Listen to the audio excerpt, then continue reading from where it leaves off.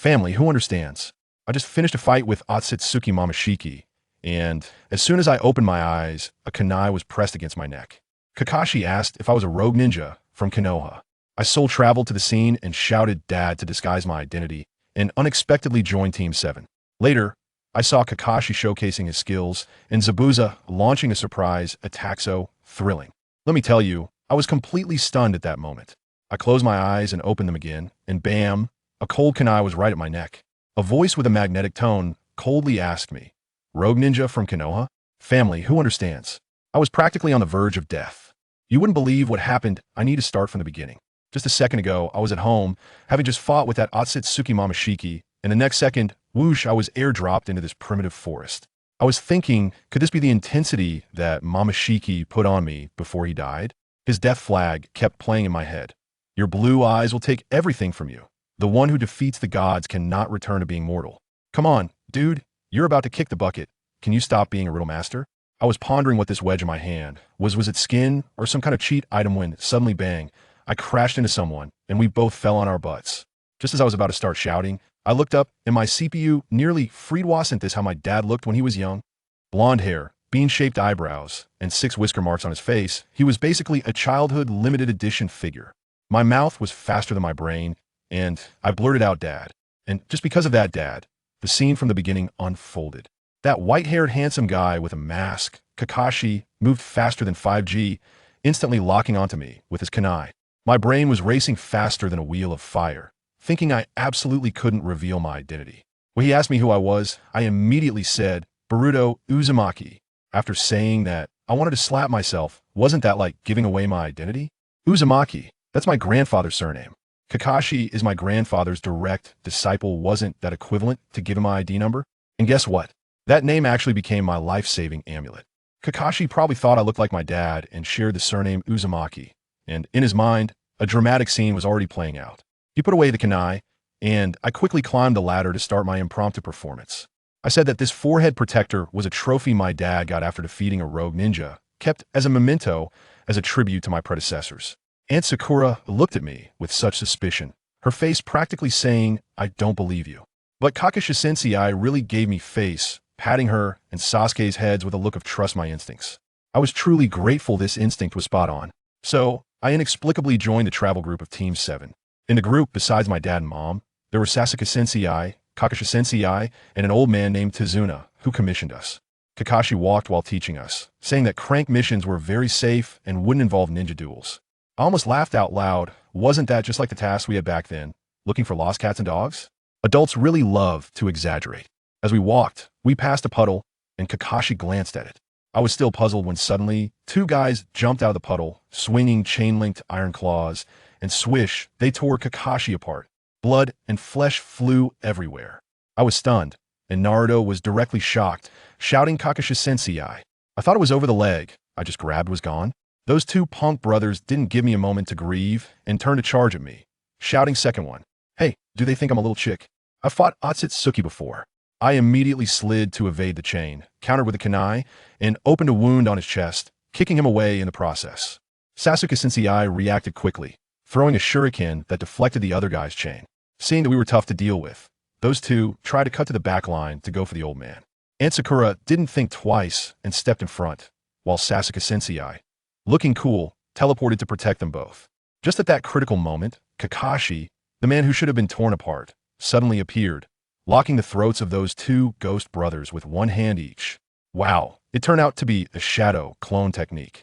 Kakashi-sensei, you really know how to play. My dad was still frozen in place when Kakashi teased him, saying, I didn't expect you to stand still. Sasuke-sensei mocked my dad. Hey coward, are you hurt? My dad's temper exploded right on the spot. Then Kakashi mentioned that the claws were poisoned, and when my dad saw a cut on his hand, he was completely thrown off. Aunt Sakura said we should return to the village for treatment, but my dad refused, possibly stimulated by Sasuke, or not wanting to hold us back. He picked up a kunai and stabbed it into his own hand. While stabbing, he declared that he would no longer run away and vowed with that pain to continue the mission. I was stunned. Was my dad really this passionate and dramatic when he was young? He was indeed cool, but a bit over the top. But then, he was no longer cool. Kakashi casually said, if you bleed anymore, you'll die from excessive blood loss. My dad turned pale. The scene was something else. But seriously, Seeing his stubbornness, I was quite shocked. Later, we sat in a little shabby boat, navigating through a thick fog where you couldn't see your hand in front of your face. Kakashi confronted the old man, Tazuna, forcing him to confess everything. It turned out this old man, trying to save money, had falsely labeled and shrank dangerous mission as a crank, and even used his daughter and granddaughter for moral coercion. I was furious and directly shouted, "Old man, do you have any idea how important information is to ninjas? We're risking our lives here, and you're playing word games with us?" Kakashi remained calm, saying that since we accepted the mission, we would see it through to the end. As soon as the boat reached the shore, I sensed something was off. Sure enough, a muscular man stood on a tree, wrapped in bandages, carrying a sword bigger than a door. As soon as he opened his mouth, the aura of a Chinibya hit me. "Well, you must be the copy ninja, Kakashi with the Sharingan, right?" I was stunned. Sharingan? Uncle Kakashi? I hadn't heard that nickname before. In my impression, he wasn't from the Uchiha clan. Did this uncle confuse him with someone else? In the next second, Kakashi pushed up his forehead protector, revealing his left eyebrow. It really was a 3-to-mo Sharingan, exactly like Sarada and Sasuke Sensei's. 1,000 thoughts flashed through my mind. How could Uncle Kakashi have a Sharingan? What happened to it later? What on earth transpired in between? The information was overwhelming. I felt my little head was about to crash. That big sword-wielding man, Zabuza, didn't give us time to discuss and immediately used ninjutsu, hidden mist technique, instantly turning the entire world into a blurry mosaic where nothing could be seen. Naruto wanted to use shadow clone jutsu to scout, but suddenly, an overwhelming killing intent erupted from Kakashi, blowing away the surrounding thick fog as if it were a fan. Let me tell you, Kakashi Sensei's aura really left me speechless. It felt like a physical knife, making our little group weak in the knees, and I even had the ridiculous thought of maybe we should just remake this. But then Kakashi Sensei gently comforted us, saying, "Don't be afraid, I'm here." As soon as he finished speaking, bam, Zabuza flashed in front of me, moving so fast it was as if he was cheating, and he opened his mouth to say, "It's over." I didn't think at all and immediately used wind release. Gale Palm hit him in the face. The result was that I hit a water clone, which shattered with a splat. The real Zabuza had already appeared like a ghost behind Kakashi Sensei, swinging his big sword horizontally towards the teacher's waist while shouting, "Die." And guess what? The one Kakashi Sensei got hit by was also a water clone. It was a classic replica. In the next second, the real Kakashi Sensei directly appeared behind Zabuza, holding a kunai horizontally, and in the same tone Zabuza had just used, replied word by word, "It's over." At that moment, I could only think of one word: cool. Zabuza was also a tough guy, not panicking at all. Instead, he praised Kakashi for being the copy ninja, able to learn even his water clone technique instantly. But he wasn't easy to deal with either. He used another water clone to escape, instantly forcing Kakashi Sensei onto the surface of the lake and directly trapping him with water prison technique. Kakashi Sensei was still shouting at us from within the water prison, "Hurry and take Grandpa Tazuna away." "Leave? What a joke." I stood up right away. "It's not over yet. Kakashi Sensei, I'm coming to save you." Kakashi Sensei was anxious. "Idiot. Don't be impulsive. Protect the client." Did I listen? Of course not. I clapped my hands and shouted, "Multiple shadow, clone jutsu." 4-Me popped up beside me with a bang bang bang. I pointed at Zabuza's water clone guarding the shore and shouted, "Brothers, go for it." Although 2 of my clones were smashed, Sasuke and Sakura rushed in as well, finally managing to entangle that water clone. Naruto, my cheap old man, actually flinched at that moment, standing there trembling. But fortunately, he looked down at the scar on his hand, remembered the vow he had made, and his expression changed instantly. He shouted, "I'm going to be the Hokage," and rushed in too. While they were fiercely fighting the water clone, the real Zabuza in the water prison even had time to mock me. He saw me wearing a headband that had been scratched. The headband of the way, thinking that I was a rogue ninja captured by Kakashi, even wanted to incite me. "Kid, this is your best chance to take down Kakashi. Help me, and you can regain your freedom." I was so angry that I started laughing, looking at him like he was a fool. He saw that I didn't react, and then contemptuously said, "What? Just you alone, and you think you can deal with me?" I replied directly to him, "I'm enough to deal with you by myself." The guy turned pale and said I was too arrogant for someone so inexperienced. I couldn't be bothered to respond to him and directly pulled out a few shurikens and threw them over. He blocked them all with that big knife, clanging as he did, and mocked me. "Is that all you've got? You're really disappointing." "Oh, really?" I sneered, took a deep breath, and concentrated my chakra into my palm. A blue chakra sphere began to spin rapidly, growing larger and larger. "What? That's the Rasengan." Kakashi Sensei in the water prison looked like his eyes were about to pop out. He must be thinking, Isn't that the fourth Hokage's ultimate technique? Who exactly is this kid? Zabuza also sensed the danger and immediately put away his underestimation, crossing his big knife in front of his chest and taking a defensive stance. I looked at him, a smirk on my lips, and shouted, "Go." Then I made a move that left everyone present, including Kakashi-sensei, in shock. I threw the Rasengan as if I were throwing a baseball. The Rasengan was actually thrown out. I could even hear Kakashi-sensei's exclamation. I told you. My Rasengan shrank in size halfway through, and just when it was still some distance away from Zabuza, it poofed and disappeared. Kakashi-sensei sighed. Sigh, it really was too forced. Zabuza laughed loudly. Huh, how ridiculous. You can't even touch me. And I was even a bit serious. Yeah. Before he could finish his sentence, his face looked as if he had been hit by a truck, and he suddenly fell backward with a scream. That heavy blow directly dispersed the chakra he was using to maintain the water prison technique. The water prison shattered with a crash. I jumped up in excitement. Kakashi-sensei was also freed, and he looked at me, muttering to himself, "So it can really be done this way." My move is called the Vanishing Spiraling Sphere. Focusing en surprise. I've incorporated the nature transformation of lightning release, allowing it to become invisible during flight. When the enemy lets their guard down, I hit them with a surprise. Zabuza, enraged, got up and shouted at me, "Damn you little brat." A massive wind release shuriken flew straight at me. However, Kakashi-sensei instantly appeared in front of me and caught the shuriken with one hand, his gaze terrifyingly fierce. Next, it escalated to a high-level match. Kakashi-sensei and Zabuza began frantically forming hand signs and countering each other, executing water release, water dragon bullet technique. They mirrored each other perfectly, forming identical hand signs, and two water dragons collided in the air, splashing water everywhere. In the end, Kakashi-sensei proved to be superior, using a massive waterfall technique that sent Zabuza flying, pinning him firmly against a large tree. Just then, a mysterious ninja wearing a mask suddenly appeared, swiftly inserting two thin needles into Zabuza's neck. Kakashi-sensei checked for a pulse and confirmed that Zabuza was dead. The masked man claimed to be a pursuing ninja from the hidden mist village, and then he took Zabuza's body away.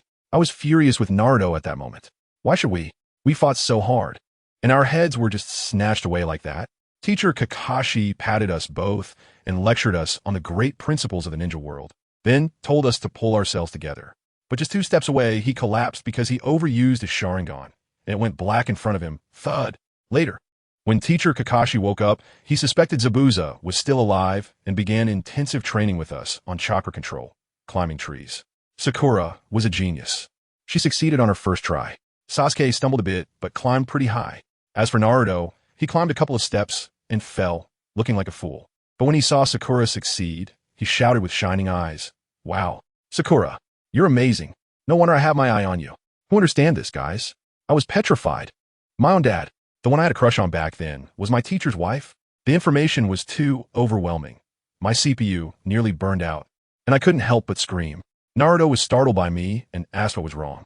I stammered and asked, "Dad, no, Naruto, do you like Sakura?" He actually nodded with confidence. "Yeah, I like Sakura." "You don't mean?" He squinted and leaned closer, looking at me with a scrutinizing gaze. "You kid. Like Sakura too, right?" I almost spat out a mouthful of blood. "I like Aunt Sakura." That's such a generational gap. I quickly waved my hands wildly, saying no way. Naruto let out a sigh of relief, then started to mock me, saying I must be too scared to try climbing a tree, afraid I wouldn't even be able to beat him. Can I tolerate that? I walked straight to the tree, channeled chakra into my feet, and ran up to the treetop like it was flat ground, even hanging upside down like Kakashi-sensei. Sasuke's expression at that moment was like he had seen a ghost. His genius pride must have taken a tiny hit. Naruto, on the other hand, shouted excitedly that it was amazing, which motivated him even more. At that moment, Kakashi-sensei quietly called me aside and asked straightforwardly, "Boruto, who did you learn your shadow clone and Rasengan from?" I have long been prepared with my response. My dad is a ninja from Konoha, and the Rasengan is his best technique. Kakashi-sensei's eyes moved, and he asked, "Then who's your father?" I can't just tell him that the blonde kid struggling to climb the tree is my father, right? I can only say heavily, "My father may no longer be in this world." He nodded and then asked me what happened to the missing Rasengan. I proudly told him that I had incorporated the nature transformation of lightning release. Kakashi-sensei looked at me as if I were an alien, muttering, "A genius." A few days later, we went to the bridge, and sure enough, something went wrong. The workers all collapsed, and the thick fog rose again. Zabuza's water clones surrounded us. But Sasuke was no longer the same. He quickly took out all the clones. Then, Zabuza and that masked ninja from last time, Haku, appeared together. Haku's first move was a big technique, secret technique. Crystal ice mirrors, trapping Sasuke inside several ice mirrors. Countless illusions of Haku darted around in the mirrors. And Sasuke was instantly injured all over. Just at the critical moment, Naruto arrived and punched Haku out of the mirrors. Sasuke was about to ask him to coordinate for a joint attack to break this technique, but Naruto, being the fool he is, charged straight into the ice mirrors, trapping himself inside as well. Do you want this luck? Sasuke was almost furious to the point of vomiting blood. On the other side, I was dealing with Zabuza alongside Kakashi-sensei. In the fog, Kakashi-sensei's Sharingan was limited, while Zabuza thrived, landing a sneak attack that injured Kakashi-sensei. I used wind release to blow away the fog, but the effect was minimal, and to protect old man Tazuna, I got a cut on my shoulder. Just when we were in a tough battle, a terrifying surge of chakra suddenly erupted from the direction of the ice mirrors. As soon as I felt this power, I laughed. It was the Nine Tails my old man was going all out. However, Kakashi-sensei had a serious expression on his face. He knew it was the chakra of the Nine Tails and was worried about Naruto losing control. He decided to end things quickly, biting his finger to summon the 8 ninja dogs. The dogs, catching the scent of the blood left by Kakashi-sensei on Zabuza's sword, instantly locked onto him, rushing forward to bite him fiercely. The thick fog dispersed, and the opportunity had come. Without hesitation, another Rasengan was formed and thrown at Zabuza, who was unable to move. At the critical moment, Haku suddenly appeared from the ice mirror, using his own body and the remaining ice mirror to block in front of Zabuza. The power of the Rasengan shattered the ice mirror into pieces, and both of them were blasted away. Teacher Kakashi seized this opportunity, lightning flickering in his hand. Raikiri. Like a bolt of lightning, it surged toward Zabuza's heart. At the last moment, Zabuza barely twisted his body, and the Raikiri pierced through his shoulder. We were all stunned. How could I be here? What about Naruto and Sasuke? Sakura anxiously shouted from a distance. Naruto, are you okay? Where's Sasuke? Naruto slowly turned his head, staring intensely in Sasuke's direction. And let me tell you, his expression was as if the sky had fallen. He gritted his teeth, closed his eyes in pain, and couldn't say a word. Sakura and the others rushed over, and I tell you, the scene was something else. Sasuke lay there like a rag doll, his body full of needles, his face as pale as A4 paper, not moving at all. Sakura broke down on the spot, kneeling on the ground with her hands shaking like she had Parkinson's, touching Sasuke's face, muttering about how cold he was. This wasn't an illusion. Tears streaming down her face. Boruto, though he knew in his heart that his master couldn't just be gone like that, also had red eyes, trying to comfort Aunt Sakura dryly. And then, let me tell you, Kakashi and Zabuza were in the middle of a fierce battle when suddenly, a large group of people came from the other side of the bridge. Leading them was that short and shabby merchant, Kato. Zabuza's arms were almost useless at that point. And when he saw Kato coming with his men, his expression darkened. He asked Kato, "Why did you bring so many people?" Kato, that brat, came right up and laid it all out, grinning in a despicable way. Zabuza, plans have changed. You can go die now. Goodness, Zabuza was stunned. What did you say? Kato began his performance, saying that hiring you traitorous ninjas was all about being cheap. He never intended to pay. Just wanted to see you ninjas fight each other to mutual destruction. He even mocked Zabuza, saying, "The mist demon, soon you'll become a wandering ghost." His lackeys were laughing like crazy, so arrogant. Zabuza's face turned green with anger, and he turned to Kakashi, saying, "Sorry, Kakashi, I'm not fighting anymore. The boss has run away. This job is meaningless." To make matters worse, Kato went up and kicked behind the face while he was lying on the ground. Poking him with a cane, "Hey, is he really dead?" Naruto exploded, pointing his finger at Zabuza's nose. "You just watch him insult your comrade? Are you still human? He fought for you. You're so strong. How can you be so cold-blooded?" That outburst directly broke Zabuza's defense. I saw with my own eyes. Tears streamed down his face. He said, "I lost. I will never become a tool without emotions." Then, he ripped off the bandage from his mouth, revealing a set of shark-like teeth, borrowed a shuriken from Naruto, held it in his mouth, and charged at Kato and his 100 men. The scene was brutal. Zabuza fought his way through, covered in blood, and when he reached Kato, he was almost a bloodied mess, slashing at Kato with the shuriken. Just as Kato's men were about to ambush him, guess what happened? A figure, fast as lightning, wielding a decapitating sword, swiftly cleared all the attacking lackeys. Guess who it was? It was Bai. He wasn't dead at all. Bai shouted Zabuza-sensei, and threw a shuriken that crippled Kato's leg. That brat still wanted to buy his life with money. I'll give you all my money. Zabuza didn't even look at him. Go to hell. And finish him with one slash. The remaining lackeys, seeing their boss gone, hesitated. Inari and the villagers arrived, and on our side, Naruto, Boruto, and Kakashi launched a wave of shadow clones. Goodness, those lackeys were so scared they peed their pants and ran faster than rabbits. The island's residents erupted in cheers. At this moment, Sasuke also woke up, and Naruto was so excited he was about to cry. Zabuza couldn't hold on any longer and collapsed in Bai's arms. Bai said he was seriously injured and needed to recuperate for several months. Kakashi asked them what their plans were, and Bai replied, "Wherever Zabuza-sensei goes, I go." Then he carried Zabuza on his back, thanked Naruto, and with a gust of wind, the two disappeared. Later, that bridge was named Naruto Bridge by Tazuna. Pretty thoughtful, right? On the way back to the village, Kakashi suddenly stopped and seriously told Boruto, "You can't come back to the village with us." My heart skipped a beat, and Naruto immediately got anxious. Why not? We agreed. Sakura and Sasuke were equally confused. What happened next? Kakashi, that sly old fox, took off his traitor headband and smiled. "If you wear this into the village, you'll be taken down by the Umbu before you even enter." We worried, but I was nervous for no reason. Entering Konoha, looking at the Hokage rock, Boruto felt a bit dazed, saying it felt different from the village in his memories. After walking for a while, Kakashi said he would treat everyone to Ichiraku ramen. Upon hearing this, Naruto was so happy he almost flew up, while Sasuke and Sakura covered their faces in disgust. So embarrassing. Uncle Ichiraku was shocked to see Boruto, saying this kid looked just like Naruto. Naruto stuffed himself full during the meal, and Kakashi's wallet was probably empty. After dinner, Kakashi said he had to report the mission to the Hokage and left first. Sasuke also wanted to leave, and Sakura took the opportunity to ask him out. But Sasuke's words were so sharp. Instead of wasting time here, you might as well practice your jutsu. Your performance this time was even worse than Naruto's. Goodness. That one sentence left both of them in silence, and Naruto was purely innocent in the crossfire.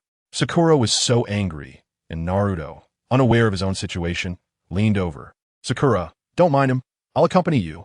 Boruto, watching from the side, couldn't help but think his dad had really low emotional intelligence as a kid. In the end, Sakura punched Naruto to the ground and stormed off. Naruto lay on the ground, looking pitiful, and Boruto asked him why he liked Sakura. Naruto replied, "As long as she's cute, her bad temper doesn't matter." Then Naruto invited Boruto to stay at his house. However, as they walked, the atmosphere fell off. Everyone looked at the two of them with disdainful eyes, whispering behind their backs. Boruto clearly heard everything. Ninetales' disaster killed the fourth Hokage, all the worst things. Let me tell you, I was furious listening to it. Boruto tugged at Naruto, asking what was going on, and Naruto just lowered his head, pretending not to hear, stubbornly saying, "It's nothing. You're too sensitive since you just arrived." You want to brush it off, but Boruto heard everything. Seeing Naruto's face, clearly pained, yet forcing a smile, Boruto swallowed the words he wanted to say. Seeing Naruto remain silent made him unable to hold back anymore, stopping to quietly ask, "Hey Boruto, will you distance yourself from me like them?" His voice was trembling. Boruto firmly replied, "How could that be? Aren't we comrades?" Only then did Naruto relax a little, telling me he didn't know why everyone treated him this way since childhood, until Mizuki told him the truth, saying he was the Ninetales, but Irika-sensei accepted him. That's why he vowed to become Hokage, to gain everyone's recognition. Boruto felt a lump in his throat, realizing his dad's original intention to become Hokage was this. When they reached the bottom of his building, it got even worse. A group of kids was throwing stones at his door, shouting that the monster was back. Run. The door was covered with all kinds of trash. Naruto said nothing and quietly went to clean up. Boruto followed suit. That scene was truly heartbreaking. The two cleaned up the entrance, and only then did Naruto take out the key, slowly opening the door, looking into the dark room, saying, "I'm home." The room was empty, not even an echo, so desolate. Then Boruto almost instinctively replied, "Welcome back." Boruto's sudden remark made Naruto's eyes light up instantly. He turned his head sharply, staring intently at Boruto. He was still complaining, saying, "What is going on, Boruto? Didn't you come back with me? What's this all about?" But his expression, let me tell you, couldn't hide the happiness at all. Boruto also murmured back quietly, Naruto, you're the same. You clearly know nobody's home, yet you insist on saying it. The two exchanged glances, and they couldn't hold back anymore, bursting into laughter. Let me tell you, Naruto was so enthusiastic. He wrapped his arm around Boruto's shoulder and pulled him into the house. Come on, buddy, don't just stand outside. Get in here. My place is a bit messy, but at least there's a place to sit. Boruto was still happily responding. It's fine, how messy can it be? Good grief. Before he could finish his sentence, he was frozen at the door. I'm telling you, it can't even be described as messy. It's simply a small biochemical waste dump. The table was piled high with empty instant noodle cups, empty milk cartons, and clumps of used tissues that looked like they wiped who knows what. Boruto's only thought at that moment was, thank goodness my mom isn't here. If she saw my dad like this, she might just perform a live rendition of tearing her husband apart. Just thinking about my mom's forced smile made the back of his neck feel cold. Naruto was awkwardly digging his toes into the ground, flustered as he started to clean up, repeatedly explaining, sorry Boruto, I usually live alone. Besides Irika-sensei coming over occasionally to help me tidy up, there's no one else. He quickly stuffed all the trash into a big bag and plopped down onto the floor, exhausted, grabbing a milk carton and gulping it down. Boruto felt thirsty too and reached for the carton next to Naruto. But Naruto, as if electrocuted, snatched it back. This left Boruto confused. He thought, what is going on? He asked what's wrong. I'm thirsty too. I don't mind that you've drunk from it. But Naruto stubbornly refused to give it up. And Boruto got fired up. Huh. No way, dude. You can't be so stingy that you won't even let your bro have a sip of milk, right? Naruto's face turned red, scratching the back of his head as he stammered, this carton is my favorite flavor, and it's almost gone. Just wait, I'll get you a new one. After saying that, he rushed off to rummage through the cabinets, finally finding a new carton after a while and handing it over. Boruto, although baffled, took it and drank without thinking much. Actually, let me tell you, there's a reason behind Naruto's behavior. Since he was young, when he went to buy things in the village, he was always stared at with that kind of thief-detecting gaze, making him feel really uncomfortable. So later, he learned to be smart about it, buying a whole bunch of milk and other supplies every time he went to the supermarket, thus reducing the need to go out and see people's faces. But the consequence of doing this was that many items expired without him even realizing, and that milk he snatched back earlier, who knows if it had gone bad. He could handle drinking it himself, but how could he dare to give it to Boruto? Meanwhile, in the Hokage office of Konohagakure, the atmosphere was extremely tense. The third Hokage was puffing on his pipe, gazing out at the night scenery, deep in thought when suddenly, with a swoosh, Kakashi appeared behind him like a ghost. Kneeling on one knee, third Hokage, the old man slowly turned around, kindly asking, Kakashi, you're back. How did the mission in the Land of Waves go? That kid Naruto, didn't he cause you any trouble, did he? Kakashi succinctly reported, emphasizing professionalism. Report, third Hokage, the mission was more complicated than expected. We encountered the rogue ninja, Zabuza Momoshiki from the Mist Village, and the mission difficulty has escalated from C rank to A rank. Upon hearing this, the old man's kind smile instantly froze on his face, and his pipe nearly fell. What? You encountered such a thing on your first mission? Naruto, he was hurt, was he? Naruto was fine and had actually grown quite a bit, but Kakashi paused, saying that his seal seemed to have loosened, resulting in a flare-up of the Nine-Tails chakra. What? The third Hokage exploded, becoming serious. The seal has loosened. This is no small matter. Where is he now? He is already home, currently in good condition, and his chakra has calmed down. The third Hokage finally breathed a sigh of relief, mumbling, that's good. But just to be safe, I need to find an opportunity to personally reinforce his seal. After Kakashi finished reporting other details and was about to leave, he had a look as if he wanted to say something, but hesitated. The third Hokage, being perceptive, immediately sensed something was up, waving off everyone around. All right, just the two of us now. Speak your mind. Kakashi then spoke up, dropping a bombshell. During this mission, I encountered a Konoha rogue ninja. The third Hokage raised an eyebrow, beginning to guess. A rogue ninja that you care about this much. Could be Orochimaru? No. The third Hokage's heart sank. Could it be Itachi, Uchiha? That was classified as S rank. But Kakashi didn't keep him in suspense. Actually, it was a boy around Naruto's age. He not only didn't oppose us, but also helped us fend off Zabuza at a critical moment. Kakashi raised his head and pronounced the name clearly. This boy is named Boruto Uzumaki. What? You mean he is called Boruto Uzumaki? The third Hokage sprang up from his chair, leaning forward with wide eyes, hardly believing his ears. After calming down a bit, he sat back down, though his voice still trembled. A name alone doesn't prove anything. You're a Minato S student. You should know best that Kushina only gave birth to Naruto. As the host of a Nine Tails, she was surrounded by a tight security net 24/7. It's impossible for her to secretly give birth to another child. Kakashi had a bitter smile on his face. I thought it was absurd at first too. But third Hokage, that kid's appearance is just like that of teacher Minato. Moreover, he not only can perform shadow clones but also the A-rank jutsu created by teacher Minato, Rasengan. And his proficiency is simply amazing. Kakashi didn't finish his sentence. But the meaning was clear on his face. Since he wasn't born from the teacher's wife, there was only one possibility left. The third Hokage, being shrewd, immediately understood and muttered while stroking his beard. Is that so? I didn't expect such a well-behaved kid like Minato would also make a mistake. Alright, I understand this matter now. The third Hokage decisively said, Kakashi, tomorrow you bring that kid Boruto to see me. Alright, he suddenly changed his tone. Since you are Minato S student, then this kid will be entrusted to you.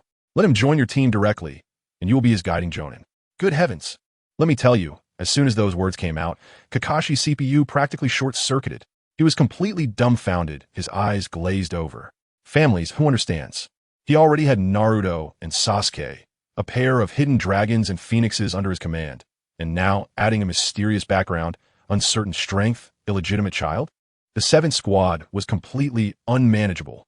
Seeing his expression, the third Hokage began to paint a bright future. Boruto's identity is unknown, and I feel more at ease having him by your side. You are strong and have experience with the Yambu. You are the best choice to supervise and guide him. Kakashi couldn't say anything more, only accepting the order with a face full of despair. Just as he left, the office door was suddenly slammed open from the outside. An old man, wrapped in bandages with only one eye visible, stormed in with a grim expression. Danzo, the third Hokage didn't even lift his eyelids. What wind blew you in? Are you so anxious that you want to break down the door? Danzo's voice was like poison. Hell, what wind? ISNT at the evil wind blown by you. Sarutobi Hiruzen? He immediately started to criticize. Have you lost your mind? Letting an unknown kid come into contact with the Nine Tails host? And letting him join Kakashi's team? You're inviting wolves into the house. The third Hokage's expression darkened. Danzo, let's not talk about that for now. I want to ask you, how did you know about this right after I just told Kakashi? Is your route reaching a bit too far? Danzo immediately launched into his twisted reasoning. Everything I do is for Konoha.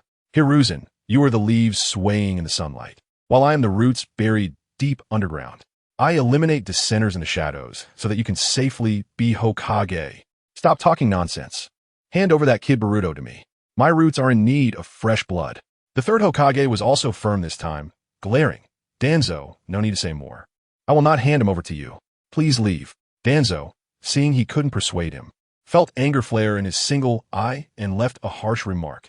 You will regret this. Daybreak. The third Hokage slammed the table, his aura fully unleashed. Danzo, I am a Hokage. Oof. Danzo snorted coldly, knowing there was no chance today, and forcefully slammed the door as he left. The scene cuts back to Naruto's home, where it is now quite late at night. The two boys lie in bed, staring at each other, unable to sleep. Naruto suddenly speaks, a hint of sadness in his voice. Boruto, do you know? Since I can remember, you're the first person to spend the night at my house. It feels quite strange. He looks at the ceiling. I have never seen my parents since I was little. I don't even know what they look like. Boruto, upon hearing this, immediately switches to compliment mode. Don't worry. Your dad must be a great hero. Your mom must be a gentle and beautiful lady, and your future son. He must be a super handsome guy. By the end of that sentence, he felt his own face flush. Naruto couldn't help but laugh, but as he laughed, his eyes grew wet. Thank you, Boruto, but what does it matter? In the end, they still abandoned me. The atmosphere suddenly became heavy.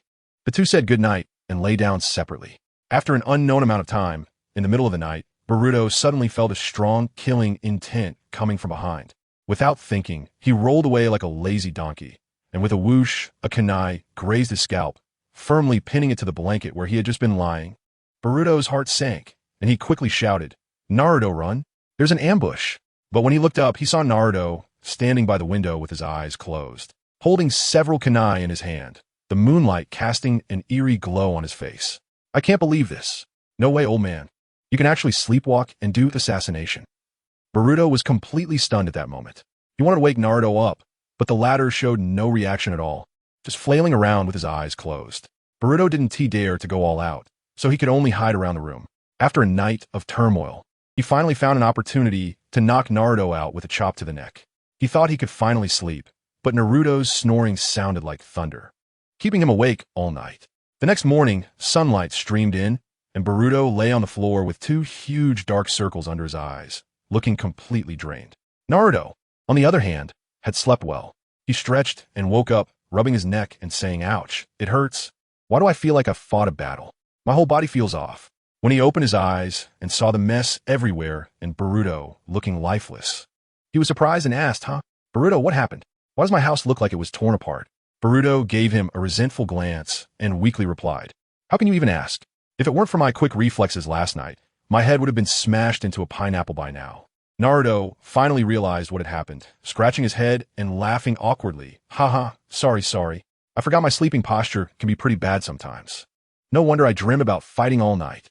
He sincerely promised, "Don't worry, this rarely happens. It definitely won't happen next time." You want next time? Once was enough to kill me. Boruto was already considering whether he should rent a place to live. Sleeping with this guy was a matter of life and death. But then Naruto bounced back to life, pulling Boruto up with shining eyes. "All right, Boruto, stop lying around. Get up. Teach me that, spiral ball." Kakashi-sensei said, "That move is super cool. It's called Rasengan." Boruto rolled his eyes, unable to take it anymore. Fine, I'll teach you. But now, please let me sleep for a bit." As soon as he finished speaking, he fell asleep instantly, and soft snores began to sound. The next morning, let me tell you, Naruto was late. Sakura exploded on the spot, pointing at him and asking if he learned bad habits from Kakashi. Naruto was just scratching his head and grinning, saying, "Sorry, there was an accident." Sakura rolled her eyes and said, "There's no mission today. I thought we could train properly. Every day it's either looking for cats or dogs. I'm about to throw up. Let me tell you," she complained like this, but she was clear in her heart. The incident in the land of waves almost wiped them out. It scared her quite a bit. Now she would rather do this kind of unskilled work. At least it's safe. Naruto was still nodding along, and suddenly Sakura asked me, "Hey, where's Boruto? Aren't you two like conjoined twins?" I said, "That guy, still lounging in bed, so I came here first." Sakura's gaze is just like an x-ray. "You? Sleeping in? I believe it. Boruto? Impossible. Did you keep people up all night with your snoring?" Wow. Naruto's face instantly turned red, and he hurriedly laughed it off, saying, Let's not talk about that. No missions, just right. Let's have some special training." Special training. As a result, before I knew it, it was noon, and I sneaked off to the training ground. Wow. As soon as I arrived, I saw my idiot dad clashing with Sasuke again. The two were like fighting cocks, competing to throw shurikens. What happened? Sasuke was hitting bullseyes every time, like he had an aimbot. Then there was Naruto, who was a complete mess, missing so badly his shurikens almost flew to the neighboring village. Even after losing, he wouldn't accept it, insisting it was just a bad day for him. The most ridiculous part was that Sakura was starry-eyed the whole time, showering Sasuke with compliments. "Sasuke-kun, you're so cool." Naruto immediately wilted, looking like a frostbitten eggplant, pitifully glancing at Sakura. Family, who understands? Watching my dad get beaten like that and being ignored by the one he likes, I couldn't hold my face up. "Mom, come save this love-struck brain." I made up my mind. I had to take action. As soon as Naruto saw me, it was like he had seen a savior. He instantly revived and waved at me frantically. "Boruto, over here." Sasuke and Sakura also looked over. Sakura still couldn't believe it. "Did you really sleep until now?" As I rolled my eyes, I was just about to embellish last night's events. "Sakura, you don't know. Last night Naruto, not only." Before I could finish my sentence, Naruto swooped in and covered my mouth tightly. While holding me, he awkwardly laughed. Come on, Boruto, let's go train." Saying that, he tried to drag me away, afraid that his secrets would be exposed. Sasuke, that guy is so sharp. He instantly understood the situation. He remembered in the land of waves, Naruto couldn't climb trees as well as he could, but after we pointed it out, he quickly caught up. That kid was anxious to learn, but his damn pride wouldn't let him speak. I could see him standing there, his expression torn. If he went, he'd lose face. If he didn't go, he was afraid Naruto would secretly score big and leave it behind. Guess what happened? Suddenly, his brother Itachi's face flashed through his mind. Wow. When that image of the night of the massacre came up, all thoughts of pride vanished. Revenge was more important. Getting stronger was the hard truth. Having figured out, Sasuke didn't say a word and stepped up to follow. When Naruto turned around and saw him, he laughed and immediately started mocking. "Oh, isn't this Sasuke? Sneaking around, trying to steal some skills?" Sasuke's face darkened. He stubbornly retorted, "Humph, idiot. I'm just coincidentally heading this way." Sakura also ran over to support him. "Exactly, Naruto. You're on the same team, yet you want to have it all for yourself. That's really selfish." Naruto was left speechless. I noticed the atmosphere was off and quickly tried to mediate. All right, everyone stop arguing." Just then, a lazy voice came from the tree. "Hey, everyone's sorry. I got lost on the road of life and arrived a bit late." Kakashi. He finally arrived. The three of us had expressions that could almost be carved into stone. But Kakashi, with a thick skin like a city wall, changed the subject and started lecturing us. "Well, actually, I came late on purpose to see how self-motivated you all are. It seems pretty disappointing now. Did you get cocky after coming back from the land of waves? Training is so lackadaisical. Wow, this is really a case of the thief calling out to catch the thief, playing it quite clearly," Kakashi said. Then directly began assigning tasks. "Sakura, Sasuke, Naruto, you three continue training. Boruto, you come with me." Upon hearing this, Naruto became anxious. "Huh? Boruto still has to teach me special training. Kakashi-sensei, where are you taking him?" He couldn't help but feel worried about losing the opportunity. Kakashi replied slowly, "Sorry, this is the order from the third Hokage." As soon as Naruto heard it was the third Hokage's decision, he immediately backed down and nodded obediently. "Oh, well, there's nothing I can do then. Boruto, you go ahead. I'll tell you, the third Hokage really treats him well, so Naruto respects him a lot." I was puzzled about why the third Hokage was looking for me. Then I thought about it, and it made sense. After all, I am considered a black household, so it's normal for the village chief to want to see me. As a result, Kakashi brought me to the door of the Hokage's office, pointed to the door, and said, "Go in." As soon as I saw he wasn't moving, I asked, "Senior, aren't you coming along? The third generation is looking for you, not me. Why should I join the fun?" He finished speaking with a smile, and with a bang, he disappeared with a smoke bomb. I'm so dumbfounded. This is too irresponsible. They just left me here, all alone. I've only seen the living third Hokage in photos in my entire life, but he looks quite amiable in the pictures. So he shouldn't he make things difficult for me, right? I took a deep breath and knocked on the door. A gentle voice came from inside. "Please enter." I pushed the door open and got straight to the point. "Third generation lord, what do you need from me?" Sarutobi Hiruzen didn't answer directly. He stood up from his seat, walked in front of me, and gently touched my face with his hands, which were marked by the passage of time, and sighed. "You look so much like him, it's truly remarkable." I thought to myself, here we go again. They all say I resemble Naruto. It was only later that I found out that what the old man was actually thinking of was the face of my grandfather, the fourth Hokage, Minato Namikaze, whom I had never met. He retracted his hand and said with a smile, "I heard from Kakashi that you played a key role in the mission to the Land of Waves." I quickly waved my hand. "Senior, you're exaggerating. It's fine without me."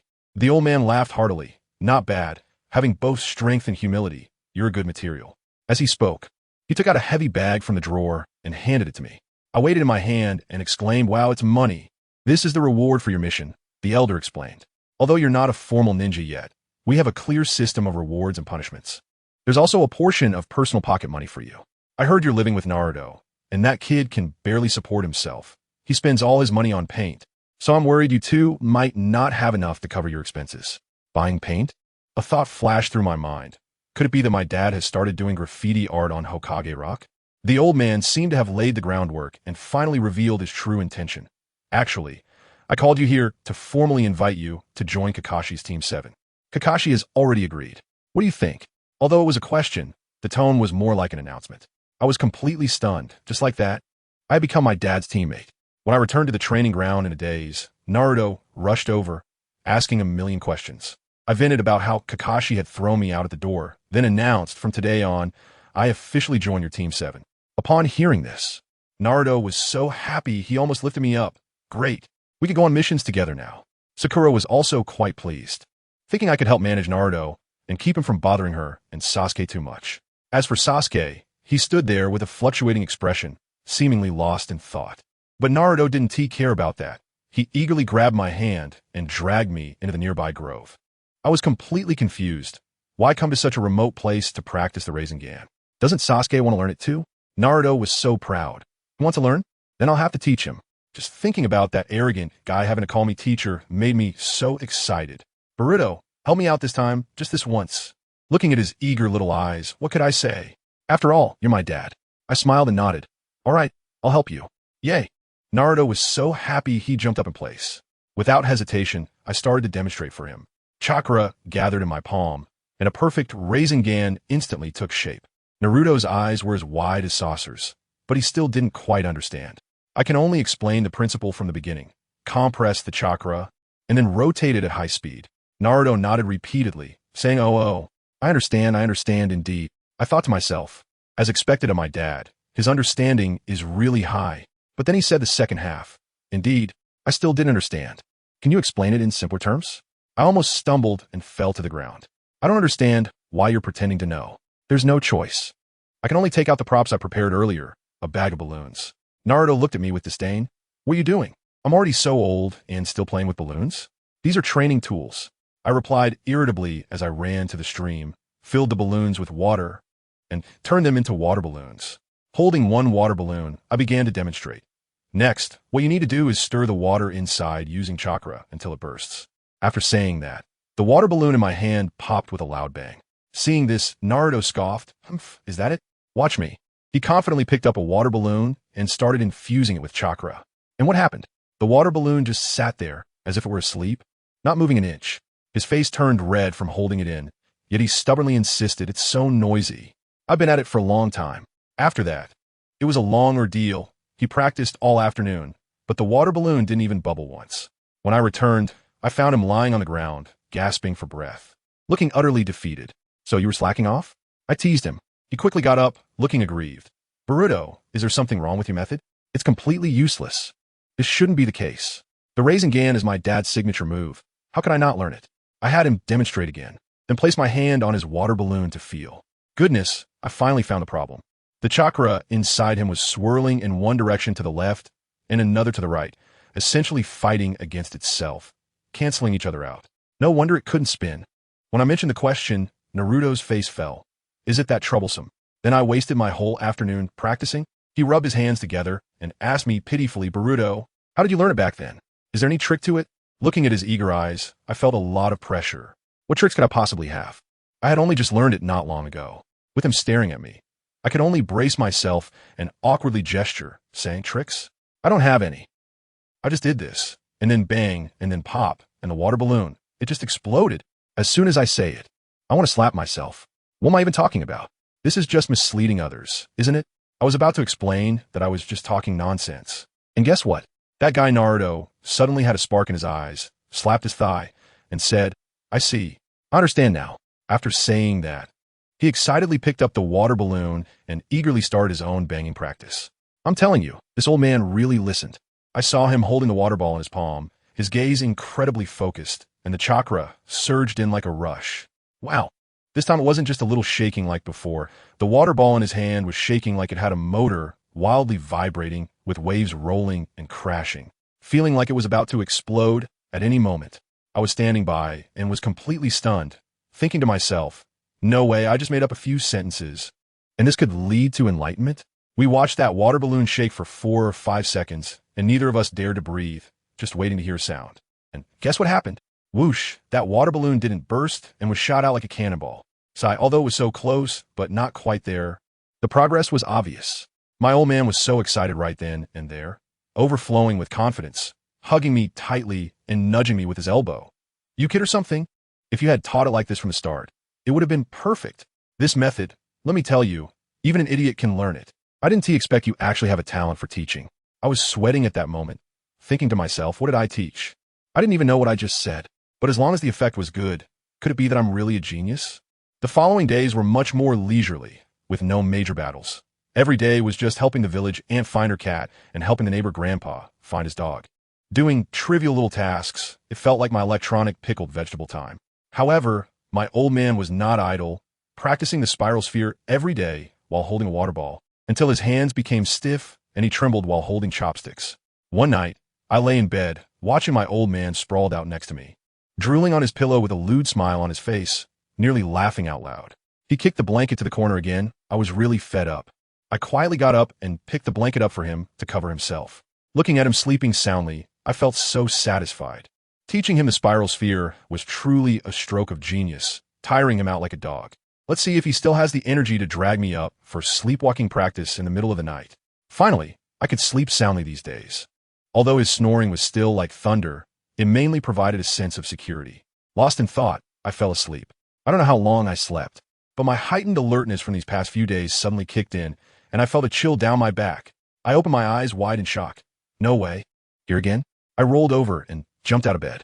When I focused my eyes, I was dumbfounded. This was no longer my dad's bedroom. I had been transported to a strange place. It was pitch black all around, damp and stuffy, like a sewer with a heavy, oppressive smell in the air. I stepped down and realized there was actually water under my feet. Hey, is anyone there? Naruto, where are you?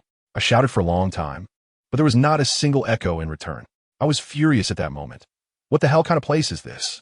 Is that old six from the Peach style messing around again? As soon as I thought of this, my heart sank. Oh no, if it really is him, then my dad would also be in danger. As I walked forward, cursing and shouting, Peach style, get out here. Don't hide like a rat in a sewer. I was stumbling around like a headless fly when I vaguely spotted a few giant iron pillars ahead. As I got closer, I was astonished to see that it was a giant iron cage dozens of meters high. The iron pillars were thicker than my waist. What on earth could be locked up in there? I was puzzled when suddenly there was a heavy breathing sound from the cage, and then two huge red vertical pupils, like searchlights, lit up in the darkness. That gaze was cold and contemptuous, looking at me as if I were an ant. I was so scared that my legs went weak, and I stepped back several times, my body covered in goosebumps, instinctively assuming a defensive posture. Then, that thing walked out of the darkness. My God, family, who understands? It was a live nine-tailed fox, Giulama, the size, the aura, with 9 tails gently swaying behind it. I felt the air had solidified. However, when I clearly saw what it was, the tense nerves suddenly relaxed. I let out a breath and wiped the cold sweat from my forehead. Phew, I thought it was some ancient giant beast, but it turned out to be Giulama. It scared me to death. Little ghost, Giulama just started to speak when I interrupted it. I'm telling you, I was so excited that I completely forgot I was in a different realm and waved at it directly. Hey, Giulama. I marveled as I looked at it. Wow, this is so big. With my physique, I can't even compare to its toenail. Giulama was taken aback. It probably didn't expect that not only was I unafraid, but I also directly shouted its name, Giulama, instead of calling it some 9-tailed demon fox. Its gaze towards me changed, as if it was pondering something. It probably sensed the aura of the six-path sage on me, and coupled with my actions, it directly took me as someone sent by the old man to rescue it. When I saw Kurama locked in a cage, my first reaction was that it was done by the tailed beast. After all, that guy's target is the tailed beasts. So, filled with a sense of justice, I directly asked, Kurama, how can I help you get out? I'm not very familiar with sealing techniques. As soon as I said that, Kurama's gaze towards me became more resolute. It pointed its huge claw upwards and said, Kid, do you see that paper with the character seal written on it at the top of the cage? Just tear it off. I was just about to make a move and casually asked, Ninetails, how did you get sealed? I wanted to gather some intel about the tailed beasts. As soon as it opened its mouth, I was completely stunned. It gritted its teeth and roared in anger. Humph, it's all that damned fourth Hokage, Minato Namake's fault. He sealed away half of me with the dead demon consuming seal and stuffed the other half into this little brat's body. It paused for a moment, then smugly sneered. Hee, but I didn't let him off easy. Minato and his wife, Kushina Uzumaki, both died in my claws. Boom. My mind instantly exploded, and my outstretched hand froze in midair. Family, I can't believe I got this kind of gossip here. My dad only told me they sacrificed themselves to protect the village. But he didn't mention it was this kind of sacrifice. The Ninetails didn't even notice my reaction and continued to talk to itself. Tearing off the seal won't completely break the seal, but it can weaken it. At that time, I can release more negative emotions. As long as this kid's negative emotions hit the limit, the 8-trigram seal won't be able to hold me. I'll be free. The more it spoke, the more excited it became, trembling all over. Seeing me still frozen in place, it impatiently urged me. Hurry up, kid. What are you dawdling for? Tear off the seal. I can't wait to shred those ignorant humans outside into pieces. I was completely confused at that moment. In my time, the Ninetails was the guardian of the ninja world, a hero. How could it be like this? Why didn't I pay more attention in history class before? Why? I lower my head, my voice trembling. What? It seems that the Ninetails also sensed something was wrong. I suddenly raised my head and shouted at it. Why? Ninetails, aren't you our good friend and partner? Why do you want to hurt Naruto? The Ninetails probably regretted speaking too soon, and it laughed wildly. Good friend? Ha ha. You crack me up. Who is it that seals us up like tools again and again? Who is it that manipulates us to fight in your pathetic wars? Its trust in humanity has long been worn away. I was pushed back a step by its momentum, but I still stubbornly said, but we can change all of this. Humans and tailed beasts can coexist peacefully. Peace.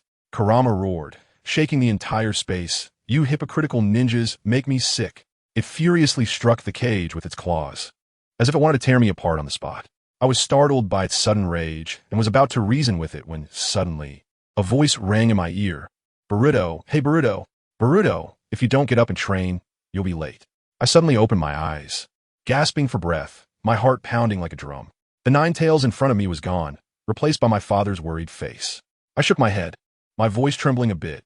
It's nothing. Even I could tell my face was as pale as paper. See me like this. Naruto directly pushed me back onto the bed.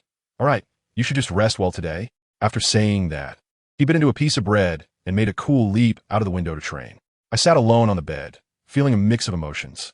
Well, this is a good opportunity to find out what really happened back then. Why did I dislike history class so much? Now, I realize I don't know any key information at all, and I'm completely lost. So, I headed straight to the library of the Konoha Ninja Academy and quickly found a book called The Nine Tails Incident. I opened it with hope, but the more I read, the more disappointed I became. The book was filled with official jargon. The Nine Tails suddenly appeared and caused massive destruction. The third and fourth Hokage bravely resisted. And in the end, the fourth and his wife sacrificed themselves to seal the Nine Tails, after which everyone rebuilt their homes under the leadership of the third Hokage and Danzo. As for why the Nine Tails went on a rampage, or was it sealed in the end? Not a single word about these crucial details. It's obvious that such core secrets must be locked away in the Hokage building. And as an outsider, where could I possibly look? I sighed, put the book back in its place, and turned to leave. As a result, I didn't notice that Teacher Irika was watching me from behind a nearby bookshelf. He had come to find teaching materials, but instead saw me researching. Just as he was about to greet me, I walked away. He walked over in confusion, picked up the book I had just been looking at, and upon seeing the cover, his brows immediately furrowed. Goodness, Teacher Irika, your imagination is wasted not writing fanfiction. He must have been thinking, why is this kid researching the Nine Tails incident? Does he know the Nine Tails is inside Naruto? Is he a spy? No, this is too serious. I must report this to the third Hokage immediately. I just stepped out of the school gate when a man wearing round glasses approached me and stopped me. He pushed his glasses up and smiled, saying, "You look unfamiliar. My name is Yao Shido." As soon as I saw the person, I realized it was the future head of the orphanage, Kabuto. So I politely replied, "Hello, my name is Boruto Uzumaki, and I am Naruto's friend." Upon hearing the name Boruto Uzumaki, a faint glimmer of light flashed in Kabuto's eyes behind his glasses. He then asked me if I was there to participate in the Chunin exam. I was completely bewildered. Kakashi-sensei hadn't mentioned anything about that at all. I tell you, this guy gives off a strong vibe of being an old green tea. He sighed and said, "Sai, I'm also here to take the exam, but unfortunately, I've been at it for 3 or 4 years, and I've failed 6 times in a row. I'm still just a lower-level ninja. It's really a failure." He spread his hands, looking completely helpless. I was shocked at that moment. The future big shots couldn't pass the exam for several consecutive years? Is the Chunin exam in this era hellishly difficult? A thought flashed through my mind. Oh no, I won't end up like him and become a forever genin, will I? Just thinking about this made me shiver. I chatted casually with him for a few more sentences, and feeling that it was getting late, I took my leave.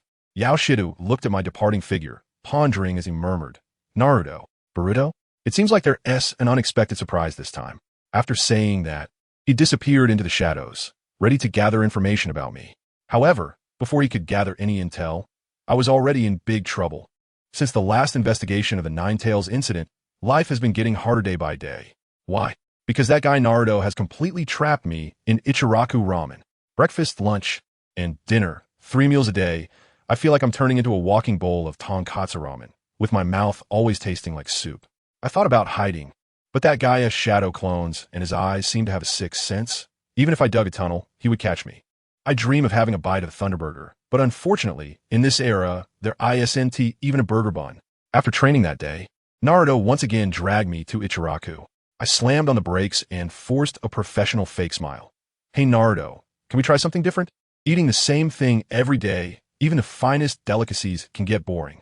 You see, a brief separation is for a better reunion," I went on, painting a huge picture of a 9-story demon tower to persuade him, and he finally reluctantly agreed. just as we started looking for a new restaurant. I sensed something was off. The way people on the street looked at us was quite strange. Naruto noticed too and quietly asked me what was going on. Before I could think too much, a lady selling apples rushed over, handing us both big, red apples with enthusiasm. Immediately, street vendors seemed to have coordinated, surrounding us and stuffing all sorts of food and items into my arms, leaving me flustered. After finally squeezing out of the crowd, I was holding a pile of stuff, and Naruto was quite excited, thinking our heroic deeds in the land of waves had spread and that he had finally gained recognition. I was also puzzled, thinking this change was too sudden. Just then, we passed a mask shop, and the owner stopped us, handing me a really cool fox mask. Naruto's eyes lit up, saying he wanted one too, no matter the price. Guess what? The way the owner looked at me was warm and welcoming. But when he turned to Naruto, wow. His gaze was like a poisoned knife, directly saying, "Why should I sell a mask to you, you monster?" That hit him right in the face. In that moment, the air felt frozen. The smile on Naruto's face froze too. He looked around, and all the icy stares from everyone bypassed him as if he were invisible. He glanced at the pile of gifts in my arms, and then at his empty hands, and even if he was slow on the uptake, he understood. All this warmth and kindness had nothing to do with him from the beginning to the end. I watched helplessly as the light in his eyes gradually dimmed, and he seemed to wilt. Let me tell you, in that moment, I felt it. A strange chakra was raging inside his body. Naruto suddenly lowered his head, trembling all over. I quickly called out to him, "Naruto, what's wrong?" He raised his head, and my heart skipped a beat. One of his eyes was still that original sky blue, but the other, damn, was as red as if it were about to bleed, with the pupil stretched into a vertical line. The few whisker marks on his face had also deepened and thickened. My mind buzzed, Kurama. That old fox was indeed starting to stir things up. He was trying to break the seal, while Naruto was emotionally collapsing.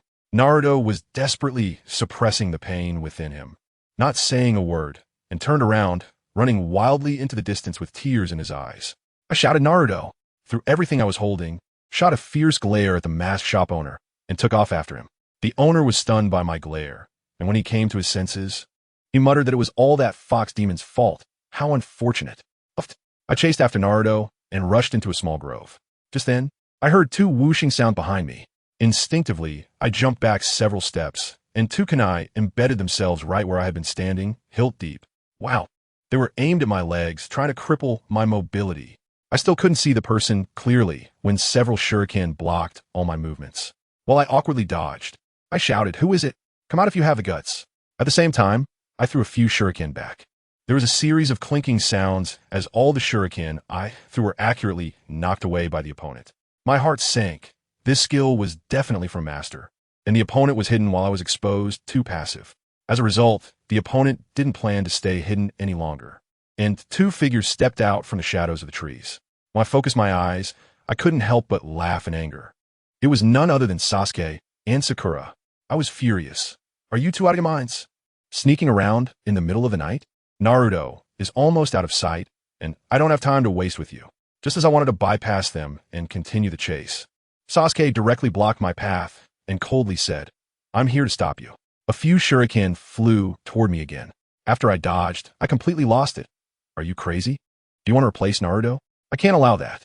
Sasuke stared at me intently. Even though that dead last is really annoying, he's also a member of Team 7. Sakura beside him also chimed in. Exactly. Naruto has been so good to you. Why would you want to frame him? I was completely caught off guard by their combination attack. Am I framing Naruto? What do I gain from that? What nonsense are you two talking about? When have I ever framed him? Look at my expression. Don't I look like someone who hasn't woken up? Sasuke and Sakura exchanged glances, both a bit confused. Then Sakura explained the whole situation to me. Goodness, this gossip is overwhelming. It turns out, after they finished training, Sakura wanted to ask Sasuke out, but he coldly rejected her. Then they overheard some villagers gossiping about me. Boruto Uzumaki, the son of the 4th Hokage, saying that my parents were killed by the Nine Tails. Their logic was, I'm the descendant of a hero. Naruto is the embodiment of the Nine Tails, so my approach to Naruto must be to seek revenge for my parents' deaths. And sooner or later, I would want to kill him. Who understands this kind of thinking? It's completely ridiculous. Even more absurd, Irika-sensei got involved. He had previously noticed me secretly investigating the Nine Tails incident and reported it to the 3rd Hokage. Now that rumors are spreading in the village, he is concerned and asked Sasuke and Sakura to keep an eye on us. As a result, as soon as they received the task, They saw me chasing after an emotionally unstable Naruto, which solidified the accusation that I was going to harm Naruto. I was speechless after listening to them. Rolling my eyes, I said, even if I am the son of the fourth Hokage, even if I want to spread rumors, do you really think I can make the whole village believe me? Besides, Naruto is about to lose control under the influence of the Nine Tails. If I don't catch up and control him, once the Nine Tails breaks free from the seal, we're all doomed. You guys just stopped me without any reason. Don't you think that's a bit disrespectful to me as a comrade? Sakura felt a bit awkward for my retort and scratched her head, saying, well, we were just too worried. We need to find Naruto quickly. You know we're wasting time. I complained. I was almost catching up. Sasuke, quick-witted, immediately made a decision. Stop talking. Let's split up and act. Boruto and I took different paths to find Naruto and hold him back. Sakura, you go report to Lord Third Hokage immediately. We three must act right away, and we dashed into the deeper woods. Before long, Sasuke found Naruto first. That kid was alone, throwing shurikens at a big tree like he was venting, but his aim was completely off. Sasuke jumped down from the tree and started mocking him. Humph, the bottom of the class, hiding here in a fit of rage. How pathetic. Naruto ignored him and asked, looking particularly confused, Sasuke, I work so hard to gain recognition, but Boruto achieves it so easily. Does everything I do even matter? Upon hearing this, Sasuke fell silent, probably thinking about his own issues. But he quickly reacted and continued with his provocation.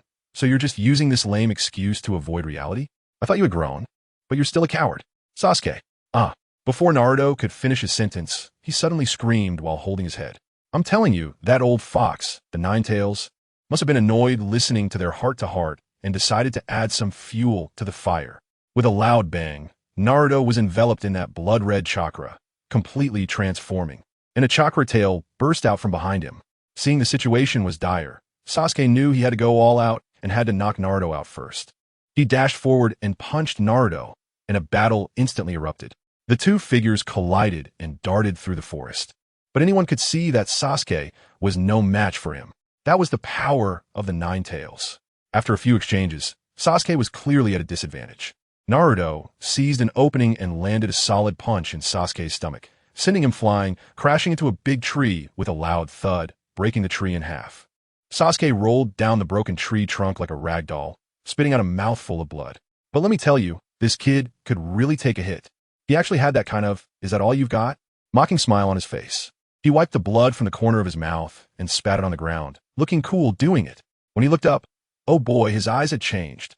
One eye had one hook, the other had two hooks, the Sharingan activated. Naruto had completely transformed into a beast on all fours, charging at him like a madman. But Sasuke, now with his eyes activated, was like he was on a cheat mode. He could predict all of Naruto's wild moves. The two clashed again, and this time Sasuke was clearly more at ease. Finding an opportunity, he created some distance, and, being the tactical genius he is, activated the shadow clone technique. With a whoosh, four Sasukes appeared, surrounding Naruto like dumplings. Then he pulled out a large handful of shurikens with seals, not throwing them at Naruto, but all aimed at his feet. Families. You know, this is all about prediction and positional limitation. The next second, boom, a huge explosion erupted, creating a small mushroom cloud. Sasuke, still not satisfied, threw in a few more shurikens, fearing it wouldn't kill him. As the smoke cleared, Naruto lay there stiff as a board. Sasuke walked over, looking down from above, his tone full of disdain. Naruto, it seems that's all you've got. Just as he was about to help him up, I was stunned. Naruto actually wobbled and stood up. The wounds on his body were sizzling and visibly healing. A red chakra tail burst out from behind him. The aura was several times colder than before. Now, it was Sasuke's turn to be dumbfounded. His shadow clones charged in, but Naruto swiped his claw, and poof. 3 clones turned to smoke without a sound. Then, Naruto slowly extended his hand, starting to form a Rasengan, a dazzling blue sphere. Sasuke saw it and thought, crap, a big move. He hurriedly formed hand signs for fire release. Great fireball technique. A fire dragon roared and shot out, but what happened? It was like paper in front of the Rasengan, instantly ripped apart. The breath of death was upon him, and Sasuke must have been cursing in his heart, thinking, am I really going to die at the hands of this bottom-tier loser? There was no time to react. Naruto was already charging in. That Rasengan mercilessly thrust into Sasuke's chest, creating a huge hole. His heart was instantly turned to mush. Sasuke grabbed Naruto's arm, his eyes filled with disbelief. Then he slumped down, lifeless. The Nine Tails in Naruto's mind was overjoyed, finally took down that Uchiha brat. At that moment, Boruto arrived just in time and saw Sasuke lying in a pool of blood, collapsing in despair, screaming, "Sasuke!" He was so dazed that he thought he had traveled back in time, causing some butterfly effect that changed history, making him the culprit. While he was in shock, the rampaging Naruto had already focused on him, ready to tear him apart with a claw. Just then, a fire release, great fireball technique, suddenly came crashing down from above, interrupting his attack. Who was it? I squinted to see, and wow, it was Sasuke.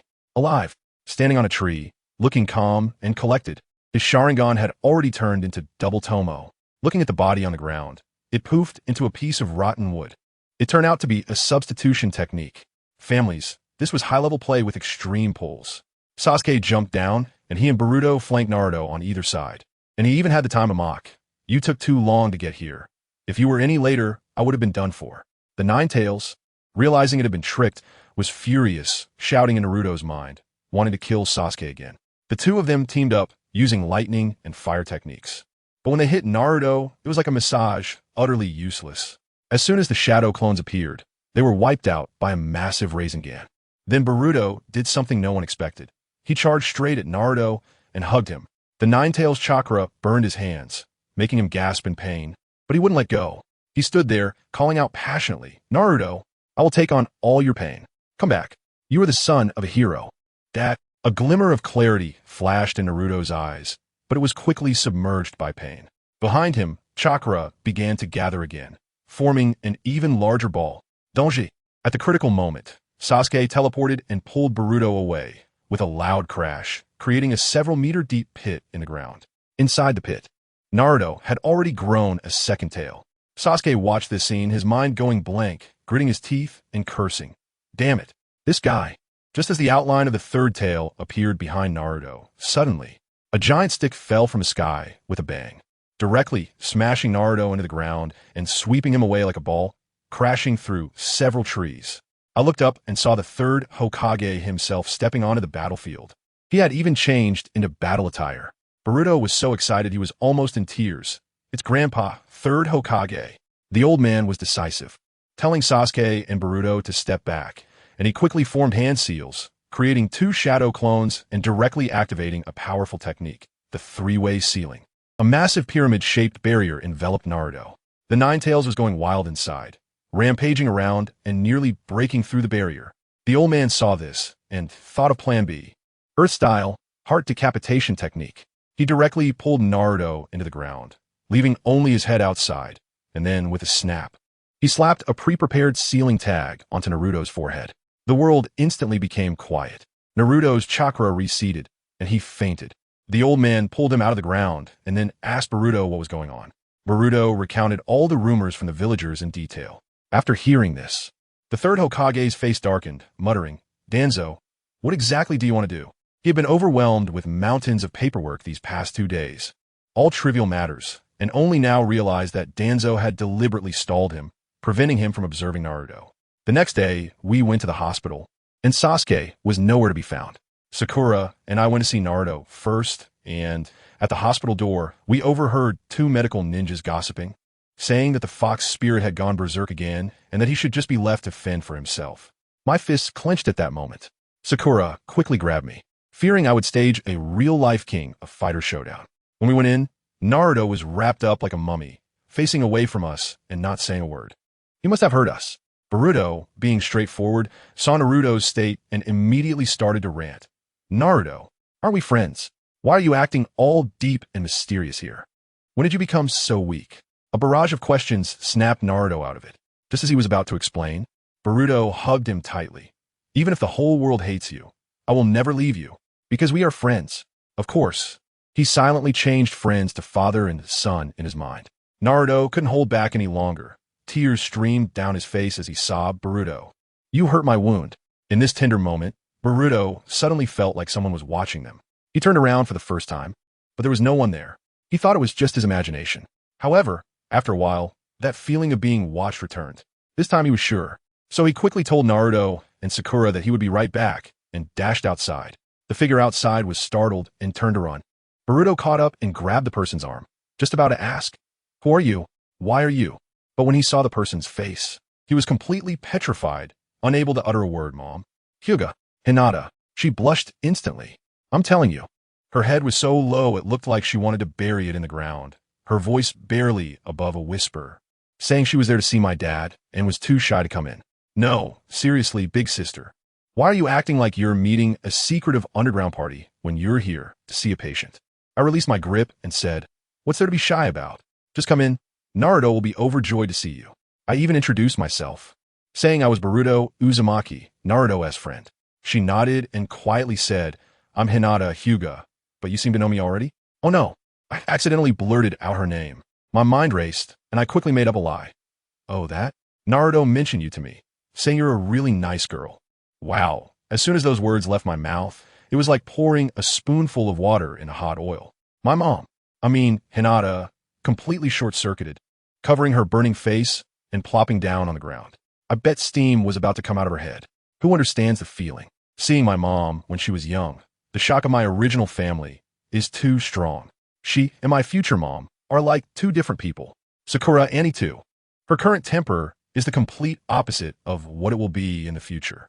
I saw her still sitting on the ground, shy. Just as I was about to reach out to help her up, suddenly, a roar came from the other end of the corridor. Bullying a girl in broad daylight is unforgivable. Chiharu, I was startled. Who is it? Whose obvious bag is this? I looked around, and there was only Hinata, the only woman in the corridor. I pointed at myself. Me? The moment I realized what was happening, it was already too late. A big white dog suddenly sprang out of nowhere and bit my butt with a loud growl. The excruciating pain. I swear, I screamed right then and there, and I bet the entire hospital heard it. It hurts, let go. It's gonna fall off. I desperately tried to pry that dog's head open, but it just bit down harder. The dog's owner, Inuzuka Kiba, walked over leisurely with a smug look on his face. Serves you right. Let this be a lesson for you. Hinata was panicking and quickly shouted, Kiba, you misunderstood. He didn't bully me. Kiba was taken aback for a moment, and Hinata urged again, hurry. He can't take it anymore. Only then did he reluctantly get his dog, Akamaru, to let go. I plopped down on the ground, kneeling with my hand covering my butt. Goodness, it was swollen like a steam bun. After hearing Hinata's explanation, Kiba realized he had made a mistake and kept apologizing, saying he saw Hinata sitting on the ground, covering her face, and thought I had done something to her. What can I say? I'm in so much pain that I can't even speak properly. I can only grit my teeth and say it's nothing. I'm so aggrieved that my tears are about to fall.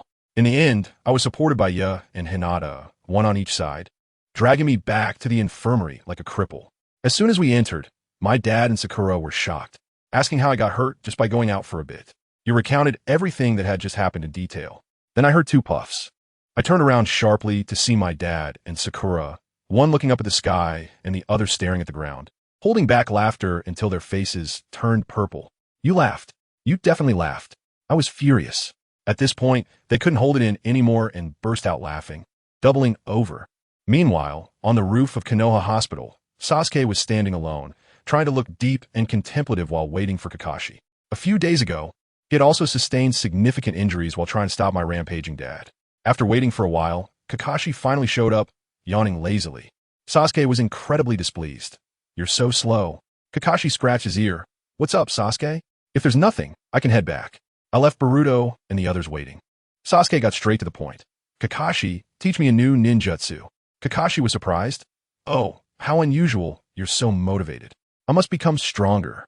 Sasuke's gaze was sharp like a knife. That guy Naruto already has such powerful techniques. I can't lose to him. Just thinking about how my dad's Rasengan almost made a hole in his chest made him furious. That feeling of being unable to fight back drove him crazy. Kakashi stroked his chin and smiled. All right, since you want it so badly, I just happen to have a technique that suits you. A penetrating technique that requires your Sharingan, Chidori. Chidori? I'll learn it. Sasuke said decisively. Kakashi replied, wait until your injuries are healed. No, I want to learn it now. Sasuke interrupted him directly. I can't wait a moment longer. Seeing his stubbornness, Kakashi could only agree. Fine, but I have an important meeting tomorrow that I need to prepare for. He added mysteriously, don't worry, you'll have a chance to use Chidori soon. The next morning, in the Konoha conference room, Kakashi, Asuma, and Red, the elite Jonin, were all present. The third Hokage sat in the main seat, smoking his pipe and began to speak. The Chunin exam is about to start. The teachers responsible for guiding the newcomers, please step forward. Kakashi and the other two stepped forward.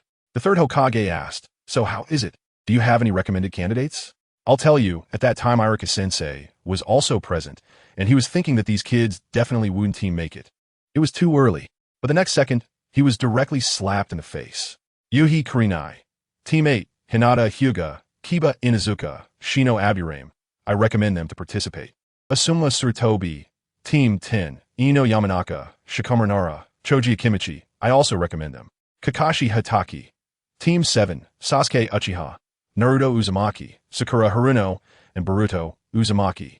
I also recommend these four. Irika-sensei exploded on the spot. What? He stood up and opposed. Lord Hokage, they're still too early. These kids may have potential, but their experience is simply not enough. It's too dangerous to send them now. Kakashi looked indifferent. Irika, I was 6 years younger than Naruto when I became a Chunin. Irika got anxious. Naruto is not like you. Do you want to ruin him? Kakashi, being his usual self, teased him. They always complain that the missions are easy. Letting them face some hardships could be interesting. Who knows? It might even be fun to ruin them. This made Irika extremely angry, and Kurenai quickly stepped in to mediate. Kakashi then put away his joking demeanor and said, you are no longer their teacher. Their growth is my responsibility. Irika still wasn't satisfied, and kept insisting that it wasn't fair that our team had 4 members. At this point, everyone looked at Kakashi, who shrugged and directly shifted the blame to the third Hokage. The third Hokage took a deep puff of his cigarette and said slowly, I considered this matter long ago. For fairness, I will appropriately raise the difficulty of the mission targets for Kakashi's team. Additionally, for you newcomers, I have specially prepared a unique preliminary exam. In the hospital, Sakura, my dad, and I were waiting together for Kakashi, who was predictably late again. Sakura was complaining, and Sasuke strolled in just in time. As soon as he entered, my dad apologetically addressed Sasuke. Sasuke, I'm sorry for what happened a few days ago. I heard I almost beat you to death. Goodness, saying that made Sasuke's face turn dark instantly, and veins were popping up. It didn't sound like an apology at all. It was clearly boasting. Sasuke coldly shot back. Who said you defeated me? If you want to kill me, you should practice for another 20,000 years. This bastard awkwardly whistled beside them, and I was just stating the facts. Sakura quickly tried to ease the situation. Just then, Kakashi finally arrived. Hey, everyone looks lively. As soon as he walked in, he saw me lying on the bed and teased, Boruto, I heard a dog bit your butt. Do you want me to summon the 8 ninja dogs to give you a massage? I broke out in a cold sweat and quickly waved my hand to refuse. Sasuke impatiently urged him to get to the point. In the end, I spoke first. It's about the Chunin selection exam, right? Kakashi was taken aback. Oh, you're quite well informed. He didn't keep us in suspense anymore and pulled out 4 application forms from behind him. That's right. I've already recommended you to participate. However, it's up to you whether to join or not. If you want to go, just sign your name. After that, he also informed us of the time and place of the exam. My dad's eyes lit up with excitement. Really? Then I must participate. I was a bit surprised when I received the application. I can participate too? Of course, you are also a subordinate of my 7th class. After Kakashi finished saying this, he added, the third Hokage considers it unfair for the 4 of you, so he will increase the difficulty of the exam for you. Therefore, your team battle challenge will be greater. He glanced at us and said, with the way you all look like a bunch of defeated soldiers. Whether you can participate smoothly is still a question. My dad immediately puffed out his chest, indicating that he had recovered. The recovery ability of the Nine Tails is indeed impressive. After Kakashi left, the atmosphere in the hospital room changed. My dad was there fantasizing about becoming Hokage, while Sasuke stared at him, his eyes filled with determination. Thinking that with Chidori, he would definitely take him down. I also regarded my dad as my #1 rival. Only Sakura looked troubled, feeling that she couldn't keep up with the 3 of us and was mentally backing out. Later, Sakura sat alone on the high platform in a daze, and surprisingly, Sasuke took the initiative to approach her and even asked her to take a walk. Sakura's expression at that moment was like she had just won the lottery.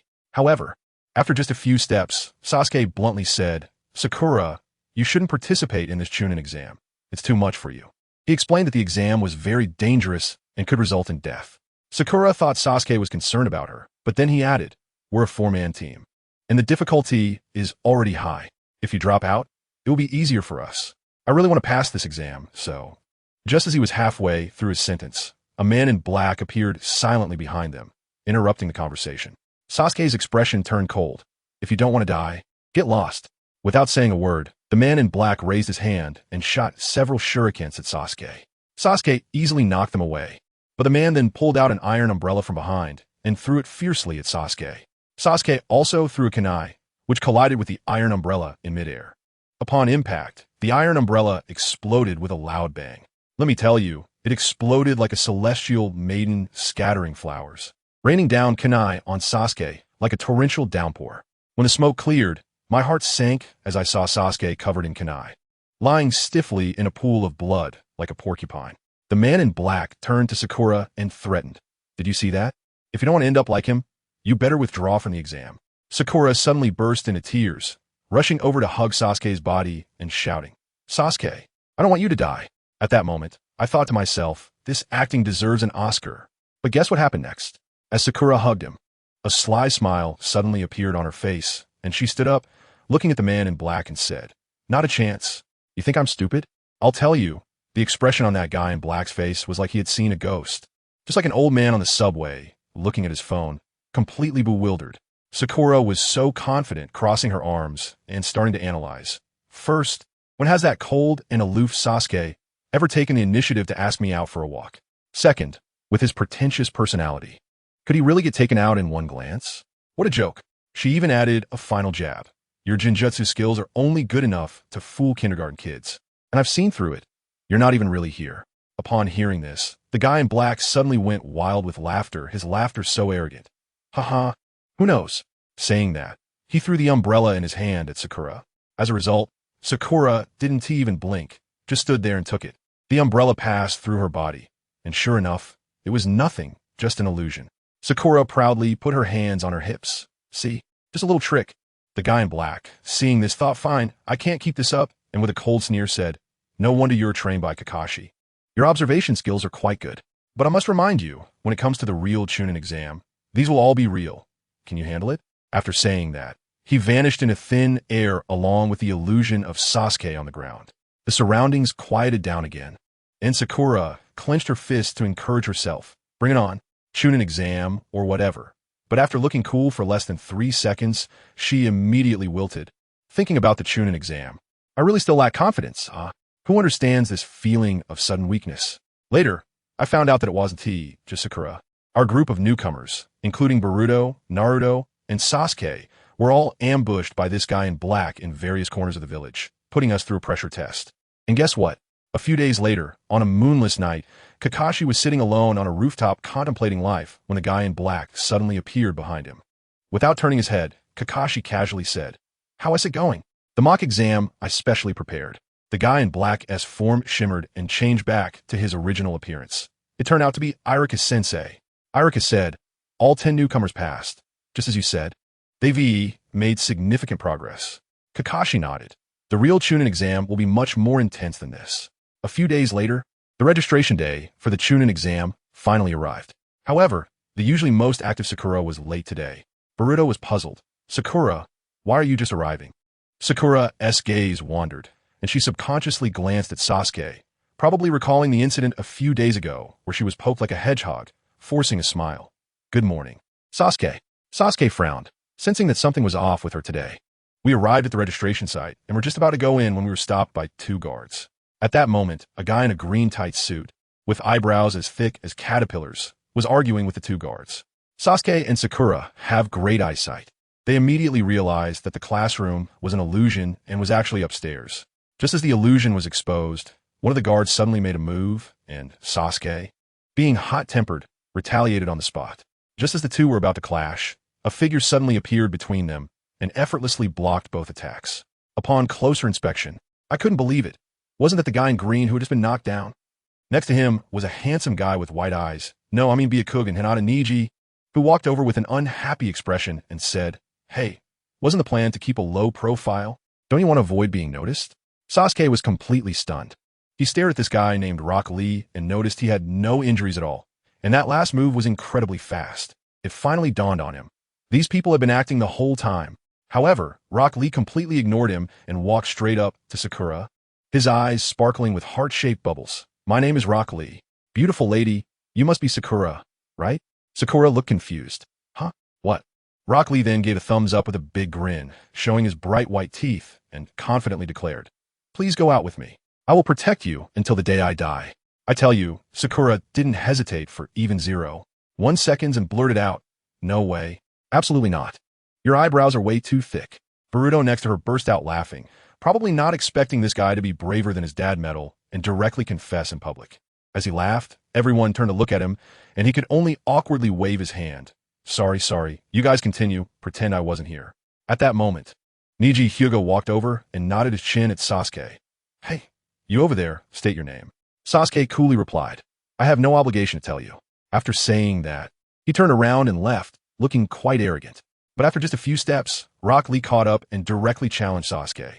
"Hey, that fierce-looking guy, wait a minute. Are you interested in having a match with me? As a descendant of the Uchiha clan, I've been wanting to see if my techniques work on you, Uchiha." Sasuke, after saying that, he pointed his finger at Boruto. "And you, I won't let you off for mocking my love for Sakura." Boruto immediately denied it 3 times. I didn't. Don't talk nonsense." Rock Lee then threw a wink at Sakura. "Sakura, I will prove to you that I'm stronger than Sasuke." Sakura was so scared that she kept stepping back. "No." Then she started a crazy roast mode. "Your droopy eyes, ugly hairstyle, eyebrows like a broom, thick-browed freak. I don't like anything about you." Sasuke also got angry, glaring at Rock Lee. "You know I'm from the Uchiha clan, and you dare provoke me? That's just hilarious." At that moment, Naruto, who had been ignored, finally exploded. "You guys calling Sasuke nonstop, huh? Isn't it annoying?" He pointed at Rock Lee and shouted, "Sasuke, leave this thick-browed guy to me. I'll take him down in 5 minutes." Rock Lee raised an eyebrow and waved his hand dismissively. "I'm not challenging you. My target is only Uchiha Sasuke." Again, Sasuke. Naruto completely lost it, charging forward with a loud shout. As a result, Rock Lee casually dodged, and Naruto almost fell flat on his face. Naruto felt embarrassed, especially in front of Sakura, and immediately formed a Rasengan and launched it. Konoha Whirlwind. Rock Lee was unhurried, performing a spinning kick that sent Naruto rolling on the ground for several rounds, and the Rasengan slipped from his hand, creating a big crater when it hit the ground. Rock Lee shook his head and commented, "The ninjutsu is powerful, but unfortunately, the person is too dull." Boruto, seeing Naruto kneel after just 2 moves, instantly raised his evaluation of Rock Lee. Rock Lee was getting more into it, pointing at all of us and saying, "Let me be clear, you can't beat me, because I am the strongest among the Leaf's lower ninjas." Boruto was just about to step up when Sasuke blocked him. "I'll handle this. He's looking for me." Sakura was anxious, glancing at the time. "Stop messing around. There's only half an hour left to register." Sasuke smirked, looking very confident. "Don't worry, I'll finish this in 5 minutes." I thought to myself, don't you dare set a flag. The last one who said it would be resolved in 5 minutes is still lying on the ground digging a hole. When Rock Lee heard that Sasuke accepted the challenge, he was so excited that he vanished on the spot. In the next second, he had silently appeared in front of Sasuke. Boruto was shocked. So fast. My eyes can't keep up. Sasuke also had a serious expression. He didn't have time to react and was kicked away. Sakura screamed in fright. "Sasuke!" Sasuke struggled to get up, and when he looked up again, his eyes had turned into Sharingan. He wanted to use the Sharingan to see through Rock Lee's movements, but found that even if he could see the trajectory, his body couldn't keep up with the speed at all. Soon, Sasuke fell into a passive position, getting beaten. Just when Rock Lee was about to use a forbidden technique called the front lotus to finish off Sasuke, a huge turtle suddenly came crashing down from the sky, landing between the two. "That's enough, Lee!" The giant turtle roared, directly stopping the match. Without saying a word, Rock Lee immediately withdrew, falling from midair alongside Sasuke. At that moment, Sasuke's mindset broke down. He forgot to make any defensive moves while falling. Luckily, Boruto and Sakura were quick enough to catch him. As for Rock Lee, he knelt in front of the big turtle, full of guilt and reverence. "Did you see that?" His voice was trembling. The turtle scolded him sternly. "Lee, how dare you use that forbidden technique?" "I'm sorry. I acted impulsively." Rock Lee nearly buried his head in the ground. Naruto stood by, bewildered. "What's going on? This guy with thick eyebrows just got scolded by a turtle? Is this turtle his teacher?" Boruto said, "No, it seems like this is Guy Sensei's summoning turtle." Sakura was even more confused. "It's just a summoning beast. Why is he so scared?" Boruto shook his head. "It's not just him. Even Guy Sensei respects this summoning turtle a lot."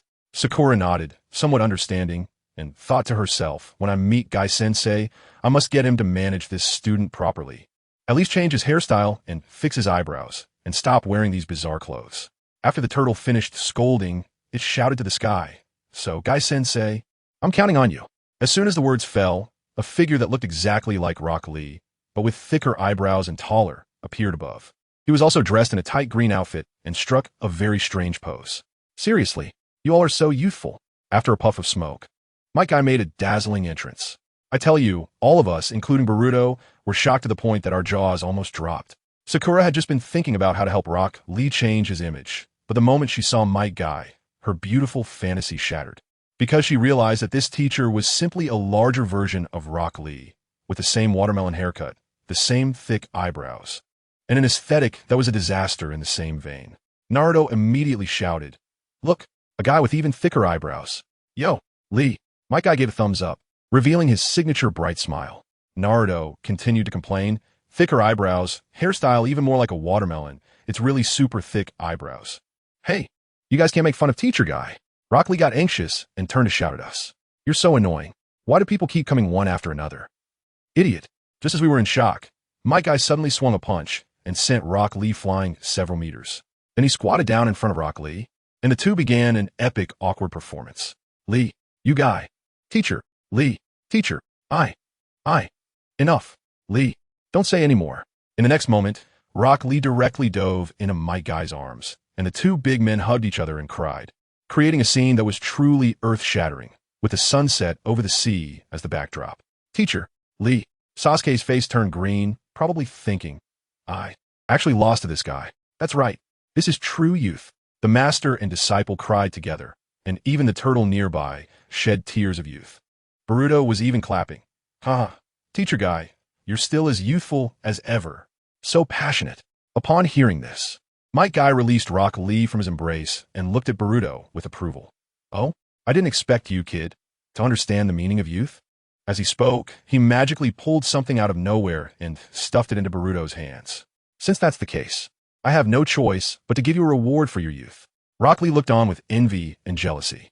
Boruto took a look, and lo and behold, it was a matching green tight-fitting outfit. Sakura felt like the world had gone mad. Who carries this kind of thing around? What is this? Boruto asked, holding the outfit with a confused expression. Mike Guy winked at him and gave a thumbs up. "This is proof of youth. Put on, and you'll feel endless vitality." He added mysteriously, "I'll let you in on a secret. Lee became stronger because of this." Upon hearing this, Naruto's eyes lit up. "What? Really? I want to wear it too." Sakura mocked Naruto. This guy actually believed it. "He's hopeless, right, Sasuke?" But when she turned her head, her smile froze on her face because she found that Sasuke also had a somewhat interested expression. Sasuke noticed Sakura's gaze and quickly coughed, turning his head away to pretend to look at the scenery. "No, it can't be." Seeing that his teacher was about to be taken away, Rock Lee hurriedly pulled Mike Guy away. "Teacher Guy, let's go quickly. We don't have time to register." The youthful duo gradually walked away. Boruto was still showcasing the green tight-fitting outfit. I didn't expect Mr. Guy to be quite nice. Naruto rubbed his hands and leaned over. "Boruto, let me have that outfit, and I'll trade you my prized instant noodles." Sakura finally couldn't hold back and snatched the outfit from Boruto's hands. She simply couldn't imagine what kind of disaster scene it would be if her teammate wore this thing. Using all her strength, she ripped the youth battle outfit into shreds with a rip. Naruto looked at the fabric pieces on the ground with a face full of regret. "Ah, what a pity. What did you just say?"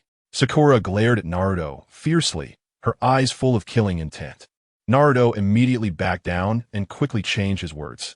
"And nothing. Let's go. There's only 5 minutes left until the deadline." As soon as the four of us rushed into the examination room, we felt countless unfriendly gazes shooting our way. It was crowded with people, and other newcomers from the Hidden Leaf Village were also present. At that moment, a ninja wearing glasses approached Boruto to greet him. It was Yakushi Kabuto, whom he had met before. Naruto quietly asked, "Do you know him?" Boruto nodded and said that it was Kabuto who informed him about the Chunin exam, as he was quite experienced.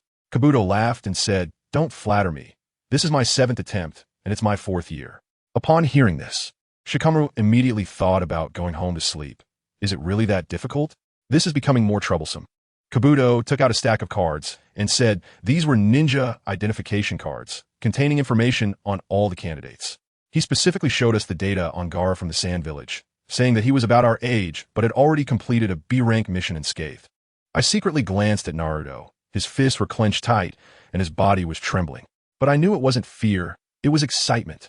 Sure enough, in the next moment, Naruto pointed at the crowd and shouted, "I am Uzumaki Naruto. I won't lose to any of you." Got it?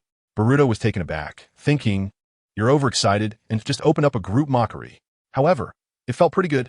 Naruto's shout indeed angered everyone.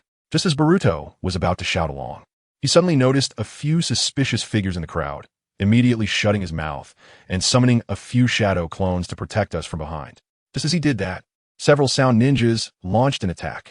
One of them threw a punch at Boruto's clone, which narrowly dodged. Sasuke, watching from the side, thought these guys were slow, nowhere near Rock Lee's speed. But in the next second, Boruto's clone suddenly poofed away, and the others followed suit one after another. Sasuke was stunned. How is that possible? They clearly didn't hit. Boruto furrowed his brow. Through the information relayed back before the clones disappeared, he quickly understood the situation and shouted, "Everyone be careful. That guy with the bandages can use sound wave attacks." The sound ninja named Tatsu sneered, "Kid, you're pretty quick to react, but what does it matter if you know?" Just as tensions were rising on both sides, a large group of proctors suddenly appeared. The bald, scar-faced leader shouted, "What are you doing? Do you want to be eliminated? No private fights allowed." Naruto scoffed, thinking, "You didn't show up when we were being attacked. But you appear just as we're about to fight back." The proctor, Ibiichi Seniai, scanned us and announced the start of the first exam. When Naruto heard that the first part was a written test, his face instantly fell, as if the sky had collapsed. To make matters worse, everyone was scattered to different seats, leaving no chance to cheat. Ibiichi announced the rules. Everyone starts with 10 points, there are 10 questions, and 1 point is deducted for each wrong answer. Whether they pass or fail is based on the team's total score. Upon hearing this, Boruto began to calculate in his mind. Sakura is a top student, and Sasuke's grades aren't bad either. They should be able to make up for the points lost by me and Dad. He turned to look at Sasuke and Sakura, only to find them looking back at him, filled with trust. Family, who understands? At that moment, the three of us were thinking the exact same thing. Yes, we are a four-man team, and Boruto is here. He will definitely score high. Even if Naruto gets a 0, it won't matter. Boruto felt excited by their confident gazes. We got this. However, Ibiichi added, if you're caught cheating during the exam, you'll lose 2 points. If anyone in the team scores 0, the whole team is eliminated. As soon as this was said, Naruto felt like he had fallen into an ice pit, surrounded by the cold killing intent from Sasuke and Sakura.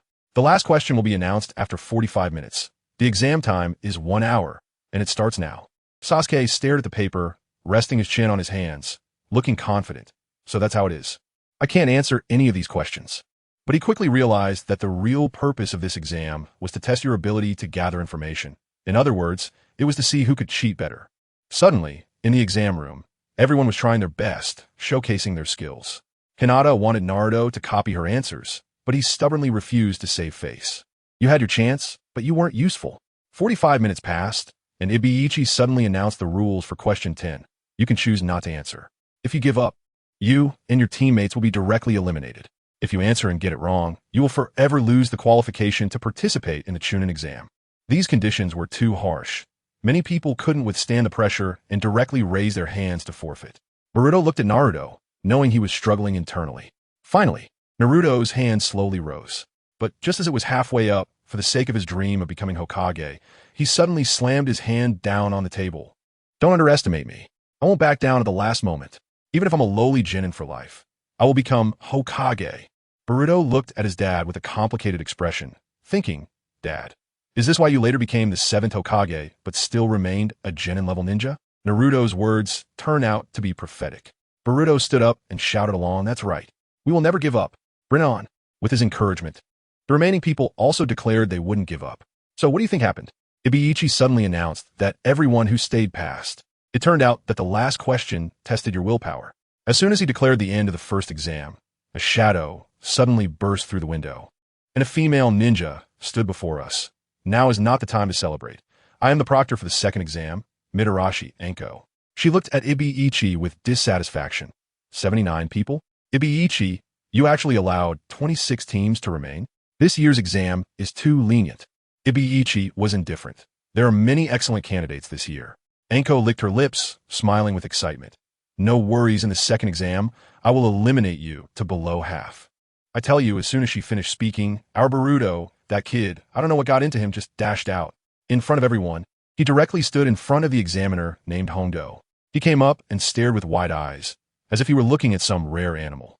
Walking around the examiner, Hondo, several times. He was mumbling, "No way, with this figure and this looks. Is this really the Hondo Annie who weighed over 200 pounds in my memory? Goodness." As soon as those 3 words, fat, Annie, over 200 pounds, came out, I could see the examiner Hondo's face turning from red to purple, then from purple to black. The veins on her forehead were about to burst. And Boruto, this kid, clueless as ever, kept nodding. "Yeah, she looks like she weighs over 200 pounds. At that moment, I only had one thought in my mind. It's over. I'm done for. The look in the red bean examiner's eyes was as if he wanted to devour Boruto alive, and he said through gritted teeth, "Very well, Boruto Uzumaki, huh? I'll give you special attention." Boruto's survival instinct kicked in instantly, and he immediately replied, "It's not me. My name is Naruto Uzumaki." My dad exploded with anger at that moment. "You bastard. You can't sell me like this. You should report Sasuke's name." Sasuke, with that dark expression, immediately performed a perfect cut in place, pretending not to recognize us 2 hidden talents. And what happened? When we got to the Forest of Death, the examiner, Hondo, indeed started to give us a hard time. She smiled so kindly and said to our team 7, "Oh, originally you just needed 1 set of heaven and earth scrolls. But since I see you guys have such amazing potential, I want you to gather 2 sets for me. Who understands, family? This is purely public revenge." Boruto was so intimidated by the 3 of us that he started sweating and kept apologizing. Then came the signing of the death waiver. And Hondo specifically explained, "Once you sign this, if you die inside, it has nothing to do with me." I looked at that consent form and thought, isn't this just a disclaimer? Clever play. As soon as the exam started, everyone rushed into the forest. Not long after we entered, my dad said he had to go urgently and found some bushes to take care of it. When Naruto came back, let me tell you, the moment he showed his head, Sasuke didn't say a word and just punched him away. At that time, I was stopping Sakura, saying, "Don't rush. Look at that shuriken bag hanging on his left leg." My dad, that right-handed guy, even got this wrong. This transformation technique is worse than my dad's own transformations. Purely a budget version of Naruto. That guy saw he was exposed and immediately revealed his true form, which turned out to be a Rain Village ninja. In no time, the 3 of us drove him away. I quickly went to find my dad, and good grief, he really got tied up like a dumpling. In the time it took to go to the bathroom, he almost became a hostage. Unbelievable. After this incident, Sasuke suggested we needed a secret code. Let me tell you, that code was longer than my grandma's foot-binding cloth. Sakura and I remembered it, but my dad's brain crashed on the spot. Guess what? This ended up being the best anti-counterfeit mark. Later, we got blown away by a gust of wind, and I ran into my dad. I asked him for the secret code, and he stammered for ages without being able to spit out a word. I felt relieved.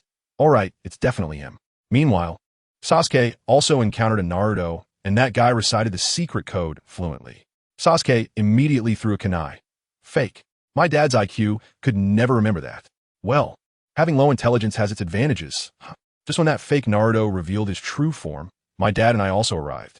The next second, my dad let out a shout and was swallowed whole by a giant python. I was stunned and rushed in to unleash an attack, using a Rasengan to smash its head open. As a result, my dad burst out of the snake's belly, covered in slime. The scene was something else. Then, the main character appeared, a guy radiating an ominous aura. Let me tell you, that sense of oppression was from a completely different dimension. He even deliberately swallowed the Earth Scroll right in front of us. I couldn't help but complain at the time. Come on, man. Can't you handle it? If you swallow the scroll, how are we supposed to grab it? Are we supposed to rip you open? That guy just sneered and said we weren't enlightened enough. I sent a shadow clone to scout ahead, but got taken out by a few of his needles in an instant. When the information returned to my main body, I felt a jolt. This guy was ridiculously strong. Sasuke was so scared that his legs went weak, and he actually considered handing over our scroll to save his life. My dad immediately quit, pointing at his nose and scolding him. "You coward. This isn't the Sasuke I know." This really fired Sasuke up, and he activated his Sharingan to the second Tomo. A few of us teamed up and finally managed to hit him once, but it turned out that guy was pretending. Taking advantage of my momentary inattention, he suddenly lunged at me and bit my neck. It hurt so much that I cried out on the spot. I also ended up with a strange tattoo on my neck. But the weird thing is that thing disappeared on its own in just a few seconds, as if my body had absorbed it. That guy's look at me changed, as if he were looking at some rare experimental specimen. I was also getting angry. So I unleashed a Rasengan, but mine would disappear. That guy mocked me for being unskilled, but before he could finish speaking, the invisible Rasengan made a cut on his face, piercing through the trees behind him. At that moment, outside the forest, the examiner, Hondo, discovered 3 bodies with melted faces. She immediately recognized who was responsible and quickly requested support from the Umbu, rushing in alone. Meanwhile, the guy I had injured seemed to have given up on pretending. He summoned an even larger snake than before and then tore off the skin from his face, revealing a sinister face resembling that of a snake. I tell you, my eyes almost popped out. Orochimaru, how can I not be familiar with that name? It's the top-tier SSR in the card game. I've dreamed of pulling one, and today, guess what? I got a real-life offline version. At that moment, my head was buzzing, and I couldn't think too much about it. No matter if you're an SSR or not, I decided to attack first. I raised my hand and used a wind release. Gale Palm to smack him in the face. Guess what happened next? He smirked, and with a light motion, unleashed a wind release. Great breakthrough. The wind was like a level 12 fan. My wind release was like a little puff in front of him, instantly disappearing. Immediately after, that strong wind pushed me back repeatedly, almost blowing me back to Konoha. Before I could steady myself, he appeared right in front of my face as if he had teleported and while rubbing a wind blade in his hand. He slashed at me. I managed to dodge it with a sharp side step, but my ninja tool pouch got caught, and with a swish the strap broke, and it fell to the ground. I quickly pulled back, thinking I couldn't keep competing with him in wind style anymore. I had to switch tactics. I clapped my hands and unleashed my ultimate move, water style, wave. Right after that, I followed up with lightning style, thunder arrow. It was a water and electricity combination technique. You know what I mean? The electrified wave crashed down like a landslide, swallowing Orochimaru and slamming him against a big tree. I thought this time he must be seriously injured, but the next second my worldview shattered. I saw that Orochimaru's body started to wriggle like a pile of mud, and then his mouth opened wider than a basin, and a brand new, intact giant snake emerged from his own mouth. Let me tell you, that scene was so slimy it almost burned out my CPU. This is not a ninja at all. It's simply an alien. I'm almost out of chakra here, exhausted like a dog, while he's acting like nothing's wrong, mocking me and saying my strength isn't enough. Then he glares at me, and I feel like I'm falling into an ice pit, my mind filled with images of my own tragic death, so scared that my legs turn to jelly. Just as he's about to do something to me, I turn around and see Naruto and Sasuke have already dealt with another giant python. When Sasuke unleashes his Chidori, it's like a flash of lightning. He's really cool. Orochimaru sees them coming and stops wasting time with me. Several snakes slither out from his sleeves and bind me tightly. I struggle desperately, but the snakes only tighten their grip, and I can barely breathe. I ask him what he wants. He can't really be here to steal our scroll. Can he? He doesn't answer, just laughs ominously, and then I suddenly feel a chill at the back of my neck. No, it's not me. He's starting to activate that cursed seal inside me again. But this time it's different. The seal doesn't manifest on my neck. Instead, my right hand, wrapped in bandages, starts to burn and tremble uncontrollably. Orochimaru seems to realize something's off, and he cuts my bandages with a wind blade, revealing the diamond-shaped mark on my palm. The next second, let me tell you, the scene completely spiraled out of control. A black line spreads from my palm, like a virus, quickly crawling on my entire right arm, and then half of my face. I felt like my phone was suddenly charged from 1 to full. The chakra I had exhausted was rapidly replenishing. Orochimaru was stunned, muttering that this was impossible, and his connection to the cursed seal was completely severed. Just then, Sasuke throws a great fireball, forcing Orochimaru to release me. Naruto quickly runs over to ask how I'm doing, and Sasuke looks at the patterns on me with a serious expression. I shake my head, unable to explain, but it feels like my power has increased. Before we could say much, that old fox Orochimaru lunges at us from behind, this time targeting Sasuke. His neck stretches long, and he bites down on the back of Sasuke's neck. Sasuke lets out a scream and kneels down. I was furious at that moment, grabbed Orochimaru by the head, and swung him away with all my strength. We directly clashed, and with this new strength, I was surprisingly able to hold my own against him. Orochimaru was laughing while fighting, saying he had sent a big gift to Sasuke, and that Sasuke would definitely like it. Like it my ass. I couldn't be bothered to listen to his nonsense, and I unleashed another massive water release, tidal wave, but by the time the wave passed, he had already disappeared without a trace. That old man really runs fast. Sasuke had already passed out from the pain, so we could only find a safe place first. It was then that I remembered my ninja tool pouch. I searched the ground for a long time, but couldn't find it, so I gave up. After all, there was only a card in it. Little did I know, just as we left, a small snake crawled out from the crevice of the rocks, carrying exactly my ninja tool pouch in its mouth. What I didn't know was that after Orochimaru ran away, he immediately contacted his glasses-wearing little follower, Kabuto. He asked Kabuto to investigate me, but Kabuto said he'd already looked into it, and my information was completely blank, as if I had appeared out of nowhere. This seemed to excite Orochimaru even more, and he mentioned that the plan had to be advanced. At the same time, teacher Anko also found him, and the two of them ended up fighting, almost a mutual destruction, but in the end, that old fox Orochimaru managed to escape. That's all in the past. On our side, we spent the night guarding the unconscious Sasuke. Early the next morning, just as we were about to move, I saw a squirrel sneaking around.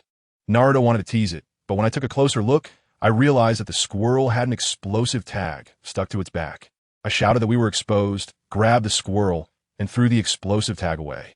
With a loud bang, the smoke cleared, and the three sound ninjas were standing there, wearing wicked smiles. The leader was the one who had ambushed me before. Naruto, with his fiery temper, shouted and charged forward, and Sakura and I had no choice but to follow. I went straight for that leader, Tors. The equipment in his hand could emit sound wave attacks, which was really disgusting. I had a flash of inspiration and used a massive water wave to block his line of sight. Then, while in the water, I secretly formed a Rasengan. Taking advantage of his distraction, I directly destroyed his broken equipment along with his arm. I stepped on his chest and asked where the scroll was. To my surprise, this kid was quite tough. He pointed to the other side and said my teammate wasn't as strong as me. I turned my head and, sure enough, Naruto and Sakura were being beaten badly by two other guys. Just as I was about to go help, suddenly, a powerful and evil chakra erupted. It was Sasuke. He had awakened. Let me tell you, that state was even scarier than mine. He was surrounded by ominous purple chakra, with his face and body covered in those black demonic symbols, and his eyes showed no emotion, as if he had entered some kind of hellish mode.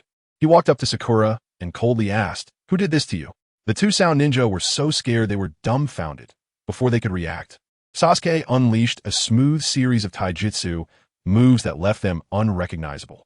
The remaining female ninja saw that the situation was not good and hurriedly threw us their earth book scroll, then dragged her two half-dead teammates away, rolling and crawling.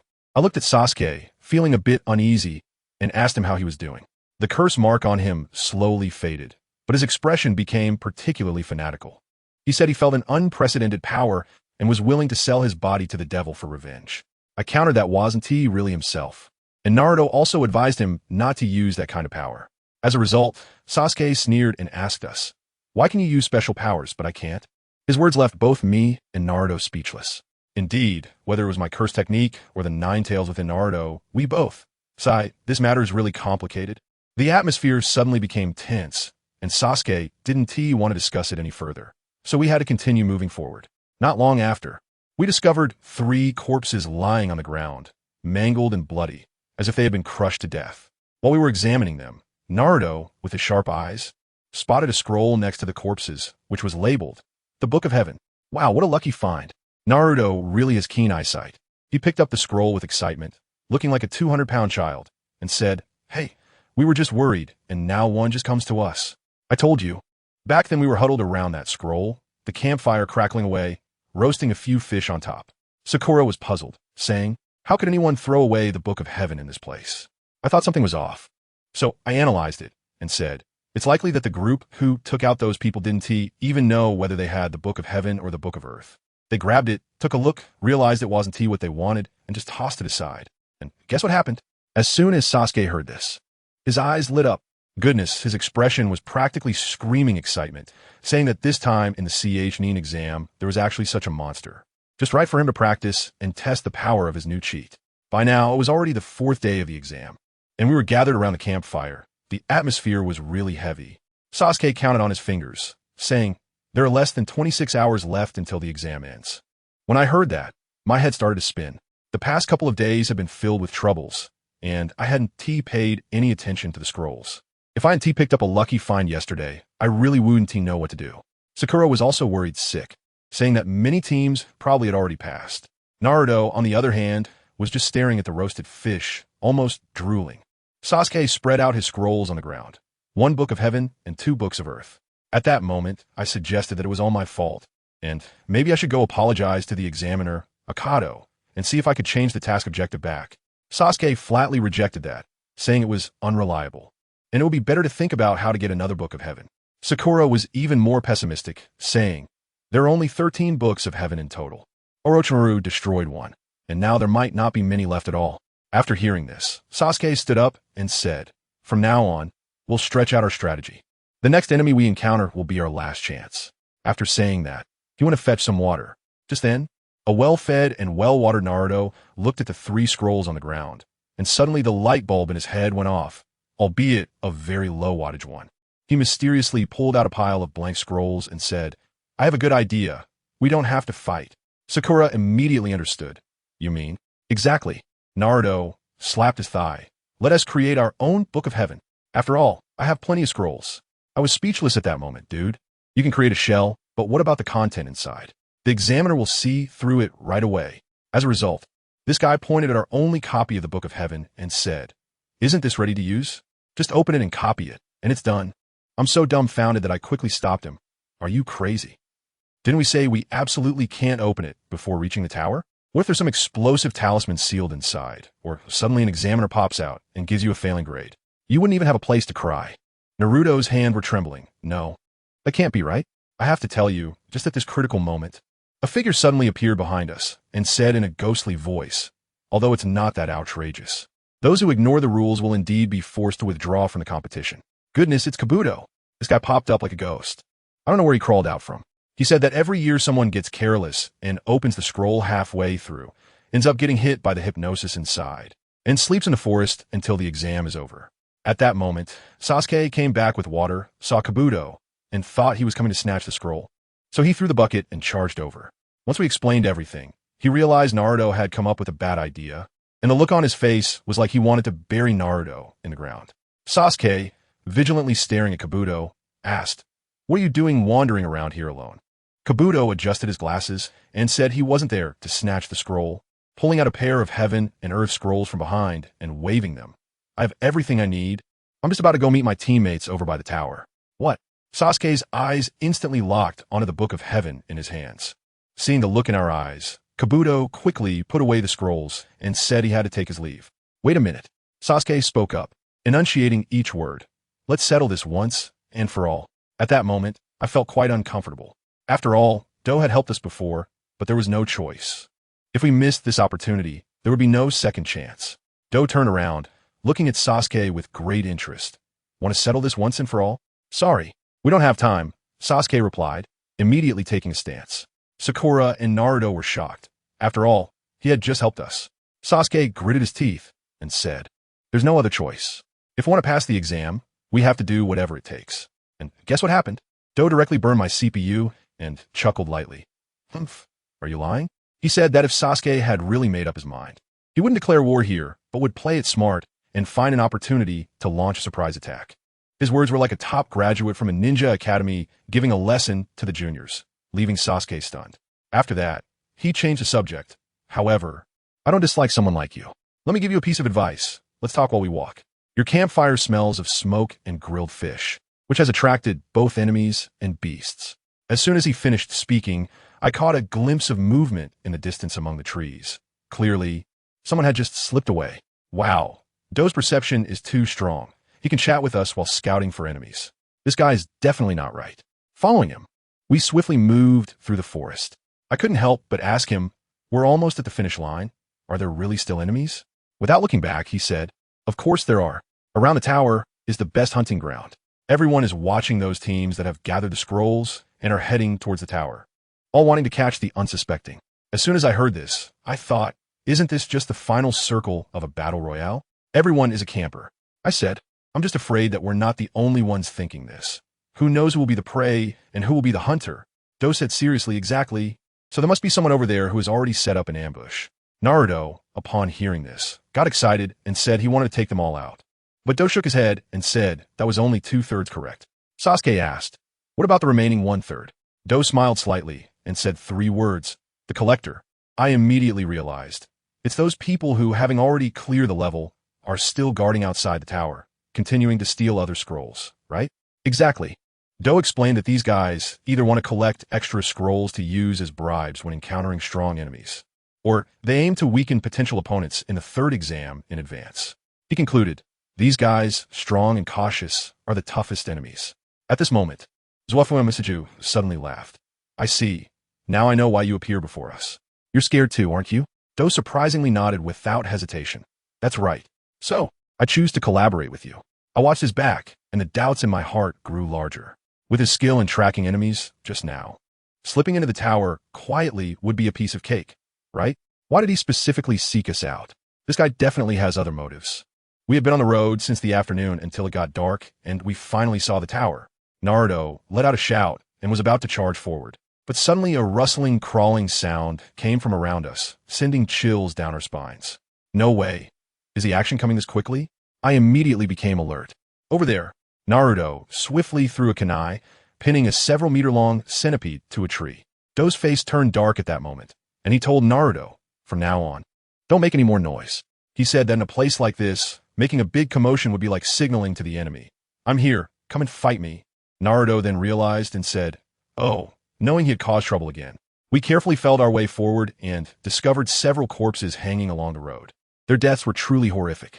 I could tell at a glance that this area was full of traps. No sooner had I spoken than Naruto exclaimed, and stepped right into one, causing countless shurikens to rain down from the trees. I reacted quickly, grabbing him and rolling to the ground just in time to avoid them. Family, who understands? Having a teammate like this is really exhausting.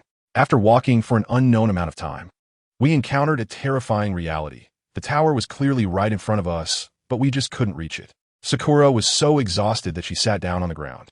I looked around and suddenly saw that giant centipede that Naruto had pinned down earlier. Damn it. What a waste of time.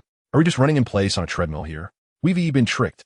The enemy wants to exhaust our stamina before coming out to take us down.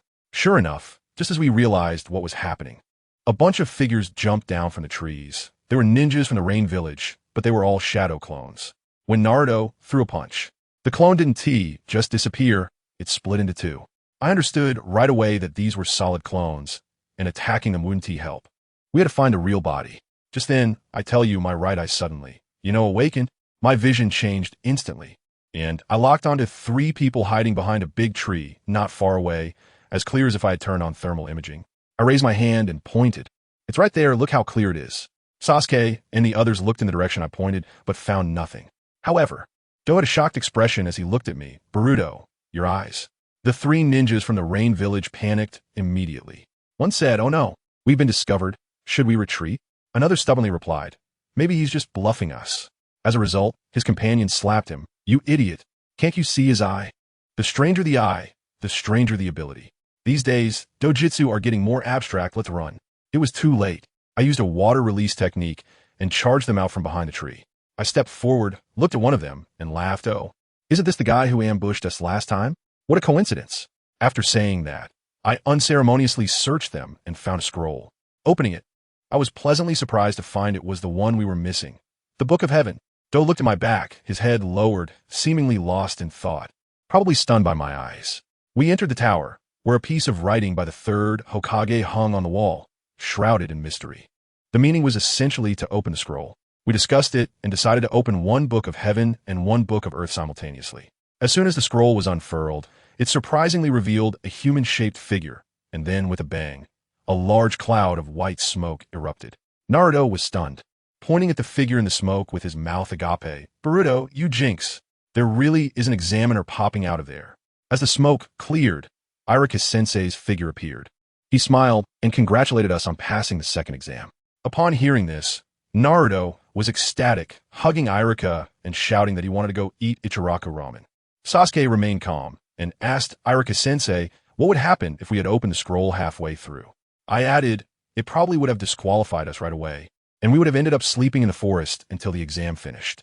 Iruka-sensei picked up the scroll from the ground and smiled. That's right, just as Boruto said, the examiner in the scroll would directly make any violating candidates lose consciousness. Sasuke shot a sideways glance at Naruto, and the implication was clear. Meanwhile, in the Hokage's office, the 3rd Hokage was holding a meeting with Anko and the others. The matter regarding Orochimaru had already been exposed, and they all knew that guy was after Sasuke. Just then, a report came in that the 2nd exam had ended, with 22 people passing. The old man made the decision to continue the exam while closely monitoring Orochimaru's movements. Then we, the 22 survivors, were gathered in a training ground. Each of us looked like we had just come off a battlefield covered in dirt. Anko stood in front and said congratulations on our success. But what she was probably thinking was, I didn't expect there to be so many left. I originally only wanted to leave a single-digit number. I took a glance and saw that Konoha had passed 16, while Sunagakure and Otogakure each had 3. Then I noticed that the 3 sound ninjas we had previously stolen the scroll from had also passed. Sasuke still looked disdainful and said they were just defeated opponents. Next to us, Gai-sensei was once again putting on a passionate youth drama with Kakashi-sensei, who remained indifferent, which made me laugh. Finally, the third Hokage stepped forward to announce the content of the third exam. But first, he asked us if we knew the true purpose of the Chunin exams. Seeing our confused faces, the old man adjusted his hat and began to explain slowly. I tell you, the old man started off by painting a grand vision for us, talking about the friendly coexistence of the allied nations and improving the level of ninjas. But to be honest, his following words were the key point. This Chunin exam is essentially a large-scale multinational military exercise, plus a talent recruitment fair for the ninja world. It's meant to show the daimyos from various countries whose ninjas are stronger, and then decide who to entrust the missions to. Ultimately, it's just a display of strength to compete for business. Once the old man said this, the audience erupted. It turns out this Chunin exam is not a friendly exchange at all, but purely a large-scale arms race in the ninja world. The third Hokage was still babbling on, and let me tell you, Gaara down below could hardly stand it, looking extremely impatient, and he directly shouted, "Hey, stop painting fantasies and get to the point. How are we supposed to fight? Hey, this kid really doesn't give any face." But the old man has seen big occasions, smiled a bit, was just about to speak, and before he could finish, whoosh, a figure flashed onto the stage. Let me tell you, this guy came in coughing nonstop, his face so pale that I was afraid he might drop dead any second. He introduced himself as a referee named Moonlight Gale. Who understands this, right? You're a referee, and you look even more fragile than his candidates. As a result, he cleared his throat and immediately dropped a bomb on us. Cough, cough. There are too many people, so before the third exam, we'll add a preliminary round to eliminate half. The crowd erupted in despair. What? We're fighting right away. I haven't even eaten lunch yet. This organizer is really inconsiderate. Just then, I turned my head, and wow, Sasuke's face was ashen. His hand tightly clutching his neck, cold sweat pouring down from the pain. Sakura was almost in tears, pulling him and saying, "Sasuke, don't fight. How can you fight in this condition? Ever since that freak Orochimaru bit you, you've been off."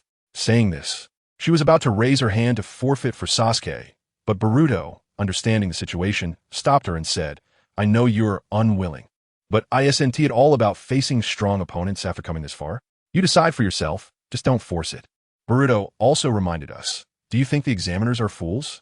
With such a big commotion from Orochimaru, they can't possibly be unaware. They probably respect Sasuke's own choice." I took a look, and indeed, the eyes of the Hokage, Kakashi-sensei, and a bunch of big shots were all on Sasuke. Sasuke gritted his teeth, his gaze resolute. "I don't care about being a Nin, I just want to know how strong I really am. No one can stop me." He even specifically glanced at me and Naruto, saying, "I'm looking forward to fighting you both. All right, since it's come to this, let us fight." That sickly referee coughed a couple more times and announced the preliminary round officially started, one-on-one, until death, until surrender, or until he couldn't bear to watch anymore. Then we look at the big screen on the wall, names flashing by, and it stopped. The first match, Uchiha Sasuke versus Akadogar. Wow, it's already his turn so soon. We quickly retreated to the second-floor audience seats.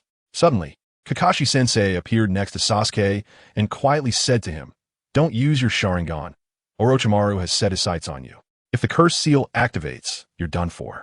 Sasuke nodded, his expression extremely serious. The match began, and let me tell you, it was incredibly frustrating. Sasuke couldn't use ninjutsu and was being beaten by the opponent named Chid Kai, who was slowly draining his chakra. It was like a guasha master encountering a bloodsucker. The more he struggled, the weaker he became. Naruto was upstairs, anxiously stomping his feet and shouting, "Sasuke, you idiot, get your act together." Just when we were about to lose hope, Sasuke suddenly glanced at Lee, as if he had figured something out. Then he dodged an attack, kicked the guy into the air, and followed up with a series of taijutsu combos.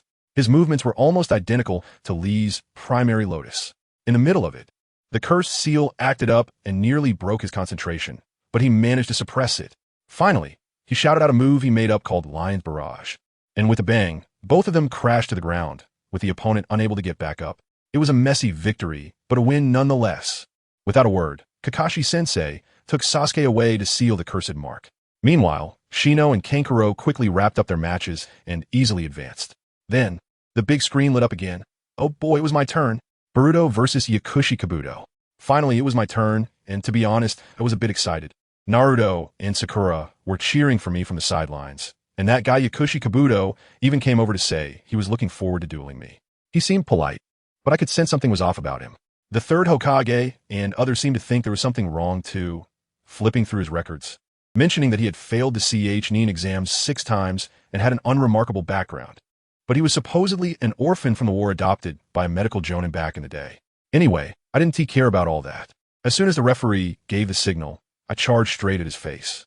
Kabuto was also a slippery character, dodging quickly and throwing a kunai with an explosive tag. I dodged and reappeared right behind him. What followed was a close-quarters brawl, punches landing hard. Later, Niji told me that the taijutsu I used resembled the gentle fist of the Hyuga clan, but it was just the surface. Without the Byakugan, it couldn't unleash its full power. Kabuto was quite the actor too. He smiled and asked why I wasn't using my techniques. I thought, what is it to you? And directly summoned my shadow clones. A few clones launched a wind release, Gale Palm, sending me flying like a cannonball, and I added a lightning release, zapping forward. And he flew out. The referee announced me as the winner on the spot. That guy got up, dusted himself off, adjusted his glasses, and looked at me with a complex expression. I guess he was also a sly one, not wanting to reveal his true strength, being a spy and all. If he went all out, his mission would be ruined. But Orochimaru didn't care about ruined missions. The way he looked at Sasuke was downright covetous, as if he was ready to feast. Kakashi-sensei sensed something was off and immediately stood in front of Sasuke, forming a Raikiri in his hand. The electric light flashing like a high-voltage bulb, directly warning, try to take a step forward. Even if you're one of the legendary 3, I can take you down with him. Guess what happened next? Orochimaru laughed maniacally, shaking with laughter.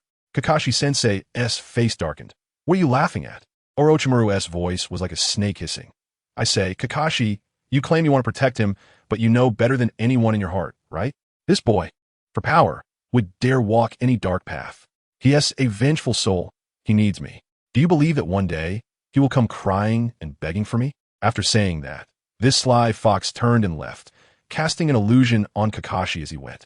In that instant, I felt Kakashi-sensei's whole spirit was drained, and the Raikiri in his hand vanished with a poof. He stood there, cold sweat pouring down, bitterly smiling. Mutual destruction? Huh, I'm just a clown. Family members.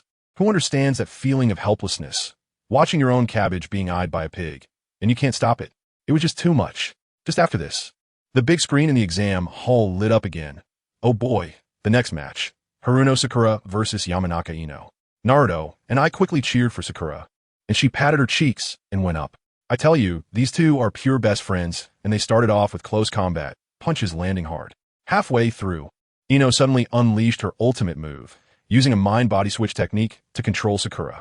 What I didn't expect was that this move directly brought out Sakura's second personality. That inner Sakura went berserk and forcefully pushed Ino's spirit out. What followed was a pure test of willpower, with the two of them fighting like crazy. And in the end, both exhausted their stamina and collapsed at the same time. The referee looked at them and said, well, it's a draw. Both are eliminated. When they were carried back, I quickly went over to ask Kakashi-sensei about the situation. Kakashi said it was fine, just that they were tired and needed a rest. Then he suddenly pulled me aside, looking very serious. Boruto, Orochimaru came looking for Sasuke. My heart skipped a beat. Is Sasuke all right? He's fine. The cursed seal has been temporarily suppressed, but he told me that both of you have been cursed by him. Kakashi-sensei is staring at me. What exactly happened in the Forest of Death? As I pondered, I realized, oh, so that's what it is. A curse mark? I was bitten by him too, but it doesn't seem to have any effect. Looking at his expression, I guess it didn't work. Maybe my constitution is a bit. Teacher Kakashi nodded thoughtfully. Is that so? Anyway, be careful. That guy has set his sights on you too. I laughed at that moment. Hey, it's not a big deal. There are plenty of people eyeing me, and a lot of lice won't itch. Immediately after, the match continued. In the 6th match, Tion faced Shoju. who wielded a large fan from the sand-hidden village. Let me tell you, that scene was brutal. Tion pulled out scrolls, throwing various ninja tools out like it was raining, but then, with a sweep of Shoju's big fan, a gust of wind blew all of Tion's weapons back at him, almost turning him into a porcupine. It was purely a case of attribute restraint, and he lost in just a few moves. In the 7th match, Shikamaru faced the girl with the ringing bells from the Sound Ninja. That girl used illusions, but she ran into Shikamaru, a genius of intelligence. Shikamaru handled the whole thing like walking a dog, using the shadow imitation technique to finally make her run into a wall. KO. I was left dumbfounded. His brain was too effective. And then, the highlight came. In the 8th match, Naruto Uzumaki faced Kiba Inuzuka. The moment Naruto heard his name, he leaped up with a loud shout, bouncing around like a monkey, overly excited. Kiba also felt he was going to win, boasting while holding his dog, Akamaru. As soon as I saw the situation, I immediately ran over to Hinata. Let's go cheer for Naruto. Hinata's face turned red instantly. Just look at her conflicted expression, torn between her teammate and her crush. I bluntly pointed out, look, besides us, who else is cheering for Naruto? If we don't cheer for him, how pitiful will he be? Hinata looked around and, sure enough, everyone's eyes on Naruto were like they were looking at cannon fodder. I pressed on, and Naruto definitely hopes you'll cheer for him. Saying this, I took the lead and shouted, Naruto, go for it. When Naruto heard this, he proudly waved at me. Hinata struggled for a while, but finally mustered the courage to shout in a voice as small as a mosquito, Naruto-kun, and Kiba, both of you go for it. After saying that, her face turned as red as a tomato. When Naruto heard her, he gave her a thumbs up, making Hinata so happy that she almost fainted. As soon as the match started, Kiba was fierce, combining with his dog, and launched a fierce attack that sent Naruto flying. But who is Naruto? He acts like a cockroach. He got back up. Then there was a chaotic battle with various transformation techniques. Naruto turned into Akamaru, and then into Kiba. So there were 3 Kibas glaring at each other on the field. Eventually, Kiba used his dog nose to sniff out the real one and punched Naruto away. With a thud, the flying Naruto transformed back into Akamaru. Kiba was momentarily stunned, and while he was dazed, the real Naruto sprang out from the side and kicked him away. Naruto steadied himself and struck a pose. I'm going to defeat you with my new ultimate move. But Kiba didn't give him a chance and swiftly circled behind him. Just as it looked like one move would decide the outcome, let me tell you, the divine move came. Naruto, in a state of extreme tension, couldn't hold it and let out a fart. Kiba's sense of smell, enhanced by ninja techniques, was multiplied several times, and this time, wow, that was something. Kiba's face instantly turned green, and he covered his nose, collapsing in pain. His combat power completely wiped out. This move was simply far ahead, at least 10 years ahead of his opponent's sense of smell. I was dumbfounded. No way. This works? The secret move is a biochemical attack? Naruto himself was embarrassed, scratching his head and saying, that just now doesn't count. Let's do it again. Then with a bang, he split into 4 shadow clones and delivered a combo punch that sent Kiba flying into the sky. Finally, the real body came crashing down with a flying kick, shouting, Uzumaki Naruto, Rasengan. Kiba was directly smashed into the ground and couldn't get up. The referee checked and announced, the winner is Uzumaki Naruto. The crowd erupted. No one expected the perennial underdog to actually win. Naruto returned to the stands, and Hinata, blushing, handed him a tube of ointment.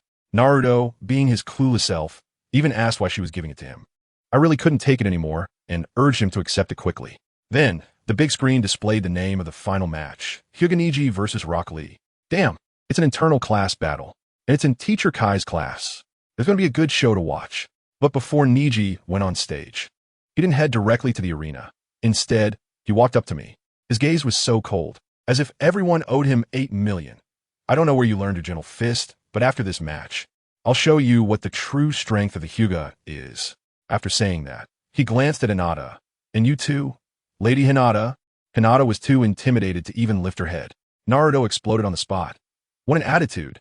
He's even more arrogant than Sasuke. I asked Kakashi-sensei about the situation with these two.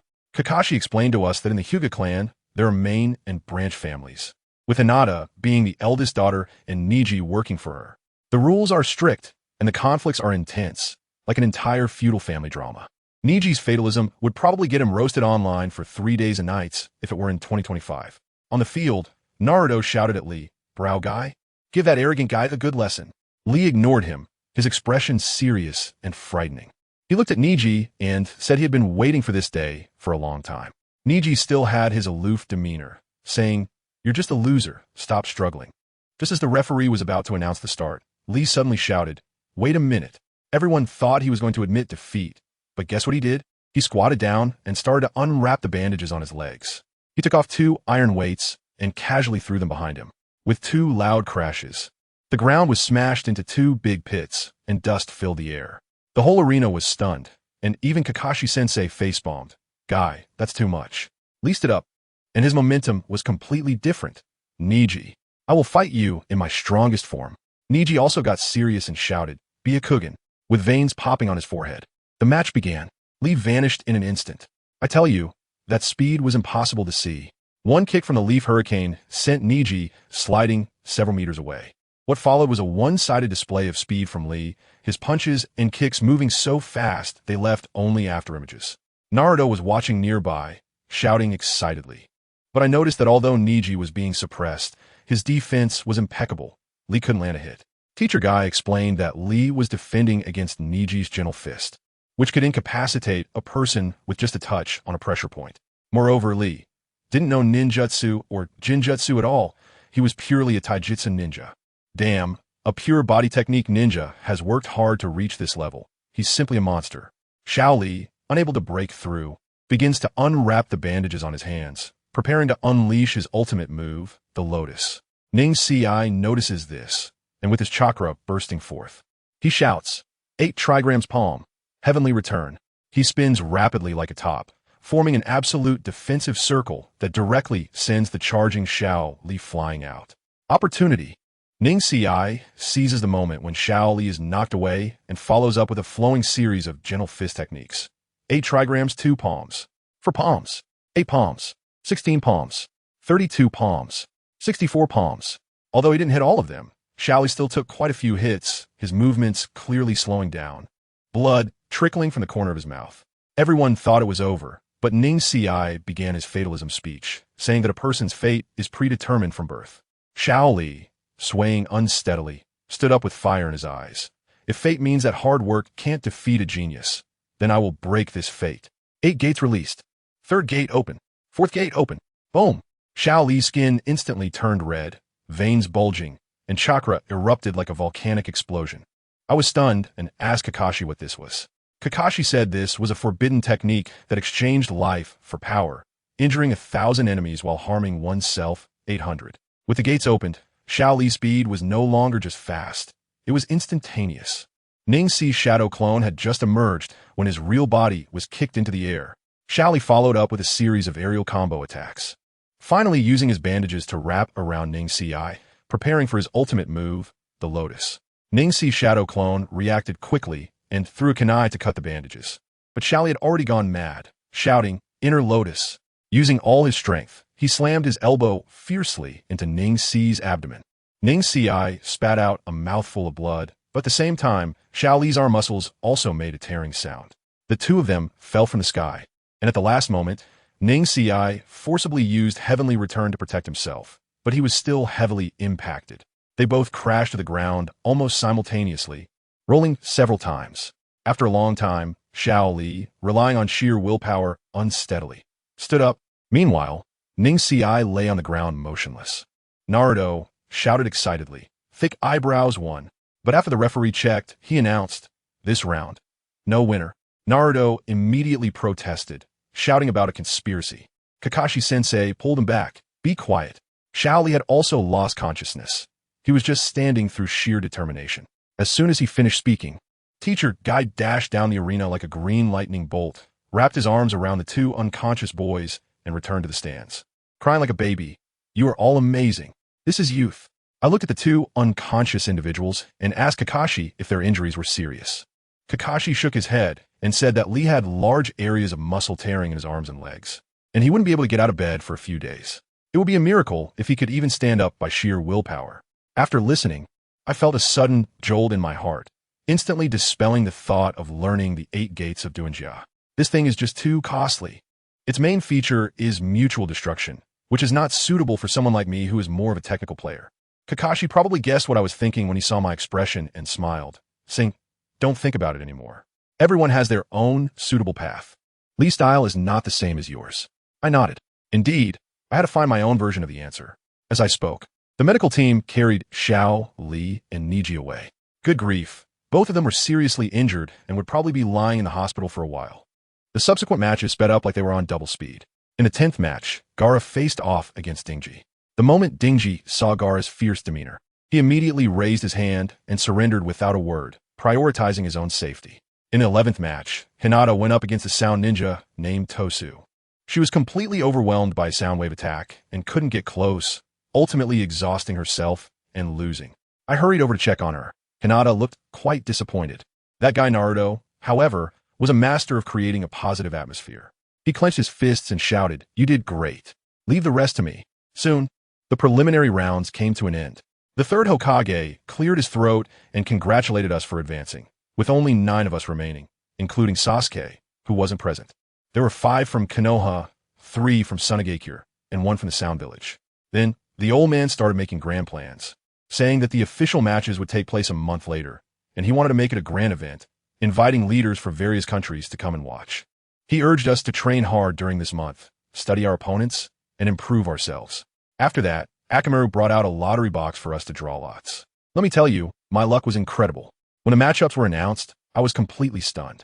Kankuro against Shino, Tomari against Shikamaru, these were normal. Then, Naruto against Sasuke. Goodness. The moment Naruto heard this, his eyes nearly sparked with excitement.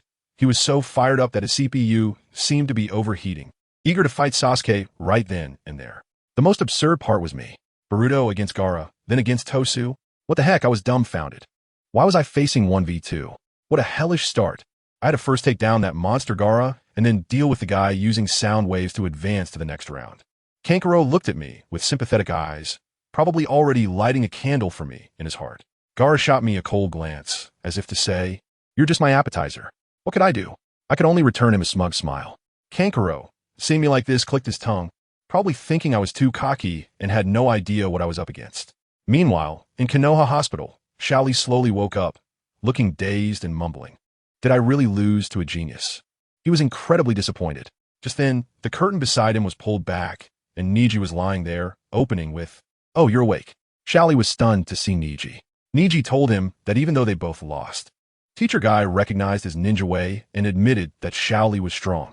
Xiaoli was so touched that he burst into tears, wiped them away, and said, "Niji, let's have another match next time. I'll open the 5th gate." Niji chuckled and scolded him. "You want to open the 5th gate and take me out in one hit?" The two of them had bonded through their battles, and Xiaoli encouraged Niji not to believe in fate, saying that he had gained the recognition of a genius in this battle and felt fulfilled.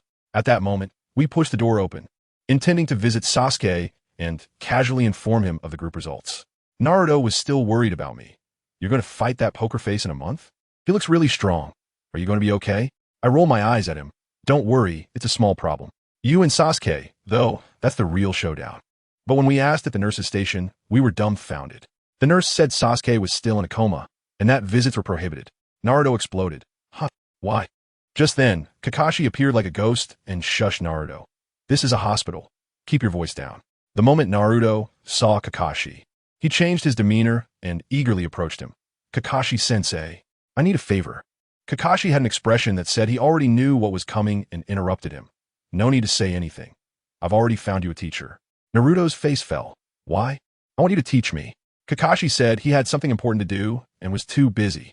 Naruto's mind raced, and he suddenly realized, I'm going to fight Sasuke, so you're going to teach him." Kakashi looked confused. "What? Your opponent is Sasuke?" He hadn't been aware of that since Sasuke left midway. I quickly nodded to confirm that Naruto wasn't making things up. Kakashi waved his hand. "Stop messing around. The teacher I found for you is even more powerful than me."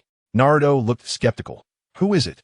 I was also curious. Who could be more impressive than Kakashi? "It's me." A voice came from behind.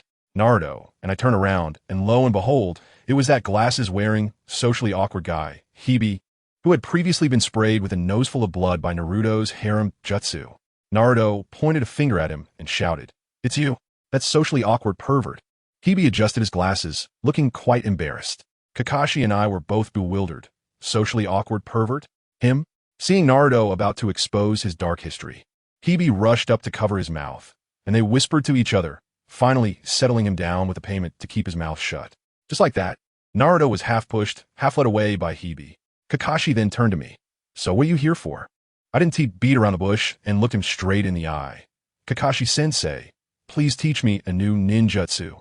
Kakashi was silent for a long time, probably thinking that Orochimaru's curse mark had no effect on me and that training alongside Sasuke might help me find a way to suppress the curse mark. Finally, he nodded. What do you want to learn? I firmly said, I also have lightning chakra. I want to learn Raikiri. Kakashi raised an eyebrow. Raikiri is a high-level ninjutsu. Are you sure you can learn it in a month? His expression made it clear that this was no joke and required extremely high chakra control. I smiled confidently. What is so hard about it? Seeing my confidence, Kakashi agreed. All right, but the technique I'm going to teach you is called Chidori. He explained that Raikiri was a derivative of Chidori, and if I learned it, I might even develop something even better. I nodded in agreement. Then, Kakashi's expression suddenly grew serious, and he asked me, by the way, during the preliminaries, did you notice anything strange about your match with Kabuto? I recalled and said, it felt like he wasn't using his full strength. If he fought seriously, the outcome would be hard to predict. Kakashi's next sentence shocked me. Kabuto's strength is comparable to mine. Today, he infiltrated Sasuke's hospital room and took out the 4 umbu I left behind, then slipped away from me. I gasped. That was why Sasuke didn't allow visits. Kakashi continued to reveal. That's right, Kabuto is also one of Orochimaru's people, and the Sound Village is entirely under Orochimaru's influence. I must tell you, this matter has escalated. While we were chatting, the pharmacist D had already found the last hope of the Sound Ninja Village, Tosu. D, wearing an umbu mask, mocked him as soon as he opened his mouth. So, the Sound Ninja Trio, and you're the only one who made it to the finals? Impressive. Tosu, initially quite arrogant, became even more disdainful when D took off his mask. I thought it was someone important. Turns out it's that useless guy who has never passed the CH-9 exam. He even tried to make a move. What happened next? D didn't indulge him at all. In a flash, a kunai was already pressed against Tosu's neck, moving at an unbelievable speed. Tosu froze on the spot, cold sweat pouring down. D smiled and asked, now, do you believe me? Only then did Tosu realize he had provoked a deity, and his attitude made a complete turnaround as he asked for Lord Orochimaru's instructions. D put away the kunai and slowly said, Lord Orochimaru wants you to force Sasuke to use his cursed seal in the finals. Tosu was a bit confused and said, but my opponent isn't Sasuke. It's some kid named Boruto. After thinking for a moment, he added, wait, that kid can't possibly defeat that monster from Sunagakure. Anyway, I won't run into the Uchiha. The pharmacist D chuckled ominously. Isn't that simple? Don't you go by the draw numbers? Before the exam, take out the candidate in front of you, and you'll be matched up against Uchiha Sasuke. Tosu's eyes lit up. Right? Sasuke is number 5, and he is number 7, so as long as he eliminates the number 6, Uzumaki Naruto, he can complete the task. He thought taking out that skinny monkey wouldn't be difficult, and he agreed on the spot, even asking if they would act tonight. D shook his head, telling him not to act rashly and to wait for further notice. On the other side, in the Hokage office, the third Hokage was smoking when Jiraiya walked in. The old man smiled upon seeing him. Long time no see, Jiraiya. Did you come back because of Orochimaru? Jiraiya shook his head, saying he had been monitoring Orochimaru and discovered that he had joined an organization called Akatsuki, filled with S-rank rogue ninjas, including Uchiha Itachi. More explosively, Jiraiya mentioned that the great sage Toad predicted a variable in the ninja world, an outsider who could bring either peace or destruction. He had returned this time to find out who this variable was. The third Hokage pondered for a moment and said, are you talking about Boruto? He then shared my situation with Jiraiya, saying I had an unknown background but a good nature, and that I had also caught Orochimaru's attention. Upon hearing this, Jiraiya felt he must find an opportunity to make contact with me. Back at the training ground, Kakashi began giving me a lesson. He explained that Chidori is about compressing lightning release chakra to a high degree in the hand, which is immensely powerful. But its fatal flaw is that the sprinting speed is too fast, making it easy to become a straight-line brute, unable to see the enemy's counterattack, which is why the Sharingan is needed. I curiously asked, what if it's paired with Byakugan? Kakashi paused for a moment and said that theoretically, it might be even more powerful, but he didn't have Byakugan and could only speculate. Without further ado, Kakashi demonstrated, and with a crackle, a dazzling bolt of lightning erupted from his hand, accompanied by the shrill cries of 1,000 birds, leaving me stunned. I started practicing by imitating him, And surprisingly, I showed some talent. In no time, I condensed a small lightning sphere in my hand, which quickly exploded and numbed my hand, but Kakashi was already amazed. Say my speed of learning was faster than Sasuke's back then. Practicing until evening, I prepared to go home and happened to see Naruto looking around anxiously in the street. I went over, tapped him on the shoulder, and asked what he was looking for and how his training with Ebisu was going. Naruto looked frustrated. Don't mention it. I'm currently learning from the pervy sage. I was puzzled. Pervy sage? Naruto then started ranting, saying that old man promised to teach him, but disappeared, probably off spying on some women's bathhouse again. After that, he grabbed me. Let's go. Boruto, we need to catch him. Before I could react, he dragged me toward the bathhouse, and I was panicking inside. A few days later, I had already practiced Chidori to a decent level. When I unleashed it, I could blast through a large rock. Kakashi looked quite satisfied, but still reminded me to take it easy, saying this technique consumes a lot of chakra, and with his current chakra amount, he could only use it 4 times a day, advising me to pay attention to my health. I sat on a rock to rest, pondering the principle of Chidori. Isn't it just compressing chakra? Wait. Suddenly, a thought struck me like I had opened my body's energy channels. I turned to Kakashi and asked, Sensei, if lightning release chakra can be compressed into Chidori, then can Rasengan be compressed too? Kakashi laughed when he heard this. Your Rasengan is already smaller than others. If you compress it further, won't it just disappear? I got anxious. I'm not joking, seeing my serious expression. Kakashi found the idea interesting and encouraged me to give it a try. Once the theory was established, I immediately got to work. I formed a Rasengan and began to compress it with all my might, trying to turn it into a point. The next second, wow, the Rasengan in my hands exploded. It was like a firecracker, and I almost blew my own hand off. Let me tell you, the stability of this thing is more thrilling than the stock market in 2025. It's impossible to manage. I tried several times, and my chakra was almost depleted, but I still couldn't get it right. Forget it. This is harder than taking a civil service exam. I should focus on mastering Chidori first before anything else. I was exhausted, lying on the stone and gasping for breath. When I looked up, guess what I saw? Kakashi Sensei, our legendary copy ninja, was holding a tattered book and reading it with great interest, his mouth almost stretching to his ears. I was curious, so I leaned in to take a look. The cover had 4 big characters, Intimate Paradise. I was puzzled at the time, wondering what kind of thing this was that could make him act like he was possessed. Holding it every day to read? I couldn't help but ask, Kakashi Sensei, don't you get tired of reading the same book every day? He chuckled and waved the book in front of me, his expression as mysterious as if he were meeting with an underground party. This is a timeless masterpiece, full of endless aftertastes. Wow, such a high evaluation left me completely baffled. I wondered what kind of earth-shattering literary work this could be. I was intrigued and asked, is that true? Can I borrow it to take a look? I tell you, he was laughing like a flower just a second ago. In the next second, his expression was like he was constipated, coughing twice, and then, I suddenly remembered I had a meeting to attend, and poof, he was gone. Goodness, he ran faster than anyone else. Seriously? It's just a book. He made it seem like some kind of confidential document. This matter was scratching at my heart like a cat. It was unbearable. As a result, in the afternoon, I sneaked out to the street, and guess what? Fate is truly amazing. At a bookstall, I spotted that book Intimate Paradise at a glance. I walked over to take a look. Wow. It even had 3 volumes, upper, middle, and lower, like a whole series. I didn't think much and casually picked one up to ask the price. Boss, how much is this? The boss was an uncle. He looked at me for a moment, and that gaze, how should I put it, was meaningful. $120 for each volume. When I heard this, I was shocked. So cheap. I thought it would be much more expensive. Kakashi Sensei is really something, with a keen eye for good bargains.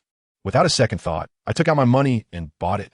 The boss wrapped the book and handed it to me, smiling, and asked, little buddy, is this for yourself?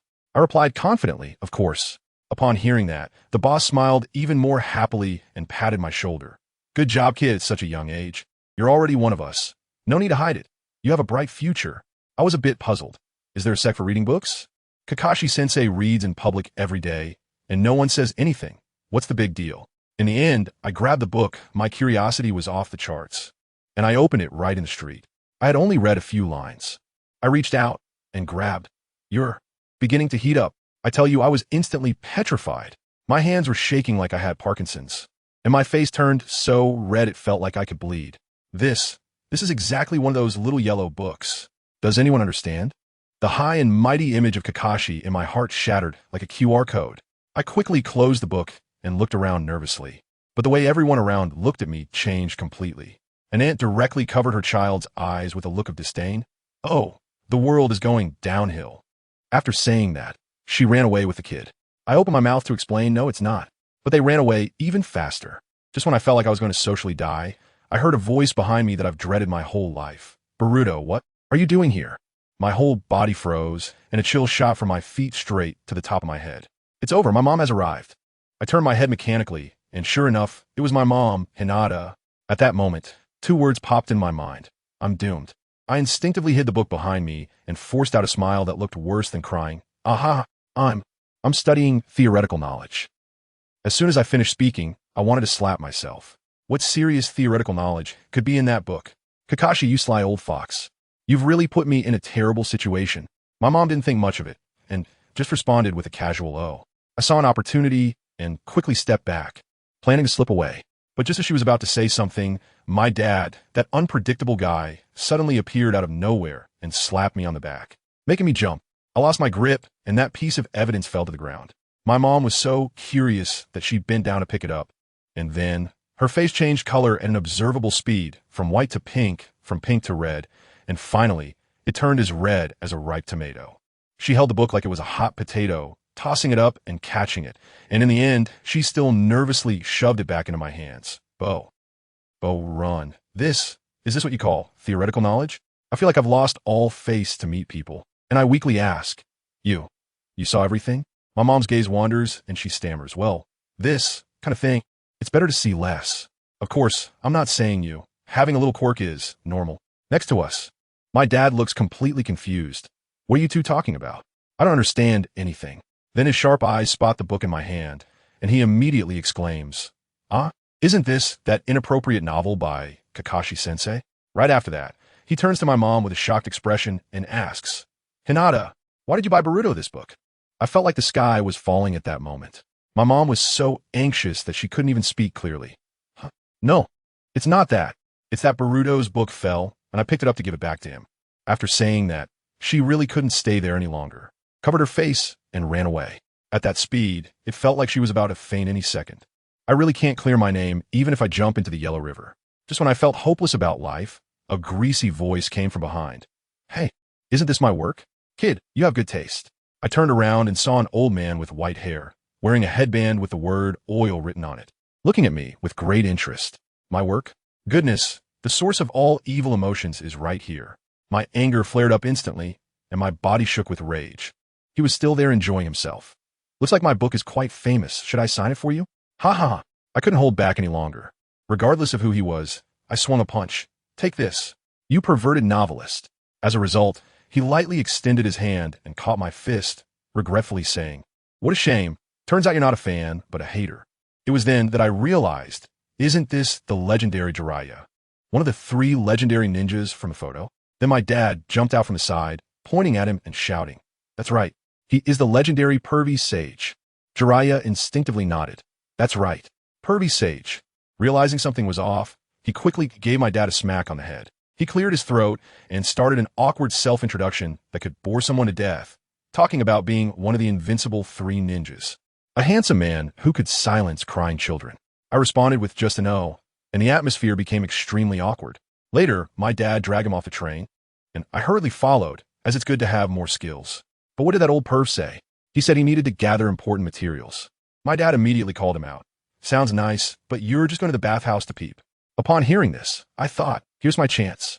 I immediately used a transformation technique, turning into a sexy beauty to cater to his tastes. That old perv's eyes lit up, and he readily said okay, and took us both along. When we arrived, he had us practice shadow clones and said my dad had poor chakra control and was wasting it. After hearing that, I suddenly realized, oh, so that's it, an 18 sage. As a result, I got another smack on the head from him. After practicing, he suddenly became serious and told my dad that he actually had 2 types of chakra in him. One was the usual blue, and the other was a red one that could make him lose control. My dad also said he hated that red chakra because it always brought trouble. Upon hearing this, my heart skipped a beat as I remembered that during the Chunin exams when Orochimaru attacked, a similar situation occurred. Could it be that there is some secret in my body too? I tell you, over here we're both training and soaking in hot springs. It looks like life is peaceful, but on the other side, Orochimaru and his gang have already started causing trouble. The guy named Kabuto, wearing glasses and looking quite refined, was conspiring with the people from Sunagakure on the rooftop, saying that his subordinates, the Sound Ninja, are just pawns that can be discarded at any time. Goodness.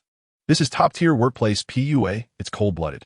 While they were talking, they realized someone was eavesdropping, and that Sunagakure's Jonin, Maki, even volunteered to deal with the mouse. And that mouse is coming from my dad. The guy named TS, the bandage man, quietly sneaked into my dad's room while it was late at night.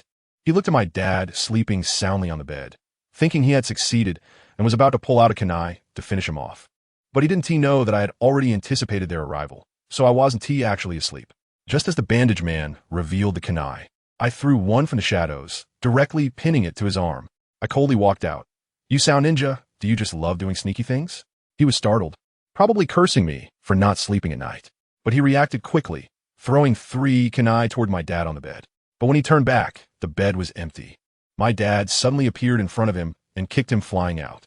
The guy was blocked by us, but he wasn't flustered, still shouting that he would take down my dad, claiming he had fought Sasuke in the Chunin exam. I couldn't help but laugh. Did you forget how badly I beat you in the Forest of Death? Who gave you the courage? My dad was also furious, saying that no one could stop him from facing Sasuke. The bandage man revealed the sound wave device on his arm, and I knew he was going to use the same trick again. Want to use sound wave attacks? Not a chance. I threw 2 kunai, tied with sturdy steel wire, directly binding him up tightly.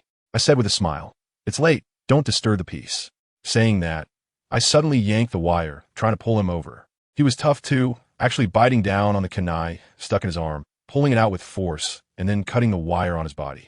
Just as he broke free, my dad formed hand seals and shouted, "Multiple shadow, clone jutsu." Let me tell you, the scene just exploded. Suddenly, hundreds and thousands of Narutos popped up from all directions, surrounding that Sound Ninja kid named Toshi like a barrel. That guy turned green with fear, probably his brain crashed, and he didn't even know how to react. I'm telling you, fists and feet were raining down on him like raindrops. It was simply a brutal group beating. That dude didn't even let out a whimper, just curled up on the ground holding his head, howling. In no time, he rolled his eyes and was completely knocked out. Only then did Naruto wave his hand, and all the shadow clones poofed into smoke. He walked over and picked that guy up like a chick, casually tossing him at my feet. What the hell is this guy doing?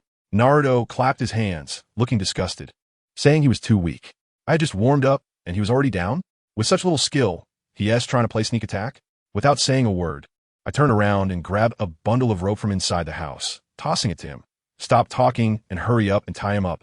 This guy is one of Orochimaru's men, coming after Sasuke. We can't let him wake up and escape. Orochimaru. Upon hearing that name, Naruto's eyes widened. I can tell you, he immediately recalled the second round of the Chunin exam, when Sasuke was bitten and in agony. Wow. His expression instantly changed from disdain to fierce determination, and in no time, he tied Tofu up tightly. I said to him, "All right, don't think too much for now. Let's leave this guy to Kakashi-sensei." Naruto nodded, and the two of us, one carrying the guy and the other leading the way, strolled through the streets of Konoha in the middle of the night, heading towards Kakashi-sensei's house. When we arrived at Kakashi-sensei's doorstep, I knocked on the door for a long time. After a while, the door creaked open a bit, and Kakashi-sensei, with messy hair and bleary eyes, leaned against the doorframe, looking so lazy as if he had just returned from another world. I said, "Boruto," he yawned, "what time is it? Why are you here instead of sleeping? If you have something to say it tomorrow. I don't have the time to stay up with you." I pouted and said, "Teacher, I'm here to bring you a big gift." As soon as I finished speaking, Naruto squeezed past me, carrying Tors, who was tied up like a rice dumpling. Let me tell you, the moment Kakashi-sensei saw that dumpling, his drowsiness vanished in an instant, and his eyes widened like copper bells. "Isn't this the genin from the Sound Village who made it through the preliminaries?" He pointed at Tors, looking shocked. "How did he end up here? And tied up by you guys?" I was about to explain when Naruto, with his big mouth, jumped in first. I know. Teacher, let me tell you just now." He spilled everything about tonight's events like a bamboo tube pouring out beans. When he finished, I added, his goal is to replace Naruto in the finals and fight Sasuke. After listening, Kakashi-sensei stroked his chin and fell into deep thought. Oh? Willing to take action against the competitors before the match just to face Sasuke. It seems Orochimaru really is planning something for the finals. He patted my shoulder and said, "Don't worry. I'll report this to Lord 3rd Hokage right away." I pointed to the still unconscious Zongzi on the ground. "What about him? What should we do?" Kakashi-sensei suddenly showed a particularly kind, but in my opinion, somewhat eerie, smile. "Him? Don't underestimate our Konoha's interrogation unit. Those professionals from the Umbu. They have 100 ways to make him confess what color underwear Orochimaru is wearing today." "Oh, I see. He's going to be taken for tea." Just as I was about to pull Naruto away, Kakashi-sensei spoke again. "Speaking of which, I was quite surprised to see you two carrying him over just now." He said in a joking tone, "I thought you couldn't hold back and had already made a move." I was left completely confused. Huh? What does that mean? What do you mean by I couldn't help but take action? Does anyone understand? What Kakashi-sensei said next made me doubt whether he had watched too much Intimate Paradise, as his thought process seemed different from that of a normal person. He said, "Aren't you supposed to face 2 opponents in the first match of the finals? I thought you felt too much pressure and decided to take care of one of them under the cover of darkness." Then he brought him over, thinking I would help you deal with the aftermath to destroy the evidence. That expression I had at the time was just something else. Do I really look like a psychopathic killer? I couldn't be bothered to argue with him, so I pulled Naruto and turned to leave. After taking a couple of steps, I suddenly remembered something and turned back. "All right, Kakashi-sensei, starting tomorrow, I won't be training at that place anymore. I'm currently training with the 18th Sage." Kakashi-sensei waved his hand with a knowing expression. "All right, your Chidori is already taking shape. It just lacks a bit of power, so just practice more." "Wait, who did you just say? 18 Sage? Is there such a person in Konoha? How come I haven't heard of them?" I took out the indescribable book Intimate Paradise from my pocket and waved it in front of him. "Look, it's the author of this book." Goodness, let me tell you, Kakashi-sensei's eyes instantly lit up. Just a second ago, he was lazy, and the next second, he was like a hungry wolf seeing meat. Snatching the book from my hands and saying with a serious tone, "Oh, come on, you could have just come without bringing gifts. Really?" Then he calmly tucked the book into his chest, saying that it's not good for kids to read such books. He cleared his throat and pretended to be composed. "Ahem. What you mean is that Lord Jiraiya has returned to the village, and you're training under him?" "That's right." I nodded, preparing to make my escape. "Wait a minute." Kakashi-sensei grabbed me again, his expression serious and sincere. "I need to ask you for a favor." I was stunned. What could be so serious that it made him act this way? I only heard him say in an almost pleading tone, You must help me ask Lord Jiraiya. Was the latest issue of Paradise of Affection coming out? I've read this one at least 10 times. I glanced at him expressionlessly, pulled Naruto along, and walked away without looking back. Behind us, I could still hear Kakashi-sensei's heart-wrenching reminder. "Don't forget." Seriously. Once we had walked far enough, I felt that carefree aura behind us suddenly vanish, replaced by a sharp, killing intent. Kakashi-sensei must have dragged that poor guy away, disappearing into the night. Early the next morning, Naruto and I arrived at the small creek as agreed, but no matter how we looked around, we couldn't find Jiraiya anywhere. We had no choice but to search separately. I searched for a long time and finally found him in a particularly dense thicket. Wow, I was completely taken aback. There he was, sneaking around, squatting there, using his hands to part the leaves, intently peering outside. My curiosity got the better of me, so I quietly crouched down and followed his gaze outside. There in the stream, a few young ladies dressed lightly were splashing and playing in the water. At that moment, I felt a buzz and my face turned red. I pointed at him and wanted to shout, "Ah, ew, This old lecher reacted quickly. Seeing that I was about to yell, he covered my mouth with one hand and lowered his voice to scold me. Keep it down. Do you want to scare them all away? This is a rare sight." I was covered by his mouth, struggling with my hands and feet, and as a result, the noise we made in the bushes was too loud. Those few girls seemed to have heard something, felt a chill down their backs, quickly put on their clothes, and ran away.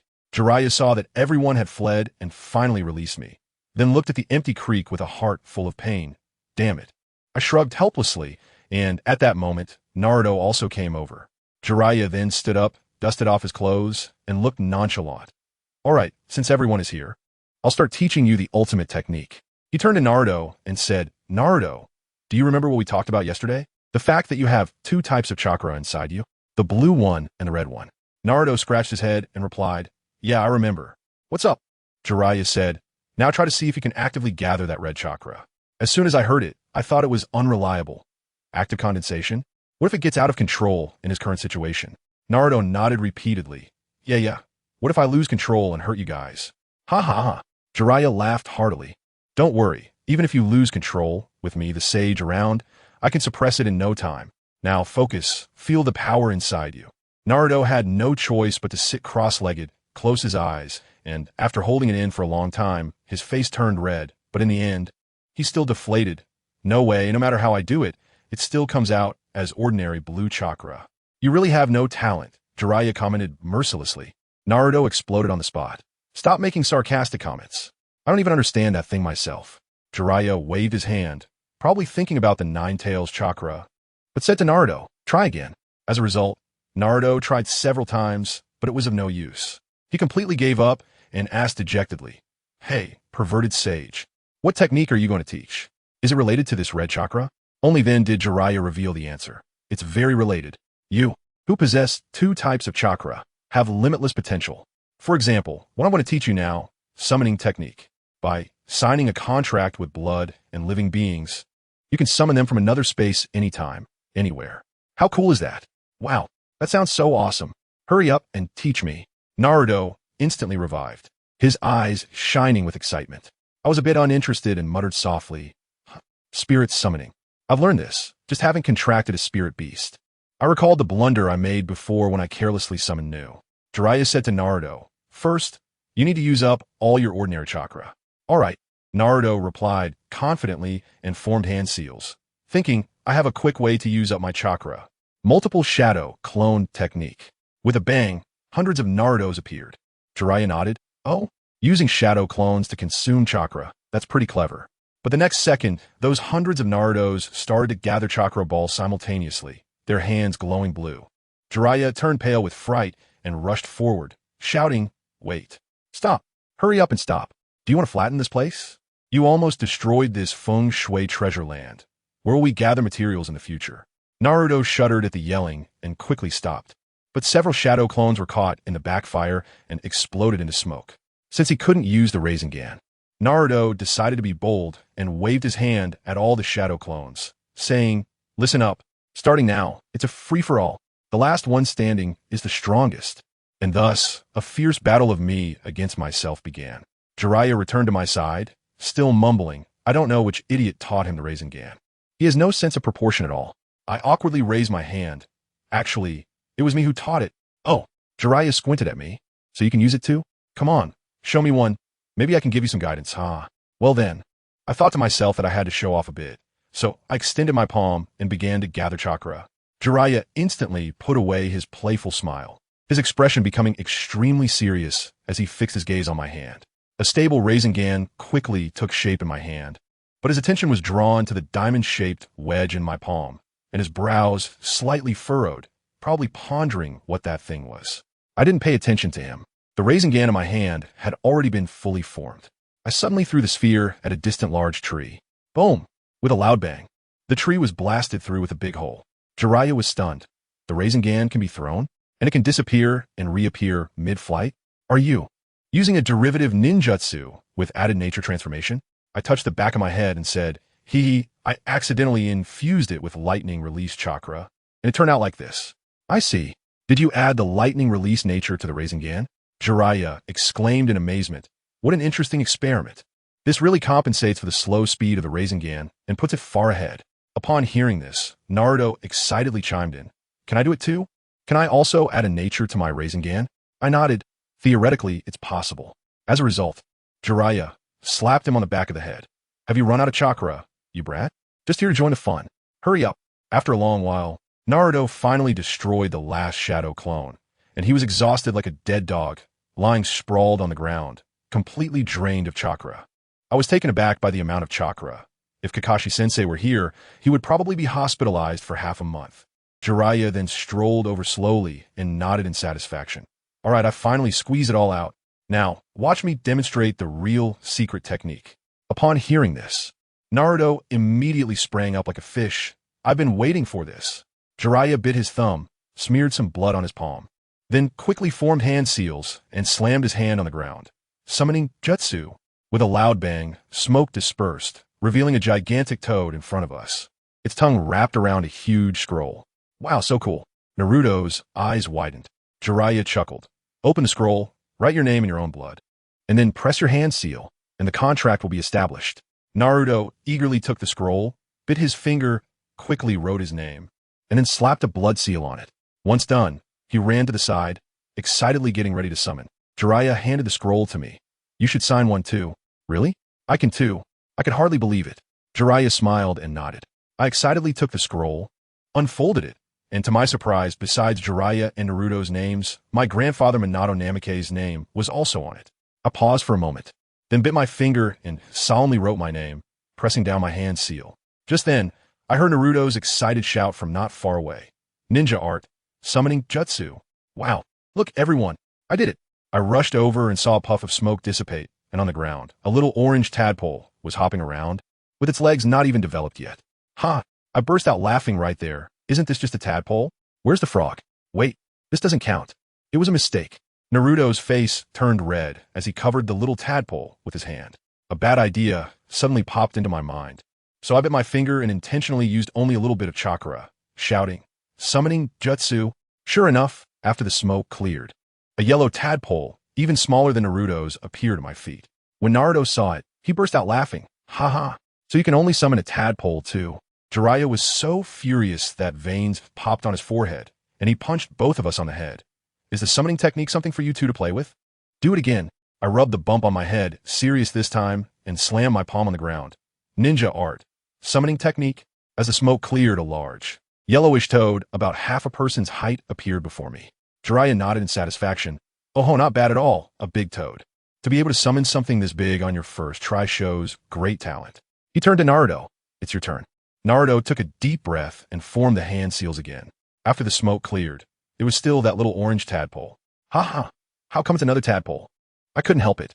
No, it can't be. Naruto looked at the tadpole under his feet, completely petrified. For the next half of the day, I practiced my lightning blade while Naruto was caught in an infinite loop with the tadpole.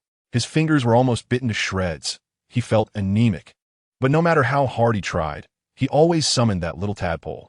Jiraiya went from anticipation at the start to an expressionless face later on, and finally just found a shady spot to lie down and sleep. Naruto didn't give up, shouting at his back, hey, at least have some hope for me, okay? Jiraiya didn't even open his eyes, lazily replying, call me when you can summon a complete frog. This is driving me crazy. Summoning technique. Naruto angrily slammed the ground again. As a result, that little tadpole was summoned right under his hands, less than 10 centimeters from his feet. I couldn't help it and burst out laughing. Hey, you just laughed, didn't you? Naruto suddenly turned his head and glared at me. I quickly whistled and casually looked away. No, not at all.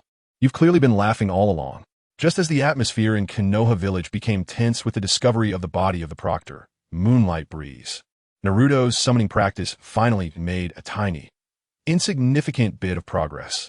Oh, the feeling is here. This time, I can definitely summon a frog. Naruto shouted confidently once again, ninja art, summoning technique. As the smoke cleared, a large tadpole, which had 2 hind legs but still had its tail, appeared in front of him. Naruto excitedly pulled me over. Look, I finally summoned a frog.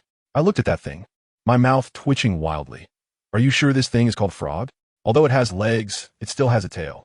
Moreover, I seriously suspect that the ones you've summoned these days are actually the same one, just for the sake of companionship, right? It's grown up alongside you. When will I be able to summon a complete frog? Naruto cried out in despair, gazing at the sky. After shouting that, he suddenly rolled his eyes and fell straight back. I quickly supported him and shouted to Jiraiya, 18 Sage. Come here and take a look. Why did he faint? Jiraiya staggered over, glanced at the unconscious Naruto, and shook his head. As expected, he couldn't hold on any longer. He has been relying on sheer with these past few days. It's understandable. What should we do? Should we wake him up? I'm a bit worried, I said. Jiraiya nodded and handed me a wooden bucket from the side. Go, get a bucket of water from the creek. I quickly complied. As soon as I brought back a full bucket of water, Jiraiya took it and without saying a word, poured the entire bucket of water over Naruto's face. Naruto jolted awake, sitting up abruptly with wide eyes, looking around in confusion. What happened? I tell you, that perverted sage's face was as long as Changbai Mountain, and as soon as he opened his mouth, he unleashed a torrent of words. Still asking me? Don't you have any self-awareness? After so many days, you're still standing still? While Boruto got a big toad on the first day. What are you doing here, performing some kind of behavior art? If this goes on, it's just a waste of time. Naruto was so indignant that his face turned red. Who Who said that? I've clearly been working hard to the point of almost ascending right here. Boruto chimed in. Yeah, he really hasn't been slacking off. His effort points are almost maxed out. But the perverted sage wasn't buying it at all and said gloomily, Effort? What good is effort alone? This summoning technique, if you don't have the determination to die, you simply can't handle it. These words blew Naruto's top off, and he jumped up, pointing at the sage's nose and shouting, Instead of wasting time on PUA here, why not teach me some real tricks? The perverted sage scratched his head with an expression that seemed to say, Do you really want to know? After a moment, he squeezed out a few words. The trick is to bet your life. Are you still going to practice? At that moment, I felt the atmosphere shift. Boruto also sensed it.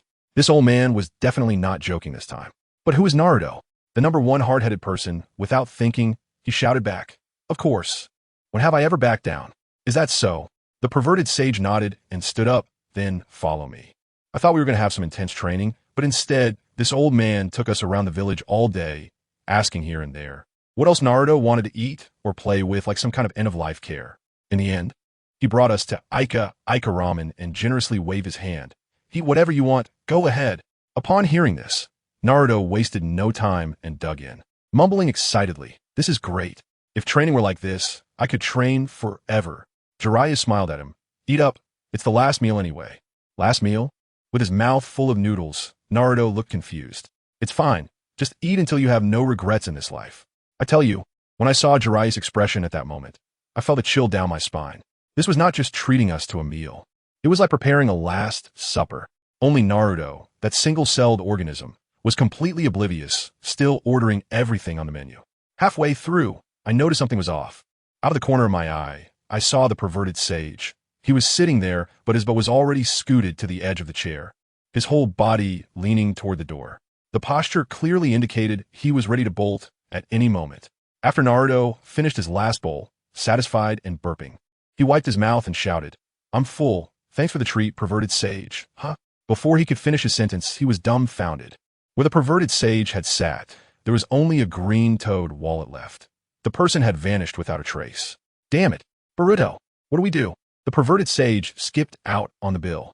Boruto, where did he go? When Naruto turned around, he was even more distraught. Boruto was also gone, leaving behind a smaller toad toy on the seat. These two ultimate schemers. Naruto's head was about to explode. At that moment, Shikamaru walked out with a smile, extending his hand. Thank you for your patronage. Naruto's expression was one of utter despair, and with a long face. He pulled out his poor toad wallet and handed over all his belongings. Luckily, Boruto had a bit of conscience and left his share of money behind. Otherwise, Naruto would probably have to wash dishes at Aika to pay off the debt today. Just as we walked out of the shop, we bumped into Jiraiya, who looked completely unfazed. Naruto exploded right there, rushing up to punch him in the chest. Are you even an adult? You said you'd treat us. Jiraiya, with his hands in his pockets, looked innocent. Idiot, I never said I was treating. That's just what you assumed. I was truly exasperated. After all that fuss, Jiraiya finally led us up a deserted mountain path. Naruto was still mumbling. Hey, perverted sage, with all this fuss, can you really summon a toad? Absolutely, without a doubt, Jiraiya replied decisively. As we walked, he suddenly stopped, turned around, and stared at Naruto, asking a rather strange question. Right now? You don't have any worries, do you? Naruto looked confused. Huh? You don't, right? What are you talking about? Before Naruto could finish his sentence, I watched as Jiraiya swiftly moved, delivering a powerful punch straight to Naruto's stomach. Naruto's eyes widened like saucers, and he slowly sank down, fainting. Then, Jiraiya's deadly gaze shifted to Boruto. Boruto gulped nervously, no. Even if it's training, it doesn't need to be this intense, right? Jiraiya didn't move to hit him. Instead, he picked up Naruto and calmly said, If you want to control that power, you need to remember how to open the door with your body. Saying this, he gestured for Boruto to follow. He took us to the edge of a cliff and, like tossing a sack, threw Naruto down onto the ground. Naruto woke up from the fall, dazed, and asked, Where's this? Get up. Jiraiya's voice was as cold as ice. The training is over. Naruto, you could die now. D? That's right. Force that chakra out of your fear of death. If you don't want to die, figure out yourself. After saying that, he gave a hard shove. At that moment, my pupils shook. Naruto, like a kite with a broken string, uncontrollably fell backward toward the edge of the cliff, and then he fell straight down. Good grief, I was stunned. This wasn't training. It was practically physical coercion. or rather, a direct push to the ICU. Naruto flailed in the air, trying to grab onto the rocky wall. But the waterfall had made the stones so slippery that there was nowhere to gain footing. The only way to survive now was to rely on the Nine Tails. Boruto looked at the bottomless cliff and started to panic. Are we really doing this? What if he fails and dies? You must have a backup plan, right?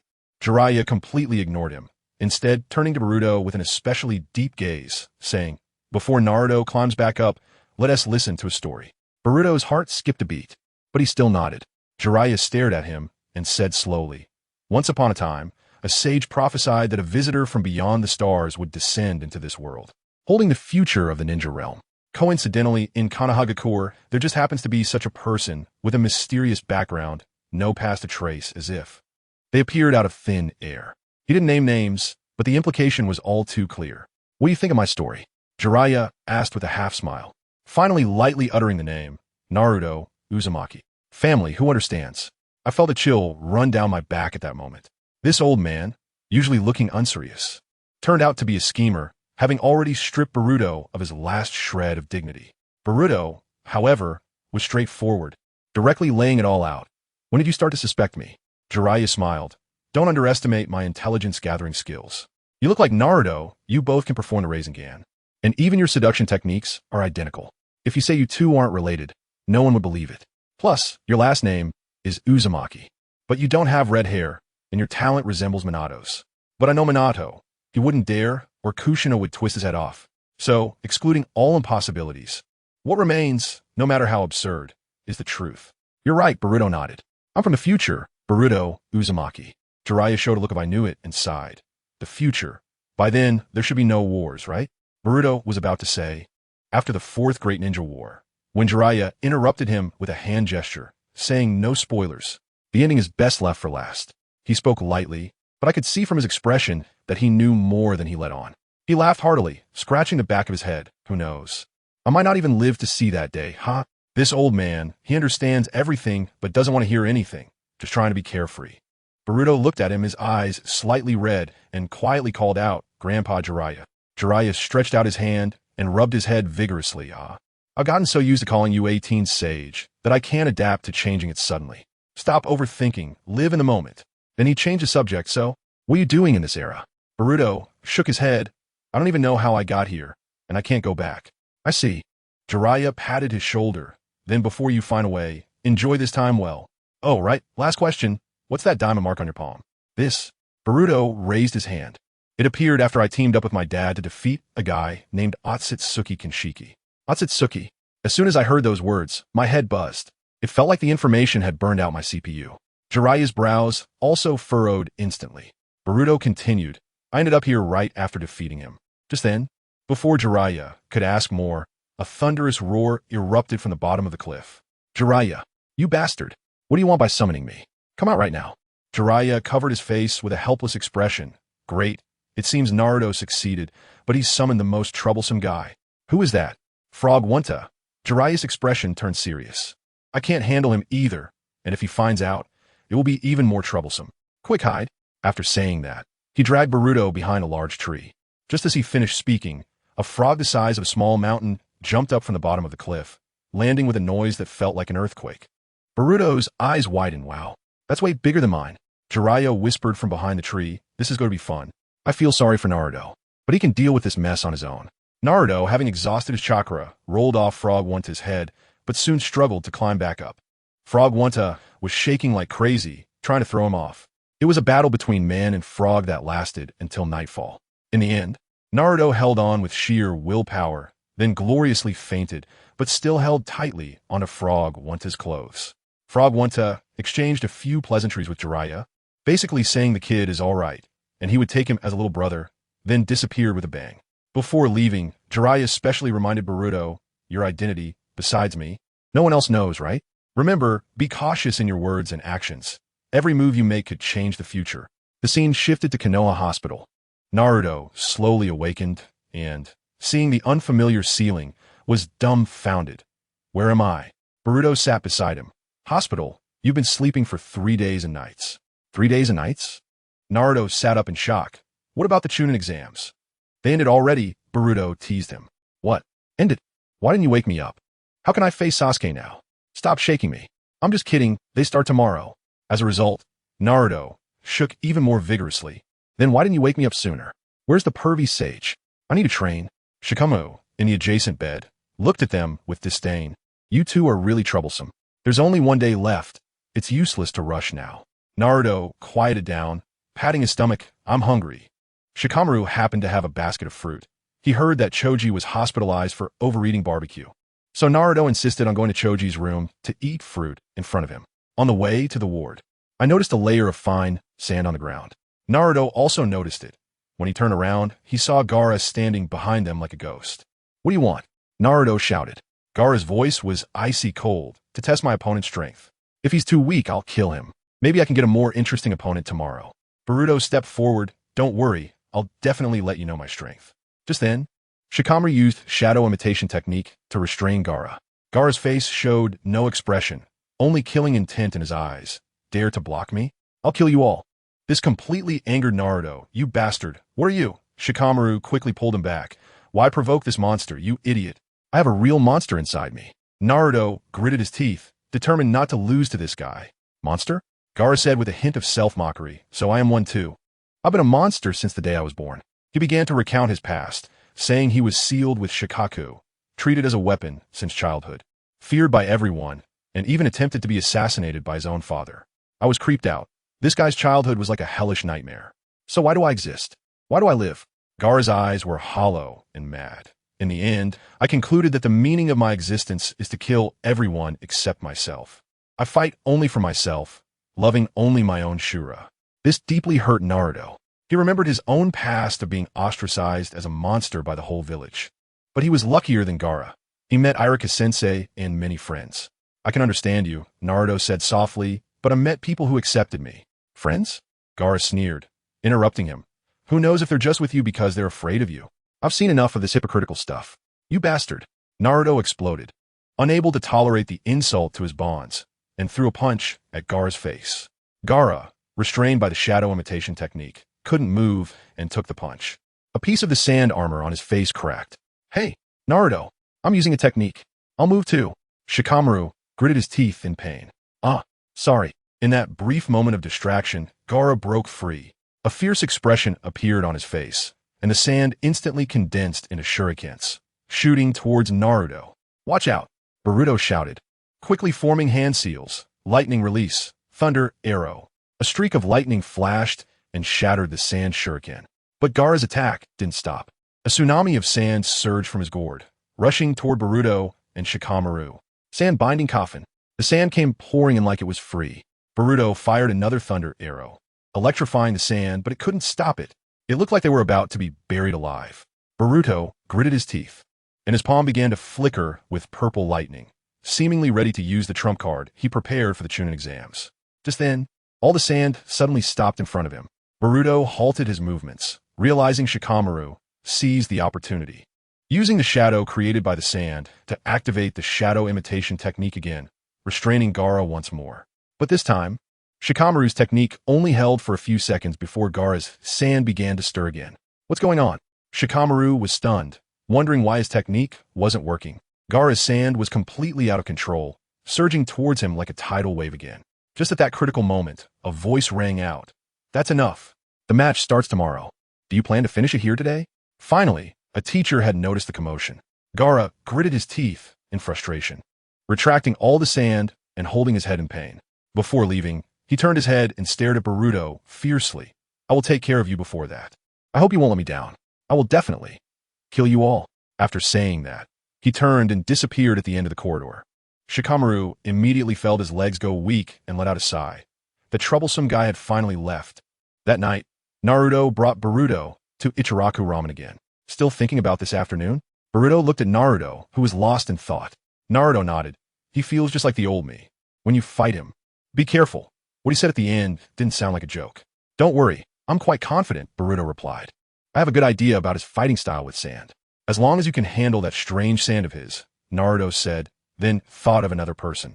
It had been a long time since he saw Sasuke. He didn't know how he was doing with his training. Let me tell you, his training is really tough. A couple of days ago, I went to find Kakashi-sensei, and I happened to catch Sasuke going berserk with his curse mark, almost losing his life. Luckily, Kakashi-sensei was quick to seal it. With his current state, whether he can catch up for the Chunin exams is still a question mark. Anyway, enough about that. While we were chatting, Sister Shofu from the ramen shop brought us 2 bowls of super deluxe ramen, saying it was a treat to wish us good luck in the exams.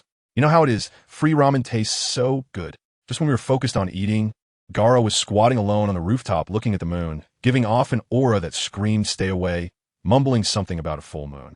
The next morning, my dad suddenly got a whim and insisted on going to check out a training ground. I was puzzled, thinking, why go there when we're in such a rush?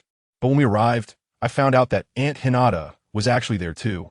Let me tell you, when they ran into each other, Aunt Hinata quickly hid behind a wooden post, her face as red as a monkey's butt, and she was stuttering while speaking. My dad is like that too. He suddenly started getting emo, saying he always fails and is just a useless show-off. Guess what happened? Aunt Hinata directly stood up and gave him a piece of her mind, saying that in her eyes, he is a proud failure. And it's precisely because of his imperfections that he can stand strong. She had all these little phrases lined up, and it left my dad speechless. I was hiding behind, feeling as bright as a 1,000-watt light bulb.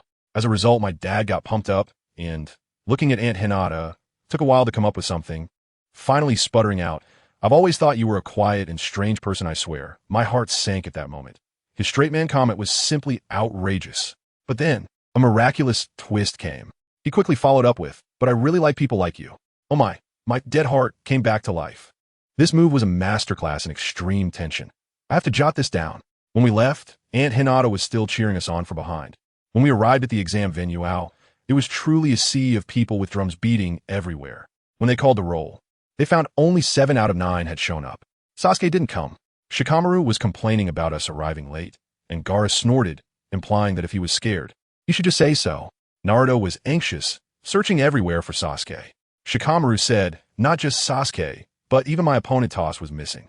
I thought that Toss guy must have been captured long ago. I just didn't know if Orochimaru had gotten any intel out of him. Shikamaru, that lazy guy, was still making sarcastic remarks, saying how nice it would be to advance directly if the opponent didn't show up. Temari nearby heard this and nearly rolled her eyes to the sky. Their feud was officially ignited. At this moment, the chief examiner, Kazekage, came out to control the situation. I looked up and saw Grandpa Third on the high platform, his brows tightly knitted, clearly worried about Sasuke. Next to him sat a figure wearing a straw hat. The Wind Shadow. Let me tell you, this Wind Shadow gave off a strange vibe, speaking in an odd tone and urging Grandpa Third to retire early. Grandpa Third, being an old hand at this, just laughed it off. In the first match, Kankuro faced off against Yamanaka Shino. Kankuro raised his hand and declared, "I forfeit." The whole place erupted. What the heck was going on? Shino was bewildered. I thought there must be something fishy in Sunagakure. Next was Temari versus Shikamaru. Shikamaru also wanted to forfeit, but my dad kicked him down. The two of them actually put on quite a show. Shikamaru successfully trapped Temari with his shadow imitation technique, and it looked like he was about to win. But then this guy opened his mouth and said, "I give up." His reason was that he didn't have enough chakra left and no follow-up moves. Incredible. He won, but didn't he fully win? However, I could see Temari's eyes. She was clearly interested in Shikamaru's brain. It was Sasuke's turn to compete, but he still hadn't arrived. Just as the third was about to announce Sasuke's elimination, that fake Wind Shadow spoke up again, saying everyone was here to see the Uchiha, so let us wait 10 more minutes. The more I looked at him, the more suspicious he seemed, and then I remembered that Gaara's dad was the 4th Kazekage. Oh no, Orochimaru's target is to ambush the 2 shadows.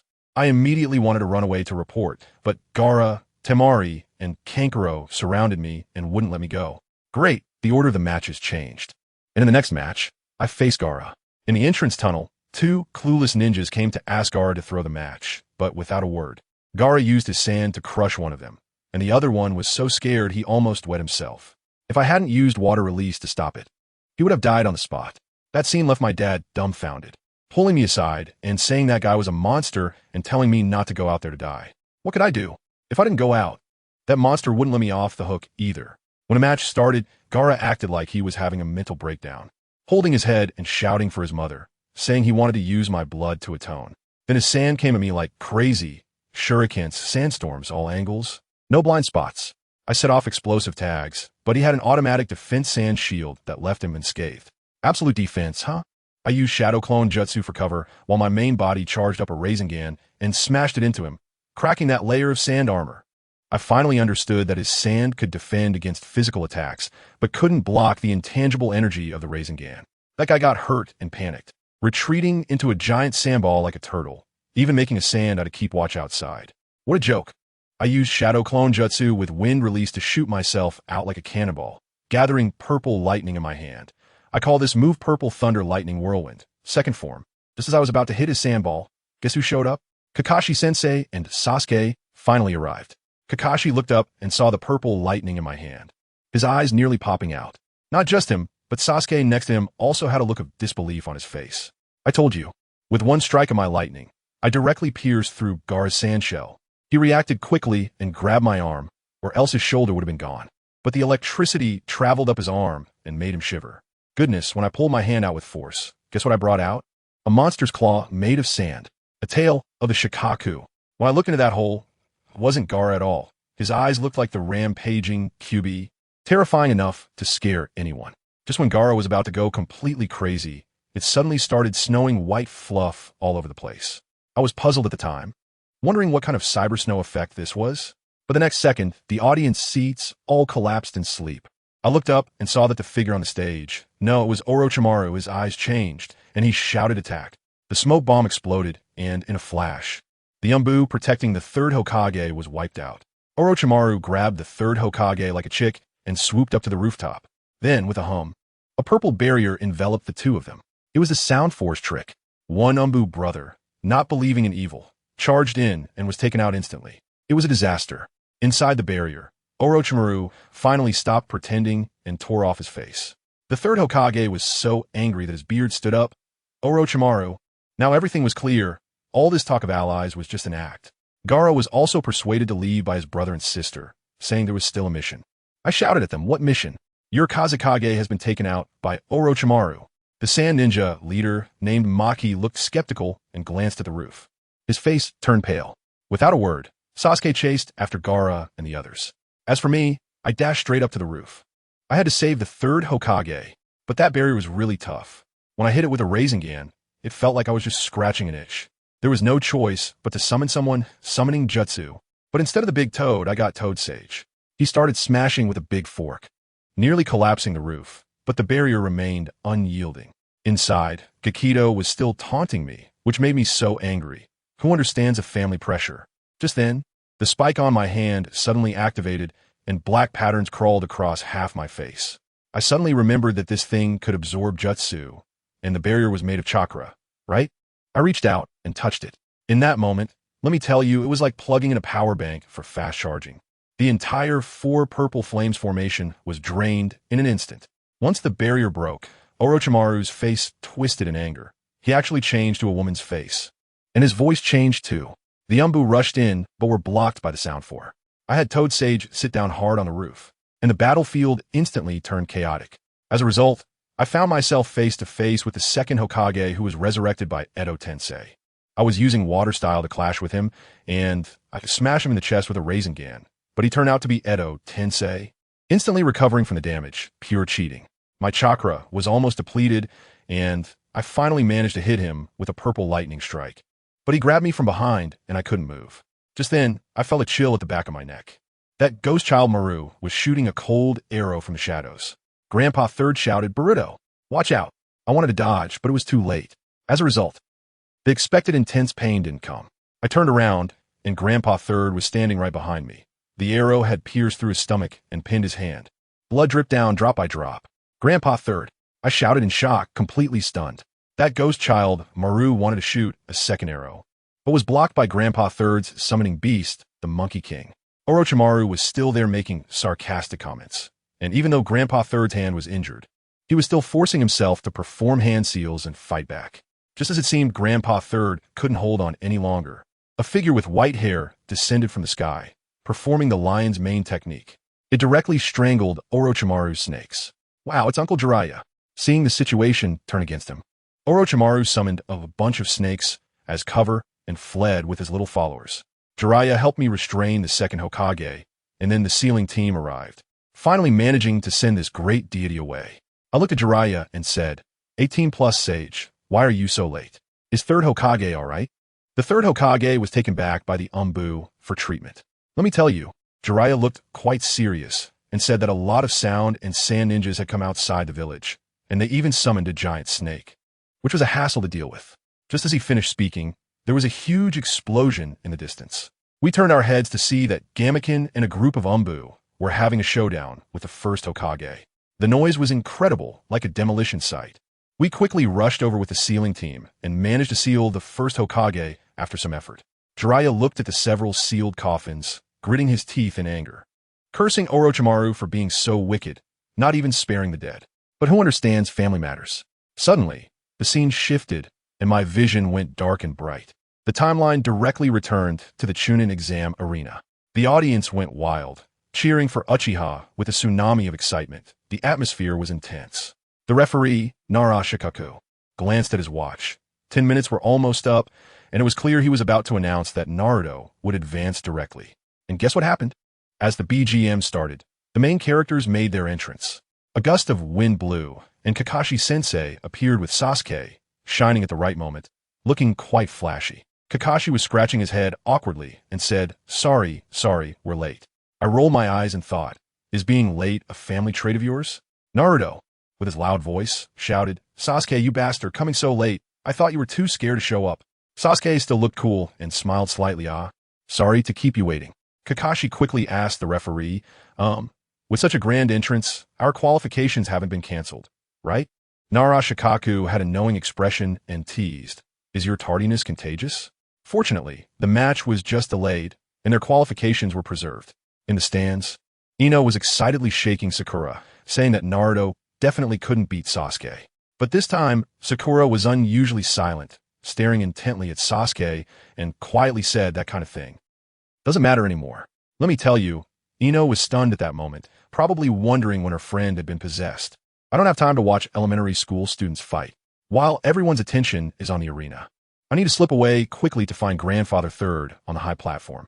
Just as I move, I get blocked by Gaara and the other two. I don't waste words and get straight to the point. Stop pretending. I know all about your Sand Shinobi colluding with Orochimaru. As soon as I say this, Temari and Kankuro turn pale. Kankuro immediately reaches for his puppet, threatening, no wonder we were told to keep an eye on you. Since you know the plan, you definitely can't be allowed to leave. But just as his hand touches his back, he freezes. It's Shikamaru, always reliable. He pops up from the shadows and casually says, what a hassle. Then give me a look to hurry up and go.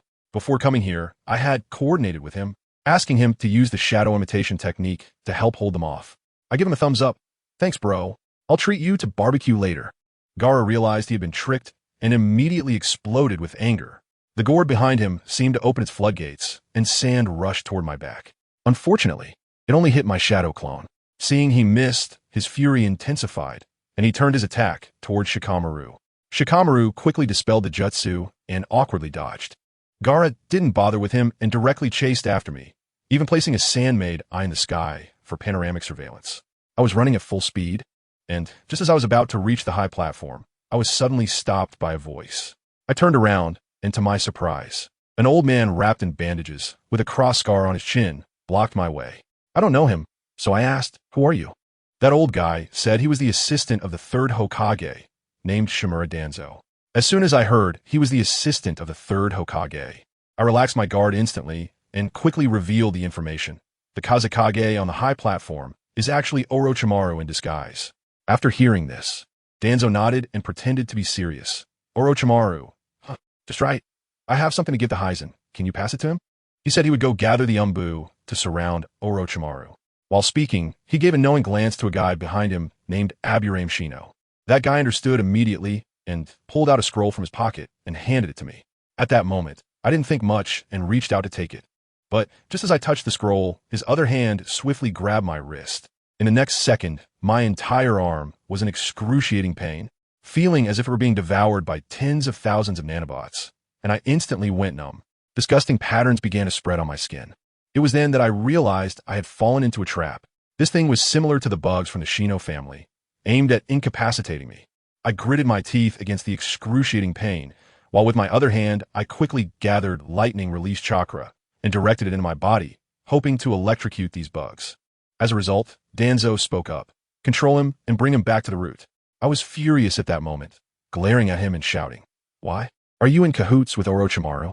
That old man, Danzo, finally stopped pretending, his eyelids drooping as he began to manipulate me, saying that the third Hokage was too old and too merciful, that Konoha needed an iron-fisted approach, and that Orochimaru should never have been let go in the first place. In short, he wanted to seize power. As soon as he finished speaking, that oil girl took a root and placed her hand on me, using a secret technique to withdraw those poisonous insects. As soon as the pain in my body disappeared, without saying a word, I immediately dashed away. But another guy called Yamashiro Kaze was faster, directly using a technique to turn around and hit me. I suddenly felt the world spinning, and my body became unresponsive. Just when he thought he had succeeded, my family, who understood nothing, felt the tenant inside my body awaken. Taosher opened his eyes deep within my consciousness. As the spiritual entity of Shan's Hongfeng entered, a cold voice sounded behind him. "You. Who are you?" The pressure, let me tell you, nearly crushed the spiritual entity of Shan's Hongfeng on the spot. He was so scared that his soul almost flew away, and he hurriedly released the spell, instantly withdrawing his consciousness. In reality, Shan's Hongfeng suddenly spat out a mouthful of blood, his whole body wilted, his eyes vacant, trembling as he shouted, "That guy has two consciousnesses. White eyes. Monster. You play with mental attacks? Sorry, but I have two people living here." Yuen was still puzzled, and when she turned around, she saw me slowly standing up. Half of my body was covered in black wedge marks, emitting blue light. A horn grew on my forehead, and my right eye turned into a pure white eye. She was so frightened that she quickly took a defensive stance, her whole body covered in poisonous insects. But it was too late. I directly vanished from my spot and appeared right in front of her the next moment. One punch, just a simple punch, directly slammed into her stomach. That guy flew backward like a cannonball, crashing through several walls, and finally fell to the ground. The blood he spat out mixed with bits of internal organs. He looked at me in disbelief. "How is this possible? My poisonous insects. Why are they ineffective against you?" I shook my fist and felt an exhilarating surge of power. Oh, so it's a poisonous insect. No wonder it couldn't absorb anything. But it's just that. Danzo looked at my heightened mode, his face turning pale. The intensity of his chakra was even more terrifying than the Nine Tails back in the day. He decisively shouted to his two severely injured subordinates, Torian, cover me. I need to unlock the seal on my right hand." Those two guys were loyal, standing in front of Danzo despite their injuries. F yelled for them to charge together, and the two rushed forward. Torian's punch was easily dodged by me, and as F's blade came down, I grabbed his arm and twisted it forcefully. With a crack, his arm broke. I also drained his chakra, and he collapsed to the ground, using his last breath to warn his teammate, "Be careful. He can absorb chakra." Seeing that close combat wasn't working, Torian directly activated his ultimate technique, spewing out a large cloud of poisonous mist. I quickly countered with a Rasengan, smashing through all the poisonous insects along with the mist, creating a big pit in the ground. The third Hokage, watching the spectacle from the high platform, felt the violent tremors and quickly sent a member of the Umbu down to investigate. Over here, I'd already cleared the two lackeys and locked my gaze directly on Danzo. Old Danzo saw that the seal had not yet been lifted and panicked, spitting out a wind release, vacuum wave. I raised my hand and directly absorbed his wind release, doubling its power and sending it back at him. Danzo barely managed to block it, but still ended up with several cuts. The next second, I was already in front of him. With one punch, I shattered his bandaged Kirin arm, sending the whole arm flying far away. I walked over and, seeing through the bandages, found it filled with Sharingan, leaving me speechless.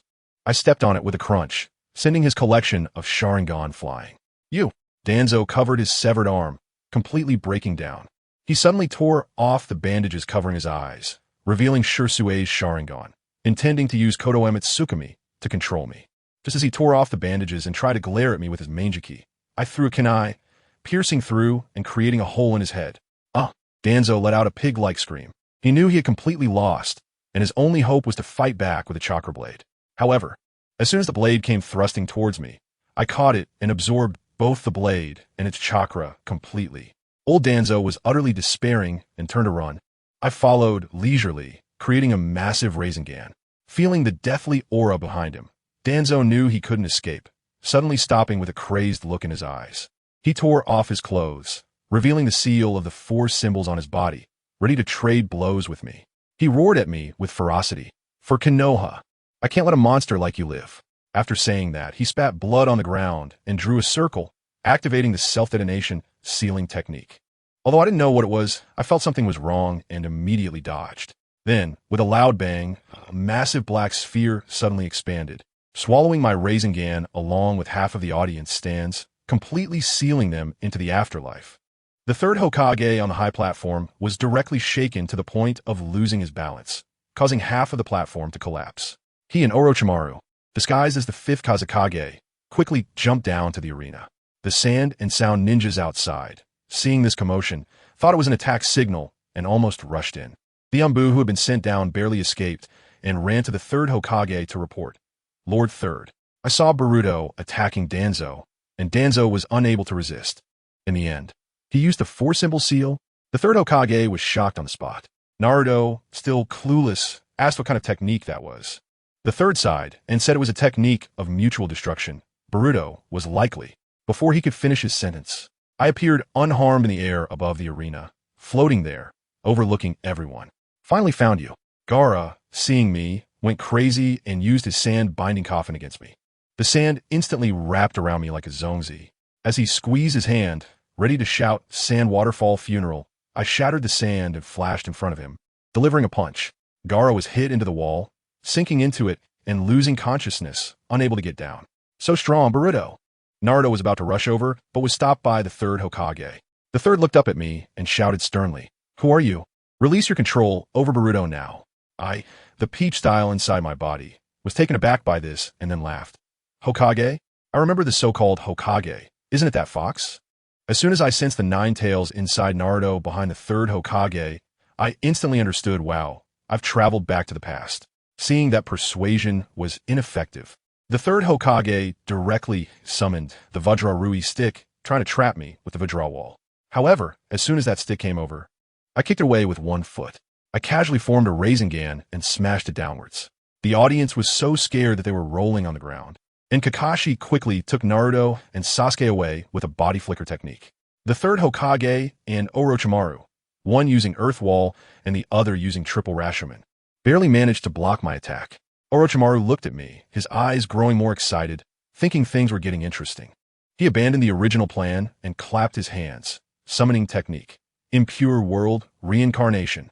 Two coffins rose from the ground, summoning the first Hokage, Hashirama Senju, and the second Hokage, Tobirama Senju. The third Hokage trembled with anger. Orochimaru. You.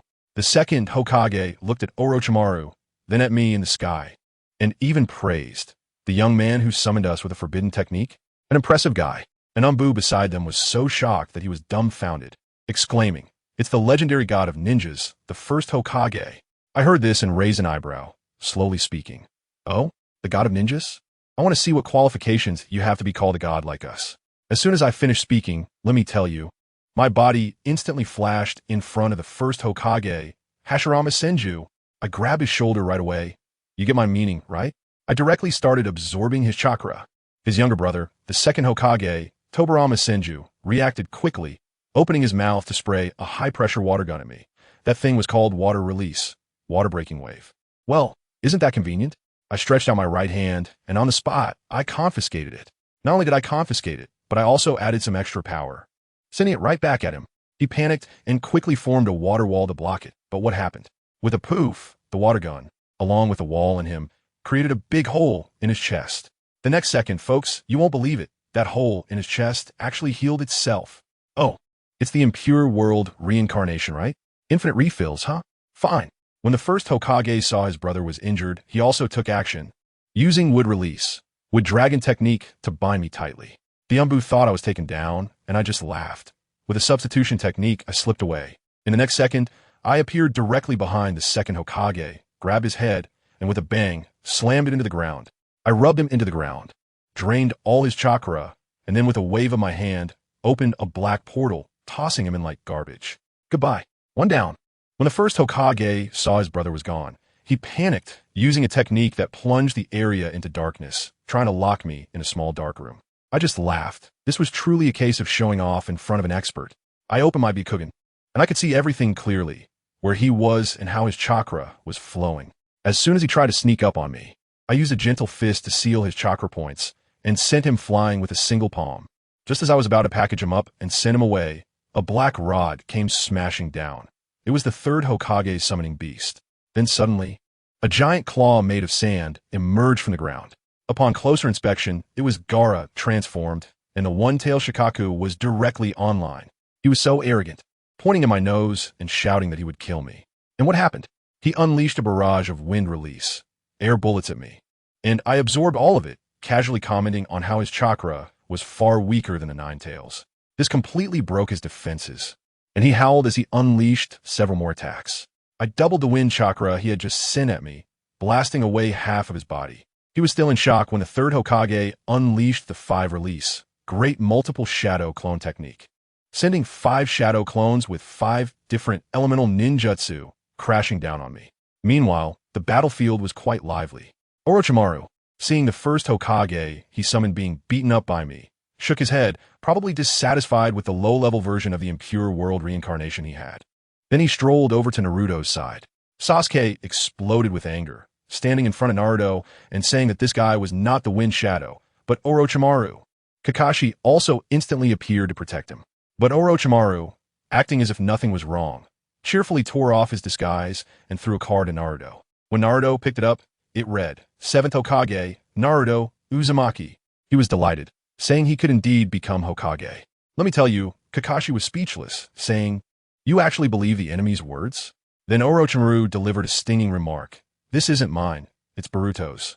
Then he threw out a heavy bomb, saying, Boruto looks exactly like Naruto, and I'm not from this era. I might come from the future, even being Naruto's son. As soon as this was said, Sasuke and Naruto were stunned. But Naruto is who he is, stubbornly shouting that even if he were his son, he would have to wake him up with his own hands. After saying that, he charged forward with Sasuke. Haha, that scene reminded me of something fun. I caught both of their fists with my hands, spun around, and sent them flying.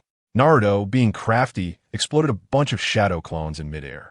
Sasuke landed and activated his Sharingan, charging at me with Chidori. I dodged to the side and grabbed his arm, but it turned out to be a shadow clone. His real body tried a sneak attack from behind, but unfortunately, he was too slow. I instantly teleported behind him and kicked him away, causing him to spit blood on the spot. Seeing he couldn't win, Naruto got anxious and started unleashing Nine Tails chakra, creating thousands of shadow clones for a sea battle tactic. And finally, his real body charged at me with a Rasengan. I flew up to the sky to watch their performance and casually raised my hand. Let me show you what a real Rasengan looks like. A Rasengan larger than the entire venue formed in my hand. Just as I was about to unleash it and wipe them all out, the first Hokage suddenly performed the birth of the world technique, causing trees to sprout everywhere. Suddenly, I found myself unable to move. That little brat Shikamaru had used the shadow imitation technique to hold me down, and the first Hokage was supplying him chakra from behind. The third Hokage was sent directly to me by the trees, ready to strike me down. But just as he was about to make his move, I broke free with one hand and blocked him with a kunai. The third Hokage saw that close combat was not going to work, and he actually started forming hand seals, shouting, "Sealing technique. Dead demon consuming seal." Good grief, he was trying to take us both down together, but he hesitated, fearing that he might seal Boruto's soul too. In that moment, I completely broke free. I swiftly threw a kunai at him, destroying his hand seal formation. To my utter surprise, the second Hokage, whom I had tossed into another dimension, actually returned using Flying Thunder God, leaving a mark on my back while I was distracted, and stabbed me in the back. Let me tell you, that fire ignited within me. I was actually ambushed by such a pest.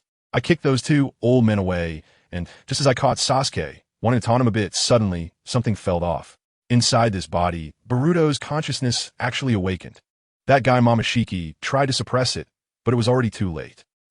Or rather the real Boruto, regained consciousness. Looking at the devastated Konoha and the huge Rasengan in my hand, I was completely stunned. I quickly threw that thing into the empty forest to explode. Momoshiki was still chattering in my head, saying, "Look at the good things you've done. Everyone sees you as a monster." I saw the villagers' fearful and disgusted expressions, gritted my teeth, and told Momoshiki, "Go back to where you came from." Then I grabbed a kunai and stabbed it hard into the palm of my hand that had the seal, using the intense pain to suppress his consciousness. Then, everything went black, and I fell from the sky. When I regained consciousness, the Konoha collapse plan had already ended. The atmosphere in the village was heavy. and everywhere they were holding memorial services. The third Hokage hadn't died, but he was gravely injured and still unconscious. I found the pervy sage and told him that it seemed I had changed history. The third Hokage was supposed to die, but I said I had no regrets. I couldn't just watch him die. The pervy sage pretended to be profound and said, "Since you've done it, do it better." Later, the third Hokage woke up, and his grandson Konohamaru was crying uncontrollably. Then that old schemer Danzo came, trying to subtly push for the position of Hokage. But the third Hokage shot him down with a simple, "Let's leave it to the younger generation." Once he left, we went in to visit the third Hokage. In front of us, he said his health was failing and that he wanted to retire, hoping that Jiraiya would become the fifth Hokage. Guess what happened?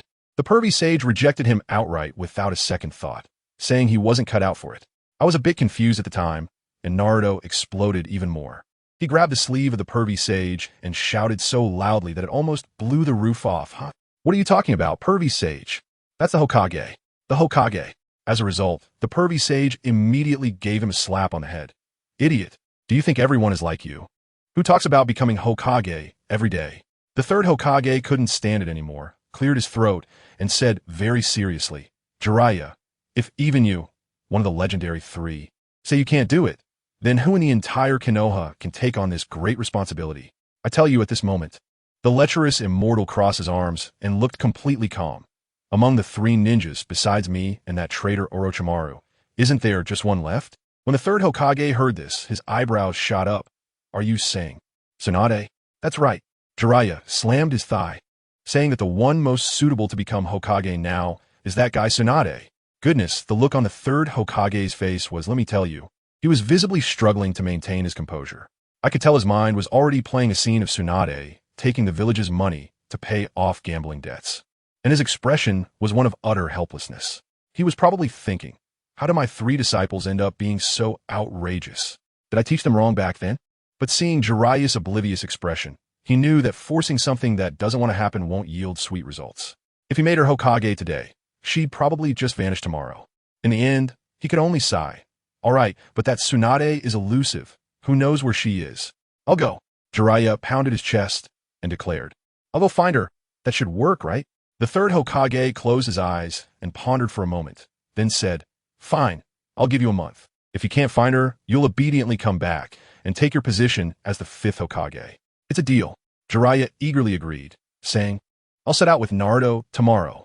As soon as I heard that, I panicked and quickly asked, "What about me? What about me?"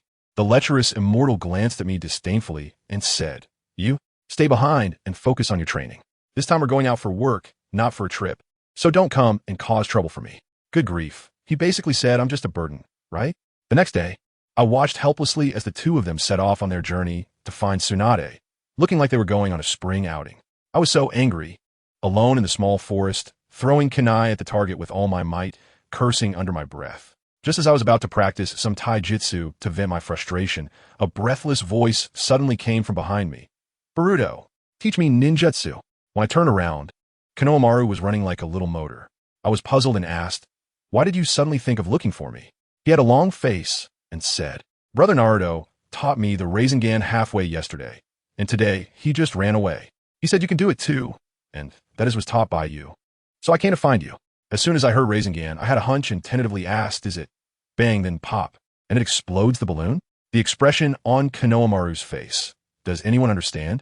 He instantly turned to stone, looking completely disheartened. He initially thought Naruto was just messing with him. But after I said that, he immediately started questioning his life. As soon as I saw his expression, I knew something was wrong. So I quickly waved my hand and said, "Ahem, that doesn't count, just a joke, let's start over." Then I seriously explained to him the principle of the Rasengan, like chakra gathering, spinning, and maintaining it. You know, this kid Konohamaru really has some talent. He learned much faster than my cheap old dad did back in the day. In no time, he had rubbed together a somewhat unstable chakra ball, just when he excitedly held up that little ball to show me. I caught a glimpse out of the corner of my eye. In the distant sky, with a loud duong, a water-made shark shot up. At that moment, all the hairs on my body stood on end. The amount of chakra was definitely not from some little academy student practicing water release. Someone was fighting. My thoughts suddenly flew away, and I didn't react when Konohamaru waved his hand in front of me. Coming to my senses, I quickly said to him, "Sorry, I suddenly have something urgent to attend to. You practice on your own for now, and I'll come back to check in a bit." After saying that, I quickly dashed into the woods, rushing towards the direction of the chakra explosion. When I arrived at the location, I hid in a big tree, peeled back the leaves, and to my surprise, I gasped. In the middle of the river, Kakashi-sensei, Asuma-sensei, and Kurenai-sensei were facing off against two people. Those two were wearing red clouds on a black background, and with their hats on, they clearly weren't good news. Asuma and Kurenai-sensei had their eyes tightly closed, while Kakashi-sensei had collapsed onto the water surface, gasping for air after making eye contact with one of them. I was shocked. The guy wearing the straw hat suddenly turned his head towards me. In an instant, I locked eyes with his 3-tomo Sharingan. My heart sank. It's over, I've been exposed. The next moment, whoosh, a shuriken flew towards my face. I quickly jumped down from the tree and landed on the water surface. Only then did I see clearly that one was a rogue ninja from Konoha, wearing the Uchiha clan's forehead protector. The other had a shark-like face from the Mist Village. The Uchiha man stared at me and coldly spat out a few words, Uzumaki, Naruto, but he immediately realized he had mistaken me for someone else. Asuma-sensei suddenly opened his eyes, saw me, and shouted anxiously, Boruto, what are you doing here? Run. The shark-faced man grinned and said, his voice like sandpaper, Itachi, this brat doesn't seem to be our target. Target? My heart sank. Kakashi-sensei struggled to hold himself up and asked, your target is Sasuke?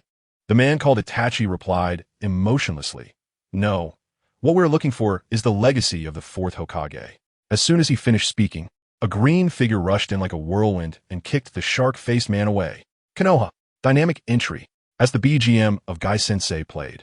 He made a quirky pose, the proud azure beast of Konoha. My guy. The shark-faced man was kicked back several meters, looking at Guy Sensei, and surprisingly managed to smile. What are you wearing? A rare and exotic beast.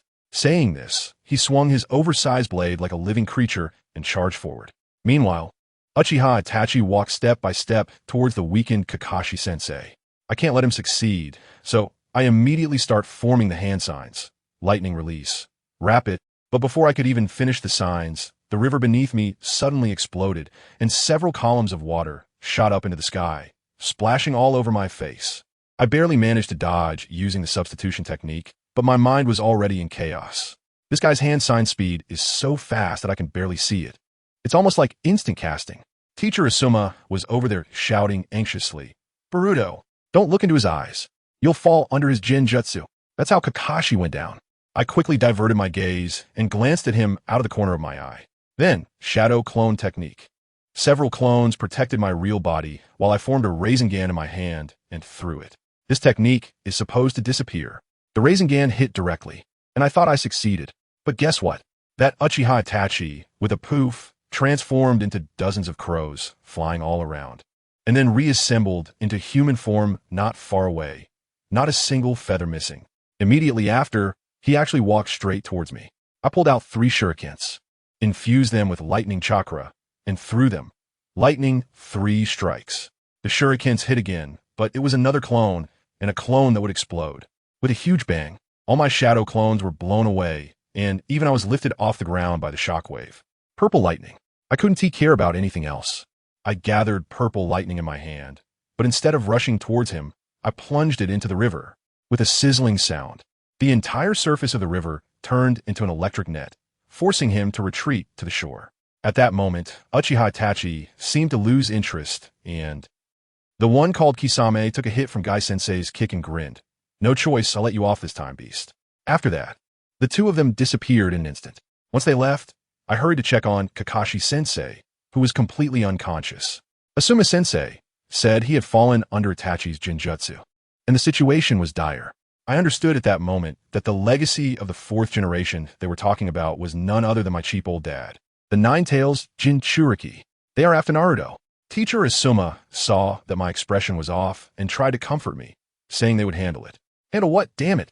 My old man only has an unreliable lecherous sage by his side right now. How can I feel at ease? I didn't waste any more time and turn around to run towards the village gate, needing to find Naruto before they did. Just as I was halfway there, a figure blocked my path, frowning and asking, what's wrong? Boruto, why are you in such a hurry? It was Sasuke. I hesitated at that moment. Uchiha Itachi, after all, was his family's nemesis. If I said it, wouldn't he go crazy on the spot? But Sasuke's gaze seemed to see through everything as he said in a deep voice, don't hide it from me. I sighed and could only speak the truth. Uchiha Itachi has returned to the village. Sasuke's face instantly darkened, looking like the bottom of a pot, his eyes filled with rage. Uchiha Itachi. Those 3 words were almost squeezed out between his teeth. He grabbed my shoulders with terrifying strength. What is he back for? Is he here to find me? I pulled him out of the village while telling him that Kakashi-sensei was injured and that their target was Naruto.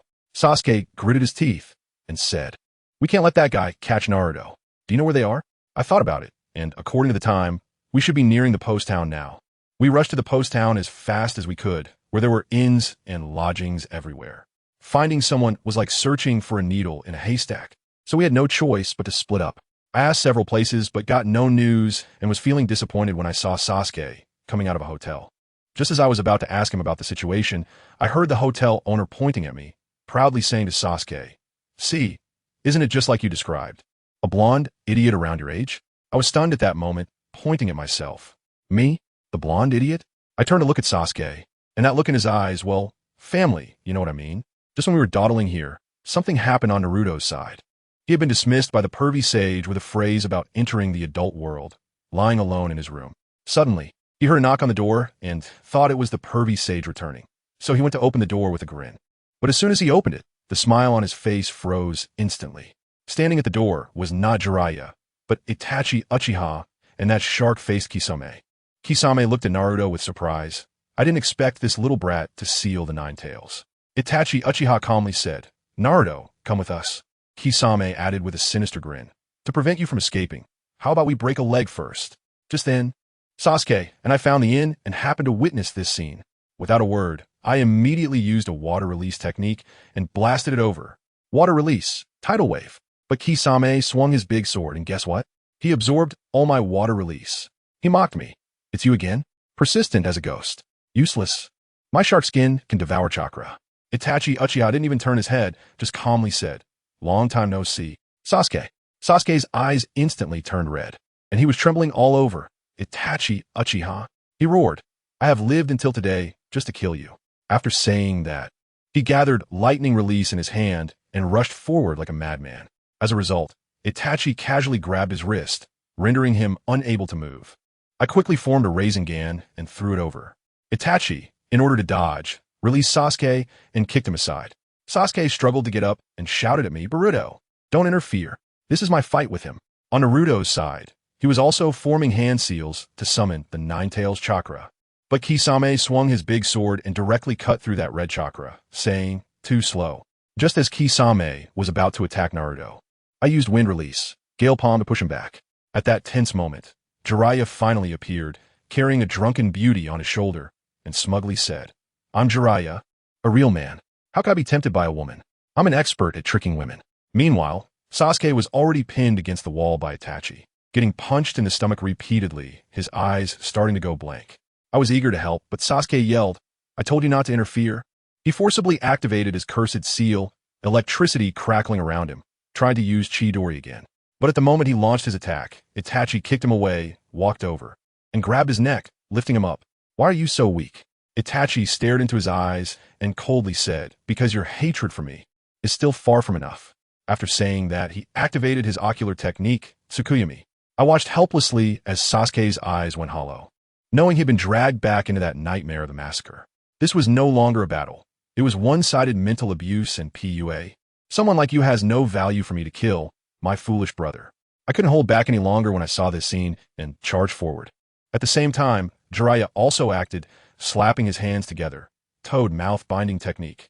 In an instant, the entire corridor of the inn transformed into a writhing toad's esophagus, wrapping all of us inside. Uchiha Itachi realized something was wrong, placed the unconscious Sasuke against the flesh wall, and prepared to flee with Kisame. Jiraiya immediately urged the flesh wall to squeeze them, but it was still too late. That incredibly tough toad's digestive tract was actually burned through, creating a large hole. When we chased outside, we only saw a mass of black flames burning. Naruto, curious, wanted to touch it, but I grabbed him and said, "Don't touch it. That's Amaterasu. It won't extinguish until it burns its target completely." Jiraiya quickly took out a scroll and used the fire sealing technique to seal away the black flames. He looked at the hole with a serious expression and said that after all these years, Itachi was the first person to escape from the stomach of the Great Toad of the Rock. Once he released the ninjutsu, Sasuke's body fell out from the flesh wall, and Naruto hurriedly caught him. I looked at Sasuke. Although his eyes were open, there was no spark in them, like a broken doll. Just then, another figure flew in with a kick. I instinctively thought it was an enemy, turned around, and hugged his leg, throwing him out. Upon a closer look, it was Guy-sensei. After landing, he awkwardly scratched his head and said he had rushed out too quickly and forgotten to bring a mirror. I was speechless. Guy-sensei, they've already run away. By the time you arrive, the food is cold. Save Sasuke first. Naruto was supporting Sasuke and was almost in tears, saying, "Pervy Sage, is Sasuke going to be okay?" Jiraiya squatted down to check and frowned deeply, saying in a low voice, "Several of his ribs are broken, and he's been hit by a dojutsu. The mental trauma is very severe. That guy Itachi was really ruthless towards his brother." I tell you, when those words came out, my heart sank for a moment. Wow, Itachi really doesn't see his brother as a person at all. Boruto immediately began to internalize, muttering that it was all his fault for bringing Sasuke along.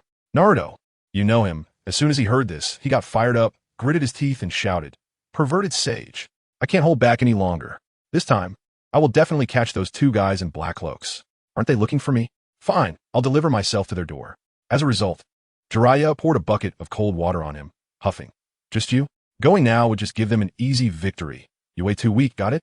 Boruto was still there, adding fuel to the fire. Not just Sasuke. Even Kakashi-sensei fell for the same Tsukuyami. Now both of them are like sleeping beauties. Who knows when I'll wake up? Hearing this, Naruto was dumbfounded. Kakashi-sensei is so powerful, and he fell too? My guy sighed, saying it would be great if that medical expert were here. I thought to myself, who? Then Jiraiya directly replied, "That's right. Our next step is to find her."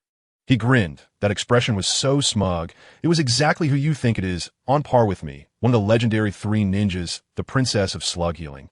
Tsunade. The plan was set, and they immediately split up to act.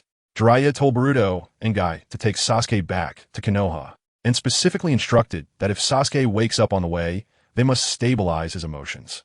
Upon hearing Tsunade's name, Boruto's eyes lit up. She's the GOAT in the medical ninjutsu world.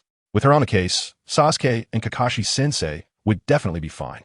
Without saying a word, he carefully picked up Sasuke and told us, "See you in the village. I'll leave him to you." On the other side, the scene suddenly changed. Guess what? In Orochimaru's creepy lab, that guy was fiddling with his jars and bottles.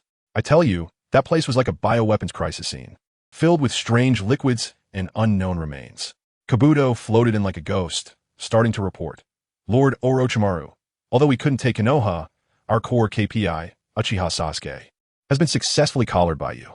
Orochimaru turned around. His smile made my hair stand on end, saying, "Kabuto, you didn't come here just to say that, did you?" Kabuto adjusted his glasses. A gleam flashed across the lenses. "I've been keeping an eye on Sasuke. Today, Uchiha Itachi returned to the village and nearly beat him to death." "Oh, Uchiha Itachi?" Upon hearing that name, Orochimaru's pupils constricted, and he began to talk to himself, realizing that that organization was about to make a big move. As he spoke, he even sighed, looking regretful. Sigh, if only I had obtained Itachi's body back then, I wouldn't have to go through so much trouble. That expression, my friends, who understands, it's like missing a great deal on Double 11. He self-deprecatingly shook his head. But forget it, that dream should be over. He's stronger than me, which is why I left the organization. Saying this, his snake-like eyes glanced at a dry, severed hand on the table. With a ring engraved with the word Kong on the little finger, certified as an ex-member of the Akatsuki, very valuable. Kabuto was curious and asked, "Is Itachi really that strong?" Orochimaru's tone instantly became heavy, as if recalling some psychological trauma. His Sharingan can see through everything I do. I lost terribly that time, but precisely because of that, my desire for the Sharingan reached an abnormal level. Then he changed his tone, laughing maniacally. "But it doesn't matter. Soon I will obtain Sasuke's body. Itachi, what you couldn't get from him. Let your brother compensate you double." Ha ha ha. After laughing enough, he picked up a bottle of black pills and coldly asked Kabuto, "Have you prepared the mind-reading technique I asked for? This is key to my next plan." Kabuto confidently smiled. "Of course, Lord Orochimaru, I put in a lot of effort for this." "Well done." Orochimaru nodded. "I'll be able to use it soon." Kabuto then asked, "Are you finally going to take action against that guy?" Orochimaru answered, "Yes, my curse mark surprisingly doesn't work on him. I need to confirm this personally." Just as Kabuto was about to leave, he suddenly remembered something. "Oh, Lord Orochimaru, Naruto, Uzumaki, and Jiraiya have left the village, saying they're going to find the fifth Hokage. Orochimaru was taken aback, then quickly figured it out. Given Jiraiya's character, he definitely wouldn't take the position himself if they were leaving the village to find someone. Who else could it be but Tsunade? He raised an eyebrow. Where did they go? Kabuto replied. The exact location is unknown, but they set off from the in-town. Orochimaru smiled sinisterly. Since it's a gathering of the legendary three, how could I miss it? Wow, this is going to be a reunion. He told Kabuto, come with me. After all, those two, Jiraiya and Tsunade, are quite troublesome. Switching back to Konoha, Boruto had already carried Sasuke back to the hospital. On the way, he ran into Sakura, who was originally carrying food to thank Naruto and the others for saving them. But when she turned around, she saw Boruto sprinting with the unconscious Sasuke and immediately dropped her basket to follow him. Upon arriving at the hospital, the medical ninjas checked and shook their heads, saying the situation was too complicated and beyond their capabilities. They could only do their best to stabilize him. Sakura rushed into the ward, seeing Sasuke lying on the bed, pale as a sheet, with cold sweat on his forehead, feeling heartbroken. Boruto was wiping the sweat off him with a wet towel. At that moment, Sasuke furrowed his brow and began to mumble incoherently, weakly repeating, Uchi. Uchiha. Itachi. That voice was heartbreaking to hear. Boruto gritted his teeth. He didn't dare to imagine what kind of terrifying thing Sasuke was seeing in the illusion. Sakura covered her mouth, tears welling up, asking Boruto what happened. Boruto recounted everything that had happened, finally mentioning that Naruto and the others went to find Tsunade. Sakura was stunned upon hearing Tsunade's name, confirming, is it the Tsunade princess? One of the legendary three? Boruto nodded. That's right, it's her. She will definitely be able to heal Sasuke. Hearing the certain answer, Sakura's lips almost bled. Tsunade, after all, is the idol of all female ninjas, strong and capable of healing. Sakura recalled how she was a burden when pursuing Gaara, and a thought began to sprout wildly in her mind. If only I could. A few days later, Sasuke was still unconscious, while Boruto was not idle. Training like crazy, managing to infuse wind chakra into his Rasengan, creating a wind-release Rasengan. He split off a shadow clone, one formed the ball, while the other infused wind into it, and finally smashed it against a giant rock. With a loud boom, the rock was completely turned into dust. Just as he was enjoying himself, Konohamaru rushed over, shouting, Boruto, Naruto, and the others are back. Boruto quickly stopped and asked, where are they? Konohamaru pulled him and ran toward the village entrance. They've already entered the village. Hurry up, I want to see who has the qualifications to take my grandpa's place. This kid was running too fast, and at a turn he bumped into a fragrant embrace, instinctively rubbing against it, mumbling, ah, so fragrant. I have to tell you, look at Jiraiya's expression next to us. His fingers are trembling with envy and jealousy. He grabbed Konohamaru by the collar and lifted him up, yelling angrily, what are you doing, you little brat? Damn pervert. Don't go doing things so easily that I can't do. Tsunade, however, was quite generous, waving her hand and saying, all right, it won't cost me a piece of meat. Then she flicked Konohamaru's forehead. Be careful, little one. When Jiraiya heard that it wouldn't cost him anything, his eyes lit up and he tossed Konohamaru aside, rubbing his hands together, ready to move closer. But then, with a loud bang, Tsunade punched him on the head and he squatted down, holding his head and howling. Konohamaru got up and made a face at him. Serves you right, old pervert. Only then did Tsunade turn her gaze to Boruto, sizing him up and thinking that this young man really looked like Naruto, so she asked, who is this? Naruto hurriedly introduced, Boruto. This is the Tsunade we are looking for. She can definitely cure Sasuke. Boruto felt a tightness in his chest. He knew all too well the temper of the person in front of him. He had been scolded by her many times when he was younger, and she hated being called Baba, Grandma. Suddenly, he had a brilliant idea and pulled out a perfect business smile. Nice to meet you, Tsunade. Sister, I'm Boruto. Tsunade's face lit up with joy, and she laughed heartily. This young man has quite a sweet tongue. Seeing this situation, Naruto quietly leaned in and whispered to Boruto, Boruto, let me tell you, don't be deceived by her appearance. She's a terrifying old lady in her 50s. As soon as he finished speaking, both of them felt a chill shoot up their spines. Tsunade's face suddenly appeared between them, smiling and saying, Naruto, I heard everything you said. The next moment, it was Naruto's heart-wrenching. I'm sorry. After finishing the handover procedures in the village, Boruto quickly took Tsunade and the others to Sasuke's hospital room.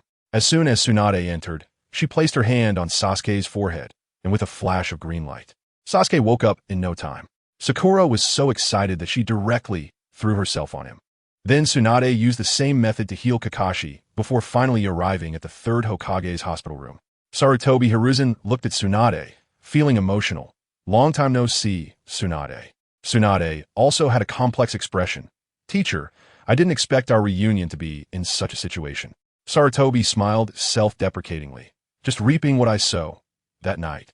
After the ceremony for Tsunade's succession as the fifth Hokage, Sasuke somehow got a free coupon for Ichiraka ramen and sent Naruto away. Then he found Boruto and dropped the line. Tomorrow morning, in the woods south of the village. Come alone, don't tell Naruto. After saying that, he walked away, looking extremely cool. The next morning, Boruto went anyway. Sasuke was already waiting for him, leaning against a tree. Boruto asked, "What's up? Why did you suddenly call me out?" Sasuke slowly opened his eyes, his two-tomo Sharingan instantly activated, staring intently at Boruto. "Boruto, let's have a match." Boruto was a bit confused. "Huh? Is your body okay now?" Sasuke nonchalantly replied, "Just a minor injury. I've been lying down for too long. Need to stretch my muscles." "Be careful, I'm coming." As soon as he finished speaking, he charged forward, delivering a powerful flying kick. Boruto crossed his arms to block, feeling the impact in his arms. He took the opportunity to grab Sasuke's ankle, swung him around, and then kicked him in the air. But Sasuke used the body flicker technique and appeared beside Boruto, immediately unleashing a fire style. Fireball Jutsu. The massive fireball roared toward Boruto, who dodged it with several quick movements. Sasuke's Sharingan had already locked onto his landing point, and shurikens flew toward him. Boruto created a shadow clone. His main body was thrown into the air by the clone, while the clone was hit by the shurikens and turned into a puff of smoke. In the air, Boruto drew a kunai and dove down toward Sasuke.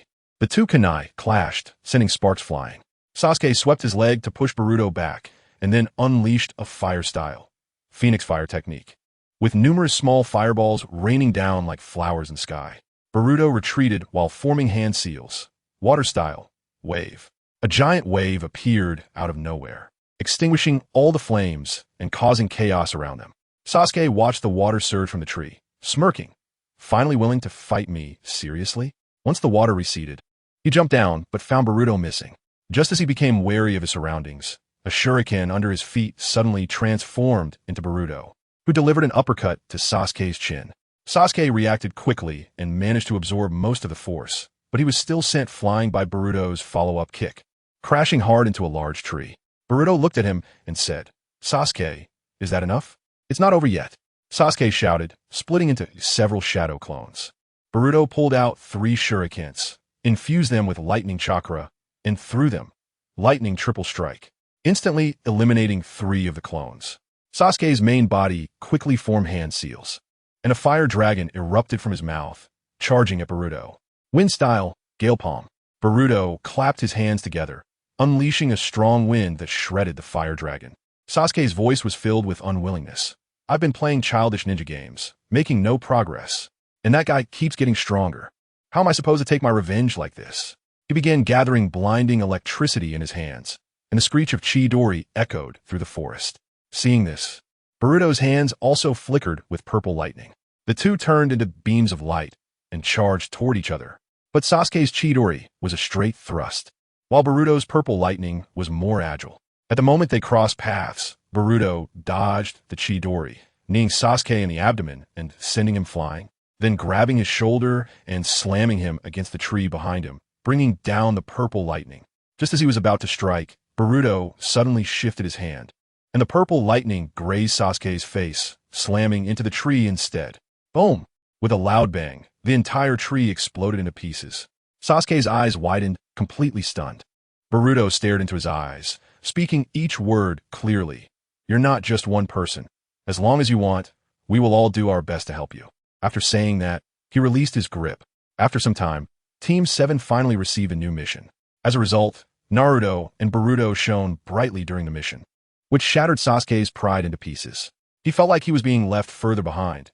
Even Naruto, who used to be at the bottom, was almost catching up to him. Finally, one day, the string in his heart completely snapped, and he turned to Naruto and provocatively said, "Hey Naruto, let's have a match now. You've always wanted to fight, right? Or are you scared?" Sakura was anxious in the middle, trying to persuade both sides. Naruto couldn't stand this, clenching his fists. Just what I wanted. The two ignored Sakura and walked off directly. Just before this, Boruto was suddenly called to the Hokage's office by Tsunade, and on the way, he bumped into Shikamaru. Shikamaru looked bothered and said, "It wouldn't be another troublesome task, would it?" When they arrived at the office, they saw Tsunade sitting there with a serious expression, with a row of proctors from the Chunin exam standing behind her. Tsunade started speaking. "The reason I called you here is regarding the previous Chunin exam. Although the exam was interrupted, the third Hokage and the other proctors had high praise for you. So, I congratulate you. From today onwards, you are all Chunin." Meanwhile, in Orochimaru's base, Kabuto was complaining. "Lord Orochimaru, do we really need all 4 sound ninja to go?" Orochimaru waved his hand dismissively. "Those kids seem very interested in Sasuke. So let them test Sasuke's strength." Kabuto replied, "With Sasuke's current state, he can't even beat Boruto from their team." "All right." Orochimaru donned a hooded black cloak. "We also need to go invite another target." Outside the village of Konoha, the Sound Force stood on a mountaintop, looking down at the village with cold smiles on their faces. Kintama mocked, "This village is still so leisurely, with no security at all." Sakukin scoffed, "In a place where these fools gather, it would be better to kill them all off early." Doyo scolded, "Don't be impulsive, Sakukin. We're not here to fight. Don't forget Lord Orochimaru's orders." Sakukin impatiently retorted, "Shut up, you weakling. If you're scared, just go home and sleep. I just finished reporting my work to the Hokage and came out of the office with Shikamaru. That guy was quite emotional, saying that out of so many people, only the 2 of us passed the CH-NEAN exam. I thought to myself, look at how lazy you were before, and now you're acting all serious." He even got embarrassed and blushed, saying he wanted to treat me to a meal to celebrate, but I flat out refused. "Come on. Your team, 10, definitely needs to have a team-building event. What is it to me as an outsider?" After we parted ways, I thought about going to the hospital to check on my chief disciple, Sasuke. Last time on a mission, he overexerted himself and nearly depleted his chakra. So he went back to lying down again. But before I even reached the hospital's entrance, I saw flashes of light on the rooftop, mixed with Sasuke's typical dramatic shouting. My heart sank, sensing something was off, and I immediately dashed up to the rooftop. Goodness, who understands the family dynamics here? I kicked the rooftop door open and saw Naruto, that fool, forming a Rasengan and yelling as he charged it at Sasuke's face, shouting that this time he would definitely win. Sasuke wasn't backing down either, unleashing Chidori with a crackling sound. These two were really going all out. How could I let them have their way? I immediately used water style, water wave to cool them down, and shouted for them to calm down. Naruto, looking like a drowned rat, got up from the ground, shook the water off his hair, and yelled at me, "Boruto, why are you stopping us?" I rolled my eyes at him. "I'm not stopping you. Do you really want to send him off?" Hearing this, Sasuke looked like he was about to grind his teeth to dust, his expression complicated, probably thinking, "So even you, Boruto, think I'm worse than this loser?" He glanced over and saw the railing next to him smashed to bits from Naruto's Rasengan. He instantly understood that his prideful superiority meant nothing if Naruto wasn't using the Nine Tails power. Just then, Kakashi and Jiraiya popped out from some corner, acting like Riddlers. Kakashi remarked that their power didn't seem like it was intended for a comrade, and Jiraiya chimed in that Chidori was too dangerous. Sasuke's face fell, and without saying a word, he vanished in a flash, probably finding a crack to hide in. Kakashi sighed at me, saying I taught Sasuke that technique too early. I thought to myself, what does this have to do with me? He insisted on learning Purple Lightning, and even though his current half-baked level makes it hard to say who would win or lose if he actually mastered it. These two old men were mumbling about how Sasuke and Naruto's relationship was like Jiraiya and Orochimaru back in the day, and I was lost. Can we not PUAS young people? In the end, Jiraiya went to talk to Naruto, while Kakashi went after Sasuke. My good mood from just becoming a CH-NEAN was completely ruined by these two idiots. Just as I was feeling down, I suddenly felt a chill down my back, like a venomous snake was watching me from the shadows. I turned around and saw nothing. I thought I was just tired and didn't think much of it. But what I didn't know was that at that moment, Orochimaru and Kabuto were lurking in the shadows, spying on me. Orochimaru remarked to Kabuto that I was quite alert. Kabuto asked what their next move was, and Orochimaru said to take it easy and let the four-sound ninja approach Sasuke first. He also mentioned Kinshiki, saying that kid was in poor health but insisted on coming along. He was also a pitiful person. Later, to lighten the mood, I invited Naruto and Sakura to eat at Ichiraku Ramen. Uncle Ichiraku even specially prepared a super deluxe bowl for me to congratulate me on becoming a CH-NEAN. Naruto was practically drooling, shouting that he wanted one too. Uncle said he'd treat him to 2 bowls when he became a CH-9. Sakura, on the other hand, was absent-minded, not touching her chopsticks, her eyes frequently glancing at the empty seat beside her. I knew she was thinking about Sasuke. I asked her if she was worried about him, and she finally said she felt Sasuke had been growing more distant lately, as if he was intentionally pushing us away. Naruto, the blunt one, said Sasuke had always been like that, but Sakura insisted this time was different.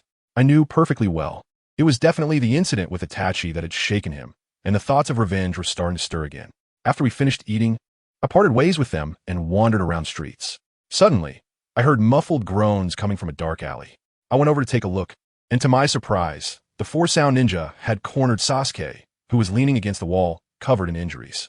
The one named Zaku was mocking him, saying, "Don't think you're the only one Orochimaru is interested in. You're just a useless brat who can't even control the curse mark." I was furious and rushed forward, grabbing Zaku by the hair and slamming him to the ground, shouting, "What do you want with Sasuke?" They didn't expect me to show up suddenly.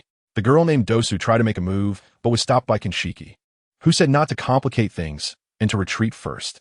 It seemed their goal was just to provoke Sasuke. Before leaving, Kinshiki sneakily threw a kunai tied with an explosive tag at us.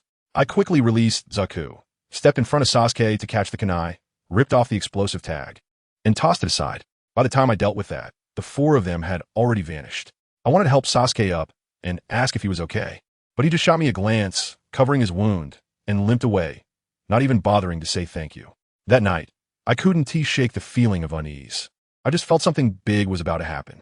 Sure enough, I found Sakura unconscious on a bench at the village entrance.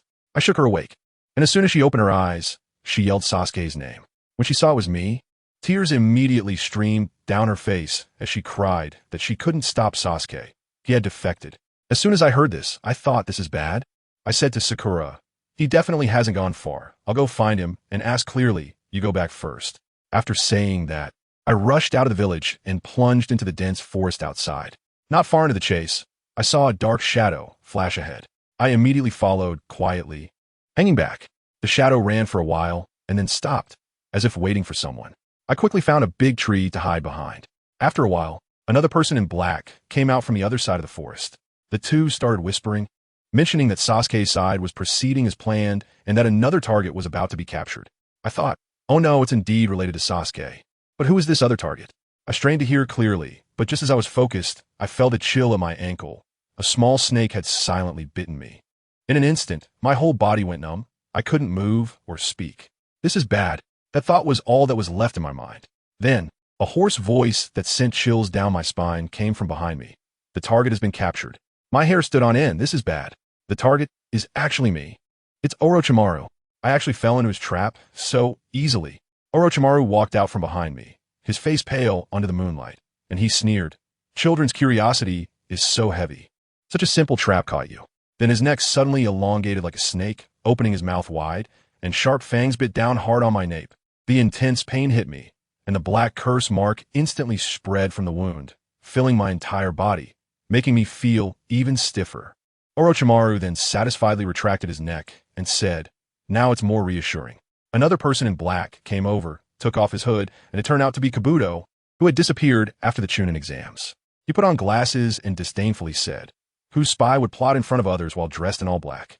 But this trick works quite well on a curious little brat like you." He reported to Orochimaru that Sasuke's side was almost done too. Orochimaru nodded and said that with Jiraiya and Tsunade in the village, it would be troublesome, so we should retreat first. Then Kabuto picked me up like a sack of potatoes, and they disappeared into the night. After they left, deep in the woods, a pair of Scarlet Sharingan silently watched everything. When I regained consciousness, I had already been taken to a gloomy underground room in the Sound Village. The air was filled with the damp smell of medicine, and Kabuto had tightly bound me to a chair. I looked by the candlelight and saw the table was filled with various glass jars, all containing severed limbs and broken arms, making me feel uneasy, thinking, I won't become one of these exhibits, will I? Orochimaru sat across from me, leisurely taking off his hood, smiling maliciously. "Don't be nervous, we just invited you over as a guest." I was internally mocking, who invites guests like this? But I was poisoned by the curse mark and couldn't say a word. Orochimaru noticed my distress, reached out, lightly touched the curse marks on my body, and recited a spell, and I finally felt the binding on my throat loosen. I was just looking for a chance to run when Orochimaru seemed to see right through me and said, "Give up, you can't escape." Kabuto, who was beside him, added that the Sound Five hadn't brought Sasuke back yet, probably because they had encountered Konoha's pursuers on the way. Orochimaru wasn't worried, saying that with Kimimaro around, bringing back Sasuke was just a matter of time. However, to be safe, he still went out to summon Manda for support. When he returned, he stared at me intently, grinning ominously. "All right, it's time to talk about our business, Uzumaki Boruto." He actually called my real name. I was startled, but I had to maintain my composure on the outside. "I don't know what you're talking about. What do you want from me?" Orochimaru sneered, pulled out a box from the drawer, opened it in front of me, and took out a card. I focused on it, my pupils trembling. It was an Otsutsuki card, with a big character on it. I was very familiar with this card. Back in the day, I had poured all my mission rewards into collecting cards, and this one should have been in my ninja tool pouch that Orochimaru had cut open. I never expected he had picked it up. Seeing my reaction, he smugly flipped the card over, revealing the back with a picture of the 7th Hokage, Uzumaki Naruto. He pressed on. "So what do you have to say now?" The son of the 7th Hokage, Uzumaki Boruto. Seeing that I still wanted to argue, he had Kabuto draw a complex seal on his arm, then bit his own fingertip and activated the seal with his blood.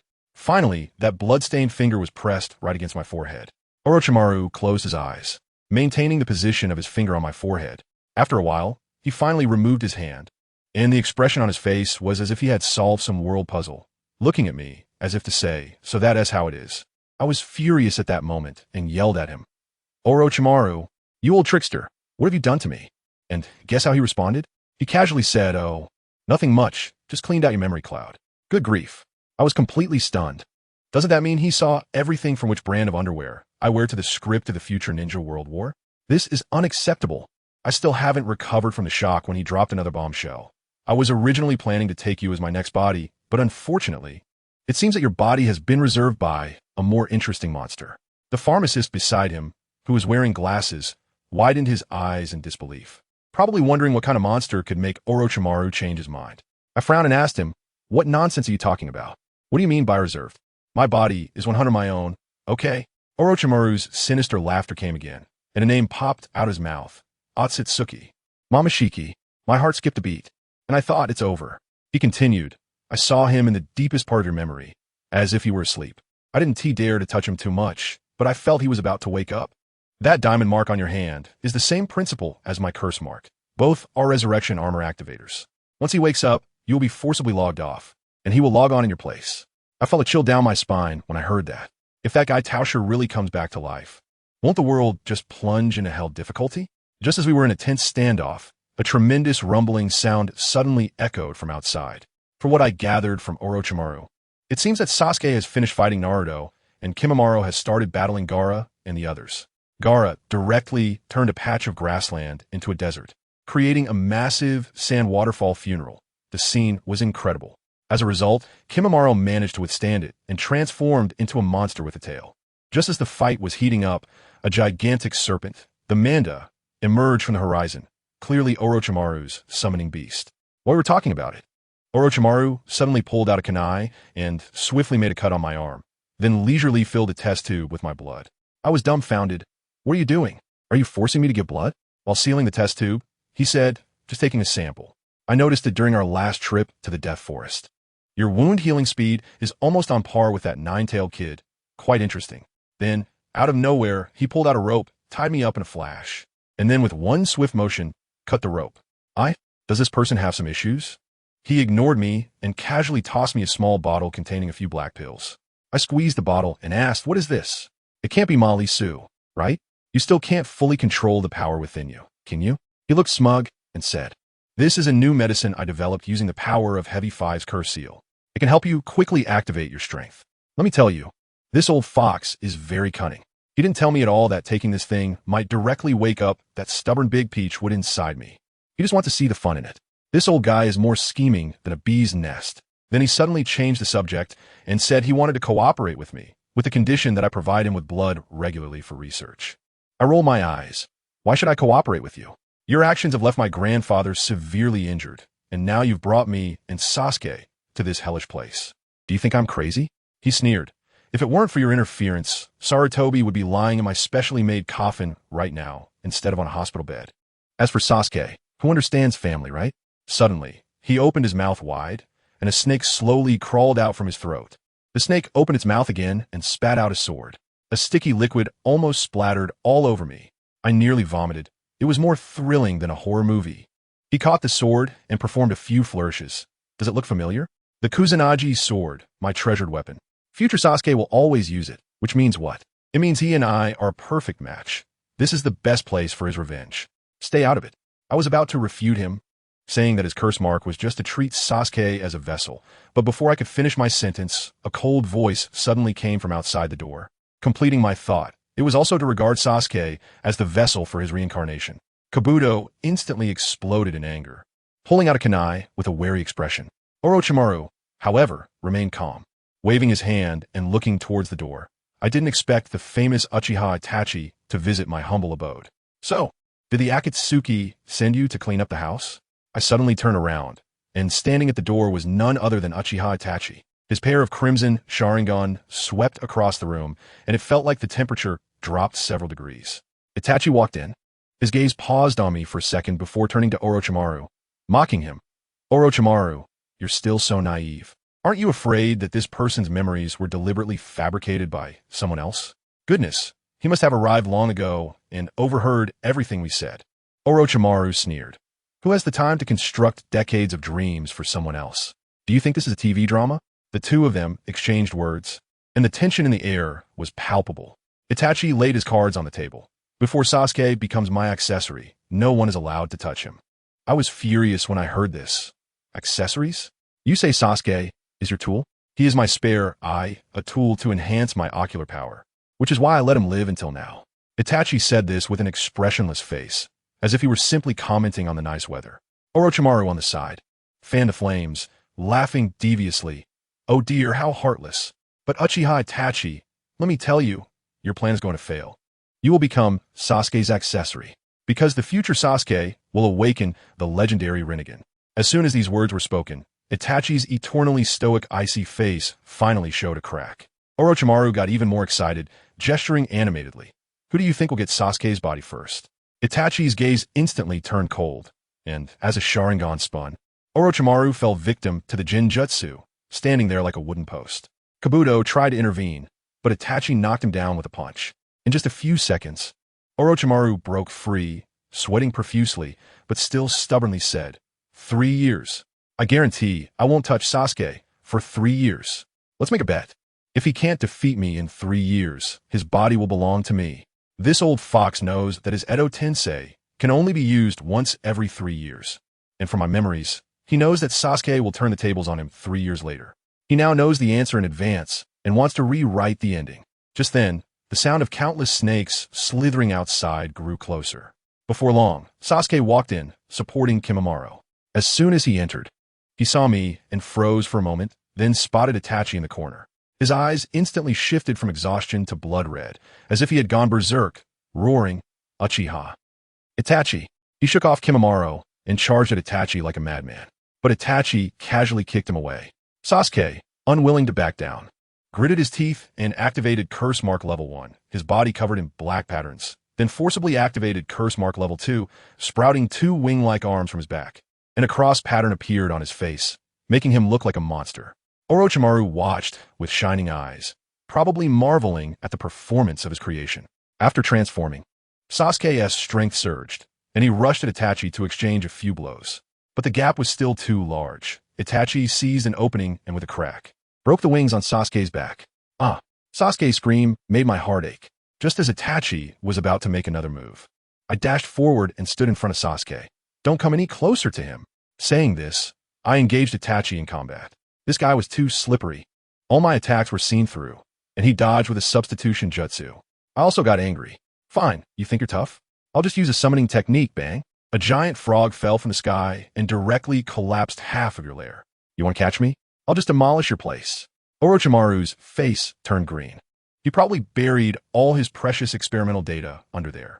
Itachi probably found it boring too, and he dropped a line saying, "Come find me when you have eyes like mine," before turning to leave.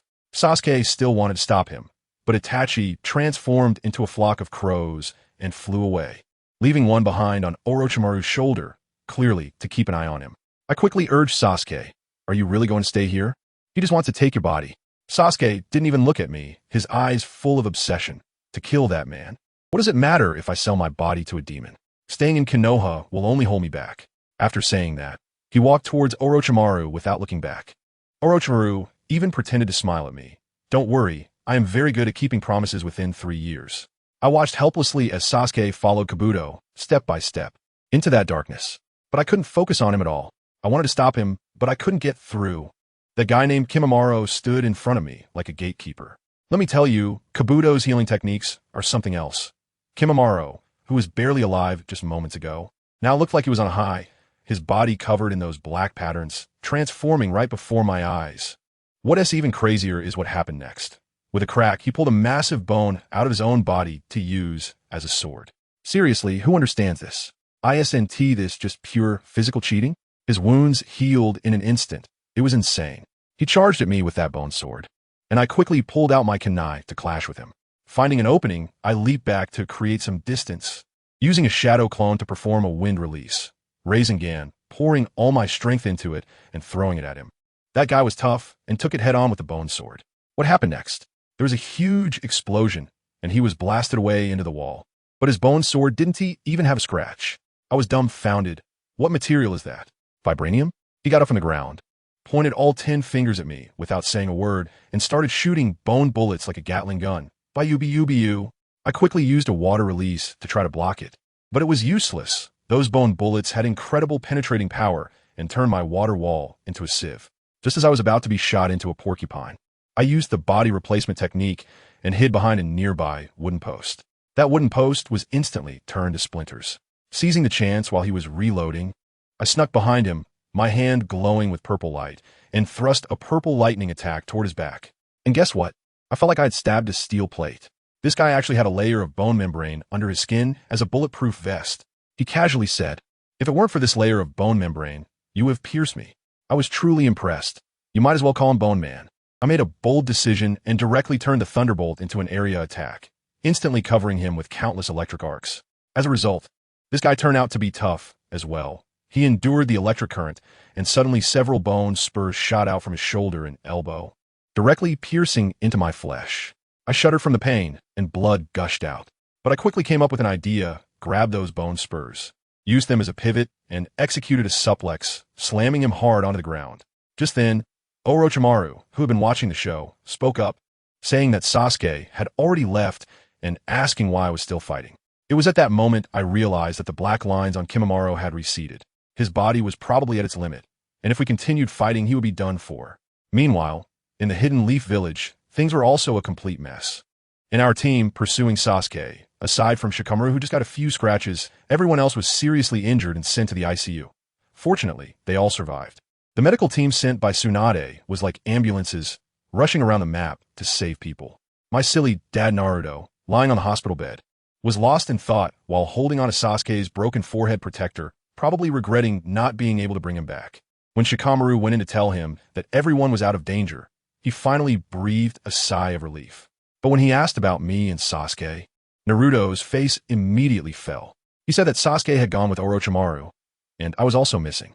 They pried it out of some captured sound ninjas, who said that I was taken away by Orochimaru himself. The worst part was Sakura. She originally wanted to visit, but ended up hearing everything at the door. She became emotional right there, leaning against the door frame, unable to stand, and dropped the flower she was holding on the ground. I just came out of that broken base of snake uncles, and guess who I ran into? Jiraiya. This old man is like a GPS. He actually managed to find this place. I quickly explained the situation to him, telling him that Orochimaru already knows about my origins. And Jiraiya turned pale when he heard that. He grabbed my hand and stared at the seal in my palm, studying it for a long time without figuring anything out. While mumbling something about the prophecy of the great sage frog, I asked him how he found this place. And he said the Lord of the Land of Rice is a big fool who was easily tricked by Orochimaru and voluntarily gave up his territory for him to set up a base. Oh, by the way, I also gave the bottle of strength pills that Orochimaru gave me to Jiraiya. He examined it for a long time, but didn't find any problems.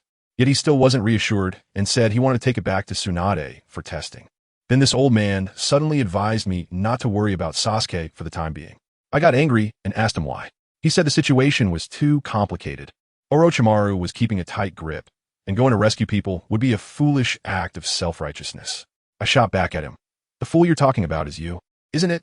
I told him that he was also one of the legendary 3 ninjas with Orochimaru back in the day, and they were the best of brothers. When Orochimaru defected, didn't it hurt him just as much as it did us? He chased after him for so many years. Wasn't that also foolish? At that moment, he was completely a loss for words, standing there for a long time, probably lost in memories. In the end, he could only smile wryly and shake his head, saying I had the same stubborn temper as my father. When we returned to Konoha, Naruto was so excited to see me back that he almost jumped out of bed. When he saw no one behind me, he was disappointed, but he quickly cheered up again, shouting that once he was healed, we would go back and break Sasuke's arms and legs to bring him back. My heart sank at that moment, thinking about my master Sasuke's hand. It couldn't really be gone, could it?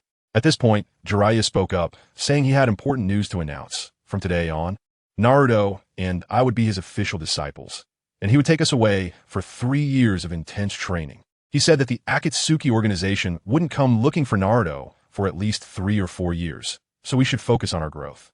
But Naruto couldn't take that in, frantically shouting that Sasuke was almost being turned into a container by Orochimaru, and there was no time for slow training. The scene shifted to Orochimaru's side.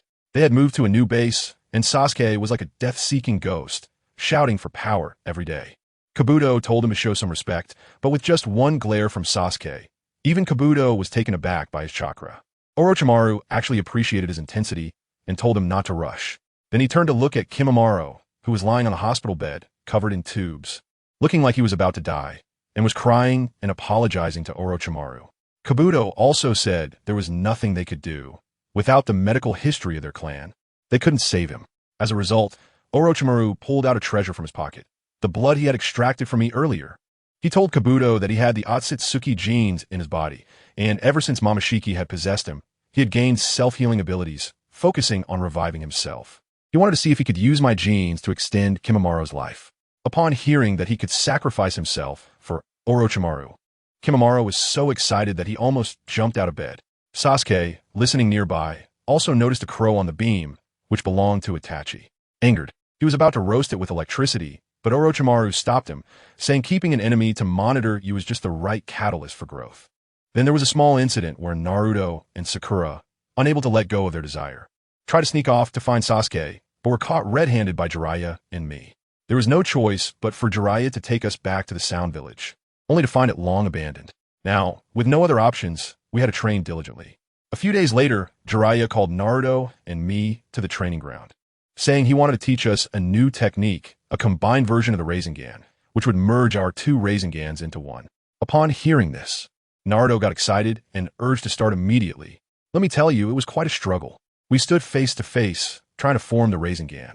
But those 2 chakra streams repelled each other like magnets with the same poles. As soon as we got close, they pushed away and could never merge. We tried several times but failed, and Naruto even blamed me, saying I wasn't properly gathering my chakra. Jiraiya came over, took a look, and discovered the problem. He said my Rasengan was more powerful than Naruto's, and the chakra wavelengths were mismatched. Eventually, I had the bright idea to let Naruto form the Rasengan first, and I would adjust mine according to his chakra wavelength. Hey, guess what? It actually worked. As our Rasengan got close, they resonated, and their size instantly increased several folds. Naruto shouted excitedly, "We did it!" But just as he finished speaking, the Rasengan, which was halfway merged, suddenly became unstable, started shaking wildly, and then boom, it exploded. The powerful airflow sent both of us flying. That guy Naruto fell, but when he got up, he was even more excited, saying that if we perfected this technique, its power would be enormous. Then, like he was on caffeine high, he dragged me to practice all day long, and we both got blasted away the entire day. By the time the sun set, our hands were almost raw from rubbing, yet we still couldn't successfully merge the Rasengan. I told you, as the sky turned dark. Naruto and I stared at each other, nearly in despair. Suddenly, an idea flashed through my mind, and I said to him, "Wait, I have a new idea. Let's try again." Naruto looked skeptical, but still followed my instructions and started forming a ball. As for me, hey, I used a shadow clone technique. With a pop, another me appeared beside me. Naruto was completely confused at that moment and asked me what this had to do with forming the ball. I gave him a mysterious smile and said, "You'll know soon." I rubbed a blue Rasengan in my hand, and my shadow clone directly injected wind, a tribute chakra, into the ball. Wow, a green wind release. Rasengan came out. Then, I carefully this green ball onto Naruto's blue ball. Let me tell you about that scene. It was incredible. As soon as the two spheres touched, it was like a chemical reaction happened instantly, and their size skyrocketed. A blue and a green energy swirled and intertwined wildly, pulling both of us into it. The airflow was so strong that I felt my hairstyle was messed up. The most outrageous part was that in the midst of the energy, there was actually a faint image of a Tai Chi yin-yang symbol appearing. Wow, it worked. We exchanged a glance, mustered all our strength, and pushed the combined big ball forward. The enormous tree in front of us, thicker than my waist, made no sound at all and just poofed away, disappearing without a trace. Not even a splinter left. Really, family, who understands? If we had missed, the entire training ground would probably be gone. Naruto went crazy on the spot, shouting, "This is amazing. This move can definitely bring Sasuke back." I was also stirred by its power.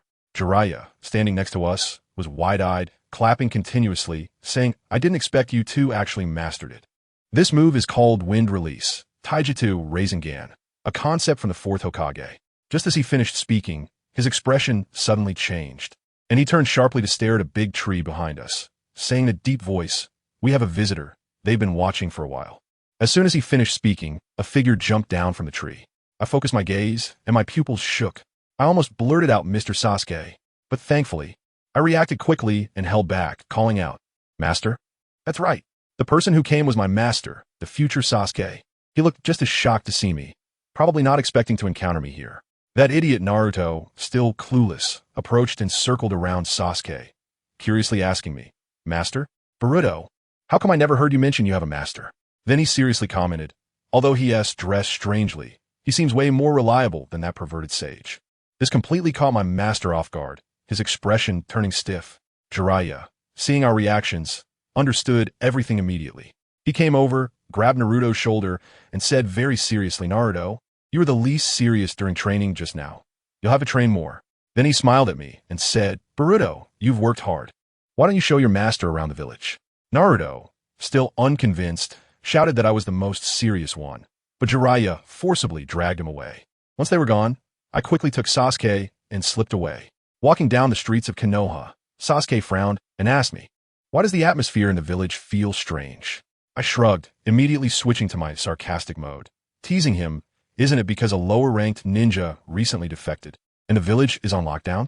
My master's face instantly fell. After all, this was about his dark history from back in the day. I didn't let him off the hook and continued, "I didn't expect Mr. Sasuke to be so childish back then, completely disregarding the friendship of Team 7.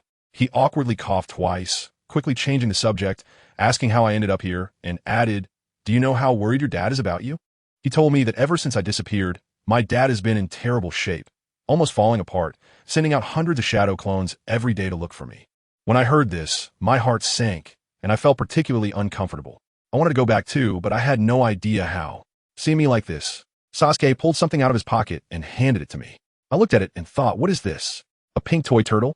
Sasuke explained that it was called a plow, a treasure that could traverse time and space, and he came here using this. But now it had run out of chakra and was asleep. I was shocked. This little thing was actually a time machine? Then Sasuke's expression darkened as he told me the reason he came this time was to hunt down Kagaya Otsutsuki. Hearing that name made my head spin. Sasuke nodded and said that Guy had also come to this era and would arrive in a few days, targeting young Naruto to steal the Nine Tails chakra inside him. While we were talking, Sasuke suddenly flashed and jumped on a wall beside us, hiding in the shadows of the trees. I was confused when a voice came from behind me. "Boruto, what are you doing here?" I turned around and saw Sakura. She looked puzzled and asked, "I think I just heard you say, Sasuke?" I was so scared that my soul almost left my body, so I quickly laughed it off. "No, I said I had prepared well for the afternoon training." Then I pointed at the big fish she was holding to change the subject. Sakura didn't think much of it and excitedly told me that Lady Tsunade had officially accepted her as a disciple and was teaching her medical ninjutsu. After finally sending Sakura off, Sasuke jumped down from the tree. I couldn't help but tease him. "Aren't you being too cautious?" He looked serious and said that having too much contact with familiar people would change the future. Hearing the words, "change the future," I instantly felt guilty and could only awkwardly scratch my head. Mr. Sasuke. When Sasuke saw my expression, his face turned pale, and he helplessly said, "You wouldn't." I can only nod and admit that I told everything about how I messed up Orochimaru's plan to destroy Konoha in order to save the third Hokage. After hearing this, Sasuke was dumbfounded and muttered, "The third Hokage is still alive?" His brows furrowed tightly as he said, "This is a big problem. If the third Hokage is not dead, it means Orochimaru's hands haven't been sealed away by the Shiki Fujin, which means he doesn't have the 3-year cooldown for his Edo Tensei. This puts me in danger in this era. This butterfly effect has reached its peak." I quickly added, "However, now that Orochimaru is being held back by Itachi Uchiha, a 3-year agreement has been established." Itachi? Sasuke was stunned when he heard that name. I nodded and recounted what Itachi said, that until I had enough strength to become his accessory, no one was allowed to touch me. Then I couldn't help but ask him, "Mr. Sasuke, did you ultimately take care of that cold-blooded guy yourself?" "That's right." Sasuke was silent for a long time before he quietly said, "I did indeed end his life with my own hands. However, it wasn't until my revenge was complete that I realized I had been living in the huge lie he had woven. He told me that Itachi was actually a spy sent by the higher-ups of Konoha to the Akatsuki organization, that the massacre was to protect Konoha and also to protect him." After saying this, he fell silent, but I could feel the lingering sadness in his heart. On the other side, in a secret base, the young Sasuke of this era was undergoing special training with Orochimaru. He single-handedly took down 5 impressive ninjas with ease. Orochimaru, watching from the side, sarcastically remarked that he was too merciful to his enemies and didn't strike hard enough. Young Sasuke coolly replied, "The person I want to kill is not here." After my master learned about Orochimaru's situation, he decided to personally meet him. Relying on his memory, he indeed found Orochimaru's new hideout and happened to stumble upon the scene of young Sasuke training. Young Sasuke saw my master approaching from a distance and thought he was a new sparring partner. With a smirk, he arrogantly said, "Oh, there's another one? Just in time. I haven't had enough fun yet." Saying this, he charged forward, throwing shurikens like they were free. However, my master hardly moved, and all those shurikens were deflected away. Young Sasuke was startled, realizing he had encountered a tough opponent. Instead of being afraid, he became even more excited and launched a flying kick. My master caught his ankle with one hand and then threw him upwards. With a flick of his wrist, countless chakra strings bound young Sasuke tightly in midair, lifting him up like a chick. Young Sasuke yelled angrily, "Bastard, let me go." But it was of no use. My master held him like this and walked up to Orochimaru.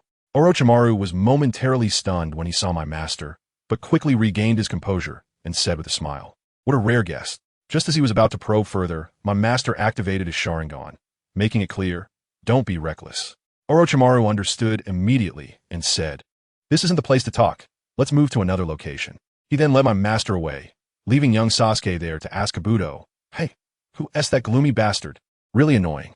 Kabuto could only laugh it off. They talked for a long time inside, while young Sasuke waited outside, holding back his frustration and vowing to defeat him when he came out.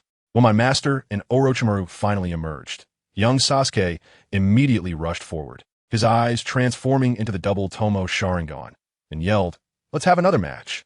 My master merely glanced at him and said, "You can't beat me. Shut up." The young Sasuke immediately exploded in anger. His hands started to form seals. Fire style, great. But before he could complete the seals, my master's figure flashed and appeared right in front of him, extending a finger to gently flick his forehead. It was the exact same movement as Itachi's. Young Sasuke covered his forehead, utterly stunned, and then his fury erupted. "Damn it, are you mocking me?" My master looked at him and slowly said, "Here's a piece of advice. Don't let the hatred before you blind you, because what you see may not be the truth." After saying that, he vanished. The young Sasuke could only shout in frustration at the empty air. Just then, a white figure slowly appeared in the high sky. He had a ponytail, 2 horns on his head, white eyes, and was holding a glowing fishing rod. What a guy! Otsutsuki Urashiki has come to this era as well. Urashiki scanned the surroundings and murmured to himself, "That guy crossed the time rift even earlier than I did. He should already be here." When Kinshiki and Momoshiki encountered misfortune and were defeated, Urashiki chose not to leave but to stay in the ninja world, waiting for the right moment to act.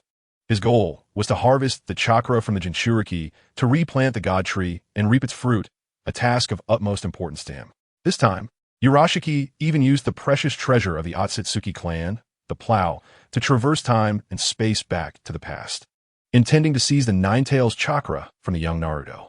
However, during the execution of his plan, the appearance of Uchiha Sasuke became an unexpected variable. A surge of anger welled up in Urashiki. To him, these ninjas were like annoying bugs that kept appearing, no matter what actions he took, becoming obstacles to his plans. At that moment, Urashiki used his sensing ability to capture the faint aura of the Nine-Tails chakra in this era and immediately locked onto its location, floating towards that direction. Upon arriving at his destination, he discovered Naruto and Boruto training not far away. Urashiki silently landed on the treetops, his figure almost blending into the surrounding environment, observing Naruto and Boruto with his Byakugan. As he watched Boruto, a look of surprise flashed in his eyes, and he wondered, how did the vessel of little Momoshiki appear here? Urashiki was taken aback by Boruto's presence at this time, because when he was using the time treasure plow, there had been no third party present, so Boruto, as Momoshiki's vessel, should not have manifested in this era. Not only was Urashiki surprised by Boruto's appearance, but he also noticed that the seal that Momoshiki had placed on Boruto was almost thawed, and Otsutsuki Momoshiki was about to be reincarnated and descend again.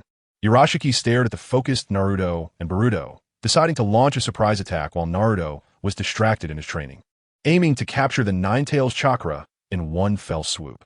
Urashiki flicked the red, glowing fishing hook behind Naruto, but the sharp sound of the wind alerted Boruto, who immediately tackled Naruto to the side, avoiding the strike from Urashiki.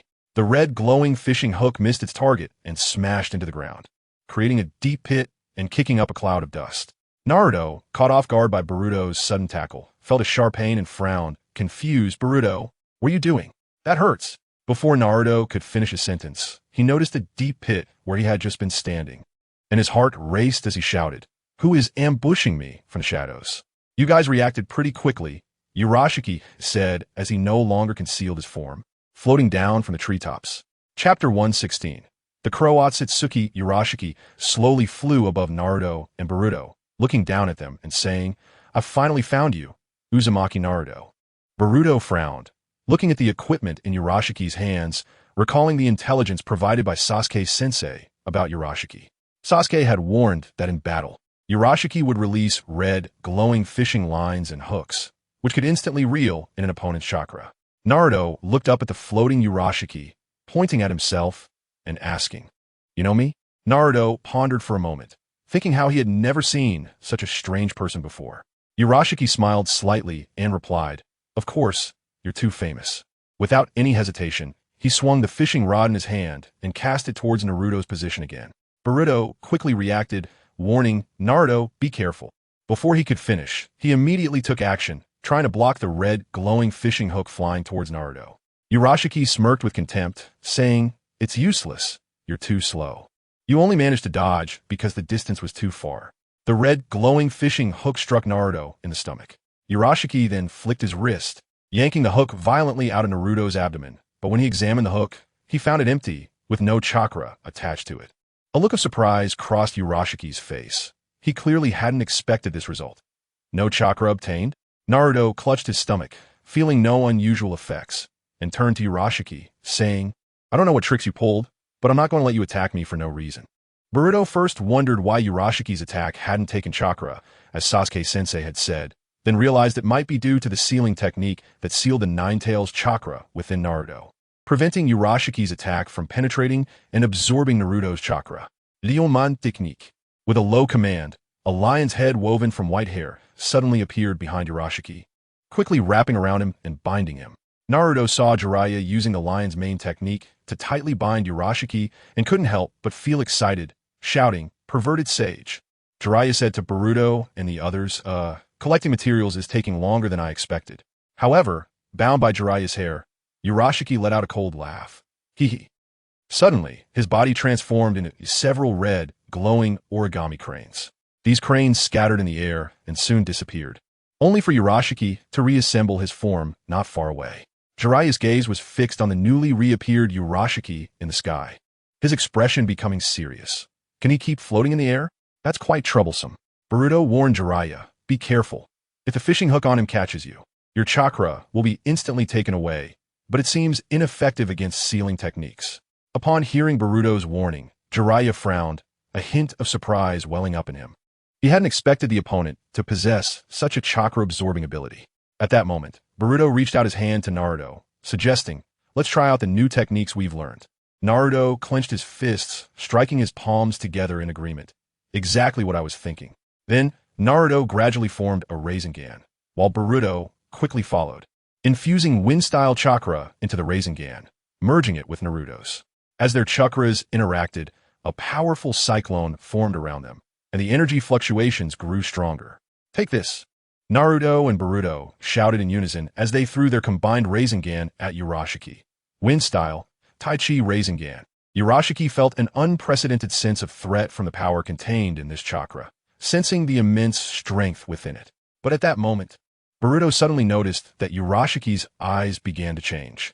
With a blink of Urashiki's eyes, the originally white eyes instantly transformed into deep blue Rinnegan. Utilizing the time-space abilities of the blue Rinnegan, Urashiki rewound himself to a few seconds earlier. By experiencing multiple cycles of the enemy's attacks, he was able to clearly foresee that under the combined wind release, Rasen Shuriken of Boruto and Naruto, he would be instantly defeated and killed in an instant. Although the blue Rinnegan has the ability to rewind time, its drawback is equally obvious. It can only reverse external time and cannot rewind one's own time. The current situation was extremely unfavorable for him, so Urashiki decisively prepared to leave, coldly stating, "I'll withdraw for now. Next time, I won't let this Nine-Tails brat go so easily." Subsequently, Urashiki performed the Yellow Springs Hirai Saka, opening a dark portal in the air. Without any hesitation, he flashed into the portal. Fortunately, when Urashiki opened the Yellow Springs Hirai Saka, he transformed his blue Rinnegan into the red Six-Tomo Rinnegan, allowing him to close the Yellow Springs Hirai Saka in time. Otherwise, the Rasen Shuriken would have followed him into the black portal and killed him. As Urashiki disappeared, the residual wave of wind release, Rasen Shuriken gradually subsided, and Naruto and Boruto exchanged glances. Jiraiya turned to Boruto and asked, what exactly happened? He had not been by Boruto and the other side since yesterday, so he was unaware of the situation. Boruto recounted the information he had learned from Sasuke. That person is called Urashiki. He wants to obtain the Nine-Tails chakra. Damn it! Naruto felt a surge of anger upon hearing Boruto's words, not understanding when he had become such a coveted target. The power of the Nine-Tails attracted so many enemies, putting his companions in danger time and time again. He couldn't help but ask himself, is the power of the Nine-Tails really worth all of this? Deep in a dense forest, Sasuke had left Orochimaru's base and was on his way back to Konoha. However, he hadn't traveled far when he suddenly stopped, noticing several crows beginning to gather from all directions, eventually forming a silhouette. Chapter 117. Urashiki, the crows circling in the sky, gradually gathered, their outlines merging to finally form the figure of Itachi Uchiha. Itachi stared at Sasuke's still form and slowly spoke. Who are you? What is your purpose in approaching Orochimaru? Itachi had learned through his summoned crows about a person who had overwhelmingly defeated young Sasuke in an instant and had also come into contact with Orochimaru. Upon hearing that familiar voice, Sasuke slowly turned around, looking at Itachi with a complex expression. He said, long time no see, Uchiha. Itachi. Itachi was momentarily taken aback, then said, you've grown, Sasuke. Although Sasuke had undergone significant changes in appearance, Itachi still recognized him as soon as he spoke. Sasuke's voice was somewhat deep as he murmured, yeah, after all these years, but your life will forever be fixed 3 years from now. Itachi did not show surprise at Sasuke's words, as his plan had always been this way. He had long been prepared for sacrifice. To protect Konoha and his brother Sasuke, he was willing to accept any outcome. Itachi's gaze fell on Sasuke's empty arms, and he said, it seems you have also suffered quite a bit. Sasuke gently covered his sleeve and replied lightly, that's just the punishment that guy imposed on me for losing my way. Although Itachi did not know exactly who Sasuke was referring to, he sensed an unprecedented trust in Sasuke's tone. A feeling of loneliness surged in Itachi's heart. Those who could trust each other and were willing to believe in him no longer existed. However, having confirmed the identity of the person before him, Itachi chose not to say more to Sasuke, turning to leave the location. Previously, Itachi's solo actions had aroused suspicion from the organization, and now Kisame was not far away. To avoid raising further suspicion, he needed to quickly regroup with Kisame. At this moment, Sasuke spoke, using love to exchange for hatred, using sacrifice to exchange for stigma. Is it really worth it? It seems you know all about this. I have been wandering in the darkness, relying solely on the one light. Itachi stared directly at Sasuke. Sasuke lowered his eyes, his tone filled with helplessness as he said, "Brother, you always try to save Konoha alone, taking all the blame upon yourself, arranging my life, and in the end, trying to quell it all with your death." Itachi did not immediately respond to Sasuke's words, choosing instead to remain silent. If the Uchiha clan truly initiated a rebellion, Konoha would suffer severe damage and be gravely weakened. In such a situation, other countries and factions might take advantage of the chaos, and the outbreak of the Ninja World War would be inevitable. The Uchiha clan would either perish as a result or forever bear the label of rebels, carrying the heavy burden of historical guilt. Itachi always remembered what Sure had told him that night: protect the village and the name of Uchiha. Itachi slowly extended his hand toward Sasuke, speaking in a low voice, "Forgive." Sasuke looked at Itachi's gesture, feeling an indescribable sensation rising in his heart. Memories of Itachi flooded his mind, ultimately freezing on the image of Itachi last poking his forehead. However, in the end, Itachi slowly lowered his hand, his gaze fixed on Sasuke before him. He could no longer easily utter the words he had once frequently said, "Forgive me, Sasuke."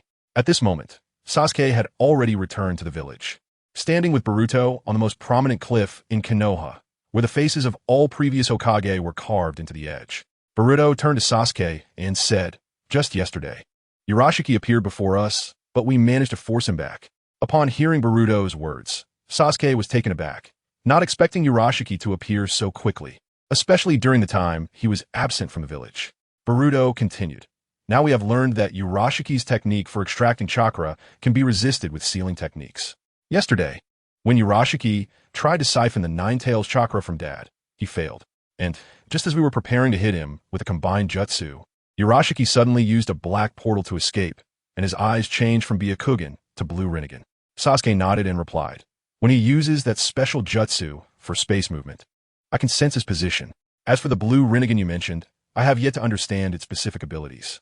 In the previous battle, he took some of my chakra, and I have not fully recovered yet, which he must have noticed, realizing that I cannot exert my full strength." Boruto slightly nodded.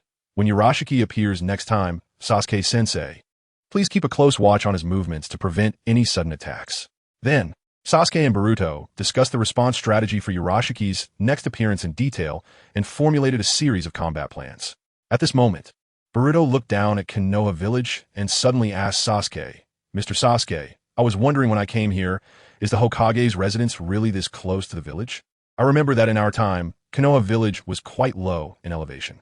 After a long silence, Sasuke slowly replied, "This is the pain of war. Urashi had been lurking in the deep mountains near Konoha village for several days, contemplating how to deal with Boruto and Naruto's combined ninjutsu, and then began to execute his plan. At this moment, Urashi was suspended in midair, overlooking the scenery of Konoha village, and couldn't help but exclaim, 'This view is beautiful. But it's time to take action.' His voice revealed a coldness. 'I want to obtain all of the Nine Tails chakra.' However, Urashi only sensed half of the Nine Tails chakra from young Naruto. As for the other half, Urashi had not yet been able to perceive it.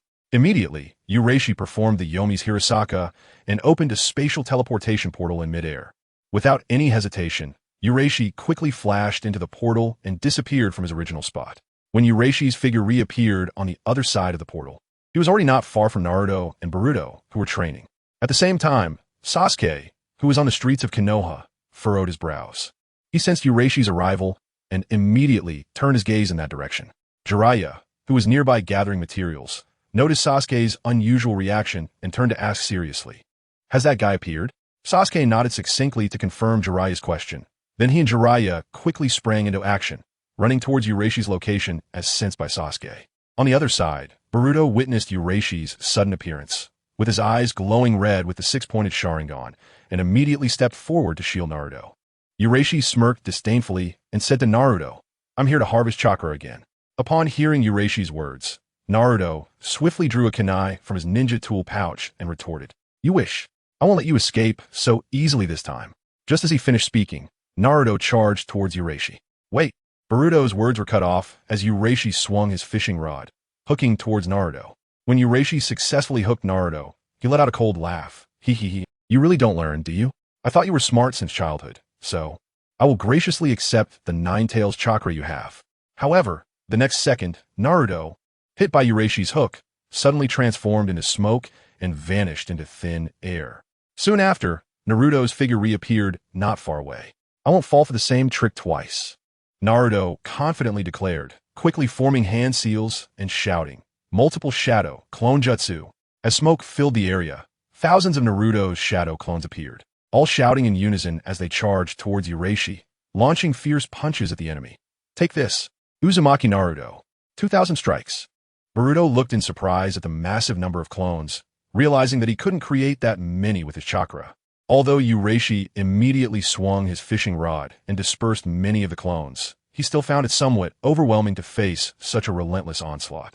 Urashi quickly ascended into the air, and the fishing basket on his back began to emit dazzling electric lights, forming violent lightning bolts that directly struck down at Naruto's shadow clones. The lightning chakra in Urashi's fishing basket was what he had previously collected from Sasuke. As Urashi's lightning attacks continued to rain down, the number of Naruto's shadow clones began to decrease dramatically. At this critical moment, Sasuke and Jiraiya arrived just in time to join the battle. Fire style, fireball jutsu. With his shout, several fireballs flew in from Urashi's side, interrupting his continued lightning assault. Urashi immediately switched his Byakugan to the blue Rinnegan and flashed behind Jiraiya. What? Jiraiya was astonished by Urashi's unexpectedly fast movement. Urashi coldly said, too slow. Then, he mercilessly pierced Jiraiya's shoulder with his fishing rod. Boruto witnessed this scene and immediately gathered purple lightning in his hands, aiming at Urashi's back to attack. Purple lightning. Urashi pulled the fishing rod out of Jiraiya's shoulder to dodge Boruto's attack, but in the process, his clothes were splattered with Jiraiya's blood. Urashi smirked coldly, his gaze fixed on Boruto, and said, my eyes can see the future. Your attacks will not be effective. It's time to end this. Ha ha ha. Please give up. Then, Urashi slowly floated in front of Naruto and said in a deep voice, I will tear off your sealing technique in one go. Naruto glared angrily at the guy in front of him and said coldly, damn it. Seeing that Urashi was about to make his move, Sasuke immediately stepped forward to shield Naruto and shouted loudly to Boruto, Boruto, you quickly take Naruto and run. Boruto exclaimed, but Sasuke reminded him, don't forget my purpose for being here is to protect Naruto from being captured by this guy. Urashi coldly laughed at Sasuke, saying, you're really making it hard for me. Wanting to protect that Nine-Tails kid is just a pipe dream. He then kicked out, sending Sasuke flying. After being kicked away, Sasuke gritted his teeth and struggled to get up. His chakra was being absorbed by Urashi, and his Sharingan's Jinjutsu had no effect on the Otsutsuki. Therefore, Sasuke decisively threw the Kusanagi sword towards Urashi. As Urashi's attention was drawn to the Kusanagi sword, Sasuke lunged at Urashi, tightly hugging his waist, and forcefully lifted Urashi, charging towards the edge of cliff. Urashi was shocked by Sasuke's sudden move, repeatedly elbowing Sasuke's back in an attempt to break free. Let go of me. Let go. Jiraiya watched this scene with a frown. Their information on Urashi was incomplete, and he was unsure what kind of ability Urashi's blue Rinnegan had that claimed to see the future. With his shoulder injured, Jiraiya immediately smeared the blood seeping from his wound onto his fingers and began forming hand seals. As he completed the seals, Jiraiya slammed his hands on the ground and shouted, summoning jutsu. As smoke filled the area, a giant toad was summoned.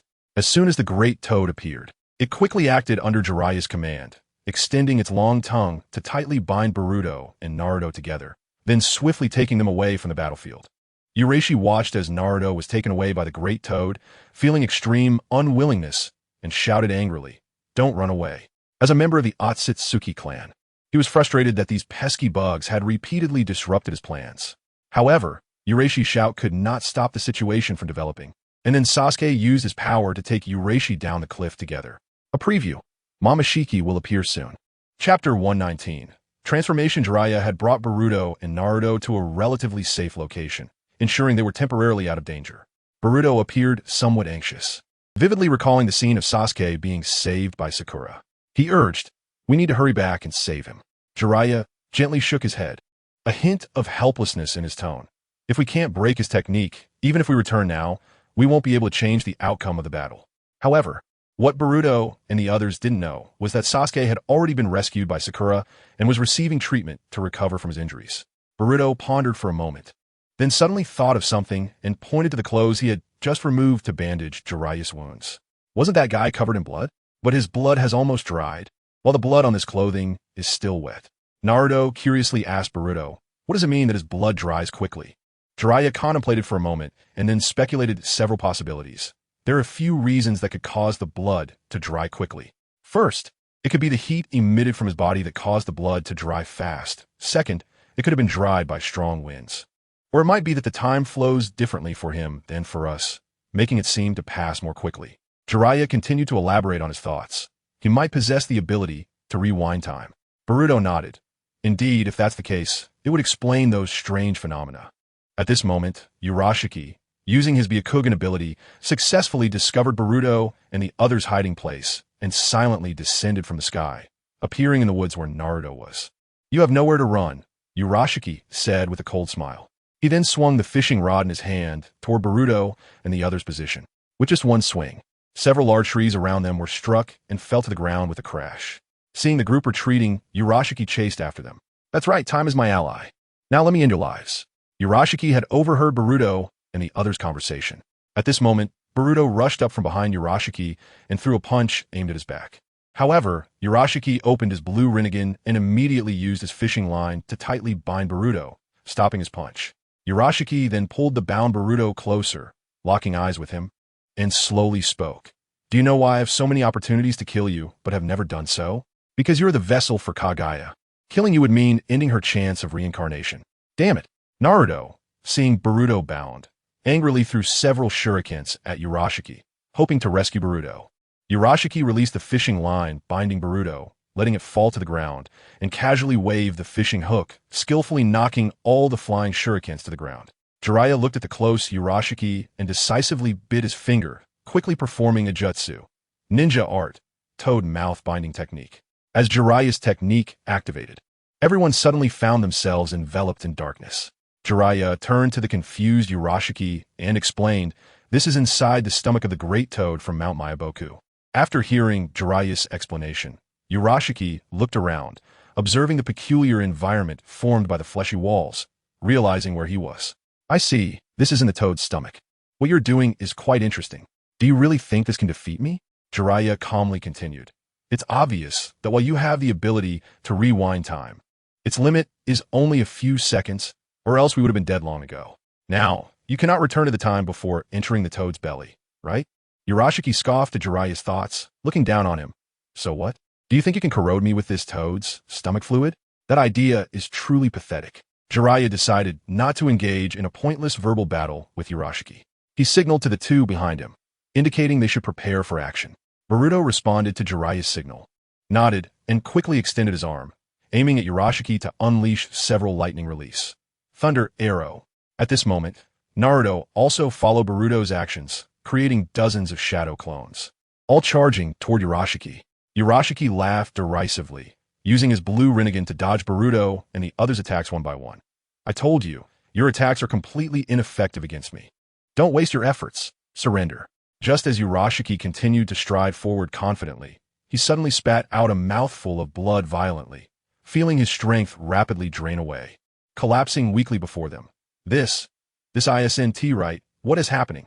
Jiraiya slowly stood up, smiling at Urashiki. "You fell for it. The air here is filled with acidic toxins, colorless and odorless, hard to detect, right?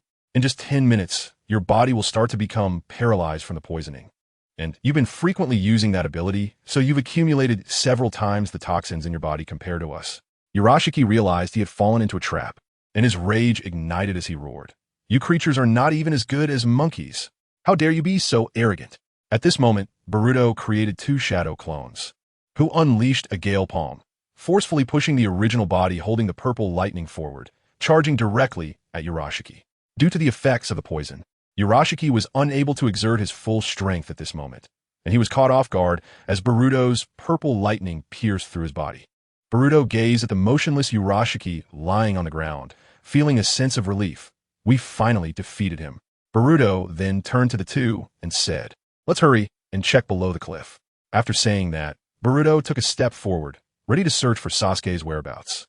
At this moment, the Urashiki, pierced through the chest by the purple lightning, slightly moved his fingers, then slowly clenched his fist, his body stiffening as he stood up and hovered in the air. Boruto stopped his turning action and shouted at Urashiki, "Don't struggle in your death throes, Urashiki." Urashiki disdainfully responded to Boruto, "Struggling in death? Oomph. You underestimate our Tsutsuki clan. Urashiki reached behind him, grabbed the glowing red fishing basket, brought it to his mouth, and took a deep breath, causing the basket to transform into a stream of chakra, which Urashiki absorbed entirely into his body. Chapter 120. Tsutsuki as Urashiki absorbed his weapon. He muttered to himself, "Not enough." Immediately after, Urashiki revealed a nearly crazed smile, reaching toward his face and forcefully gouging out his own Rinnegan eyes, then stuffing them into his mouth, blood streaming from the empty eye sockets. Naruto was stunned at what Urashiki was doing. What is he doing? Jiraiya's expression turned grim. He actually ate his own eyes, and it doesn't look like a bluff. His chakra is rapidly rising. Boruto recalled a scene from before when Momoshiki transformed Kinshiki into chakra fruit to consume, realizing these twisted individuals either ate their kin or themselves. After swallowing his Rinnegan, a new golden Rinnegan suddenly appeared on Urashiki's forehead. Just after Urashiki consumed his Rinnegan, a dazzling halo appeared in front of him, and without hesitation, he floated directly into the halo, causing his appearance to undergo a tremendous transformation. In the Ushi-style transformation, Boruto's eyes turned golden, his face displayed multiple black horizontal stripes, and massive horns resembling bird wings sprouted from his head. His feet transformed into black claws, and his arms could turn into wings for flight. Boruto sensed a powerful chakra overflowing from Ushi, which also erupted with immense air currents. Ushi extended his hand and coldly sneered, "I will slaughter all of you." He then spread his wings and flew towards Boruto and the others on the ground. Jiraiya quickly took Boruto and Naruto to the other side to evade Ushi's attack. And after a loud explosion, the ground was turned into a large pit by Ushi. Although they successfully dodged Ushi's initial attack, the transformed Ushi displayed overwhelming power, knocking several people to the ground in a short period. At this moment, Ushi quickly moved in front of Naruto, wanting to force him to release the Nine-Tails chakra within him. Seeing Ushi approaching Naruto, Boruto felt an immense urgency in his heart. He gritted his teeth and pulled out a pill he had secretly kept from his ninja tool pouch. After a moment of hesitation, he stuffed it into his mouth. Jiraiya exclaimed in surprise, "Boruto, this is..." He remembered giving those pills to the guards for safekeeping. How could Boruto still have them? After swallowing the pill, a strong heat surged through Boruto's body, causing him to clutch his chest in pain. After a while of adapting, blue-green marks gradually appeared on his right arm and face, and a strange horn also grew on his head. Boruto stared at the marks on his hands and gently touched the newly grown horn on his head, realizing that his current state was vastly different from before, but he could clearly feel a significant increase in his strength. Ushi witnessed Boruto's transformation, and a sinister smile crept across his face as he mocked Boruto. "A mere ant dares to aspire to wield the powers of our Otsutsuki clan?" He continued, "Well, because soon you will become one of us, a member of the supreme Otsutsuki clan." Boruto did not want to hear any of this. Gathering a Rasengan in his hand, he charged at Ushi, shouting angrily, "I am not an Otsutsuki. I am myself." Ushi sneered disdainfully, "Look at you now. You have no persuasive power at all. Then sin suivo raiyusei, no meiyo." Ushi released a stream of purple light of various forms from his palm, shooting toward Boruto like dense arrows, directly knocking down the Rasengan he threw. Although Boruto's Rasengan was visually undetectable, Ushi adopted a strategy of overwhelming numbers, continuing to launch the remaining purple orbs densely at Boruto. Boruto weaved through the purple orbs, dodging their attacks, and using his speed advantage, he quickly closed in on Ushi, then delivered a swift punch that accurately struck Ushi's face. Damn it! Ushi felt an unprecedented humiliation and anger under Boruto's heavy punch. "So what will you do about this move?" Ushi provocatively asked Boruto, and then unleashed Tenshin Suebu Ryusei no Meo again. However, this time his target was not Boruto, but the lying Naruto. Naruto was currently suppressing the Nine-Tails chakra within him and could not divert his attention to resist, and Jiraiya was too far away to intervene in time. Despicable! Boruto shouted in anger, immediately turning to intercept and knock down Ushi's attack. Ushi transformed his bird wings back into hands, condensing a dark chakra rod, shooting it towards Boruto's back. Just as Boruto successfully intercepted Ushi's Tenshin Suebu Ryusei, a no Meo attack, he was also struck hard by the chakra rod Ushi had thrown. After the heavy blow, Boruto lost his balance and fell heavily to the ground, clutching his chest in pain, gasping for breath, blood oozing from the corners of his mouth, and his consciousness gradually becoming blurred. At the moment he was hit, Boruto felt the chakra flowing within him suddenly come to a halt, as if the chakra points responsible for refining chakra were instantly sealed by the dark rod. You little brat, always so self-righteous, thinking you can stop me? Ushi taunted as he slowly floated towards Boruto. Ushi then landed in front of Boruto, reached out, and grabbed his hair, lifting him off the ground, a cold smile appearing on his lips. Though I feel sorry for Momoshiki, you have been constantly hindering me, so I've decided to destroy you. Ushi's relationship with Momoshiki was not very good. Momoshiki's attitude towards Ushi was full of arrogance and indifference, and they had nearly fallen out over trivial matters. Ushi grinned, condensing power in his hand, and swung a punch toward Boruto's abdomen. However, just as Ushi's fist was about to hit, he unexpectedly felt a resistance, and his hand could not advance even a fraction. What? Ushi was startled. He had clearly sensed that Boruto before him had no strength left to continue taking his punch. At this moment, Boruto had tightly grasped Ushi's approaching hand, slowly raising his head to stare at Ushi with cold indifference. You said, you want to destroy my vessel? Chapter 121. Momoshiki emerged as Boruto watched as Ushi's grinning fist was swung towards him. But at that moment, Ushi's fist suddenly froze, and everything around seemed to be solidified, as if time had stopped flowing. Boruto felt that the other parts of his body were bound by some invisible force, unable to move, with only his eyes and thoughts able to move freely. This state made Boruto recall the time when he was marked by Momoshiki after their battle. Boruto, what is happening? Momoshiki's voice suddenly echoed behind Boruto, tinged with mockery. How pitiful, child of humanity.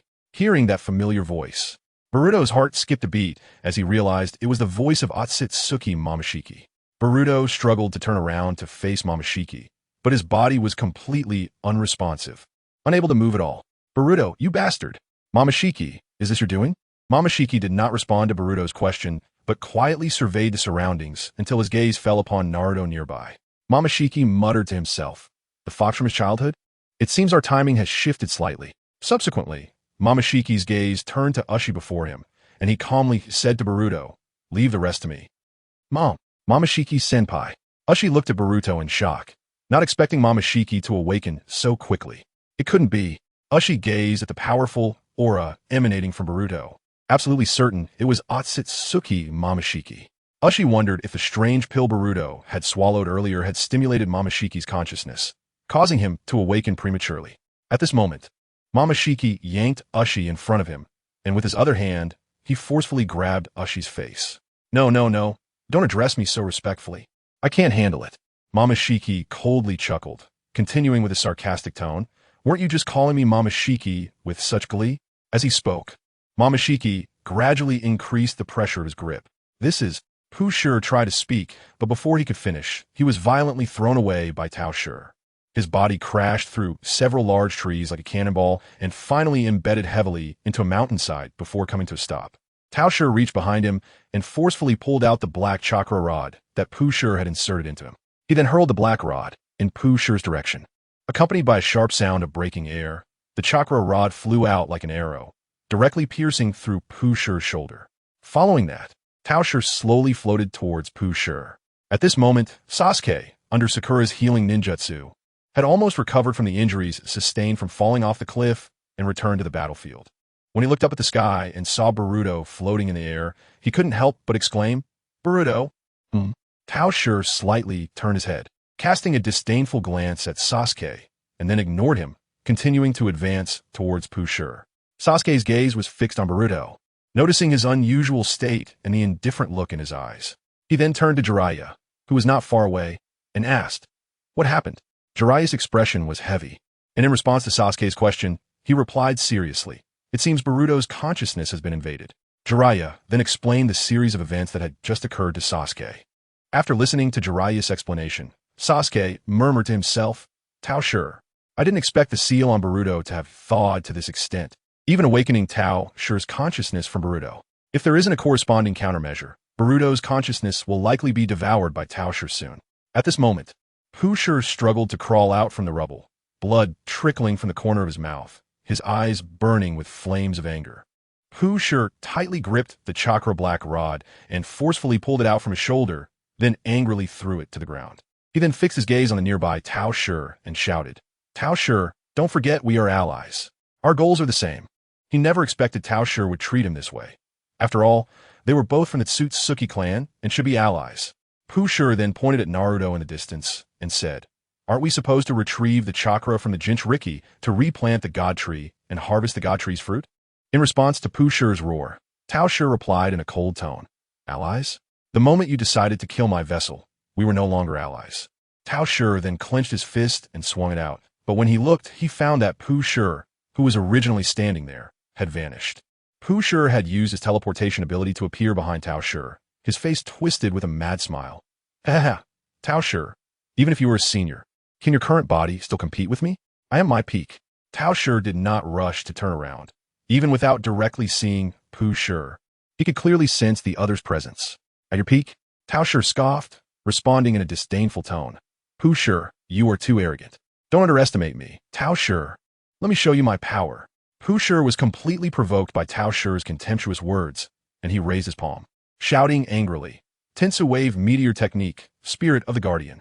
As Sure shouted, a powerful chakra erupted from his body, forming a visible wave of energy that shot out many purple energy spheres from his palm, resembling a dense meteor shower as they rushed towards Sure. "Interesting. Then I will play with you." Sure sneered coldly, then slowly raised his hand. A powerful chakra began to gather in his palm. Rasengan. The Rasengan that Sure unleashed was immensely powerful, directly devouring all of Sure's Tensu Wave Meteor Technique, Spirit of the Guardian, leaving not a trace behind. Seeing this, Sure immediately flapped his wings and quickly flew into the sky, dodging Sure's Rasengan attack. He then dove down at high speed, tightly grabbing Sure's arm with his claws, and after spinning in the air a few times, forcefully threw Sure away. Sure, thrown away by Sure, suddenly transformed into a puff of smoke, dissipating into the air. Chapter 122, Spiral Bomb What? Sure stared in disbelief at the spot where Sure had suddenly disappeared. Filled with surprise, he never expected Sure would use such low-level techniques meant for lesser beings. Rasengan. Sure condensed a Rasengan in his hand and then quietly appeared from the side of Sure, striking the Rasengan squarely into Sure's body. The tremendous impact directly slammed Sure to the ground. It must be said, these ninjutsu created by inferior beings still have their merits. Sure smirked coldly. Cough. Sure, you have truly fallen, actually learning from these hairless monkeys.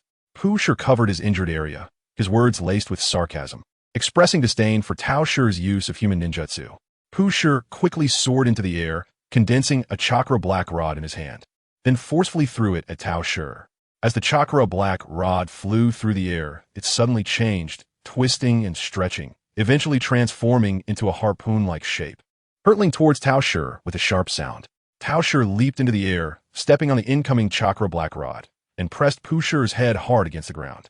A few shuriken flew through the air from a distance, quickly shooting towards the suppressed Sure, but Sure waved his hand and knocked them to the ground. Sure coldly glanced at Naruto in the distance. "Don't interfere, Fox." This. Naruto felt the chill from Sure's gaze, a bit of cold sweat involuntarily trickling down his forehead. Jiraiya frowned at this. What an arrogant guy. At this moment, Sure had already broken free from Sure's restraint and unleashed the Tensu Wave Meteor Technique, Spirit of the Guardian again. But this time he did not shoot the energy spheres out. Instead, he condensed them in his hand and then charged at Sure. Facing pu shies shash. Sure did not choose to evade. Instead, he went straight to meet Sure head-on, directly clashing palms with him. At the moment their hands collided, Sure activated the High Emperor's spirit, absorbing all the purple orbs of light that Sure had condensed, neutralizing the attack. Immediately, Sure quickly crouched down and then delivered an upward spinning kick, sending Sure harshly into the sky. At the moment Sure was launched upwards, Sure extended his hand, returning Sure's Tensu Wave Meteor Technique, Spirit of the Guardian, back to him with even greater force after enhancing it with his High Emperor spirit. Sure's attack struck Sure in midair, causing a violent explosion that created a massive cloud of dust. As the dust settled, Sure's figure gradually became clear. He brushed off the dust from his body, appearing calm and unbothered. That hit did hurt a bit, but it's nothing more than that. Hearing this, Sure couldn't help but snicker, his tone laced with sarcasm. That was your technique, and it was enhanced by me, if it didn't pack a punch. You should ask the technique's owner. At this moment, a thought crossed Sure's mind. Should I pretend to be seriously injured right now? He then discarded this ridiculous thought and shouted angrily at Tao Shi. Damn it. Tao Shi, how dare you humiliate me? Tao Shi shrugged. Haha, I'm just speaking the truth. At this moment, Tao Shi suddenly covered his face, a ripple passing through him, and his expression quickly became somewhat off. Tao Shi steadied his mind and then spoke in a slightly low voice. What a pity. It seems we can't continue playing so. It's time to deal with you. Tao Shi concentrated the vast majority of his chakra through the High Emperor spirit, condensing a powerful force in his palm, and then shouted at Purushi. Rasengan. Instantly, a gigantic Rasengan appeared in Tao Shi's hand, its diameter reaching several dozen meters, exuding a suffocating sense of oppression. The powerful cyclone generated by this giant Rasengan caused the surrounding trees to sway unsteadily, even being blown over. This power, Jiraiya was somewhat surprised, and immediately extended both hands, tightly protecting Naruto in his embrace to withstand the powerful cyclone generated by Tao Shi's Rasengan. Who resolves whom is still uncertain. Tao Shi. Purushi's face twisted in rage as he glared at Tao Shi, mockingly laughing. Tensaboriu Saimai, Dragon Palace. At this moment, Purushi raised his hand, instantly releasing a star-shaped purple chakra from his palm, which quickly transformed into a giant black-purple ribbon fish. This ribbon fish concentrated a massive purple-red chakra sphere in its mouth and headed straight for Tao Shi's giant Rasengan to devour it. The two chakra spheres collided in midair, erupting with powerful energy waves, uprooting the surrounding trees and sending them flying into the sky, while nearby boulders were shattered into pieces by the shockwave, scattering everywhere.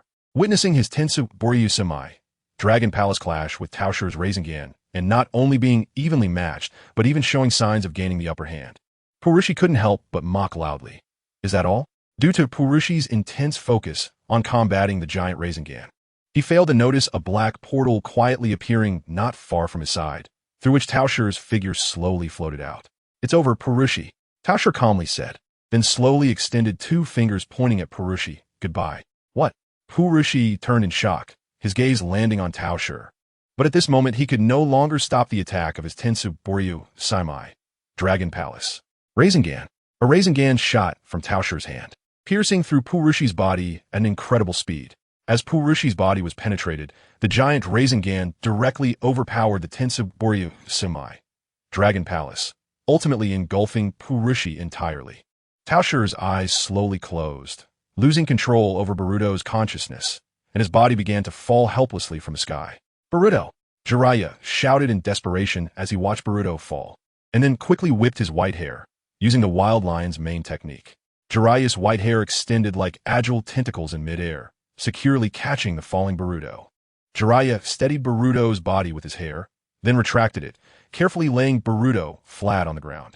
Sasuke immediately stepped forward to examine Boruto's current physical condition to ensure he had not suffered serious injuries. Chapter 123. Can't go back. After carefully checking Boruto's current physical condition, Sasuke finally breathed a sigh of relief. He found that Boruto was merely weak due to Tao Shi exhausting too much chakra, and his body itself had not sustained serious harm. Sasuke informed Jiraiya and Naruto of this situation. As long as Boruto's chakra is restored, he will naturally awaken. Naruto seized this opportunity to ask Sasuke, "Who is this Tao Shi you mentioned? Why did he possess Boruto? Is it similar to the situation with the Nine Tails inside me? A power residing in one's own body?" When Boruto's consciousness was invaded earlier, causing him to unleash powerful strength, this scene felt familiar to Naruto, as if he had seen the shadow of the Nine Tails power being activated within him. In response to Naruto's confusion, Jiraiya found a suitable reason to change the topic and suggested he take Boruto to the Konoha hospital for treatment. After Naruto's figure disappeared from sight with Boruto, Jiraiya turned to Sasuke, his gaze deep. Speaking of which, that guy's techniques are truly incredible, and for what he said, Tao Shi is about to truly revive from Boruto's body. Sasuke agreed, nodding his head, his tone very serious. Yes, this matter is quite tricky. Moreover, there are currently no effective countermeasures to suppress Tao Shi's revival. Jiraiya crossed his arms and continued to ask, "So what do you plan to do next?" Sasuke responded to Jiraiya's inquiry, "I will take Boruto back to where we should go tomorrow." Jiraiya stroked his chin. "Oh? Taking Boruto with you? Are you in such a hurry to leave?" "It's not too late to leave once he's fully healed." Sasuke gently shook his head, explaining to Jiraiya, "After all, we don't belong to this era, and this isn't a place for us to stay." Jiraiya nodded. "I see." At this moment, Shikamaru arrived with Choji and the others. Are you guys okay? They hurried to the scene after hearing that Boruto and the others were engaged in a fierce battle with a dangerous individual, ready to help them. Upon hearing their reason, Jiraiya couldn't help but laugh. We were just training. That little brat Konohamaru might have misunderstood. Shikamaru looked around at the destroyed trees and the deep pits on the ground, feeling a bit embarrassed. Is it really just training? Jiraiya explained. It was Boruto who insisted on undergoing extremely rigorous combat training, so we went a bit hard. In a quiet hospital room in Konoha, Boruto slowly awakened from his coma, then stretched out a hand to gently shield his eyes from the blinding sunlight streaming through the window. At this moment, Sasuke leaned against the wall at the head of the bed, looking at Boruto and calmly saying, "Boruto, you're awake." At this moment, Boruto's memories suddenly became clear, and he recalled a series of events that had occurred previously. He hurriedly threw off the blanket and anxiously asked, "Mr. Sasuke, how did we end up in the hospital? What about Purushi?" In response to Boruto's barrage of questions, Sasuke began to explain.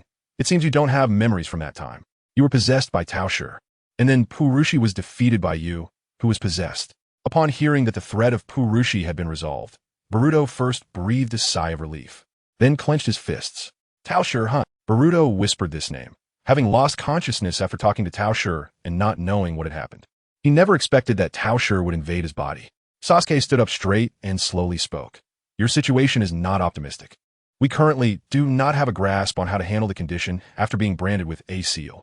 Boruto also did not expect that Taoshur would not let him go even in death, his voice low. "When Taoshur branded me with the seal, he said he would make me lose everything.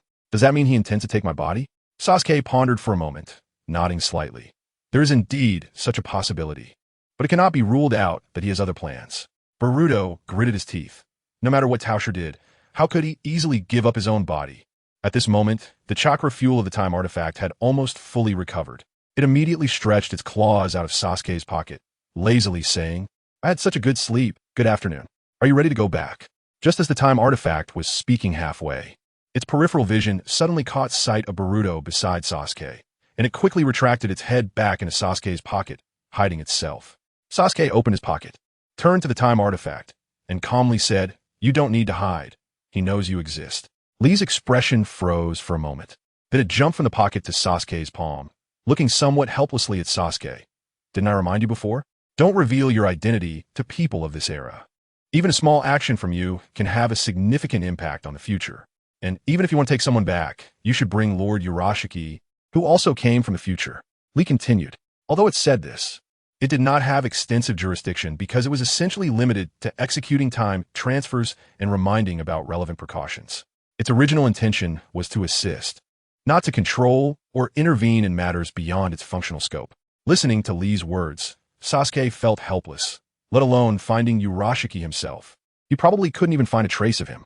Boruto didn't expect this turtle to be so stiff and boring, so he explained, "Well, I also came from the future. I just don't know why I suddenly ended up in this era." After hearing Boruto's explanation, Lee jumped onto Boruto's hand, looking at him suspiciously from top to bottom. "Since you say that, it really is strange. I can't sense your time node, so I might not be able to take you through time." Upon hearing this, Sasuke and Boruto exchanged surprised glances. Boruto felt somewhat confused. "Why not? Since you can travel here, shouldn't I be able to do it too? Is it because I've changed the future too much?" Lee tilted its head away. "You ask me. Who should I ask?" Just then, a sudden sound of footsteps echoed in the corridor outside the hospital room. Chapter 124, Treating Guests Someone is Coming. "So I'll take my leave first." Lee quickly jumped back into Sasuke's pocket, preparing to hide. Then it said to Sasuke, "When are you planning to go back? Wake me up then." After that, Lee shrank its entire body back in, no longer speaking. "Boruto, how's your health?" Jiraiya pushed open the door to the hospital room and walked in, his gaze landing on Boruto, inquiring about his recovery. "What happened to you two? Why the long faces?" After entering the room, Jiraiya noticed that both of them did not respond to him and instead looked heavy-hearted. Boruto sighed and recounted what had just happened to Jiraiya. After listening to Boruto's explanation, Jiraiya stroked his chin thoughtfully. "I see. If Boruto can't return to the future through the time artifact, then we must find out how he crossed over in the first place. After all, the person who tied the knot must untie it." Jiraiya looked at both of them with concern. "So what are you planning to do now?" Boruto helplessly spread his hands, indicating that there was currently no better plan. "Now we can only take it one step at a time. When we activate this time artifact tomorrow, We'll know if it works. Jiraiya nodded. There really wasn't a better method at the moment. The next morning, Boruto and Sasuke arrived at a secluded grove, preparing to activate the time artifact Lee, hoping to return to their own era. Sasuke took out the time artifact and informed it that they were now ready to return to their original time. We'll have to trouble you for this return trip. After being taken out of Sasuke's pocket, Lee first glanced at Boruto, its tone carrying a hint of uncertainty. I'm not sure if I can transfer you through time. Upon hearing this, Boruto began to respond. How will we know if we don't try? Even if it fails, I won't blame you. All right. Lee agreed to Boruto's determination. And then its entire body began to emit a dazzling light, and the multi-layered shell behind it slowly unfolded, preparing to activate the time travel mechanism. When the time artifact was fully activated, the surrounding environment began to change dramatically. The space-time around them started to twist, and illusions of the sun, moon, and stars appeared, along with cubes representing space, all indicating that a journey across time and space was about to begin. Despite the spatial anomalies unfolding around them, Boruto's expression clearly revealed disappointment as he looked down at his body, muttering, "So it really doesn't work?" At this moment, compared to Sasuke, who showed no change, Boruto's body was almost transparent, indicating that he was being restricted and could not return to the future yet. Sasuke looked at Boruto with concern. Boruto smiled and said, "It's okay, Mr. Sasuke. I won't give up so easily. Just wait, I will definitely come back. Tell Dad, Mom, and Himawari not to worry too much about me. I'm fine here, especially Dad. You should take more time to rest and spend time with Mom and Himawari. Otherwise, when I go back, I will definitely tell him all the embarrassing things he did." After a moment of silence, Sasuke nodded and said, "Well, Boruto, take care of yourself. If there's anything you can't solve, go find Orochimaru and Itachi. I've met them before. They are still trustworthy." After their conversation ended, Lee turned to Sasuke and formally asked, "What time point do you want to be sent to?" Sasuke replied, "Can we go back to a point shortly after I set off?" Lee nodded. "That's a small matter, because the first time travel before had almost exhausted my chakra. I sensed Lord Peach's explosive aura afterwards and absorbed some of Lord Peach's excess chakra. With the remaining chakra fuel I have now, I can make several more time transfers to other eras." But Sasuke shook his head and said, "No need for that. Just send us back to our original era." With a flash of dazzling light, Sasuke and Lee's figures gradually blurred in Boruto's sight, ultimately disappearing, while Boruto was left standing in place. At this moment, Jiraiya emerged from the shadow of a large tree. Seeing Boruto standing there in a daze, he sighed softly and walked out from behind the tree. Jiraiya gently patted Boruto's shoulder, comforting him. "Don't worry, things will work out in the end. I'll help you find out the reason using the information network I have." Boruto lifted his head, meeting Jiraiya's gaze, and the sense of loss in his heart eased somewhat because of Jiraiya's comfort. He nodded slightly and said softly, "Thank you." Jiraiya's large hand gently pressed down on Boruto's head, then began to rub it playfully. "Cheer up. Don't be so down. People should always look forward. Everything that exists has its significance. Let's go call Naruto. I'll treat you to barbecue. Just eat your fill." After Jiraiya finished speaking, he strode ahead, gesturing for Boruto to follow, planning to lift Boruto's spirits with a lavish barbecue meal. Boruto cast a suspicious glance at Jiraiya's back and spoke up directly. "You're not planning to sneak off and skip out on the bill like you did when you messed with Dad, are you?" At that moment, Jiraiya, caught off guard by Boruto's insight, noticeably paused, appearing a bit awkward, and his steps became somewhat unnatural. Boruto pointed at Jiraiya and shouted, "Huh, I guessed it, didn't I? You sly old perv." Eventually, Boruto and Naruto arrived at the barbecue restaurant, insisting that Jiraiya pay a deposit first before they could relax and enjoy the food. Once they were assured that skipping out on the bill wouldn't happen, the two let loose and thoroughly enjoyed a sumptuous barbecue feast, causing Jiraiya to spend quite a bit. Watching his already light wallet get even thinner, Jiraiya felt like crying. This money was supposed to be for his hot spring research fund. However, seeing Boruto looking a bit more spirited brought a smile to Jiraiya's face. So he figured the funds were well spent. Chapter 125. Training at Naruto's home, Boruto and Naruto were busy packing their bags, preparing to embark on a new training journey with Jiraiya, leaving the hidden leaf village for distant lands. "All right, training starts now," Naruto exclaimed excitedly, clenching his fists. He had been looking forward to this day for a long time. He believed that after this training with the perverted sage, he would gain enough strength to fulfill his promise to Sakura and bring Sasuke back home. Seriously, you could help out too. Just as Naruto was getting excited about the upcoming training trip, Boruto was complaining while meticulously wiping every corner of the room with a cloth. They would be following Jiraiya for several years, and if they didn't clean the room properly, it could lead to mold growth during the long period of vacancy. Oh, here it comes. Naruto, hearing Boruto's complaints, awkwardly scratched his head, quickly grabbed a mop from the corner, dipped it in water, and formed hand seals. Shadow, clone jutsu.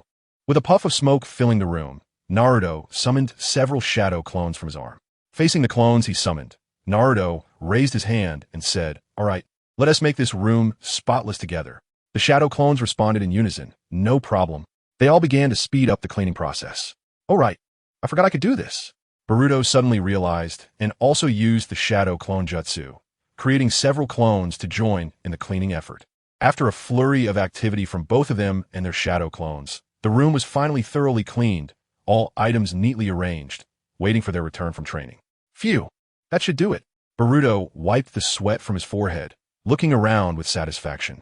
Naruto nodded, picked up his already packed backpack from the bed, and slung it over his shoulders. "All right, everything is ready. We just need to wait for the perverted sage to come pick us up." At that moment, Naruto turned to Boruto with a curious look.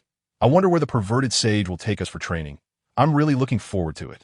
Boruto shook his head, indicating he was just as clueless. He didn't tell us the training location, just said we'd know when we got there. Boruto was used to Jiraiya's way of doing things by now. Naruto sighed deeply, sounding a bit forlorn. "I wonder if there will be any good food there. Just thinking about how I want to be able to eat Ichiraka ramen for a long time makes me feel like something is missing in life." Boruto seemed even more helpless, muttering, "What about me? I don't even remember the last time I had a spicy Thunderburger. Even though no one is restricting what I can eat now, I still can't get it, especially since this era doesn't have Thunderburgers yet. A layer of meat patty, a layer of fresh vegetables, 2 soft buns, plus that special spicy sauce that's out of this world. It's no wonder the whole Hidden Leaf Village is crazy about it." Boruto was lost in memories of the spicy Thunderburger, instinctively wiping the corner of his mouth for drool that wasn't there. The two were quietly waiting in the room when suddenly, a tremor came from outside the house. Boruto immediately realized that it was Jiraiya arriving with his summoning beast. "Gamabunta, he's here." Boruto quickly rushed to the door, flung it open, and indeed saw Jiraiya leaping from Gamabunta's back onto the second-floor platform where they were. However, Boruto noticed that Jiraiya was empty-handed, carrying no backpack or luggage, which made him sense something was off. He gestured to the two. "I forgot something. Wait for me a moment." Then, without giving Jiraiya a chance to speak, he turned around and went back into the room. In a short while, Boruto reappeared in front of Jiraiya and Naruto, carrying a backpack full of essentials, indicating he was ready. At that moment, Naruto also sensed something was off and began to scrutinize Jiraiya, puzzled. "Aren't we supposed to be training?" However, Jiraiya smiled at the two, looking a bit apologetic. "Sorry. You two, please don't be upset. I suddenly got a job, and I can't take you for training now." Boruto pondered for a moment, his expression showing some disappointment.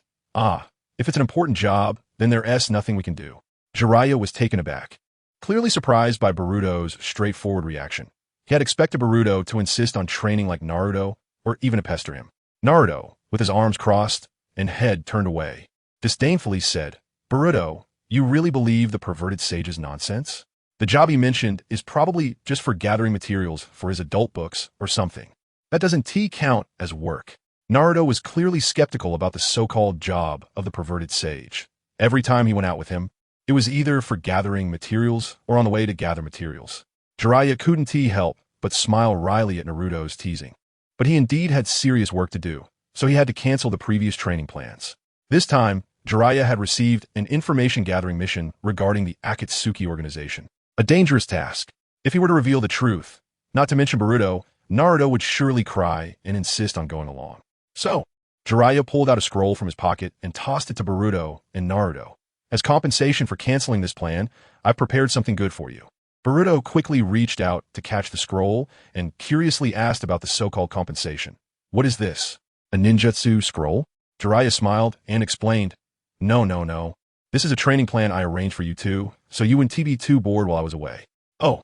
As soon as Naruto heard that the scroll contained a training plan, he became excited and couldn't wait to open the scroll in his hand to see what was inside. Jiraiya, seeing that his plan was about to be exposed, quickly reached out to stop Naruto's eager actions. Wait. Before you open this scroll, I need to tell you something." Chapter 126. Oh. No, it contains my secret and precious training methods, so it's best to find a secluded place to open it and avoid leaking this training method. All right, from now on, you two should work hard. Jiraiya looked at the two with encouraging eyes. Naruto immediately straightened his chest and raised his head, confidently assuring, "Okay, we will do our best," indicating that he would fully commit to his training and not let Jiraiya down. Holding the scroll in his hands, Naruto's eyes sparkled with excitement as he turned to Boruto, his tone full of anticipation. "We're finally going to start serious training." "Thanks, pervy sage."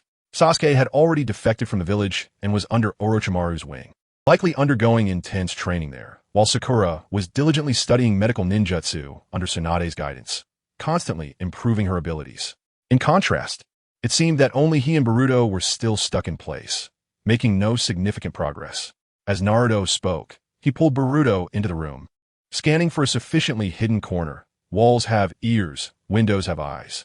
Naruto appeared very cautious, worried that the pervy sage's secret training plan might be overheard or spied upon. "Hey, wait." Boruto noticed Naruto was hurriedly dragging him toward the bathroom. Jiraiya watched as Boruto and Naruto's figures gradually disappeared from his sight, then hurriedly prepared to leave the place, fearing the two might suddenly come to their senses and catch up with him, so he couldn't stay long. At this point, Naruto had quickly dragged Boruto to the bathroom, locked the door, and sat down on the toilet, muttering, "Pervy sage, secret transmission." Then, with a face full of expectation, Naruto unrolled the scroll, only to find it completely blank without any text. What's going on? Unwilling to accept this, Naruto continued to unroll the scroll until it was fully opened, carefully inspecting it, and discovered it only had 2 words written on it: perseverance. Naruto's eyes widened as he stared at the prominent words on the scroll, his pupils seemingly dilating in shock. "What? Pervy sage? These 2 words are not the training manual I was expecting." Naruto quickly snatched the not fully unrolled scroll from Boruto's hands, inspecting it closely, and indeed found that the other side of the scroll also had the same 2 words: perseverance. Furious, Naruto threw the scroll to the ground, turning to Boruto with an agitated expression. "That pervy sage actually deceived us." Although Naruto angrily declared that he would confront Jiraiya, he also knew deep down that they had already wasted considerable time because of this useless scroll, and Jiraiya had surely vanished without a trace. Finally accepting reality, Naruto sighed deeply, sounding very helpless. "Now it's just the 2 of us left to train." At that moment, Boruto lowered his head. Actually, you were the only one who got tricked." Upon hearing Boruto's words, Naruto's face showed a shocked expression. "No way. You..." Naruto stared at Boruto in disbelief, suddenly recalling the time during the Chunin exam when the pervy sage took them out for ramen, and both he and Boruto had skipped out on the bill. At this moment, Naruto still held onto a glimmer of hope, saying, "Hey Boruto, tell me you're joking, right?" Boruto slowly turned his gaze to Naruto, a hint of an apologetic smile on his lips. "Sorry." Before Boruto could finish his sentence, his figure suddenly turned into a puff of smoke and disappeared into the air right before Naruto's eyes, leaving Naruto standing there in shock. Naruto, dazed, looked around and found the bathroom empty, with only his lonely figure and the disordered scroll spread out on the floor. When Naruto came to his senses, he couldn't help but let out a heart-wrenching scream. "Oh, no." His voice echoed in the empty room. Jiraiya arrived downstairs at Naruto's place. Feeling a bit smug about his prank, he couldn't help but chuckle softly. "Haha, kids are just kids, so easily fooled." However, Jiraiya's smile froze on his face the next moment as he suddenly noticed Boruto leaning against the wall with a backpack, looking relaxed and seemingly waiting for him. Boruto's gaze met Jiraiya's, a slight smile on his lips as he invited, "Hey, what a coincidence. You're taking this route too? Why don't we walk together?" Earlier, when Boruto sensed something was off, he had used the shadow clone technique while grabbing his backpack to send a clone to converse with Jiraiya and the others, while his real body had quietly slipped out through the window and waited downstairs for a chance. Jiraiya felt a bit of a headache. Indeed, this little trick might work to fool Naruto, but it was clearly insufficient for Boruto.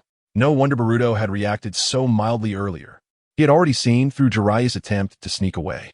Jiraiya looked at Boruto's forced smile and awkwardly chuckled. "Haha, what a coincidence, but I have things to do, so I'll be leaving." With that, Jiraiya took a step and turned to walk away. Seeing that Jiraiya was intent on leaving him behind, Boruto stretched out his hand to form a megaphone shape and shouted towards Naruto's window upstairs, "Hey, Naruto."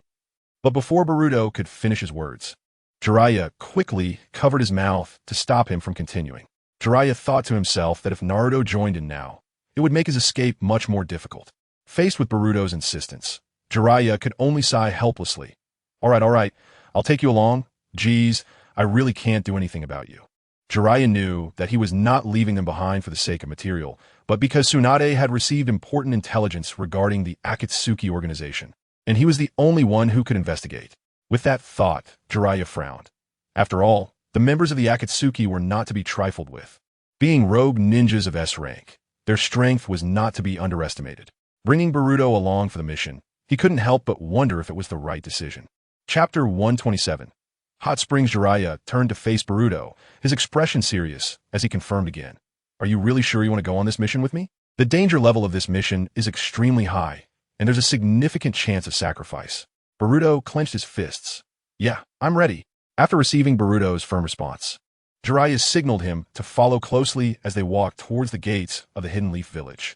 Jiraiya calculated the time in his mind, estimating that Naruto should have discovered by now that the so-called secret training plan he left behind was just a prank, and if they didn't leave quickly, Naruto would likely catch up with them, making it impossible to escape. As they exited the gates of the Hidden Leaf Village, Boruto expressed a keen interest in the mission Jiraiya mentioned, unable to help but ask, what exactly is the mission? Jiraiya looked at Boruto and slowly began to explain. I received intel from Tsunade that some Konoha ninjas have frequently spotted 2 Akatsuki members in contact with another organization. Boruto frowned at this. Why was it another mission related to the Akatsuki? It felt like they were constantly dealing with the Akatsuki lately. That organization is even more mysterious than the Akatsuki. They only care about money and do not question good or evil. Their main responsibility is to collect the bodies of ninjas and provide monetary rewards based on the value of the corpses. After a pause, Jiraiya continued to explain. Our mission this time is to investigate the connection between the Akatsuki and that organization. Upon hearing Jiraiya's explanation, Boruto showed a surprised expression. I didn't expect there to be such an underground organization. What are they collecting the bodies for? Are they conducting human experiments? Boruto recalled the severed limbs he saw when Orochimaru captured him and brought him to his secret base, and an involuntary chill surged in his heart. Boruto found it hard to understand how anyone could have such a strong interest in the macabre hobby of using corpses. Jiraiya shook his head gently, his expression becoming more serious as he continued. We still do not know their true purpose, and the mastermind behind it is still a mystery. But this organization is not just a simple body trading place. It resembles an underground organization capable of commanding powerful ninjas at the top of the ninja world to work for them. I have heard that they have bases spread across various major countries. Boruto nodded slowly, realizing that there is still a dark side to this world that is little known, engaging in these unsavory dealings. He then asked Jiraiya, so what are we preparing to do now? Boruto pondered that if they were facing such a dangerous intelligence-gathering mission, they should have a clear and thorough action plan, or it could lead to unpredictable consequences. However, Jiraiya smiled slightly and patted Boruto on the shoulder. So first, we need to find a hot spring inn. It's a good place to gather more information. After all, they hide very well, and we must act carefully and not alarm them too much. Boruto nodded slightly in agreement, but then frowned. Oh, I see. We need to find a hot spring. Wait, what does soaking in a hot spring have to do with gathering intelligence? Jiraiya crossed his arms and smiled slyly. Intelligence work doesn't always happen on noisy battlefields. Sometimes, the most inconspicuous places are the best spots to hide secrets. A hot spring inn is a place for people to relax, where they are more likely to let their guard down and share things they wouldn't normally reveal. Jiraiya silently contemplated that the main purpose of this mission was to gather intelligence, not to engage in a direct confrontation with the Akatsuki or to fight seriously. There should be any accidents, probably. After a long day of travel, Jiraiya finally brought Boruto to the entrance of a hot spring and located in the forest, where they planned to take a short break. Boruto looked around and noticed that the hot spring seemed a bit deserted, with hardly any guests inside. Just a few wisps of smoke rising slowly from the chimney on the roof. He couldn't help but doubt whether such a place could really gather useful information about the Akatsuki. It looked more like a place for leisure. So Boruto gently tugged at Jiraiya's sleeve. Can we really gather intelligence here? It doesn't look like a place where anything significant would happen. Jiraiya waved his hand calmly. It's okay. Even if we can't gather any intelligence, we can still rest here after a long day. Immediately, Jiraiya led Boruto into the hot spring inn, where the proprietress immediately welcomed them with a smile. Welcome. What kind of hot spring would you like to try? We have many different types of hot springs, each offering a unique experience. Jiraiya leaned against the counter and half-jokingly asked the proprietress, Do you have a mixed bath with more beautiful women? Boruto sighed helplessly at this, secretly thinking that he originally thought Jiraiya was here to seriously gather intelligence, but it turned out he was here for other reasons. The proprietress frowned slightly at Jiraiya's words, taken aback that someone his age was still being so indecent, especially while accompanying a child. Although she felt a bit embarrassed, she still tried to maintain politeness. Covering her face with her hand and forcing a smile, business has been slow lately, so, besides the two of you, they're just those two young men from earlier.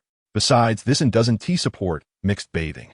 Upon hearing this, Jiraiya realized that there was no mixed bathing arrangement in the hot spring inn, and he immediately lost interest. He didn't pursue the matter further and chose a regular hot spring pool to relax. At this moment, Boruto had already removed all his clothes in the changing room, wrapping a towel around his waist, and was about to cross the curtain to enter the hot spring pool. However, just as Boruto was about to enter the pool, his gaze suddenly caught sight of a closed basket in the corner. He noticed two special pieces of clothing inside, which he recognized as the Akatsuki cloaks worn by members of the organization. Boruto, what's wrong?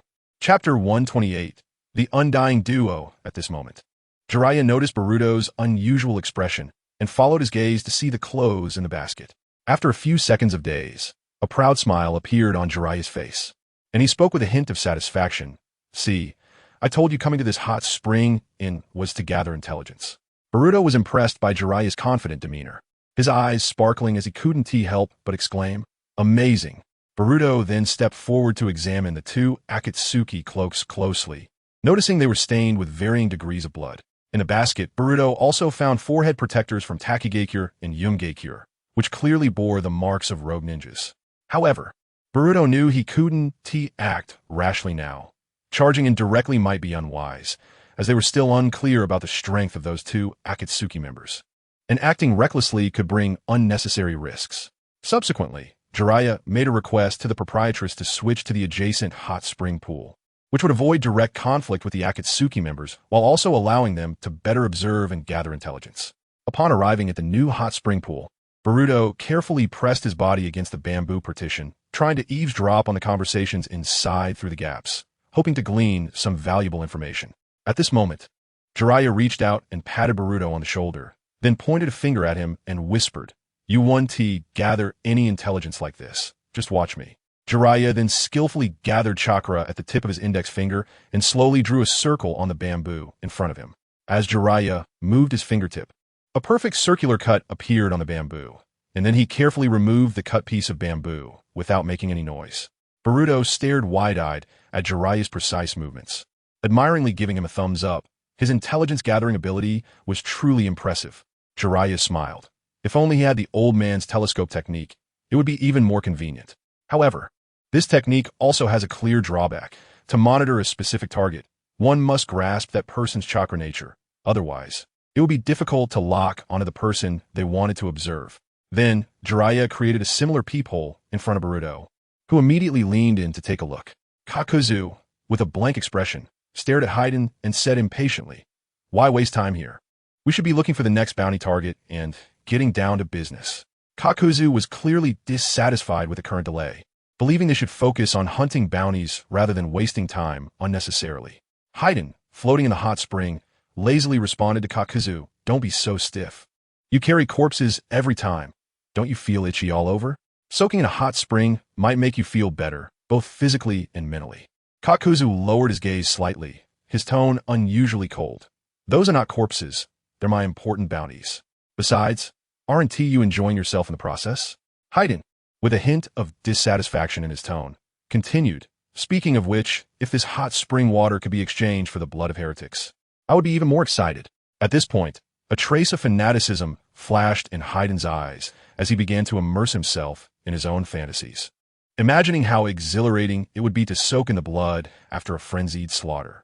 After a moment of drifting thoughts, Hayden finally snapped back to reality and gently nudged Kakuzu with his elbow, a teasing expression on his face. Hey, little Kakuzu, you actually like partnering with me, don't you? After all, I've heard that those who partnered with you before didn't last long, yet I've stuck around for quite a while. Hayden felt a bit smug about this. Kakuzu remained non-committal, as he had a partner who could work for him without needing pay, and most importantly, he couldn't kill him. However, Kakuzu still coldly responded to Hayden, "Don't annoy me, or I'll kill you." Hayden scoffed at Kakuzu's warning, dismissively snorting and provocatively saying, "Umph. I've told you to try and kill me. You always just talk without action." Kakuzu fell silent for a moment before slowly saying, "I'm not interested in alleviating your boredom, and besides, I don't want your heart." Boruto carefully observed the two Akatsuki members, noticing that they both wore rings similar to Itachi Uchiha's, but they were too far away to discern the engravings. After hearing the conversation between the two Akatsuki members, Jiraiya slightly nodded, retracting his gaze from the peephole, having gained a preliminary understanding of their intentions. It seemed that the Akatsuki had no special dealings with the exchange office. Rather, the two were acting as bounty hunters to make money. After hearing the term exchange office, Boruto, though unsure about its specifics, deduced some information based on the literal meaning of the name and the earlier conversation. Exchange office? What kind of place is that? Is it the place where corpses are exchanged for money? Jiraiya nodded, confirming Boruto's speculation. That's right.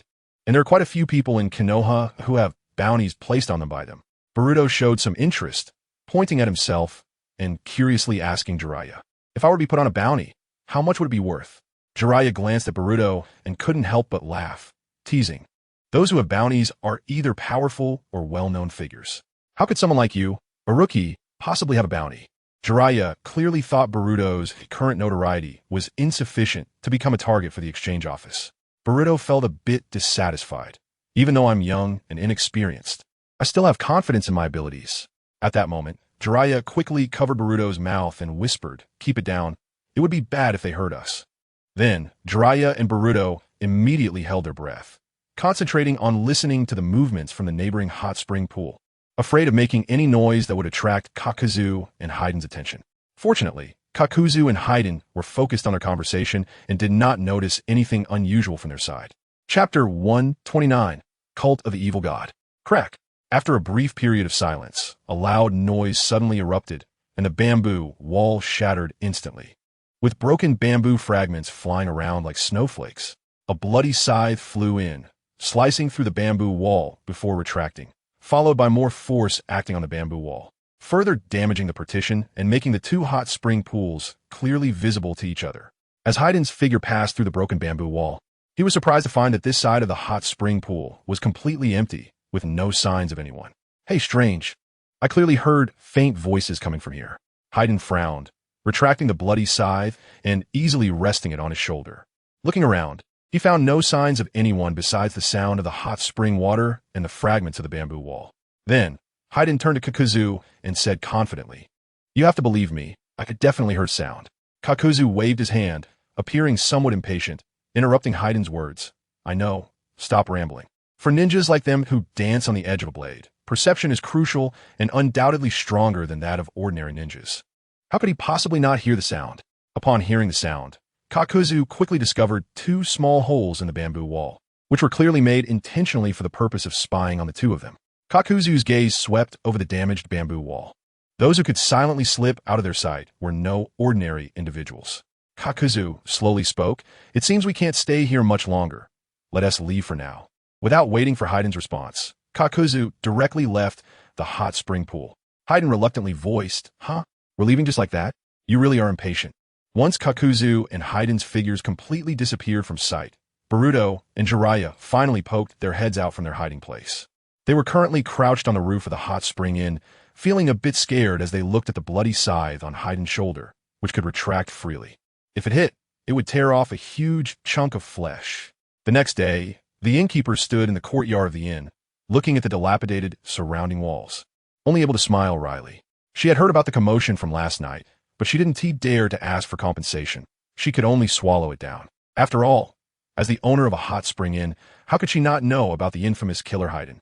And having them stay here was already a great act of courage. At this moment, Boruto was on the road. Having noticed that Jiraiya's expression was somewhat off earlier, indicating he had urgent business and quickly left alone, Boruto muttered to himself, "What's so urgent that he would leave me behind?" At that moment, Boruto wondered if Jiraiya was planning to confront the two Akatsuki members alone. as Boruto walked forward. Suddenly his attention was caught by a stone in the middle of the road. Sitting on that stone was a person with a gray pompadour, wearing an Akatsuki cloak that was particularly eye-catching. Boruto was taken aback, thinking to himself how unlucky he was to encounter an Akatsuki member like this, especially when Jiraiya was not around. Fade One noticed Boruto, who was preparing to take a detour not far away, and immediately became interested in him. Straightening up from the stone he was sitting on, just then, Kakuzu was determining the location of another bounty target, leaving Fade One with no one to alleviate his boredom. Fade One recalled that he hadn't engaged in any missionary activities for the cult of the evil god for quite some time. Recently, he had been accompanying Kakuzu in killing people, and none had been attracted to join their great cult.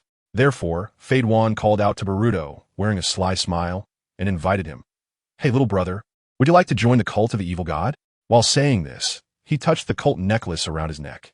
Fade One continued to explain fervently. Joining the cult of the evil god has many benefits. You can kill people without being held accountable, and in fact, the evil god will be very pleased. How about that? Isn't that a good doctrine? Want to join? The cult of the evil god? What is that? Boruto was somewhat confused, having never heard of such a church before. Shouldn't he be invited to join the Akatsuki instead? Fade One was dissatisfied with Boruto's ignorance.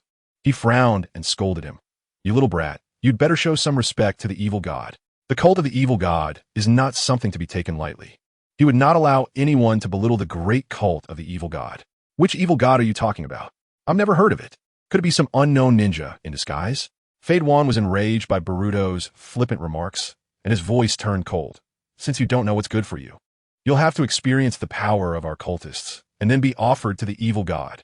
Fade One let out a sinister laugh, filled with cruelty and fanaticism. He, "Die, heretic!" Fade One planned to please the evil god with Boruto's death, using his corpse to perform a ritual and make him pay a painful price for his words and actions. As he spoke, he swung the bloody scythe toward Boruto, filled with murderous intent, heading straight for him. Faced with Fade One's sudden attack, Boruto quickly dodged to the side. The bloody scythe grazed his body, and he could even feel the coldness of the sharp blade. Fade One, with a cold laugh, reached out and firmly grasped the rope connected to the base of the scythe. The other end wrapped around his waist. He suddenly pulled the rope back forcefully, and the bloody scythe was immediately drawn back, spinning rapidly towards Boruto from behind. Having witnessed the scene from the previous night, Boruto knew that this person's scythe had a retractable feature, so when the bloody scythe came spinning back, he leaped to avoid the attack. Seeing this, Fade One's eyes flashed with surprise, but he quickly regained his frenzied demeanor. "Not bad, not bad. For someone your age to dodge my attack. With a sacrifice of your quality, the evil god will surely be pleased." After landing, Boruto quickly adjusted his posture and steadied himself, then extended both hands to quickly form hand signs. Shadow Clone Technique.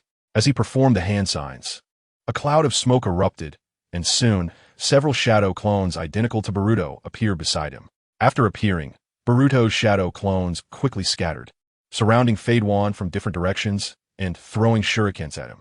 Fade One, seeing this, swiftly waved his bloody scythe, trying to block all the shurikens thrown by Boruto and his clones.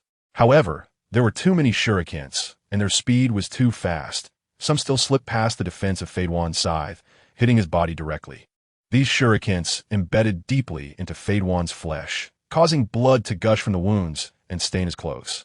However, Boruto was somewhat surprised to observe that despite being hit by shurikens, Fade One's actions showed no sign of stopping. Instead, he became even wilder and more excited. What Boruto didn't know was that Fade One was now completely indifferent to these minor pains and injuries, and he might even derive a twisted pleasure from them. After successfully fending off Boruto's wave of shuriken attacks, Fade One curled his lips into a contemptuous smile and sneered. Is your strength just this? Then, it's my turn now." Immediately, Fade One threw his bloody scythe like a boomerang, targeting Boruto. The rapidly spinning bloody scythe, like the Grim Reaper's scythe, ruthlessly sliced through the air, cutting through some of Boruto's shadow clones. Just as Fade One's attention was distracted, a Rasengan released by Boruto suddenly flew out from Fade One's blind spot, accurately hitting his body. The impact of the Rasengan was immense, causing Fade One's body to shudder violently. He staggered back, clearly affected by the blow. After taking a heavy hit from Boruto's Rasengan, Fade One covered the injured area, slightly bending his body, and breathed heavily. Blood continuously oozed from the corner of his mouth, staining his clenched fist and the ground beneath him. Just when Boruto thought this blow had been highly effective, perhaps even incapacitating Fade Wan, to his surprise, Fade Wan suddenly lifted his head. Although blood was still trickling from his mouth, he revealed a manic smile. Fade Wan then spoke to Boruto in an almost frenzied tone. "You don't know that this hurts a lot, do you, little brat?" Since the incident where Kakuzu pierced his heart, Fade Wan had not experienced such intense pain. Boruto couldn't help but feel a bit embarrassed. Was it just pain for him after taking a Rasengan head-on? Before Boruto could think further, a fierce punch came rushing towards his back. Without hesitation, Boruto immediately rolled forward, successfully dodging the sneak attack. After getting up, Boruto focused on the direction of the attack and found that the fist that had just attacked him was actually filled with many black tubes. As Boruto's gaze returned from the fist filled with black tubes, he turned around and saw Kakuzu's figure appearing not far from his side. Fade Wan frowned in displeasure, expressing dissatisfaction with Kakuzu's tardiness. "Where have you been? So slow?" he continued to complain. "This little brat jumps around like a monkey. I can't get his blood." Kakuzu responded to Fade Wan's complaints in a cold tone. "I was held up by a white-haired guy while confirming the bounty list, but fortunately, I dealt with him." Upon hearing this, Boruto raised an eyebrow, sensing that the white-haired guy he mentioned was very likely Jiraiya. Boruto naturally didn't believe this person's words. Although Jiraiya's usual demeanor was a bit unorthodox, he wouldn't be so easily killed. At this moment, Kakuzu's gaze fell on Boruto as he said, "It seems you have some skills, letting this guy take so long to catch you." After hearing this, Fade Wan frowned in dissatisfaction. "Hey, don't refer to that guy so coldly as that guy. We're partners, after all." However, Kakuzu ignored Fade Wan's protest and continued, "If I'm not mistaken, you and that white-haired guy are the ones who were secretly spying on us last night, right?" Although Kakuzu's words were directed at Boruto as a question, they were filled with certainty. "So what if it is? And so what if it isn't?" Boruto faced Kaidi's questioning with vague responses, buying time to think about how to escape this predicament. Kaidi seemed to see through Boruto's thoughts, a hint of mockery in his cold smile. "He, give up struggling. That guy won't come to save you." Without hesitation, Kaidi extended his fist towards Boruto, gathering chakra energy in his punch, and then launched it at Boruto. At the same time, Haiden also threw his scythe at Boruto.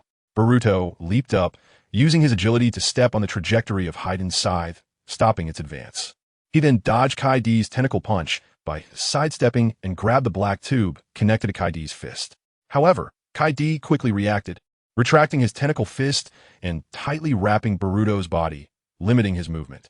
Seeing Boruto bound, Kaidi extended his other fist, gathering chakra and launching it fiercely at Boruto.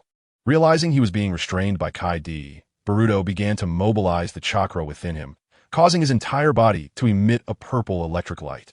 This purple electric light erupted from Boruto's body, rapidly transmitting through Kaidi's restraining tentacle fist back to Kaidi's body. Kaidi gritted his teeth, feeling a strong sense of paralysis coursing through him. Yet he endured the discomfort and continued to control his tentacle fist, striking violently at Boruto. As a result, Boruto couldn't escape Kaidi's restraints in time and was hit squarely in the back by Kaidi's tentacle fist. Boruto felt a sharp pain in his throat as the powerful impact shook his body. Blood dripped from his chin onto the ground, forming a small pool. Chapter 131. Zombie. At this moment, Boruto endured the pain from Kaidi's punch, tensing his body and continuously releasing purple lightning, slowly stretching the black threads that bound him.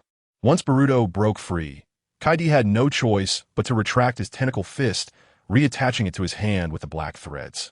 Earlier, as Boruto used the purple lightning to apply chakra to his black threads, Kaidi had already used the Earth-style, Earth Spear technique to harden his skin and enter a defensive state. Kaidi's entire arm became as hard as rock due to this technique, turning black, which prevented Boruto from breaking free immediately. Although Kaidi had withstood most of Boruto's damage, he still felt some numbness from the electric shock, affecting his reactions. Kaidi steadied himself. Despite the lingering purple electric arcs on his body, he soon regained his usual cold demeanor. He spoke lightly, with a hint of disdain. "Though your strength isn't weak, kid, you're still too young. Your lack of experience is your fatal weakness." Boruto did not respond to Kaidi's provocation. Instead, he took a deep breath to stabilize the discomfort in his body. Despite the pain, Boruto pulled out several shuriken from his ninja tool pouch and quickly attached some explosive tags to them. He then threw the prepared weapons at Kaidi, hoping to create an opportunity to buy himself some time to adjust. However, Kaidi simply reached out and caught the shuriken thrown by Boruto, tearing off the explosive tags and crushing them in front of Boruto with his hand. With a loud explosion, the tags shattered into pieces in his hand, and a look of disdain appeared on Kaidi's face. These worthless tags are just scraps of paper to me. They can't harm me at all. While Kaidi and Boruto were engaged in combat, Hayden was also active. He seized the moment to throw a shuriken at Boruto's back, attempting a sneak attack. However, Boruto sensed the danger behind him and quickly dodged, avoiding Hayden's ambush. Taking advantage of Boruto's moment of evasion, Hayden yanked the rope in his hand, swiftly retracting the Bloody March scythe. After retrieving his weapon, Hayden carefully examined the Bloody March scythe, noting that its sharp blade was not stained with Boruto's blood from earlier. Hayden's face revealed a look of regret. What a pity, no blood on it, but that doesn't stop me from taking it now. Boruto raised an eyebrow, realizing that Hayden seemed fixated on his blood. Before he understood what other special techniques Hayden might have, he decided it was best not to get injured by him. Before Hayden could finish his sentence, he charged at Boruto, dragging the Bloody March scythe across the floor, producing a harsh scraping sound and leaving a deep mark on the ground. As Hayden approached Boruto, he swung the massive scythe toward Boruto's waist, seemingly intending to slice him in half. Just before the scythe could strike, Boruto clasped his hands together and performed the body replacement technique, swapping his body with a nearby wooden post. The substituted wooden post shattered into pieces under Hayden's fierce attack, sending fragments flying, and Hayden, seeing his attack miss, let out a frustrated click of his tongue. At that moment, Kaidi suddenly moved, thrusting his hand into the ground, and moments later, a large number of threads surged from the ground behind him. These threads quickly spread in one direction. Behind Kaidi, Boruto found his feet tightly bound by some black threads, which wrapped around his ankles like a spider's web, preventing him from moving a step, while the purple lightning in his hands crackled ominously. Kaidi, without turning around, sneered coldly. Your combat experience is far too lacking compared to mine. After pausing for a moment, he continued, You belong to Konoha, right? I fought against your first Hokage in the same era. Upon hearing Kaidi's words, Boruto was somewhat surprised. He hadn't expected this opponent to be from the same period as the first Hokage. If calculated this way, Kaidi's age should be over 100 years. Boruto scrutinized the duo before him, one being a monster over 100 years old, and the other a cult madman with an immunity to pain. Boruto did not let his thoughts wander further. He immediately focused on gathering the purple lightning at his fingertips. Then, he changed direction, striking the black threads beneath him with the power of the purple lightning, causing a flash of light to streak across the threads. In no time, Boruto felt the binding force gradually weaken, eventually disappearing completely, allowing him to break free from Kaidi's restraints. Subsequently, Boruto retreated several steps, quickly creating distance between himself and Kaidi and Hayden. Boruto began to draw their attention. Just talking big. How can an old man over 100 be as spirited as you? Are you the so-called zombie? Kaidi shrugged, his tone dripping with disdain. The world is full of wonders. It's not something a kid like you can comprehend. I am as old as heaven and earth. Hayden, becoming somewhat impatient, rolled his eyes. Kaidi, when did you become so chatty? Hurry up and kill this brat. If the Lord of the Evil God doesn't get his sacrifice soon, he'll be angry. Jiangdu manipulated the black threads produced by his own chakra freely, quickly extending them toward Boruto, directly binding Boruto's body. Through his ability to control his chakra, Jiangdu generated a large number of black threads from his body, which danced in the air like living tentacles, ultimately tightly binding Boruto. Seeing this, Fei Duan immediately swung his bloody scythe, cutting through both Jiangdu's black threads and Boruto. But Boruto transformed into smoke and dissipated into the air after being attacked. Fei Duan's scythe merely sliced through a void of smoke. Jiangdu frowned at this scene, murmuring to himself, Shadow clone? When? This unexpected turn of events caught Jiangdu off guard. Chapter 132. The ceremony begins. Boruto had hidden his real body long before using the substitution technique. The figure that had appeared to ambush Jiangdu and converse with them was merely a shadow clone. Just as Jiangdu was lost in thought, 3 shurikens suddenly flew out from the tree above him, slicing through the air with a sharp sound. However, Jiangdu quickly reacted the moment Boruto launched his attack, immediately swinging his tentacle fist upward to counterattack, hitting the person who was hiding above and trying to ambush him. But he soon realized that he had only struck another of Boruto's shadow clones, and in that moment of carelessness, he was firmly fixed to the tree by the threads attached to the shuriken. As Jiang-Du found his movements restricted by the threads, his eyes filled with rage. He realized he had fallen into Boruto's trap. Just then, from the nearby bushes, an ordinary-looking leaf suddenly transformed into Boruto's figure, with a Rasengan gathering in his hand, radiating powerful chakra. Boruto charged swiftly, smashing directly into Jiang-Du, and the Rasengan pierced through Jiang-Du's body like a high-speed drill. The force of the Rasengan struck Jiang-Du, creating a massive hollow in his body, clearly inflicting severe damage. Yet, Jiang-Du raised his head, glaring at Boruto with a twisted expression. Boruto, seeing this, took several steps back, feeling astonished.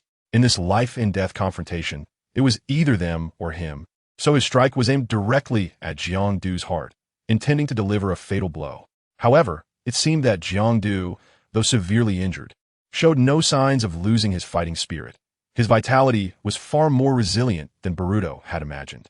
After losing one heart, Jiang-Du's body suddenly erupted with countless threads that quickly tore apart the binding threads. Then, his entire body began to tremble violently, and moments later, a black entity monster wearing a mask emerged from Jiang-Du's body, causing the air to seem to solidify. However, this mysterious black entity did not linger long. It dissipated into the air shortly after separating from Jiang-Du, as if it had never existed. Jiang-Du stepped closer to Boruto, snarling, "Since you destroyed one of my hearts, I will take yours to fill that void." At this moment, Jiang-Du had already set his sights on Boruto as his next heart, planning to use Boruto's life to restore his own strength. After all, that heart was not an ordinary one. The chakra from the meridian system attached to it would also transfer into his body with the heart's migration. This meant that the entire chakra meridian on the heart would be at his disposal, allowing him to use different elemental chakra and extend his lifespan. His ability granted him an almost immortal state in battle. Every loss of a heart could be compensated by taking another's heart. Try to take his heart? That won't be so easy. At that moment, a voice suddenly broke the standoff between Jiang-Du and Boruto. Jiraiya appeared on a branch of a large tree, quickly scanning the area below at Jiang-Du and Fei Duan, then slowly spoke. "You two are too unscrupulous, teaming up to bully my disciple." Following that, Jiraiya leaped down from the tree, positioning himself between Boruto and the others, protecting Boruto behind him. Seeing Jiraiya's appearance, Jiang-Du couldn't help but snort coldly, his voice clearly displeased. "You again? I didn't deal with you this morning, and you show up again." Earlier that morning, Jiang-Du had sent someone following him and had used his methods to force the hidden follower out. When Jiang-Du finally saw the true identity of the person following him, he was surprised to discover it was one of the legendary Sannin of the ninja world. "Whoever he is, let me enjoy the thrill of killing," Fei Duan shouted excitedly, swinging his bloody scythe and charging into the battlefield without hesitation. Jiang-Du helplessly covered his forehead, secretly sighing. Fei Duan's thoughtless actions always gave him a headache. Although Jiang-Du was dissatisfied with Fei Duan's reckless behavior, he knew it wasn't the time for reproach. Seeing Fei Duan already charging forward, Jiang-Du had no choice but to follow suit, and a chaotic battle began. A glint of cunning flashed in Fei Duan's eyes as he rushed directly in front of Jiraiya, calculating that since he couldn't directly obtain the little brat's blood, dealing with an old ninja with gray hair should be a piece of cake. Jiang-Du realized that since Fei Duan had chosen his target, he would take care of Boruto himself. Jiang-Du was well aware of Jiraiya's formidable strength. He feared Fei Duan might overlook his opponent due to overconfidence, so he warned, "Be careful, this guy is not an ordinary ninja. He's one of the Sannin of Konoha." "Got it, so annoying. I don't care about any Sannin or whatever. They'll all be taken down by my scythe." Although Fei Duan's response to Jiang-Du's warning seemed dismissive, his approach did become more cautious.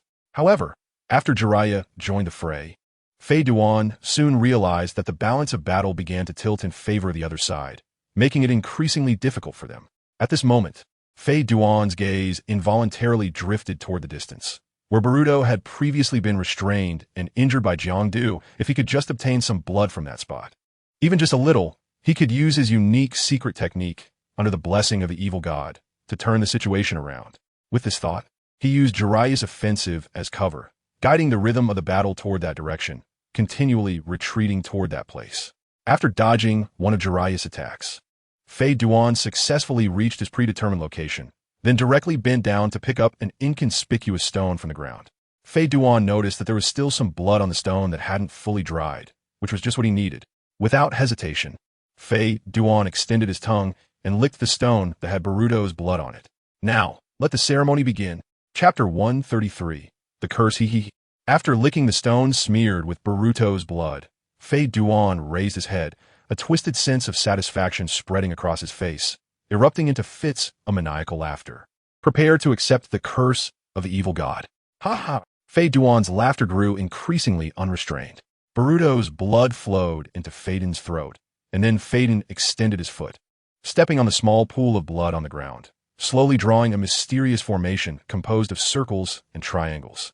Jiraiya watched Feiden's abnormal act of drawing patterns on the ground with blood, furrowing his brow as an ominous premonition surged within him. Although he was unclear about what kind of ninjutsu Feiden was preparing, his intuition told him that it was anything but good, and he had to stop him as soon as possible to avoid unpredictable consequences. Rasengan. With this thought, Jiraiya immediately made a decision in his mind. He stretched out his palm and began to gather chakra in his hand. As the chakra continued to converge, a rapidly spinning Rasengan formed at the center of Jiraiya's palm. He then rushed quickly towards Feiden, who had not yet finished drawing the formation, aiming to interrupt him before he could complete his ninjutsu. Jiraiya charged in front of Feiden without hesitation and slammed the Rasengan directly into Feiden's chest. Feiden was hit head-on by Jiraiya's Rasengan, and the violent rotational force twisted his flesh and blood into a mess.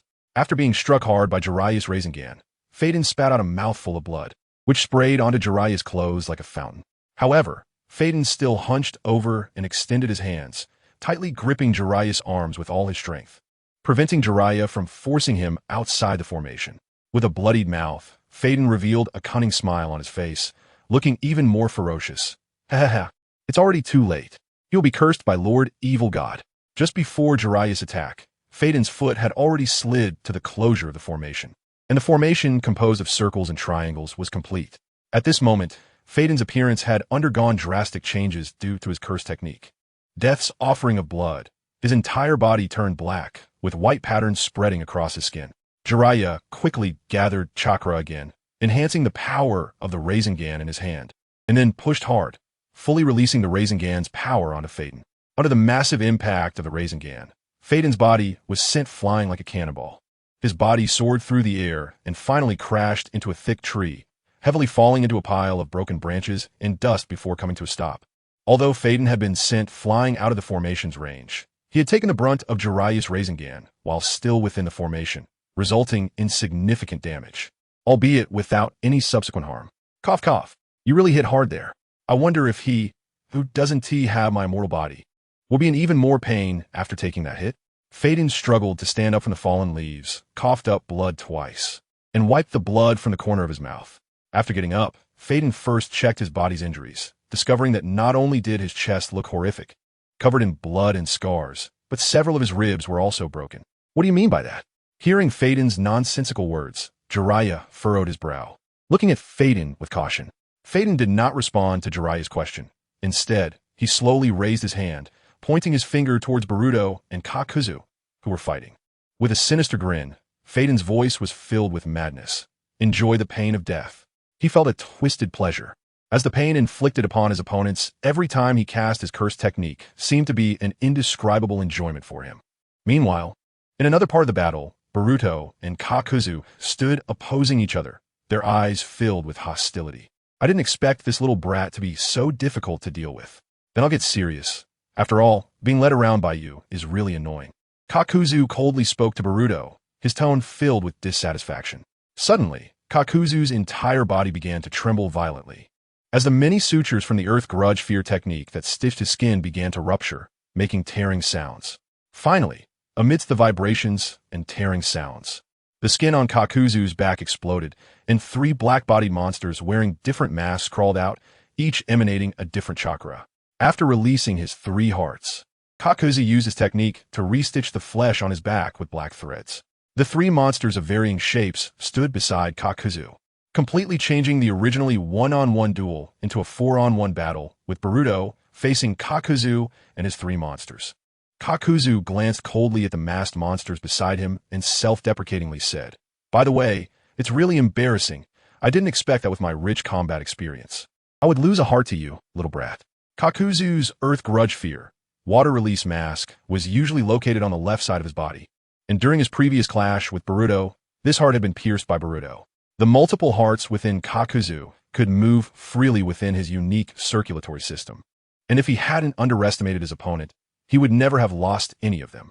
From Kakuzu's words, Boruto understood that this person was not as simple as having a heart located elsewhere.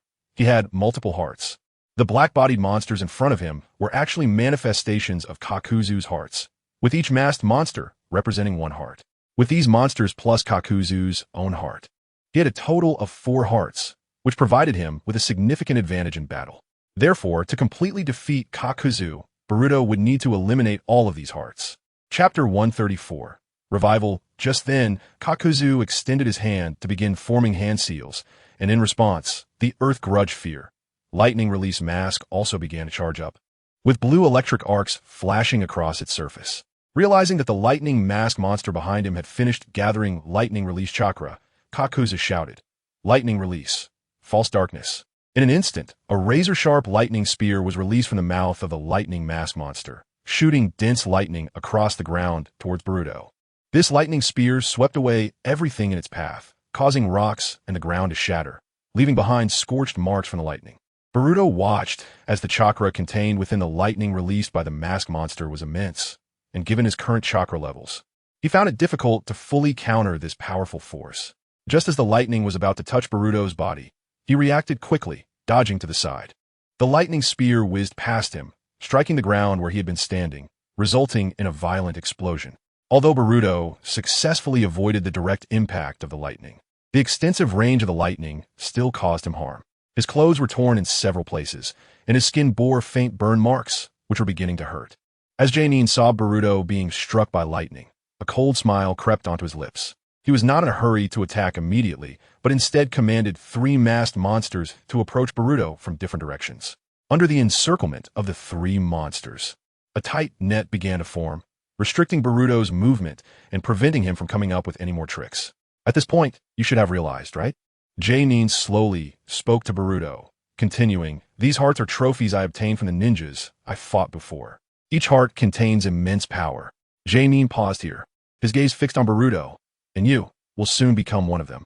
He had already included Boruto's heart in his collection of options. Boruto moved, leaping onto a large tree behind him, intending to use the height to jump out of the encirclement formed by Jainin and the masked monsters. However, the wind-release masked monster flapped its wings, using the strong wind to soar over Boruto and reach the air first. The masked monster adjusted its posture in midair, unleashing a violent gust that formed a swirling ball of wind. "Wind release, spiraling sphere," Boruto shouted, gathering powerful wind chakra in his palm. This force collided with the wind release masked monster's attack in midair, generating intense airflow and energy fluctuations, causing both wind forces to cancel each other out. In a moment of collision, the shockwave erupted like a storm, shaking the surrounding trees, scattering leaves, and kicking up dust from the ground, creating a chaotic scene. Boruto used the recoil from the shockwave to leap back, creating distance from the masked monsters. Water release wave. After landing, Boruto formed hand seals and brought his hands to his mouth, ready to use a water release technique, but suddenly he halted his movements. Immediately, Boruto clutched his chest, his expression showing extreme pain, and then half-knelt on the ground. He felt a tearing pain in his chest, as if he had been struck directly by a spiraling sphere. The pain caused cold sweat to bead on his forehead. Soon, Boruto felt as if his ribs were breaking, making it difficult to breathe. With each inhalation accompanied by sharp pain, as if a 1,000-pound stone pressed down on his chest. Jainin coldly watched Boruto, seeing him endure immense suffering, and couldn't help but murmur, "It seems that Haiden's technique was successful, but it's utterly unnecessary." Jainin opened the sutures between his fists and arms, using the black threads to control his hand, reaching out to grab Boruto. He intended to seize Boruto and use his secret technique to take his heart, delivering the final blow. At the moment Jainin extended his palm, Boruto felt as if time had frozen before him. Everything slowed down, reminiscent of a previous experience. Jainin's outstretched hand was suddenly wrapped in white hair, becoming immobile. He was somewhat surprised and followed the direction of the white hair with his gaze. At that moment, Jiraiya saw Boruto in danger and immediately abandoned Haiden, rushing to aid Boruto with his lion's mane technique. Jiraiya used his strength to swing his head forcefully, throwing J-Nin's arm away, and then stood in front of Boruto with a serious expression. Hayden also stepped away from the array beneath him, walking to J-Nin's side, a fervent belief evident on his face. Are you surprised by the power of the evil god, heathens? J-Nin turned his gaze to Hayden, frowning, and spoke with dissatisfaction. What are you doing here? Why aren't you staying in your array? Hayden replied nonchalantly to J-Nin's question. There are already fish on the chopping block for us to slaughter. Besides, I can return any time. Since these people can't cause any waves, why be so tense? I enjoy torturing my enemies and reveling in their struggles and pain. Hayden hoisted his bloody march scythe onto his shoulder and continued. Speaking of which, this kid's vitality is surprisingly strong. He is still alive after taking such a heavy hit. Jiraiya glared at Hayden seriously, anger burning his eyes as he questioned, What have you done? Isn't this guy's injury caused by you? Hayden then spoke in an almost fanatical tone. The pain he feels at the brink of death has been deeply etched into my body. Beyond pain, it ultimately transforms into pleasure. Jiraiya was fully focused on facing J-Nin and Hayden, wary of their attacks. But unbeknownst to Jiraiya, Boruto, who had been crouching on the ground in pain, suddenly straightened up and slowly moved behind him. Boruto's gaze fell on Jiraiya's back, and despite his movements being slightly slow, a spiraling sphere was forming in his palm, chakra swirling rapidly within. Chapter 135. Counterattack. Seeing Jiraiya's unguarded back, Boruto revealed a cold smile, then raised the spiraling sphere in his hand and ruthlessly smashed it down towards Jiraiya's back. Jiraiya felt an ominous sensation at that moment. His body's hair standing on end, waves of intense agitation surging in his heart. Although Jiraiya did not see the source of the attack, years of battle instinctively caused his body to slightly shift, avoiding the spiraling sphere's lethal strike. Despite Jiraiya's evasion, he was still hit by Boruto's spiraling sphere on his back. The immense impact of the spiraling sphere sent Jiraiya flying, crashing heavily against a distant tree. With a loud crash, the tree snapped and broken branches and leaves scattered everywhere. Jiraiya's body ultimately fell into a small stream, splashing water everywhere. He lay in the stream, thoroughly soaked and looking very disheveled. Jiraiya struggled to sit up from the stream, his body trembling slightly, appearing very strained, then murmured, Has Momoshiki invaded Boruto's consciousness again? This is not good. Now, he not only had to face two members of the Akatsuki, but also had to safely take Boruto, whose consciousness had been invaded, away from his place. The situation was becoming increasingly tricky. It seemed he could only use that. With this thought, Jiraiya dragged his injured body out of the stream and slowly walked to the shore, then sat cross-legged and began forming hand seals. At this moment, Momoshiki appeared somewhat excited, as the seal he inscribed within Boruto was nearly completed, reaching the final step. Once he took that last step, he would be able to completely suppress Boruto's consciousness, successfully reincarnate, and obtain Boruto's body. J-Nin, witnessing Boruto's sneak attack on Jiraiya from behind, furrowed his brows slightly, feeling somewhat surprised. Although he did not understand why they were putting on such a performance, the power behind it seemed genuine. J-Nin scoffed at Momoshiki. I didn't expect you to have the potential to become a rogue ninja, even attacking to help your companion, without changing your expression. Momoshiki shot a cold glance at J-Nin and coldly replied, Don't compare me to you lowly insects. J-Nin raised an eyebrow at Momoshiki's words, noticing that the little brat's aura had grown colder and more arrogant, as if he had transformed into a different person in that instant. Previously, Boruto had been cursed by Hayden, suffering from injury due to the curse's backlash, but he began to slowly heal. Over time, the abilities embedded within him were autonomously repairing the damaged tissue. The wounds gradually healed, and the pain lessened. Despite suffering such severe injuries, he appeared unfazed, which made Hayden smirk maliciously, swinging his scythe towards T-Shirt. However, T-Shirt merely extended a hand and firmly grasped the sharp blade of the scythe. In the moment Hayden was still processing this, T-Shirt's figure vanished like a phantom from where he stood. By the time T-Shirt reappeared, he was already behind Hayden, flicking Hayden's bloody scythe in his hand. Hayden's expression turned blank. In that instant, he lost all sensation of his body, and then he realized the entire world was moving upward. When he regained his senses, he discovered that his head had been cleanly severed by T-Shirt using Hayden's own weapon. Kakuzu had sensed the sudden shift in the situation the moment T-Shirt appeared, and without hesitation, he commanded his lightning mask to attack. Kakuzu shouted, Lightning release. False darkness. Following his command, the lightning mask swiftly responded, unleashing a dazzling beam of lightning towards T-Sure. Kakuzu hadn't anticipated that this little brat had significantly increased in strength. Even though Heiden's physical power was not strong, he had so easily severed Heiden's head. Facing the incoming beam of lightning, T-Sure threw the bloody scythe at it. The scythe spun in the air, colliding with the lightning beam, creating a deafening roar and scattering sparks. However, the strength of the scythe could never match the destructive power of the lightning beam, and it was ultimately blown away, spinning off into the distance and crashing into the ground with a dull thud.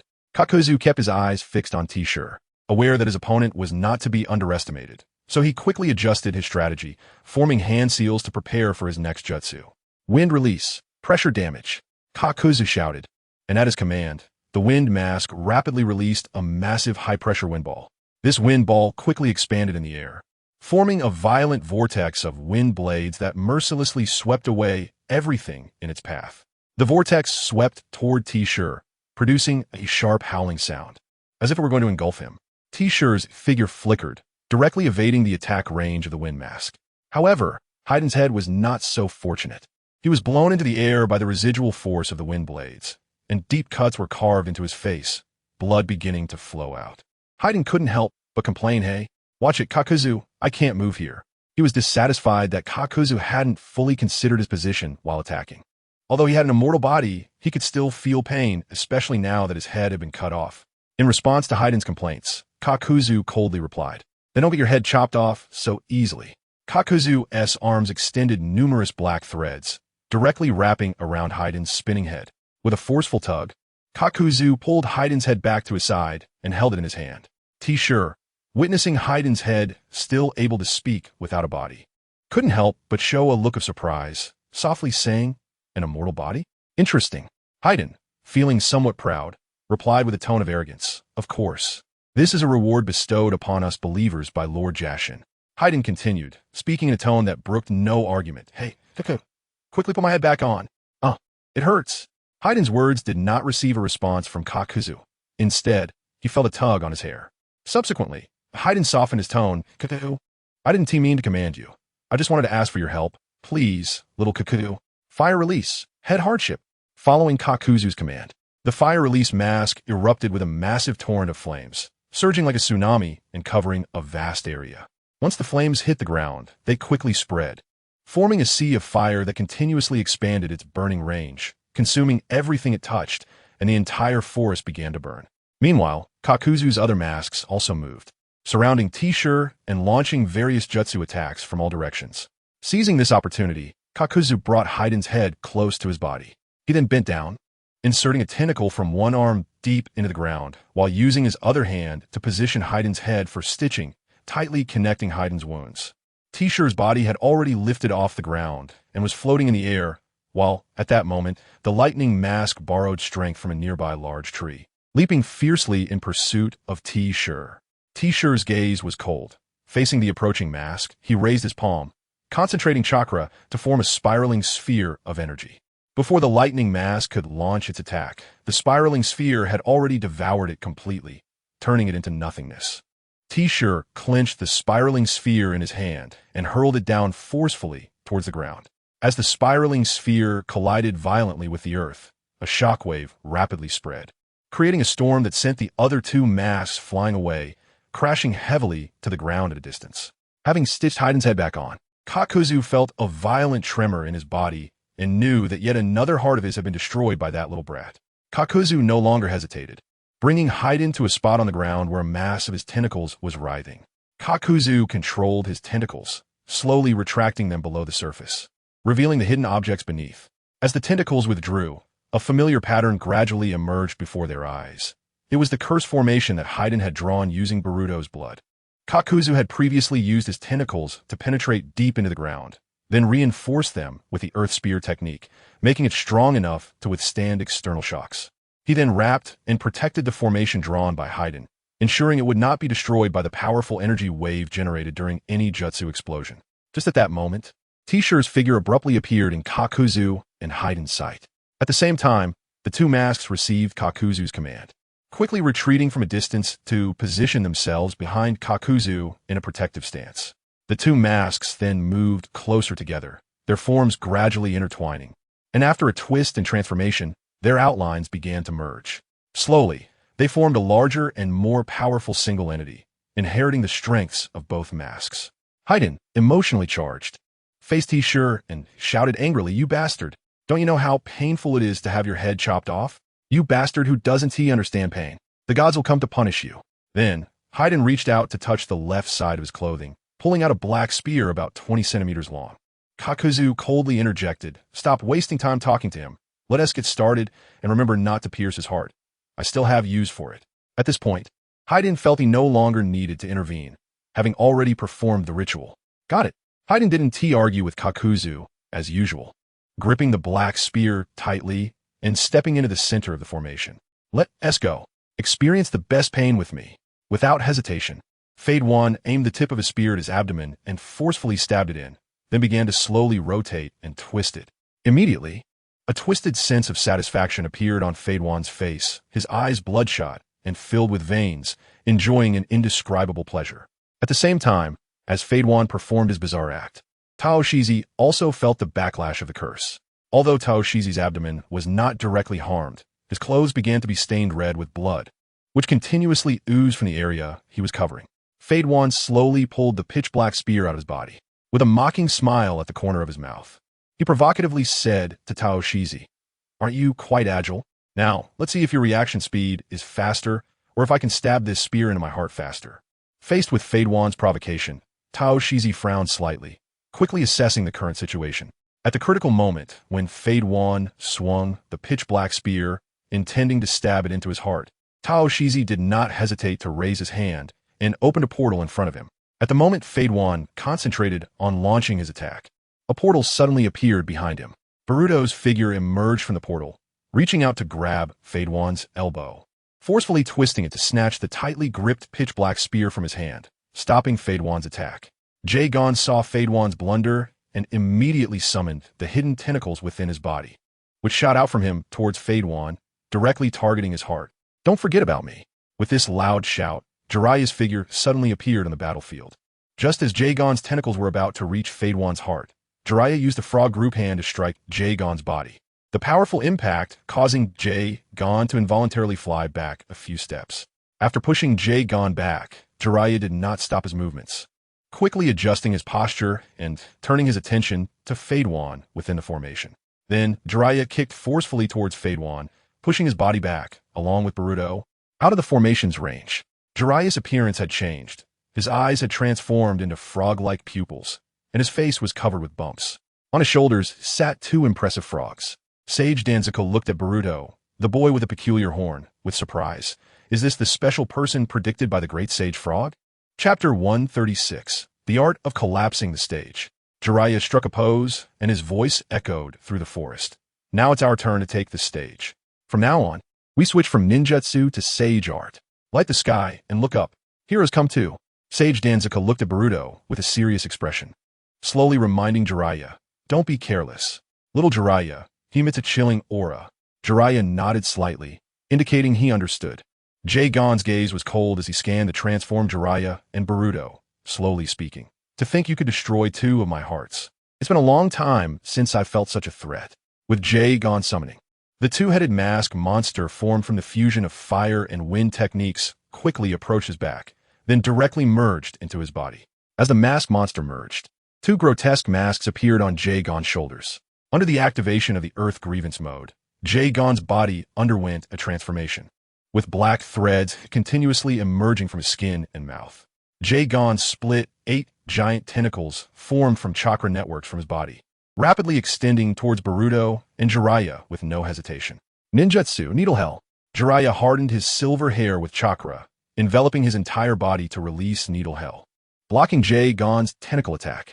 Taoshizi gathered a massive Rasengan in front of him, then pushed it out, directly colliding with Jae-gon's attacking tentacles. The cyclone erupted instantly, shredding the tentacles, and the Rasengan continued to advance. The Rasengan released by Taoshizi was not only powerful, but also had a wide attack range, encompassing both Jae-gon and Jiraiya. aiming to eliminate both in one go. At that moment, Fadewan, behind Tao Shizi, suddenly hugged him from behind, using a tether on his waist, while a distant scythe spun rapidly, piercing through his own body. After Fadewan's body was pierced by the scythe, it did not stop moving, continuing towards Tao Shizi with Fadewan's blood. When Fadewan suddenly hugged him, Tao Shizi struck back with his elbow, hitting Fadewan's abdomen, causing Fadewan to bend over, thus avoiding both of them being pierced by the scythe. Nonetheless, Tao Shizi's arm was still grazed by the scythe in Fadewan's hand, leaving a blood mark. Tao Shizi then grabbed Fadewan's face and threw him away, distancing him from himself. After seeing his tentacle attack successfully intercepted by the two, Jae-gon began to gather chakra within him, ready to launch the next wave of offense. Combined Ninjutsu, Strange Mask Explosive Flame. Jae-gon combined the Fire Mask Monster and the Wind Mask Monster, simultaneously using Fire Style, Head Carving Pain, and Wind Style, Pressure Harm to create a vast sea of flames. This is bad. Sage Danzaku shot a powerful water column towards the sea of flames, the fierce collision of water and fire generating a large amount of steam. I'm here to help you. Dad. Sage Shima summoned the surrounding natural forces, creating a fierce sandstorm. Sage Art. Wine-style sandstorm.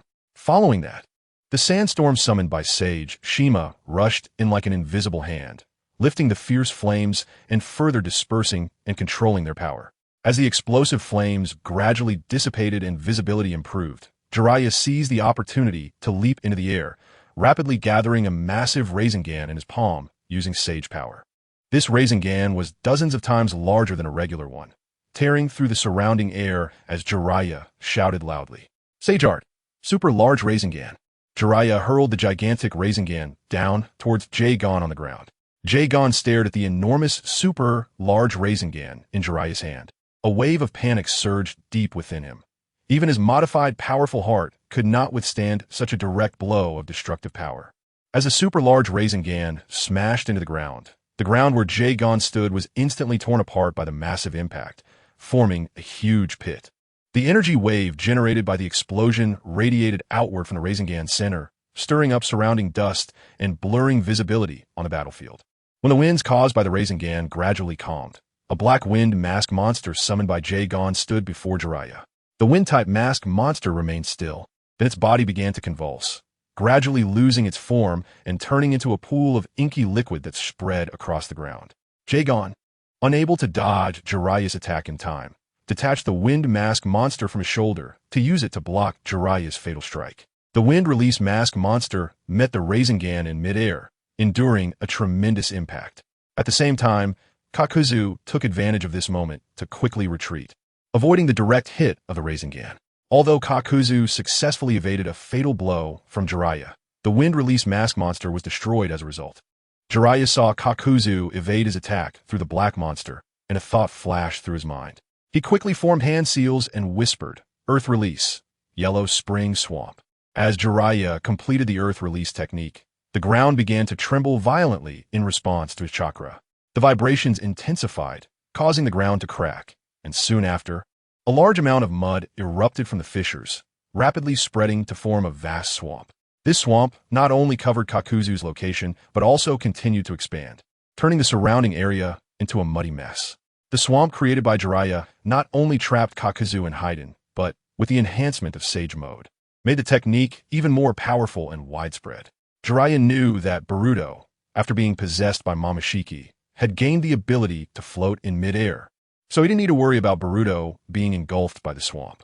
The swamp could not only alter the terrain and destroy the cursed seal array drawn by Haiden, thus breaking the evil curse, but could also restrict their movements, allowing Jiraiya to deal with Boruto more comfortably. After using ninjutsu to restrain the two Akatsuki members, Jiraiya leaped to the treetop, looking up at Boruto in the sky. Quick, return Boruto's body. Momoshiki disdainfully replied, that kid's data compression is complete. His consciousness no longer exists. Just give up. Jiraiya, however, would not easily believe his words. Boruto was someone he had brought out, and he was determined to bring him back safely, no matter what. Kakuzu and Haiden struggled in the swamp, gathering chakra around their bodies to form a protective membrane that effectively resisted the swamp's suction, slowing their descent. Kakuzu even used his Earth Grudge Fear ability to release a large number of black threads extending towards the distant trees. tightly wrapping around them to provide himself with a foothold. Hayden's face showed obvious frustration. He regretted not piercing his own heart earlier, as that would have resulted in the kid's immediate death due to the curse. Now, he and Kakuzu were trapped, and their situation had become extremely unfavorable. The previous curse seal array had been destroyed, and although he was still stained with the kid's blood, he could not draw the curse seal array in the current situation of being deeply mired in the swamp. Jiraiya requested the two sages on his shoulders. I want to try using Genjutsu to suppress his consciousness so that Boruto can awaken. Shima Sage pretended not to understand Jiraiya's intentions and said, "Little Jiraiya, if you want to use Genjutsu, just do it. Why ask us to? After all, we're getting old and still have to duet with a kid." Jiraiya appeared a bit embarrassed, scratching his head and frankly stating, "You both know I have no knowledge of Genjutsu." After some negotiation, Shima Sage realized that using Genjutsu might be the best option in the current situation, so she nodded in agreement. Illusion Technique, Toad Song. The two sages collaborated to unleash an extremely powerful auditory Genjutsu through the sound of frogs. Listening to the melody would trap the opponent in a Genjutsu barrier, rendering them immobile. However, Momoshiki had a high resistance to Genjutsu, so he was not greatly affected and instead raised his hand to gather a Rasengan, throwing it at them. Such a nuisance. Sage Art, 5 right guards. Fukasaku Sage used Wind Release. Shima Sage used Fire Release in conjunction with Jiraiya's oil. Fukasaku Sage's Wind Release dispersed the oil into tiny droplets, while Shima Sage's Fire Release ignited these droplets, causing them to burn in the air. With the assistance of the two sages, Jiraiya's oil rapidly heated up to thousands of degrees, forming a scorching sea of oil that advanced towards the Rasengan. The Rasengan violently collided with Jiraiya's Sage technique in midair, producing a deafening explosion. A massive shockwave spread outwards, and thick smoke quickly engulfed the surroundings, plunging the battlefield into chaos. Momoshiki noticed that the continuously flowing burning oil, a result of Jiraiya and the others' combined Sage attack, eroded the outer layer of the Rasengan, weakening its power. Under the sustained high temperature and flame erosion, the Rasengan's defenses rapidly crumbled, rushing back towards him. Faced with the approaching burning oil, Momoshiki frowned and extended his hand, using the power of Kagaya to guide and absorb the roaring burning oil into his body. Fukasaku Sage was surprised to see that he could absorb the combined Sage technique of the three of them, muttering in disbelief. He actually managed to absorb our combined Sage technique. Jiraiya's gaze was fixated on Boruto in the air, recalling his previous battle with Urashiki, where he had escaped control by absorbing Urashiki's ninjutsu, allowing Boruto's consciousness to awaken. Jiraiya noticed that in this battle, Momoshiki had not used his ability to absorb ninjutsu as before, further solidifying his belief in his thoughts. As a result, Jiraiya was not disappointed. Boruto's consciousness began to awaken, slowly opening one of his tightly shut eyes, revealing a hint of confusion as he struggled to adapt to his surroundings. Momoshiki remained unusually calm in the face of Boruto's awakening, saying lightly, "Very well. I'll allow you to awaken one last time." At this moment, Boruto had fully regained his senses and angrily questioned, "Momoshiki, what do you mean? What do you mean by my last awakening?" Boruto then realized what he meant by that. Suddenly, Momoshiki noticed Hayden in the distance, crouched on the ground drawing a seal array, and he tried to control his body to stop Hayden. However, Boruto's consciousness had already awakened and was vying for control of the body. This made it impossible for Momoshiki to control the body as freely as before. So he urgently reminded, "If that guy dies, you will die just like him." After struggling, Hayden finally broke free from Jiraiya's yellow spring swamp. But he was in a very sorry state, covered in burn marks, and his lower body was completely gone. The fire release mask monster attempted to emerge from within to rescue Hayden, but it had expended a significant amount of chakra in the previous battle and was somewhat powerless. Facing the current situation, Hayden had no choice but to use the special ability of his immortality, cutting off the part of his body trapped in the swamp. This self-mutilation was painful, but for the immortal Hayden, it was a means of escaping from the predicament. After escaping from the swamp, Hayden's face was extremely grim as he smeared Boruto's blood he had obtained earlier onto his hand. Intending to redraw a curse seal array on the ground to double the pain he was suffering back to Boruto. Under Momoshiki's reminder, Boruto pondered for a moment and nodded thoughtfully. Taking a deep breath, he spoke, "Leave it to me." Immediately, Boruto forcibly controlled his hand, placing his fingers against his mouth, biting down hard with his teeth, causing blood to immediately flow from the bitten fingertip. He then began to form seals with extremely awkward movements.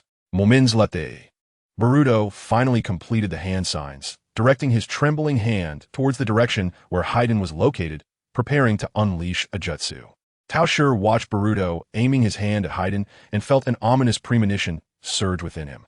He nervously questioned Boruto, "Kid, what are you going to do?" In response to Taoshur's inquiry, Boruto smiled smugly and softly replied, "You'll find out soon."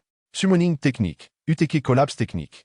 Chapter 137 Transformation. Upon seeing Boruto bite his finger to begin the hand signs, Jiraiya had already realized what jutsu Boruto was about to perform. But it was too late to stop him now. Meanwhile, on the other side, when Haiden had finished drawing the cursed circle on the ground using Boruto's blood and was preparing to stab his own heart with a weapon as part of the curse ritual, a massive shadow appeared in his line of sight. As the shadow gradually expanded until it completely covered him, Haiden murmured to himself, "What is this?" When he looked up at the sky, a gigantic blue-green toad came into view. On the back of this enormous blue-green toad were two massive swords, and it descended from the sky like a moving mountain, directly crushing towards Haiden's position. As the toad's massive body landed on the battlefield, the ground shook violently as if an earthquake had occurred, and the surrounding sand and stones were thrown into the air. Before Haiden could react to what was happening, the impact force directly pressed him into the mud beneath the toad, his figure instantly covered by the enormous toad's body, his life and death unknown. Kakuzu lay not far away, watching the scene of Haiden being crushed by the gigantic toad from the sky. He frowned. Although he knew Haiden possessed immortality and theoretically wouldn't die from physical injuries, facing such a heavy crush, Haiden's body was likely to be shattered. However, at that moment, Haiden had already completed the drawing of his cursed circle and was within it. Even if Haiden suffered severe injuries at this moment, that kid's fate had already been sealed, and he would surely meet his end. As Kakuzu had anticipated, Boruto, floating in the sky, felt the backlash of Haiden's curse the moment Haiden was crushed. The damage Haiden suffered directly reflected back on Boruto. It was as if Boruto's body was being crushed by an invisible force. But he felt a sharp tearing sensation around his neck, spitting out blood mixed with internal organs, and soon the skin beneath his clothing began to tear apart extensively. A large amount of blood gushed from the wounds, and in just a moment, it had stained his clothes red. The bones throughout his body creaked under the immense pressure. Then, Boruto lost all his strength, his consciousness became hazy, and he could no longer maintain his balance in the air, plummeting straight down from the sky, his faint life signs fading until they were nearly undetectable. Just then, Jiraiya had reached the ground beneath Boruto and leaped up with all his might, catching Boruto in midair and cradling him in his arms. Boruto's blood quickly soaked Jiraiya's clothes, the stains spreading rapidly to form a dark mark. At the same time, blood continuously oozed from Jiraiya's hands, dripping down his fingers and leaving shocking trails of blood. Jiraiya landed on the ground with Boruto, directing his chakra into Boruto's body, trying to sense his breath. However, Jiraiya's chakra was like being thrown into an unfathomable ocean, stirring no waves within Boruto's body. The cruel reality mercilessly proved to him that Boruto's life force had already extinguished. Not to mention that Jiraiya himself was not skilled in medical ninjutsu. Even if Tsunade, who was renowned for her medical ninjutsu in the ninja world, were present, it would be difficult to perform a miracle given Boruto's severe injuries. At this moment, the sage of Deep Zwa, who was squatting on Jiraiya's shoulder, looked at Boruto, whose breath had dissipated, wanting to comfort Jiraiya with a few words. The sage of Jima signaled to the sage of Deep Zwa with his eyes, conveying a silent message. "Kid's father, it's better to say less now. Let little Jiraiya have some peace." Jiraiya, at this time, silently lowered his head, looking at the Boruto in his arms, his spirit a bit dazed, his facial expression obscured by shadows, making it hard to discern what he was feeling. Jiraiya might have been reflecting in his heart that if he had been a bit firmer back then and insisted on keeping Boruto and Naruto in Konoha, perhaps this tragedy could have been avoided. Kakuzu, after a period of rest, finally regained some strength. He activated the fire release mask monster, using its power to slowly raise his battered body. He had suffered heavy losses in this battle. Of the 5 hearts, only 2 remained, severely weakening his life and power. At this point, Jiraiya had released his sage mode and returned to normal, while the 2 toad sages had returned to their home in Mount Myaboku.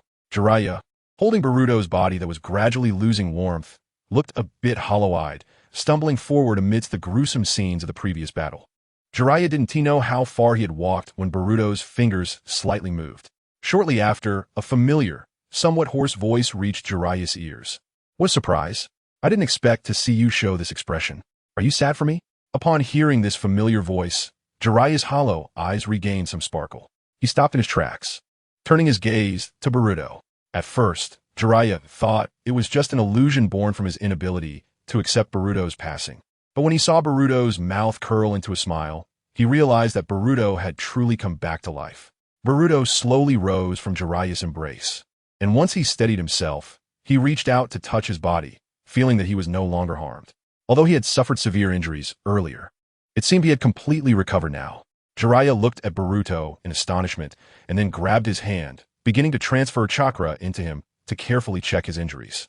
After a thorough examination, Jiraiya found that the cracked skin on Boruto's body had miraculously healed, and his chakra was even more abundant than before. If it weren't for the large patches of still wet blood remaining on Boruto's body, it would have been nearly impossible to tell that he had recently suffered a fatal injury, or that he had even been a cold corpse. Boruto, what happened? Your injuries. Boruto tightly clenched his fists, clearly feeling that his strength and stamina had completely returned, even more so than before his injury. He also sensed that his body was stronger than ever, as if he had undergone a transformation. Jiraiya tightly grasped Boruto's shoulders, his eyes filled with excitement, murmuring, "But it's really great that you're okay." Suddenly, Boruto noticed that the world before him had once again fallen into a state of stillness, as if time around him had frozen, with all actions and sounds vanishing. However, this time, unlike previous experiences, Boruto found that his body was not constrained in any way. He could move and act freely. Boruto began to carefully observe his surroundings, his gaze scanning the still world. Soon after, his eyes fell upon a figure not far away, which was none other than Kinshiki. At this moment, Kinshiki had slowly walked up to Boruto, and there was a complex expression in his eyes. "Kid, you really went easy on yourself, didn't you?" Facing Kinshiki's words, Boruto let out a helpless laugh. "No matter how heavy the blow, rather than letting you use my body to do evil outside, I'd rather perish together with you. It's just that this time it didn't go as planned. Even if this happened again, he wouldn't hesitate for a moment, preferring to sacrifice himself than to become a puppet under Kinshiki's control." Kinshiki fell into a brief silence after Boruto's words. After a moment, he slowly spoke, "You're not wrong. If I lose you as my vessel, then my soul will also be reduced to ashes with your death." Kinshiki continued, "Your body contains my soul, which is the fundamental connection to this world. And you are my only special vessel. For my own sake, I absolutely cannot lose you." Boruto nodded slightly, understanding. "So it turns out that my revival this time was also due to your intervention, and I have almost completely healed from the severe injuries I sustained in my body." He recalled how he had fallen into a near-death state due to that guy's strange curse, and by all logic, he should have had no chance of survival. Yet he miraculously revived. Kinshiki coldly stated, "Your bones, internal organs, and flesh were almost ground to pulp. If it weren't for me using the wedge to bring you back to life, how could you still be hopping around here?" Boruto caught the key point in Kinshiki's words. "You said you revived me through the wedge? Isn't that mark something you used to seize my body? It has such a peculiar use." Kinshiki's words revealed his unwillingness. "Originally, I was just a step away from successfully reincarnating through the wedge, but your reckless actions messed it up. If I had just fused the remaining wedge into your body, I could have directly reincarnated using your body, but now I can only swallow my anger." In order to maintain Boruto's dwindling vitality, Kinshiki had no choice but to take a makeshift approach, directly using the remaining power of the wedge to repair and rebuild Boruto's damaged cellular tissues. Upon hearing Kinshiki's explanation, Boruto couldn't help but feel a surge of joy in his heart. Initially, he thought he had no choice but to perish alongside Kinshiki to prevent him from seizing his body, and he was already prepared for sacrifice. Unexpectedly, not only did he revive this time, but he also had an unexpected gain. However, it made sense. If Kinshiki saw him as a reincarnation vessel and he died, he wouldn't just fail to revive through his body, but he wouldn't even be able to remain in this world. Boruto smirked and said, "So, this time it's completely my victory, while you've lost utterly." Kinshiki's expression darkened, a glint of harshness flashing in his eyes. "You dare to gloat after ruining my reincarnation plans? This time I came not just to revive you, but to tell you that since the data of the wedge has been deeply engraved in your body, you're no longer like those lowly beings, but have become one of us, the Otsutsuki." Fearing that Boruto might act recklessly again, Kinshiki warned. You can no longer revive like this. Next time you die, it will be completely over. Even I will be powerless to help you, so you'd better remember this well. After Boruto thoroughly disrupted Kinshiki's plans to make him a reincarnation vessel, he posed a question to Kinshiki. Kinshiki, the nonsense prophecy you spoke of about me losing everything, was that about bringing me to this era? As Boruto said this, he frowned. Although coming here had distanced him from his family and companions in the original world, strictly speaking, it didn't mean he had lost everything. Kinshiki did not respond to Boruto's words, but turned away, his figure gradually fading from Boruto's sight before disappearing entirely. After Kinshiki left, the flow of time around Boruto began to return to normal, and the previously still world started to flow again. Kinshiki did not want to answer Boruto's question, but since they had crossed time and space to arrive in this era, Boruto's future had become uncertain and had already changed somewhat. Seeing that Kinshiki had vanished without answering his question, Boruto hurriedly called out, "Wait. Kinshiki, you were saying..." "Kinshiki?" Jiraiya, hearing Boruto's shout, couldn't help but ask. Then a thought flashed through Jiraiya's mind, and he asked solemnly, "Could it be that Kinshiki brought you back to life?" To this, Boruto nodded, his expression somewhat complex. "That's right, Kinshiki not only revived me, but he also said he has turned me into a true Otsutsuki." Boruto recounted in detail what Kinshiki had revealed while time was frozen earlier. After that, Boruto began to carefully check his body. He noticed that the small diamond mark on his palm had now spread, covering his entire chest.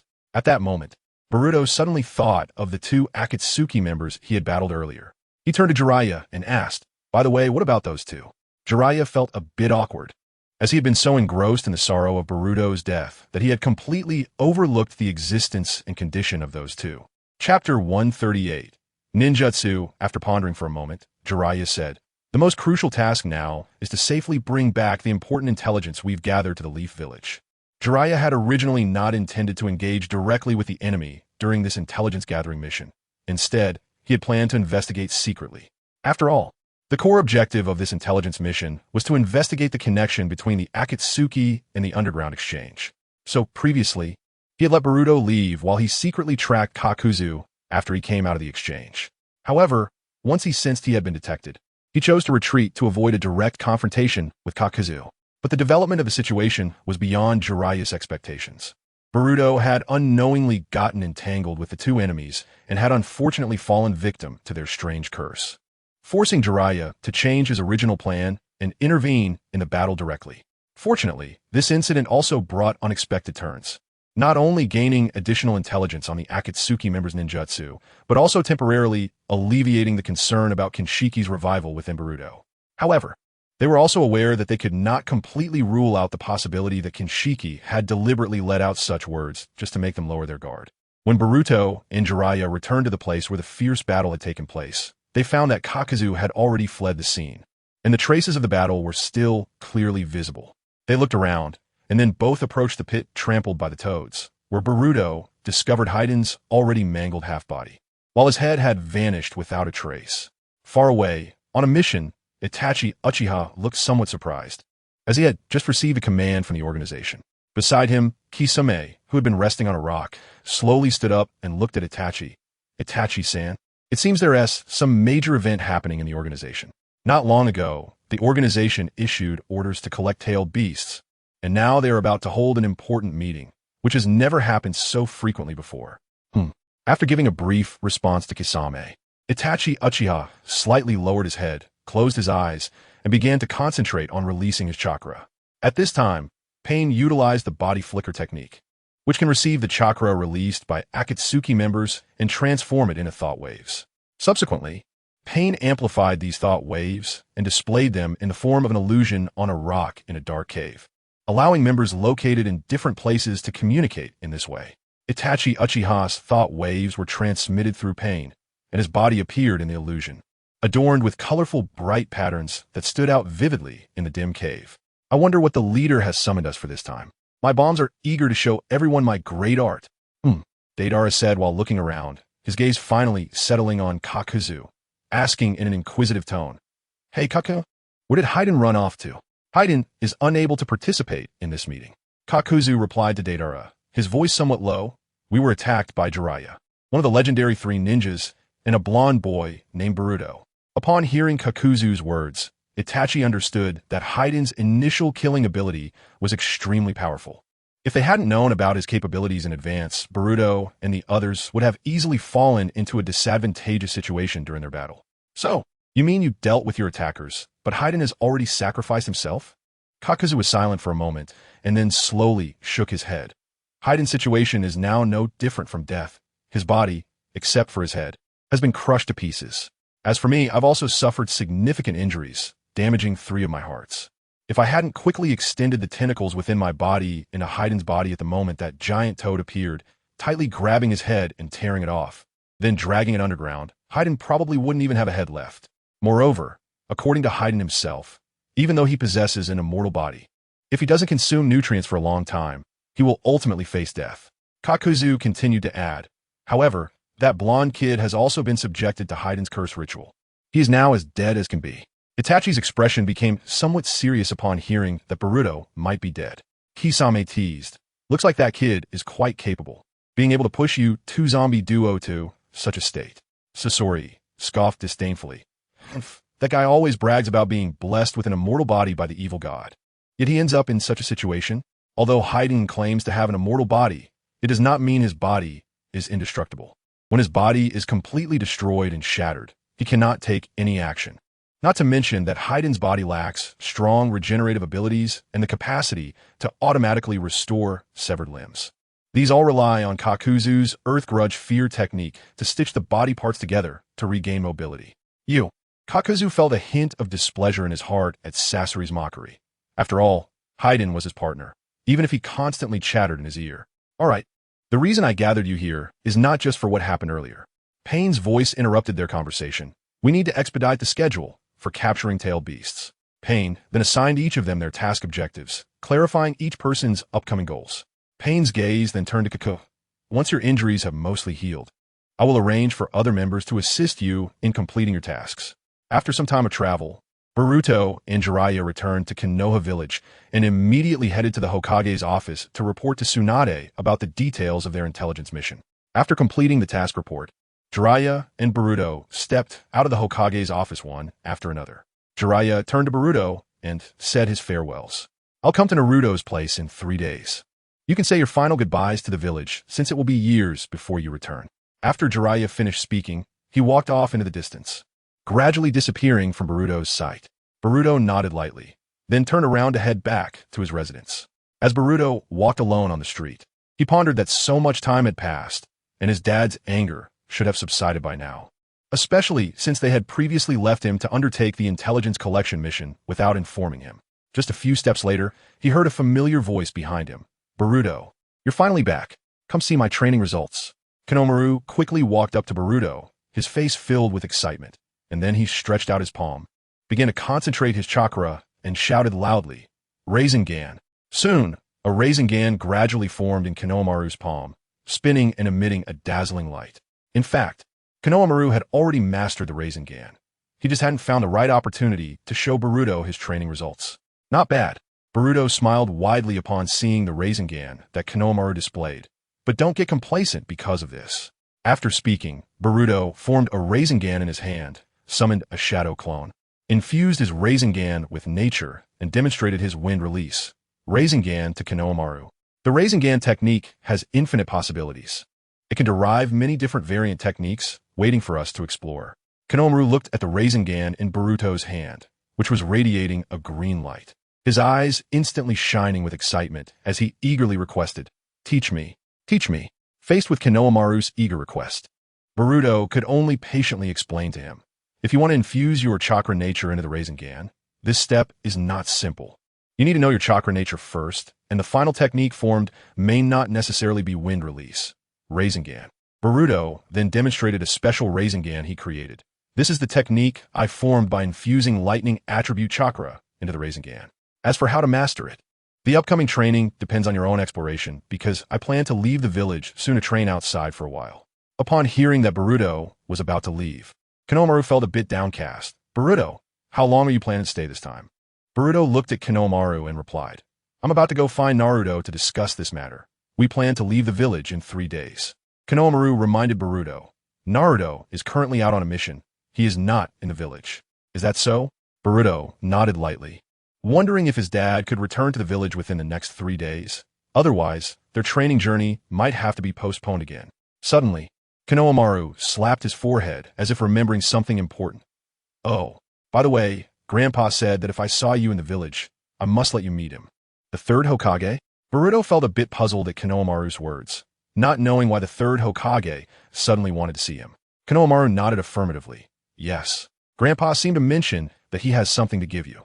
Boruto didn't think much about it. He truly had no urgent matters to attend to at the moment.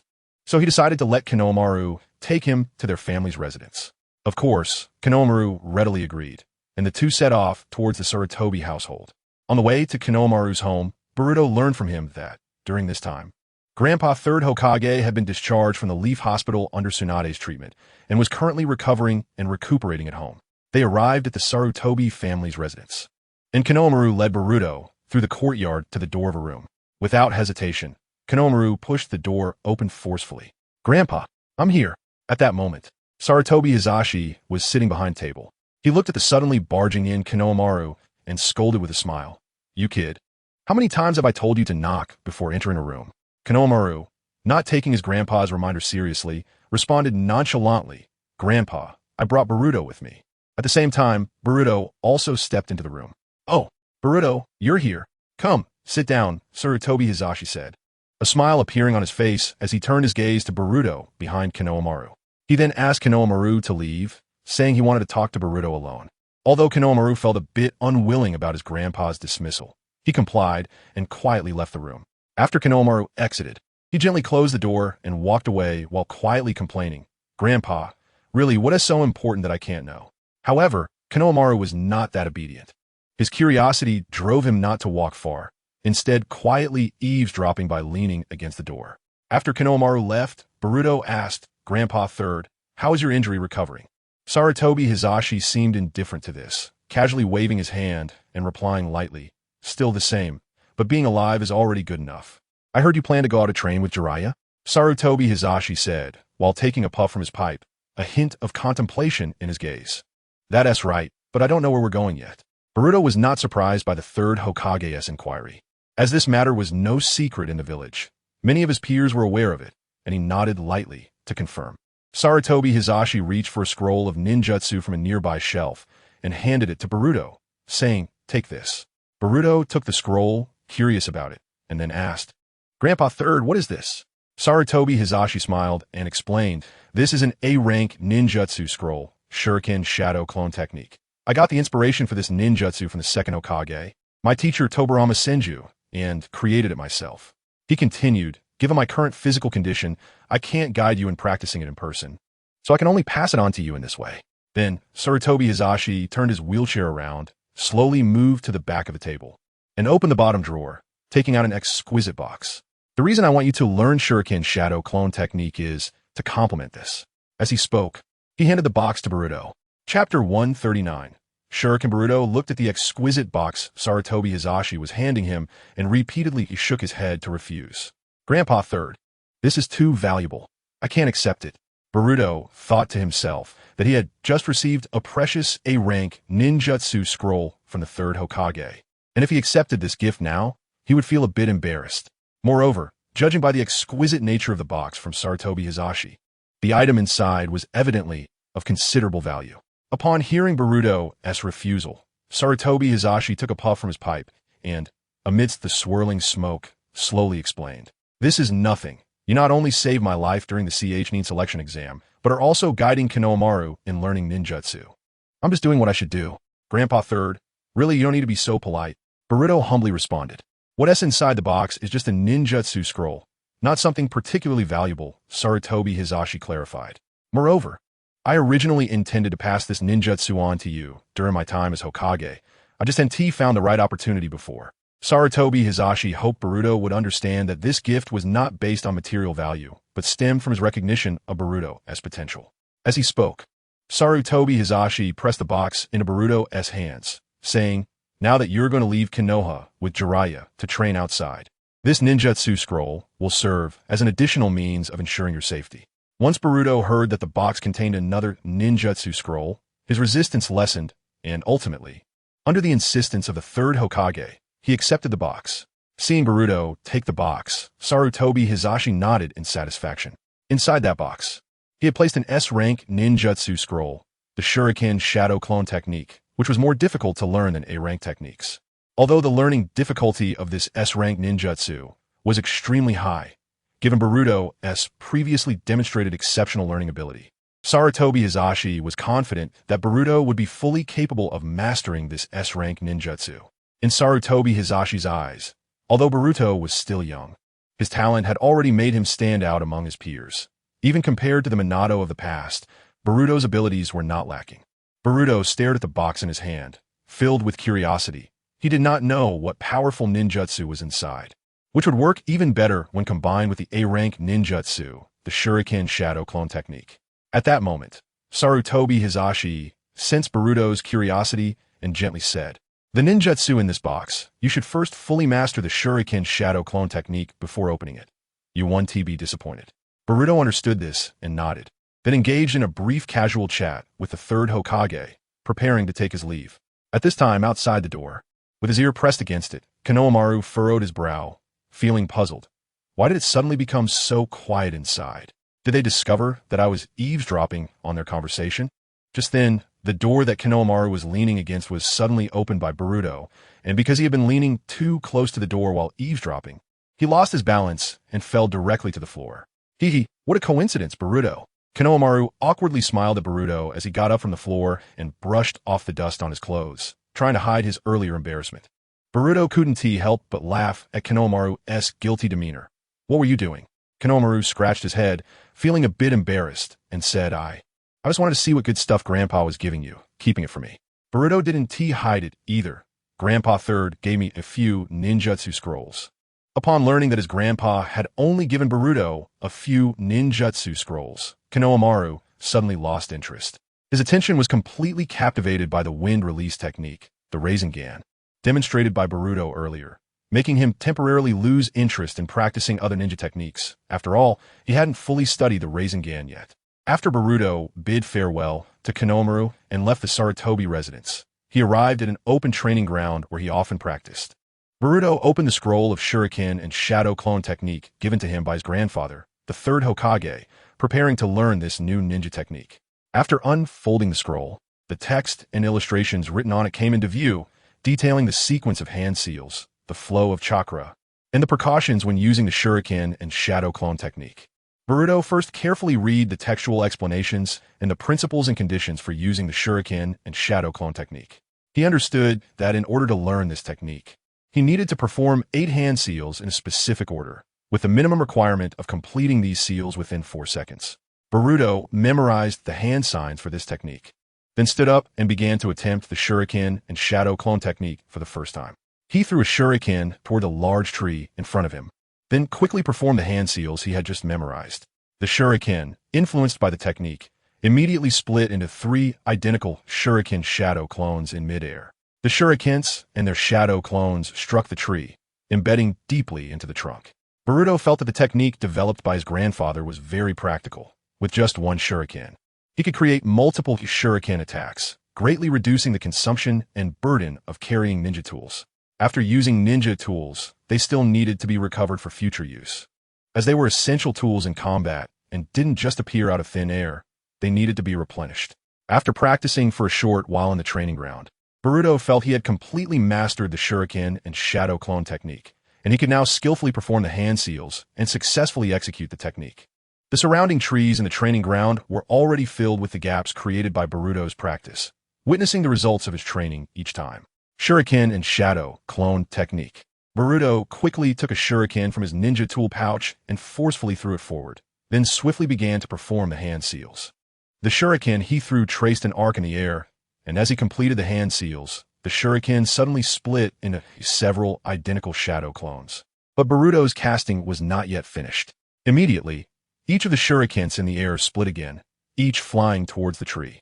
In an instant, the trunk was covered with countless Shurikens, these sharp weapons piercing the bark like a torrential rain, producing a series of dull, continuous thuds. As the Shurikens penetrated deeper, the bark of the tree was torn apart by the dense Shurikens, and the entire trunk seemed to transform into a fortress covered in sharp spikes. At that moment, applause came from behind Boruto. He turned to see Jiraiya had arrived at his training spot, his gaze filled with approval. Looking at Boruto's technique, Jiraiya couldn't help but exclaim, "Is this shuriken and shadow clone technique taught by the old man? It really brings back memories, reminding me of the days when we, the three ninjas, trained with him." Jiraiya, with his arms crossed over his chest, leaned against a tree, his thoughts drifting back to the past. Back then, Orochimaru and I learned this technique on our own without the old man's special instruction. A proud smile spread across Jiraiya's face as he recalled that time. "I actually mastered the derivative technique of shuriken and shadow clone technique before Orochimaru did." Ahahaha. At this point, Jiraiya felt his nose lift with pride. "That's amazing. Let me see what that derivative technique is." Boruto appeared very excited, eagerly pulling Jiraiya, wanting him to demonstrate the derivative technique on the spot. Upon hearing Boruto's words, Jiraiya's mouth twitched slightly, and he inwardly chuckled, realizing he might have exaggerated a bit. The so-called derivative technique was purely improvised at the time. Though many years had passed, he had long since learned the old man's shuriken and shadow clone technique, but he had no idea what the derivative technique was, and he certainly couldn't perform that technique again. Wouldn't that ruin the tall image he had just built? Ahem. Well, the derivative technique is something you have to explore and innovate on your own. That's the most interesting part. Don't just ask for it, Jiraiya said awkwardly, clearing his throat, while nervously touching his nose to cover his embarrassment. Boruto looked at Jiraiya with some suspicion, feeling there was something fishy about it. Jiraiya quickly changed the subject to divert Boruto's attention. "I heard from some of the lower ninjas in the village that Naruto is still out on a mission and isn't home, right?" Boruto nodded slightly in response. "Yeah, but he should be back soon. By the way, why are you here to find me? Didn't you say you'd come back to us in a few days? Is there a change in the training plan?"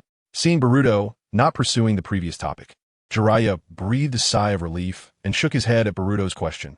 "There's a bit of a change. I want you to wait for Naruto to come back, and then you both go to the inn outside the village of Konoha to find me, the one where we encountered Itachi Uchiha before." Boruto was confused by Jiraiya's sudden change of meeting place and asked, "Why do we have to go outside the village this time? Did something happen again?" "There are some irresistible reasons, sigh." "It's all tears," Jiraiya said, feeling helpless as he spread his hands, indicating that he had no choice. It wasn't that he wanted to run so far. It was because he was so familiar with the hot springs and baths in Konoha that whenever he showed up, he was driven away like a rat crossing the street. It was really difficult to find inspiration for his creations, so he had to temporarily leave Konoha and go to other places for material. After saying this, Jiraiya turned and left Boruto's sight, walking away into the distance. After Jiraiya left, Boruto stayed behind, lost in thought, gazing at the shurikens deeply embedded in the trunk, muttering to himself, the derivative technique of shuriken and shadow clone technique. He couldn't help but recall his lightning release, triple lightning technique, which was a technique that injected lightning chakra into shurikens. He thought that perhaps he could apply this idea to the shuriken and shadow clone technique he had just learned to create a new derivative technique. What if he could further attach the lightning nature of the purple lightning to a shuriken and then use it to perform the shuriken and shadow clone technique? With this thought, Boruto slightly closed his eyes, sketching out the preliminary concept of this new technique in his mind. Moments later, Boruto quickly took a shuriken from his ninja tool pouch, guiding the purple lightning chakra to flow within him until it gathered at his fingertips. Attaching this lightning chakra to the shuriken, causing its surface to begin to flicker with purple arcs. After the injection was completed, Boruto tightly gripped the shuriken wrapped in purple lightning chakra, swung his arm, and threw it towards the hard rock in front of him. The shuriken drew a dazzling purple lightning arc in the air, and immediately after completing the last hand sign, Boruto executed the shuriken shadow clone technique. The shuriken split in midair, and in the blink of an eye, it divided into several identical shadow clones, all entangled in purple lightning, racing towards the target like a swarm of purple lightning bolts. As the shuriken shadow clones struck the rock with the violent purple lightning, a tremendous energy was released instantly, shattering the rock into dust that scattered in the wind. Boruto stood in front of the rock he had destroyed with his new ninjutsu, nodding in satisfaction and muttering to himself, "As expected of me." Although he felt pleased with the successful execution of a new ninjutsu that enhanced the shuriken shadow clone technique with purple lightning chakra and the immense power it displayed, there was a clear limitation to this technique. The chakra consumption during its use was relatively high, which limited him from creating too many shuriken shadow clones. Chapter 140. Training begins the next day. Boruto ran into Shikamaru in the square outside the Hokage building, and he stepped forward to greet him. Approaching Shikamaru, Boruto called out, "Hey, Shikama, long time no see. How did your mission go? Since you're back, it means Dad has returned to Konoha." Upon hearing Boruto mention the mission, Shikamaru's expression immediately showed a hint of helplessness. He had just reported the results of the mission to the 5th Hokage in her office, where he mentioned that he still lacked experience in certain aspects. It was unclear whether it was just a feeling, but he sensed that the Hokage was pleased, and she expressed that she would assign him more tasks in the future to help him gain more experience and improve his ability to complete missions. This meant that he would have a lot of troublesome matters to deal with in the days to come, and he would be heavily utilized. After a light sigh, Shikamaru continued, "Well, this time we were fortunate that everyone cooperated well, so the mission went relatively smoothly. However, Naruto got a bit hurt and is currently recuperating in a hospital." Upon hearing this news, Boruto nodded. He knew that his dad always charged ahead, preferring to take on more injuries himself rather than let his teammates get hurt, so injuries were inevitable for him. Boruto then asked Shikamaru about the specifics of their recent mission to support the Sand Village. Shikamaru explained that the Sand Village had recently begun to emulate Konoha's educational system, systematically training the new generation of ninjas, with Gaara and his siblings serving as instructors. However, a group calling themselves the Four Celestial Beasts challenged Gaara, the ultimate weapon of the Sand Village, and ultimately took hostages while fleeing from the land of rivers to the land of fire. The Sand Village then sought assistance from Konoha to repay the Sand Village for their help in retrieving Sasuke earlier. Konoha naturally took on the responsibility and dispatched a ninja team led by Shikamaru, including Naruto, to provide support. After recounting the details, Shikamaru turned his gaze to Boruto and continued, "I heard that you and Naruto recently planned to train with one of the legendary Sannin, Jiraiya, and it seems like it will take quite a long time. That's quite troublesome." Shikamaru smiled helplessly, noting that both he and Boruto had become Chunin at the same time. But it felt like when they returned, Boruto and Naruto would be even stronger, leaving him far behind. Boruto gently scratched the back of his head and replied, Don't say that. We're all just working hard on the paths we've chosen. Everyone grows at their own pace. What matters is that we're all continuously progressing, right?" Shikamaru chuckled lightly. "However, after you and Naruto leave with Jiraiya, the village will definitely feel much quieter." At this point, Boruto asked, "Gaara and the others are still in Konoha, right?" Shikamaru shrugged.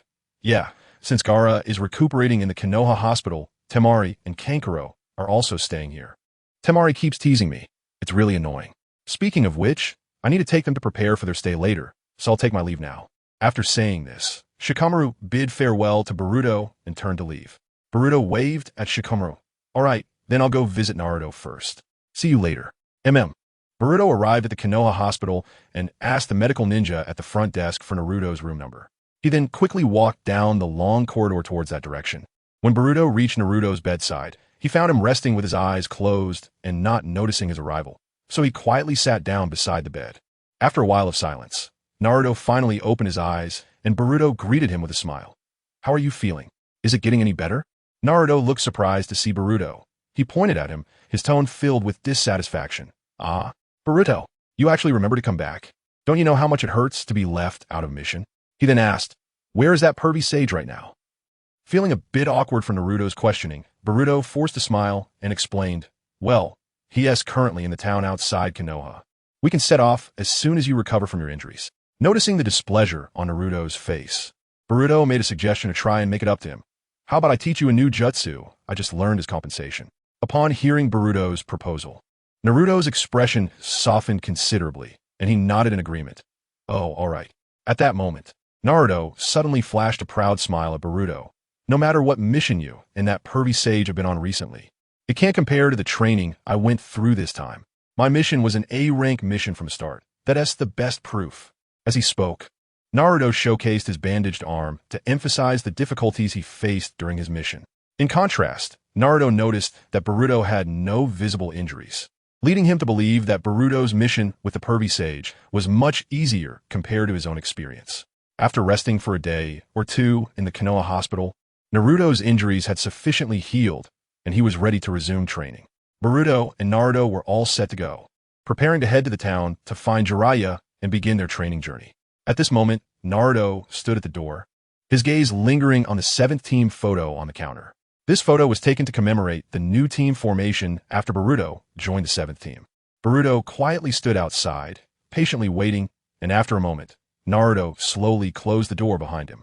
Boruto and Naruto were on a peak outside Konoha, overlooking the entire village's scenery, murmuring to themselves, "Wait for me." After bidding farewell to Konoha, Boruto and Naruto embarked on their journey to the town. After a long journey, they finally arrived at the lodging town outside of Konoha village. I remember it was right in front. Boruto led Naruto through the streets of the small town based on his memory, finding the location of the inn where Jiraiya had previously stayed. "Ah, I see it. It's the pervy sage," Naruto suddenly exclaimed, stretching out his hand and pointing forward, shouting loudly. Upon hearing the shout, Boruto followed Naruto's finger and saw Jiraiya running towards them quickly, his movements appearing somewhat frantic, as if something was chasing him. Boruto then focused and noticed a large group of people following Jiraiya, wielding various cleaning tools like bathtubs and mops, their emotions extremely agitated, shouting loudly, "Don't let that old pervert escape." From the scene before them, it was clear that Jiraiya had unknowingly exposed himself while peeping in some bathhouse, leading to this embarrassing situation of being chased by the crowd. Jiraiya also spotted Boruto and Naruto at this moment, immediately waving his arms excitedly and calling out loudly, "Boruto, Naruto, you guys come help me." The crowd, hearing Jiraiya's shout, quickly shifted their gaze, their faces revealing expressions of surprise. "What? This perverted old man has such young accomplices?" They exchanged quick glances, then shouted in an excited manner, "Quick, catch those lecherous accomplices, don't let any of them escape." Instantly, the large group chasing Jiraiya split into 3 waves, each heading towards them, alleviating some pressure off Jiraiya. As they ran quickly, Naruto grumbled angrily, "Damn pervy sage." After being chased for several streets, they finally found an opportunity to dart into a narrow alley, shaking off the pursuers behind them. Naruto leaned forward, propping himself up with his hands, then stared intently at Jiraiya, his voice filled with dissatisfaction. "Pervy sage, why did you get us involved?" Facing Naruto's questioning, Jiraiya chuckled. "He. This is just the first step of your training, all right? Besides, you guys really came too slowly, not being proactive in your training." Naruto's emotions were immediately ignited by Jiraiya's complaints. "You old pervy sage. You said you want to take us on as disciples and teach me training and all. What have you been doing up until now?" Jiraiya explained. "Didn't I tell you before? I was out gathering intelligence." Naruto scoffed at Jiraiya's explanation, rolling his eyes and teasing. "That so-called intelligence mission of yours is probably just collecting data on big sisters' bodies, right? Your excuses are just as untrustworthy as Kakashi-sensei's excuses for being late." At this moment, Boruto stepped in to mediate. "All right, that time we were indeed gathering intelligence on the Akatsuki." "Akatsuki?" Hearing Boruto's words, Naruto showed a hint of surprise, not expecting their target to be the Akatsuki. Jiraiya nodded slightly. "Don't underestimate me. I'm serious at crucial moments." After hiding for a short while, Jiraiya peeked cautiously from the concealed alley, quickly scanning the surroundings. Once he confirmed that the bathhouse staff were no longer nearby, he let out a sigh of relief. He gestured to Boruto and Naruto to follow him, then turned and walked quickly towards the inn where he had previously stayed. After leading Boruto and Naruto into the room, Jiraiya shut the door tightly. Naruto unceremoniously plopped down on the bed and immediately asked Jiraiya a direct question. "Hey, pervy sage, how are we going to train?" Boruto, in a joking tone, speculated, "You're not going to make us live in some deep mountain, starving and eating bugs, right?" At this point, Jiraiya put away his usual demeanor, his face becoming unusually serious as he scanned between Boruto and Naruto. "Regarding your training, I will train you in different ways." Jiraiya took Naruto away from Konoha village and embarked on a journey of training, not only to enhance Naruto's strength, but also partly to protect him from the threat of the Akatsuki. Although the Akatsuki was powerful, it wouldn't be easy to find the elusive Jiraiya and Naruto. Jiraiya paused for a moment before continuing. "I plan to have Naruto travel through the ninja world with me, honing his abilities through real combat and experiences." Then he turned to Boruto. "As for you, Boruto, I intend to send you to Mount Mayaboku to learn sage techniques from the Toad Sage." "Sage technique?" Boruto's face showed surprise upon hearing Jiraiya's proposal, clearly not expecting Jiraiya to arrange for him to go to Mount Mayaboku to learn sage techniques. Naruto's eyes sparkled with excitement as he eagerly asked Jiraiya, "What are sage techniques?" "It sounds really impressive. Pervy sage. I want to learn sage techniques too." Jiraiya slowly shook his head, explaining to Naruto, "No, you are different from Boruto. Your foundational ability to utilize ninjutsu is too poor. What you need most right now is to strengthen and solidify your basic ninjutsu skills. Also, you still can't control the chakra of the Nine Tails. If you forcefully learn sage techniques in this state, it could not only provoke the Nine Tails, but also pose a risk of turning into a stone toad due to excessive absorption of natural energy." After listening to Jiraiya's explanation, Naruto felt a bit disappointed, but he understood that Jiraiya's words were for his own safety and temporarily set aside his thoughts of learning sage techniques. Jiraiya continued, "Boruto, sage techniques are a very powerful force. They can greatly enhance the power of your ninjutsu, and the Toad Sage at Mount Mayaboku is an expert in this area. He can teach you how to use this power correctly." Jiraiya confirmed with both of them. "Are you both ready?" Boruto clenched his fists and replied, "Yeah, I've been looking forward to this moment for a long time." After receiving their affirmations, Jiraiya nodded slightly. "Then, Boruto, you will rest here tonight, and tomorrow I will take you to Mount Mayaboku." Boruto's emotions appeared somewhat excited. After all, for him, Mount Mayaboku was still an unknown territory. Chapter 141, Mount Mayaboku. In a restaurant in the lodging town, Jiraiya sat around the dining table with Boruto and Naruto. Naruto looked at the overflowing dishes in Boruto's bowl and couldn't help but pout, as Jiraiya had been serving Boruto food, seemingly completely ignoring him. Although it was nice of the pervy sage to treat them, this was a bit too biased, right? Naruto felt somewhat dissatisfied. During that journey with the pervy sage to find Tsunade to serve as Hokage, the pervy sage hadn't been so generous to him, even making him help with his manuscript. After hearing Naruto's complaints, Jiraiya responded with a smile. "Let Boruto eat well for the journey. After all, he won't be able to eat these things once he gets there. Come on, Boruto, eat more." As Jiraiya spoke, he added a bowl of rice to Boruto's bowl, fully aware that the dietary habits at Mount Mayaboku weren't something everyone could easily adapt to. "Oh, okay." Boruto looked at the small mountain of rice and various dishes in his bowl, combined with Jiraiya's words, feeling somewhat at a loss. A wave of inexplicable unease rising in his heart. After waiting for the three of them to finish their meal, Jiraiya patted his stomach in satisfaction. Once back at his place, he immediately performed the summoning technique. With a puff of smoke, the figure of Sage Shinzaku appeared before them. Jiraiya formally introduced to Boruto and Naruto. "This is my sage arts mentor, Sage Shinzaku. He's the boss of the powerful beings in Mount Mayaboku."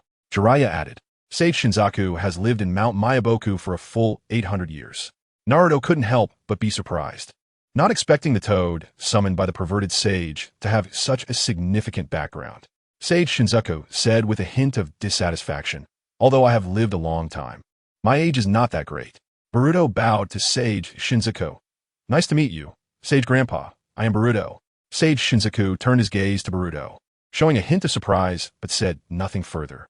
Then he turned to Jiraiya and asked, "So, little Jiraiya, what did you summon me for this time?" Jiraiya explained the purpose of the summoning. "Sage Shinzaku, I would like to ask you to take Boruto to Mount Mayaboku for training." Sage Shinzaku nodded, indicating his understanding. "Yes. The great Toad Sage mentioned a few days ago that someone would come to Mount Mayaboku to learn sage arts, and it seems that person is you, little Boruto." Boruto curiously asked, "Sage Grandpa, how do we get to Mount Mayaboku? If we walk, it would take about a month." Mount Mayaboku is known as the Lost Mountain, and if you don't know the way, you absolutely can't reach it. However, there are very few exceptions, Sage Shinzaku said. Glancing at Jiraiya, Boruto sighed. "Just getting to Mount Mayaboku is so hard. It would take a month of travel." Sage Shinzaku smiled and explained, "You three have already signed a contract with the Toads of Mount Mayaboku, so you don't need to worry too much about this. I will take you to Mount Mayaboku using the reverse summoning technique." Naruto was curious. Reverse summoning technique? What kind of ninjutsu is that? Is it in the same category as summoning technique? Sage Shinzaku patiently explained. The reverse summoning technique is a space-time ninjutsu. It is the opposite of the summoning technique. It is a technique where the contract partner summons the human, belonging to a kind of reverse summoning. Boruto nodded in understanding. With the reverse summoning technique, it would indeed save a lot of time on the long journey to Mount Mayaboku. Sage Shinzaku seriously reminded him. "The difficulty of training sage arts far exceeds your imagination. You need to be fully mentally prepared." "Yes, I will give it my all," Boruto confidently replied. At this point, he would not easily give up due to a few words. Sage Shinzaku slightly nodded.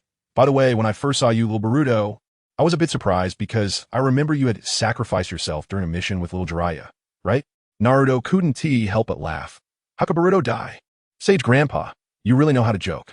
However, Sage Shinzuka shook his head, speaking seriously. Although I have lived for over 800 years, I am not confused and 1T remembering correctly. At that time, his body was severely torn apart, and his breath had already ceased. It couldn't have been fake. Hearing Sage Shinzaku's words, Naruto's expression turned somewhat grim. Since he didn't know the specific situation, that incident must have occurred during Boruto and Jiraiya's investigation into the Akatsuki organization. Naruto's anger was building up. It was the Akatsuki again. They not only tried to capture him, but now targeted Boruto as well. Of course, Naruto also understood that the reason they chose not to inform him was to prevent him from worrying excessively. Ultimately, it was because his strength was not strong enough. Boruto glanced at Naruto, who was silent and had his head down, and then briefly recounted the incident to Sage Shinzaku. I see, then I will go ahead, said Sage Shinzaku, and with a light sound, he turned into a puff of smoke and quickly vanished into the air. Jiraiya turned his gaze to Boruto and said earnestly, even I couldn't perfectly complete the training at Mount Myaboku. When I was training my Sage Chakra, I almost turned into a frog. That is considered good. Jiraiya continued. So even now, I can't use Sage Arts alone and can only rely on the two sages, but I believe you will definitely succeed in your training. Boruto nodded in understanding, but hadn't had the chance to respond before Sage Shinzuka used the reverse summoning technique and instantly disappeared from the spot. After Boruto was taken away by the reverse summoning technique, Jiraiya turned to Naruto and said, all right, then let us start our training journey. Naruto, pack your things. We need to leave. Naruto clenched his fists, his knuckles turning white from the pressure, and gritted his teeth. I can't wait to improve my strength and then teach the Akatsuki a harsh lesson.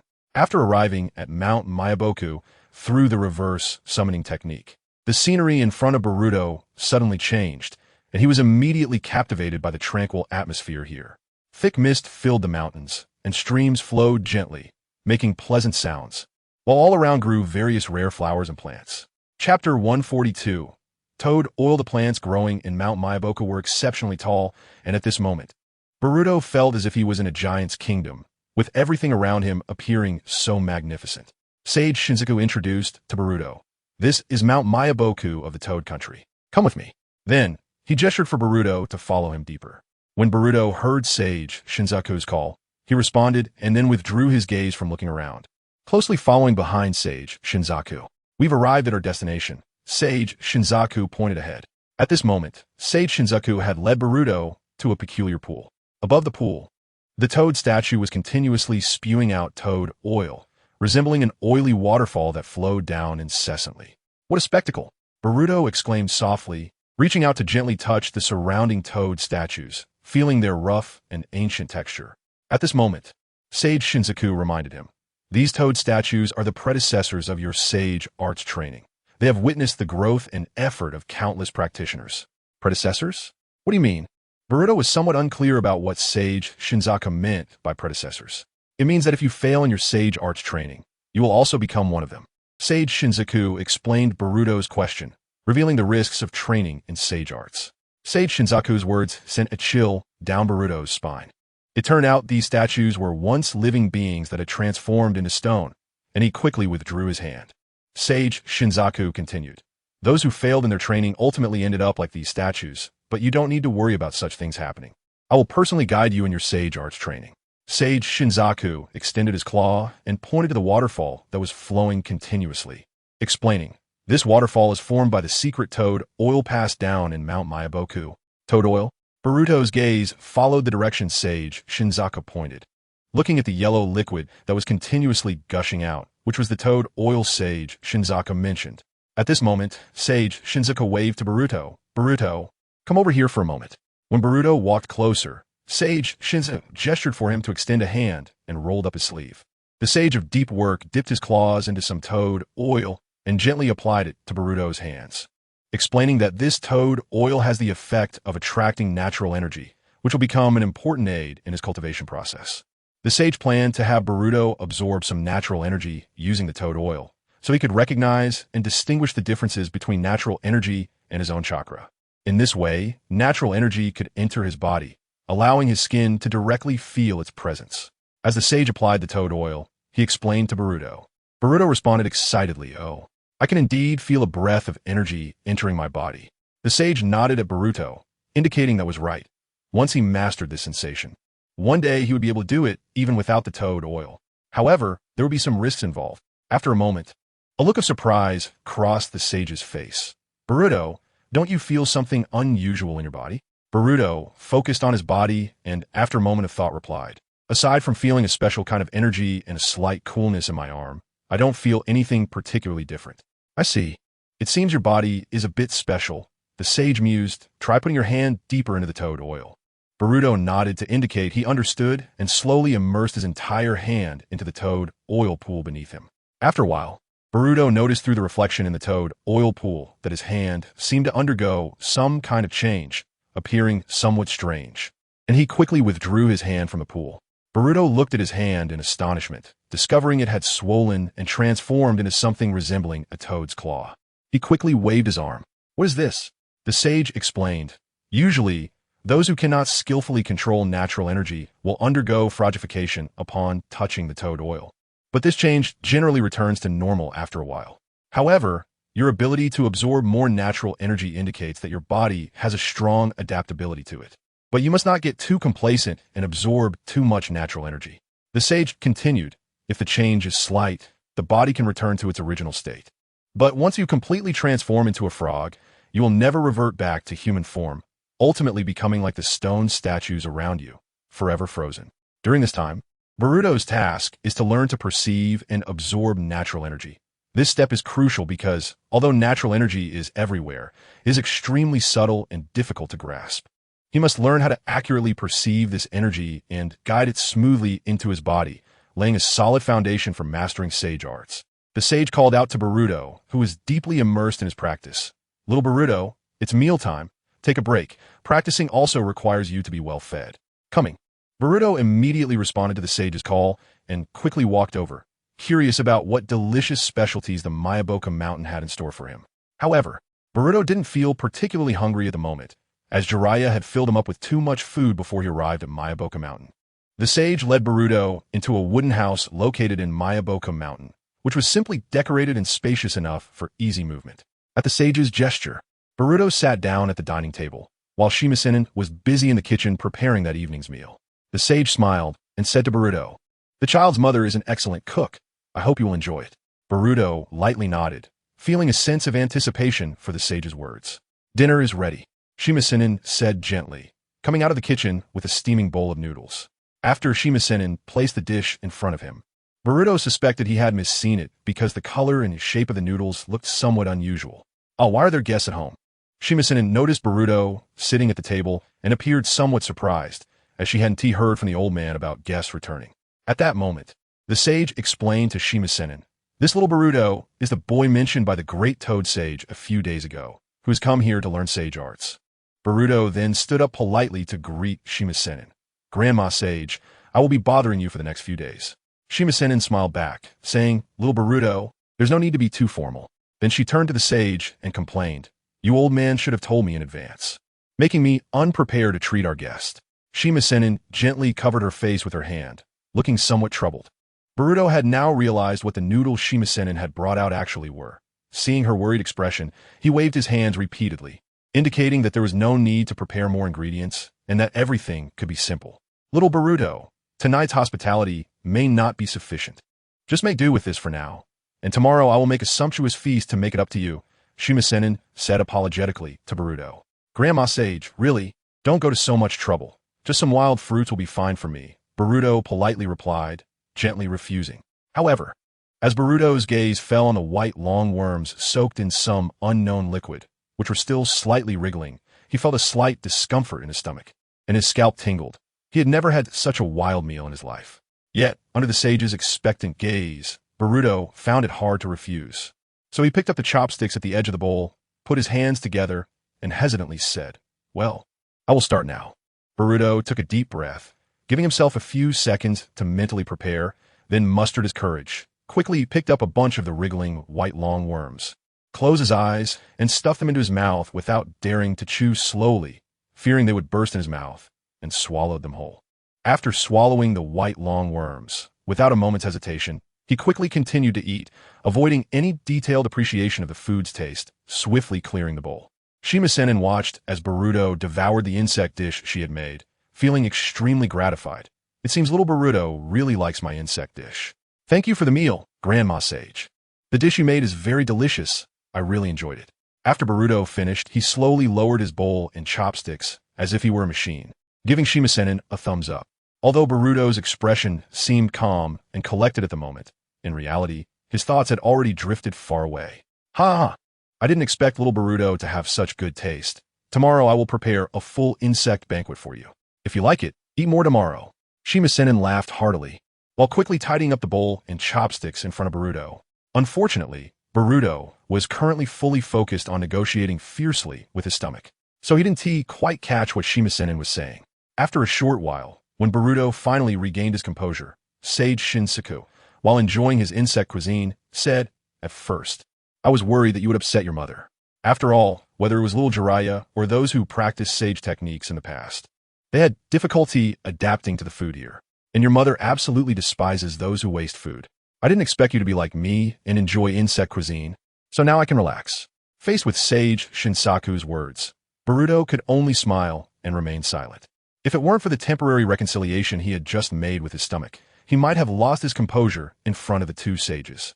However, Boruto did not anticipate that the biggest challenge on this journey of training with Sage Grandpa in Mayaboka Mountain was not the practice of sage techniques, but rather facing Grandma Sage's insect cuisine over the past few days. At that moment, Boruto finally understood the deeper meaning and good intentions behind Jiraiya's words today. Boruto was currently lying on the floor outside the wooden house, gazing up at the twinkling stars in the night sky. Although it was a beautiful sight, he felt a churn in his stomach, unsure whether it was psychological or because of the insects he had swallowed. Now, Boruto was solely focused on mastering sage techniques as quickly as possible so that he could leave this place soon. Suddenly, Boruto remembered the box that the third Hokage had given him before he left Konoha village for training, instructing him to open it only after he had mastered the Shuriken and Shadow Clone technique. Looking back, he realized he had met the third Hokage's requirement. With this thought, Boruto immediately took action, quickly returning to the wooden house, opening his backpack, and rummaging through it. Before long, he was holding the box that the third Hokage had given him. As Boruto slowly opened the box, he indeed found the scroll that the third Hokage had mentioned. On the scroll, the prominent characters for Flying Thunder God technique were written in bold. Upon seeing the name of this ninjutsu, excitement flashed in Boruto's eyes, as he remembered that this technique was renowned throughout the ninja world thanks to his grandfather Minato. The Flying Thunder God technique, classified as an S-rank space-time ninjutsu, allows the user to leave a Flying Thunder God formula in any location they can reach. This way, the user can teleport themselves or any object indirectly connected to their chakra without needing hand seals. Additionally, when a user is in a state of high energy, they can transfer large targets multiple times, providing a significant strategic advantage in battle. No wonder the third Hokage specifically mentioned that combining the Flying Thunder God technique with Shuriken and Shadow Clone techniques could produce even more powerful effects. As long as he threw out several Shurikens at once and left the Flying Thunder God formula on some of them, even if the opponent realized he had mastered the Flying Thunder God technique, it would be difficult for them to predict which Shuriken he would appear on. With this in mind, Boruto could hardly wait to open the scroll and start learning how to master this ninjutsu. Chapter 144. Flying Thunder God. Boruto learned that to master the Flying Thunder God technique, he needed to learn how to use his chakra to carve a unique Flying Thunder God mark onto the Shuriken. This was a critical step in performing the technique. Boruto took a Shuriken from his ninja tool pouch and began to ponder, what kind of mark should he carve on this Shuriken? After a moment of contemplation, Boruto slowly placed his hand over the Shuriken, preparing to infuse his chakra into it to carve his mark. Following the chakra flow path described in the scroll, Boruto began to guide the chakra from within him, letting it flow down his arm into his palm, and gradually injecting it into the Shuriken. As Boruto continued to channel chakra into the Shuriken, the surface of the Shuriken began to emit a faint glow, and a unique pattern gradually appeared on the metal surface, marking the emergence of the Flying Thunder God mark. However, this pattern only lasted a brief moment before it began to fade and eventually disappeared entirely, indicating that Boruto had not yet succeeded in carving the Flying Thunder God technique onto the Shuriken. Despite not succeeding immediately, Boruto did not feel discouraged. After all, The Flying Thunder God technique was an advanced ninjutsu with an S-level difficulty. Through this attempt, Boruto had captured some key insights. While Boruto was focused on practicing the Flying Thunder God technique, Sage Shinsaku stepped out of the wooden house and called out to him, "Little Boruto, it's about time to take a break. Training should include a balance of work and rest." At this moment, Sage Shinsaku had already arranged a set of bedding in the wooden house for Boruto to rest in while on Miyaboka Mountain. Boruto responded to Sage Shinsaku's call, "Okay," then put away the shuriken in his hand and followed Sage Shinsaku back into the wooden house. Late at night, Boruto lay in bed, struggling to fall asleep. So while Sage Shinsaku was asleep, he quietly left the room and walked out of the wooden house. He began to continue his training in the dim night, practicing until dawn before returning to the wooden house to lie down and rest. The next morning, Boruto woke up from his sleep, rubbed his sleepy eyes, and soon walked somewhat dazed into the living room. At this time, Sage Shinsaku was sitting at the dining table, enjoying breakfast. Seeing Boruto, he greeted him, "Little Boruto, you're awake." Boruto looked around and noticed that Sage Shinsaku was the only one present. So he asked, "Grandpa Sage, you woke up so early. Where's Grandma Sage?" Sage Shinsaku smiled and responded to Boruto's question. "Your mother went out to catch some fresh insects for you after finishing breakfast. The insects at this time are the tastiest. Oh, it's been a long time since I've seen her so happy. Little Boruto, you're in for a treat tonight."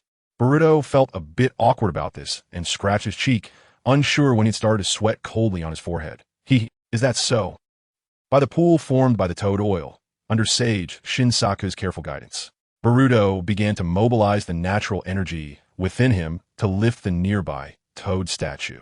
As the natural energy gradually gathered, Boruto started to lift the toad statue, which was several dozen meters high, demonstrating his control over natural energy.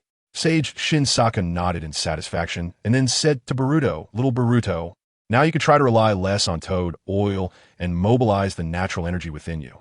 Sage Shinsaku was extremely surprised by Boruto's training speed, realizing that Boruto was progressing far beyond the little Jiraiya, who had spent much more time training Sage techniques than Boruto. After a whole day of hard training yesterday, Boruto was already able to form a Sage's face pattern on his own face by utilizing the properties of toad oil to attract natural energy, and his body showed no signs of undergoing the abnormal transformation into a frog. Boruto then asked Sage Shinsaku, "So, Grandpa Sage, what should I do next?" "Follow me," Sage Shinsaku said, and then he gracefully jumped between the heads of the many toad statues, signaling Boruto to follow him to the next training location. Boruto watched as Sage Shinsaku moved away, immediately quickening his pace to follow him. After running for a short distance, Sage Shinsaku led Boruto to a complex stone forest.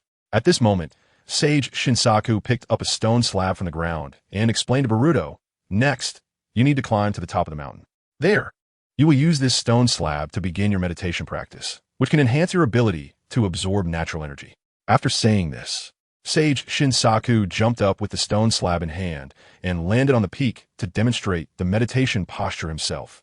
Boruto looked at the footholds on the mountaintop, which were so small that they were barely the width of his thumb, but he did not hesitate. He quickly picked up a stone slab from the ground, gathered chakra at the soles of his feet, and began to dash toward the peak. Boruto placed the slab at the center of pressure and leaped, landing directly on the stone slab while maintaining his balance and stability. At that moment, a gentle breeze blew by, causing the stone slab beneath Boruto to sway slightly, which made his body wobble a bit as well. Sage Shinsaku smiled and said, "Don't worry. If you really fall, I will catch you in time." Boruto acknowledged Sage Shinsaku's words with a nod, then pressed his palms together to stabilize himself and began to meditate, absorbing the erratic natural energy around him. Sage Shinsaku watched Boruto with satisfaction, seeing that he had entered the correct meditative state, and softly praised, "Very good, little Boruto." Sage Shinsaku continued to guide Boruto. "Now, try to direct the surrounding natural energy and let it flow slowly into your body." At this moment, Sage Shinsaku's attention was focused on two aspects. First, closely monitoring Boruto to ensure he wouldn't fall from the peak due to sudden uneven pressure. Second, ensuring that the natural energy within Boruto did not exceed the control range of his chakra. Chapter 145, Limitation at the Peak of the Mountain. Boruto sat cross-legged on the stone slab, eyes closed. After taking a deep breath, he immersed himself completely in the surrounding nature. Boruto soon began to sense the natural energy in the air. Following Sage Shinsaku's guidance, he directed this energy within his body, allowing it to flow into his chakra channels like a gentle stream. As the natural energy continuously surged into him, Boruto felt a cool power spreading within him, merging with his chakra to gradually form a harmonious new balance. This new balance made Boruto's senses sharper. He could even perceive the sound of wind moving the sand on the peak and the faint trickling of a distant stream. In the following time, regardless of how fierce the wind was, Boruto remained steady on the stone slab, as if he had merged with nature. As Boruto gradually delved deeper into the Sage Mode state, changes began to appear in his body. Special patterns gradually emerged around his eyes, more streamlined and simpler than those in Jiraiya's Sage Mode, with a greenish hue that resonated with his chakra attributes. Sage Shinsaku observed that Boruto's face had already shown the unique facial markings of Sage Mode, indicating that he had successfully entered the Sage state. Unlike little Jiraiya, Boruto did not have any lumps on his face, signifying that he had achieved a more ideal result during his training. In less than half a week, Boruto was already able to skillfully control natural energy without relying on toad oil, which made Sage Shinsaku feel a sense of relief. Boruto slowly opened his eyes, feeling an unprecedented lightness in his body, with a significant enhancement in both his physical and ninjutsu abilities, reaching several times or even dozens of times the improvement.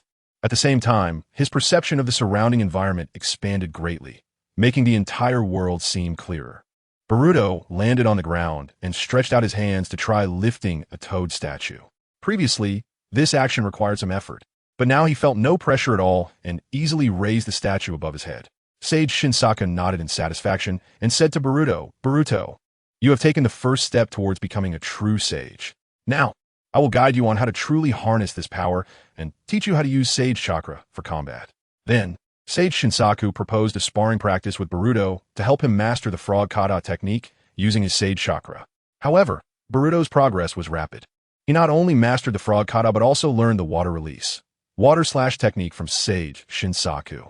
Sage Shinsaku also noticed that every time Boruto absorbed the surrounding natural energy, entered Sage Mode, and fought with him, he could maintain Sage Mode for a noticeably longer time than little Jiraiya, having even broken the limit of 5 minutes in Sage Mode. By the evening, the sparring between Boruto and Sage Shinsaku finally came to an end. At this moment, Sage Shinsaku appeared a bit out of breath, while Boruto seemed unaffected, still in his usual state. "Little Boruto, let's stop here for today. If we continue, I might not be able to hold on," Sage Shinsaku said, panting. Although Sage Shinsaku was reluctant to admit his old age, he had to acknowledge that his stamina was clearly insufficient compared to Boruto's in the face of such high-intensity training. Boruto nodded in response to Sage Shinsaku. "Okay, Grandpa Sage." Sage Shinsaku gently wiped the sweat from his forehead with a smile and said to Boruto, "The all-bug feast should be ready by now, so make sure to eat plenty. It will help replenish your energy quickly." This morning, Sage Shinsaku had specifically instructed Jima Sage to catch more high-protein bugs to help them recover from the excessive energy expenditure during their training.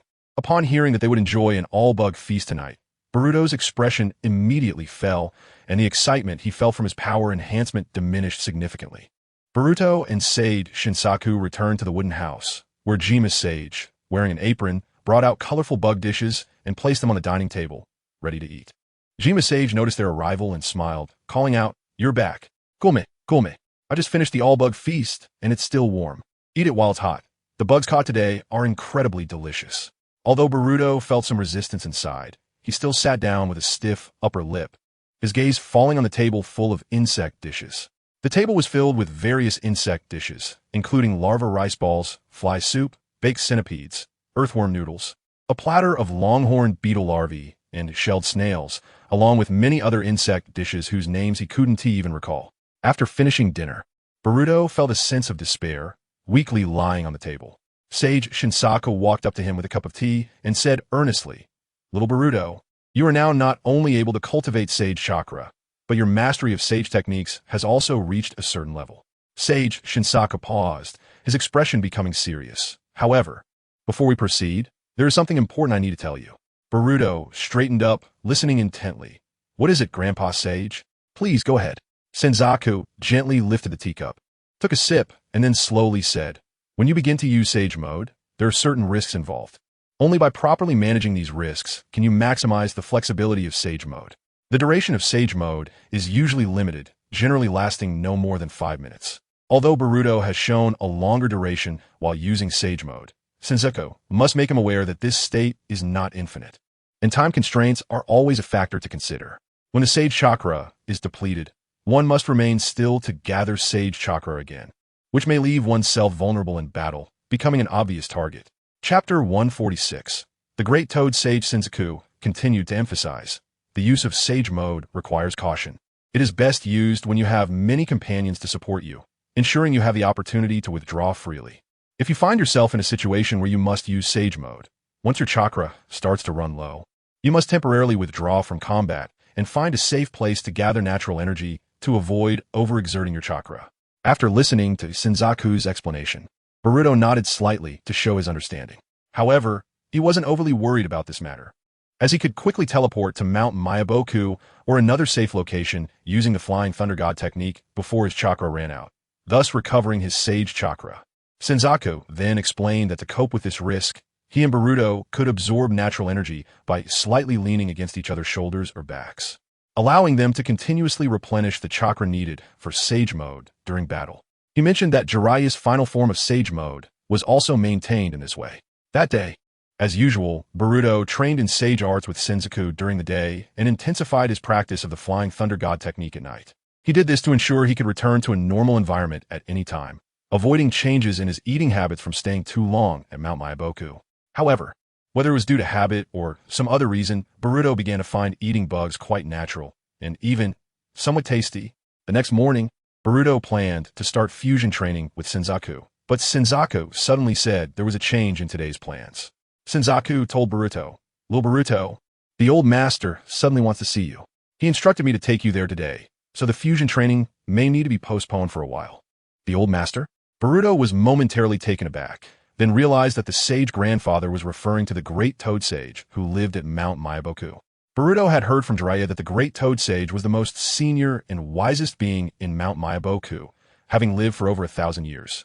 It was said that the Great Toad Sage's predictions had never been wrong throughout history. Legend had it that the Great Toad Sage had the ability to perceive the essence of fate. Under the guidance of Senzaku and Shima, Boruto embarked on the journey to the residence of the Great Toad Sage. They had not walked far before reaching the cave where the Great Toad Sage resided. Boruto stepped into the cave, which was dimly lit, with only the glowing minerals embedded in the walls providing faint light. As he ventured deeper, the cave gradually opened up, eventually leading to a spacious hall that exceeded his expectations.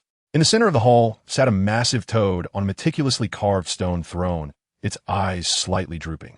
Boruto gazed at the Great Toad Sage, noting that its entire body was orange, adorned with a string of prayer beads around its neck, one of which was a prominent light purple cat's eye stone inscribed with ancient characters. It also wore a large doctoral cap on its head. At this moment, Senzaku and Shima took their places on the stone platforms flanking the throne of the Great Toad Sage, standing quietly. The Great Toad Sage opened its somewhat cloudy eyes and asked in a low voice, "Who comes below?" Shima spoke with a hint of annoyance. "Honestly, you old fool. Playing these tricks again? You clearly called little Boruto here yourself." Senzaku quickly interjected. "How can you refer to the old master as an old fool?" The Great Toad Sage interjected with a smile.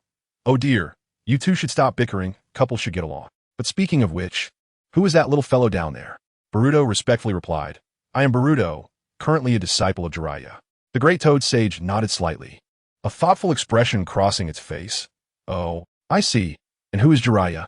Upon hearing this, Senzaku could no longer hold back, covering his face as he explained to the Great Toad Sage, "Old Master.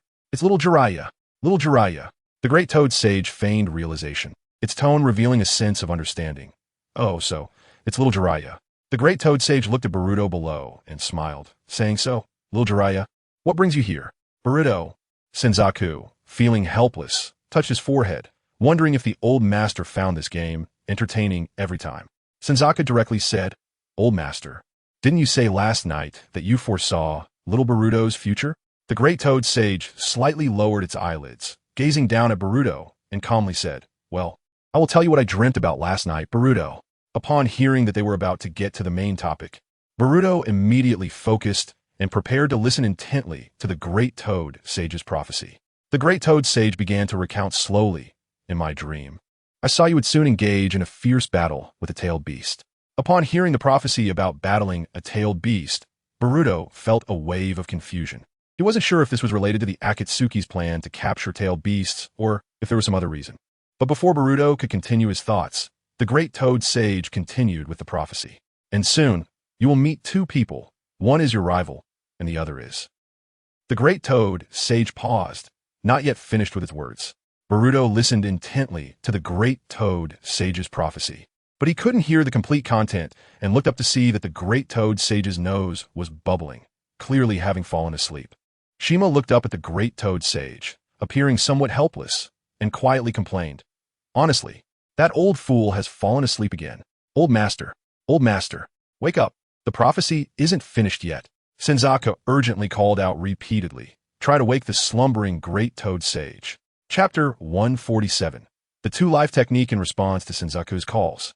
The great toad sage's previously calm breathing began to quicken, and the bubbles forming at the tip of its nose burst, signaling the end of the dream. After a long breath, the great toad sage's body trembled slightly as it opened its eyes. Upon waking, the great toad sage wore a bewildered expression, scanning the surroundings. "Huh? What happened?" Boruto hurriedly asked. "You predicted that I would soon fight a tailed beast and that I would meet two people in the future, mentioning that one of them is my rival, and then you fell asleep. So, who is the other person?" The great sage toad chuckled lightly and responded to Boruto, "Oh, it's about that matter, huh? That person did not have a clear face in my dream." The great sage toad then began to mumble mysteriously, "Like you, yet not you." In its dream, the figure was always turned away, making it impossible to identify. Boruto frowned at this, not quite understanding the meaning of the great sage toad's words. "What exactly do you mean by that?" In response to Boruto's inquiry, the great sage toad merely shook its head gently, not providing a clear answer. Seeing that the great sage toad had no intention of continuing to explain, Boruto had no choice but to give up. At that moment, Fukusaku Sage said, "Lord Elder, even in dreams, one cannot perceive everything at will. If fate could be so easily glimpsed, then young Jiraiya would not have needed to embark on that long and perilous journey to travel the entire ninja world." Shima Sage also added, "Although the Elder sometimes speaks impractically, his prophecies are always very accurate. Little Boruto, on your upcoming journey, you must rely on yourself to explore and discover."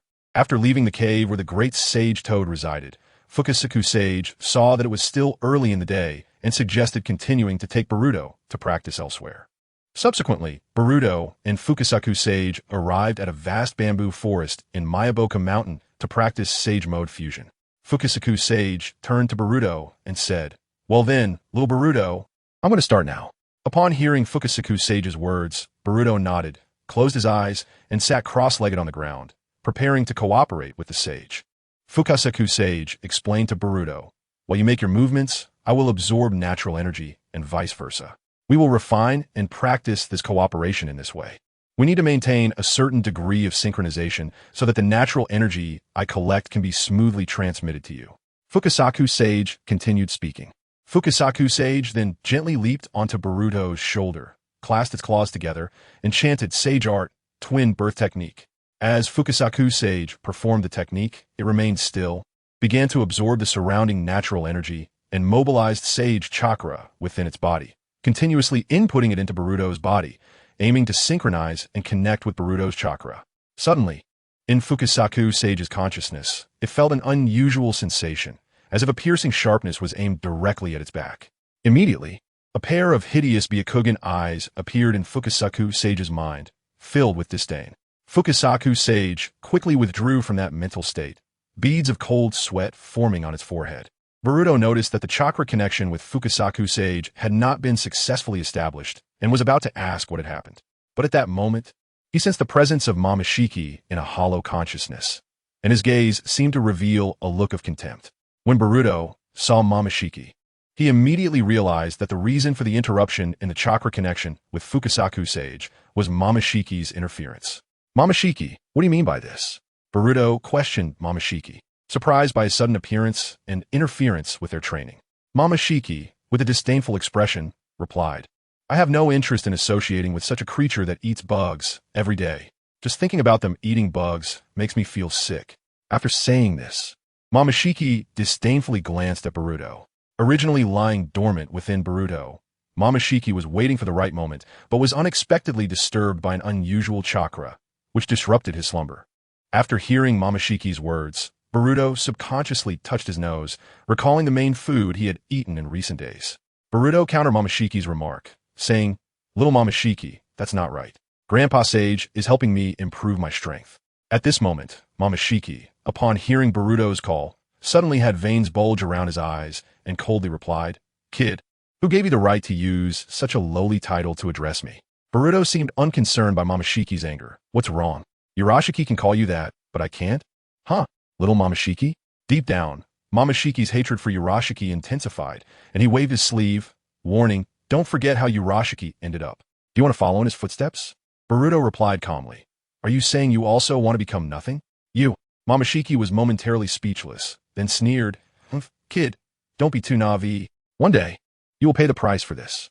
After leaving this warning, Momoshiki's figure gradually became blurred in Boruto's consciousness and eventually disappeared completely. At the same time, Boruto's consciousness also withdrew from that mental space. Fukasaku Sage, at this point, suspected that he had just experienced an illusion, which led to the series of unusual events. So he suggested to Boruto, "Little Boruto, let's try again." Knowing the reason for the failure, Boruto shook his head and explained to Fukasaku Sage, "Grandpa Sage, it seems that the guy inside me is a bit unwilling." Then, Boruto slightly modified Momoshiki's words and relayed them to Grandpa Sage. After listening, Fukasaku Sage sighed and said, "In that case, this method will not work." Fukasaku Sage continued to remind Boruto, "Therefore, little Boruto, when you activate Sage mode in the future, you must be very cautious. After all, when little Boruto activates Sage mode, they will not be able to assist him in supplementing natural energy." After pondering for a moment, Fukasaku Sage proposed a suggestion. "Since the twin birth technique cannot be used, let's teach you some other techniques so that you can use them for self-defense. However, before that, let's have lunch first." While saying this, Fukasaku Sage took several bento wrapped in lotus leaf from a nearby stone table. Chapter 148. Leaving Mayaboka Mountain after failing to use the twin birth technique with Fukasaku Sage, Boruto spent the following days practicing with Fukasaku Sage, who learned about Boruto's chakra attributes. Fukasaku Sage decided to pass Boruto on to Shima Sage for guidance in using Sage chakra to perform ninjutsu. Thus, in the morning light, Boruto began to follow Shima Sage to learn a new Sage technique. At night, Boruto still maintained his regular training habits, continuing to practice the Flying Thunder God technique. Under the moonlight, Boruto practiced throwing the Flying Thunder God kunai day after day, using the Flying Thunder God mark on the kunai for rapid teleportation. He worked hard to improve his speed and accuracy, striving to elevate his Flying Thunder God technique to a higher level. Until one quiet night, when the various toads of Mayaboka Mountain were immersed in their dreams, Boruto made significant progress in the Flying Thunder God technique. The distance he could teleport while using the Flying Thunder God technique had greatly increased, and his movements were smoother and more fluid than ever. Holding a shuriken, Boruto channeled the continuously flowing chakra within him and etched the special mark of the Flying Thunder God technique onto the surface of the shuriken. Boruto tightly gripped the shuriken and forcefully threw it into the distance. The shuriken immediately sliced through the air, producing a series of whistling sounds. Following this, Boruto concentrated on sensing the fluctuations of the Flying Thunder God mark on the shuriken. He then raised his hand, adopting a sword finger posture, ready to perform the Flying Thunder God technique. After accurately sensing the specific location of the mark, Boruto quickly activated the Flying Thunder God technique, and his figure became blurry. Almost at the same moment, Boruto disappeared from his original spot and reappeared in another location, tightly holding the shuriken he had previously thrown. After days of practice with the Flying Thunder God technique, Boruto decided to further intensify his training. He immediately threw out a shuriken marked with the Flying Thunder God sign and quickly formed hand seals while softly chanting, "Shuriken, Shadow Clone Technique." As Boruto activated the technique, the shuriken rapidly split in the air, transforming into 20 shadow clones of shurikens. While the shurikens were still flying through the air, Boruto instantly used the Flying Thunder God technique, swiftly moving between the numerous shurikens, aiming to catch as many as possible before they fell to the ground. Moments later, Boruto's figure appeared in the distance, still holding one shuriken, having successfully caught more than half of the shadow clone shurikens. Compared to his previous attempts, his performance showed significant improvement. If Boruto activated Sage mode, he was confident he could catch all the shurikens and even have energy left for more. However, using the Flying Thunder God technique so frequently and intensely consumed a considerable amount of chakra. After finishing his practice, Boruto casually threw the shuriken to the ground, where it transformed into a puff of smoke and gradually dissipated into the surrounding air. At that moment, Boruto seemed to sense something and turn around, only to see the figure of Sage Shima appearing not far away. Sage Shima approached Boruto and said appreciatively, "It looks like your training results have been quite good these days." Boruto, feeling a bit shy, scratched the back of his head and replied, "Grandpa Sage, you already knew about it." Sage Shima laughed and scolded, "Haha, you've been like this for a while. After all, I'm a sage. If I didn't notice anything at all, then my eyes would have been a waste." Sage Shima then asked Boruto, "The technique you just used is the method you mentioned before, which can replace the two-life technique to restore Sage chakra, right?" Boruto answered affirmatively, "Yes, Grandpa Sage. It's indeed quite effective. This technique can be both offensive and defensive." Sage Shima then changed the topic. "Little Boruto, you should have also mastered the techniques you learned from your mother by now, right?" At this point, Boruto realized what Grandpa Sage was implying. Indeed, he had been staying in Miyaboka Mountain for quite some time. In addition to serving as the protector of the Great Toad Sage, Sage Shima was mainly responsible for selecting and guiding the ninjas who came to Miyaboka Mountain for trials. Among the many ninjas who came for the trials, Sage Shima found Boruto to be the most hard-working, even more so than Lil Jiraiya. Moreover, little Boruto was also very much loved by his mother, who, despite being focused on cooking, spared no effort in guiding him. Sage Shima continued, "It's a pity that the illusions in Miyaboka Mountain are mostly sound-based, which is not suitable for your learning." Boruto waved his hand and said, "Grandpa Sage, you've already taught me so much. I'll never forget it in this lifetime." Sage Shima smiled and gently shook his head, indicating that Boruto had mastered all the skills taught at Miyaboka Mountain, and it was time for him to leave and continue his journey. After a period of preparation and contact, Sage Shima had learned the exact location of Jiraiya through the contact frog. He prepared to use the reverse summoning technique to send Boruto back to where Jiraiya was. Sage Shima continued, "I will confirm the location with the contact frog shortly, and then let it perform the reverse summoning technique at the designated time to send you to where little Jiraiya is currently staying." Boruto nodded in understanding. "Okay, then I'll trouble you, Grandpa Sage." Sage Shima reminded Boruto once again, "There's one more thing. You must remember the prophecy of the Great Toad Sage and be fully prepared for it." As Boruto was about to leave Miyaboka Mountain, Sage Shima appeared somewhat reluctant. She turned around and walked straight into the wooden house. Moments later, Sage Shima took out a bento she had wrapped in a large lotus leaf early in the morning and handed it to Boruto, telling him that once he left Miyaboka Mountain, it would be hard to taste such delicious food again. Faced with the sage's kindness, Boruto found it hard to refuse. So he repeatedly thanked her and accepted the bento, shortly bidding farewell to the two sages before preparing to leave Miyaboka Mountain. After a brief period of waiting, Boruto experienced a rapid change of scenery through the contact frog's reverse summoning technique. In the blink of an eye, Boruto's figure disappeared from Miyaboka Mountain and appeared outside a house, where he could hear his father's complaining voice coming from inside. Boruto pushed open the door and entered the room, where he saw Naruto dressed in light clothing. At this moment, Naruto was gripping a pen, gesturing from time to time, scratching his head, and surrounding him were many crumpled pieces of paper. Boruto looked at this scene with a strange expression and uncertainly asked, "Naruto, what are you doing?" Upon seeing Boruto walk in, Naruto's face instantly lit up with surprise. "Long time no see, Boruto. You look a lot sturdier. Is the food over there too good?" Boruto smiled helplessly, recalling that during his time training at Miyaboka Mountain, Sage Shima had prepared high-protein meals for him. You could say that, he thought. Then, Naruto placed the pen on the table and explained, "Oh, this. I'm writing a book now." Surprised to hear that his father was actually writing a book, Boruto approached and began to slowly flip through the drafts in front of Naruto. "That's really surprising. You actually started writing a book." After browsing through the first few lines of text, Boruto immediately tossed the paper draft onto the table and stepped back, recalling his unpleasant experience when he first bought Ica Paradise. At that moment, Naruto formed a hand seal, causing a puff of smoke to rise as he dispelled the seduction technique. Feeling a bit embarrassed, he scratched his head and explained, "It's not because I'm a perverted sage nearing the deadline, so he had time to teach me, so I wrote a small portion for him." Boruto's mouth twitched slightly. He He never expected that in this future era, the village's favorite Ica Paradise would have a contribution from his dad, making it even harder for him to look at the novel. Then, Naruto's gaze shifted to the package on Boruto's back, curiously asking, "Boruto, what's in that package on your back?" Hearing Naruto's inquiry, Boruto took the package off his back. This is the bento that Sage Shima prepared for me when I was leaving Myoboka Mountain. Iblanto. What? Is this a specialty of Myoboka Mountain? Naruto immediately reached out to take the bento from Boruto's hands, as he was already extremely hungry. He had been busy training the day before and had just been helping Jiraiya with his manuscript, leaving him no time to eat. At this moment, his stomach was growling with hunger. The purple rice ball looked delicious with its sharp edges.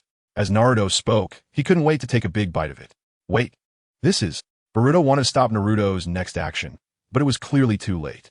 Boruto watched as his dad unknowingly took a big bite, covering his face in disbelief, because this purple rice ball was actually a carefully made larva rice ball by Granny Sage.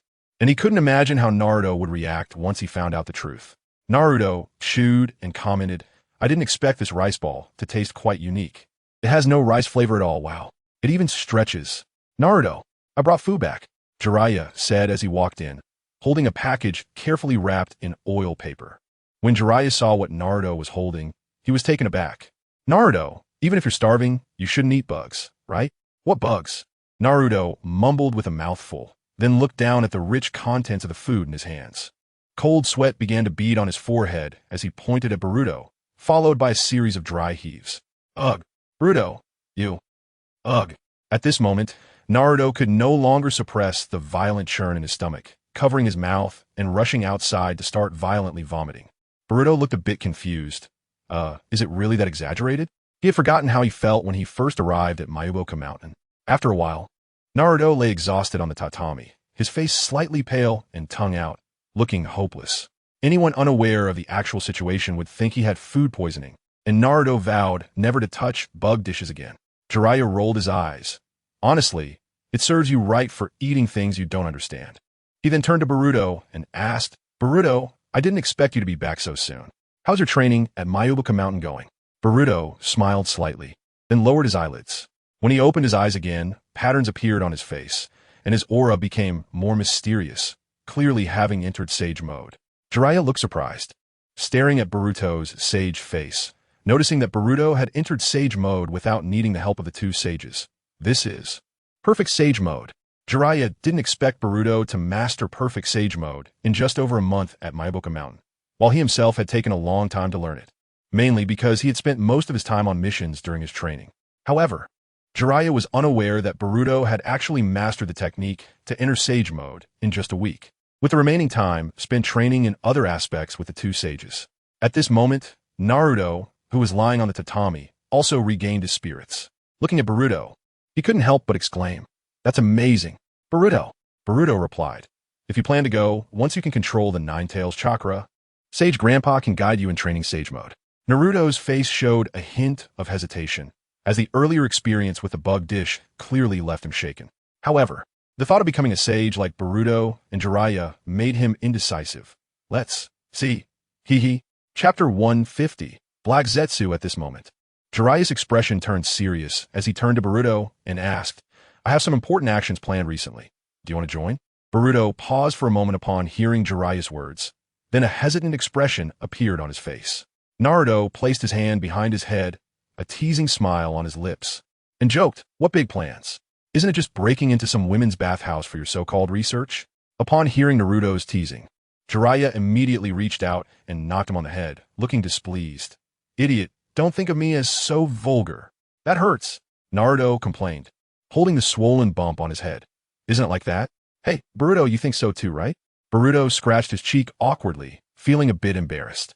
He couldn't blame them, as Jiraiya's usual behavior left them with too many improper impressions. However, even if they really thought so, they shouldn't express it so directly. "You two are really something." Jiraiya appeared a bit dissatisfied, sitting cross-legged on the tatami, and spoke seriously. "Don't judge me by my appearance. I'm serious at critical moments. This time it's about Naruto."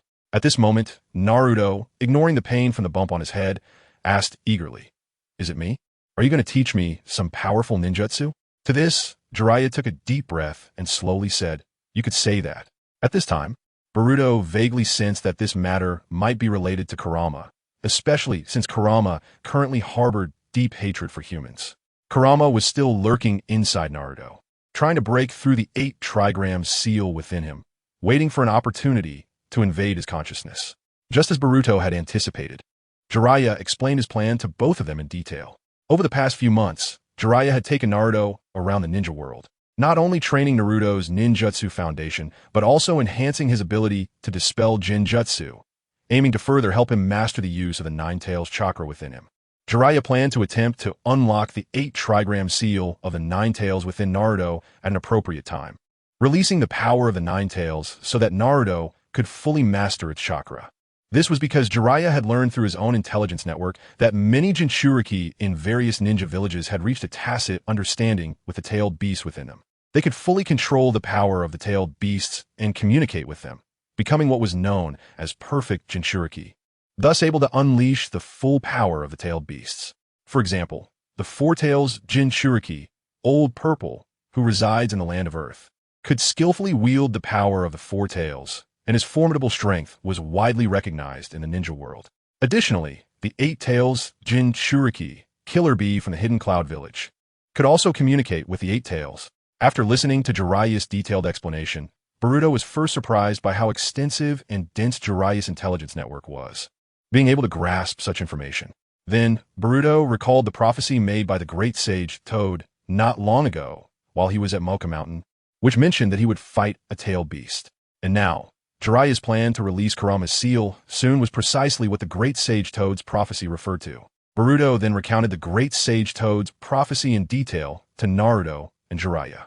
Jiraiya nodded slightly and said to Naruto, according to the great sage Toad's prophecy, it seems that the moment we unlock the Nine-Tail seal in Naruto is indeed destined to happen.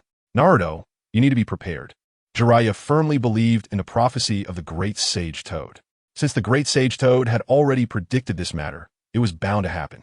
Even if they took no action, other events would inevitably prompt the prophecy to come true. Naruto slowly placed his hand on his abdomen, gripping his clothes tightly, and murmured to himself, "The Nine Tails? Huh? Bring it on." Boruto softly said, "So our mission is to reseal the Nine Tails when things get out of control, right?" After all, during Naruto's attempt to master the power of the Nine Tails, he would face immense mental pressure, which could even lead to him losing himself. Jiraiya nodded, indicating his agreement with Boruto's words. However, they still needed to wait some time because, given Naruto's current physical condition, he could not withstand the violent power released after the Nine Tails was unsealed. On a towering mountain peak, Boruto was sitting cross-legged on the soft grass, closing his eyes and concentrating on feeling the natural energy permeating the air around him. Suddenly, a strange distortion appeared on the ground not far behind Boruto, followed by a vibrant green plant breaking through the earth. As time passed, the center of this plant slowly opened, revealing a black and white creature of peculiar shape. This black and white creature was Zetsu, codenamed Black from the Akatsuki organization, primarily responsible for reconnaissance and intelligence gathering. White Zetsu looked toward Boruto on the distant mountaintop and said, "Isn't that the yellow-haired kid that Kakuzu and Hayden described?" As expected from Toby, he didn't die. After hearing that Kakuzu and Hayden were defeated by Boruto, Uchiha Obito developed a strong interest in this young Leaf Ninja. After some investigation, Obito discovered that there were no reports of any Leaf Ninja casualties, leading him to suspect that Boruto was still alive. Coincidentally at that time, Boruto had already set off from Mayaboka Mountain, so Obito was unable to find his trace. Based on this, he decided to send Zetsu, who excelled in reconnaissance and intelligence gathering, to continue searching for Boruto's whereabouts. Boruto had just left Mayaboka Mountain, and Zetsu successfully discovered Boruto's current location through deliberate tracking. White Zetsu continued, "This guy looks pretty ordinary and seems to have no special abilities. How could he have defeated Kakuzu and Hayden?" At this moment, Black Zetsu slowly interjected, "Don't judge a book by its cover." After saying this, Black Zetsu closed his eyes and began to activate his sensing ability, using his extensive range of perception to detect Boruto's chakra on the distant mountaintop. Just as they had not reacted, a shuriken flew past White Zetsu's cheek, slicing it. Immediately, Boruto's figure had vanished from the previous mountaintop. He used the Flying Thunder God technique inscribed on the shuriken to instantly teleport behind Zetsu. Chapter 151. Malicious Perception. Boruto appeared behind them and coldly asked, "What brings the Akatsuki to find me?" At the moment Black Zetsu activated his sensing ability, Boruto, using his malicious perception ability, sensed Black Zetsu's ill-intentioned gaze.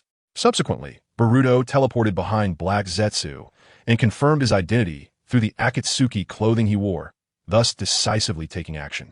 How could this be? Black Zetsu was taken aback. He didn't expect Boruto's speed to be so fast that he appeared behind him the moment he launched his attack. Zetsu did not directly respond to Boruto's question, but immediately utilized White Zetsu's dandelion technique, merging his body with the surrounding earth and plants, attempting to create distance between himself and Boruto. As Zetsu's body began to sink into the ground, Boruto had already gripped a kunai tightly, and a sharp blade flashed quickly, severing one of White Zetsu's arms, which was then flung away. Boruto frowned slightly. After the Akatsuki members sank underground, their presence completely vanished. Nevertheless, Boruto did not let his guard down. He scanned his surroundings, wary of a possible ambush from the Akatsuki members.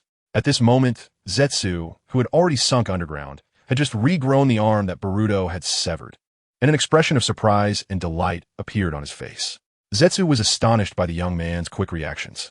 If it weren't for his dandelion technique, allowing him to exist within the organic network of underground plant roots and water, enabling rapid movement, he would have likely fallen to Boruto just now.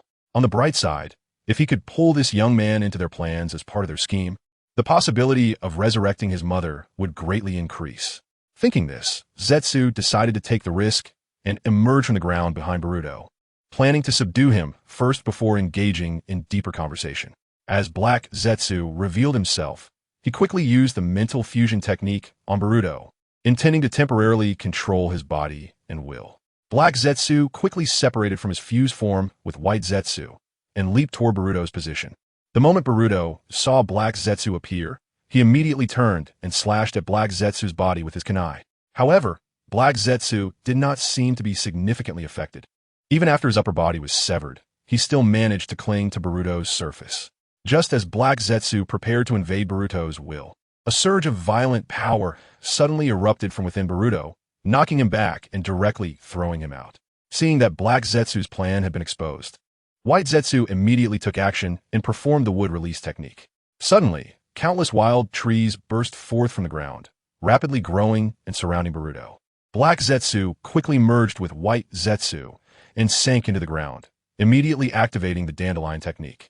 Realizing they could no longer stay, or else they would remain trapped there forever, he chose to leave directly. Black Zetsu did not feel discouraged by this failure. On the contrary, a surge of wild joy welled up within him, and his lips could not conceal the excitement as they curled upward. At the moment Black Zetsu made contact with Boruto, although he was immediately rebuffed by a surge of power, he still sensed the presence of a certain entity. Those white eyes, that stance, that aura. There was absolutely no mistake. Black Zetsu was very certain that this individual belonged to the same clan as his mother, Kagaya, and believed he was the most suitable vessel for resurrecting his mother. Although Black Zetsu had previously chosen Uchiha Obito, the reincarnation of Indra, as the vessel for Kagaya's resurrection, after multiple reincarnations, his bloodline had become impure. It was necessary to combine it with Ashura's reincarnated cells to barely meet the standard. Yet even so, the vessel still had flaws. Now, Black Zetsu had discovered a potentially perfect vessel, perhaps even more suitable than Uchiha Obito, for resurrecting his mother, which made him feel incredibly excited. However, he also sensed that this newly discovered vessel possessed formidable strength, which undoubtedly increased the difficulty of his plans. At this time, the trees surrounding Boruto had been blown apart by his own ninjutsu, and the trees created by White Zetsu's wood release no longer existed. After a brief period of observation, Boruto confirmed that the strange member of the Akatsuki had fled the scene. Just as Boruto was preparing to leave, he suddenly heard Momoshiki's voice echoing in his mind. "Kid, that dark fellow just now has some connection to our Otsutsuki clan." Boruto frowned slightly and asked Momoshiki in his mind, "So Momoshiki, does this mean everything was orchestrated by you guys behind the scenes? Was that guy just now also a member of the Otsutsuki clan?" Hearing Boruto refer to himself as such made Kinshiki feel a surge of anger, the veins on his forehead bulging, making him think perhaps he shouldn't engage with Boruto. Despite his displeasure, Kinshiki still spoke calmly. "That dark fellow doesn't even deserve to be considered part of our noble Otsutsuki clan. He is merely a creation of the traitor Kagaya Otsutsuki. This indicates that the traitor is also present here, and by feeding her to the 10 tails, we can prompt the god tree to bear chakra fruits. Boruto appeared indifferent. Even if things develop as you say, what benefit is there for me? Boruto was well aware that Kagaya Otsutsuki would appear in the near future, and after the Fourth Great Ninja War, Kagaya would be sealed by the members of Team 7, led by his father Naruto. Kinshiki attempted to persuade Boruto. As long as you consume the fruit borne by the god tree, you can become a standout member of the Otsutsuki clan and possess the power to rule the entire ninja world. Boruto smirked slightly, showing no interest in Kinshiki's proposal. Little Kin, I don't need you to tell me what to do. Kinshiki was left speechless by this ungrateful guy and fell silent. Boruto began to scan his surroundings, seeing only some broken trees, but he still noticed 2 items. He bent down to pick them up. These were the white Zetsu's severed arm and a dark object. He intended to take one part back to Konoha for investigation, while for the other, he thought of Orochimaru, who might be interested in these samples. Chapter 152. Research. Boruto followed the route provided by Sasuke-sensei before his departure and eventually arrived at the specific location of Orochimaru and Sasuke's current base. Sasuke-sensei had mentioned that he had reached some consensus with Orochimaru, allowing Boruto to seek Orochimaru's support when in need. Now was the time to let this enthusiast of strange research study these samples. At that moment, Boruto saw Sasuke training in a barren area in front of Orochimaru's base. The power of a ninjutsu he was performing was astonishing, capable of shattering a rock half his height. At this moment, Sasuke had changed significantly compared to before. He was wearing a pure white kimono paired with deep blue pants, and the back of the kimono was adorned with a miniature Uchiha clan emblem. Sasuke's forearms were covered by a dark gray arm guard extending to his palms, and he wore a purple rope belt around his waist. With a long sword in his hands, Sasuke, while training, noticed Boruto's figure not far away, his expression slightly startled, but he quickly returned to his usual indifference. Wielding his Kusanagi sword and performing several elegant sword flourishes before sheathing it back in his waist belt, Sasuke fixed his sharp gaze on Boruto. Speaking in an unusually cold tone, "It's been a while, Boruto. I really didn't expect you to track me down to find this place." Boruto, feeling awkward in response to Sasuke's cold words, chuckled. It has indeed been a while, but sorry Sasuke, I'm not here to find you. I'm here to find Orochimaru." Upon hearing Boruto's words, Sasuke's indifferent expression immediately stiffened, his fists clenched tightly, creaking. "Orochimaru. Again with Orochimaru. The man who completely defeated me months ago was also here to find Orochimaru. I didn't expect it to be the same situation again." Sasuke was incredibly frustrated. He drew the Kusanagi sword from his waist again and fixed his gaze on Boruto, issuing a challenge to duel. "Boruto, my strength is no longer what it used to be. This time, I will not lose to you again." Sasuke recalled that since Boruto joined Team 7, he had never won against him, not even during their last battle before leaving Konoha. Now, having undergone countless practical training experiences with Orochimaru, which were far superior to the trivial missions back in Konoha, he thought that if he couldn't overcome Boruto now, how could he challenge that man in the future? Boruto, facing Sasuke's challenge, did not choose to avoid it. He was equally curious and wanted to understand how his current strength compared to Sasuke's. So Boruto nodded and accepted Sasuke's challenge. Sasuke gripped his Kusanagi sword tightly. The black markings on his face began to spread until they covered his entire body, revealing the activation state of the cursed seal, while his Sharingan began to spin. At this moment, Orochimaru, not far away, noticed the commotion and approached, watching the confrontation between Sasuke and Boruto with an expression of a spectator enjoying the show. Sasuke did not continue to speak. He directly extended his hand and performed the summoning technique, Shadow Snake Hand, summoning several snakes to attack Boruto, testing his current level of strength. Water Release, Water Slash. Boruto also began to mobilize the chakra within him, gathering it in his throat before expelling a long, sharp water column that directly severed the snakes rushing towards him. Seeing the power of Boruto's water release, Sasuke quickly leaped onto a large rock to dodge the attack. At the moment Boruto's water collided with the rock, it was sliced apart by the sharp water flow. As the rock shattered, Sasuke jumped into the air and then landed, expressionless, saying to Boruto, "Boruto, when I left the village, I had already mastered the purple lightning you taught me, and I have developed new ninjutsu based on that." Boruto was not surprised by this. "Oh really? Then I look forward to experiencing it firsthand." Sasuke waved his hand at Boruto and shouted, "Purple lightning, 1,000 birds." With his movement, purple currents shot out, transforming into countless sharp thousand needles, densely flying towards Boruto, forming a fierce assault. Faced with this dense attack, Boruto quickly threw a shuriken, swiftly forming hand signs, and shouted, "Shuriken, shadow clone technique." With Boruto's action, the shuriken rapidly split into numerous shadow clones of shurikens, colliding with Sasuke's thousand needles in midair, canceling each other out. As the shadow clones of shurikens disappeared, a burst of smoke erupted, obscuring the vision. When the smoke gradually dissipated, the spot where Boruto had been standing was now empty. His figure had vanished.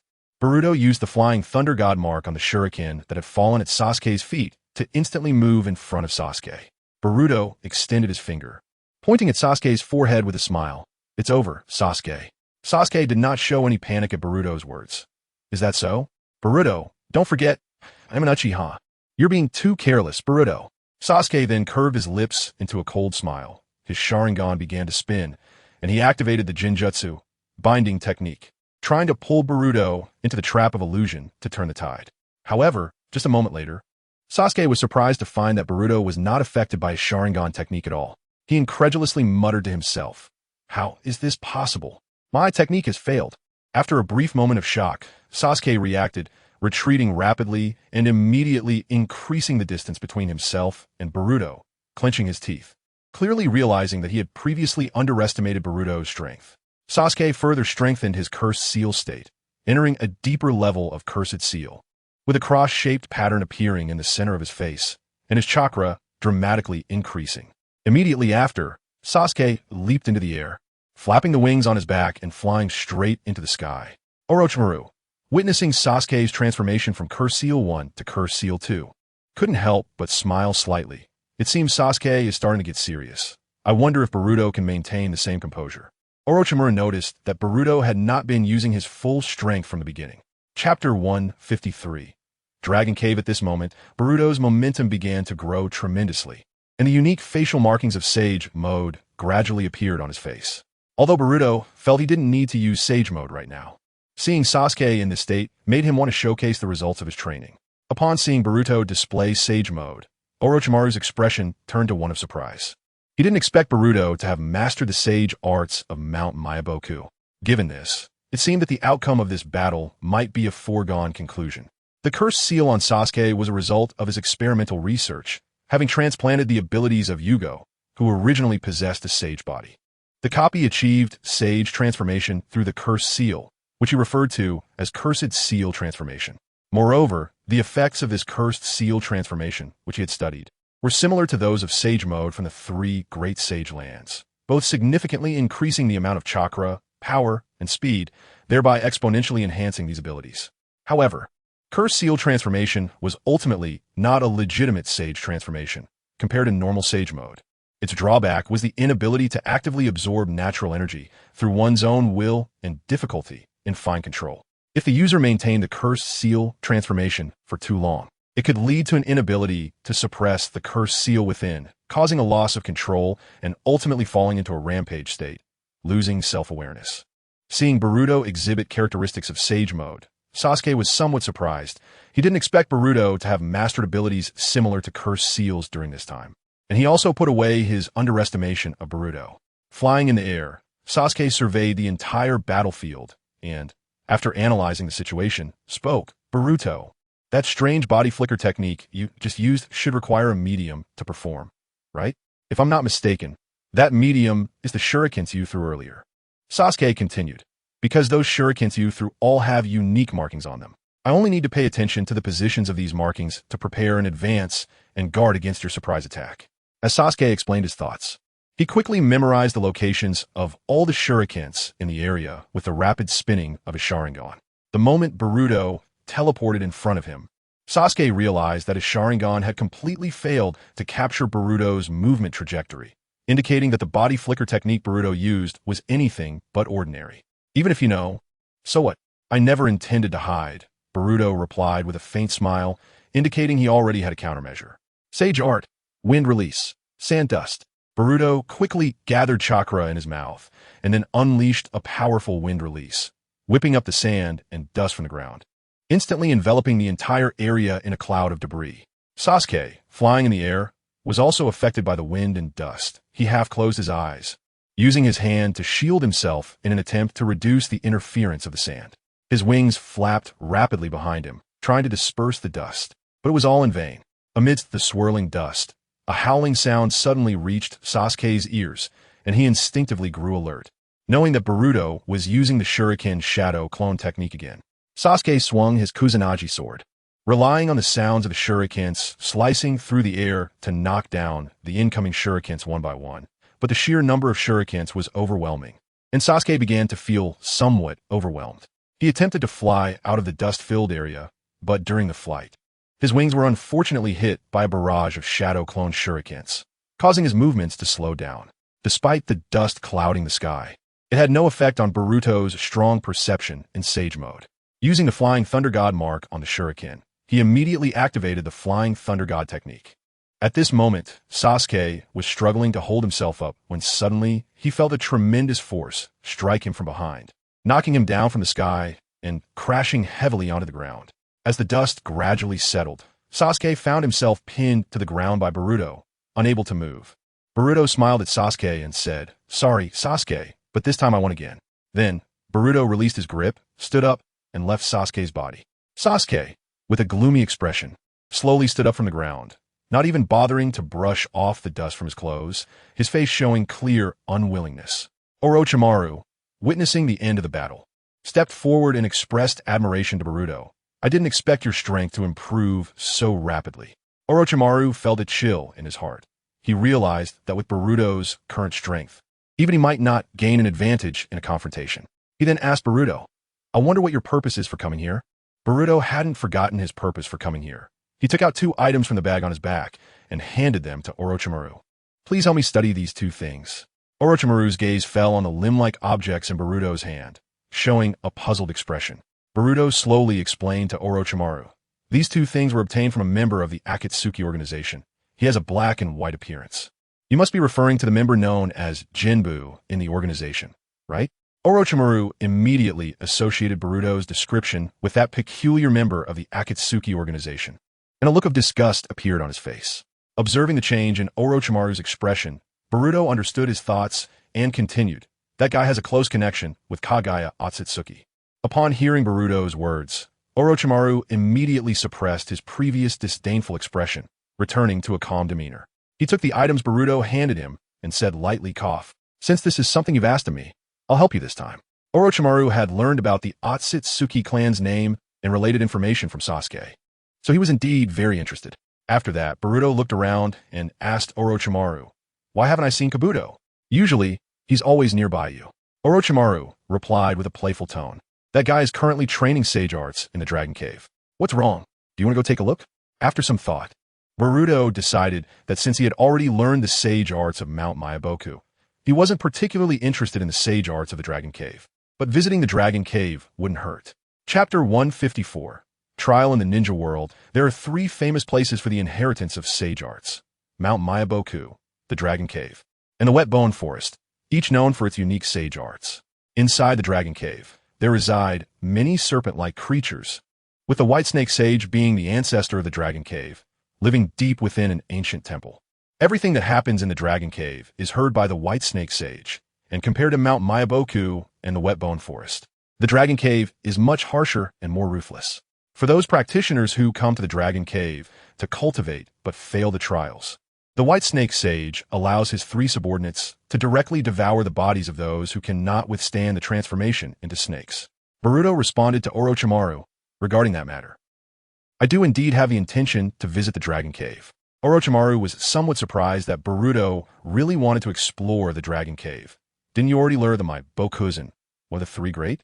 Why are you still interested in the other Dragon Cave?" Boruto just smiled and did not directly answer Orochimaru's question.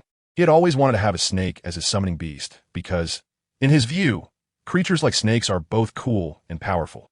Sasuke glanced at Boruto, noticing that he wanted to go to the Dragon Cave like that guy Kabuto, and said blandly, "I also want to go to the Dragon Cave." From their conversation, Sasuke easily heard that Boruto had become so strong precisely because he had practiced, and he wanted to see what this so-called 3 great was really like.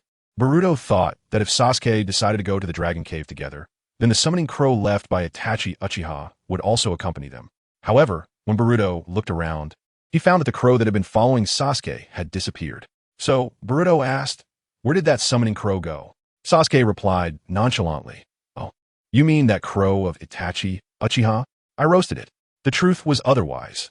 After Itachi Uchiha learned that Orochimaru no longer viewed young Sasuke as a vessel, he summoned the crow back to avoid it being an eyesore to Sasuke. However, Sasuke misunderstood Itachi's action, thinking it was because he was too weak, to the point that he was no longer worth monitoring.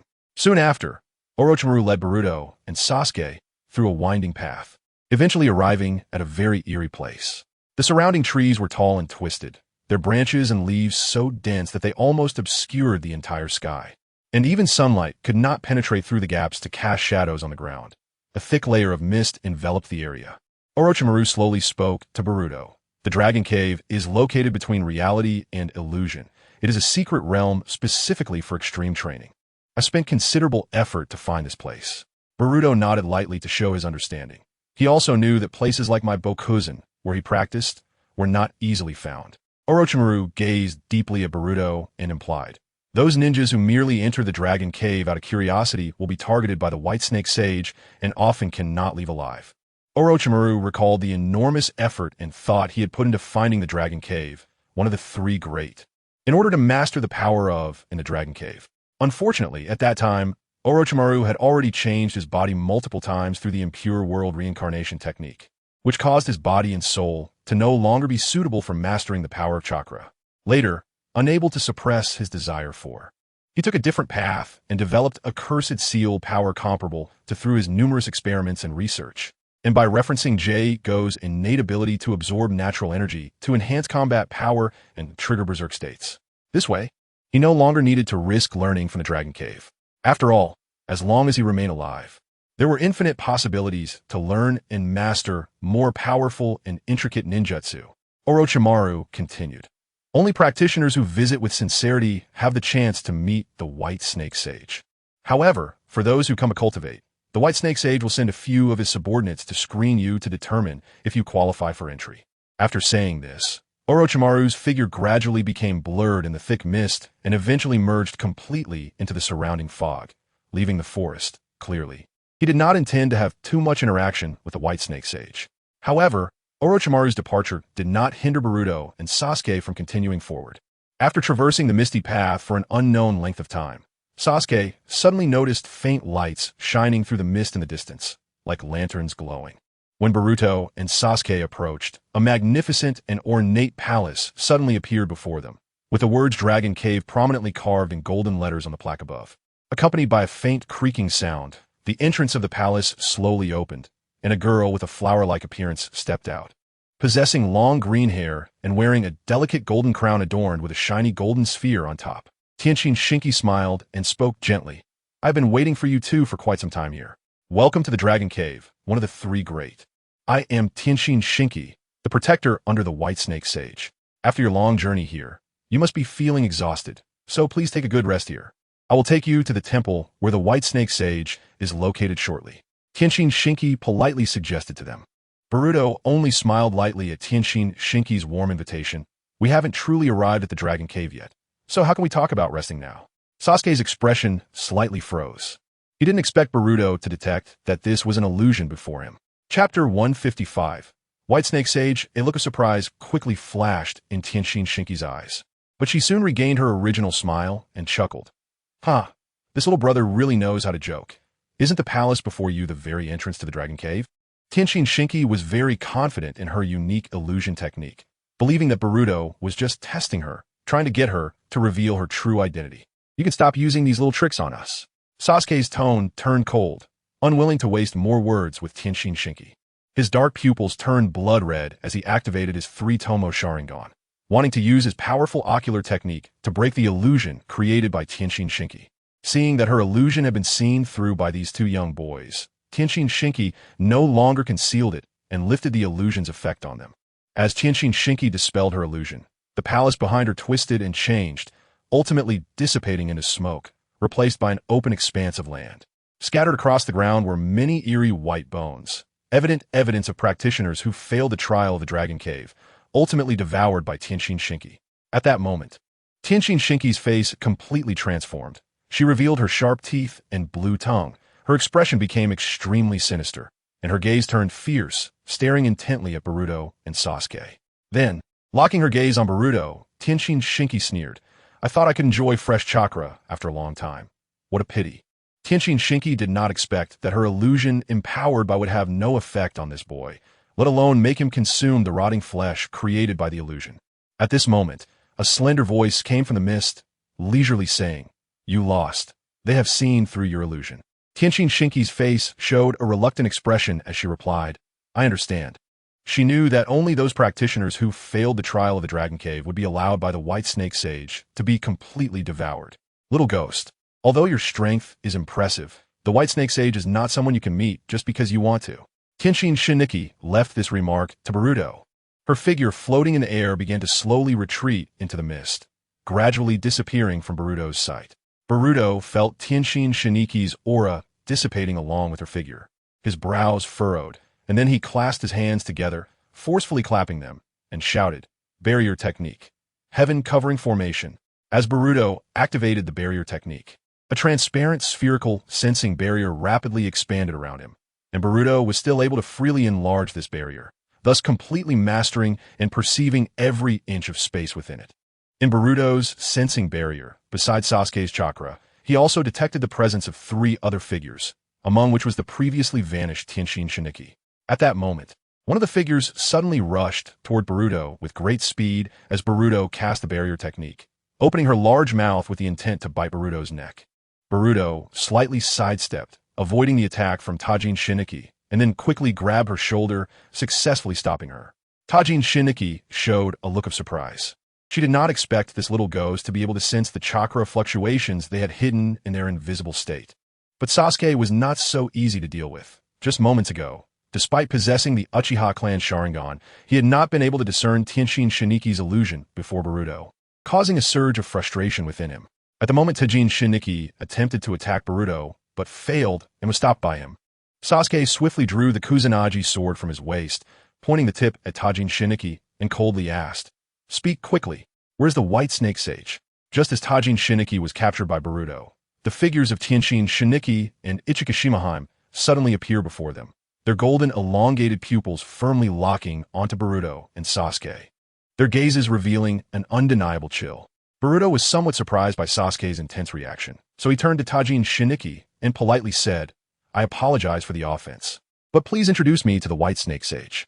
After saying this, Boruto released his grip on Tenshin Shinki's shoulder and signaled Sasuke to put away the Kusanagi sword. Now that things had escalated to this point, it was unrealistic to continue the experiment properly. "Humph." Seeing Boruto's gesture, Sasuke snorted coldly, then sheathed the Kusanagi sword back into his rope belt. At that moment, a long and deep voice echoed in the air, "Let them come." Hearing the White Snake Sage's instruction, Tenshin Shinki assumed an inviting posture and said, "Since the White Snake Sage has spoken, please follow me." Boruto and Sasuke followed Tenshin Shinki's lead, gradually delving deeper into the temple of the Dragon Cave, and the scene inside the cave was drastically different from the outside world. Dim lights emanated from the luminescent minerals on the rock walls, illuminating the winding stone steps, while ancient runes and snake-shaped totems were carved on the stone walls flanking the stairs. As they continued deeper, the cave gradually widened, slowly revealing a vast underground space, where the air was damp and hot. They could hear a low hissing sound coming from afar, the voices of serpentine creatures residing deep within the dragon cave echoing throughout the vast cavern. Eventually, they arrived at a massive cavern hall, in the center of which was a pond surrounded by stones, the water rippling and emitting a faint white light. Opposite the pond, a gigantic white snake lay coiled. It had orange hair and yellow eyes, a green cat's eye stone on its chest, a purple silk ribbon as a headband, adorned with military green horn-like ornaments in front, and a red luminous pearl embedded on its head, holding a pipe in its mouth, with an extraordinarily long body and 2 golden rings on its tail, often coiling around its throne. Sasuke's gaze was fixed on a massive white snake coiling around the throne. "You are the White Snake Sage of the Dragon Cave?" The White Snake Sage responded in a calm tone. "Indeed, I am the founder of the Dragon Cave." Then the White Snake Sage scrutinized Boruto with sharp eyes, his tone carrying a hint of inquiry. "Since you have already mastered the sage arts of Myaboka Mountain, Why have you come to our dragon cave? Upon seeing Boruto, the white snake sage immediately sensed the rich toad scent within him, the chakra aura of Mayaboka Mountain Sage Arts. Chapter 156. Deep within the dragon cave, the white snake sage gently took a puff from his pipe and then quietly said to Boruto, "In this dragon cave, typically only those who are fervently pursuing power will come to this place. Orochimaru really brings me a lot of trouble." In fact, the moment Orochimaru led Boruto and Sasuke to the outskirts of the dragon cave, the white snake sage deep within the temple had already sensed their arrival. Humans are inherently driven by desire, which leads them to gradually sink into darkness. Those who come seeking me are all doing so to satisfy their own desires, willing to abandon everything. Hearing the white snake sage's words deeply moved Sasuke. Carrying the hatred of the Uchiha clan, he would abandon everything to kill Uchiha Itachi, even if it meant sinking into darkness. So what?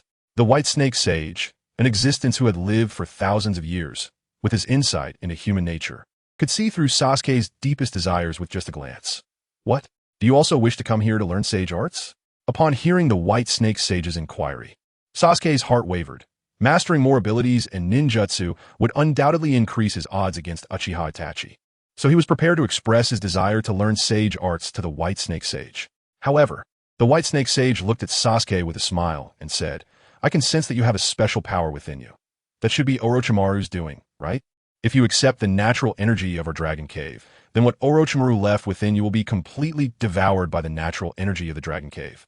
Moreover, the natural energy of the dragon cave will bring more intense pain when it devours your body energy compared to the usual acceptance of natural energy, leading to your failure in training. If you cannot endure the process of snake transformation, then you will be eaten by my subordinates." The white snake sage bluntly stated to Sasuke. After hearing the white snake sage's words, Sasuke frowned. He understood that the special power the white snake sage referred to was the curse mark within him. Therefore, if he wanted to train in the sage arts of the dragon cave, he would have to give up the curse mark that he had practiced and become familiar with for a long time. Moreover, he still did not know if the sage mode of the dragon cave was truly stronger or more useful than the curse mark he possessed. After all, he did not have much time left to train slowly. Thus, faced with the white snake sage's warning and choice, Sasuke could only respond lightly, "I need time to think." Upon hearing this, the white snake sage said to Boruto, "In that case, you should return from where you came." With that, the white snake sage gestured to Boruto, indicating that since they had not made a clear decision, they should leave this place. After saying this, he prepared to signal Tenshin Shiniki to lead Boruto and Sasuke out of the dragon cave, back along the path they came. At this moment, Boruto interrupted the white snake sage's actions, saying, "Please wait, white snake sage, I still have unfinished business."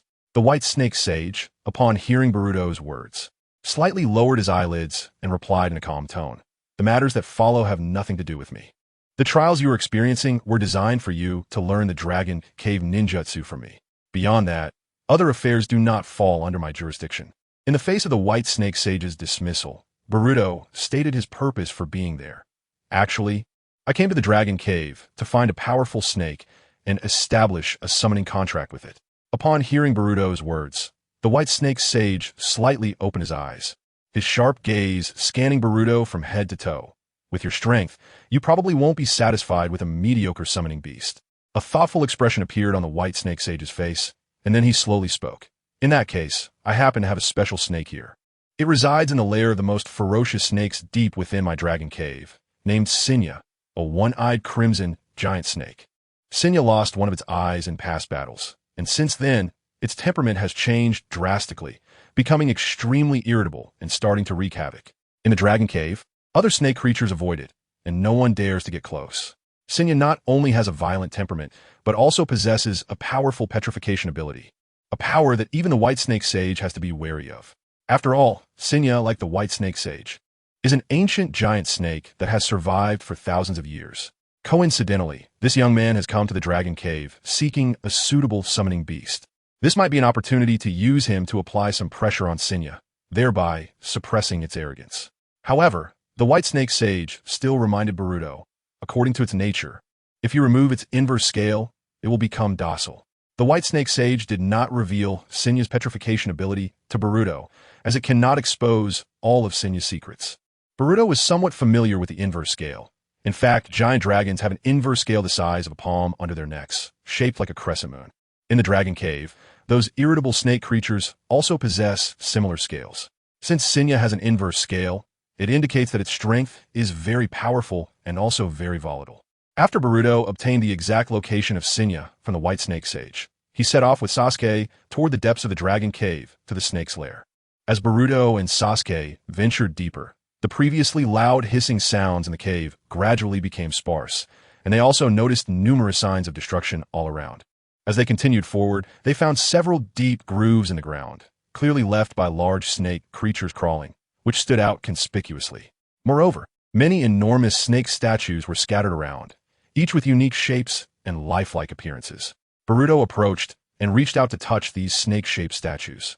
He noticed that the shapes of these statues were extremely distorted, which made him suspicious.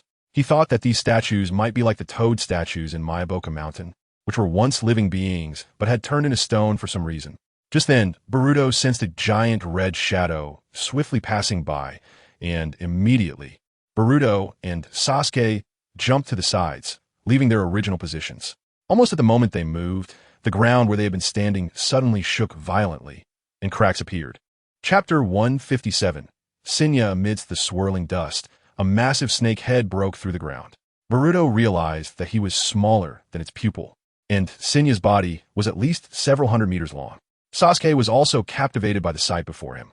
He saw a red giant python with one eye blind, whose massive size even exceeded that of the 10,000 snakes summoned by Orochimaru. Faced with the gigantic python, Boruto and Sasuke did not dare to be careless, and each assumed a defensive or attacking stance. Senya coiled its enormous body into a giant ring. Its threatening voice echoed in the cave. "You certainly have some guts, but anyone who approaches me, regardless of their identity, is doomed to die." As soon as the words left its mouth, Senya let out a deafening hiss directed at Boruto. Senya launched a swift attack, lunging at Boruto, who jumped backward and quickly formed seals in midair, casting the ninjutsu, shadow clone technique. With a shout, several identical shadow clones of Boruto appeared around him. Seeing this, Sasuke swiftly drew his Kusanagi sword from his waist and charged forward without hesitation, gripping the hilt tightly and stabbing towards Senya's massive body. With a crisp clang, Sasuke's Kusanagi sword struck against Senya's hard scales, creating a shower of sparks. Watching the sparks fly from the collision of his sword and Senya's scales, Sasuke felt surprised. He had not expected the giant snake's scales to be so hard. Even his incredibly sharp Kusanagi sword could only penetrate a little before being stopped by the hardness of the scales, unable to go any deeper. Sasuke then twisted his wrist, channeling purple lightning chakra into the Kusanagi sword, causing the sword's body to shine with lightning, arcs crackling around it. Senya felt the intense pain from the purple lightning attack and began to thrash its massive body violently, during which Sasuke was flung away from it.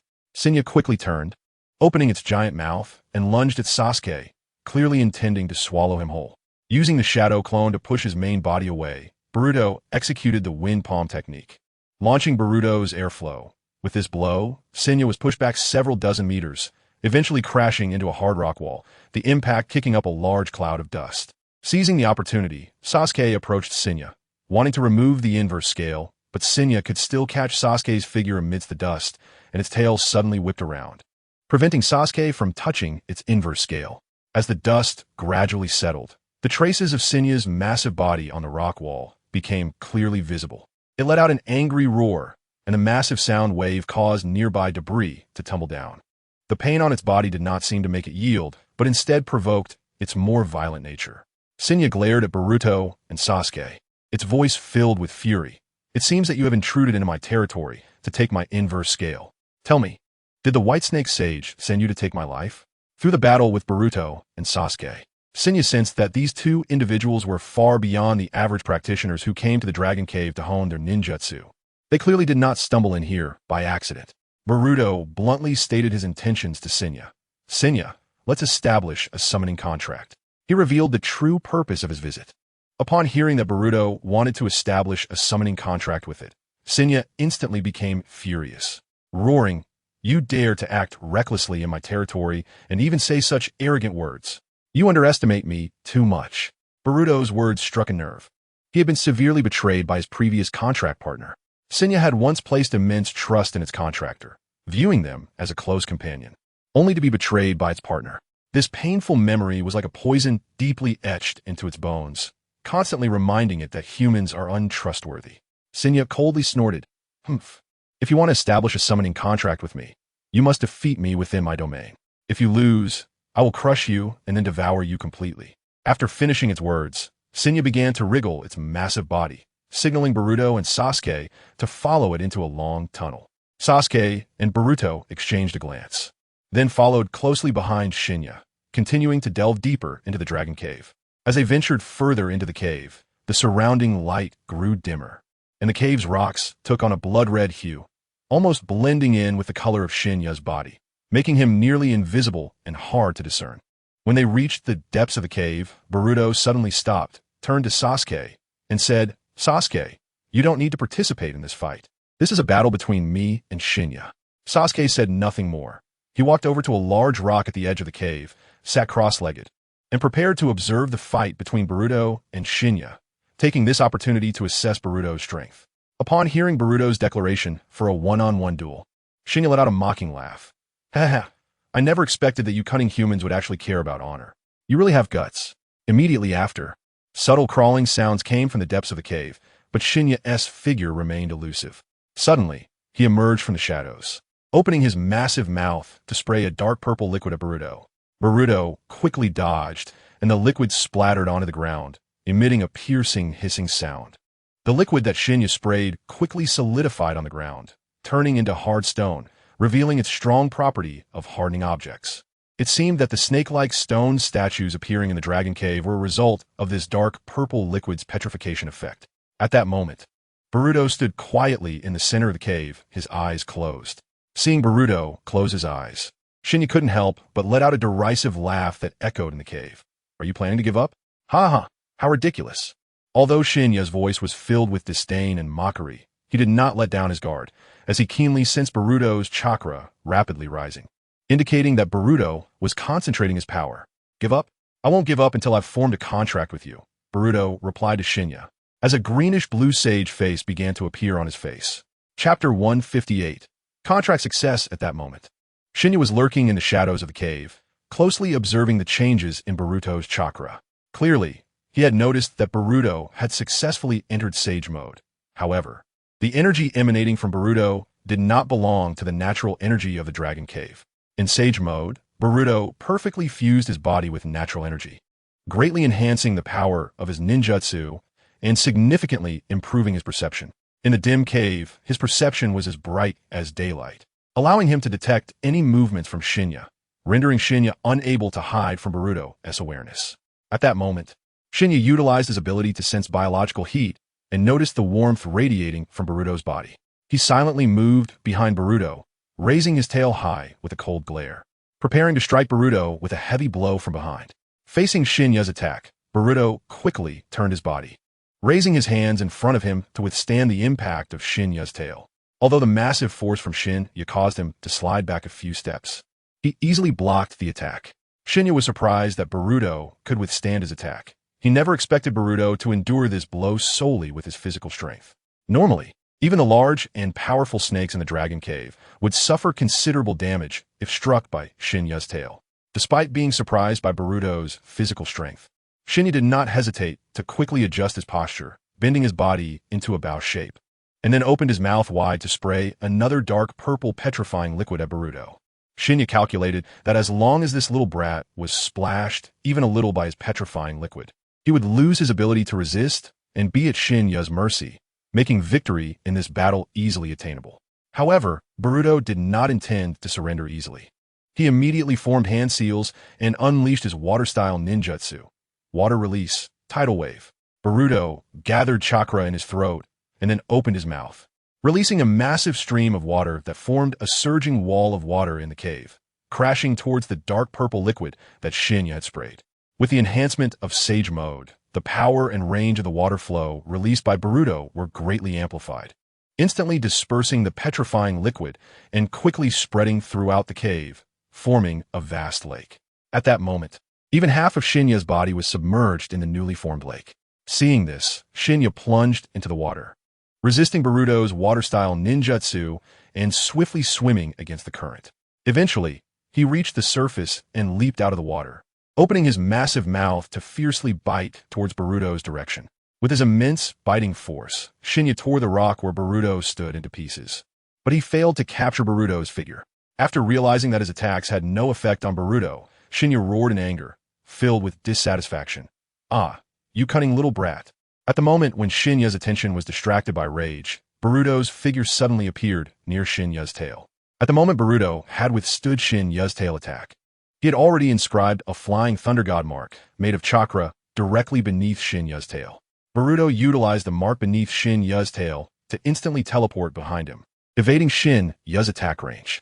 Immediately afterward, Boruto swiftly pulled a shuriken from his ninja tool pouch on his pant leg, infusing it with his purple lightning chakra, causing the shuriken to flicker with purple arcs of electricity. He then aimed at Shinya's sense position and threw the shuriken. As the shuriken flew through the air, Boruto quickly formed hand seals, casting the shuriken shadow clone technique. Instantly, the shuriken imbued with purple lightning chakra began to split, transforming into multiple shurikens with the same chakra, shooting out at an accelerated speed and broader range, covering Shinya's current position. Upon seeing Boruto's area attack, Shinya immediately realized the situation was dire and opened his massive mouth, spraying petrifying liquid directly at the incoming shurikens. The moment Boruto's purple lightning shuriken came into contact with the liquid sprayed by Shinya, the violent purple lightning chakra within the shuriken unleashed its power, slicing through the liquid and generating arcs of electricity that turned the liquid into thick smoke, quickly dissipating in the air. The sheer number of shadow clones of Boruto's shuriken overwhelmed Shinya, making it impossible for him to block all of them. As a result, Shinya swiftly maneuvered his massive body to evade Boruto's relentless assault, ultimately retreating behind a large stone pillar for cover. The violent current carried by Boruto's shuriken shattered all surrounding stones, and even the sturdy stone pillar where Shinya was hiding could not withstand the impact, exploding into pieces. Ultimately, the shuriken penetrated through the fragments of the pillar, directly attacking Shinya's body. Even the hard scales of Shinya could not withstand the fierce attack of Boruto's shuriken, and blood began to seep out from the gaps between the scales, revealing that it had sustained considerable damage. Guided by the flying thunder god mark engraved on the purple shuriken, Boruto instantly moved to Shinya's front. He quickly performed the shadow clone technique, summoning 2 shadow clones beneath himself, which simultaneously used the gale palm to further accelerate Boruto's main body. At that moment, the purple electric arcs in Boruto's hand were constantly flickering, illuminating the eerie cave and Shinya's body. Boruto shouted, "Purple Thunder Lightning Whirlwind, second form," and charged towards Shinya, pushing his palm imbued with purple lightning towards it. When launching the attack, Boruto intentionally dispersed the power of the purple lightning chakra throughout his palm instead of concentrating it at a single point. This way, he could minimize the damage to Shinya while ensuring that Shinya would temporarily lose its ability to move due to the effects of the purple lightning. Under the impact of Boruto's Purple Thunder Lightning Whirlwind, second form, Shinya was violently knocked back. The purple electric arcs began to attach to Shinya and spread across its body, causing a continuous paralysis effect. Ultimately, Shinya could not withstand the continuous electric shocks. Its body softened, and it fell straight into the cave, raising a cloud of dust. From the edge of the cave, Sasuke saw how easily Boruto dealt with Shinya, increasing his desire for Sage Mode. At this moment, Boruto slowly stepped in front of Shinya, revealing a smile. "You lost. According to our previous agreement, you should form a summoning contract with me now." Shinya did not raise any objections to Boruto's declaration. Although it had an impulsive personality, it had its own bottom line and would adhere to what it had said, not going back on its word, even towards a human. However, its eyes were filled with anger, revealing deep disdain and distrust towards humans, clearly indicating that this failure left it unwilling to accept. Shinya silently calculated in its heart that it had only agreed to become Boruto's summoning beast and had not explicitly promised to go all out for him or even sacrifice itself. So it thought that after becoming Boruto's summoning beast, it could often not respond to summons or not exert full strength, even seizing the opportunity to treat Boruto like the previous contractor treated it. Boruto reached out to touch the scales on Shinya's body, his gaze falling on the special reverse scale beneath its large head, but he had no intention of taking it. At this moment, Sasuke had already stood up from a nearby boulder and walked slowly to Boruto's side, his gaze also fixed on Shinya. He softly asked Boruto, "What's wrong? Are you still hesitating? Why not take its reverse scale?" Upon hearing Sasuke's inquiry, Boruto merely smiled faintly and replied, "Forget it. I actually quite like its personality." Sasuke was not surprised by Boruto's answer. After all, as far as he knew, Boruto's character was like this, which reminded him of Naruto, who was quite similar in this regard. However, he still believed that Boruto was asking for trouble by keeping a potential unstable factor around, which could lead to unforeseen events in the future.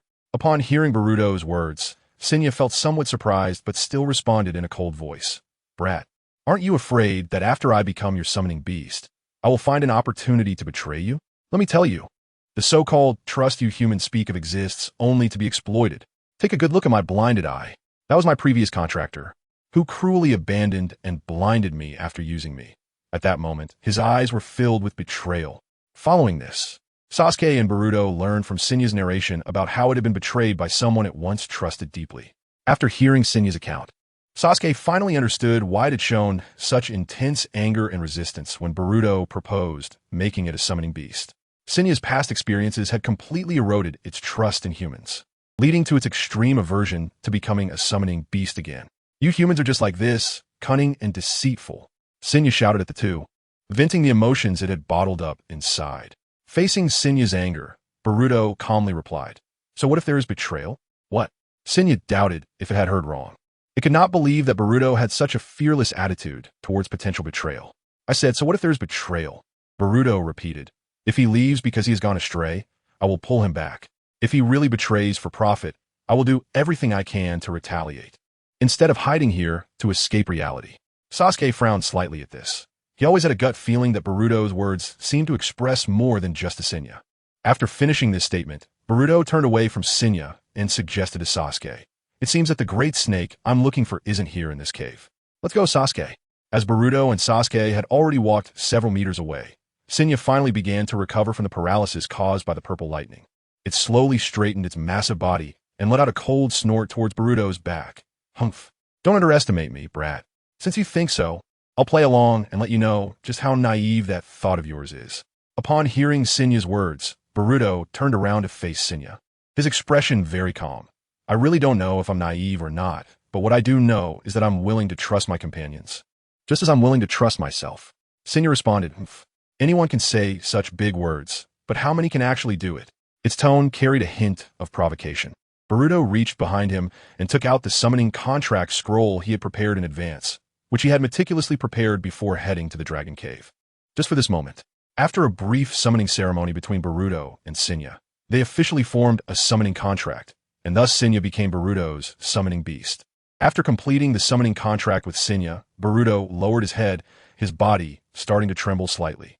Senya sneered at this sudden change, thinking that Boruto was regretting it so quickly, but Boruto burst out laughing and made a V sign towards Senya, clearly happy to have such a cool partner.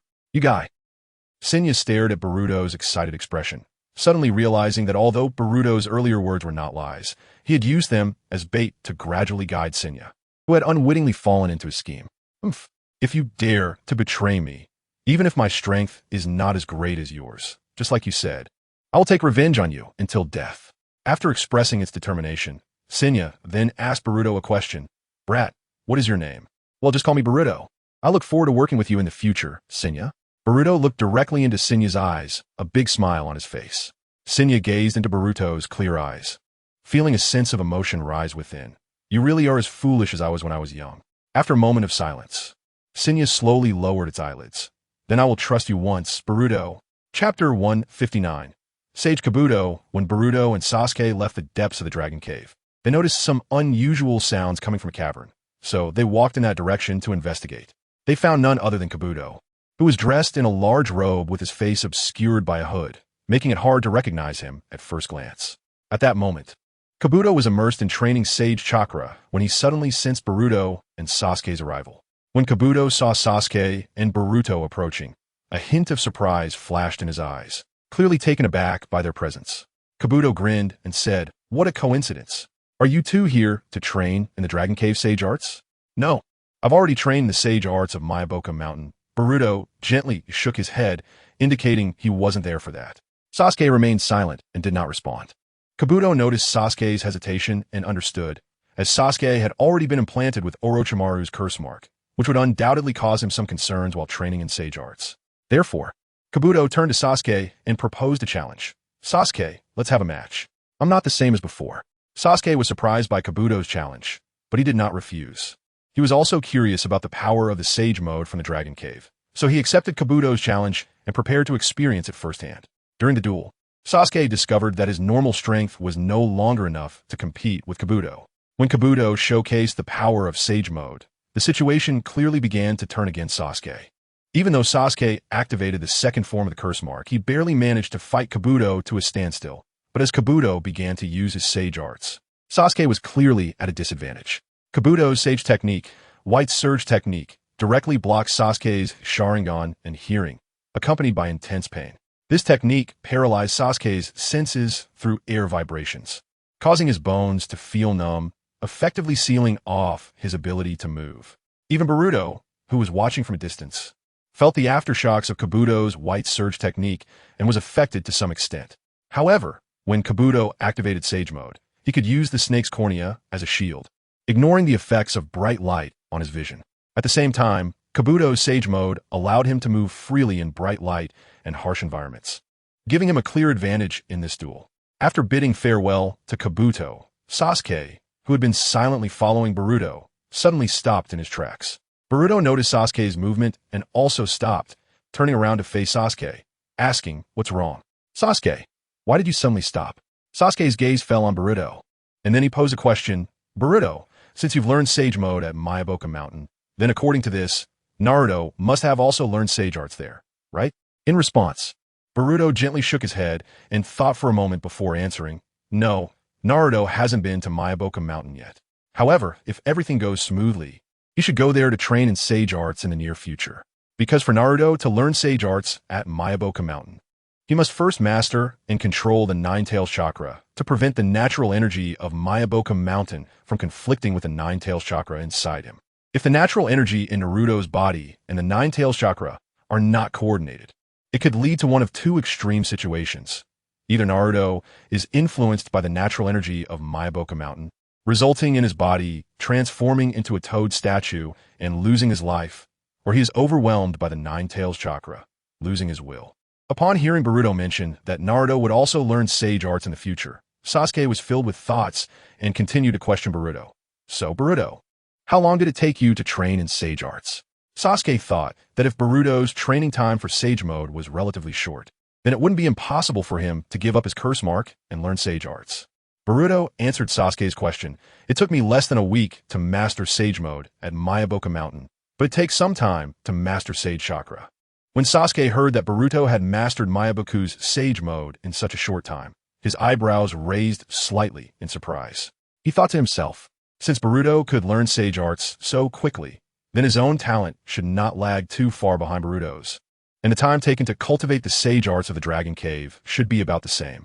The most important thing is that before learning Sage Arts, Kabuto was far weaker than him and was often easily overwhelmed by him. However, after Kabuto used Sage Mode just now, Sasuke found it difficult to match him, which made him deeply feel the significant changes and power boosts brought by Sage Arts, intensifying his desire for Sage Mode. After a while, Boruto and Sasuke left the cavern in the depths of the Dragon Cave and returned to the temple where the White Snake Sage resided. At this time, the White Snake Sage was no longer the gigantic snake form they had seen earlier, but had transformed into a smiling old woman. Watching Boruto and Sasuke as they approached the steps, the White Snake Sage glanced at the two and, seeing that they were safe, immediately understood that Boruto had successfully convinced Shinra. "It seems you two little guys do have some skills," the White Snake Sage said in a raspy voice. "Shinra has quite a temper, but since you are here, it means you have truly earned its trust." Boruto smiled at this. "Of course. Shinra and I will definitely make a great team." At this moment, the White Snake Sage turned her gaze to Sasuke and suddenly spoke. "It seems you have made up your mind." Sasuke took a few steps forward, past Boruto, and walked directly in front of the White Snake Sage, looking straight at her. "That's right, I've decided. I also want to learn the Sage Arts of the Dragon Cave." The White Snake Sage nodded and then explained to Sasuke, "I will inject the natural energy of the Dragon Cave into your body through my fangs. You don't need to take any action. Just endure the transformation brought by the natural energy." Boruto pondered that the methods of training Sage Mode in the three great sage lands were different, Mayaboka Mountain required practitioners to actively absorb the surrounding natural energy. Upon hearing the White Snake Sage's explanation, Sasuke frowned slightly, but did not express any opinion. Chapter 160. A frog at the bottom of the well. Sasuke recalled the process of Orochimaru implanting the curse mark in his body, as Orochimaru had also used a similar method to inject the curse mark into him. He then nodded slightly, indicating that he understood. The White Snake Sage took a puff from her pipe, slowly exhaling a cloud of smoke, and then handed the pipe to a nearby Tsuchigamohime, who floated over, took the pipe, and stepped aside. As the mist began to envelop the White Snake Sage, her form started to distort, gradually transforming into a massive white-scaled serpent. Then, she elongated her body and slowly reached towards Sasuke. Once she was close to Sasuke, the White Snake Sage quickly bit down on his neck, using her fangs to inject the natural energy of the Dragon Cave into his body continuously. As Sasuke received the natural energy transmitted by the White Snake Sage, the curse mark implanted by Orochimaru on his neck suddenly began to surface, accompanied by a wave of intense pain.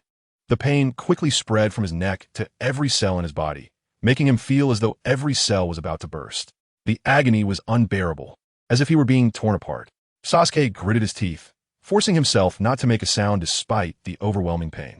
He felt the intense clash between two chakra forces within him. One was the chakra contained in the curse seal, and the other was the natural energy injected by the White Snake Sage. The pain of these two chakras devouring each other was even more intense than the pain he had experienced when Orochimaru had implanted the cursed seal in him. But even so, it was nothing compared to the pain inflicted by Itachi on the night of the massacre. Boruto noticed that one side of Sasuke's body began to exhibit characteristics of the cursed seal, while the other side underwent a completely different transformation. Sweat beads continuously oozed from Sasuke's forehead, and the veins on his face bulged, clearly indicating that he was enduring immense suffering.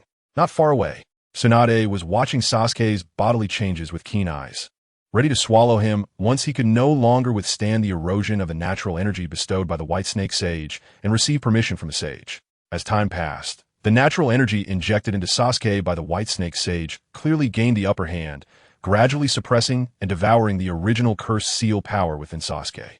The curse seal mark on Sasuke's neck began to fade, and the curse seal form on his body started to recede, revealing the dominance of the natural energy.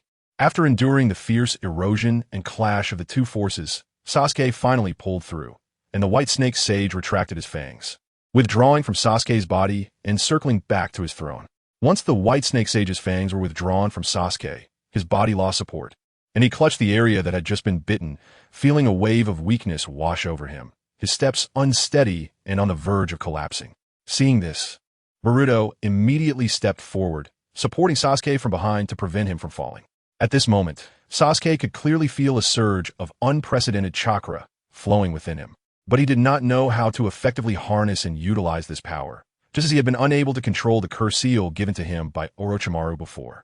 The White Snake Sage smiled and said to Sasuke, "You really have a strong life force, being able to endure the clash of two violent chakras. Although many come to our Dragon Cave to practice sage techniques, very few can withstand the test of natural energy here. In recent years, only you and a bespectacled boy have succeeded, and both of you were brought by Orochimaru." Boruto and Sasuke naturally understood that the bespectacled boy the White Snake Sage referred to as Kabuto, who had entered the Dragon Cave not long ago and successfully mastered sage techniques. However, next, you need to practice in the Dragon Cave for a while so we can teach you how to control this chakra within you. Only with an unwavering will can you become a sage. The White Snake Sage continued, emphasizing to Sasuke that he needed to continue his training in the Dragon Cave. The White Snake Sage was prepared to guide Sasuke on how to gather natural energy based on the chakra he generated, thereby creating Sage Chakra, which was key to mastering the Sage mode of the Dragon Cave and unleashing its full potential. Boruto recalled that Sasuke had already shown significant signs of snake transformation when he received the natural energy from the White Snake Sage earlier. If Sasuke had been practicing Sage mode in Mayaboka Mountain, according to the description of the sage there, the closer one was to achieving perfect Sage mode. The less noticeable the physical changes should be. Yet, Sasuke's situation was quite different from Kabuto's earlier. With this question in mind, Boruto asked the White Snake Sage, "Is there a difference between the Sage mode of Mayaboka Mountain and the training method in the Dragon Cave?" Sasuke clearly showed snake-like changes just now. Does that mean he hasn't achieved perfect Sage mode? Upon hearing Boruto's words, Sasuke's heart tightened. He had learned from Boruto about the differences in strength between perfect sage mode and ordinary sage mode. If he had not reached what Boruto referred to as perfect sage mode, it would mean he would always be at a disadvantage compared to Boruto. With this thought, Sasuke turned his gaze toward the white snake sage hovering over his throne, hoping for a good explanation. The white snake sage glanced disdainfully at Boruto and said dismissively, "A frog is still a frog. In our Dragon Cave sage mode, the more perfect it is, the more pronounced the snake transformation will be, until horns grow on the forehead and even transform into a dragon, and you will always remain a frog at the bottom of the well." After hearing the white snake sage's explanation, the weight on Sasuke's heart lifted, and he finally felt relieved, taking a deep breath. Thankfully, this was merely a slight difference in training methods between different sage lands, and not a defect in his abilities. He would one day surpass Boruto and become an even stronger sage. In response to the white snake sage's mockery of the sages of Mayaboka Mountain, Boruto rolled his eyes, thinking to himself, "Anyone can talk big. You say we are frogs at the bottom of the well. But I could just as easily say that as the founder of the Dragon Cave, you are still just a white phosphorus snake. Why haven't I seen you shed your skin and transcend into a dragon? You just know how to make grand claims." Chapter 161. Natural Energy. After Sasuke successfully endured the injection of the white snake sage's fangs and transformed his cursed seal power into the natural energy of the Dragon Cave. Far away in his secret base, Orochimaru was focused on studying 2 samples from the Akatsuki members brought by Boruto when suddenly he felt a strong sense of disorientation deep within his soul. The impact was so intense that it caused a brief pause in his movements. Soon after, Orochimaru sensed that a portion of his soul hidden within the cursed seal in Sasuke was being devoured by some force, but he did not show any signs of surprise. Instead, he smiled faintly and continued with his research. The cursed seal that Orochimaru injected into Sasuke was known as the Heaven's Curse Seal, which contained a small part of Orochimaru's soul. This allowed Orochimaru to enhance his control over the cursed seal on the host, and, if necessary, use that soul to resurrect himself. During the process of implanting curse seals into humans, the survival rate was generally low. Only a rare few could not only endure, but also adapt to the Heaven's Curse Seal. In known cases, only Mitarashi Anko and Uchiha Sasuke successfully implanted Orochimaru's Heaven's Curse Seal. Since learning that Sasuke and Boruto were preparing to explore the Dragon Cave together, Orochimaru had anticipated that Sasuke might be inclined to learn the true sage mode from the White Snake Sage in the Dragon Cave. However, Orochimaru's attention was no longer solely focused on Sasuke. His focus had shifted. Sasuke sensed the natural energy surging within him. Although he had not yet mastered how to harness this power, he could clearly feel the abundance and purity of the natural energy, which was more pure and powerful than the energy in the cursed seal that Orochimaru had placed on him. Now that Sasuke had transformed the cursed seal power into the natural energy of the Dragon Cave, he no longer worried about being controlled by Orochimaru through the cursed seal. Moreover, once he mastered the sage technique that Kabuto had used against him in a previous confrontation, he would have enough power to suppress Itachi Uchiha and defeat this once unreachable figure, avenging the blood debt of the Uchiha clan. As Sasuke's thoughts reached this point, he propped his forehead up with his palm, and the corners of his mouth couldn't help but curve into a smile. At this moment, the White Snake Sage was observing Sasuke, who had slowly adapted to the natural energy of the Dragon Cave and was no longer as weak as before. He flicked his snake tongue and then turned his gaze towards the Tenshin Shinki at the bottom of the steps. The White Snake Sage calmly instructed Tenshin Shinki, "Take that kid down for training." Subsequently, Tenshin Shinki walked up from the bottom of the steps, turned her gaze towards Boruto, and said in a calm tone, "You can leave him to us. We will guide him on how to harness the natural energy within him and transform it into Sage Chakra." After hearing the White Snake Sage's words, Boruto gently nodded and then released his arm that was around Sasuke. Tenshin Shinki then gestured for Sasuke to follow, saying, "Please come with me." After that, Tenshin Shinki walked ahead, leading the way for Sasuke, who followed closely behind to the training location. Boruto watched as Tenshin Shinki led Sasuke out of the temple of the Dragon Cave, their figures gradually disappearing in the distance. At that moment, the White Snake Sage smiled and, with a beaming expression, suggested to Boruto, "Kid, what do you think? Do you want to try the natural energy of the Dragon Cave like that little brat, and then train in our Dragon Cave sage techniques, elevating yourself from a frog at the bottom of a well to a dragon?" After persuading Shinya, "You must have seen that kid Kabuto when you came here, right?" At this point, He has almost mastered our Dragon Cave Sage mode and has grown dragon horns, making him quite formidable for you. The White Snake Sage continued, his tone revealing satisfaction with Kabuto's training in the Dragon Cave Sage techniques. It had not encountered a ninja like Kabuto, who was so well suited to the natural energy of the Dragon Cave in a long time. As the White Snake Sage spoke, it opened its mouth to show its sharp, elongated teeth, which contained a thick concentration of natural energy. Boruto's gaze was fixed on the exposed sharp teeth of the White Snake Sage, and he firmly believed that if he merely nodded, the White Snake Sage would not hesitate to bite his neck and inject the natural energy of the Dragon Cave into his body. However, Boruto raised a question about the White Snake Sage's actions. If there is already natural energy from Miyaboka Mountain within me, and then I inject the natural energy from the Dragon Cave, will it not lead to a situation like Sasuke's just now, where the two different natural energies within me devour each other? From his training at Miyaboka Mountain, Boruto knew that mastering Sage mode required combining the absorbed natural energy with the energy and spiritual energy within one's body, achieving a perfect balance of one. Only then could Sage Chakra be successfully condensed. If he forcibly introduced another type of natural energy at this moment, the existing balance would be disrupted, requiring him to rely on even stronger spiritual energy and chakra to suppress the newly introduced natural energy. Otherwise, the newly intruding energy would devour the existing natural energy, leading to a new balance. After all, in Boruto's speculation, the natural energy of the Dragon Cave was likely to suppress the natural energy of Miyaboka Mountain or even completely devour it, due to the inherent restraining relationship between snakes and frogs. If he really wanted to master the Sage Chakra from both the Dragon Cave and Miyaboka Mountain simultaneously, he would have to find a third natural force that could balance and suppress the natural energy of the Dragon Cave, forming a stable state of tripartite equilibrium.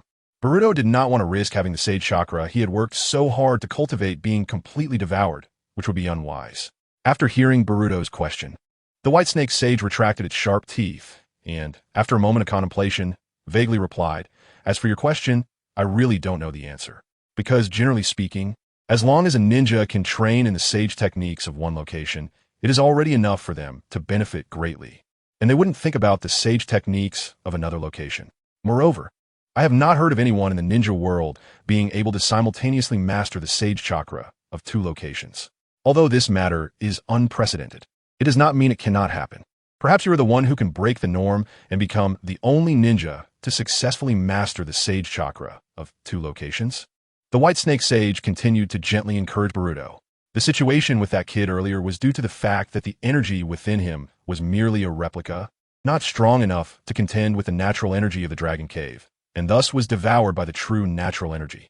Boruto lightly waved his hand, indicating to the White Snake Sage, "Let's put this question on hold for now. Perhaps in the future, I may have such thoughts." A hint of regret flashed in the White Snake's eyes. It had originally hoped to see something unusual. After living for over 1,000 years, it had lost interest in many things and could only say, "Come back when you have thought it through. After all, you have passed the trials of the Dragon Cave." Since Boruto was unwilling to attempt it, the White Snake Sage did not press further, as the three great sage locations maintained a neutral stance and did not wish to stir up too much trouble. Moreover, the Dragon Cave had its own unique rules. Apart from those who failed the trials and were unable to withstand the natural energy and transformed into snakes, they would be devoured. Other practitioners who passed the trials would be tolerated as long as they did not go too far. Furthermore, the White Snake Sage remembered that Boruto had just successfully suppressed Shinya, who had caused it headaches.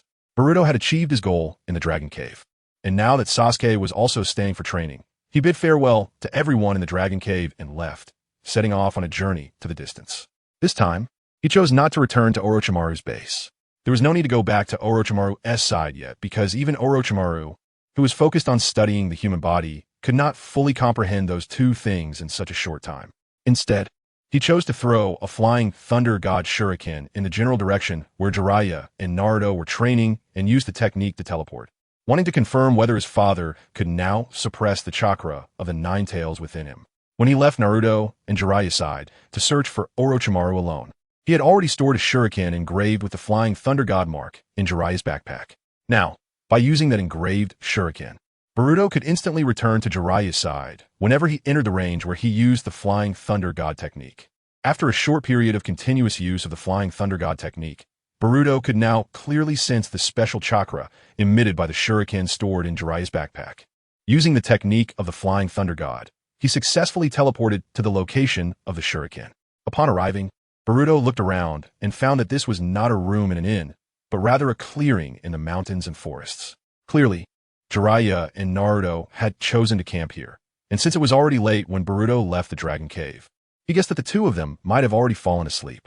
However, on this patch of grass, apart from the scattered backpacks of Jiraiya and Naruto, there was no sign of either of them. Soon, Boruto used his sensing ability to detect the chakra presence belonging to Naruto in the distance. When Boruto approached, he frowned slightly as he saw Naruto tightly bound to a large tree by a thick hemp rope. He wondered if they had been attacked by some ninja, especially since Jiraiya was nowhere to be seen. However, Naruto showed no signs of injury and was peacefully asleep, unaffected by the ropes. Just as Boruto was about to step forward to untie Naruto, he noticed Jiraiya leaning against a tree, looking somewhat tense. Jiraiya, noticing Boruto's arrival, waved his hand to signal him to come over. When Boruto got closer, Jiraiya jumped down from the tree and pulled Boruto aside to crouch with him. Boruto looked at Jiraiya's mysterious demeanor and couldn't help but feel confused, so he asked what happened. Why is Naruto tied to a tree? It's a long story. Jiraiya began to explain what had just happened, detailing how Naruto had suddenly started sleepwalking during the night. While he was peacefully dreaming, a few shuriken had been thrown at his bedding. If he hadn't reacted quickly, he might have ended up with several blood holes in him. Jiraiya continued, saying he had tried various methods to wake Naruto, but he couldn't bring him out of his sleepwalking state. With no other options, Jiraiya had to tie him to the tree to ensure his own safety. After hearing Jiraiya's description, Boruto's lips twitched, thinking how familiar this scene felt. It seemed Naruto's old problem of sleepwalking had resurfaced, which used to make Boruto anxious at night. While Boruto and Jiraiya were talking, Boruto suddenly noticed a strong light illuminating their figures, casting long shadows. At that moment, Naruto had unknowingly freed himself from the ropes that Jiraiya had used to bind him, leaving only a pile of scattered ropes on the ground. Huh? What's going on? Is it dawn? Jiraiya muttered drowsily, and then he noticed that Boruto, who had been crouching next to him, had vanished. Suddenly, he heard Boruto's urgent warning, "Get down." After hearing Boruto's shout, Jiraiya was momentarily stunned, then turned to look behind him, only to find Naruto, still fast asleep, standing right behind him, with a Rasengan forming in his hand. In that instant, as Jiraiya turned back, Naruto had completed the Rasengan, and the shadow clones around him dispersed into smoke, while Naruto raised the Rasengan high and slammed it down towards Jiraiya's position. Seeing the Rasengan coming towards him, Jiraiya was taken aback and exclaimed, "What the heck?" Chapter 162. Conspiracy. At this moment, Naruto, still sound asleep, unconsciously swung the Rasengan towards Jiraiya's position. Jiraiya quickly reacted and dodged, causing Naruto's Rasengan to strike the ground instead, preventing any harm to himself. However, the Rasengan exploded with immense energy upon hitting the ground, sending dust flying everywhere and leaving a deep crater in the grass, covering Jiraiya in dirt. Cough, cough. Jiraiya coughed while covering his face, brushing off the dust, then yelled excitedly at the still sleeping Naruto, "You brat. Are you trying to kill your teacher?" Seeing that Naruto showed no signs of waking up, Jiraiya grumbled, "Seriously? How can you sleep like this? I can't even get a good night's sleep." After spending some time training with Naruto, Jiraiya thought Naruto's snoring and tossing and turning were already a headache, but he never expected him to sleepwalk and attack people. It was no joke. It could really be life-threatening. In response to Jiraiya's reprimands, Naruto didn't verbally reply, but instead took action. Naruto once again gathered a glowing Rasengan in his hand. In that case, seeing this, Jiraiya struck an exaggerated pose and casually flicked his white hair, declaring, "Lion's main technique." Jiraiya immediately performed his jutsu, extending and weaving his thick hair into the shape of a lion's head, tightly wrapping around Naruto's body, trying to pull him close for a stern lesson. However, Naruto, bound by Jiraiya's white hair, used the power of the Rasengan in his hand to break free from the hair restraints, quickly severing the strands wrapped around him. He then charged at Jiraiya, looking terrifying, and shouted, "Sasuke!" At the same time, Naruto had gathered another Rasengan in his hand, one even more dazzling than the last. Jiraiya, witnessing the large Rasengan forming in Naruto's hand, couldn't help but widen his eyes, immediately recognizing it as the big Rasengan he had taught Naruto during their training. Jiraiya never imagined that the first time Naruto would use this technique in battle would be against him. Just as Naruto prepared to unleash the big Rasengan at Jiraiya, he suddenly felt weak, his body going limp and collapsing to the ground.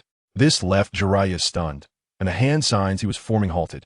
At that moment, the Rasengan in Naruto's hand lost control and, along with his collapse, slammed into the ground, creating a deep pit over a meter in diameter in the grass. At that moment, Boruto, who had been standing behind Naruto, stepped into view, holding a burlap sack he had found from somewhere, along with the ropes that had previously bound Naruto. Then, under Jiraiya's bewildered gaze, Boruto expertly stuffed Naruto's entire body into the sack, ensuring his head was sticking out, and quickly tied him up in a way that resembled a caterpillar. Boruto found a large tree and hung Naruto up like a cocoon, rendering him unable to exert any force. Satisfied that everything was in order, Boruto nodded slightly and thought to himself that he could finally get a good night's sleep tonight. In a remote and hidden location, Zetsu used his floating technique to slowly rise from the ground, carefully surveying his surroundings. In front of him was a concealed and sealed cave that most people would not discover. After confirming that the area was safe, Zetsu used his wood release technique to construct a barrier around the cave's exterior, ensuring that he would be alerted if anyone entered. After completing this, Zetsu once again used his floating technique to pass through a massive stone slab blocking the cave, revealing a spacious base behind it. So large it seemed as if an entire mountain had been hollowed out. As Zetsu's figure appeared inside the cave, the leaves surrounding him began to unfold, and he pressed against the ground, tearing it apart from both sides. In no time, his body began to split apart at the boundary of black and white. Finally, the two halves of Ju split into two independent figures representing the contrasting colors of black and white, namely black Ju and white Ju. After a short period of time, in the distance of this cave, a figure appeared wearing a swirl-patterned brown mask and dressed in a large black robe that concealed their form in the shadows, with a tight-fitting bodysuit underneath. This person was Uchiha Obito. Upon seeing Ju alone in this place, Obito furrowed his brow, a sense of vigilance rising in his heart. Normally, Black Ju had always been responsible for monitoring him and would not leave his side without reason. Previously, when Obito had sent Black Ju out to investigate the situation of the new ninja Boruto in Konoha, he sensed something unusual upon Black Ju's return, which convinced him that there must be secrets he was unaware of. Obito's gaze swept around, his expression serious. How could he forget this place? It was where he had been saved by Madara during the battle at the Kanabi Bridge when he was on the brink of death, and where cells from Hashirama had been used to repair the damaged right half of his body. Seeing Black Ju's unusual behavior, Obito followed him out of caution, ultimately arriving at this location. Although he was unclear as to why Black Ju had chosen this moment to come here, he decided to investigate, thus activating his Sharingan, the kaleidoscopic pattern swirling in his eyes. Using the special ability of his Mangekyou Sharingan, he entered the Kimui intangibility state and, relying on his familiarity with the area, chose to bypass the entrance ahead and circled around to the back of the cave. Watching Black Ju use would release vines, Obito sneered. He had extreme confidence in his abilities and was sure he would not be detected by Black Ju. His body passed through the vines and rocks as he moved forward until he pinpointed Black Ju's exact location, concealing himself behind a rock wall. Obito exited the intangibility state and made every effort to hide his presence to avoid being discovered by Black Ju inside the cave. At this moment, in this concealed space, Uchiha Obito noticed two faint voices of conversation coming from inside. He pressed his body against the stone wall and slowly approached the source of the voices, trying to overhear their conversation.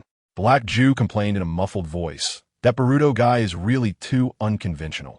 He almost let Obito discover Madara's contingency plan. Upon hearing Black Ju's words, Obito's eyes sharpened in that instant, and he understood that even after embedding a curse mark in his heart, Uchiha Madara still did not fully trust him. Hearing the name Boruto reminded Obito of the reason he had sent Black Ju out previously, out of curiosity about that kid. He had instructed Black Ju to gather information about him. Now it seemed that besides creating Black Ju to monitor him, Uchiha Madara had made other preparations.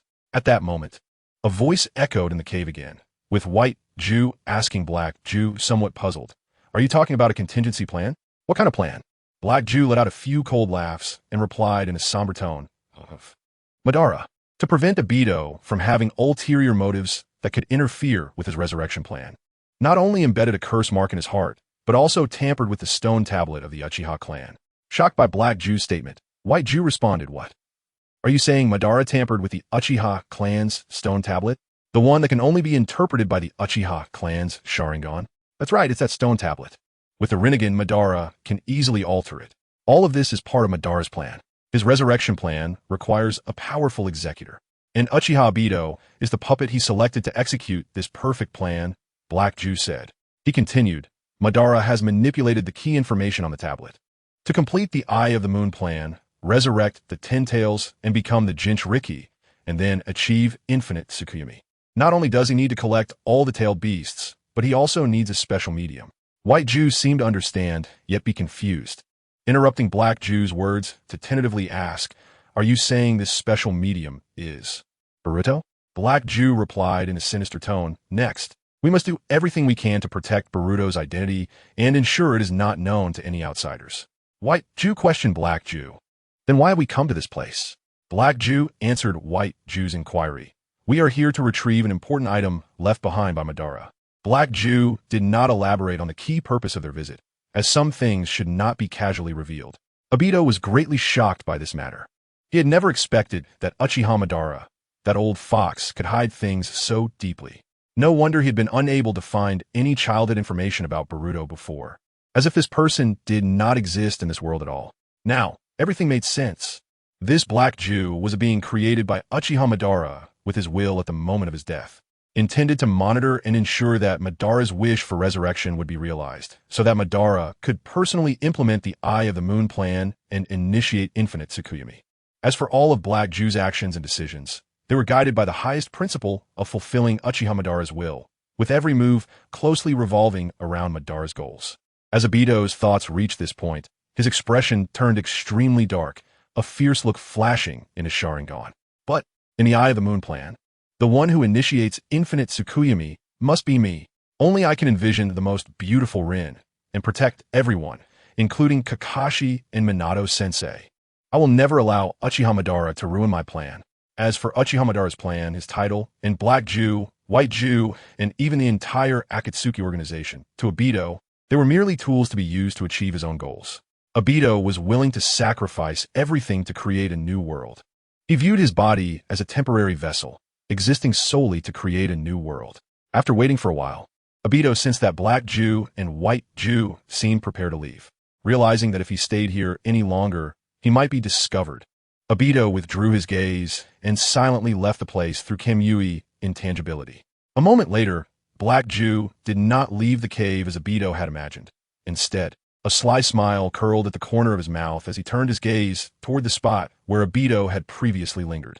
Since he had officially appeared before Uchiha Madara and Uchiha Obito, he had concealed his true perception abilities to make them let down their guard, allowing him to cleverly guide them from the shadows to achieve his own goals, to obtain Boruto's body and make it the perfect vessel for reviving his mother. He could not achieve this goal solely by his own strength. He needed to rely on external forces, and the one he chose as that external force was Uchiha Obito. Even if Obito returned to the underground of Konoha to check the stone tablet again, Black Jew had no fear. Since escaping from Boruto, this plan had already formed in his mind. When reporting to Obito, he had already modified the content of the stone tablet to ensure the smooth progress of the plan. With the arrogance of the Uchiha clan, they would never believe that anyone had the ability to change the contents of the stone tablet. After all, those who could interpret the Uchiha clan's tablet had almost all disappeared, let alone the ability to alter its content.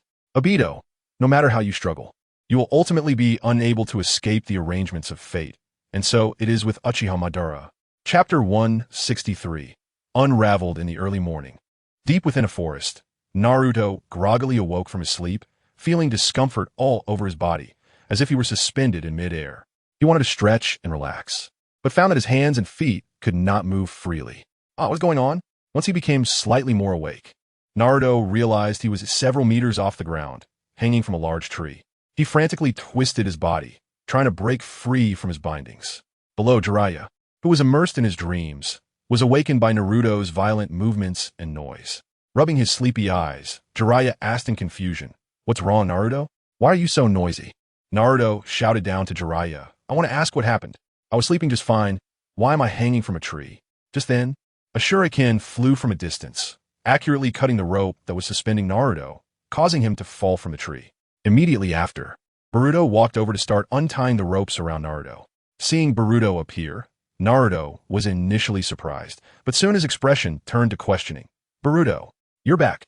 So, it was you who hung me from the tree? Naruto recalled that when he sleepwalked at night, he would sometimes wake up to find himself inexplicably rolled up in his blanket and hanging from the beams of his room. Jiraiya ignored Naruto's complaints and called out to both of them.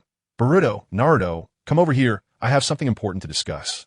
Hearing Jiraiya's call, Boruto and Naruto moved closer to him. Once they sat in a circle around Jiraiya, he looked at them and formally said, Naruto, since Boruto is back now, today's training will be different. I plan to unravel the 8 trigram seal within you and let you try to control the Nine Tails chakra. Upon hearing Jiraiya's words, Naruto's expression became extremely serious, and he instinctively clenched his fists, thinking to himself, has this day finally come?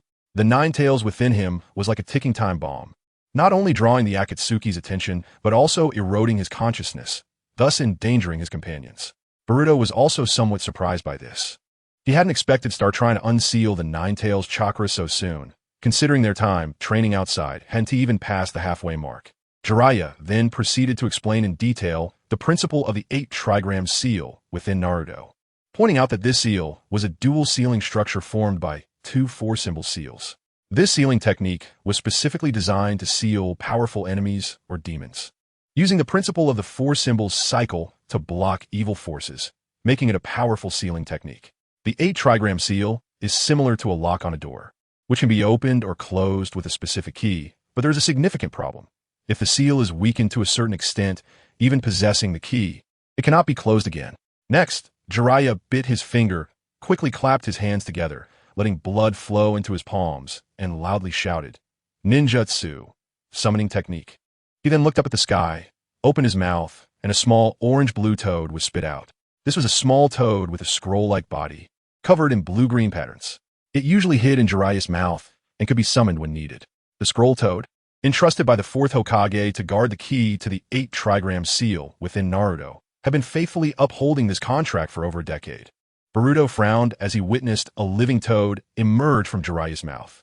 He had thought that eating bugs in Mount Mayaboku was already extraordinary, but now he realized his perspective was still too narrow. Naruto couldn't help but show a look of surprise. Among the 3 of them, he felt out of place. Boruto eating bugs and the perverted sage spitting out toads made him feel different. After being summoned, the scroll toad looked around at everyone, then fixed its gaze on Jiraiya, crossing its arms and asking in an inquiring tone, Jiraiya, you call me out for something? Jiraiya replied seriously, I plan to use the key to the 8 trigram seal within Naruto to release some Nine Tails chakra to help Naruto learn to control the power of the Nine Tails. The scroll toad appeared somewhat excited but also nervous. Jiraiya, are you crazy? That's the Nine Tails. The same Nine Tails that once killed the 4th Hokage and his wife. Jiraiya stopped the scroll toad with a glance, signaling it not to continue. If anything goes wrong, I, Jiraiya, one of the legendary Sannin, will personally intervene. However, the scroll toad did not doubt Jiraiya's strength, but still harbored concerns. Jiraiya then boldly pulled Boruto over, laughing heartily. Besides, I have a powerful helper. Don't be fooled by his young age. His strength surpasses mine by a lot. Since witnessing Boruto successfully enter Sage mode during training in Mount Mayaboku, Jiraiya had known that Boruto's strength had far surpassed his own. The scroll toad circled around Boruto's body, showing a hint of skepticism on its face. After all, the scroll toad knew well how strong Jiraiya was. Otherwise, he wouldn't be called one of the legendary Sannin. So it was surprising to hear that this young boy could surpass Jiraiya. All right, the scroll toad, seeing Jiraiya so insistent, had no choice but to comply. Its entire body slowly floated in front of Naruto. You are Uzumaki Naruto? Facing the scroll toad's inquiry, Naruto looked at the toad floating in front of him and gently nodded to confirm. After receiving Naruto's definite response, the scroll toad extended its claw and pointed. Open your clothes and expose your belly. I'm going to help you unravel the seal. Chapter 164. Four Tails Transformation. Naruto then followed the scroll toad's instructions, unbuttoning his top to reveal his abdomen. Before unraveling the 8 trigram seal within Naruto, the scroll toad reminded him, Kid, I'm going to start unraveling the seal within you now, okay? To this, Naruto felt a bit nervous, swallowed hard, and nodded to indicate he was ready. Then, the scroll toad moved forward extending its claw to gently press against Naruto's belly. A complex sealing incantation immediately appeared, and then the scroll toad began to twist its claw in the direction of the sealing pattern, as if unlocking a mechanism. Jiraiya gazed intently at the seal that emerged on Naruto's abdomen, which sealed the Nine Tails chakra. The Nine Tails was a collection of the evil energy accumulated by humanity in the past, and wherever it appeared, it could bring catastrophic destruction. Jiraiya was aware of the dangers of attempting to lift the seal on the Nine Tails, so he spent a long time contemplating this extremely reckless decision.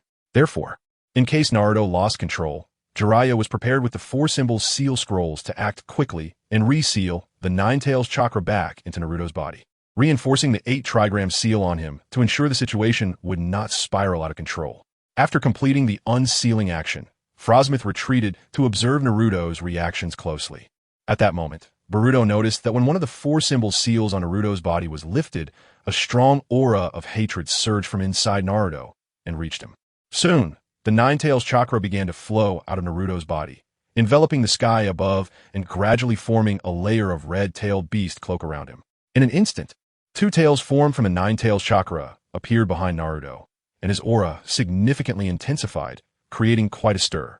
At this moment, Naruto's consciousness remained relatively clear, but the pupils in his eyes had transformed into the red slits of the Nine Tails.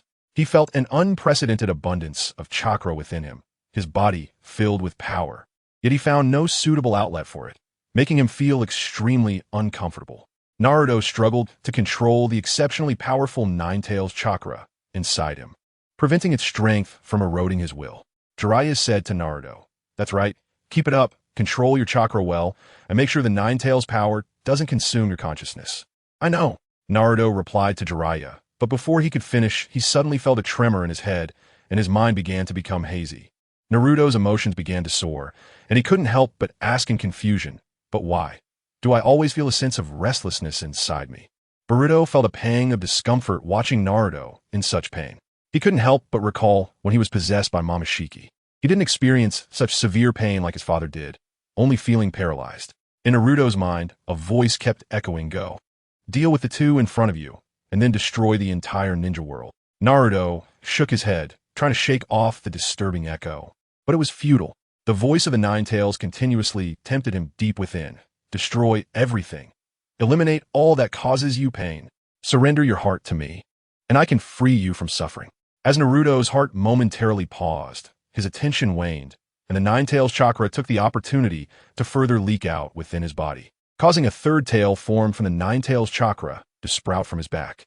Soon after, Naruto seemed to be oppressed by a heavy force. Sharp claws grew from his hands, his body became beast-like, crouching down, and then his limbs began to touch the ground. The grass beneath Naruto could not withstand this overwhelming pressure, starting to sink and crack, accompanied by Naruto's deep growls, until the ground finally shattered. Before long, as the chakra tails behind Naruto increased to the 4th, Boruto furrowed his brows because he noticed that his father's skin was tearing due to the violent Nine Tails chakra, gradually peeling away. This sight made him take a few steps forward unconsciously. Jiraiya saw Naruto's painful expression but still reached out to grab Boruto's arm, gently shaking his head, signaling him not to act impulsively for the time being. Jiraiya himself felt an immense pain in his heart, not just Boruto. He understood that these were trials Naruto had to endure on his path to growth. During Naruto's transformation into the 4 tails, as his skin peeled away, blood began to overflow from his body, flowing down. However, once this blood came into contact with the scorching Nine Tails chakra, it was instantly evaporated, producing a hissing sound. At this moment, Naruto's face displayed a fierce glow. He could no longer suppress the Nine Tails hatred, and his consciousness gradually sank into an endless abyss of darkness, controlled by the Nine Tails chakra. The 4 tails Naruto let out a deafening roar towards the sky. A powerful aura erupted from within him, sweeping across the surroundings, destroying everything in its path. Once this violent energy subsided, Boruto found that a massive pit with a diameter of several hundred meters had formed with Naruto at its center. Boruto, dodging this energy wave, had already stood on a distant tree, watching the scene in amazement. The chakra explosion created such a massive energy wave. In the next second, Boruto's figure vanished from spot.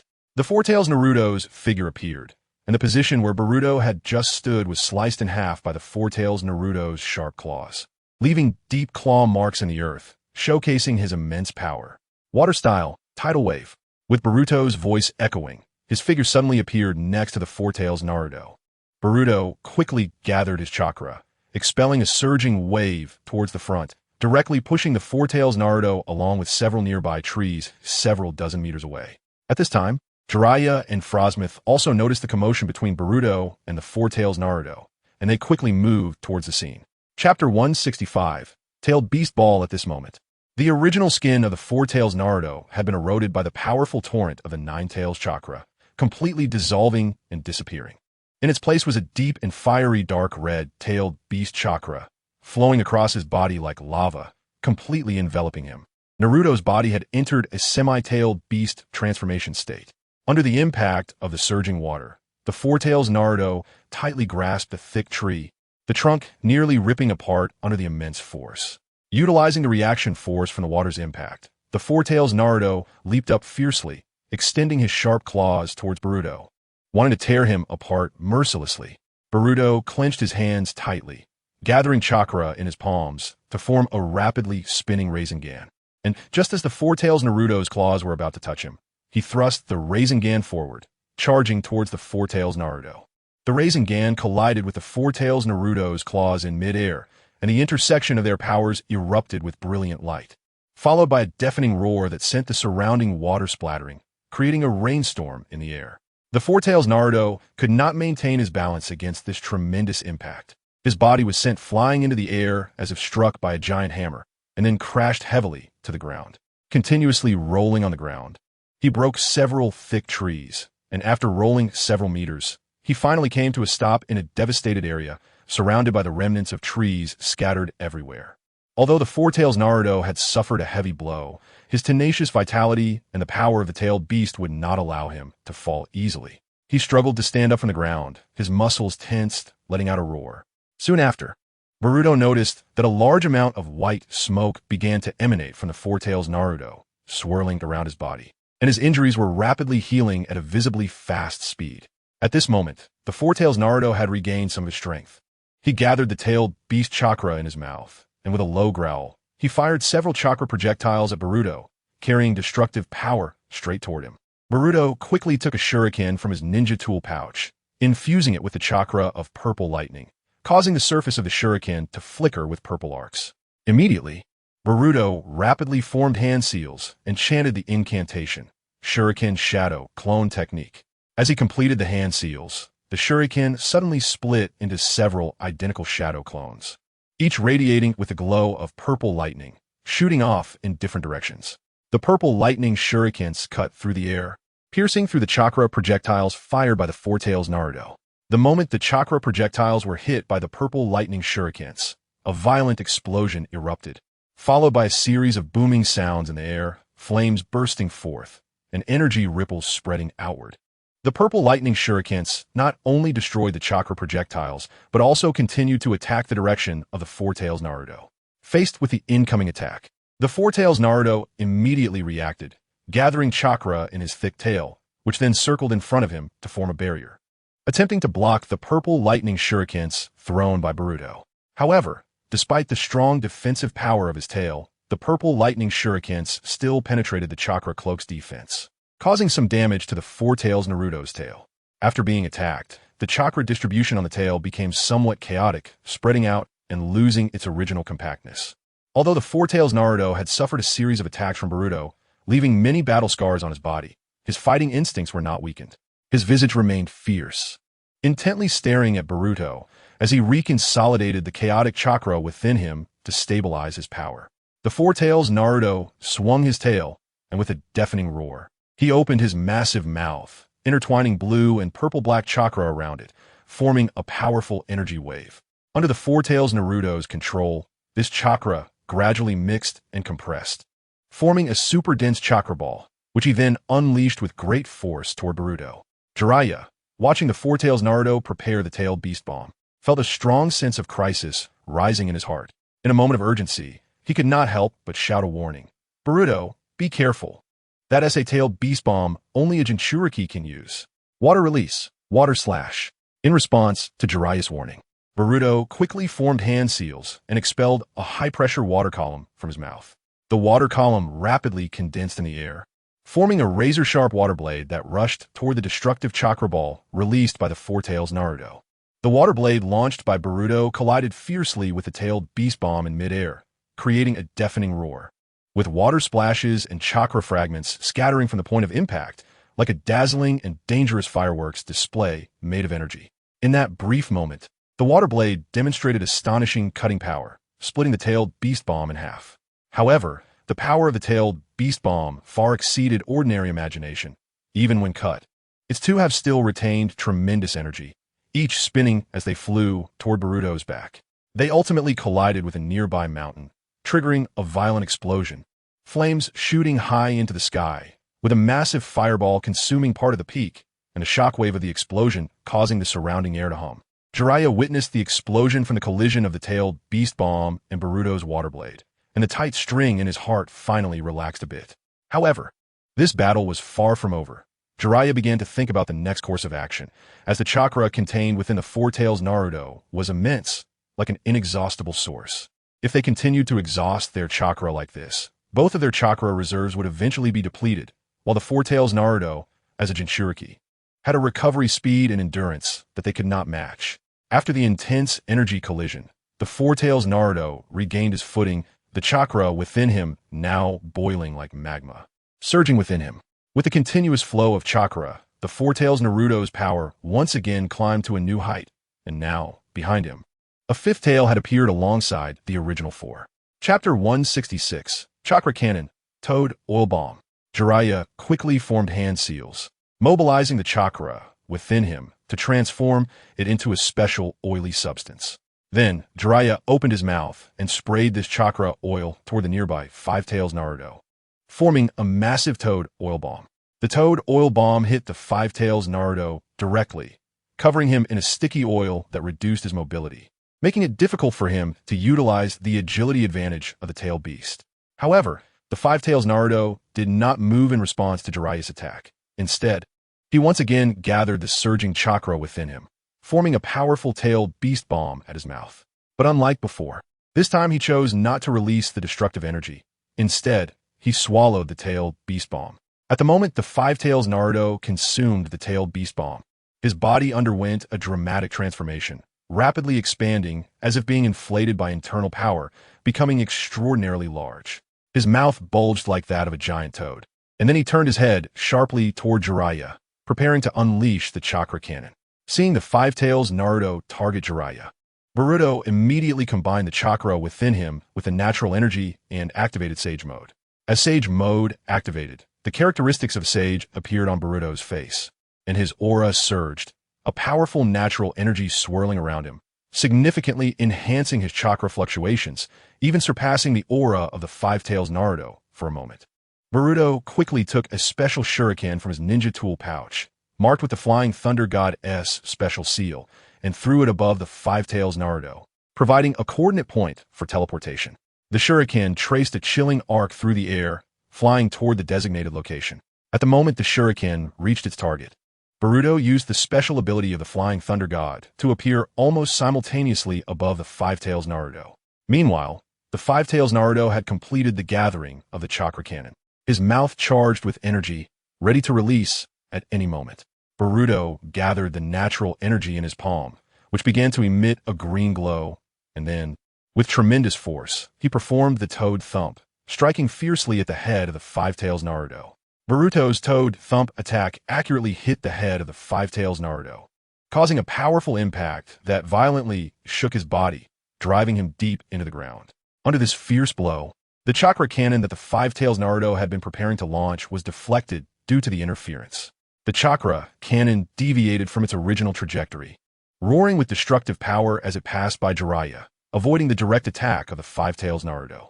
As the chakra cannon hit the ground, it tore through the earth, leaving a deep ravine, clouds of dust rising, rocks shattering, and the surrounding terrain suffering severe damage from the strike. At the moment when Boruto successfully interfered with the Five Tails Naruto and caused the chakra cannon to deviate, Five Tails Naruto also reacted. A strange form suddenly emerged from its back. As a brand new body split out, opening a huge mouth like a fierce beast, and lunged toward Boruto's head with a powerful bite. Facing the sudden attack from Five Tails Naruto, Boruto was slightly surprised, but he didn't show the slightest panic. After all, the battlefield changes rapidly, and Boruto had prepared a backup plan for this. With a series of continuous sizzling sounds, the ground beneath Five Tails Naruto suddenly erupted in violent explosions. When Boruto teleported using the flying Raijin technique, he had already attached several explosive tags to his kunai and thrown them at Five Tails Naruto's feet. These explosive tags detonated at a crucial moment, catching Five Tails Naruto off guard, causing the ground beneath it to begin to sink and creating violent tremors that made it lose its balance temporarily. Seizing the moment when Five Tails Naruto lost its balance due to the explosion, Boruto performed the frog kata, enhancing his sensory range and destructive power with natural energy. And his attack range was very broad, making it extremely difficult for Five Tails Naruto to defend. Under Boruto's attack, Five Tails Naruto was heavily knocked down to the ground, and as it fell, the ground could not withstand the immense impact and cracked. Five Tails Naruto struggled to rise from the ground, its body trembling with anger, letting out a deafening roar. At this moment, it was completely controlled by rage, the power of the tailed beast surging within it, and as it roared, the six-chakra tail slowly grew from its tailbone.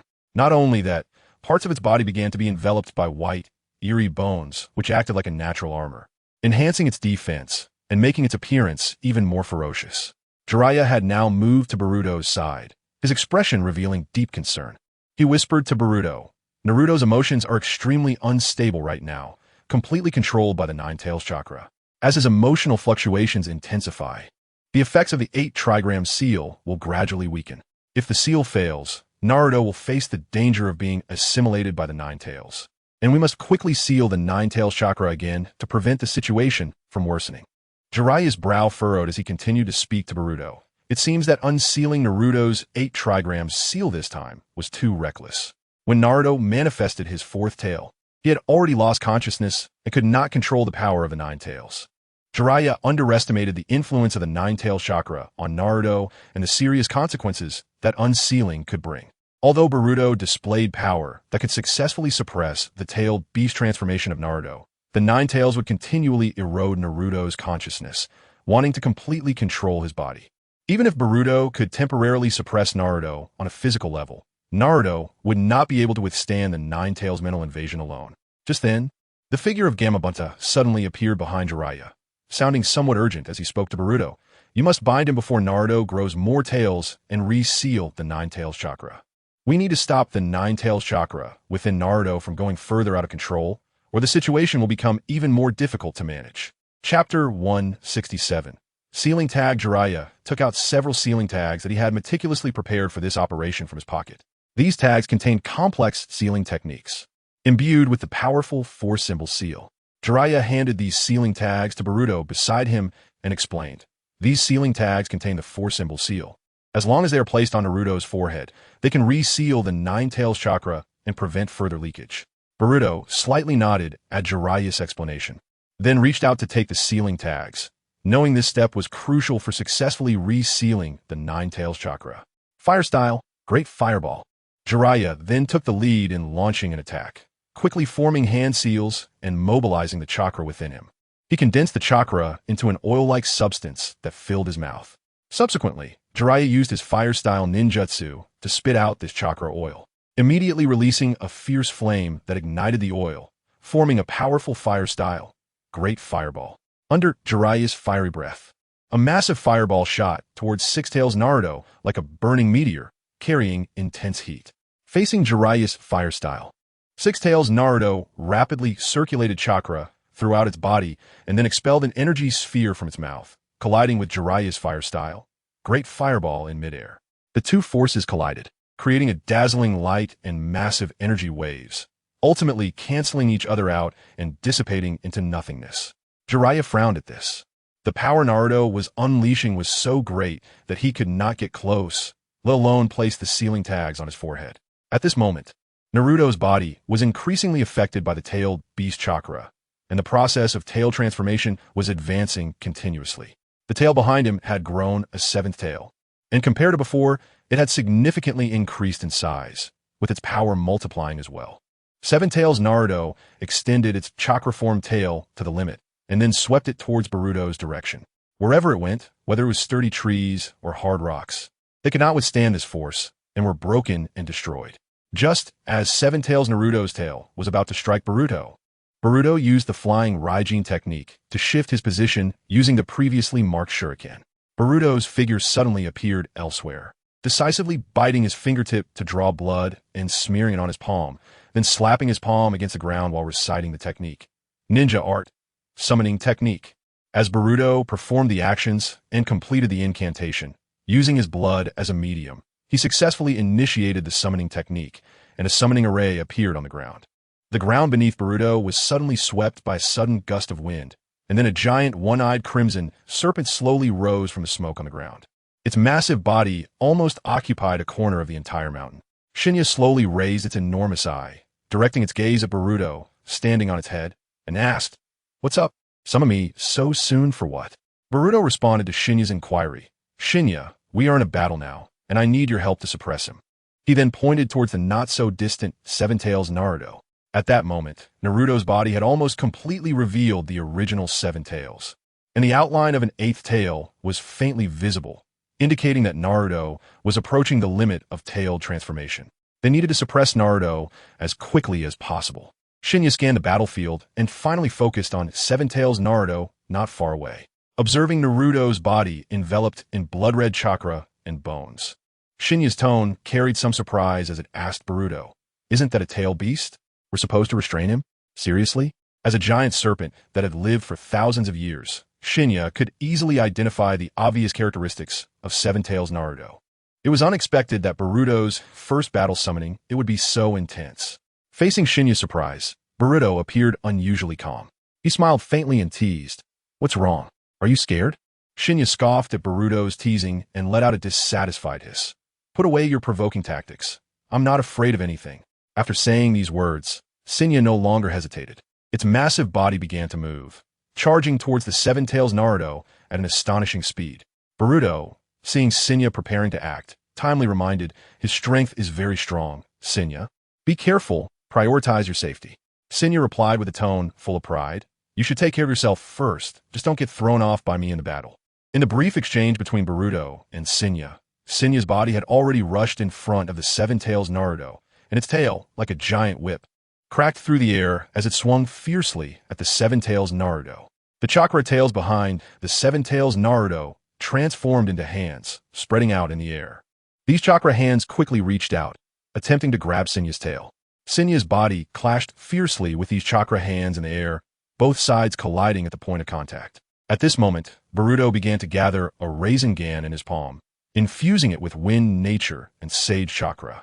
As Shinya and the Seven Tails Naruto struggled against each other, Boruto seized the opportunity to leap from Shinya's head, jumping above the Seven Tails Naruto, raising the Rasengan in his hand and striking down with all his might.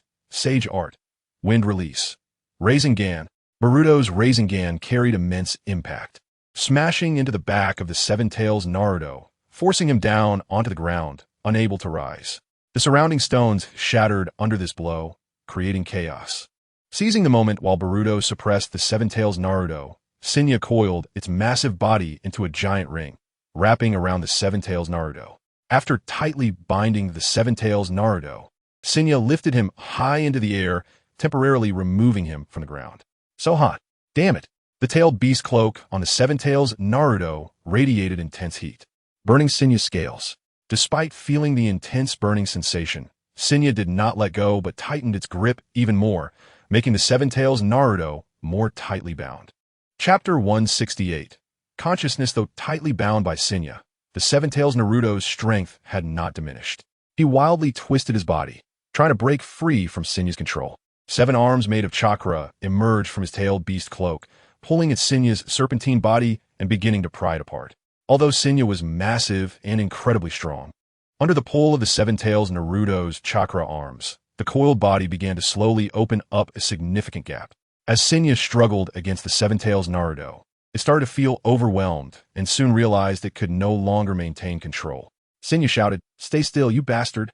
Then, Shinya opened its massive mouth, gathering energy within its body to spray a powerful petrifying liquid at the Seven Tails Naruto, intending to turn him to stone. The petrifying liquid sprayed over the Seven Tails Naruto's body, causing the bones covered by the tailed beast cloak to begin petrifying and turning gray. However, as the petrification process attempted to spread further onto the Seven Tails Naruto's body, it encountered resistance. The tailed beast cloak on the surface of the Seven Tails Naruto blocked the further erosion of the petrifying liquid, preventing complete penetration. The Seven Tails Naruto immediately began to gather a tailed beast ball in his mouth. Seeing that Sinya's petrifying ability was of little use against him, he bit down on the Seven Tails Naruto to enhance his binding strength. Sinya looked at Boruto and shouted, "This guy's power is too great. I can't hold on much longer." Feeling its stamina rapidly depleting, it realized that it would soon be broken free by the Seven Tails Naruto. At the same time, Boruto quickly threw a flying Thunder God Shuriken, using the instantaneous movement ability of the Flying Thunder God technique to appear in front of the Seven Tails Naruto.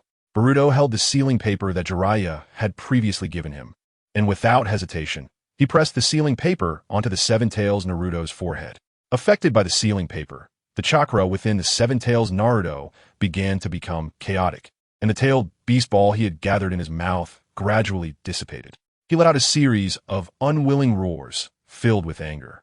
And just as his consciousness was about to fade, the Seven Tails Naruto's eyes widened, fixating on Boruto in front of him. Suddenly, Boruto felt his consciousness being pulled by an invisible force drawn into the Seven Tails Naruto's mind. When Boruto opened his eyes again, the surroundings had changed. He was no longer on the battlefield, but in a familiar room. This was Naruto's room, and everything looked so real. Boruto saw Naruto sitting at a table, excitedly rubbing his hands, with a bucket of instant noodles placed on the table in front of him. Boruto walked up, but found that Naruto seemed to completely not see him, showing no reaction to his presence. Naruto continued excitedly rubbing his hands, then picked up the bucket of noodles. Naruto made hand signs, and suddenly, 2 clouds of smoke appeared around his body. When the smoke cleared, 2 identical shadow clones appeared beside him, both wearing excited expressions. "Look, what is this? So amazing. Isn't this the limited super rare ramen? It's sold out everywhere, and you can't buy it even if you have money. Do you want to eat this limited ramen? I want to eat. Then let's hold a super poker tournament for the ramen." Oh, immediately, Naruto and his shadow clones began to entertain themselves, filling the room with laughter and joy. When Naruto and his shadow clones finished their self-entertainment, the clones began to gradually dissipate, turning into smoke and eventually disappearing completely, leaving Naruto alone in the room once again. Boruto saw this scene and knew that when shadow clones dissipate, the emotions and memories they carried would return to the original body. The combined emotions of the 3 shadow clones made Naruto's sense of loneliness triple compared to usual. Alone in the empty room, Naruto curled up, burying his head between his legs, as if seeking a bit of comfort. Seeing Naruto in this curled-up position, Boruto felt a strong pang in his heart. He stepped forward, wanting to reach out, but just as his fingers were about to touch Naruto's shoulder, the scene before him suddenly changed. Boruto found himself outside a dark prison cell. The entire space was exceptionally damp, giving a sense of oppression. Boruto looked around and noticed a figure quietly sitting on the ground in the corner of the dark cell. The outline of this figure appeared blurred in the dim light, but Boruto could still recognize that it was Naruto's consciousness. While Boruto gazed at Naruto's consciousness, a deep voice echoed from the shadows of the cell, prompting Boruto to turn and look at the source of the sound. Do you know why he learned the shadow clone technique the fastest and mastered it best? The Ninetales voice echoed in the cell. Because the shadow clone is the ninjutsu he uses to cover his loneliness. How can kids like you, who have never experienced pain, understand our hatred? Boruto responded, everyone reconciles with the world in their own way. If one remains immersed in the past, they may be trapped by old wounds and find it hard to break free. Although Boruto said this, how difficult it is to heal the wounds in one's heart. The Ninetales gaze pierced through the shadows, looking at the irritating guy in front of him and continued, just now, it was only a part of his deep inner pain. I have been inside him for over a decade. I can even say I understand him better than he understands himself. His heart is already riddled with scars. Why should he continue to endure pain? Memories are ultimately memories. I am no longer lonely. I have many companions by my side. Naruto, who was beside Boruto, suddenly raised his head. He looked at the Ninetales, and at that moment, his consciousness had recovered due to the influence of the sealing paper. Naruto's words seemed to tell the Ninetales that he was no longer the lonely boy from the past, no longer needing to rely on shadow clones to hide his solitude. He had things he must do and protect. The Ninetales' tone carried a hint of disdain. It scoffed and continued, including that Uchiha brat who once abandoned the village. Chapter 169, Investigation. Upon hearing the Ninetales' contemptuous remarks, Naruto immediately responded to its provocation with a loud voice. Of course, no matter when, Sasuke will always be my important companion. It's just that he is temporarily bound by the invisible shackles of hatred. At this point, Naruto paused, but I will definitely bring him back to Konoha. Speak plainly and keep your promises. This is my unwavering ninja way. Naruto has always believed that no matter how far Sasuke goes or how deeply his mind is shrouded in the shadows of hatred, he will do everything he can to guide Sasuke back from that endless darkness and return him to Konoha, where they grew up together. The Ninetales seemed indifferent to Naruto's passionate declaration.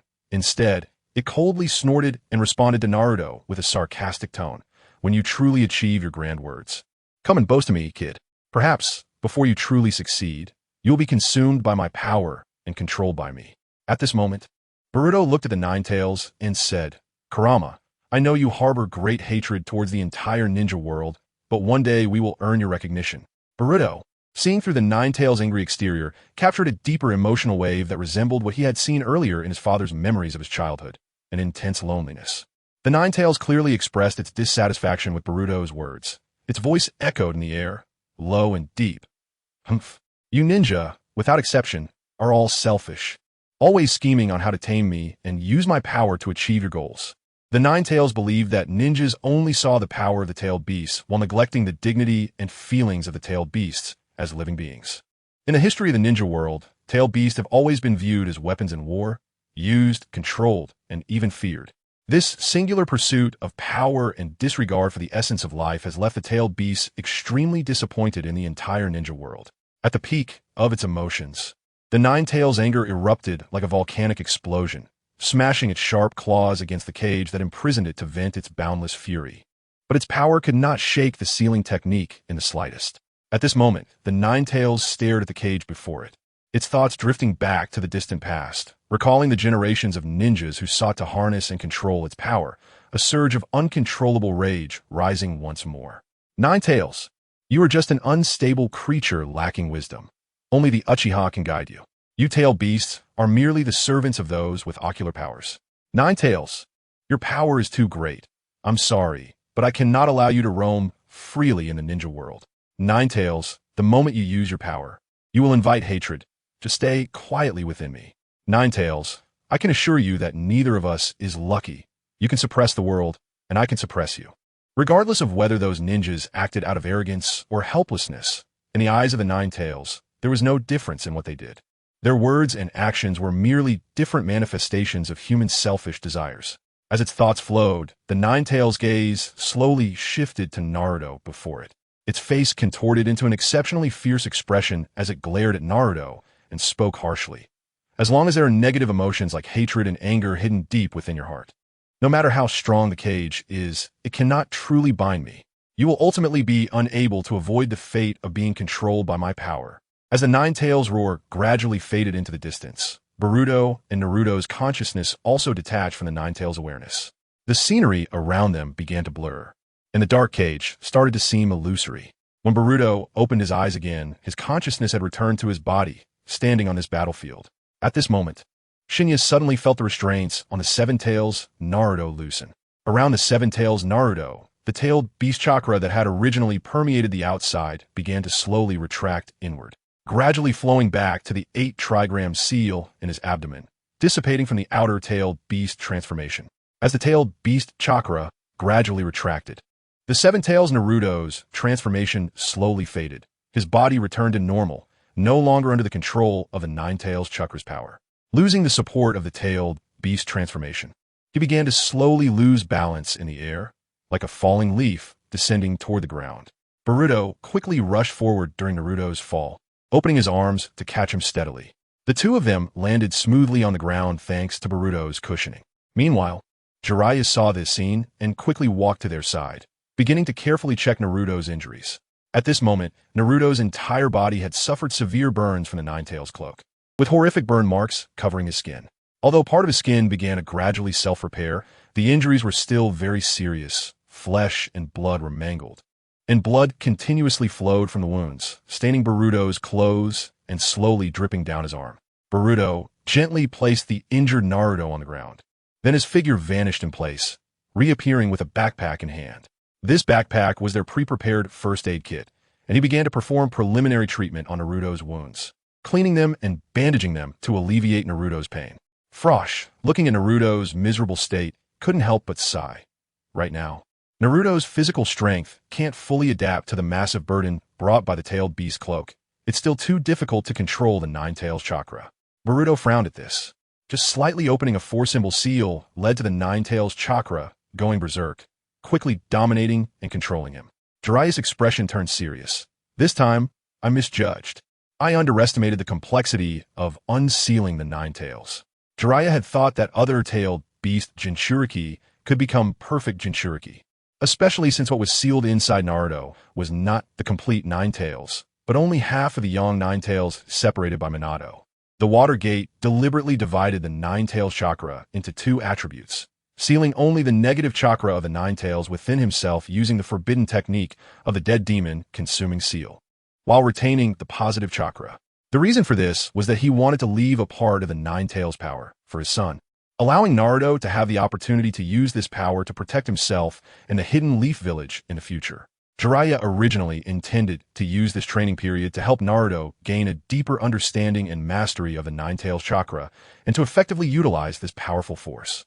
However, reality dealt Jiraiya a heavy blow. He had not anticipated that even with half of the beast transformation, the power of the Nine-Tails would be so formidable, far exceeding his expectations. At this moment, Fukasaku broke their silence and said to Jiraiya, "Jiraiya, I will take my leave now. When you next need to use the sealing key, summon me again." Jiraiya slightly nodded at Fukasaku's words. After Fukasaku finished speaking, he began to retract his scroll-like body, gradually transforming back into his original toad form, shrinking to normal size, and then leaping back into Jiraiya's body. After handling everything at hand, Boruto raised his head, turned his gaze to Shinya not far away, and said, "Shinya, thank you for your help this time." Upon hearing Boruto's gratitude, Shinya snorted lightly, seemingly indifferent to Boruto's thanks, and then raised its head high, slowly speaking. "Huh? Who helped you? If I hadn't seen him eyeing me, I wouldn't have intervened." After saying this, Shinya's body began to blur, turning into a puff of smoke, and then disappeared before Boruto. Boruto stood there, watching the figure of Shinya dissipate into smoke, the corners of his mouth slightly curling up, forming a faint smile. What an insincere guy. Just then, Jiraiya turned his gaze to Boruto and posed a practical question. "Boruto, considering the current situation, you should be able to use your Flying Thunder God technique to quickly take us away from here, right?" With Jiraiya and Boruto's initial handling, Naruto's injuries were somewhat alleviated, but his condition was still not optimistic, and he needed to be transferred to a place with adequate medical facilities for treatment as soon as possible. "No problem." Boruto nodded in response to Jiraiya's suggestion. Upon hearing Boruto's affirmative reply, Jiraiya picked Naruto up from the ground. Although he had just experienced a battle and had consumed a lot of chakra, there was still enough chakra within him to use the Flying Thunder God technique to safely transport them to a nearby hospital.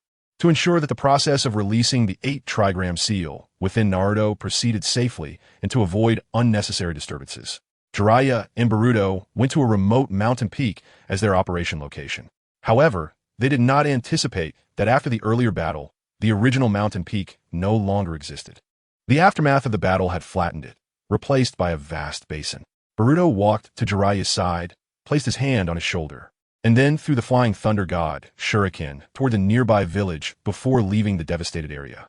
Using the Flying Thunder God technique, Boruto successfully transported Jiraiya and the unconscious Naruto to their intended destination after several instantaneous movements, allowing Naruto to recover from his injuries in the village's medical facilities. Boruto and Jiraiya stood in the hospital room, their gazes focused on Naruto, who was lying on the bed, his entire body wrapped in bandages. Jiraiya remained silent for a moment, and then said solemnly, "It seems we can no longer act recklessly like this. We need to investigate and understand how other Jinchuriki balance the power of their tailed beasts." Boruto turned his gaze to Jiraiya and made a suggestion. "Perhaps, once Naruto's injuries heal, we can consider sending him to Mount Mayaboku to train in Sage Mode. Upon hearing Boruto's suggestion, Jiraiya was momentarily taken aback, seeming somewhat surprised, but quickly understood Boruto's intentions.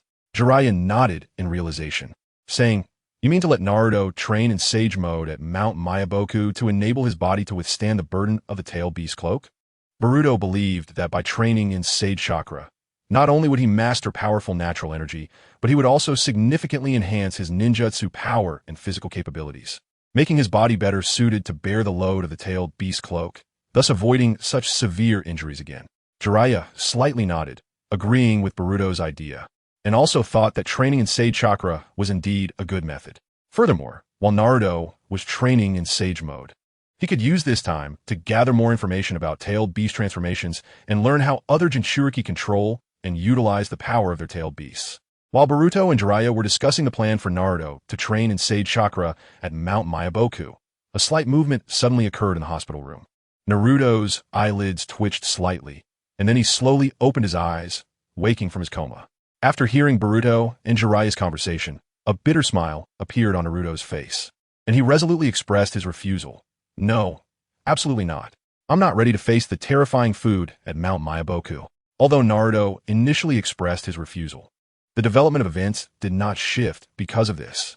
Ultimately, when Jiraiya proposed that as long as Naruto was willing to go to Mount Myaboku to train and enhance his strength, he would gain the power to bring Sasuke back, Naruto accepted the proposal without hesitation. A few days later, Naruto's injuries significantly improved, reaching a level where he could train. Jiraiya decided not to delay any longer. He directly used the reverse summoning technique mastered by Fukasaku to transport Naruto to Mount Myaboku. After Naruto embarked on his journey to train at Mount Myaboku, Jiraiya turned around and said to Boruto in a serious tone, "Well then, Boruto, let's get started." Boruto nodded in response, and the two prepared to gather as much valuable information as possible during Naruto's training period at Mount Myaboku. Chapter 170. Encounter with Sasuke again. After a period of hard training, Naruto successfully returned from Mount Myaboku and appeared before Boruto and Jiraiya. Boruto noticed that after training at Mount Myaboku, his father's demeanor had undergone a noticeable change compared to before, exuding a confident calmness in his movements. Fukasaku slowly walked between Boruto and Naruto, his gaze revealing admiration and respect, and he spoke, "In the several hundred years at Mount Myaboku, I've never encountered two young people with such talent for sage art as you two." Upon hearing Fukasaku's words, Jiraiya's eyes sparkled with joy, and he asked, "Lord Fukasaku, does that mean Naruto has also trained to become a perfect sage mode, like Boruto?" To this, Fukasaku nodded, stating that during Naruto's training at Mount Myaboku, he not only learned how to absorb natural energy, but also how to perfectly fuse this natural energy with his own chakra, thus entering perfect sage mode. Jiraiya's face beamed with a satisfied smile as he patted Naruto's back heartily. "Great. You can still do it." Fukasaku turned his gaze to Jiraiya, young Jiraiya, as their teacher. "You are not in perfect sage mode yourself. Would you like to come back with me for a refresher?" Jiraiya still had plenty of room for improvement in his sage art training. Forget it. There are many things to be busy with recently." Jiraiya, hearing the teasing from Sage Shinsaku, showed a hint of an embarrassed smile and waved his hand. Sage Shinsaku did not press the matter further, but Boruto and Naruto, although both had successfully mastered the perfect sage mode on Mount Myaboku, had not yet reached the ultimate form of movement and stillness through the simultaneous use of the two births technique like Jiraiya did, which made Sage Shinsaku feel somewhat emotional. At that moment, Sage Shinsaku turned around, and his gaze fell on Boruto, gently saying, "Boruto, come to Mount Myaboku more often when you have time. Your mother still likes you very much. If you come, just let me know in advance, and I'll have her prepare some delicious food for you." Boruto nodded slightly at Sage Shinsaku's invitation. "I will definitely come next time." Following that, Sage Shinsaku did not linger here for long, turning into a puff of smoke and disappearing before everyone's eyes, returning to his residence on Mount Myaboku. After Sage Shinsaku left, Naruto suddenly broke the silence, turning to Boruto and speaking with unusual determination. "Boruto, take me to find Sasuke. I want to know what he is thinking now." Previously, Boruto had revealed that Orochimaru no longer viewed Sasuke as a reincarnation vessel and had temporarily left to go to Orochimaru's location. However, during that time, he was in the critical stage of training the Udama Rasengan and could not go along due to Sage Jiraiya's strong insistence on completing his training. Now that his training on Mount Myaboku had come to a successful end, It was time to bring Sasuke back to Konohagakure. According to the timeline, Sasuke should have completed his sage training in the Dragon Cave and returned to Orochimaru's base. So Boruto took Naruto toward Orochimaru's location. Boruto used the Flying Thunder God technique to appear near Orochimaru's base with Naruto. They found Sasuke standing in front of a huge rock, focused on honing his swordsmanship. Boruto walked straight up to Sasuke, meeting his gaze, and said, "Long time no see, Sasuke." Sasuke responded to Boruto's voice, and then his gaze casually swept over Naruto behind Boruto. Although he was somewhat surprised to see Naruto here, he quickly regained his composure. Sasuke turned his gaze back to Boruto and said succinctly, "You two are here to find Orochimaru, right? Orochimaru is inside, so I won't keep you company." After saying that, he did not linger and turned to leave. At this moment, Naruto, who had been silent behind Boruto, stepped forward and resolutely said to Sasuke, "Who want to find that guy Orochimaru? I'm here for you, Sasuke." Upon hearing Naruto say that their purpose was not to find Orochimaru but to see him, Sasuke stopped, turned around, and met Naruto's gaze. At this moment, Sasuke felt something unusual in his heart, because before this, whether it was Boruto or others coming to find him, it was almost always for Orochimaru. Sasuke raised his eyebrows slightly, paused in silence for a moment, then calmly spoke. "Oh? Then what do you want from me?" Naruto faced Sasuke sincerely and said, "Sasuke, we can face your hatred together. Aren't we comrades? So, come back to Konohagakure with us." In response, Sasuke replied to Naruto in a cold tone, "The revenge against Itachi Uchiha must be completed by me alone, and only I can do it." However, at that moment, Sasuke suddenly shifted his tone and proposed a condition to Naruto. "If you can defeat me now, I might consider your proposal. Otherwise, you can go back where you came from." Upon hearing Sasuke's response, a glimmer of excitement flashed in Naruto's eyes, and he loudly accepted the challenge. "You said it. It's a promise." Just as Naruto and Sasuke were exchanging words, Orochimaru and Kabuto had also sensed the commotion and walked slowly to Boruto's side. Orochimaru, with his characteristic smile, asked Boruto, "Boruto, what do you think about the duel between those two?" After hearing Orochimaru and Kabuto's question, Boruto shook his head and expressed his opinion. If we're just looking at physical techniques, then Sasuke won't be his opponent. But if Sage Mode is activated, Boruto knew that under Orochimaru's guidance, Sasuke's training focus had mostly been on practical combat skills and battle capabilities, while Naruto, under Jiraiya's guidance, had focused more on chakra control and basic training in dispelling genjutsu. Meanwhile, Kabuto recalled Sasuke's training experience in the Dragon Cave upon hearing Boruto mention Sage Mode. After a moment, Kabuto spoke. "Sasuke's talent for training Sage Mode is significantly stronger than mine. During the time he trained Sage Chakra in the Dragon Cave, he sparred with me a lot, and it's certain that Sasuke is closer to the dragon than I am." He acknowledged that Sasuke's progress and talent in Sage Mode surpassed his own. Kabuto adjusted his glasses and continued speaking to Boruto. "Moreover, you and Naruto are training in the Sage Chakra of Mount Maiboku, right? Our Sage techniques in the Dragon Cave are more ferocious than yours, He." While Kabuto was talking to Boruto, the duel between Naruto and Sasuke was about to begin, and with a faint whistle, the two quickly closed in on each other. Naruto and Sasuke exchanged a few blows first, but Sasuke clearly had a more precise grasp of the rhythm and timing of the fight. Before long, Sasuke seized an opportunity, caught Naruto's body, and with a powerful attack, sent him flying. Sasuke slowly stood over the fallen Naruto, looking down at him, then calmly said, "Naruto, you really are still as childish as ever.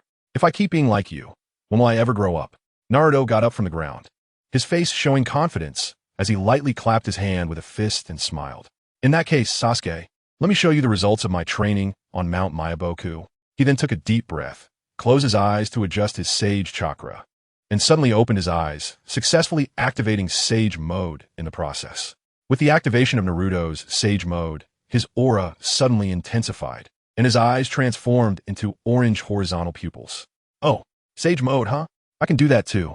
Sasuke, seeing Naruto successfully activate Sage Mode, showed no surprise at all. Instead, he smirked. Sasuke planted his Kusanagi sword into the ground, and a powerful aura began to emanate around him, causing his skin to turn exceptionally pale and a faint purple shadow to form around his eyes. As the duel between Sasuke and Naruto unfolded, Kabuto's prediction was confirmed. Sasuke clearly had the upper hand in the battle.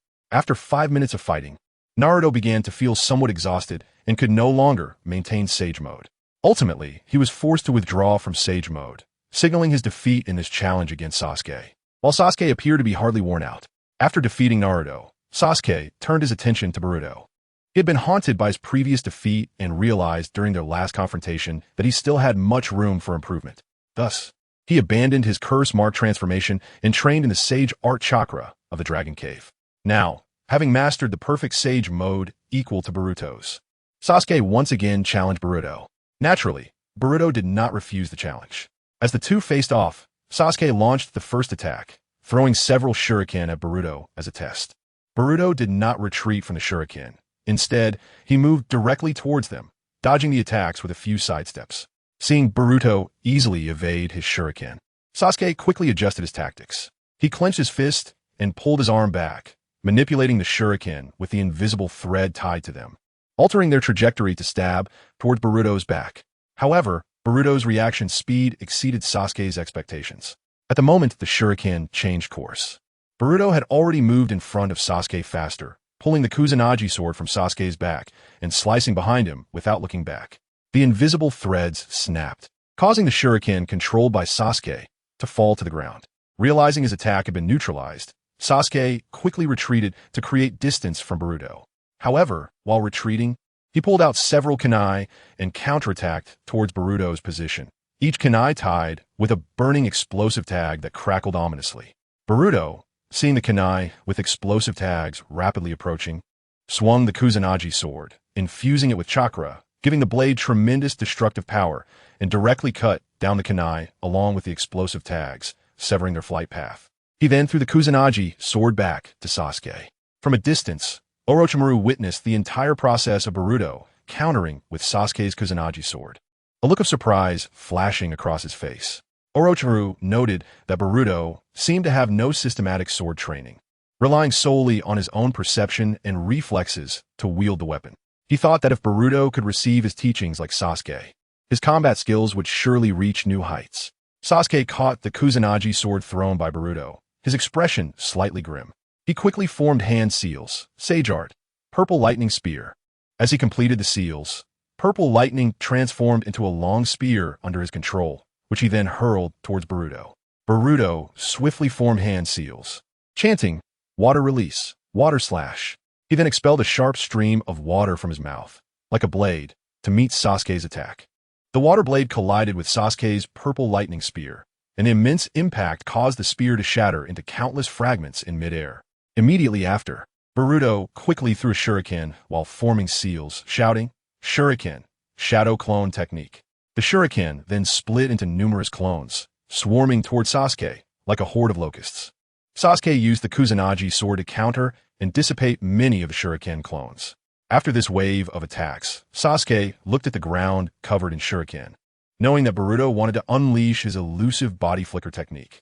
With a confident smile, Sasuke had already devised a countermeasure.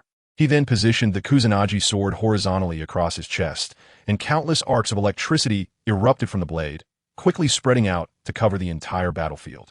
The lightning formed a net that shattered all of the shuriken shadow clones. Tomorrow, the 2.5-year arduous training will come to an end, and Boruto and Naruto will embark on their journey back to the village. Chapter 171. Return. Sasuke tightly gripped the Kusanagi sword, the surface of the blade flickering with purple lightning as it spread towards the shadow clones of shuriken thrown by Boruto. Under the bombardment of the purple lightning, the shadow clones of shuriken were shattered one by one, until finally, only the original shuriken remained. It was only then that Sasuke ceased his onslaught of purple lightning. Sage Art, Great Dragon Fire Technique. Without giving Boruto a chance to counter, Sasuke immediately gathered the abundant sage chakra within him, then opened his mouth and expelled several massive dragon-shaped flames that twisted and coiled in the air before charging straight at Boruto. Water Release, Tidal Wave. Boruto concentrated chakra within him, converting it into water release, then sprayed a high-pressure water column towards the ground, rapidly expanding to form a massive wave. This wave, like a tsunami, carried tremendous force towards Sasuke's dragon flames. The flames and water waves devoured each other, creating a sky full of mist and sparks, until both were transformed into a large amount of water vapor, enveloping the entire battlefield in a haze.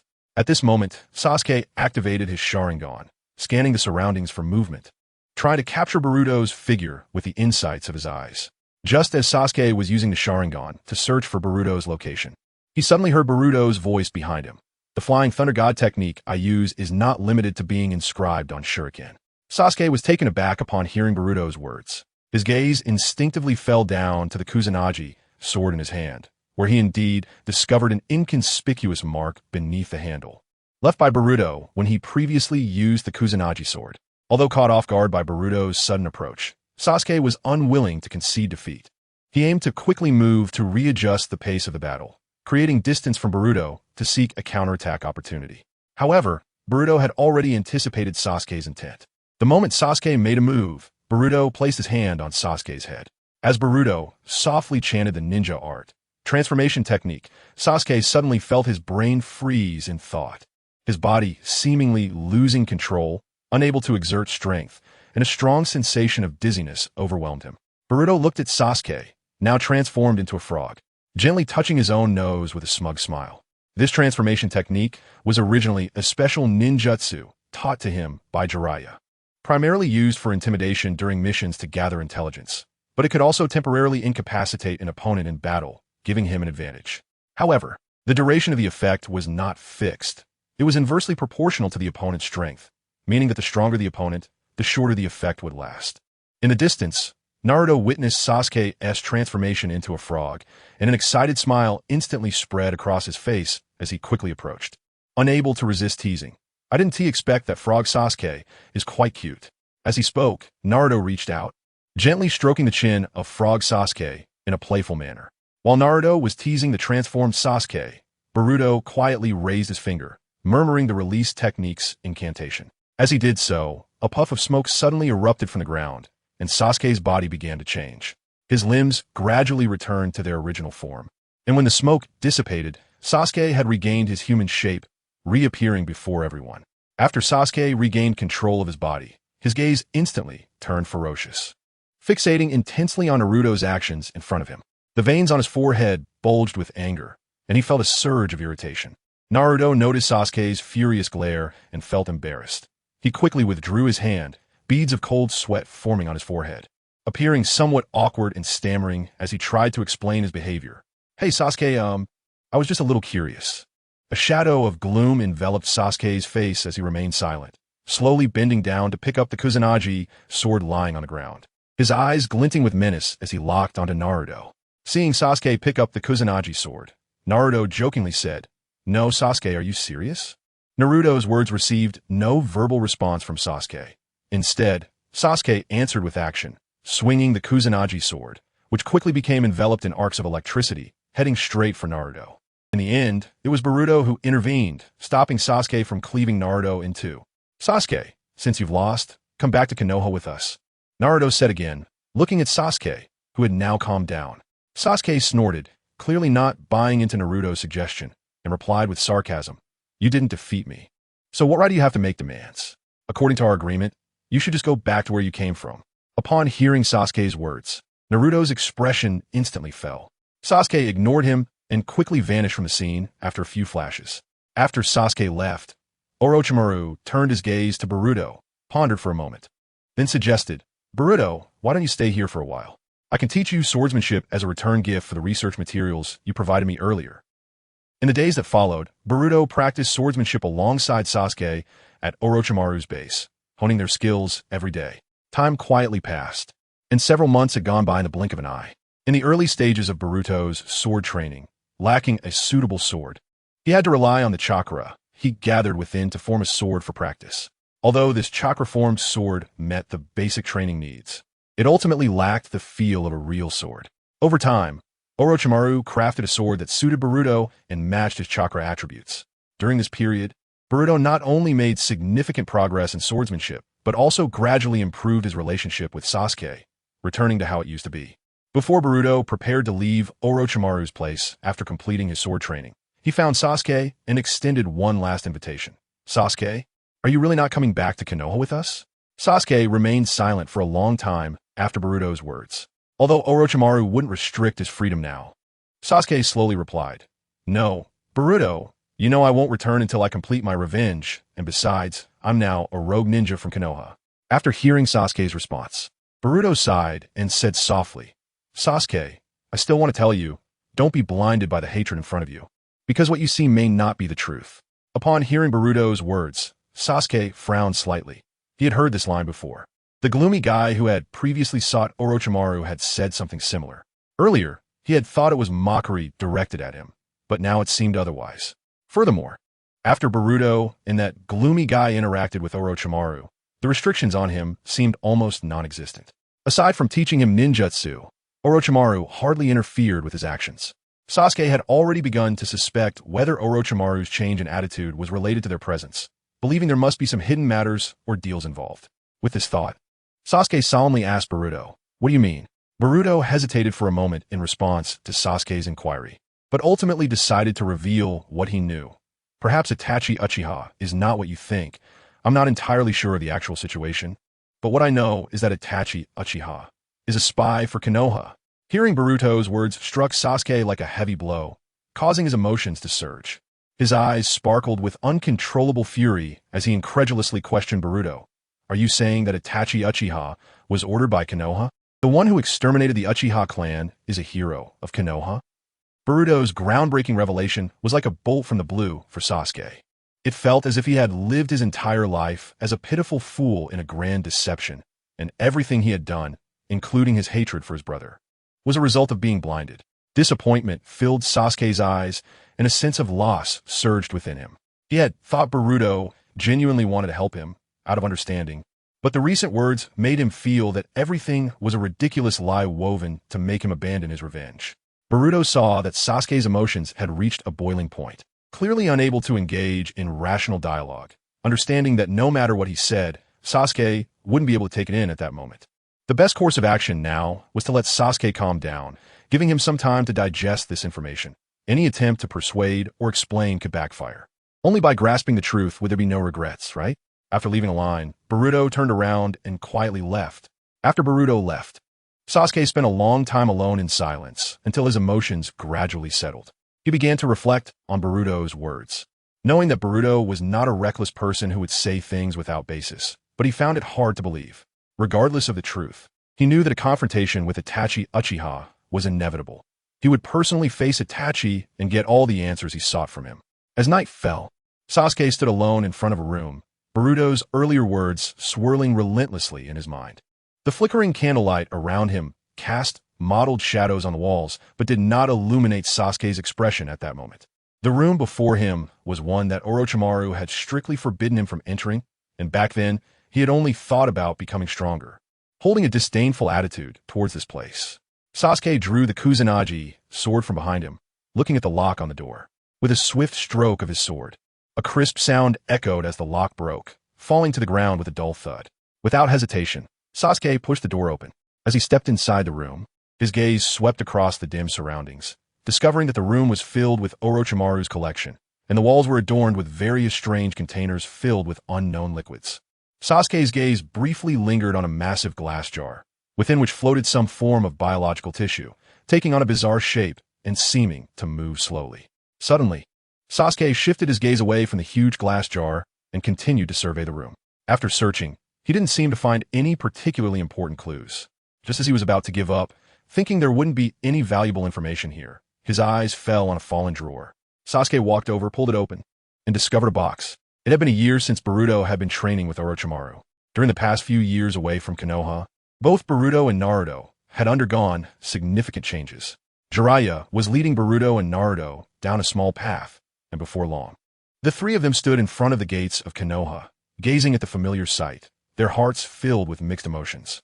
Looking at the towering Hokage rock, Boruto silently thought, "Konoha, I'm back." As soon as Boruto and his companions stepped through the gates of Konoha, they immediately caught the attention of the ninjas sitting in the gate pavilion, Izumo and Kotetsu.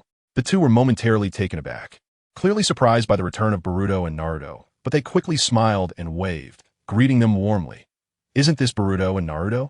You two have finished training with Lord Jiraiya and returned to the village."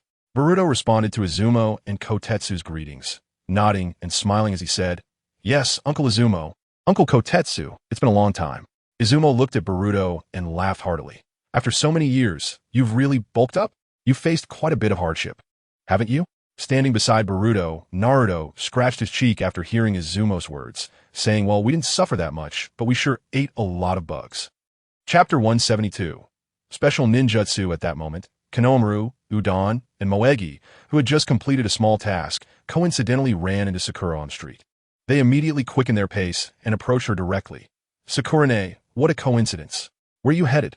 Hearing someone calling her name from behind, Sakura turned around and found it was Konohamaru and the others. She replied, Lady Tsunade asked me to go to the village gate to pick up the morning's communication records. Now, as Tsunade's apprentice, Sakura occasionally helped with various village affairs besides her own training. Konohamaru nodded, then curiously asked Sakura, by the way, do you have any news about Boruto and the others? Upon hearing Konohamaru's question, Sakura rested her chin on her hand, pondering with a slight frown, and then slowly said, No, it's been 2.5 years since they left the village, but if you think about it, they should be back soon. Excitement lit up Konohamaru's face as he said eagerly, Oh, I wonder how Boruto and the others are doing with that white-haired guy. Are they stronger than Grandpa now? 2.5 years is not a short time for ninjas. Enough can happen, and a person can change significantly. As they chatted, they had unknowingly arrived at the gates of Konoha. Sakura waved to the 2 ninjas guarding the gates. Hello, Izumo, Kotetsu. She then explained her purpose to them. Izumo smiled and responded, So it's you guys. Kotetsu rummaged through a drawer and handed her a communication record, then smiled and said, Go check out the town. Something interesting might happen. Interesting things? Upon hearing Kotetsu's words, Sakura was momentarily stunned, and a sense of curiosity surged within her as she had a premonition. Could it be? Oh, Sakura-ne, it's Boruto and the others who are back. Konohamaru exclaimed, pointing in a direction with excitement. They had just been talking about it, and now they were seeing it so soon. Sakura looked in the direction Konohamaru was pointing, her gaze cutting through the crowd and buildings, and sure enough, she spotted familiar figures high up. Though it had been many years since she last saw them, she recognized them at a glance. Boruto stood at the village entrance, looking up at Hokage Rock, noticing that the statue of Granny Tsunade had already been carved, while everything else seemed unchanged. The streets still bustling. At that moment, Boruto heard a familiar call from a distance and turned towards the source of the sound. Through the crowd, he spotted Konohamaru and the others running toward them. Oh, it's Sakura and the others. Naruto also saw them and immediately waved, calling out, Sakura, Konohamaru, long time no see. Naruto and I. What did you guys come back? Konohamaru asked as he reached them. Boruto responded to Konohamaru's greeting, Yeah, we just got back not long ago. Sakura stood by, her gaze moving back and forth between Boruto and Naruto, her eyes reflecting her emotions. She felt that Boruto and Naruto had changed significantly during this time. They seemed more mature and composed, and she noticed they were becoming more alike. Sakura asked Boruto and Naruto, So how about me? Do I seem more feminine now? Her face slightly flushed, showing a bit of shyness. Upon hearing Sakura's question, Boruto responded, You already had a remarkable presence. It's just more pronounced now. After hearing Boruto's compliment, Naruto circled around Sakura, stroking his chin seriously as he said, Really? I feel like you haven't changed at all. The cheerful mood of Sakura instantly froze at Naruto's comment. She felt like everything was ruined now. Suddenly, Konohamaru's voice interrupted their conversation, sounding very excited as he loudly called to Boruto and Naruto, proudly saying, Boruto and I. Naruto and I. Check out my training results. Upon hearing Konohamaru's call, Boruto turned to him, imagining the new jutsu Konohamaru might have developed or further innovations on the Rasengan. However, when Konohamaru crossed his hands and formed a hand seal, loudly announcing the seduction technique, his body suddenly transformed into a completely naked female figure in front of everyone's eyes. Boruto was completely taken aback by this scene. Konohamaru's action was unexpected for everyone. They were in the streets of Konoha, surrounded by passers-by and vendors. After releasing the seduction technique, Konohamaru turned to Boruto with a smug smile and said, What do you think? Quite voluptuous and seductive, right? Having heard from Naruto that Boruto's mastery of the seduction technique was on par with his own, Konohamaru was now confident in his ability and believed he could surpass both of them and become a master of the technique. Boruto couldn't really comment. He hadn't used the seduction technique in years and wasn't shameless enough to use that jutsu in the streets. Naruto smiled lightly at Konohamaru's display of the seduction technique and then spoke softly, Konohamaru, I'm not a kid anymore, so you shouldn't play with that jutsu. Naruto's words made everyone feel his growth. The once carefree boy had become more mature. Naruto continued, That technique of yours really lacks finesse. Let me show you my special ninjutsu. Chapter 173. demonstration, Konohamaru was somewhat puzzled by Naruto's mention of special ninjutsu, swallowing hard before slowly speaking. Naruto brothers. Special ninjutsu? As Konohamaru's words fell, a flash of orange-yellow light suddenly appeared around Naruto's eyes, and then a sage face began to gradually manifest on his face. Boruto, seeing Naruto enter sage mode, did not stop his own movements but continued to form hand seals, preparing to perform other ninjutsu, and then grabbed Naruto's arm, saying, "Even if you want to demonstrate your strength, there's no need to enter sage mode, right?" In response to Boruto's words, Naruto dismissively replied, "It's fine, Boruto, I know what I'm doing. This ninjutsu is something I've secretly practiced for a long time, and it's a new technique that even you haven't seen before." Upon hearing Naruto's words, Boruto was somewhat surprised that there was a new technique he was unaware of. Seeing that Naruto didn't seem to be joking, he had no choice but to let go of his hand. Sakura, observing Naruto's transformation, was filled with curiosity. She then tugged at Boruto's sleeve and quietly asked him, "The sage mode you two are talking about? Is it the one from the 3 Great Sage Regions?" Sakura had some understanding of the sage mode from the 3 Great Sage Regions through books, knowing that sage mode is a state of training that gains powerful chakra and sensory abilities by merging with natural energy, and that Lord Fukasaku lives in one of the 3 Great Sage Regions, the Shikatsu Forest. Boruto nodded slightly, affirming Sakura's question. After receiving Boruto's accurate response, a look of surprise appeared on Sakura's face. After 2.5 years of training, Naruto had indeed become very reliable and excellent, even passing the trials of the 3 Great Sage Regions. Surely, Naruto must have put in a tremendous amount of effort behind this. Watch closely. Naruto was now ready for the prelude to this technique, with several of his shadow clones appearing beside him, all prepared. In fact, the next technique Naruto was about to perform did not require the power of Sage Mode. He just wanted to enhance the visual effect of the technique by using Sage Mode. Under everyone's watchful eyes, Naruto took a deep breath, began to form hand seals with both hands, and then slowly uttered, "Sage Art, Seduction Technique, Reverse." As Naruto spoke the words for the seduction technique, Sakura immediately sensed that something was wrong. Before Naruto could execute the technique, Sakura directly threw a punch at him, knocking him away and stopping him from continuing to perform the ninjutsu. Sakura felt somewhat helpless about Naruto's behavior and loudly reprimanded him. "You big idiot. Is Sage Mode meant to be used like this? 2.5 years have passed, and you haven't made any progress internally. Can't you be a bit more composed like Boruto?" Boruto, witnessing this farce, originally thought his dad wanted to show off something big, but unexpectedly, Jiraiya, standing aside, couldn't help but sigh inwardly. He was filled with anticipation for the new ninjutsu Naruto was about to demonstrate, thinking it would surely be an exciting performance. However, Sakura's intervention abruptly halted everything, and Jiraiya felt somewhat regretful. He really wanted to see the follow-up development of Naruto's new technique, but there would be plenty of time in the future for Naruto to demonstrate his new ninjutsu to him privately. After some time reminiscing, Boruto and Naruto and Jiraiya walked through the streets of Konoha, eventually transitioning to the Hokage's office. Tsunade sat in the Hokage's seat, her gaze sweeping over the 3 standing in front of her, a smile on her face as she spoke with anticipation. "It's been a long time, hasn't it? You must have made some progress in your training, right?" Jiraiya confidently puffed out his chest, looking at Tsunade with a proud tone. "Did you think we would come back to the village without any growth? These 2 guys are now incredibly strong." Boruto and Naruto had experienced a lot during this time. Their growth was not only reflected in their strength, but also in their mentality and ninja spirit. Upon hearing Jiraiya's evaluation, Tsunade couldn't help but raise her eyebrows. "Oh? Then let me see the results of your training." "Results?" Naruto listened to Tsunade's suggestion, uncertain about what the verification of their training results would entail. Regarding Boruto's question, Tsunade nodded. "I'll arrange for a man to be your opponent." Boruto had already suspected this. He understood that the man Tsunade was referring to was likely Uncle Kakashi.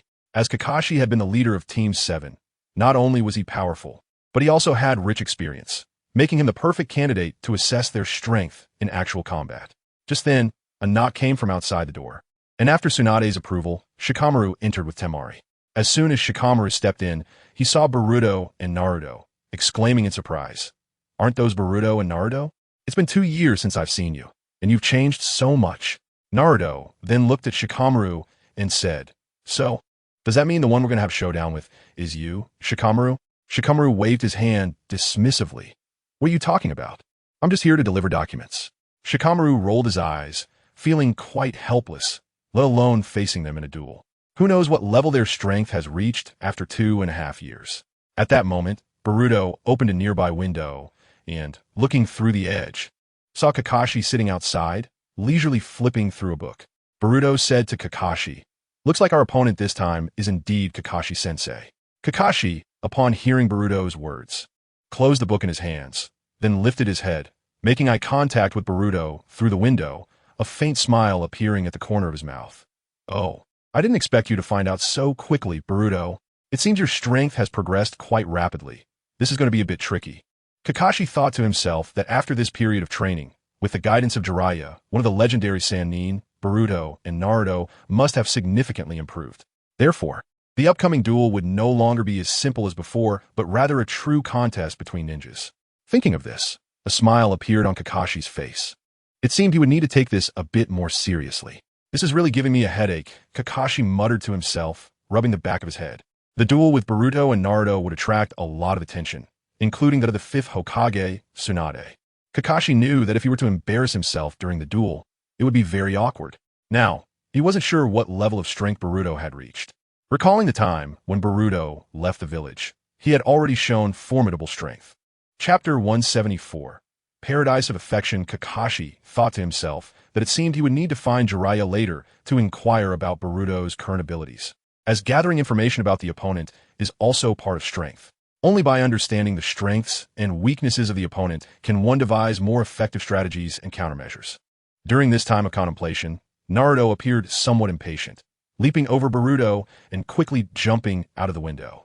Naruto appeared in Kakashi's line of sight, looking at Kakashi with a beaming smile and loudly said, "Isn't this Kakashi-sensei? Long time no see." Upon hearing Naruto's voice, Kakashi looked up, squinting his eyes, a gentle smile on his face as he responded, "Oh, Naruto, you've grown quite a bit, and your body has become really strong." Kakashi noticed that Naruto not only had a significant change in height, but also appeared to have a more robust physique. Feeling a bit shy from Kakashi's compliment, Naruto scratched his nose and replied, "Huh, really? But Kakashi-sensei, you haven't changed at all." Then, suddenly remembering something important, Naruto quickly reached for the bag behind him and started rummaging through it. Moments later, Naruto pulled out a book from his bag and handed it to Kakashi, saying, "I brought a gift for you, Kakashi-sensei. Although I personally think this book is super boring, I know you really like this type of book." Kakashi's gaze fell on the book Naruto handed over, and his pupils suddenly widened, his emotions getting the better of him. The cover of the book clearly read Intimate Tactics, which made him feel incredibly excited. Kakashi's heart raced, and his outstretched hand began to tremble. He could hardly believe his eyes. "What? You? This is the latest installment of the Intimate series after 3 years." Kakashi's voice was filled with disbelief. He had a deep affection for this series and couldn't believe he was getting the latest work. Ever since Jiraiya took Boruto and Naruto out of the village for training over the past few years, the Intimate series seemed to have truly sunk to the bottom of the sea, disappearing without a trace, and no new works had been released. The book Kakashi had been holding was now a treasure he had read repeatedly. He could almost recite every word, and its cover was worn while the pages were frayed, nearly falling apart from his constant flipping. Kakashi took the book from Naruto's hands, feeling deeply moved. He never expected Naruto would bring him such a fantastic gift. Just based on Naruto's thoughtfulness, he decided to go a little easier on them in the upcoming competition. At that moment, Boruto, seeing Kakashi take the book for Naruto, suddenly interjected. Naruto actually contributed quite a bit to writing this book, probably about a quarter of the content. Sakura, who was behind Boruto, was filled with surprise and disbelief upon hearing this news, looking incredulously at Naruto. She couldn't help but think to herself how someone like Naruto, who usually seemed carefree and not particularly emotionally intelligent, could participate in writing an adult novel. Kakashi was equally surprised by Boruto's revelation that part of Intimate Tactics was written by Naruto. He quickly shifted his gaze to Naruto, filled with questioning curiosity. Facing Kakashi's inquiring look, Naruto scratched his cheek, feeling a bit embarrassed, but then nodded, admitting Boruto's earlier words. Naruto explained, "I was actually thinking of getting Boruto to help too, but he was really resistant to it." Although Jiraiya was somewhat reluctant to admit that Naruto's writing skills could rival his own, he nodded in agreement.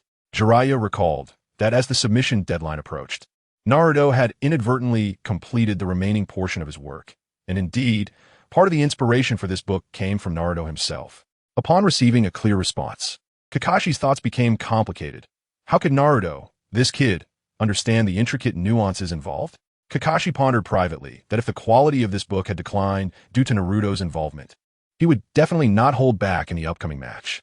He wanted Naruto to feel the wrath of a devoted fan of the Intimate Paradise series. Suddenly, Tsunade's voice interrupted their conversation as she stood in front of the Hokage's desk, glancing at Kakashi. All right, you guys, enough reminiscing. Kakashi, you all should prepare for the upcoming competition. Hearing Tsunade's words, Naruto immediately said, just as Boruto guessed, our opponent in the duel is Kakashi-sensei. Kakashi slightly shook his head, slowly responding, that's not quite accurate. Then, under the gazes of Naruto and Boruto, Kakashi slowly walked up to them. His gaze gradually fell on Boruto, Naruto, and Sakura. What I will do is be the common opponent for all three of you. This indicated that it would be a 3-on-1 match. At this moment, Tsunade sat in the Hokage chair, propping her chin with her hands, facing Konoha's elite Jonin Kakashi. What can you all show? The outcome will significantly impact your future paths. Tsunade then turned her gaze to Sakura, her words carrying encouragement and expectation. Sakura, after all, you haven't been slacking off under my guidance. I'm looking forward to your performance. Tsunade had high hopes for her future potential.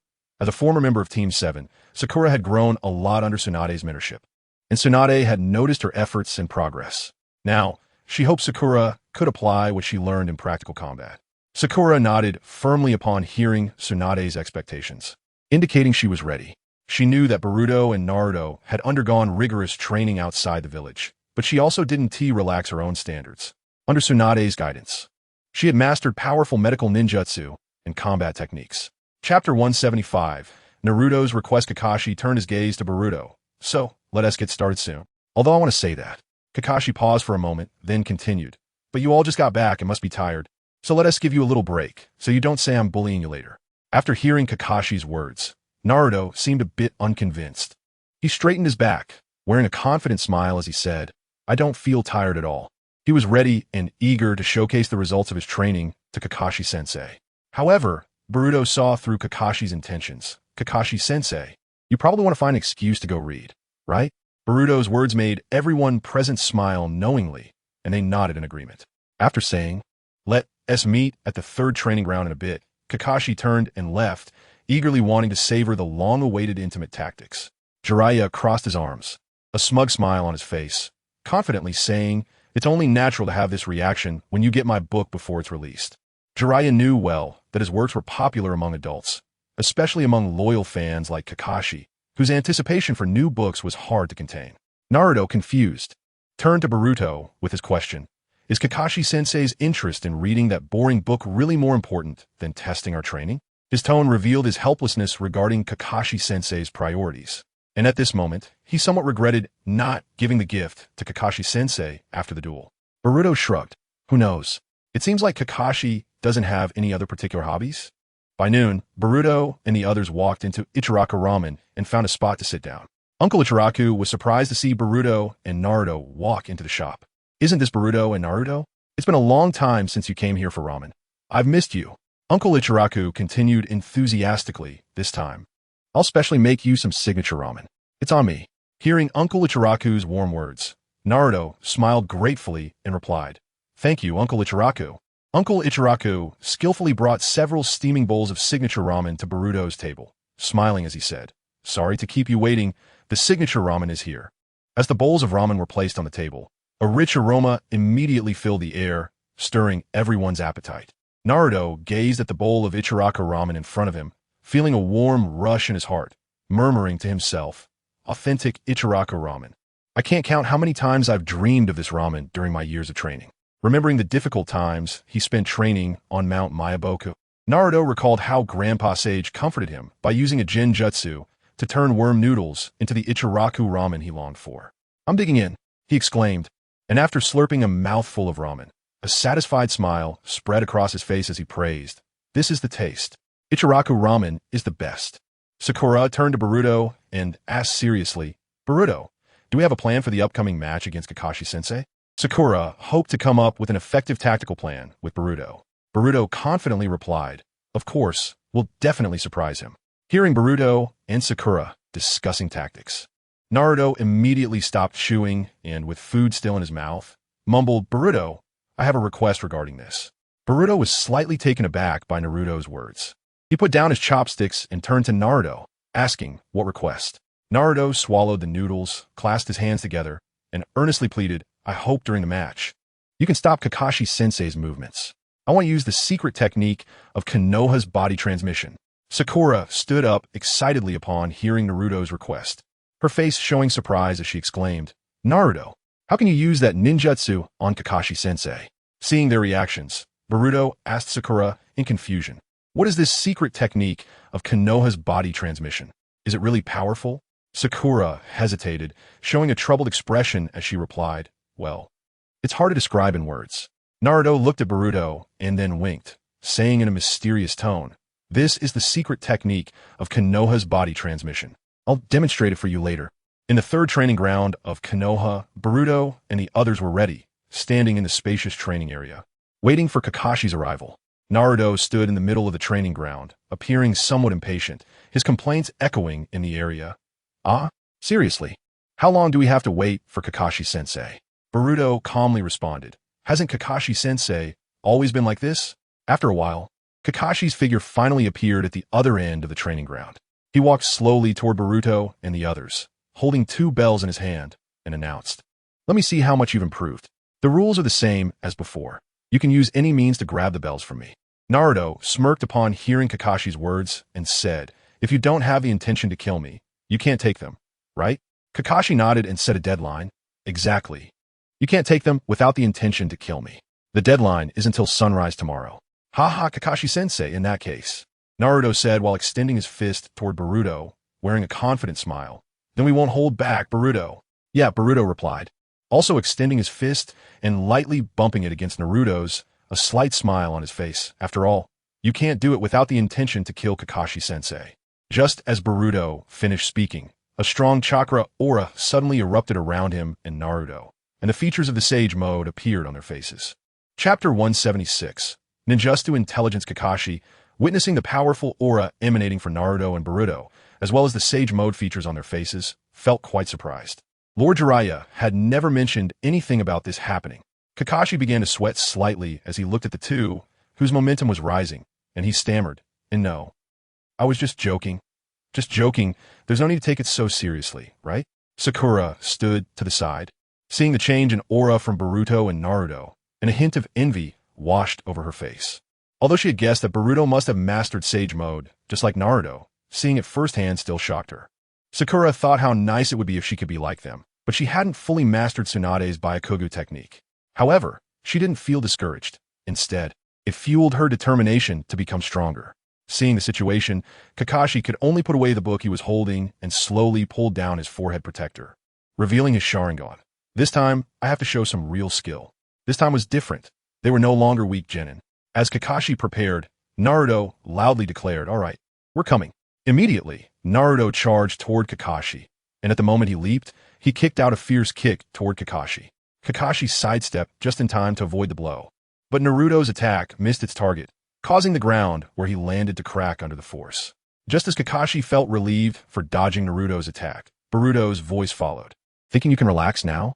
That's still too early, Kakashi-sensei." Kakashi saw Boruto suddenly appear in front of him and felt an ominous sense. He had not expected Boruto's speed to be so fast that even his Sharingan couldn't catch his movements. At the moment Boruto threw a punch, Kakashi had no time to evade and could only hastily gather chakra in his arm to form a layer of defense, protecting his chest in an attempt to withstand Boruto's attack. However, Boruto's strength far exceeded his expectations. At the moment Boruto struck him, Kakashi felt a massive impact hit him, and he couldn't withstand it, being sent flying several meters away. Kakashi crashed heavily against a large tree, the sound of the impact echoing in the open field. Although Kakashi felt as if his whole body was falling apart from the pain, he knew this was not the time to rest. He had to quickly adjust his state. Just as Kakashi regained his composure from Boruto's fierce blow and hadn't had a chance to catch his breath, Sakura charged at him, swinging her fists. Kakashi quickly reacted, dodging Sakura's attack, as her punch directly broke the large tree behind him. Faced with the fierce onslaught from the group before him, Kakashi felt a bit embarrassed. This was completely different from what he had imagined. At this moment, he recalled his recent conversation with Jiraiya, where he had initially felt somewhat confident and prepared for this battle. Before confronting Boruto, Naruto, and Sakura, Kakashi and Jiraiya had chosen to meet at a dumpling shop. Jiraiya leaned back in his seat and calmly said to Kakashi, "According to our previous agreement, Naruto and Boruto are now both in your hands." Kakashi's gaze fell on the intimate technique in his hand as he responded to Jiraiya. "It would be great if Naruto had grown a bit." Jiraiya smiled slightly and replied, "Don't underestimate me, Kakashi. Do you think I'm useless? If you let your guard down too much, you might embarrass yourself in this confrontation." Kakashi maintained a relaxed attitude and said, "Well, I really look forward to it then." He shifted his gaze from the book in his hands, glanced at Jiraiya, and seriously said, "That said, I would still like you to share some information about Boruto's strength or jutsu." Upon hearing Kakashi's request, Jiraiya crossed his arms, adopting a resolute posture, and turned his gaze away. "Those two are my disciples. How could I possibly tell you? Don't look at me like this. I have my own principles." Seeing that Jiraiya was unwilling to disclose information about Boruto and Naruto's abilities, Kakashi put down the intimate technique, took out a piece of paper from his pocket, and waved it in front of Jiraiya, hoping to use this as a means to exchange information. "No matter what you offer me, I won't." Jiraiya initially glanced at the item in Kakashi's hand disdainfully, but when he saw what it was, his eyes widened, and his attitude immediately changed. Jiraiya stared intently at the paper, which was a one-day pass for hot springs in the land of fire. Clearing his throat, he said to him, "I'll tell you a bit about Boruto's jutsu. This will also serve as a test for him." Seeing Jiraiya's reaction, Kakashi felt secretly pleased, as he had anticipated that Jiraiya would find it hard to resist the temptation of the hot springs pass. Kakashi had prepared this one-day pass specifically for this moment after learning from the 5th Hokage that Boruto and the others had returned to Konoha and that Tsunade wanted him to evaluate their strength. Without a hint of embarrassment, Jiraiya took the one-day pass from Kakashi's hand and tucked it away. He then slightly lowered his gaze and said to Kakashi, "All right, ask your question. You're limited to one." Jiraiya's attitude indicated that even though he accepted Kakashi's hot springs ticket, he still maintained certain principles. Upon hearing Jiraiya's condition, Kakashi couldn't help but pout. Chapter 177. 1,000 Years of Pain. Kakashi, somewhat helplessly, said to Jiraiya, "Such a precious thing, and I can only ask one question." At this moment, Kakashi noticed that Jiraiya's gaze kept flicking toward his pocket, and he immediately realized that Jiraiya felt he hadn't given enough. Although Kakashi noticed Jiraiya's hint, he remained unmoved, as he had nothing more to offer, and he believed that one crucial piece of information was enough to handle the upcoming guidance and turn the situation around in an instant. With that thought, Kakashi cut to the chase and asked Jiraiya the question he was most concerned about. What is the key jutsu that Boruto can use to determine the outcome? Upon hearing Kakashi's question, although Jiraiya felt a bit regretful that Kakashi didn't offer more in exchange for information about Boruto, he answered without hesitation. The key jutsu that Boruto can master to seize victory is the Flying Thunder God technique. Kakashi's face filled with surprise upon hearing Jiraiya's revelation. The Flying Thunder God technique. Boruto has even learned teacher Minato's signature space-time ninjutsu? Jiraiya nodded slightly. Yes, Boruto has indeed mastered Minato's jutsu, and he's quite skilled at it. Kakashi let out a silent sigh of relief, grateful that he had sought out Jiraiya in advance to learn about Boruto's mastery of the Flying Thunder God technique. If he hadn't prepared beforehand, he might have unknowingly lost the bell in the upcoming match due to not understanding Boruto's abilities. Kakashi imagined that scenario, and if it truly happened, it would be quite an embarrassing defeat. But now that he had this key information, all he needed to do was be cautious of Boruto using that technique, and he nodded, feeling that the jutsu information he exchanged with Jiraiya was worth it. Returning to the present, after dodging Sakura's fierce attack, Kakashi took out a smoke bomb from his ninja tool pouch and threw it hard to the ground. As the smoke bomb exploded, thick smoke quickly spread, enveloping the surrounding area in a haze. Kakashi's figure vanished into the smoke, successfully hiding his position. Kakashi's figure appeared in the shadows, his gaze fixed on Boruto and the others not far away. Although they were powerful in their current state, even the strongest state has its limitations.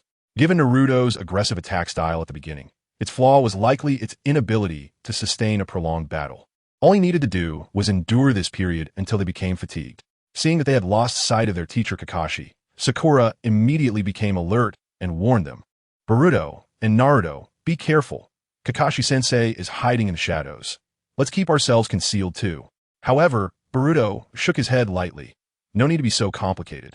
Although a ninja, should conceal their presence and be good at hiding until the opponent shows a flaw. With my current perception, Kakashi-sensei's figure is nowhere to hide. Boruto threw a purple lightning shuriken at a large tree, and with a loud bang, the shuriken hit its target, causing the tree to explode, splintering wood and dust everywhere. But there was no one there. At that moment, Kakashi had already used Earth Release to burrow underground. In the silence, Boruto suddenly took a step back, and just as he left his original position, the ground where he had been standing suddenly cracked open, and Kakashi's figure emerged from underground, launching a surprise attack using Earth Release, Earth-style, Cracking Tooth. At the moment Kakashi appeared, Boruto instinctively grabbed Kakashi's outstretched arm and, using Kakashi's momentum, pulled him and threw him away. After landing smoothly, Kakashi frowned. At that moment when Boruto had grabbed him, he had the perfect opportunity to snatch the bell from his waist, but he didn't do so. This behavior made Kakashi feel that the development of events was somewhat strange, and he couldn't understand what Boruto and the others were scheming. What made him even more uneasy was that a sudden wave of unease surged in his heart, foretelling some ominous premonition. Without allowing Kakashi to continue his thoughts, he was interrupted by an attack from Sakura, who charged at him. Kakashi immediately used Earth-style, Earth Flow Wall to defend against Sakura's onslaught. As chakra flowed, the ground rose up to form a solid earthen wall between Kakashi and Sakura. Under the force of Sakura's charged punch, the dog-head carved Earth Flow Wall summoned by Kakashi developed some cracks. Seeing this, Sakura showed no hesitation and continued her fierce attacks on the wall. Her fists rained down like raindrops on the earthen wall, each strike further widening the cracks, until ultimately, the wall collapsed under her continuous blows. When Kakashi's Earth Flow Wall shattered under Sakura's assault, raising a cloud of dust, Naruto shot a glance at Boruto, who immediately understood Naruto's intent. Without needing any words, the two sprang into action. As the dust began to settle and Kakashi's vision cleared, he suddenly noticed Naruto charging from behind him, and instinctively, Kakashi wanted to jump to evade. But at that moment, he found himself completely immobilized, as if bound by some force. Kakashi was startled, his eyes darting around, trying to identify the source of the problem, only to realize that Boruto had vanished, while Sakura covered her face, peering at him through the gaps in her hands. Kakashi's eyes widened as he recognized the hand sign Naruto was making. This hand sign was the tiger seal. Could it be? Naruto noticed the shock in Kakashi's eyes and couldn't help but smirk. That's right. It's the secret body technique you taught me, Kakashi-sensei. Hearing Naruto's accurate response, Kakashi's heart sank, feeling as if he had hit rock bottom. While Naruto was unsure if Boruto would feel the same way while using the Toad Shadow manipulation technique. If Boruto did feel something, he could only apologize to him. Although Naruto felt a deep sense of regret towards Boruto, his smile grew even more mischievous. At that moment, Naruto had moved to Kakashi's back and suddenly shouted the name of the technique. Konoha's secret body technique, 1,000 Years of Pain. Chapter 178. Persecuting Kakashi. At this moment, Boruto, who had hidden himself in Kakashi's shadow using the Toad Shadow manipulation technique, furrowed his brow, watching Naruto's movements. When he saw that Naruto's hand signs didn't continue to cast a ninjutsu, but instead suddenly changed direction and aimed straight towards Kakashi-sensei's rear, Boruto was taken aback, realizing this action clearly exceeded the bounds of conventional combat. Without further hesitation, Boruto immediately dispelled the Toad Shadow manipulation technique, allowing his figure to emerge from Kakashi's shadow and move away to the side to avoid getting caught up in it. The instant Boruto detached from the Toad Shadow manipulation technique, Kakashi felt the force binding him disappear, his tense body relaxed, regaining its freedom, and he immediately recognized this as a perfect opportunity to escape his current predicament. So he jumped up. However, even though Kakashi regained his ability to move, his reaction was still a step slower than Naruto's speed. Naruto smirked and said with a hint of pride, "He, it's too late to escape now, Kakashi-sensei. Realize it." Immediately afterward, as Kakashi was still in midair, Naruto suddenly reached out his hand and thrust it forward with great force, hitting the target squarely. Ya-ewa-ya. After receiving Naruto's powerful blow, Kakashi felt an indescribable sensation surge within him, akin to experiencing the extreme pain of 1,000 years of death. This feeling quickly spread throughout Kakashi's body, and then, the powerful impact for Naruto sent him flying, tracing an arc through the air. Seeing this, Boruto immediately understood why Naruto had previously instructed him to only control Kakashi's body and not his mind, because if the mind was controlled, Kakashi wouldn't feel what was happening in the outside world, including the pain of being attacked. Sakura watched as Kakashi was sent flying by Naruto's attack, gradually disappearing into the sky until he became a small black dot, and couldn't help but complain to Naruto. Idiot Naruto, did you forget our goal is to grab the bell from Kakashi-sensei? They had engaged in this simulation training to seize the bell representing victory from Kakashi, not just to defeat him. After hearing Sakura's complaint, Naruto felt a bit embarrassed, scratching his head and apologizing. Sorry, I didn't control my strength properly. At that moment, both Naruto and Sakura were drawn to a series of clear ringing sounds from bells, and they looked towards the source to discover Boruto holding several bells in his hand. Excitement flashed in Naruto's eyes as he loudly praised, "You did it, Boruto!" When Boruto had exited Kakashi's shadow using the Toad shadow manipulation technique, he had taken the opportunity to reach for the bells hanging from Kakashi's waist and snatch them away. Boruto tossed the bells in his hand to Naruto, who caught them and took one bell to present to Sakura. Looking at the bell in Naruto's hand, Sakura showed a hint of hesitation. After all, just moments ago, Naruto had used the 1,000 years of pain technique, causing Kakashi-sensei considerable pain. But Sakura still grasped the bell in Naruto's hand. From a distance, Tsunade watched as Naruto and Boruto successfully took the bells, defeating Kakashi, and couldn't help but burst into hearty laughter. Jiraiya, it seems you have trained them well. In such a short time since the start of the match, they have defeated the genius ninja Kakashi, who became a jonin at the age of 12.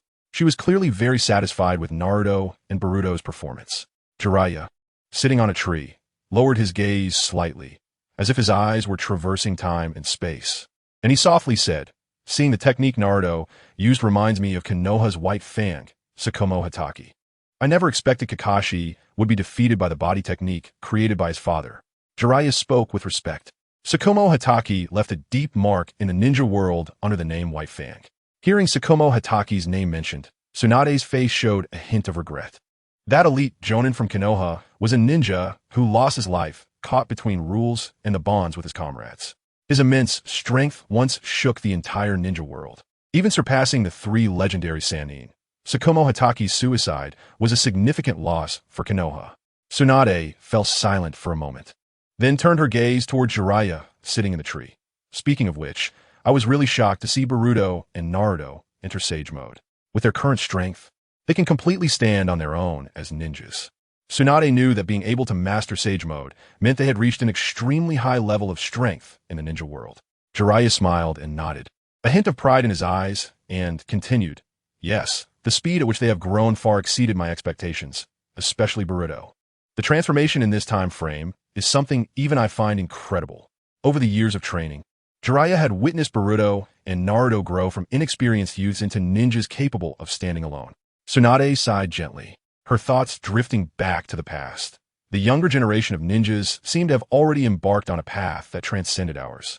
Jiraiya smiled faintly, both acknowledging the new generation of ninjas and feeling a sense of nostalgia for the passage of time. He calmly said, "It's their time to shine now. We're no longer as young as we once were. The world of ninjas needs new strength to continually join, and the rise of a new generation means that the stories of the older generation will soon become history." At this moment, a mother and daughter were leisurely strolling along the streets of Konoha, and the little girl seemed to have noticed something unusual in the sky. She gently tugged at her mother's hand, excitedly pointing upwards, and shouted, "Mom, look, there's a shooting star in the sky. You silly child. Where would there be a shooting star in broad daylight?" The mother laughed at her daughter, but still turned to look in the direction her daughter was pointing. However, just as she finished speaking, she was surprised to find, "Oh, there really is a shooting star. How rare." Yet, she still felt that this shooting star was very strange. Chapter 179. Kakashi's ordeal. Kakashi had already landed in the nearby woods, kneeling on the grass, one hand tightly covering the painful area, complaining, "That brat Naruto. He doesn't know how to go easy." He felt a burning pain radiating from that area, which seemed to have swollen, leaving Kakashi feeling tearful. How was he supposed to go back like this?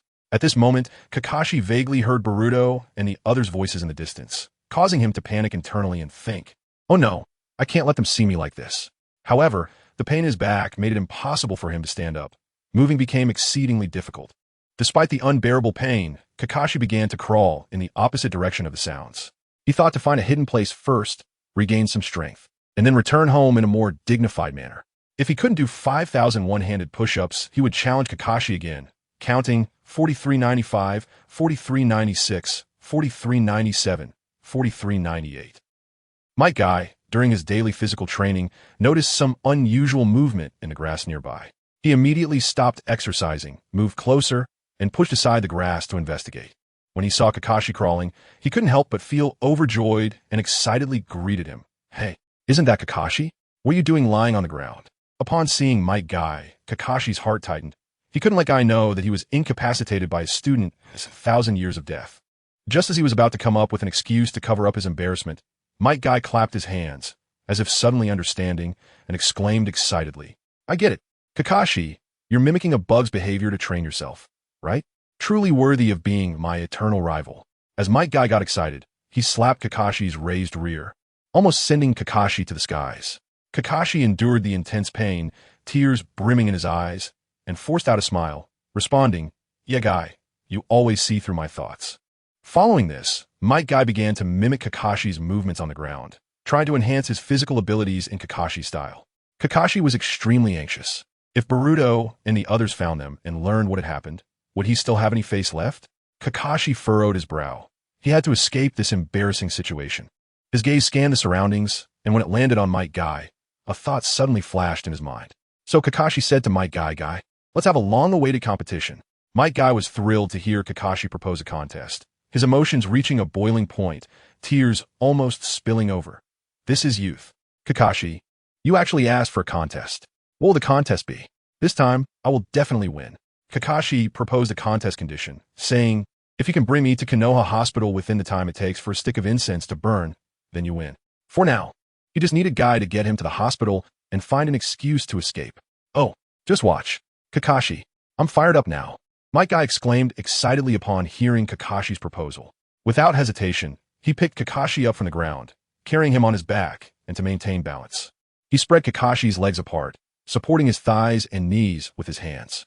However, this series of movements caused Kakashi intense pain, and he silently cried out in agony, feeling as if his rear was suffering a second injury, the pain tearing him apart. Once ready, Might Guy took off toward the Konoha Hospital without a moment's hesitation. Kakashi, enduring the pain, urgently said, "Ouch, Guy, slow down." Might Guy, ignoring Kakashi's reminder, got even more excited. "What are you talking about? Youth won't wait for anyone." Kakashi. This was a rare opportunity for him to surpass Kakashi. He couldn't let it slip away easily. Might Guy's passion was ignited at that moment, and his running speed even increased. He didn't notice that Kakashi, under the violent jostling, could no longer bear it, his vision turning white, and he eventually fainted. After a while, Boruto and the others arrived at the scene. "That's strange. I clearly remember Kakashi-sensei headed this way, right? Logically, with the injury he sustained, he shouldn't have gone far." Sakura frowned while saying this, beginning to worry about Kakashi's condition. At that moment, she suddenly thought of a possibility, covering her mouth in shock. Her voice tinged with fear. Could it be that Kakashi-sensei was taken away by a beast in the woods? Hearing Sakura's concern, Boruto felt a bit embarrassed. He had never seen a beast in Konoha's woods capable of carrying away an elite jonin. Although Kakashi-sensei was injured, even a starving camel is bigger than a horse. Kakashi-sensei's strength was still not to be underestimated. Unless it was the proud Azure Beast, Gai-sensei, otherwise, ordinary beasts would find it hard to pose a threat to Kakashi-sensei. Nonetheless, Boruto released his sensory abilities, carefully scanning the surrounding environment for Kakashi-sensei's presence. After a thorough search, Boruto confirmed that Kakashi-sensei was indeed no longer in the area. After all, in a situation, he wouldn't want to be seen either. Thus, the three of them had no choice but to temporarily leave, planning to prepare some supplements later to visit Kakashi-sensei and express their apologies. Just as Boruto and the others were about to leave, Jiraiya and Tsunade also arrived in the woods they were in. Tsunade stood there, watching the backs of Boruto and the others. The Akatsuki organization had begun to become active again, and they were no longer the inexperienced rookies they once were. Despite facing a formidable enemy like the Akatsuki, Tsunade believed they had developed the ability to protect themselves, even to defeat this Akatsuki organization. Chapter 180. Long separation. Tsunade's gaze turned to Boruto and the others, her eyes sparkling with approval. She smiled and applauded, saying, "You guys have done an excellent job completing our trial this time. However, I am truly surprised that you were able to seize Kakashi's bell in such a short time." Upon hearing Tsunade's praise, Naruto shared a glance with his companions. their faces beaming with pride. He then raised the bell high in his hand to showcase it and responded loudly, "Haha, that's for sure. Our teamwork is flawless." At this moment, Tsunade crossed her arms over her chest, her expression becoming serious and her tone more earnest. "Since that's the case, we should discuss your future roles and assignments." Her gaze swept over everyone present. Hearing Tsunade's words, the group shifted their focus, putting aside their playful thoughts to concentrate on her. Tsunade then called out their names one by one, and after receiving their responses, she officially announced her decision. "From now on, you will form a team with Konoha's elite jonin, Kakashi Hitaki." Upon hearing Tsunade's announcement, Naruto's excitement was palpable as he eagerly asked, "A team with Kakashi-sensei? What's going on, Granny Tsunade?" Boruto pondered the implications of Tsunade's words before articulating his understanding. "So, we will be carrying out missions with Kakashi-sensei, but unlike before, we won't be in a master-student relationship. Instead, we will be equal ninjas of Konoha, right?" Tsunade confirmed Boruto's understanding with a gentle nod, softly saying, "That's right. This means you are ready to graduate and become the backbone of Konoha Village." Her gaze slowly passed over each person present as she praised them. "You have all proven your strength and teamwork ability when planning the arrangement of their ninja team." Tsunade indeed considered having Boruto, Naruto, and Sakura form a team directly, especially given Boruto's demonstrated abilities that far exceeded those of an ordinary jonin. Although each of them possessed exceptional individual skills, their lack of practical experience compared to Kakashi was significant, as he had been participating in various missions for a long time and had seen countless battles. Therefore, after weighing their strengths against their experience, Tsunade made a compromise, deciding to have them team up with the experienced Kakashi to better hone their skills in real combat. After the trial, Boruto and his friends strolled down the streets of Konoha, soon drawn to a dango shop, just as Shikamaru and Temari walked out from inside. Boruto turned to Shikamaru and Temari, teasingly saying, "You two, is this a date?" Temari's expression turned somewhat flustered at Boruto's teasing, and she quickly retorted, "Huh? Don't joke around. Why would you think I would be with someone like him?" She emphasized that her relationship with Shikamaru was merely that of ordinary friends, dismissing Boruto's suggestion. Shikamaru, maintaining his usual calm demeanor, replied, "That's not it. It's just that the Chunin exams are being held recently, so we've been going back and forth between Sunagakure and Konoha for related affairs. I'm just more familiar with her, but that's all. There's nothing special." Then, Shikamaru seemed unwilling to continue discussing that topic, shifting the focus to Boruto with a complaint, "And you have the nerve to say that. We're all busy as staff. It's really a hassle. You have to help out this time." Without hesitation, Boruto nodded in agreement, indicating he was willing to help wherever needed during the upcoming Chunin exams. Upon hearing the mention of the Chunin exams, Naruto interjected, "The Chunin exams? That brings back memories." He recalled the last time he participated in the Chunin exams. Many unforgettable events had occurred. Boruto turned around, looking at Naruto, and asked, "So what are your plans?" Naruto appeared somewhat confused by Boruto's question, blinking as he momentarily failed to understand his meaning. "Huh? What plans?" Sakura, noticing Naruto's bewilderment, gently reminded him, "It's about what you were discussing regarding the Chunin exams." With a hint of mockery, Shikamaru teased Naruto, "By the way, Naruto, among our generation, you're the only one who hasn't become a Chunin, aside from that guy who's outside the village." "Huh?" Naruto's expression turned to one of shock upon hearing Shikamaru's words, as if struck by sudden news. He had been so immersed in the joy of defeating Kakashi that he forgot he was still a genin. He quickly turned to Sakura, asking in disbelief, "So Sakura, you become a Chunin too?" Sakura nodded in response. Naruto felt a bit surprised. He hadn't expected that while he and Boruto were out training with the perverted sage, his peers had made progress on their ninja paths and had already advanced. Especially Boruto, who had already reached Chunin level before training, made Naruto realize that he and Sasuke were the only two still stuck at the genin level. Shikamaru continued speaking to Boruto, "Boruto, do you plan to participate in the next jonin exams? With your current strength, it should be no problem, right?" Boruto stood there pondering. He indeed had the opportunity to participate in the village's jonin exams since he started training outside. As Shikamaru spoke, he pointed to Temari and continued, "Niji, who ranks first among Konoha's Chunin, along with Kankuro from Sunagakure and this person, have all become jonin." Boruto then spoke up, "So, Gaara has become the Kazekage now?" After all, both Temari and Kankuro from the Sand siblings had already reached jonin level, and Gaara, being the standout among them, had likely become the fifth Kazekage of Sunagakure. Shikamaru nodded slightly, not surprised at Gaara becoming the fourth Kazekage. Years ago, his strength was already remarkable, and with the incident involving the fourth Kazekage and Gaara's inner transformation, it all led to him becoming the leader of Sunagakure.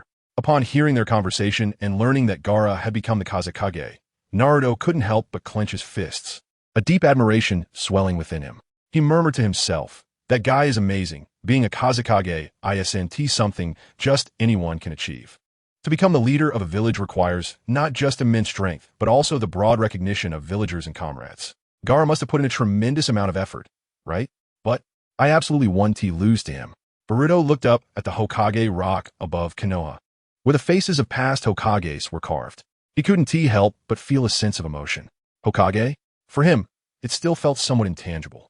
Although Boruto once didn't understand the significance carried by the title Hokage, he now had a deeper understanding of it. Yet, deep down, Boruto still longed to carve out a path of his own. After a hearty meal at Ichiraka Ramen, Boruto and Naruto returned to the small house they hadn't visited in years. Although a long time had passed, everything felt so familiar. Boruto slowly turned the doorknob, and with a slight creak, the door opened. He stepped inside, and, as his gaze swept across the room, he noticed that the furniture and decorations were in the same arrangement as when they left, though a musty air greeted him. He caught a whiff of a unique scent of wood mixed with dust. The wooden floor was covered in a thin layer of dust, and each step Boruto took left clear footprints accompanied by creaking sounds. As he looked around, he saw that the surfaces of the furniture were also thick with dust, and he muttered helplessly, "After so many years without care, it's no surprise it's all dusty." Boruto then walked to the window, pushed it open, and let fresh air flow into the room, taking away some of the stale air. After completing a series of cleaning tasks and making the small house spotless, Naruto sat at the tidy table, resting his chin on his hand, and said with excitement, "It's so exciting, we can go on a mission with Kakashi-sensei tomorrow." Looking at Naruto's expectant expression, Boruto had to break his fantasy. Tomorrow might not work. "We probably won't be able to go on a mission in the next few days." Naruto frowned slightly at Boruto's words, puzzled. "Why not?" Boruto sighed, looking somewhat helpless, and reminded him, "Did you forget what happened this afternoon? Kakashi-sensei is probably still recovering somewhere." As Naruto recalled Boruto's explanation, his expression became a bit awkward. He scratched his cheek and said with a hint of embarrassment, "No way. I was hit by Kakashi-sensei's technique when I was a kid, but I recovered pretty quickly." Boruto was taken aback, clearly surprised by this revelation from his past, not expecting that his dad had also experienced Kakashi-sensei's infamous 1,000 years of death. No wonder he had such a deep obsession with wanting to use taijutsu secrets against Kakashi-sensei. But considering Kakashi-sensei was already around 30, he couldn't handle being messed with like that anymore. As they talked, time passed quietly like a fleeting moment, and before they knew it, night had fallen. Boruto lay quietly in bed, slightly tilting his head to gaze at the ceiling, his thoughts drifting away, and a surge of inexplicable emotion welled up at his heart. As they grew older, the space in this small house seemed to become less spacious. When they were younger and still growing, this small house was enough for both of them, but now it felt a bit cramped, and Boruto thought it might be time to find a new place. The corridor of Konoha Hospital was very quiet, and at that moment, in a special hospital room, Kakashi was lying on the bed, flipping through a new book by Jiraiya titled The Tale of the Utterly Unbelievable. Though Kakashi's eyes seemed to move across the pages, his gaze was unfocused, clearly not on the book in front of him, revealing a sense of distraction. The words on the pages were like background noise, failing to capture his full attention. Since this morning, when he was sent to the hospital by Guy and had been in a coma, he was unaware of what Guy had said to the nurses. When he woke up, he found himself lying on the bed, and he felt the nurses' gazes on him were filled with an indescribable strangeness. Coupled with the location of his injury, Kakashi realized that the nurses might have misunderstood something. As time passed, some distorted rumors about him and Guy began to circulate in Konoha Hospital. These rumors spread rapidly within just one afternoon, and despite his attempts to explain, he couldn't stop the gossip. The intense pain from behind him made it difficult for him to concentrate, even on the tale of the utterly unbelievable, a series he usually lost track of time in. After a deep sigh, Kakashi gently placed the book on the pillow, slowly turned over, and stared at the ceiling. Lying quietly on the hospital bed, Kakashi fixed his gaze on the ceiling, and after a period of silence, his brow began to furrow. Eventually, Kakashi silently turned back. In the vast sky between Sunagakure and Konoha, a messenger hawk from Sunagakure was soaring high, headed straight for Konoha. The hawk had a small bamboo tube tied to its back, containing an urgent letter from Sunagakure. In Konoha, Temari was preparing to return to Sunagakure. But just as she was about to leave, she suddenly felt a tremor in her heart, an ominous premonition that made her quicken her pace back to the village. Chapter 181. Sunagakure Boruto and the others got up early and gathered together. They went to the lower level of Konoha Hospital, ready to visit Kakashi-sensei, who was recuperating there. At that moment, Boruto looked up at the sky in Konoha and noticed a hawk flying swiftly. His brow furrowed slightly as he recognized it as a messenger hawk from Sunagakure. Boruto was familiar with these hawks, as they were often used by Sunagakure to relay urgent messages. "Boruto, what's wrong?" Sakura noticed the change in Boruto's expression and asked. She followed Boruto's gaze to the sky, and soon recognized the hawk soaring through the air. "Isn't that hawk the fastest from Sunagakure, Hawkmaru?" she exclaimed in surprise. Naruto, hearing Sakura's words, curiously asked, "Hawkmaru from Sunagakure? Is it a powerful summoning beast?"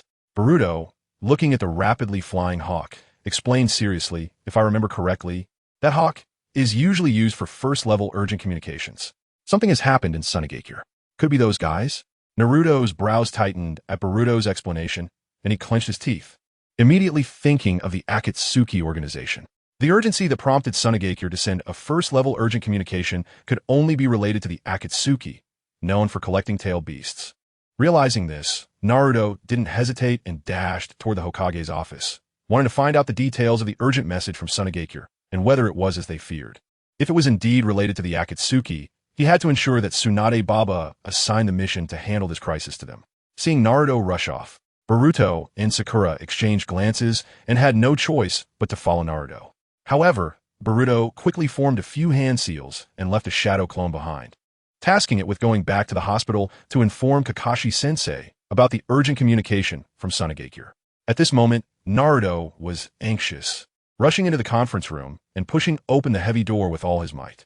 He stood at the entrance, panting heavily, and shouted, "Tsunade Baba, did something major happen in Sunagakure?" Naruto's sudden appearance and urgent inquiry immediately drew the attention of others in the conference room, who turned to look at him. Besides Tsunade, Irika witnessed Naruto's somewhat reckless behavior in front of the Hokage and couldn't help but hold his forehead, revealing a hint of a wry smile. Tsunade looked at Naruto, who had burst into the conference room, slightly furrowing her brows and pulling the corners of her mouth in dissatisfaction, her tone carrying a hint of reproach. "Naruto, I know it's normal to be excited about your first mission after being away for so long, but behaving like this is completely inappropriate." Sakura, noticing Tsunade's displeasure with Naruto's actions, reached out and gently held Naruto's head, signaling him to calm down. She then turned to Tsunade and said apologetically, "I'm sorry, Master. I'll make sure to properly teach him a lesson afterwards." Tsunade shook her head at Naruto, clearly helpless. "Honestly, you may have made significant progress in strength, but you haven't grown mentally at all." Tsunade then turned her attention to Boruto and asked seriously, "So, what exactly happened?" Upon hearing Tsunade's inquiry, Boruto shared their speculation about the first-level emergency communication from Sunagakure. After listening to Boruto's report, Tsunade was about to express her opinion when the door to the conference room suddenly opened again, and an interpreter from the code team rushed in. The interpreter's voice was clearly tense and urgent. "This is bad. Fifth Hokage, we just received an emergency communication from Sunagakure."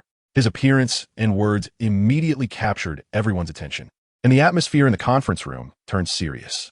Tsunade and the other ninjas present quickly realized that this emergency communication might confirm Boruto's speculation that Sunagakure was indeed facing a major crisis. Tsunade quickly took the content of the communication from the interpreter's hands and scanned the text on the paper. She put down the document and announced in a deep voice, "The Kazekage of Sunagakure has been kidnapped by an organization called Akatsuki." Upon hearing Tsunade's announcement, Boruto silently confirmed his earlier speculation and muttered to himself, "Just as I thought." During Naruto's training in Mayaboka Mountain, Boruto had been gathering information with Jiraiya about becoming a perfect Jinchuriki. They discovered that Akatsuki's activities were unusually frequent, and many tailed beasts had already been captured by them before their arrival. While Boruto was pondering, Tsunade continued, "We have more information about Akatsuki in Konoha, so Sunagakure has sent us a formal request for assistance. Now, Sunagakure is facing a serious threat from Akatsuki and his allies. It is our responsibility to extend a helping hand." Hearing Tsunade's words, Ino showed a surprised expression and turned to Tsunade. "Lady Tsunade, are you going to send them to carry out this mission? This mission is extremely dangerous. and I'm worried they might not have enough experience to deal with such a powerful enemy like Akatsuki. Irika's heart tightened as well. After all, Naruto and the others were still just teenagers, and Akatsuki was a notorious S-rank rogue ninja organization, with each member being ruthless, especially Itachi Uchiha, who had wiped out the Uchiha clan in one night. Tsunade replied solemnly, "This is an emergency situation. For Tsunade, we no longer have the luxury of slowly selecting people." She then focused her gaze on Boruto. Moreover, some of them have faced Akatsuki directly and defeated them, so I am now assigning your mission. Tsunade then issued clear mission instructions. Immediately head to Tsunade, gather intelligence, report back to Konoha, and then follow Tsunade's instructions to assist them. At that moment, the door to the conference room was pushed open again, revealing Kakashi leaning against the door, holding a book from the Ica series in one hand. "Don't forget, I'm also part of Team Kakashi. If Boruto hadn't notified me, you would have really left me behind." Chapter 182. Action. Seeing Kakashi appear at the door of the conference room, Naruto exclaimed in surprise, "Kakashi-sensei." Tsunade looked at Kakashi behind the door and smiled. "You arrived too late, Kakashi." Tsunade then said seriously, "All right, this is not the time for chit-chat. Kakashi, you will go to Tsunade with Boruto and the others." Kakashi put away his book and replied seriously, "Understood, Hokage-sama. I will ensure the mission is completed successfully." On the way to the Konoha gate to start the mission, Naruto turned around and asked Kakashi with concern, "Kakashi-sensei, are you okay? Is your injury all right?" Upon hearing Naruto's words, a clear displeasure flashed across Kakashi's face. He quickly walked up to Naruto, closed the book in his hand, and gently tapped Naruto on the head. "How could nothing be wrong? Idiot." After scolding Naruto, Kakashi added, "But won't hinder the upcoming mission." As Naruto held his forehead where Kakashi had tapped, he apologetically said, I'm sorry, Kakashi-sensei. I won't refuse whatever compensation you want." Kakashi, with a serious expression, confirmed, "Really?" To this, Naruto puffed out his chest, patted it, and said firmly, "Of course. I say what I mean, and I keep my word. That's my ninja way." Boruto, who had been silent all along, finally spoke up and teased, "You might not want to make such guarantees. What if Kakashi-sensei wants you to be the writer for his 18 novels? Unexpectedly, Boruto's offhand comment sparked an idea in Kakashi's mind. Why hadn't he thought of this? Naruto's writing was indeed on par with Jiraiya's. He couldn't tell which parts were written by Naruto, and since Jiraiya took too long to write the Ica series, he simply didn't have enough to read. He imagined if Naruto could create another series similar to Ica, then he wouldn't have to worry about waiting for a new book. Kakashi then gently shook his head, dismissing that unrealistic thought, and slightly defensively retorted, "Well, don't think of me as such a terrible person, all right? How could I let my student do such things?" Naruto also said to Boruto, "Exactly, Boruto, even though Kakashi-sensei is a bit of a pervert, he is still very upright." After a while, Boruto, Naruto, and Kakashi arrived outside the Konoha gate, ready to embark on their mission. Just then, Jiraiya, who had also received intelligence from Tsunade, rushed over. He greeted them from a distance. "Hey, are you off to carry out a mission?" "Boruto, Naruto." After a brief exchange of pleasantries, Jiraiya's expression turned serious. He turned to Tsunade, his tone carrying a sense of urgency. "Tsunade, there's intel that the Kazekage has been." Tsunade interrupted Jiraiya and pointed to Boruto and the others. "They are currently being dispatched to assist Tsunade." Jiraiya was slightly taken aback, clearly surprised by Tsunade's decision.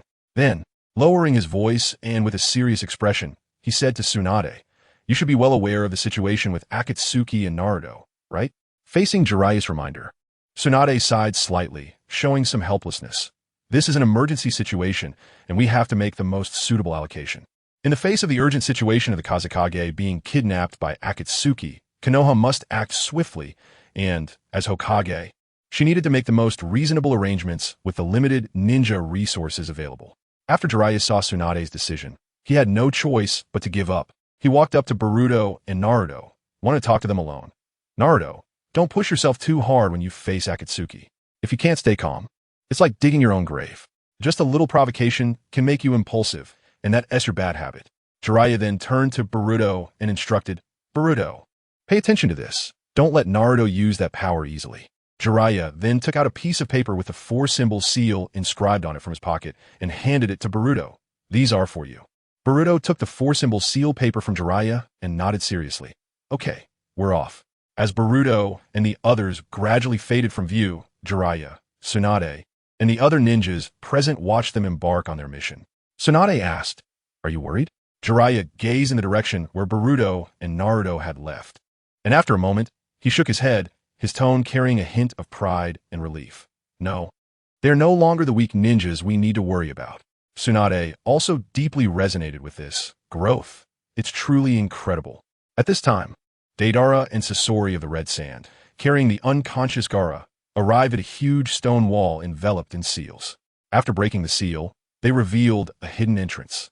Deidara and Sasori stepped inside, and as they entered, the seal closed again, revealing the consciousness projection of the Akatsuki organization inside.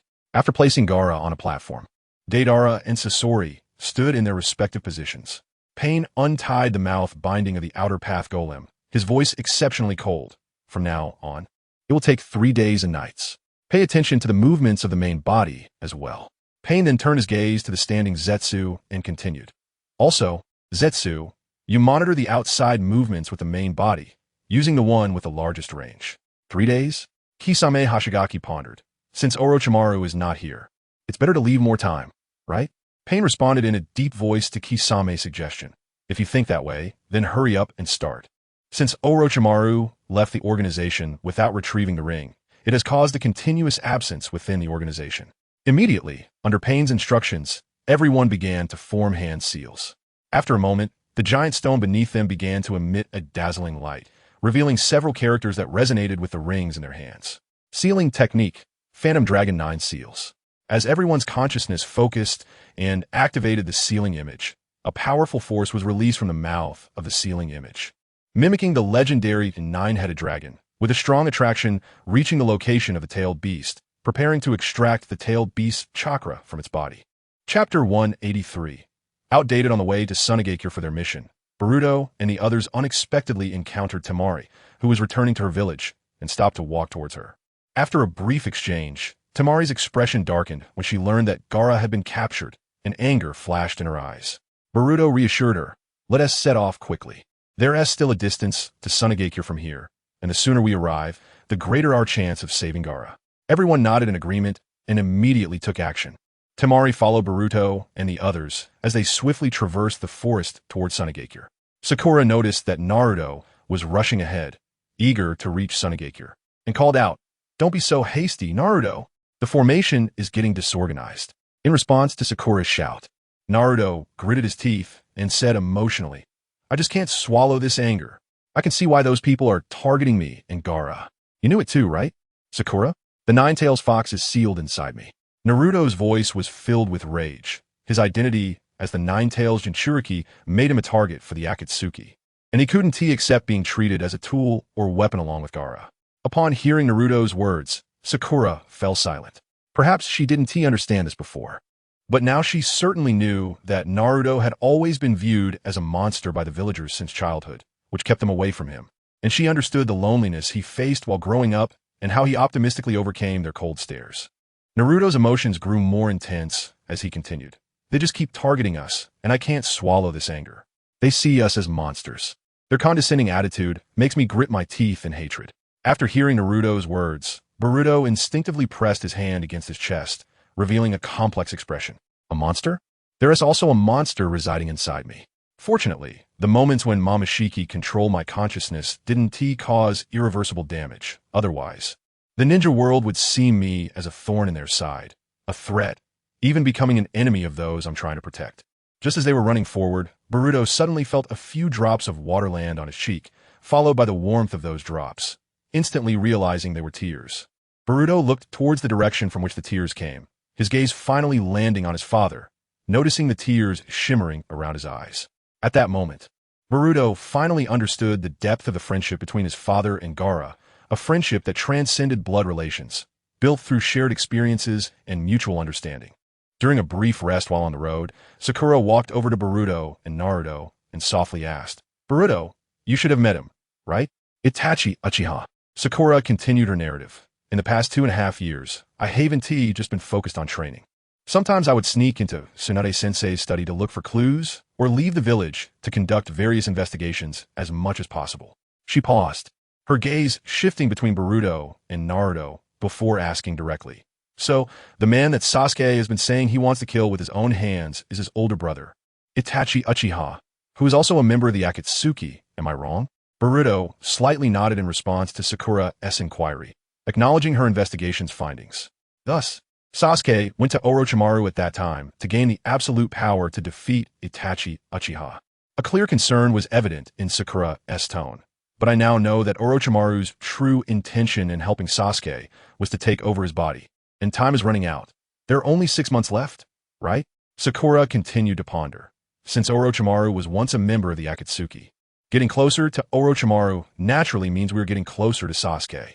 At this point, Sakura clenched her fists, realizing that aside from Orochimaru, there was also Itachi Uchiha, who had caused Sasuke so much pain and was now targeting Naruto, the most terrifying enemy. This time, it's up to me to save both of them. While Sakura was lost in her thoughts, contemplating the next plan and actions, Boruto gently shook his head, interrupting her reverie. Boruto said calmly, "No, the information you have now is outdated. In fact, Orochimaru is no longer as obsessed with Sasuke's body as before. Instead, he has turned into Sasuke's mentor, teaching him without reservation. Sasuke, staying by Orochimaru's side, no longer faces the direct life threats he once did." After hearing Boruto's words, Sakura showed obvious surprise, standing frozen in place, incredulously exclaiming, "What is going on?" She had never anticipated such a change in the relationship between Orochimaru and Sasuke. Naruto, watching Sakura, added, "Sakura, I forgot to tell you. During the time we trained with the pervy sage Boruto, and I not only saw Sasuke, but also trained with him for a while." He continued, "If you really want to see Sasuke, after we successfully rescue Gaara, we can take you to see him. However, it will take some time for Sasuke to return to Konoha. He has made it clear that there are things he must accomplish himself, namely his revenge." Naruto's words revealed his respect for Sasuke's choices. He understood Sasuke's inner struggles and obsessions and was willing to wait until Sasuke could let go of the past and return to Konoha to choose his own path again. Sakura turned to Boruto, looking him in the eye, and softly asked, "Is this true, Boruto?" She needed Boruto to confirm the news with his own words to dispel her doubts and unease. Boruto nodded. "Yeah, I believe Sasuke will definitely win against Itachi. Because Itachi doesn't he actually have any real intention of taking Sasuke's life?" Upon hearing Boruto's confirmation, the heavy burden that had long weighed on Sakura's heart seemed to lighten considerably, and she felt a sense of relief. Chapter 184. Arrival. Although Sakura had previously invested a lot of time and effort investigating Sasuke's situation, it seemed not to have worked as she had hoped. But she didn't feel too disappointed. On the contrary, her heart was filled with excitement. As long as Sasuke was not in danger at Orochimaru's place, that was enough for her, and everything else seemed less important. After a while of traveling, Boruto and the others finally arrived at a vast desert area. Temari stopped her steps, turned to face them, and pointed toward the endless sea of sand, her voice serious. "On the other side of this desert is Sunagakure. So from now on, I will lead you through this desert." As Temari guided Boruto and his group through the desert, Boruto furrowed his brow, noticing that the wind direction and speed in the desert were changing significantly. As the dust began to rise, a sandstorm was brewing. Temari also sensed the abnormal wind and sand in the desert. She furrowed her brow, scanning the surroundings, and gritted her teeth. Of all times, we encounter a sandstorm now. The sandstorm was very dangerous in the environment of Sunagakure. Not only could it cause people to lose their direction, leading them to wander in the desert and eventually face life-threatening dehydration, but the safest approach in the face of a sandstorm was to remain still and avoid unnecessary movement to prevent losing their bearings and falling into a more dangerous situation. When Temari suggested resting at their current location, Naruto appeared unusually anxious, rebutting in a deep voice, "How can we do that? We're so close to Sunagakure." Unable to tolerate any further delays, he prepared to cross the sandstorm and head straight for Sunagakure. Kakashi immediately reached out and tightly grabbed Naruto's shoulder, stopping him from rushing impulsively into the sandstorm, his voice firm. "Naruto, didn't I tell you before? In this situation, we can't rush. Acting blindly in the desert will only increase danger." Boruto stood up and proposed for the remaining distance. "I'm confident I can use the Flying Thunder God technique to safely get us through the sandstorm." After careful consideration, Kakashi eventually nodded in agreement with Boruto's proposal. Previously, Boruto had suggested using the Flying Thunder God technique to expedite their journey. But Kakashi had considered that moving so many people over a long distance might greatly deplete Boruto's chakra. So even though the Flying Thunder God technique could significantly shorten their journey, Kakashi hadn't agreed before. Kakashi knew Boruto's character and that he wouldn't easily state something he wasn't sure about. So with Boruto proposing the use of the Flying Thunder God technique again, Kakashi decided to trust him. After receiving Kakashi's consent, Boruto took a soldier pill from his ninja tool pouch and quickly swallowed it to ensure he had enough stamina and chakra. Then Boruto concentrated, extending his perception to sense the direction of Sunagakure and the safe path through the sandstorm. With everything ready, Boruto led them, using the Flying Thunder God technique, swiftly heading towards Sunagakure through the raging sandstorm. Although the harsh environment of the sandstorm required a higher precision for the Flying Thunder God Shuriken's throwing and use, it was still within Boruto's control. In no time, Boruto safely brought them to the outskirts of Sunagakure. When Boruto and his group arrived in Sunagakure and were welcomed by the Sand Ninjas, they learned that Kankuro had pursued the Akatsuki organization directly to prevent them from taking Gaara, but unfortunately encountered the former genius puppet master of Sunagakure, Sasori. During the battle, Kankuro was hit by Sasori's poison needle, becoming severely poisoned and falling into a deep coma. As a doctor, Sakura could not stand by in such an emergency. Using her superb medical skills, she performed emergency treatment on Kankuro and ultimately succeeded in pulling him back from the brink of death. In the confrontation between Kankuro and Sasori, Kankuro tore off part of Sasori's facial mask, providing them with direct clues about Sasori. Kakashi used this to summon the 8 ninja hounds, utilizing their sense of smell to track Sasori's scent. Konoha quickly responded to this urgent rescue mission, deciding to send in Guy's team as support to ensure the task's success. With the assistance of the 8 ninja hounds, Boruto and his group quickly obtained the exact location of Sasori. They did not delay for a moment and immediately set out, heading purposefully towards Sasori's location. In the depths of a dense forest, Ketsu's figure slowly emerged from behind a sturdy tree trunk. Following Pain's orders, he was carefully scouting around this sealed area, vigilantly observing the surroundings to ensure he could detect any approaching hostile ninjas. After careful investigation, Ketsu quickly discovered the traces of Guy's team and relayed this intelligence to Pain. The enemy is approaching our gathering place. They are not ordinary ninjas, one of whom is a skilled fighter named Might Guy. Who is he? Pain's voice echoed in the air. Itachi spoke up to explain. He is a jonin from Konoha, known for his taijutsu, quite strong, so you'd better not underestimate him. Upon hearing this, Kisame curled his lips into a cold smile and confidently said, "So it's that rare beast. Let me take care of him. I have some personal grievances with him." He seemed eager to settle unfinished business with Might Guy. Pain's voice was very indifferent as he slowly said to Kisame, "Indeed, among our Akatsuki members, you, with your abundant chakra, are the most suitable for this task. Even so, it will consume about 30 of your chakra." Kisame coldly replied, "Finally, I can take revenge for that kick from back then." After saying that, Kisame immediately cut off his connection with the projection technique, withdrawing his consciousness from the remote communication and refocusing on the real world. He quickly headed towards the direction where Kaiban was, ready to settle their personal grievances. At this time, Kurizetsu was still recklessly spreading his perception around, trying to grasp everything controllable in the vicinity. However, Kurizetsu suddenly felt that his position had been detected by a gaze. He coldly remarked, "How did that guy get here?" Chapter 185. Sharingan. The moment Kurizetsu was sensed by Boruto, he realized that his whereabouts had been exposed. He dared not stay in place any longer and immediately cut off his connection with the projection technique, rapidly using the floating technique to burrow underground. Kurizetsu's figure fled into the distance to quickly escape Boruto's detection range, avoiding being tracked. As for whatever orders Pain had, they could go to hell. No matter how important they were, nothing was more crucial than his own life. A few years ago, Boruto could easily take him down, and now Boruto's presence was even stronger. Who knew what his strength was now? Boruto sensed that Kurizetsu's aura was gradually fading away, but he didn't pay it any mind, as his attention was drawn to the person standing in front of him. In their path appeared a man in a black robe embroidered with red clouds, blocking their way. Naruto stopped in his tracks, his gaze fixed on the Akatsuki member before him, his voice tinged with disbelief. "Uchiha." Itachi. Chiyo observed the young ninja before her, slowly speaking, "Oh, this kid is the one who once slaughtered the entire Uchiha clan."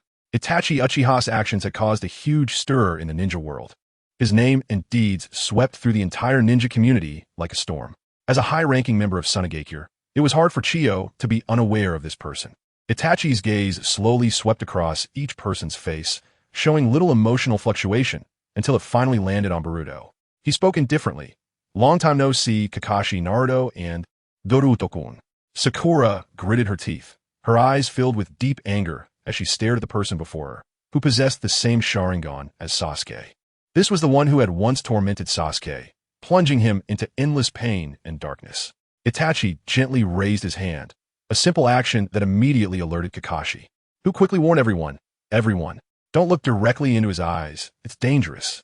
Itachi's ocular technique, that is, his visual genjutsu, is harmless as long as you don't meet his gaze. Under Kakashi's warning, everyone except Boruto quickly lowered their heads to avoid eye contact with Itachi.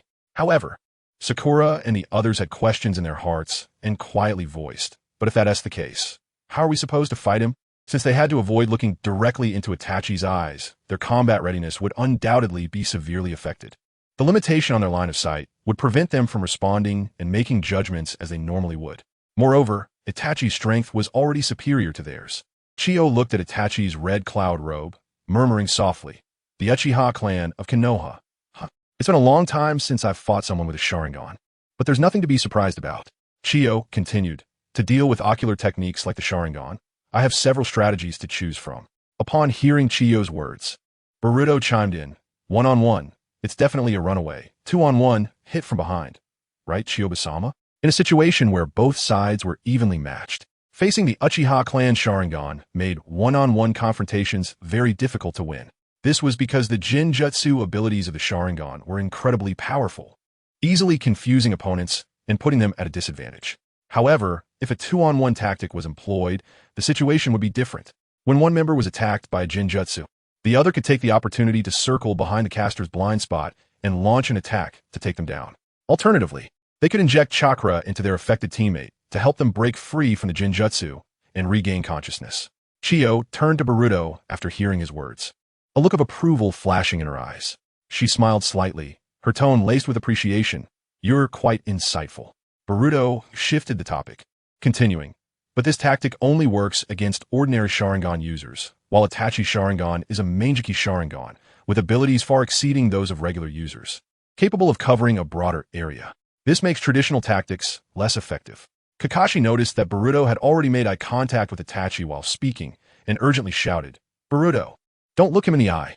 Kakashi still harbored painful memories of being trapped by Itachi's Tsukuyami. The power contained in that Jinjutsu, if Boruto were caught, would drag him into an illusion lasting several days. Even after breaking free from the Jinjutsu, he would undergo a period of memory loss, leaving him unaware of what had transpired for over a week. This was no longer a matter of whether one could break the Jinjutsu, but rather a significant burden on Boruto's mind and body, potentially affecting their entire mission. Upon hearing Kakashi's warning, Boruto calmly responded, I'm basically immune to Sharingan Jinjutsu. Only higher-level Jinjutsu will affect me, unless... Kakashi showed a look of surprise at Boruto's response, knowing the immense power of the Sharingan's Jinjutsu. Even he, with Obito's Sharingan, found it difficult to be completely immune to its effects. At this moment, another figure of Itachi stood atop a distant tree, his silhouette almost merging with the shadows of the tree, gazing down indifferently at the standoff below. Yet at that moment, a voice broke the silence from behind him. Itachi Uchiha, I wonder why you are here. Are you trying to stop us? Itachi slightly lowered his eyelids and replied without turning back, his voice calm, as expected of Sasuke's disciple, able to see through the leader's technique of the Geto, Rin'er rebirth. So the one down, there is also your shadow clone, right? Boruto. Chapter 186. Itachi's entrustment. Itachi Uchiha slowly turned his body, directing his gaze toward Boruto, who was standing behind him. Itachi was surprised that Boruto could so quickly see through the puppet created by the leader's technique. Although the leader had only distributed 30% of his chakra to the living sacrifice, it was still hard to discern.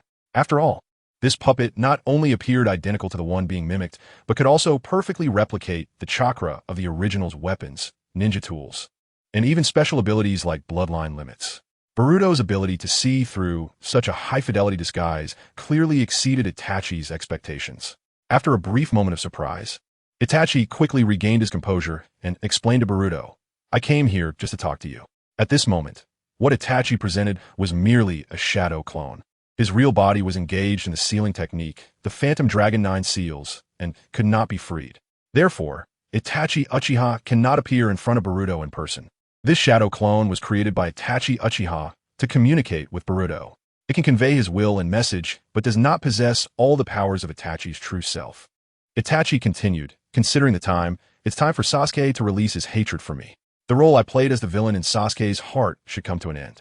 Boruto raised his doubts. As far as I know, the Uchiha clan doesn't necessarily need hatred to awaken their powers, right? Boruto had learned that the Sharingan of the Uchiha clan was indeed related to strong emotional fluctuations. But it did not mean that only extreme emotions like hatred could trigger the power of the Sharingan. Itachi did not refute Boruto's words. He paused for a moment, understanding deep down that Boruto's words were not without reason. The Sharingan of the Uchiha clan is indeed closely related to emotional fluctuations. But hatred is not the only source of power. However, he also knew that his time was limited, and he had to pave the way for his brother Sasuke's future in the limited time he had left. He needed to ensure that Sasuke could surpass him, walk a different path, no longer bound by the curse and hatred of their family, and survive amidst the turmoil of the ninja world. Strong hatred and painful emotions were the best catalyst for the evolution of the Uchiha clan Sharingan. Itachi gently shook his head and began to explain to Boruto, Boruto, the Uchiha clan is much darker than you can imagine. The eternal Momoshiki Sharingan above the Kaleidoscope Sharingan can only be fused by transplanting the Kaleidoscope Sharingan of a blood relative. Itachi continued, in the future, Sasuke's eternal Momoshiki Sharingan will be formed by merging with my Kaleidoscope Sharingan. Therefore, my death is destined, especially since I am a dying man. After his last encounter with the future Sasuke, Itachi deeply realized that allowing Sasuke to end the life of his long-hated brother did not help Sasuke awaken the Kaleidoscope Sharingan as he had hoped. On the contrary, Sasuke truly awakened the Kaleidoscope Sharingan only after learning the truth about Itachi's destruction of the Uchiha clan. This revelation made Itachi realize that the truth could touch the Uchiha bloodline more than mere hatred. Therefore, he began to reconsider how to guide Sasuke.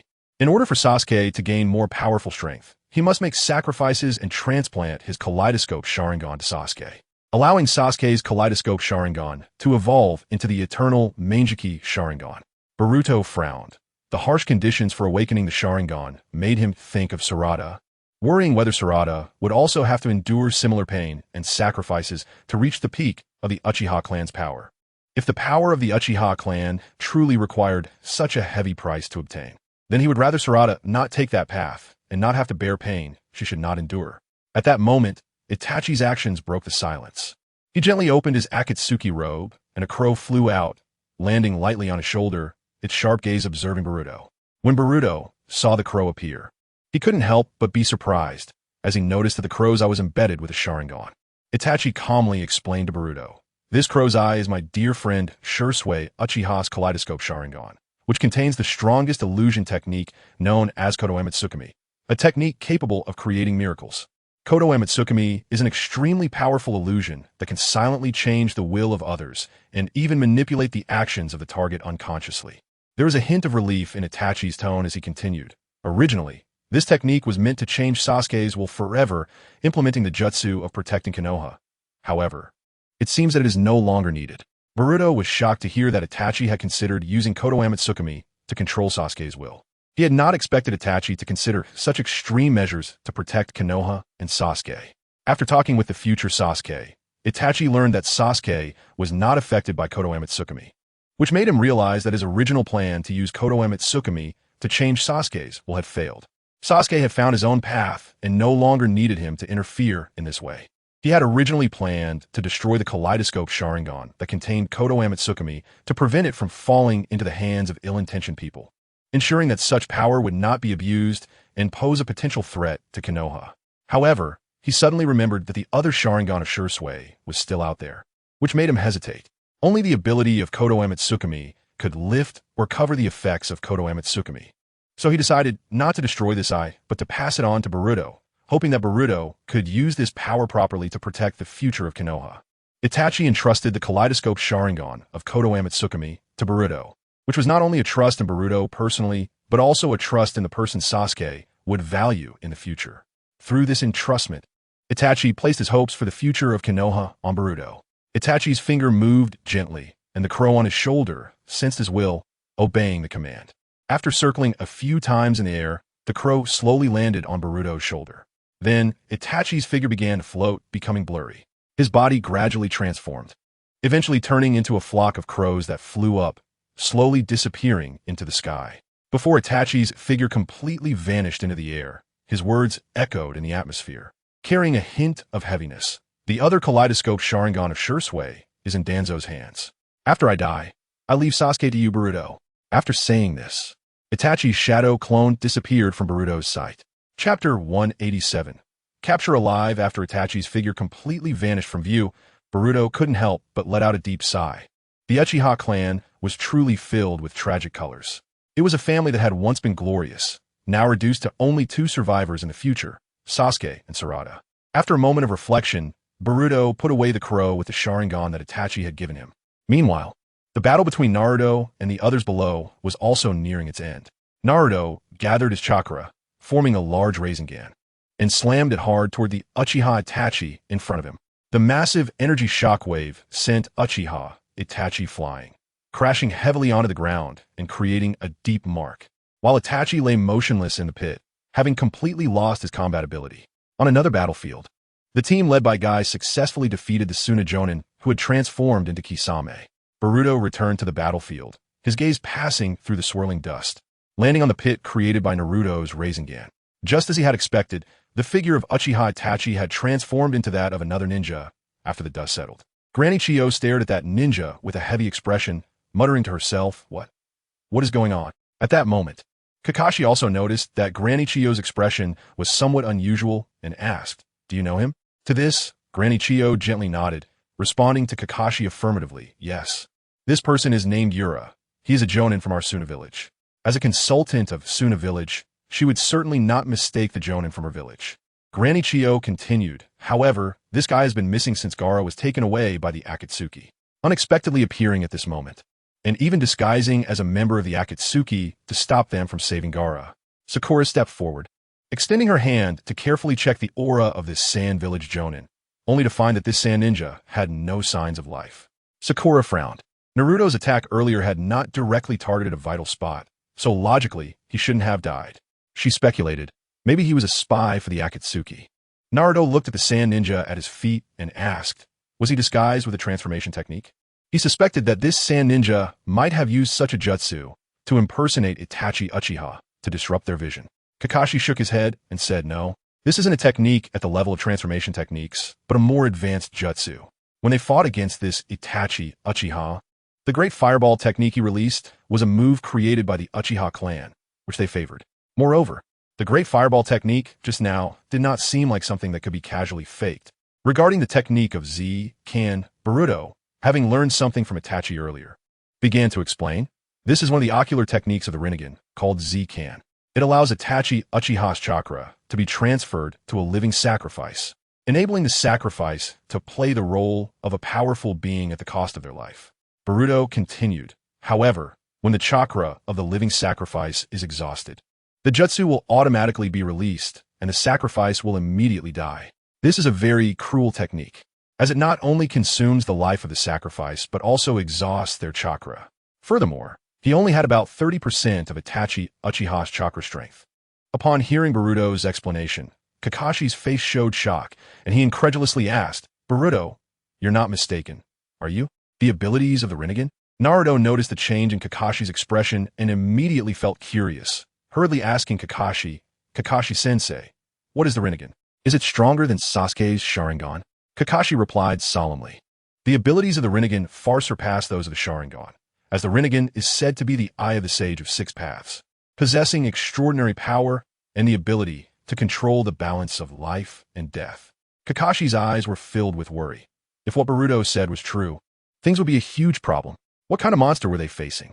Hearing Kakashi's explanation, Naruto, however, remained unafraid, stating firmly, no matter if it's the Rinnegan or the Byakugan, as long as they dare to lay a hand on Gaara, I will crush them. No matter how powerful the opponent was, he would not back down. After hearing Naruto's words, Kakashi couldn't help but let out a bitter smile, unsure whether to say Naruto was fearless due to ignorance or simply a reckless rookie. After a brief moment of bitter laughter, Kakashi felt relieved. After all, Naruto was just like that, or else he wouldn't be called Naruto. Sakura's gaze shifted between Boruto and Naruto, not expecting that during the time she was unaware.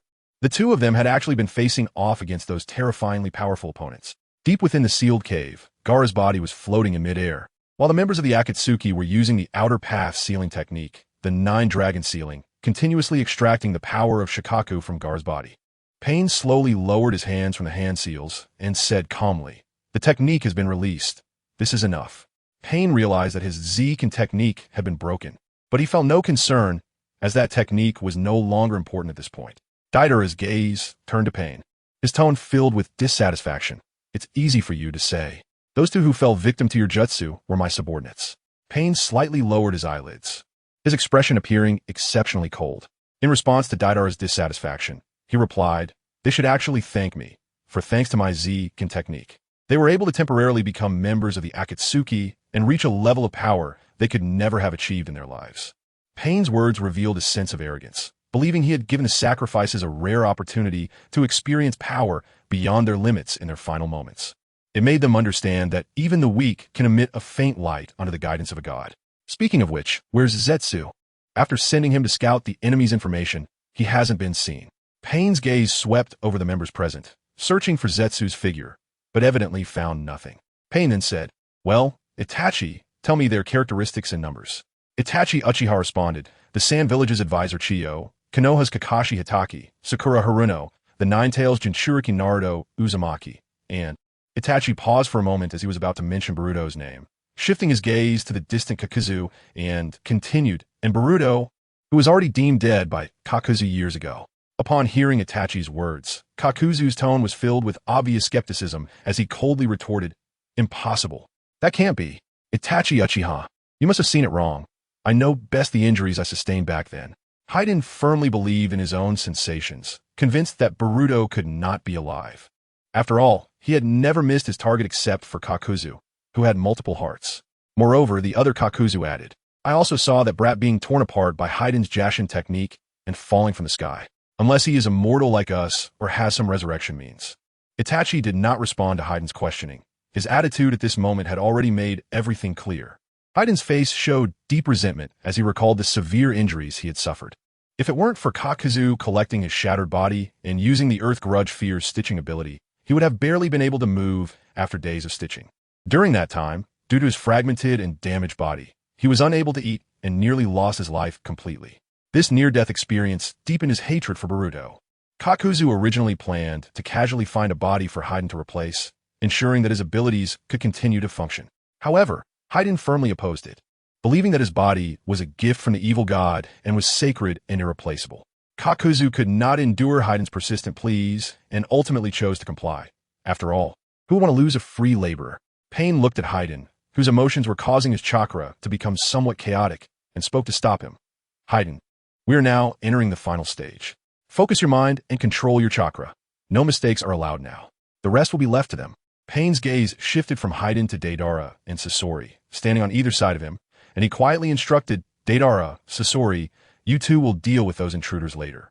Deidara smirked disdainfully. "In the end, it's just us left to clean up the mess, huh?" Sasori's tone was cold as he promised Hayden, "Hayden, I will help you take revenge, turning that Boruto into my living puppet, making him experience eternal art." He wanted to add Boruto to his collection of puppets. After finishing his words, Sasori turned his attention back to Deidara. "Hurry up and wrap this up. Deidara, we need a moment to rest before welcoming our guests." Kakuzu reminded them from the side, "Be careful. That guy is very strange. If you underestimate him, you'll suffer a great loss." On the way, Boruto and the others progressed exceptionally smoothly, encountering no obstacles.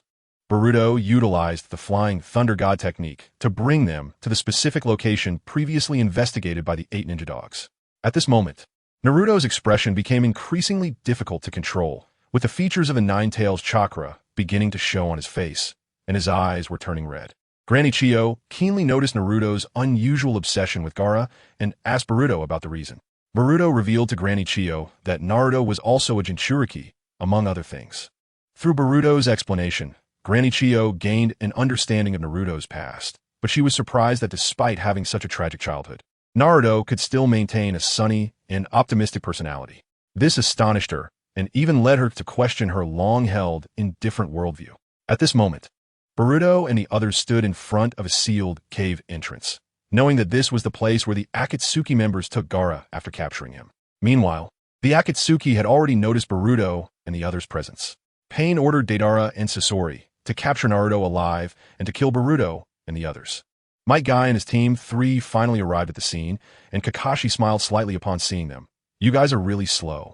Might Guy responded, "We encountered some trouble along the way, which delayed us a bit, but we rushed here as fast as we could."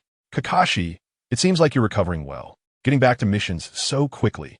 Might Guy walked up to Kakashi, patted his shoulder, and said seriously, "But Kakashi, while physical training requires full-body exercise, you shouldn't have to do that there, right? After all, it won't be useful in battle." Kakashi's mouth twitched slightly at Might Guy's advice, revealing a bitter smile.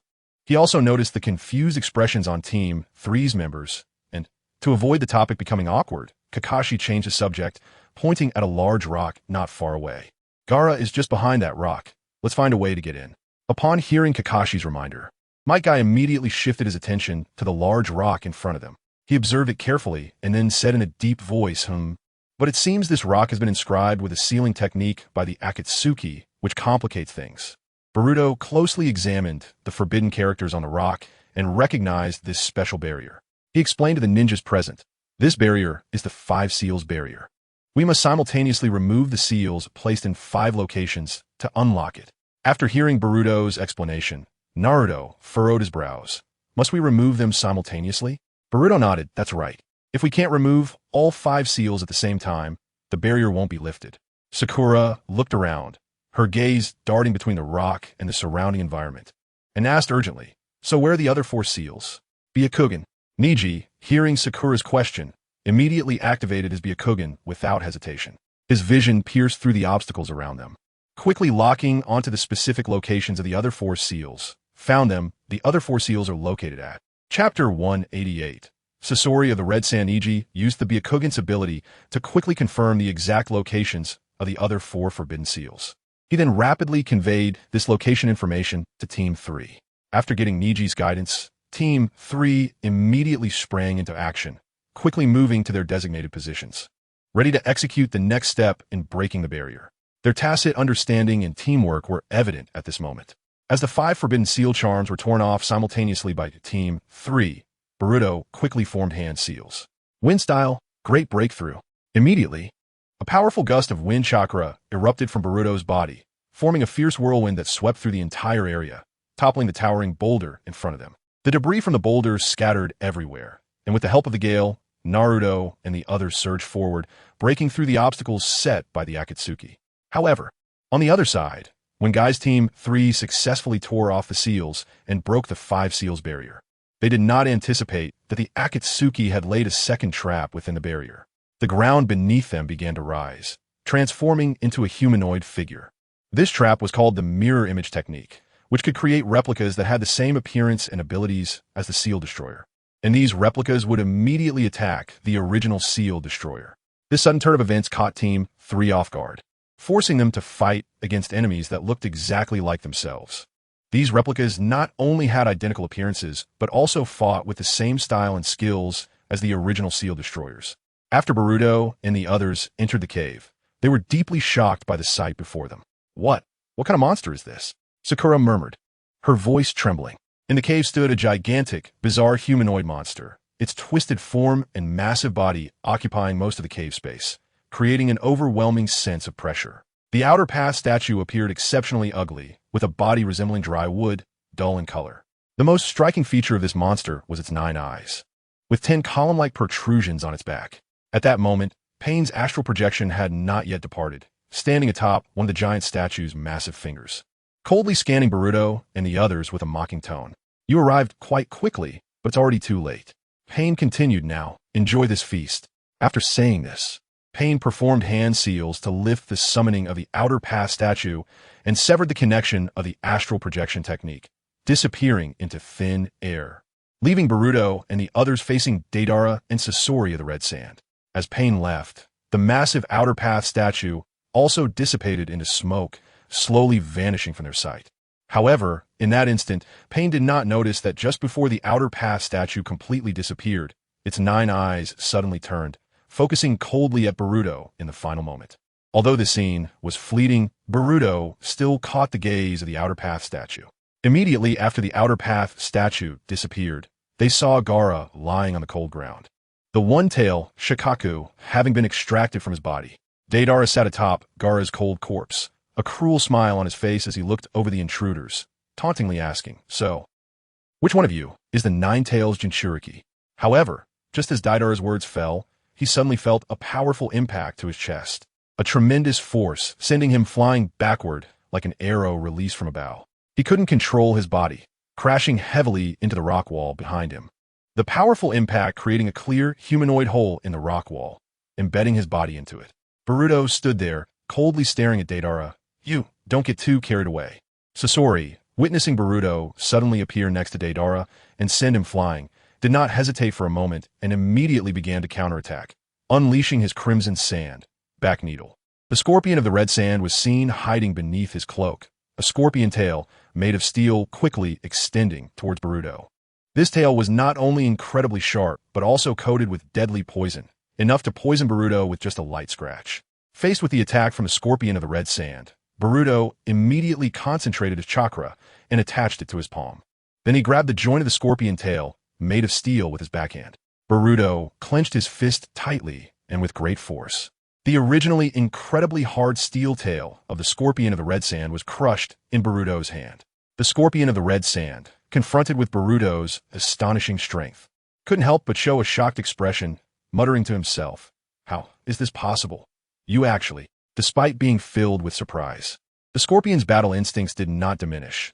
After a brief pause, he wrapped his severed tail around Boruto's hand. Deidara, after being sent flying by Boruto and embedded into the rock wall, struggled to crawl out of the depression in the wall, wiping the blood from the corner of his mouth, his eyes flashing with anger as he muttered, "Bastard." He then looked towards Boruto's position, formed hand seals, and shouted, "Huh!" With the activation of Deidara's technique, the large clay bird surrounding Boruto suddenly emitted a dazzling light, followed by a deafening explosion. The shockwave of the explosion spread out, but Boruto had already freed himself from the scorpion of the red sand's tail and picked up Gaara from the ground, using the Flying Thunder God technique to teleport away from the direct damage of the explosion. When Boruto reappeared, he was back next to Naruto and Sakura, gently placing Gaara down, ensuring he was safe and sound. Naruto witnessed Gaara's lifeless state, and his inner anger erupted like a volcano, his eyes gradually turning blood red. Filled with fury, his emotions reaching a peak, Naruto let out an angry roar at the two in front of him. "You bastards! I'll smash you to pieces." At that moment, Naruto was ready to fight to the end, vowing to avenge Gaara, no matter who the opponent was. He would give it his all without regard for the consequences. Boruto said, "First, take Gaara out of here, leave this to me." Chapter 189. Eternal Life in Response. Sakura nodded, picked up Gaara, and ran towards the cave exit, lightening their burden and not needing to worry about Gaara's body being damaged. Deidara had now returned to a fighting stance. Seeing his prize being taken away by Sakura, he quickly molded a huge clay bird with explosive clay, and swiftly jumped onto its back. Deidara rode the clay bird, rapidly chasing after the direction Sakura was heading, planning to reclaim Gaara's body. Believing that the Nine-Tails Jinchuriki would undoubtedly pursue recklessly, Deidara intended to use this opportunity to throw the enemy into disarray and wipe them all out, capturing the Nine-Tails Jinchuriki. Naruto's expression gradually twisted as he fixed his gaze on a large bird flying out of the cave, filled with hatred for the enemy, and charged out. Boruto noticed the Nine-Tails chakra within Naruto beginning to surge, ready to catch up and prevent the situation from spiraling out of control. Kakashi quickly assessed the current situation. It would be more prudent for Boruto and Chio to deal with the scorpion of the red sand together, so he decided to personally pursue Deidara and Sakura. Kakashi reached for the sealing paper in Boruto's hand and said, "Let me go after those two. You and Chio deal with the one inside." With Kakashi's departure, Boruto and Chio stood inside the cave, and the atmosphere became unusually quiet. Chio's gaze passed through the dim cave, fixing on the scorpion of the red sand. Her eyes filled with complex emotions, both memories of the past and helplessness about the present. A wave of indescribable discomfort surged in Chio's heart as she murmured softly, "Scorpion, I never expected this day would come." The scorpion felt very regretful at this moment. The scorpion of the red sand looked at Chio and said in a deep voice, "I heard that you retired a long time ago." Chio, facing the scorpion's solemn words. Responded in a calm tone. I just suddenly wanted to see what my grandson looks like. The scorpion's tone was filled with determination as he continued. Since you want to resist, then there's no helping it. You will become my collection along with that little brat over there, Granny Chiyo. The scorpion's words were filled with contempt for Chiyo and Boruto, viewing them as opponents soon to be defeated and added to his collection. Although that little brat had shown remarkable strength in their previous encounter, he himself had not used his full power. Chiyo knew very well the scorpion of the Red Sand's abilities and fighting style, and she warned Boruto, Boruto, this exterior is made from puppet techniques. His true body is hidden within this puppet. To defeat the scorpion of the Red Sand, we must attack his true body, not just destroy the puppet. Boruto nodded slightly at Chiyo's reminder. He knew that puppet masters often reveal weaknesses in close combat due to their focus on remote control. The scorpion of the Red Sand's puppet, the Hiryu, was clearly his masterpiece to overcome this weakness. However, through his observations and perception, Boruto discovered that the chakra within this Hiryu was unusually concentrated, focusing on a specific part of the puppet, which was not at all like a normal person's chakra distribution. Boruto extended his hand and threw a flying thunder god shuriken, targeting the scorpion of the Red Sand. Facing Boruto's attack, the scorpion of the Red Sand did not dare to be careless and prepared to knock down the shuriken, but he suddenly found himself unable to move, his body tightly bound by Chiyo's chakra threads. Chiyo quietly set up chakra threads around the scorpion using her puppet technique, and it was these threads that restricted the scorpion's movements at that moment, putting the scorpion of the Red Sand in a passive position. Utilizing the flying thunder god technique, Boruto's figure flashed, and when he reappeared, he was already above the scorpion of the Red Sand. Boruto's hands quickly formed a Rasengan, the powerful chakra spinning rapidly in his palm. He then slammed the Rasengan down onto the back of the Hiryu, the intense rotational force smashing the hard shell of the Hiryu to pieces.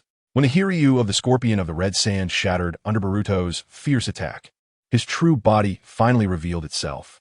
Chiyo, witnessing this scene, was taken aback, unable to believe what she was seeing. What is happening? He hasn't changed at all, just like 20 years ago. Her voice was filled with confusion, as the scorpion's true body looked no different from the scorpion she had known 20 years ago. As if time had stood still for him, Boruto stared at the scorpion of the Red Sand, his brow furrowed. He finally understood the reason behind the abnormal chakra distribution he had observed earlier. Boruto frowned at the scorpion and said, "No wonder all your chakra is concentrated in one place. I didn't expect you to have turned your body into a puppet. That's right, little brat. You are quite clever." The scorpion acknowledged Boruto's deduction calmly, as if discussing something quite ordinary. "I transformed myself into a puppet to pursue the perfect art. Only in this way can I transcend the boundaries of life and death and push puppet techniques to their limits." Chiyo's voice trembled, revealing deep disappointment.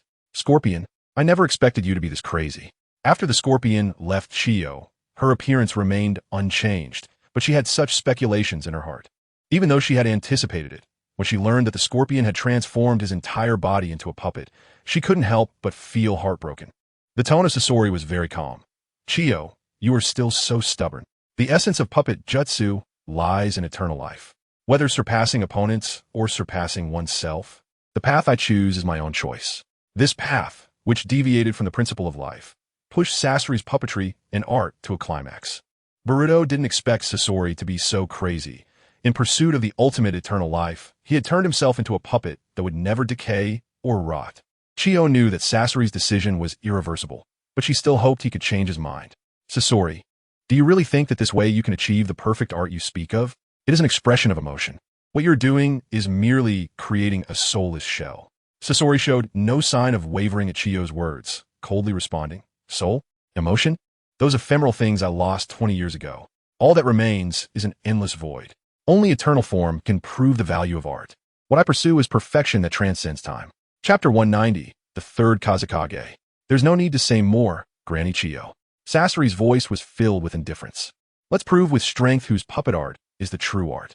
In the confrontation between Sasori, Chiyo, and Boruto, he quickly summoned several puppets that moved swiftly toward Boruto and Chiyo, launching an attack. In response, Boruto formed hand seals with both hands, pressed them against the ground, and chanted, summoning jutsu. Suddenly, the ground shook, and a powerful chakra surged from below, followed by a giant red one-eyed serpent appearing beneath Boruto. The moment Shinya emerged, It displayed its thick tail, directly sweeping up the many puppets summoned by Sasori, tightly wrapping them before forcefully slamming them down, crushing them into a pile of parts. Sasori, seeing the summoning beast Boruto had called forth, was somewhat surprised. Oh, Shinja? Upon hearing an unfamiliar person call its name, Shinya looked surprised. Huh? Who are you? How do you know me? The corner of Sasori's mouth curled into a smile. I not only know you, but I also have a collection you might be interested in. As he spoke, a scroll slipped from his sleeve, which he unfolded in his hand, revealing a striking 3-character title written on it. Sasori's tone carried a hint of smugness. Also, let you see something special. I will accept your gratitude for this rare collection that took me a lot of effort to obtain, and it is my favorite collection. Just as Sasori finished speaking, the scroll in his hand erupted with a thick smoke that quickly spread, and within that smoke, a humanoid puppet slowly materialized. Chiyo's face showed an expression of disbelief as she stared intently at the puppets summoned by Sasori, waves of shock surging in her heart as she murmured, This is, could it be? At the moment Sasori summoned the humanoid puppet, Shinya's fury was completely ignited. Its massive body trembled with rage as it let out a deafening roar towards the sky. Bastard! It couldn't believe that the one who had betrayed their deep bond many years ago had now appeared in its sight once again. Boruto, seeing Shinya's intense, emotional fluctuations, instinctively knew that this puppet was the ninja who had betrayed Shinya. He said to Shinya, Calm down, Shinya. That is just a human puppet. After hearing Boruto's words, Shinya's emotions calmed down a bit, but its single eye was still filled with anger, wishing it could destroy him immediately. Sasori, seeing Shinya's strong reaction, spoke with a hint of amusement. It seems you have special feelings for this puppet, Shinya. A mocking smile crept on his Sasori's face. Although it is just a puppet, it was made from a real person's corpse. How nostalgic, right? Chiyo's face revealed a look of shock, her voice trembling as she said, That is the third Kazekage. How could this be? Over 10 years ago, the third Kazekage suddenly disappeared from the village. Although we tried our best, we were unable to find the once strongest Kazekage. Sasori, you actually... Chiyo couldn't accept the reality before her. Her grandson had killed the third Kazekage and turned his corpse into a puppet. Her feelings were extremely complicated at this moment. In response to Chiyo's accusations, Sasori sneered. So what? You, an old woman hiding away waiting to die, also want to avenge the third Kazekage? Isn't that too much trouble? Chiyo's voice was filled with pain. My grandson, you merely joined the evil faction, but I didn't expect you to betray the village as well. All right, let's get started. Sasori's tone revealed clear impatience, having lost interest in continuing the conversation. Thousand hands manipulation. Sasori controlled the puppet of the third Kazekage, summoning 1,000 arms from the charms on its left arm, attempting to bind Boruto and the others with these arms. Shinya immediately opened its massive mouth and sprayed a stream of dark purple petrifying liquid, which flowed like a torrent, covering those arms. The moment the petrifying liquid touched the arms, those arms made of parts were immediately petrified. Following that, Shinya's tail swept through like a massive whip, smashing the petrified arms into pieces, turning them into rubble. After Shinya destroyed his attack, Sasori drove the third Kazekage puppet to release a poisonous mist from the tubes on its hands, spreading the mist and forming a dangerous poison area. Boruto concentrated chakra in his mouth, forming a swirling storm, then released it violently. Wind release. Gale palm. This wind technique created a wide-ranging explosive whirlwind that blew away the poisonous mist released by Sasori. At the same time, Shinya took advantage of the wind created by Boruto, raised its massive tail, and then slammed it down hard towards the third Kazekage puppet. This strike sent the puppet flying, crashing heavily onto the ground in the distance, causing massive destruction. As Sasori's puppet was knocked away, he used chakra threads to stabilize it in midair. Magnet release. Iron sand rain. Sasori manipulated the damaged puppet, and suddenly, a large amount of iron sand shot out from the puppet's mouth, forming fine needles that rained down upon Boruto like a dense downpour. Compound ninjutsu. Purple lightning water dragon bullet. Boruto drew upon the chakra within him to perform the ninjutsu. And then the surface of the lake behind him began to churn violently as a massive dragon made of water and lightning surged into the sky. This water dragon was entwined with purple lightning and charged towards Sasori. After swallowing all the iron sand needles, the lightning water dragon continued forward without pause, aiming to bite at Sasori.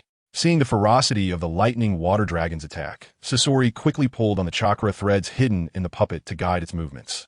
With his manipulation, the originally torrential sand iron assault abruptly came to a halt, and the form of the puppet quickly transformed. The sand iron recoalesced in midair, forming a solid circular wall of sand iron. Chapter 191. Rebirth Core. This sand iron wall acted like a massive shield, tightly encasing the scorpion of the red sand himself, creating an indestructible defense. The Thunder Water Dragon struck directly against the sand iron wall, erupting with a deafening roar, splashing water everywhere, while lightning crackled against the sand iron wall. Under the fierce impact of the Thunder Water Dragon, it retreated several dozen meters before barely stabilizing its form. Boruto drew a sharp sword from behind, gripping the hilt tightly, leaping forward like an arrow released from a bow.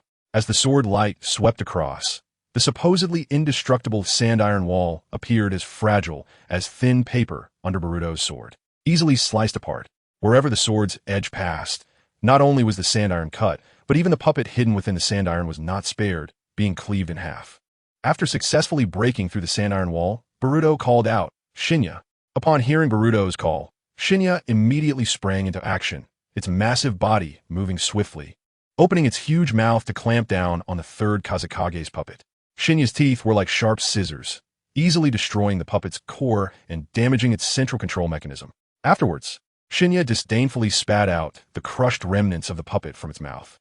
With the loss of control over the third Kazekage puppet, the sand iron that had been floating in the air lost the support of chakra, falling to the ground like raindrops that had lost their life. At this moment, the scattered puppet parts of the scorpion of the red sand began to tremble and ultimately reassembled themselves using chakra threads.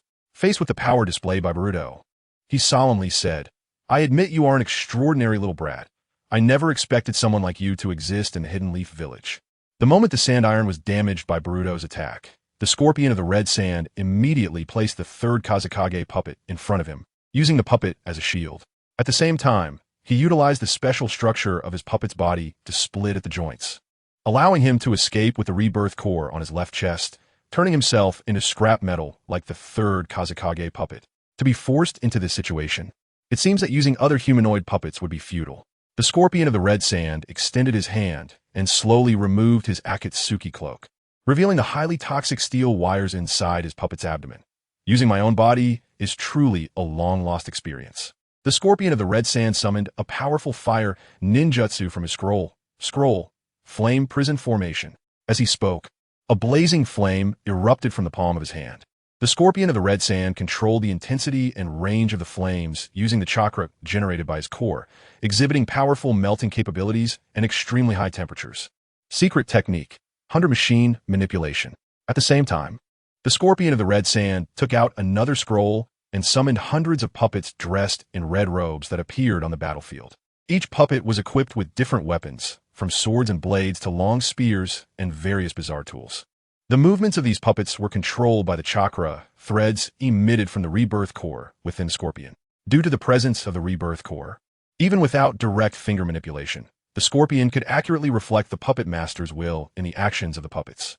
Thus, these hundreds of puppets could be manipulated as freely as the scorpion's own limbs. Granny Chiyo, witnessing the hundreds of puppets summoned by the scorpion of the red sand, was left speechless in shock. In the world of puppet masters, the number of puppets one can control is indeed an important measure of their strength and skill. Typically, due to the limitation of finger numbers, a puppet master can control at most 10 puppets at the same time, which is already the limit. However, the ability displayed by the scorpion far exceeded this traditional limit, breaking the norm by being able to control hundreds of puppets simultaneously, reaching an unparalleled level in the realm of puppet techniques. Granny Chiyo furrowed her brows tightly, well aware that although she had nearly 10 puppets at her disposal, they appeared insignificant compared to the power exhibited by the scorpion of the red sand. Under these circumstances, she could not exert her proper role. The quantity and quality of the puppets controlled by the scorpion, along with his unconventional manipulation ability, put unprecedented pressure on Granny Chiyo. In a moment of contemplation, the scorpion of the red sand did not pause, swiftly maneuvering these hundreds of puppets towards Boruto, aiming to quickly suppress and defeat him by leveraging their numerical advantage.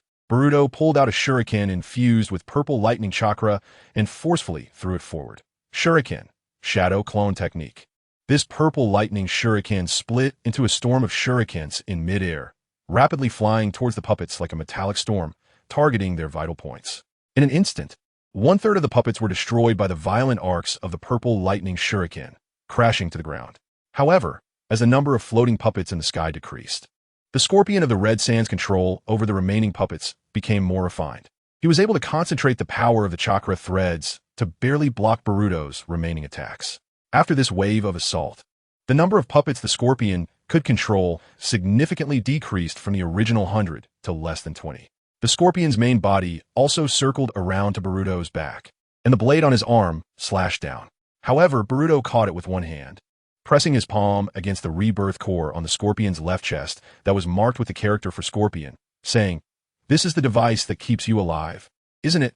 When Boruto seized him and touched the rebirth core, the scorpion of the Red Sand did not utter a word. He manipulated the steel wires in his abdomen to stab at Boruto's head, seeking a fatal blow. But the scorpion suddenly found that the control panel for the steel wires could not move. Looking down, he discovered that a long sword had unknowingly pierced through his abdomen. The blade precisely wedged into the position of the control panel for the steel wires, rendering him unable to manipulate them freely. Seeing this scene, the scorpion's lips curled into a bitter smile. All of his attack strategies and puppet techniques had been seen through by this young opponent before him. The scorpion cast a complex glance at Granny Chiyo behind Boruto, then slowly lowered his eyelids, ceasing his struggles, seemingly accepting the impending death. Just as Boruto was about to destroy the scorpion's rebirth core and end the battle, Granny Chiyo's voice suddenly rang out, interrupting Boruto's actions. "Wait, Boruto, can I have a few words with my grandson before it ends?" Chapter 192. Rebirth Technique. Upon hearing Granny Chiyo's call, Boruto halted his actions, pulling out the sword deeply embedded in the scorpion of the Red Sand's abdomen and stepping aside. Although he had removed the direct threat to the scorpion, Boruto was not worried that the scorpion would suddenly retaliate. He was confident that he could pierce the rebirth core before any signs of movement from scorpion. The scorpion of the Red Sand maintained his silent posture after Granny Chiyo's words, his eyes tightly shut, no longer caring about what was happening around him. The scorpion coldly said, "At this point, what is there left for us to say?" Granny Chiyo spoke with a hint of melancholy. "Grandson, do you remember this?" As soon as she finished speaking, Granny Chiyo opened her arms and slowly took out 2 scrolls from her sleeves, unfolding them. As Granny Chiyo opened the scrolls, a cloud of smoke erupted from them, quickly spreading. Once the smoke dissipated, 2 puppets appeared between them. The puppets were meticulously crafted to resemble a middle-aged couple, and among them, the male puppet's hair color was astonishingly consistent with that of Sasori. Upon hearing Chiyo's words, Sasori slowly opened his eyes, his indifferent gaze sweeping over the 2 puppets that had appeared between them. His reaction was surprisingly calm, showing no signs of emotional fluctuation, and could even be described as apathetic, simply responding, "Oh, it's this." Chiyo gazed at Sasori and slowly spoke, "You still remember, huh? That's right. This is the puppet you originally made, father and mother.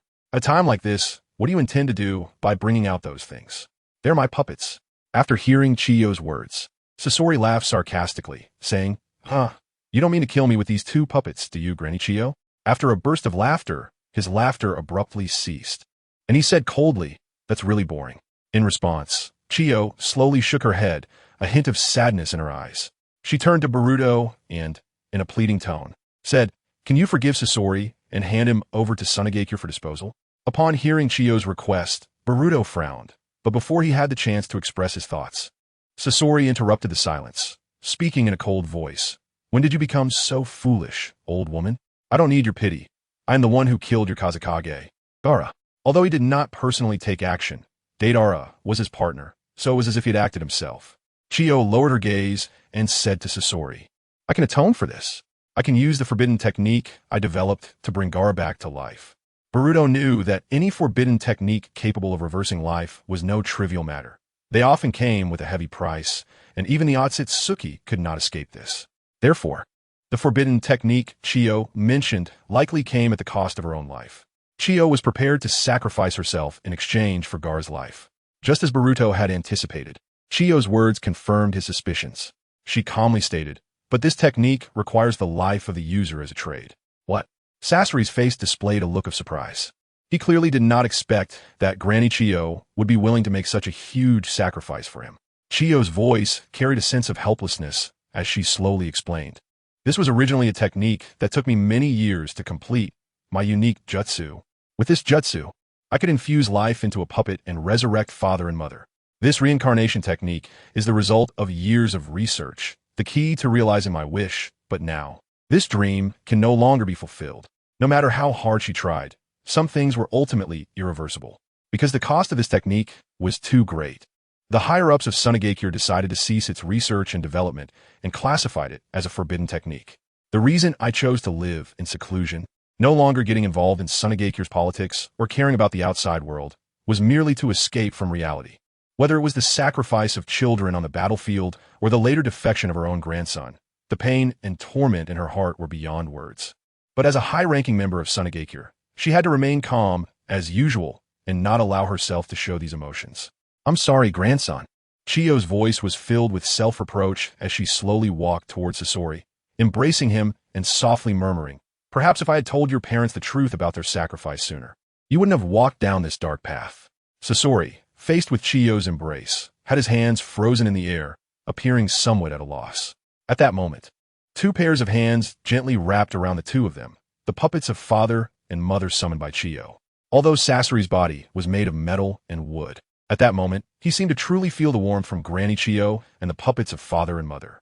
This emotional touch made his usually cold and unfeeling heart feel a hint of long-lost warmth.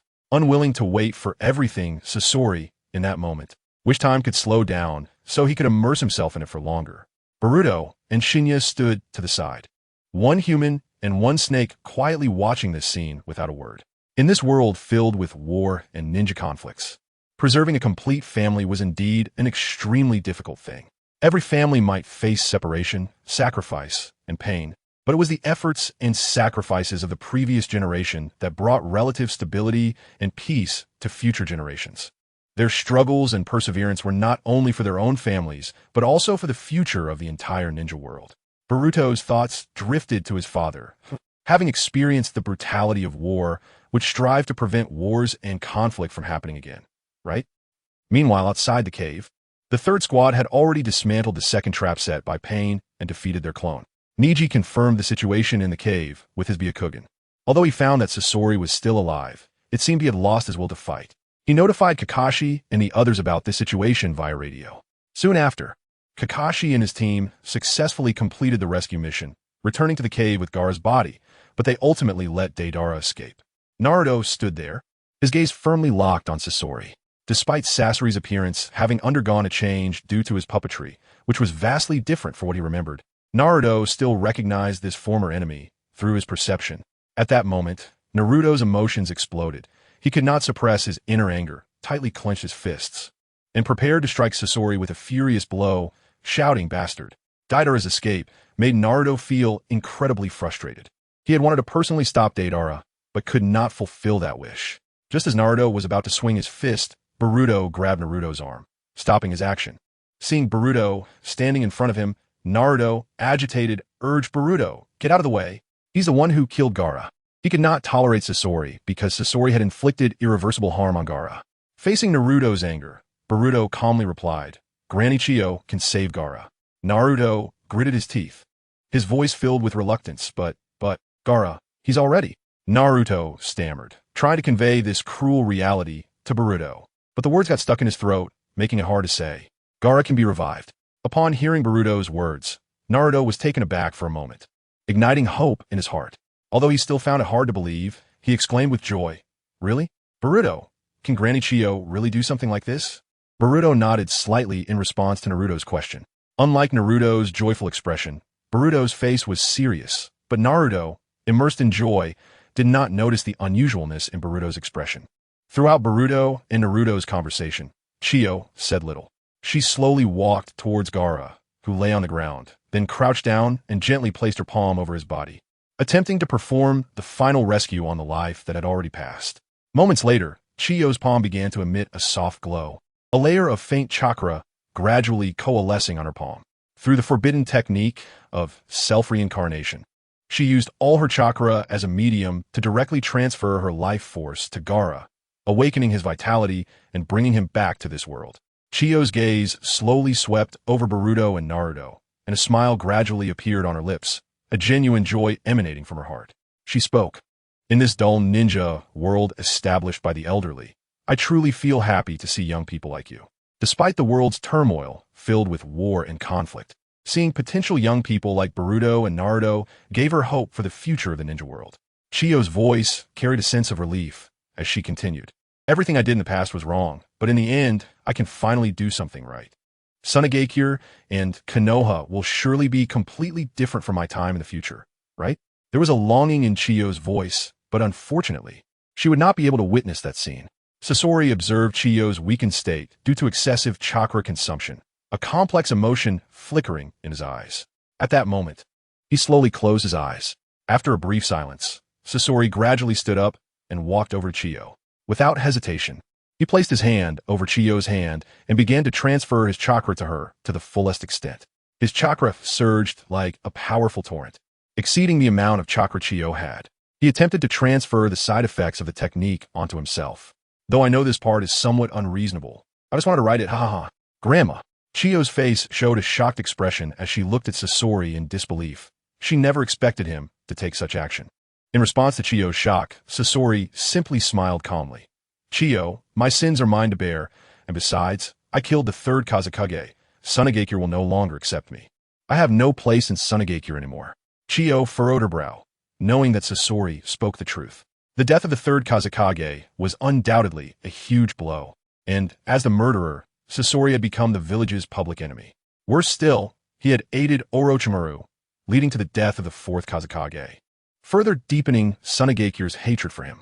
Sasori continued, as you said, although I have transformed my body into a puppet, I can never erase my soul and achieve the so-called eternity. I am tired of this world. Let me make amends. Chiyo's gaze fell on Sasori, realizing his desire for self-redemption at that moment. After a struggle and weighing her options in her heart, Chiyo finally made a decision. She gradually stopped transferring her life force and instead guided her grandson's life force, injecting it into Gaara's body. At that moment, she accepted Sasori's choice. A gentle smile appeared on Sasori's face as he softly said to Chiyo, "Thank you, Grandma Chiyo." As Sasori's life force flowed into Gaara's body, Gaara began to show significant changes. His originally pale and colorless skin gradually regained a healthy flush, and his cold body temperature began to warm up to normal. Gaara was gradually returning from the brink of death to the hope of life. But his full awakening would still take some time, as his body and mind needed to undergo a slow recovery process. After completing all of this, with the continuous loss of life force, the core of regeneration on Sasori's left chest lost its original energy support and slipped out of his body, ultimately resting in the embrace of the father and mother puppets. The one-eyed Shinra turned its gaze away from the interaction between Sasori and Chiyo and landed on Boruto. Indeed, following Boruto allowed it to witness another side of the ninja world that it had never known. Chapter 193, Reincarnation as time passed. The support troops from Sunagakure finally arrived at the scene, standing by Gaara's side, waiting for his awakening along with Boruto and the others. In this ninja world, Sasori's chapter finally came to an end, and Gaara, having undergone the baptism of rebirth, stood once again on the stage of destiny. At that moment, Gaara finally awakened from his slumber. His eyelids slowly opened, revealing a dazed light as he softly called out, "Naruto, Boruto." Witnessing Gaara awaken from his coma, the surrounding ninjas could not suppress their excitement, erupting into warm cheers, their faces brimming with joy, all worries transformed into laughter. "Great! I thought Lord Kazekage was really going to die. You idiot! How could Lord Gaara die so easily? After all, he is silent, cool, strong, handsome, and elite." Gaara slowly looked around, noticing that he was surrounded by the protective ninjas of Sunagakure. He murmured, "This is..." Boruto, seeing Gaara's confusion, responded, "We all came running to save you." Naruto tightly grasped Gaara's shoulder, saying, "You really are something, making everyone worry like this." At that moment, Kankuro, who had fully recovered after being treated by Sakura, squeezed through the crowd to join them, speaking lightly, "Yeah, you're such a worrywart, little brother. What are you all doing? Being so arrogant? Gaara is Kazekage. You shouldn't speak so presumptuously." Temari then turned to Gaara and asked, "Gaara, are you okay?" At this time, Gaara struggled to sit up, but due to his long coma, his body would not allow him to do so. His movements appeared quite strenuous, and his legs could not support his weight. Seeing this, Boruto immediately reached out to support Gaara's arm, gently advising, "It's better not to move suddenly. You just revived, and your body is still stiff." After all, Gaara had just experienced a life-and-death struggle, and his body needed time to adapt and recover. Kisame's gaze fell on the elder sister lying in Sakura's arms. Filled with sorrow, he knew that Gaara's revival must have come through the reincarnation ninjutsu cast by the elder sister. This time, the elder sister would not be as cheerful as before, as it was a forbidden jutsu that could resurrect the dead at the cost of life. Kisame stared at Chiyo's calm face, recalling the times in the past when she pretended to die to tease them, always saying in a light-hearted tone, "Just kidding. I'm just pretending to be dead." Ha! Her hearty laughter seemed to still linger in his ears. Kisame murmured, "It feels like you would do that again. After all, your expression is so serene, it seems like you could laugh out loud at any moment." Just as Kisame was immersed in mourning, a familiar and vibrant voice rang in his ears. "Gotcha! This time I'm just playing dead. Ha!" The corners of his mouth curled into a bitter smile as he self-deprecatingly said, "Yes, that's how it is. Sigh, I'm getting old, and I'm starting to hear things." But when he raised his eyes to look at who was in his arms, he found it had somehow sat up from his embrace, making him almost doubt his own eyes. After confirming that his elder sister was indeed safe and sound, although he angrily said, "Elder sister, at least consider my heart," his face was beaming with an uncontrollable smile. As laughter echoed in the air as she proudly said, "Ha! I didn't expect my performance this time to be so convincing that even you, the calm and brave, were fooled." Winked playfully and continued, "It was worth it for me to act in this play with and the others." His mouth twitched slightly. Anyone would feel that way, right? He then asked, "What exactly is going on? Elder sister, didn't you use that forbidden technique? How could it be?" Upon hearing's question, S' smile abruptly stopped. She then unfolded a scroll that had been tightly held in her hand, revealing a character for Scorpion added between the words father and mother on the scroll. At that moment, walked over to, her eyes filled with sincere gratitude, and said, "Thank you. Thanks to you, was able to come back to life." Smiled in response to his thanks, saying, "You should thank not me, but and." They used the reincarnation ninjutsu together to save his life. Gently shook her head at S' humility, explaining, "Has been living in seclusion in the village, indifferent to political matters. She always said that the future was of no concern to her, that she wouldn't make such a sacrifice for." Continued, this time, participated in his rescue because she learned about. It was you who changed view on the ninja world and fulfilled her long-held wish. She understood that S' actions and existence had touched his heart, prompting her to reassess the meaning of the ninja world and her role within it. S' arrival not only brought hope to, but also became a light in his heart, illuminating a future she once believed to be dim. Was right, and walked over slowly, and spoke with emotion. Having lived through a long period of chaos, the resentment towards other countries and the anxiety for had long taken root in my heart. As time passed, all I could do was quietly await death in the remaining days. Upon hearing's words, added, "Don't be like those realists, elder sister." Laughed and said, "Haha, I'm already very satisfied to meet you good kids in the limited time I have left." She had once felt powerless about the conflicts in the ninja world and the future of, but the arrival of and the others, along with transformation, had given her new hope. As night fell, two figures quietly appeared in the cave where and the others had battled. They moved through the shadows of the cave, searching among the ruins scattered with broken puppet remnants for something important. However, after a while of searching, disappointment appeared on their faces, clearly indicating they had not found what they were looking for. Stood in the cave, shouting towards the distance, "We've been searching for so long.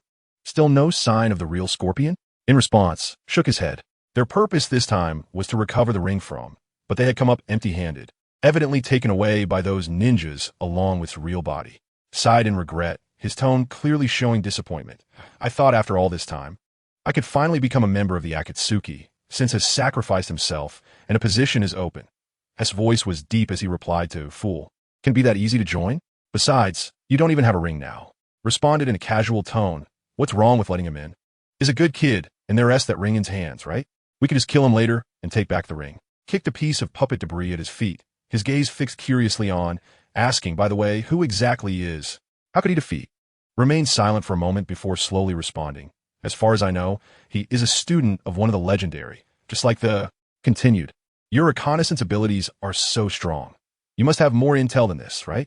He wanted to know if had more information about. Then laughed, "Haha, just kidding." His laughter echoed in the cave. Did not appreciate joke, snorting dismissively and saying impatiently, "So boring, I'm leaving." After saying that, he turned to leave, having lost interest in staying in the cave any longer. Seeing turn to leave, quickly shouted, "Wait for me." Stood at the entrance of, addressing and the others who were about to leave. Are you going back so soon? You should take a couple more days to rest. Stood beside, agreeing, yeah, at least stay another day. You can rest a bit before heading out. Declined their invitation, saying, we wish we could, but we have to report to Hokage-sama. Is that so? Said confidently. Moreover, the Akatsuki is already infiltrated, and we don't know when they will come to Konoha to trouble me. Though I'm not afraid of them. Looked at and said, if you need our help we will not hesitate to assist. After a brief farewell, and the others crossed the border of, stepping once again into the vast sea of yellow sand, heading towards Konoha. Notice hand had been resting on shoulder since the beginning, and he asked with concern, what's wrong? You look weak. Weakly replied, it's just a bit of eye strain. I didn't expect using the Sharingan would consume so much chakra. Eye strain? Looked at and explained, used a new eye technique twice while chasing the Akatsuki members, which is why he ended up like this. After hearing S' explanation, turned his gaze to, curiously asking, you also activated the Meijiki Sharingan? To this, simply replied, well, sort of. I'm not entirely sure about it myself, as I'm not a member of the Uchiha clan. It might be because the impact of Rin's death was too great. I learned about the Meijiki Sharingan above the 3-Tomo Sharingan through Itachi Uchiha. However, I'm still not skilled in using this Meijiki Sharingan and can't control the position and size of the barrier space. This power still needs time to synchronize. Speaking of Kakashi-sensei's ultimate technique, Naruto appeared exceptionally excited and said, Kakashi-sensei's ultimate technique is really amazing. It can distort space and even erase the enormous flames produced by the Akatsuki member self-destruction. Chapter 194. Saitenten turned around and looked at Gai-sensei and Kakashi-sensei, who were slowly advancing at the back of the group. She half complained, teachers, you are so slow. At this rate, we'll take forever to return to the village. Upon hearing Tenten's teasing, Might Guy gritted his teeth, a competitive look flashing across his face. As a ninja is skilled in taijutsu, he couldn't allow himself to be looked down upon by his students. Kakashi observed Guy's expression and felt a sense of foreboding. Apologetically, he said to Guy, I'm really sorry. Guy, after using that new Sharingan, I can't move my body for a while. Unfortunately, at that moment, Might Guy could not hear him. Suddenly, he exploded with muscle strength, grabbed Kakashi, and threw him into the sky. Hey, wait, Kakashi exclaimed in surprise as he was thrown into the air. Just as he was about to land, Might Guy quickly turned around and caught him, letting him land on his back. Naruto couldn't help but comment, that's so gross. An uncle carrying another uncle. It's even worse than I imagined. Seeing Might Guy and Kakashi's actions, Lee suddenly understood something and said, so that's it. This is also part of your training, right? After witnessing Might Guy's actions, Kakashi hurriedly called for Boruto's help. Boruto, quickly save me. Clearly, his previous experience of being carried by Might Guy had left a deep impression on him, creating a psychological shadow. Boruto, in response to Kakashi's plea, simply shrugged his shoulders and said, isn't this great? You could get to Konoha faster and... Kakashi lamented, Boruto, wouldn't it be quicker if you used the flying Thunder God technique to take me? Before Kakashi could finish his sentence, Might Guy took off with astonishing speed. His voice echoing through the air, now we'll speed up. Can you catch up to me? Lee bent down and made a gesture to carry someone on his back, saying to Niji, come on, Niji. As expected, he was met with Niji's refusal. When Boruto saw Lee's gaze fall on him, he responded without hesitation, I refuse. Danzo stood in the dim underground space of Konoha, sharply staring at the root ninja kneeling in front of him. His tone revealed an undeniable command. I have everything arranged. They will assign you to Kakashi's team. He had secretly arranged for 2 of Konoha's advisors to ensure that this root ninja could smoothly join Kakashi's class, allowing for better monitoring of the Nine-Tails Jinchuriki's movements and his own plans. Danzo continued issuing orders to the root ninja in front of him. I need you to test Boruto's strength when Kakashi's team returns to the village and, if possible, eliminate him and completely replace him in Kakashi's team. A look of dissatisfaction crossed Danzo's face as he secretly pondered. I don't know what Sarutobi Hiruzen is thinking, trusting someone with such an unclear background. He's really getting old and confused. He would never allow unstable factors like Uchiha Sasuke to remain in Konoha and disrupt his meticulously planned schemes.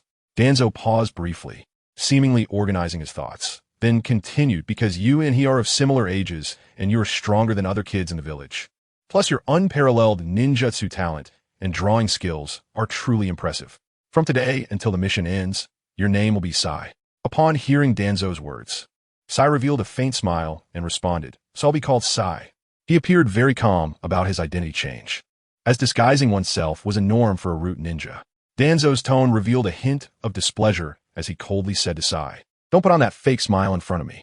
Sai pulled out a fox mask from behind and gently put on his face, responding in a calm tone. "I'm sorry, but the textbook says that to win people's hearts, you must first learn to smile. Although I've practiced, I still can't control my expressions as naturally as ordinary people." In front of the Konoha gates, Boruto and the others passed through the portal and finally arrived in the village. Might Guy, smiling easily, said to Kakashi, "Kakashi, you really are lucky to have arrived at the village so easily. You don't have to thank me too much." Then, Might Guy looked around the group to confirm everyone had arrived and continued, "All right, everyone is here, so let's go report to Lady Tsunade about this mission." At this moment, Boruto pointed at Kakashi, who was on Might Guy's back, and said, Guy-sensei right now. Kakashi-sensei needs to go to the hospital more than we need to report." Upon hearing Boruto's reminder, Might Guy suddenly noticed Kakashi's condition. He turned to look and saw Kakashi rolling his eyes, already unconscious, his whole body limply leaning against his back. Immediately, Boruto and the others took the fainted Kakashi and rushed to Konoha Hospital. Might Guy led the group, and as soon as they reached the hospital reception, he urgently said to the medical staff, "My best friend has fainted again. Hurry and treat him." Inside Konoha Hospital, a medical ninja recognized them as Might Guy hurriedly carried Kakashi inside and exclaimed in surprise, "Oh, it's you guys. What happened this time? Did that place crack open again?" Her gaze swept back and forth between Kakashi and Might Guy, clearly familiar with Kakashi's condition. Chapter 195. Tension after ensuring that Kakashi-sensei was properly settled. Boruto and the others walked out of the treatment room. Naruto placed his hands behind his head and said, "Kakashi-sensei will need to rest for a while. He needs at least a week in bed, and it will take several more days for him to recover to a state where he can perform missions." After all, Kakashi-sensei still needed time to become proficient in using his new Sharingan. Although Boruto wasn't too clear on the specific consumption of using the Sharingan, he knew that activating and utilizing such a powerful eye technique was no easy task and required a considerable amount of chakra. However, Boruto thought of the crow with the Sharingan that Itachi Uchiha had given him. If Kakashi-sensei was this weak after using the Sharingan, could that crow even use the Sharingan normally? While they were talking, Konohamaru and his two companions suddenly ran over and blocked Boruto and Naruto. Konohamaru excitedly shouted, "Naruto brother, Boruto brother, let's duel." As he spoke, he quickly created a shadow clone. Upon hearing Konohamaru's challenge, Naruto's eyes sparkled with excitement as he responded, "Oh? Let me see how much you've improved." After hearing Naruto's response, Konohamaru didn't continue with unnecessary talk. He fixed his gaze on Naruto and shouted, "Here I come. Big brother Naruto. Sexy technique, arem jutsu." Konohamaru and his shadow clones quickly performed the sexy technique, and as a puff of smoke dissipated, they transformed into two beautiful female figures, tightly embracing each other. Naruto looked at the ninjutsu that Konohamaru had performed and loudly praised, "You've actually reached this level. You're impressive." Konohamaru. He never expected Konohamaru to use the sexy technique to such an extent, almost surpassing himself and Boruto.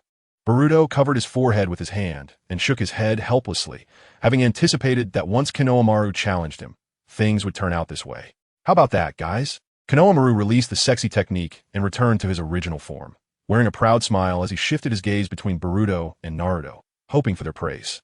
Sakura, seeing Konohamaru's actions, angrily stepped forward, clearly extremely dissatisfied with his behavior. She was ready to teach this shameless brat a lesson, making him understand that his actions were unacceptable. However, just as Sakura was about to act, Moegi took the initiative and threw a powerful punch, sending Konohamaru flying. Konohamaru's body flew through the air and crashed heavily into a wooden wall, which then collapsed with a loud noise, shocking everyone present. Gradually recovering from the chaos of the impact, Konohamaru rubbed his body, grimacing in pain.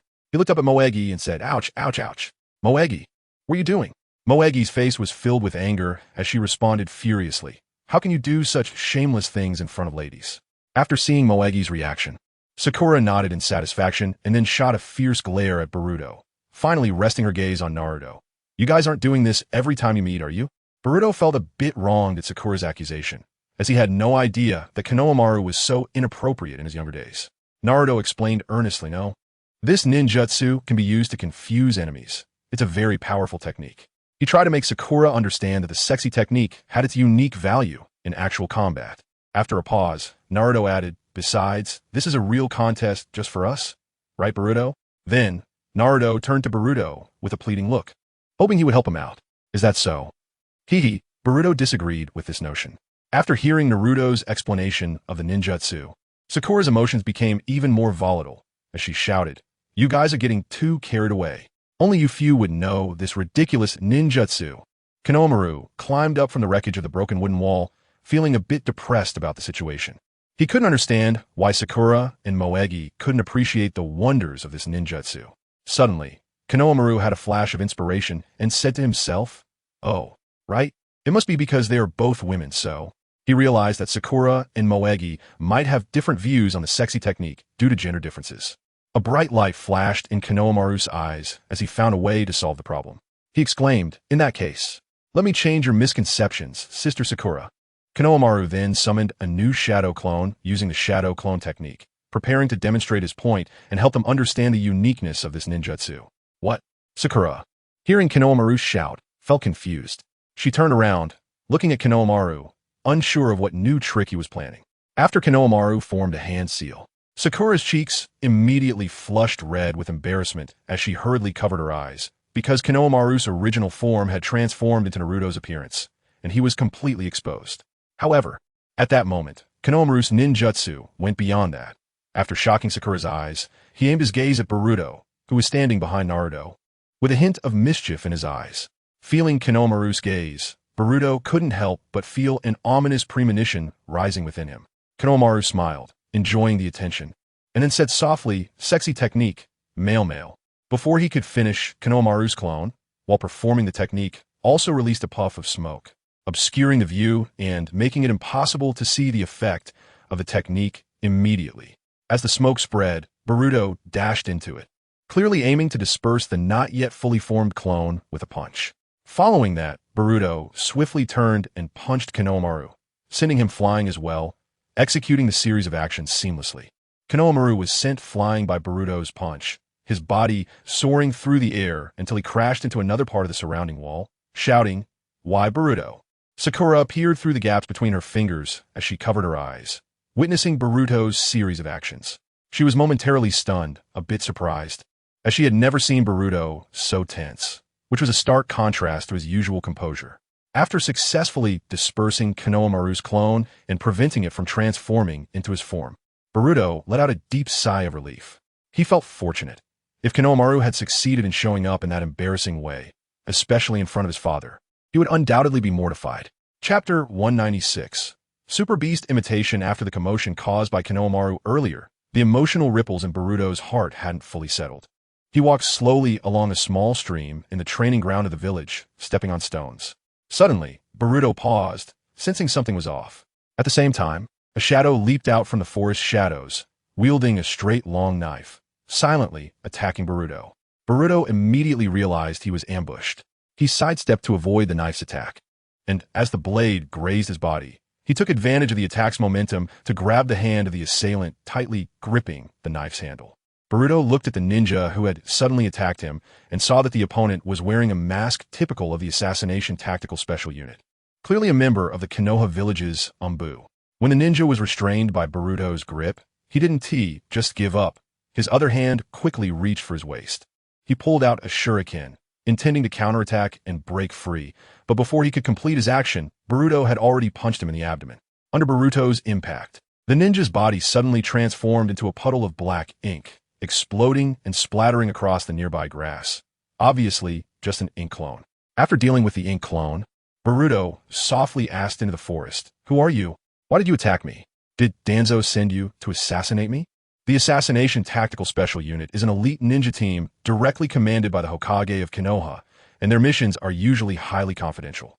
However, this sudden appearance of the ANBU member clearly does not belong to the shadows cultivated by Granny Tsunade or the elite team represented by Antelope and Lantern. Furthermore, there is no reason for Granny Tsunade to assassinate him. If this ANBU member was not cultivated by Granny Tsunade, then there is only one possibility left. He belongs to the Root Ninja under Danzo's command. The Root had been disbanded long ago after the Uchiha clan massacre carried out by Itachi Uchiha. When the third Hokage ordered Danzo to be removed from his position as Hokage's advisor, and demanded that he completely disband the root. However, Boruto had learned from information gathering in this era that although the root was officially disbanded after the Uchiha massacre, its members did not completely disappear but remained. Many former root members still serve in the ANBU, continuing to pledge allegiance to the ideals and goals of the root, even though the organization no longer exists publicly. In response to Boruto's questioning, the other party did not give any reply. In this silence, Boruto vaguely heard a sound of beastly roars, which grew closer and clearer. In an instant, several giant ink lions suddenly appeared from all directions in the forest, these black and white lions leaping towards Boruto. Boruto drew the sword he carried and faced the oncoming ink lions.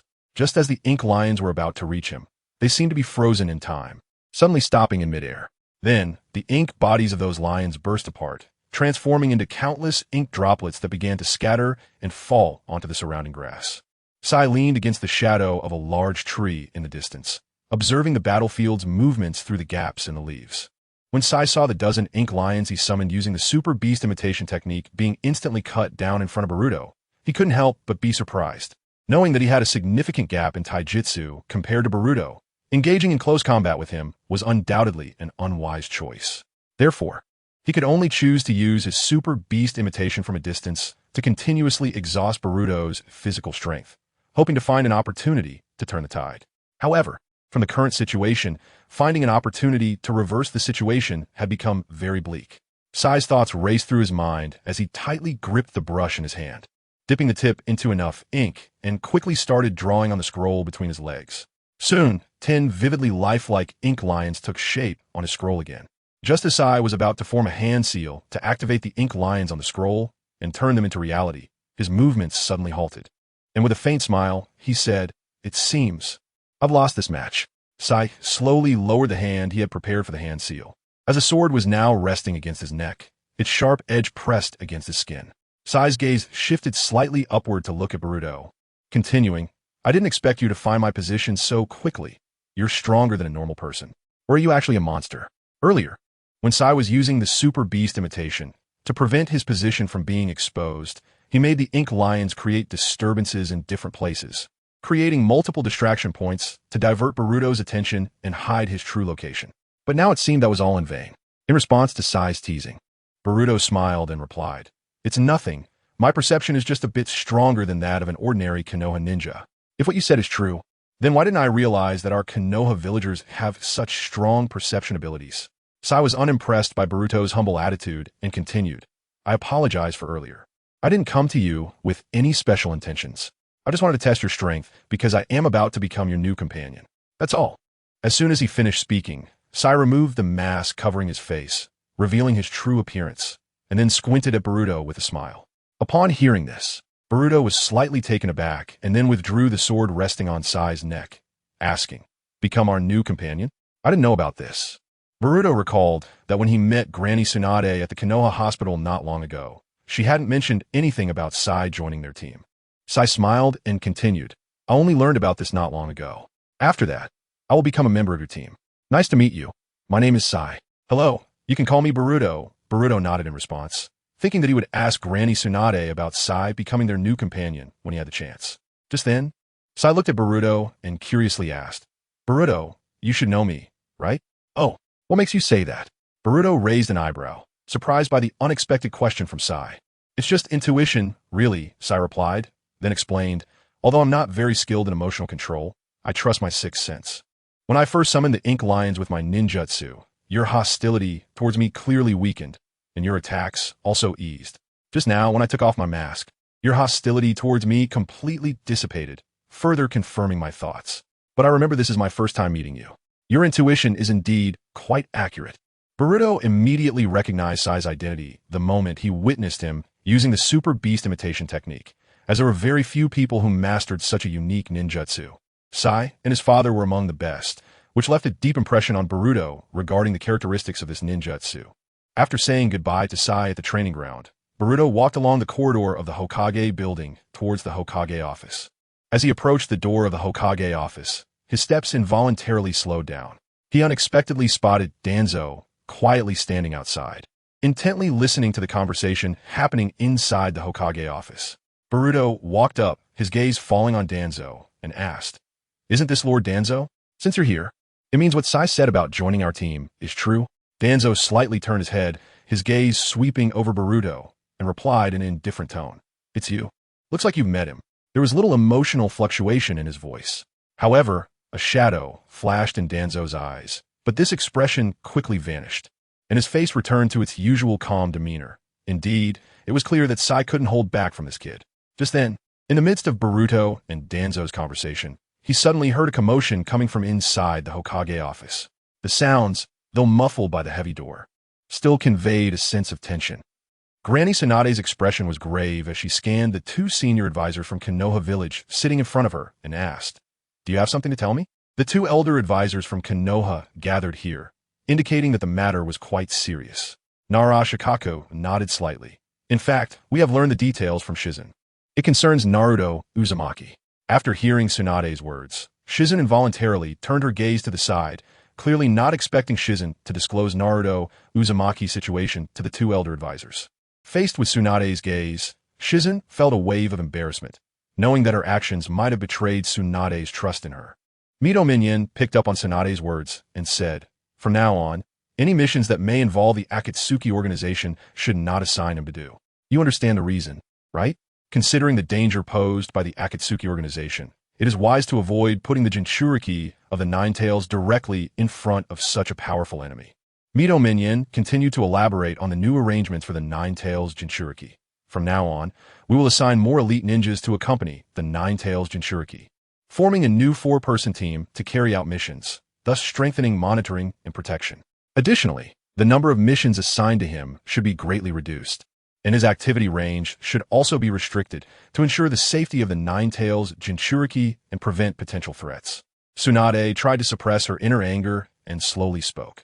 "I also agree with the 4-person team missions, but we cannot impose such restrictions on Naruto. Moreover, Naruto has the talent to become a key ninja in Konoha." Upon hearing Tsunade's remarks, Mito Minion showed displeasure and coldly retorted, "You really speak recklessly, Tsunade. Can you really call yourself Hokage with such thoughts?" Tsunade's patience finally reached its limit. Facing Mito Minion's doubts, her anger could no longer be contained, and she shouted, "As the 5th Hokage, I have already made concessions. I am not as easy to talk to as the old man." Mito Minion, undeterred by Tsunade's fury, firmly questioned, "So can you guarantee that Naruto won't be defeated by the Akatsuki? Can you guarantee that the Akatsuki, which seeks to take the Nine Tails from Naruto, won't bring greater disaster to Konoha?" Tsunade replied in a deep voice, "Naruto and the others will definitely not be defeated. I have always believed that." Tsunade then added pressure. "Tsunade-Heim, what if your judgment proves to be wrong? After all, this is not a child's play. It concerns the safety of not just Konoha, but also the Land of Fire." Tsunade fell silent for a moment under the scrutiny of the two advisors, took a deep breath, and said frankly, "If Konoha and the Land of Fire fall in a crisis because of this, then, as the 5th Hokage, I will protect it even at the cost of my life." After hearing Tsunade's resolute response, the two advisors exchanged glances, silently reaching a consensus. Tsunade and Mito Minion then expressed understanding, their tones softening. "We understand. Since you say so, it's up to you." However, Mito Minion shifted his tone, proposing a condition for this decision. "But, as a condition for our agreement, we request that the additional members in this new 4-person team be selected from our arranged ninjas." After a brief silence, Tsunade weighed the pros and cons of the situation and the proposal, ultimately making her decision. She calmly responded, "All right." Tsunade agreed to the two advisors' proposal. Accepting the addition of ninjas, they arranged to the newly formed 4-person team. After receiving Tsunade's affirmative response, Tsunade did not hesitate and called out towards the door of the Hokage office, her voice penetrating the heavy door and reaching Danzo outside. "Danzo, come in." Chapter 197. Team leader Tsunade's gaze fell on Danzo, whose head was wrapped in bandages. Due to the long time without seeing him and the changes in Danzo's appearance, she momentarily did not recognize the person before her. After all, Danzo's face was covered by bandages, leaving only one eye and his mouth visible. However, after a moment, Tsunade recognized that this person was indeed Danzo. Danzo broke the silence, speaking in a slightly hoarse voice. "Long time no see, Tsunade-Heim." Upon hearing Danzo's words, Tsunade raised an eyebrow, already understanding his intentions. After a moment of contemplation, Tsunade slowly said, "Since you are here, does that mean the new member joining Kakashi's team is?" A root ninja from Umbu? At this moment, Boruto also followed Danzo in, walking into the Hokage office from the corridor outside. Tsunade was somewhat surprised to see this, and she asked in confusion, Boruto, what are you doing here, following Danzo? In response to Tsunade's question, Boruto replied, just now. An Umbu ninja said they wanted to join our team and came to inquire about this matter, and I just happened to run into Lord Danzo. Upon hearing Boruto's words, a look of realization crossed Tsunade's face. By now, she understood the ins and outs of the situation. After all, she had just agreed that the new member would be arranged by Danzo and the others, and right after that, Boruto said he had already met the new team member joining them. Tsunade's tone turned sarcastic as she said, so the two advisors deliberately brought up Naruto's situation just to place your eyes among us. Danzo, I truly cannot commend your ability to act unilaterally. Tsunade's reprimand made Tsunade and Mito exchange glances, and they did not immediately respond to her accusations. Instead, choosing to remain silent, their gazes simultaneously directed at Danzo. Meanwhile, Danzo appeared exceptionally calm, walking to the window of the Hokage office, gazing out, completely indifferent to Tsunade's words and the reactions of the two advisors. Tsunade's sharp gaze was fixed on Danzo's back as she asked coldly, so have you decided on the two additional members for Kakashi's team? Danzo calmly replied to Tsunade's fury, no, only one person. Tsunade scoffed and continued, so you didn't even consider that Captain Kakashi would be pulled away from the front line due to the mission to rescue Gaara? Shizune immediately expressed her opinion on this, saying, since Lord Danzo has arranged a member for our team, it should be up to Lady Tsunade to assign them. Tsunade sighed, appearing somewhat helpless, and continued, even we did not expect Kakashi to be injured. We are still considering what to do, but I do have someone in mind. Tsunade had already made up her mind about selecting someone to fill Kakashi's absence. Tsunade's gaze turned to Boruto as she continued, you, as a former member of Kakashi's team, will temporarily take on the role of team leader. Is there any objection, Boruto? Tsunade had a full understanding of Boruto's strength and insight, a fact confirmed after reading the written report from Guy's team on their previous mission. The report detailed Boruto's performance during the mission, and based on this information, Tsunade believed Boruto was fully qualified to take on the role of team leader. However, what was most important to Tsunade was that Boruto had received recognition from Jiraiya in various aspects. Naturally, Boruto agreed. I'm willing to take on this responsibility in place of teacher Kakashi. Seeing Tsunade recommend such a young Boruto to lead Kakashi's team, Tsunade showed an unhappy expression, her tone clearly filled with dissatisfaction as she questioned, Tsunade-Heim, how can you entrust the safety of the Nine-Tails Jinchuriki to this kid? The Nine-Tails Jinchuriki was an extremely important existence for Konoha, and its safety related to the stability of the entire village. Tsunade believed that Boruto was too young and lacked sufficient experience and sense of responsibility to take on such a significant responsibility. Mito also said, that's right, the Nine-Tails Jinchuriki is an indispensable military force for the Land of Fire, if he goes berserk or is used by the Akatsuki organization. At this moment, Boruto angrily said to the two of them, you always mention that in Nine-Tails Jinchuriki, the Nine-Tails Jinchuriki, do you even disdain to mention his name? If that's the case, then remember well. His name is Uzumaki Naruto, a flesh and blood chunin from Konoha village, and he is definitely not the cold, emotionless weapon of war you speak of. Mito responded sternly. Even so, we cannot hand over Uzumaki Naruto to you. You do not have that qualification. At this time, Danzo, who had been silently tapping on the window frame, finally spoke up. If I remember correctly, to serve as a squad leader, one must be a jonin or a special jonin, right? Yet you seem to be just a chunin. In response, Tsunade smiled and casually replied, is this not easy to arrange? I can appoint Boruto as a special jonin of Konoha. Tsunade then listed Boruto's past achievements, including defeating Sasori of the Red Sand in the last important mission, saving the 5th Kazekage, and successfully acquiring ninjutsu intelligence on Akatsuki members Kakuzu and Haiden during a previous information gathering operation. These contributions are enough to prove Boruto's abilities and to allow her and the 3rd Hokage to recommend Boruto for promotion to Special Jonin. Danzo frowned, clearly surprised by Tsunade's rebuttal. He did not expect her to support Boruto so firmly and even invoke Hiruzen to back her decision. Danzo lowered his eyes and said, however, but before he could finish, he was interrupted by Tsunade. Chapter 198. The one-eyed Tsunade was also angered by their words. She glanced at the two advisors present and Danzo, bluntly stating, am I, as the 5th Hokage of Konoha, unable to make such a small decision. Danzo? Tsunade paused, her gaze shifting to Danzo's back, her words dripping with sarcasm. Or do you want me to hand over the Hokage position to you? Upon hearing Tsunade's remarks, Danzo's hand, which had been tapping on the window frame, paused for a moment. Although his expression did not change significantly, that brief pause proved the turmoil within him.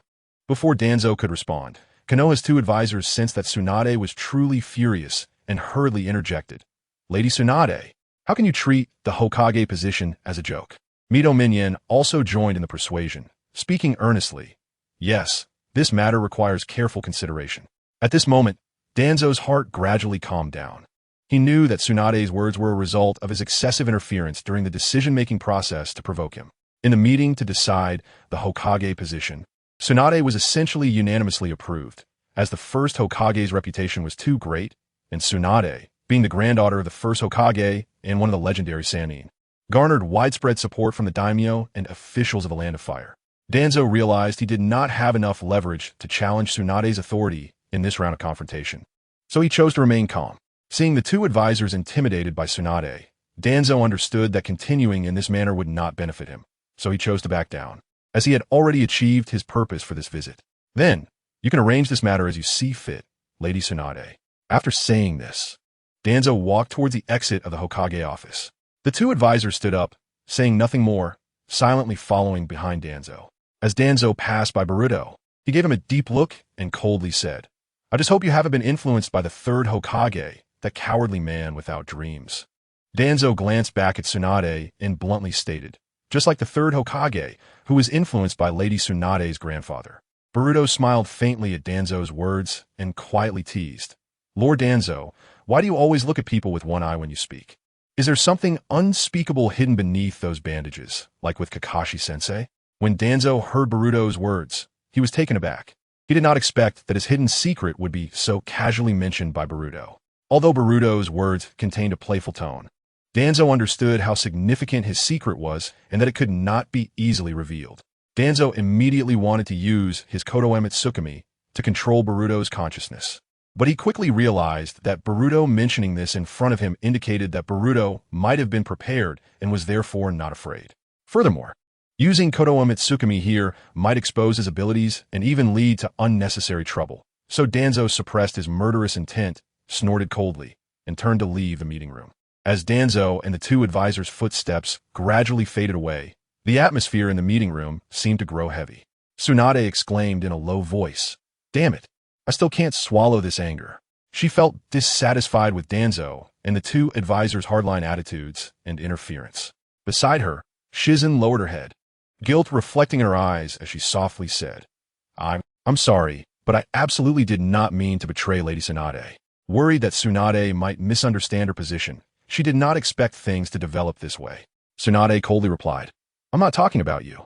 I'm talking about that man. He definitely has other motives. Her tone was filled with suspicion towards Danzo, believing that there were deeper motives behind his actions this time, not just sending someone to monitor Naruto's behavior. Shizen felt somewhat anxious. After hesitating a moment, she cautiously spoke. Well, Lady Tsunade. Tsunade, of course. I have many things to say to you. That said, right now, forming Kakashi's team is the priority.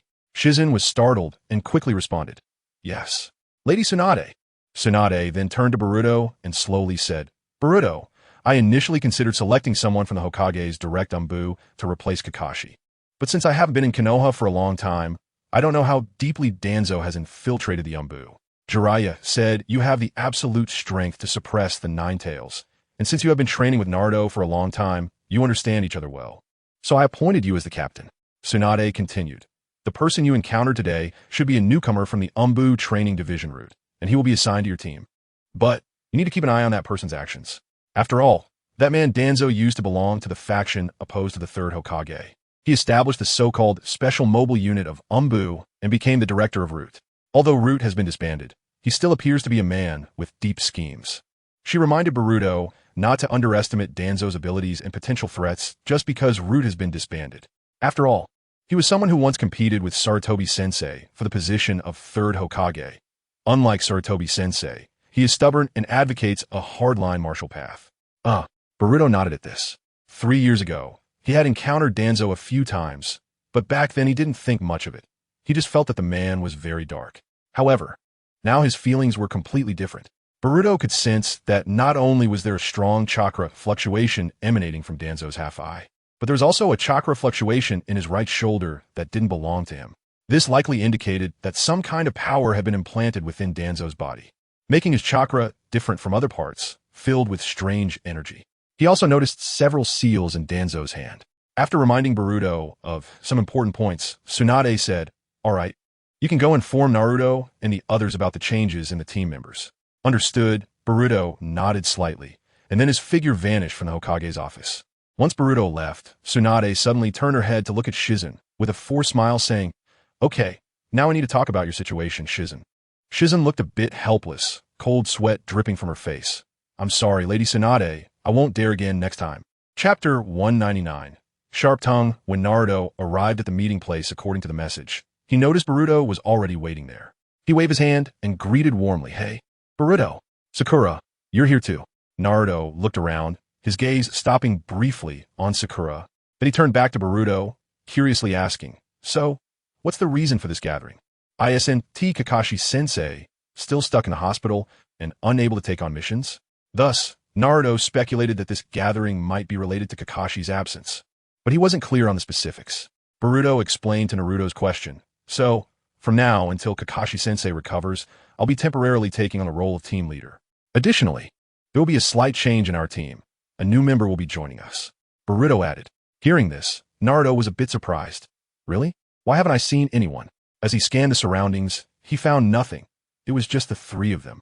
Sakura softly said, "It's fine, we just arrived early. There is still some time before the scheduled gathering."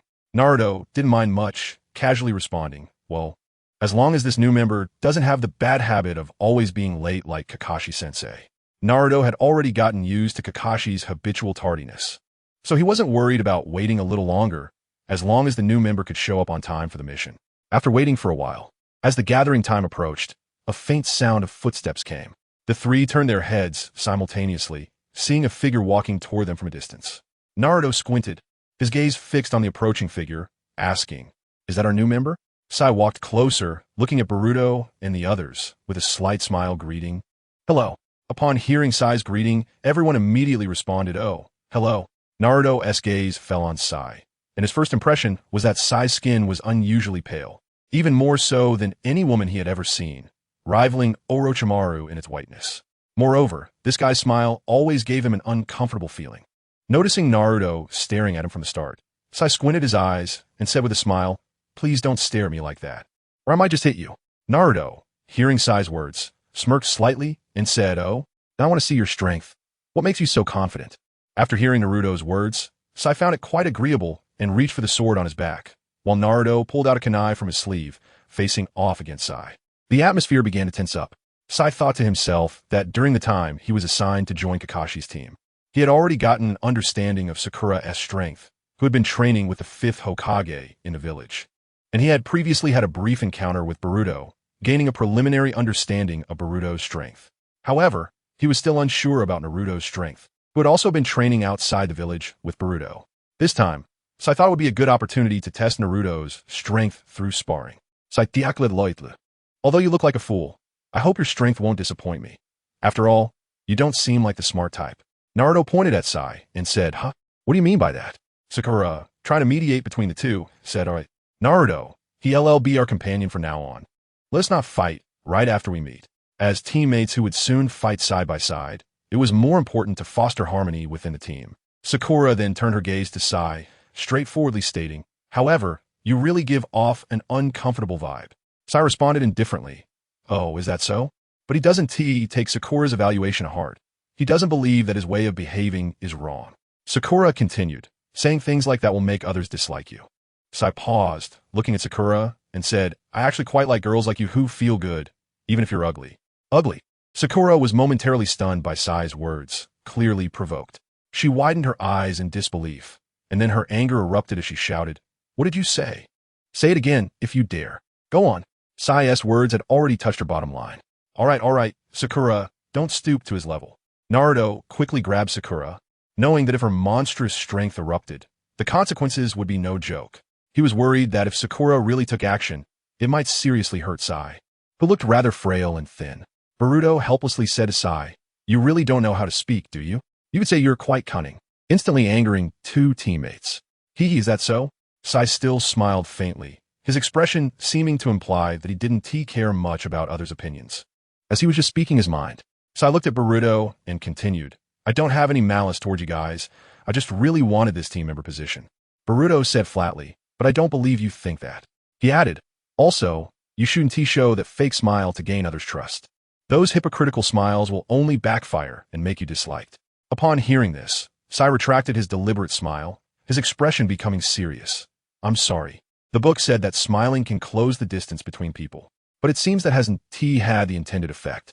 At this moment, Sakura and the others' emotions gradually calmed down, and Boruto suggested, "All right, let us introduce ourselves." Although Sakura and Naruto still harbored some grievances from the earlier argument, they reluctantly introduced themselves as Boruto suggested. Sai simply stated, "I'm Sai." Chapter 200. The action begins after Tsunade learned from Boruto and Jiraiya about Orochimaru's transformation. She felt extremely incredulous, but she still seriously considered the plan proposed by Boruto. Boruto had left a communication frog with Orochimaru to facilitate their contact, which was one reason he was able to find him. When Boruto mentioned his intention to go to Orochimaru's hideout soon and investigate Danzo's true purpose for inserting Sai into their team through this mission, Tsunade, after careful consideration, ultimately agreed to Boruto's proposal and slightly spread the news of Orochimaru's hideout to Danzo's ears. Seeing that they had already established a preliminary understanding, Boruto decided to get to the point and said, "Now, let me explain our upcoming actions.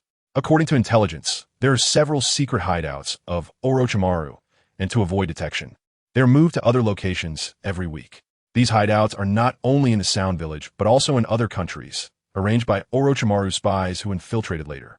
The methods of transferring between these hideouts vary, making it not so simple to find them, and right now they're hiding on a small island in the northern lakes." Boruto continued, "Therefore, we must act quickly. Using the intelligence, we have to pinpoint Orochimaru's latest hiding place, and we must launch a surprise attack before they move." Upon hearing Boruto's words, Naruto frowned, but seeing Sai beside him, he did not refute Boruto's statement. Boruto then issued clear instructions. "From now on, everyone prepare yourselves, and ensure that you can gather at the front gate of Konoha Village in 3 hours. Please check and organize your ninja tools." Everyone present accepted Boruto's arrangement, and no one raised any objections. Sakura felt an uncontrollable excitement bubbling within her. She imagined the moment she would reunite with Sasuke, her heart filled with anticipation. She was curious about what changes Sasuke had undergone during their separation and whether he still retained the figure from their shared memories. As Naruto walked, he rested his hands behind his head, clearly dissatisfied, muttering, "That guy Sai, his tone is really unbearable. I don't understand why he has to take Sasuke's place. In Kakashi's team, just a few of us are enough." Naruto's voice revealed obvious dissatisfaction, feeling displeased with Sai's addition. Their Kakashi team already had enough rapport and strength without outside interference. Sakura softly said, "Indeed, Sai's words can be quite sharp. But don't you think he and Sasuke have some similarities in certain aspects? For example, their appearance, their voice, and even in some expressions. There's a bit of resemblance to Sasuke. It's just that what he says is irritating." Naruto snorted, clearly dismissing Sakura's comparison, stubbornly stating, "Humph, not at all. That guy Sasuke, how should I put it, is definitely more handsome. No, I should say Sasuke is way stronger than him, not just in appearance." Naruto believed that although Sai might resemble Sasuke in appearance, there was a world of difference in personality and behavior, making it impossible for Sai to replace Sasuke in his heart.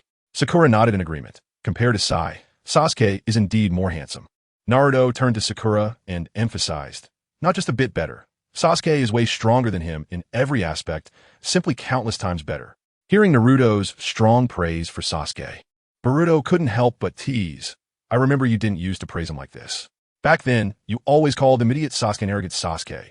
Why the sudden change now? Is this the legendary power of the friendship filter?" Naruto's expression suddenly became a bit awkward at Boruto's words. He scratched his head to mask his discomfort. "Well, that's because Sasuke may look cold on the outside, but inside he is definitely a person who values emotions and loyalty." As Naruto recalled his unpleasant exchange with Sai earlier, he turned to Boruto and asked, "By the way, Boruto, why do we have to force that guy to join us?" Boruto explained to Naruto in a serious tone. Sai is joining our team because it was arranged by Danzo, the head of Konoha's root division. Naruto frowned tightly, feeling unfamiliar with the name, and continued to inquire. Danzo? Who is that?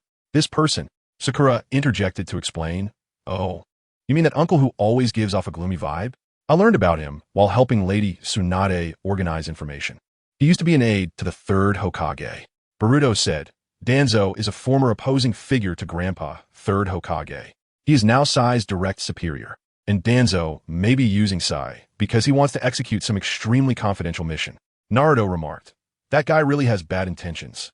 So those missions were specifically assigned to him? Boruto then requested that they not reveal their relationship with Orochimaru until they knew Sai's motives. After the 3-hour deadline, Boruto and the others had gathered outside the Konoha gate. After a brief conversation among them, they set off toward the location where Orochimaru was gathered, commencing their action. Although there were some unpleasant frictions between Sai and the others on the way to Orochimaru's hideout, they still followed the original plan and arrived at the site of Orochimaru's secret hideout. On a rocky hill, Boruto pointed to a massive rock in the distance and explained, from here, it looks like Orochimaru's base should be behind that giant rock. Moreover, it seems the area is filled with detection talismans. Any intruder who steps into the range of these talismans or tries to destroy them will be immediately detected. Not long after, 2 blurry figures appeared in the distance, slowly moving toward the giant rock that Boruto pointed out.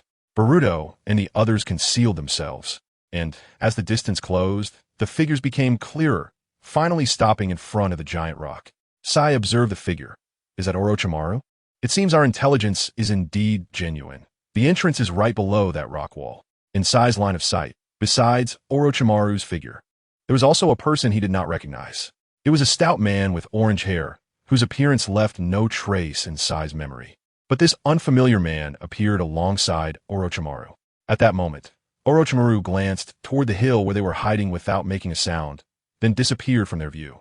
Boruto assigned the next actions, placing Sai in the closest position to the rock wall to create an opportunity for him to contact Orochimaru alone.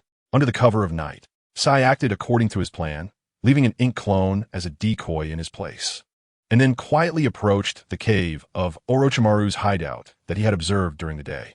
Just as he was about to take the next step, he suddenly felt an unusual sensation on his foot. Looking down, he saw a snake silently slithering out from the ground, slowly wrapping around his ankle. As the snake coiled, a chilling voice echoed in the darkness, laced with sarcasm. So, you're the one spying there during the day, huh? You really have the guts to come here alone.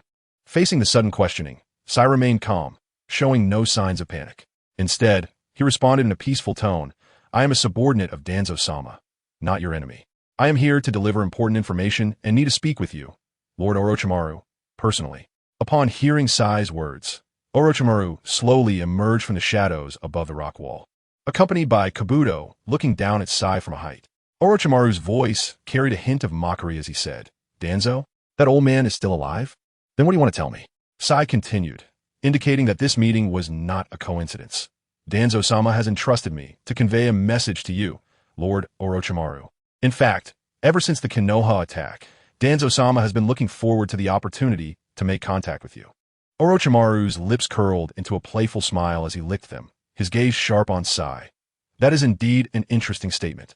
But why should I believe everything you say is true? Sai took a sealed envelope from his backpack and handed it over. Please take a look at what's inside the envelope. It is from Danzo-sama for you. Orochimaru gestured to Kabuto, who understood his intent. Kabuto jumped down from the rock and took the envelope from Sai's hand. Sai's eyes were fixed on Kabuto, and he noticed an exceptionally strong aura emanating from him, even giving him a sense of pressure comparable to Orochimaru. Sai's brow furrowed slightly, feeling puzzled. He began to doubt whether this person was being controlled by Orochimaru, as it was hard for Sai to imagine why someone with such strength would willingly remain under Orochimaru's command for so long. Kabuto immediately opened the envelope, quickly scanning the contents of the letter. He then closed the envelope and returned to Orochimaru's side, lowering his voice to report, Lord Orochimaru, this is a copy of the list of the Umbu members under the direct command of the Hokage. Orochimaru's lips curled into a mocking smile as he coldly commented, It seems that Danzo intends to rebuild Konoha according to his ideals after the Konoha system collapses, and then sit in the Hokage's position again, truly an old fox. After saying this, Orochimaru released the snake that had bound Sai, But the snake did not return to him. Instead, it quickly slithered away in a certain direction. Faced with Orochimaru's cold smile, Sai calmly responded, Danzo-sama has seen through the future of Konoha. He believes this is a necessary action. What I am doing is merely carrying out Danzo-sama's wishes. Suddenly, a loud rumble echoed, and the mountain beneath Orochimaru began to shake violently, then cracked open a huge gap. This crack rapidly expanded, forming a spacious passage wide enough for several people to walk side by side. A staircase made of rocks and soil emerged from the crack, winding down into a dark cave. Orochimaru simply said, "Let's go," and then he and Kabuto walked into the passage, stepping into the darkness. Sai looked solemnly at the passage before him and, without hesitation, followed behind Orochimaru and Kabuto. The snake that had been released by Orochimaru followed the special markings left by Boruto, weaving through the night until it successfully found Boruto's current location. Chapter 201. Codename Sky. On the other side of Orochimaru's base, Boruto suddenly heard a faint rustling sound. Upon closer inspection, he found that the source of the sound was a snake slowly crawling towards him along the ground. Boruto immediately crouched down and allowed the snake to crawl up his arm. Feeling the slight vibrations from the snake's body, he received the message transmitted by Orochimaru, then gently set the snake down to let it leave freely. Soon after, Boruto's figure rapidly disappeared from the spot and arrived at the location where Naruto and Sakura were, telling them the important information he had just received. Before long, Boruto led Naruto and Sakura to the base of the rock wall, explaining the latest situation. As we expected, Sai has already contacted Orochimaru, and there is an entrance hidden beneath this rock wall that leads into Orochimaru's base.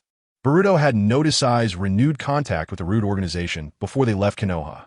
Feeling nervous about meeting Sasuke, Sakura tightly gripped her hands, a complex emotion flashing in her eyes as she softly said, "Sasuke is right below us." "Yeah, let's go," Boruto replied, then formed a hand sign. With his movement, the rock wall in front of them was triggered, slowly parting to reveal a hidden passage.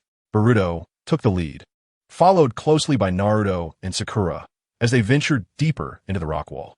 Kabuto emerged from the dark passage, smiling politely and gesturing for Boruto and the others to follow. "Please come with me. Lord Orochimaru has been waiting for you." In the dimly lit passage with flickering candlelight, they followed Kabuto as he led them through a winding route. Finally, they arrived at a spacious cave hall, where a large stone table stood in the center, surrounded by several stone seats. Orochimaru sat in one of the chairs. His gaze passed through Kabuto and fixed on Boruto, a smile spreading across his face as he said, "Long time no see, Boruto." Boruto shifted his gaze from Orochimaru to the man with orange hair beside him, asking, "Who is this?" Orochimaru explained, "His name is Jugo. He was brought here when Sasuke was tracking down Itachi Uchiha and moved from our northern base. He then instructed Jugo, go bring that kid from earlier." Upon hearing Orochimaru's command, Jugo replied simply, then turned and walked out of the cave hall to carry out Orochimaru's orders. At this moment, Sakura, who was following behind Boruto, could no longer hold back and asked, "Sasuke, where is he now?" Kabuto turned at Sakura's question, pointing toward the passage outside the cave hall, calmly answering, "Sasuke should have finished his training for today and is resting in the inner room. That room is exclusively for Sasuke. If you want to see him now, just head that way." "Thank you." Sakura quietly thanked Kabuto, then followed the direction he pointed, stepping toward the door.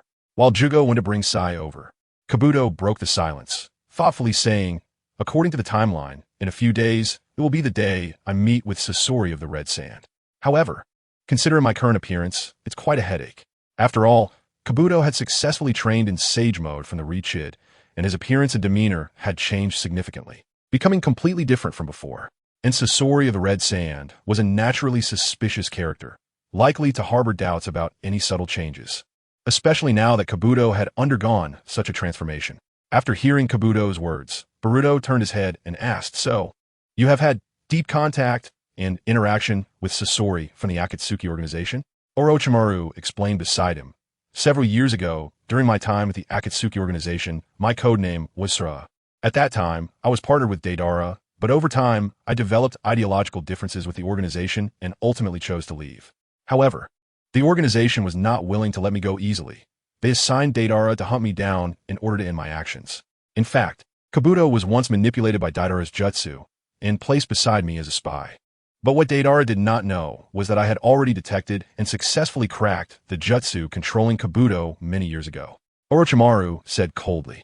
After hearing Orochimaru's words, Boruto nodded slightly, not expecting that Kabuto, as Orochimaru's capable spy, could always unexpectedly reveal a new identity, making him quite unpredictable. Boruto then continued, "As for Deidara, he will no longer meet with you, as he has already passed on to the afterlife." Boruto briefly recounted to Kabuto and Orochimaru his previous journey to the Sand Village and Deidara's final fate. Orochimaru raised an eyebrow slightly, feeling somewhat surprised by the news Boruto revealed, but his expression quickly returned to its usual calm. Now that Deidara, who was hunting him for the Akatsuki, was no longer in this world, one of his opponents had disappeared. Sakura followed the direction pointed by Kabuto, passing through a quiet corridor until she arrived in front of a door. Sakura then noticed that the door was not tightly closed but had a crack, slightly ajar. She gently knocked on the door and softly called out, "Sasuke, are you in there?" Her voice carried a hint of cautious anticipation. Although Sakura's call echoed in the room, there was no response. So, she gently pushed the half-open door while saying softly, "Sasuke, I'm coming in." Sakura stepped into the room, her gaze slowly sweeping around, noticing that the bedding on the bed was slightly raised, indicating that someone was lying there resting. Sasuke's training life here must be filled with hardships, she thought. The simplicity of the room surprised her. Apart from the basic bed and a few candles, there were almost no extra decorations or items, making it look exceptionally plain and quiet. However, Sakura sniffed as she detected a scent in the air that she instinctively believed should not appear in Sasuke's room. But she did not pay too much attention to it and refocused on the bed. At this moment, Boruto's ears caught the sound of 2 footsteps approaching outside the door. And soon after, Shin's figure appeared at the door, followed closely by Sai, as the two entered the room together. Upon seeing Boruto, Sai was momentarily taken aback before revealing a smile. "This is quite unexpected. I didn't think you would appear here. It seems the 5th Hokage has misjudged you." Although Boruto's strength was not to be underestimated, it was clear that he was not suited for the role of team leader. Such reckless behavior of leading a team into enemy territory could put himself and his 2 partners in danger, potentially turning them into experimental subjects. At this moment, Sai still believed that Boruto and the others had entered this dangerous place recklessly because they sensed his disappearance, intending to rescue him. Piecing Sai's sarcasm. Boruto did not respond directly, but simply smiled at him. Boruto's smile made Sai feel that something was off, and then, under Sai's surprised gaze, Orochimaru took out the envelope he had given him earlier and handed it to Boruto. Sai, puzzled, turned to Orochimaru and asked, "Lord Orochimaru, what do you mean by this?" Boruto took the envelope, opened it directly in front of Sai, and began to browse through the documents inside. However, as the contents of the documents unfolded, Boruto's brow furrowed tightly, clearly surprised by the information revealed within, not expecting Danzo to use such a critical document as a bargaining chip.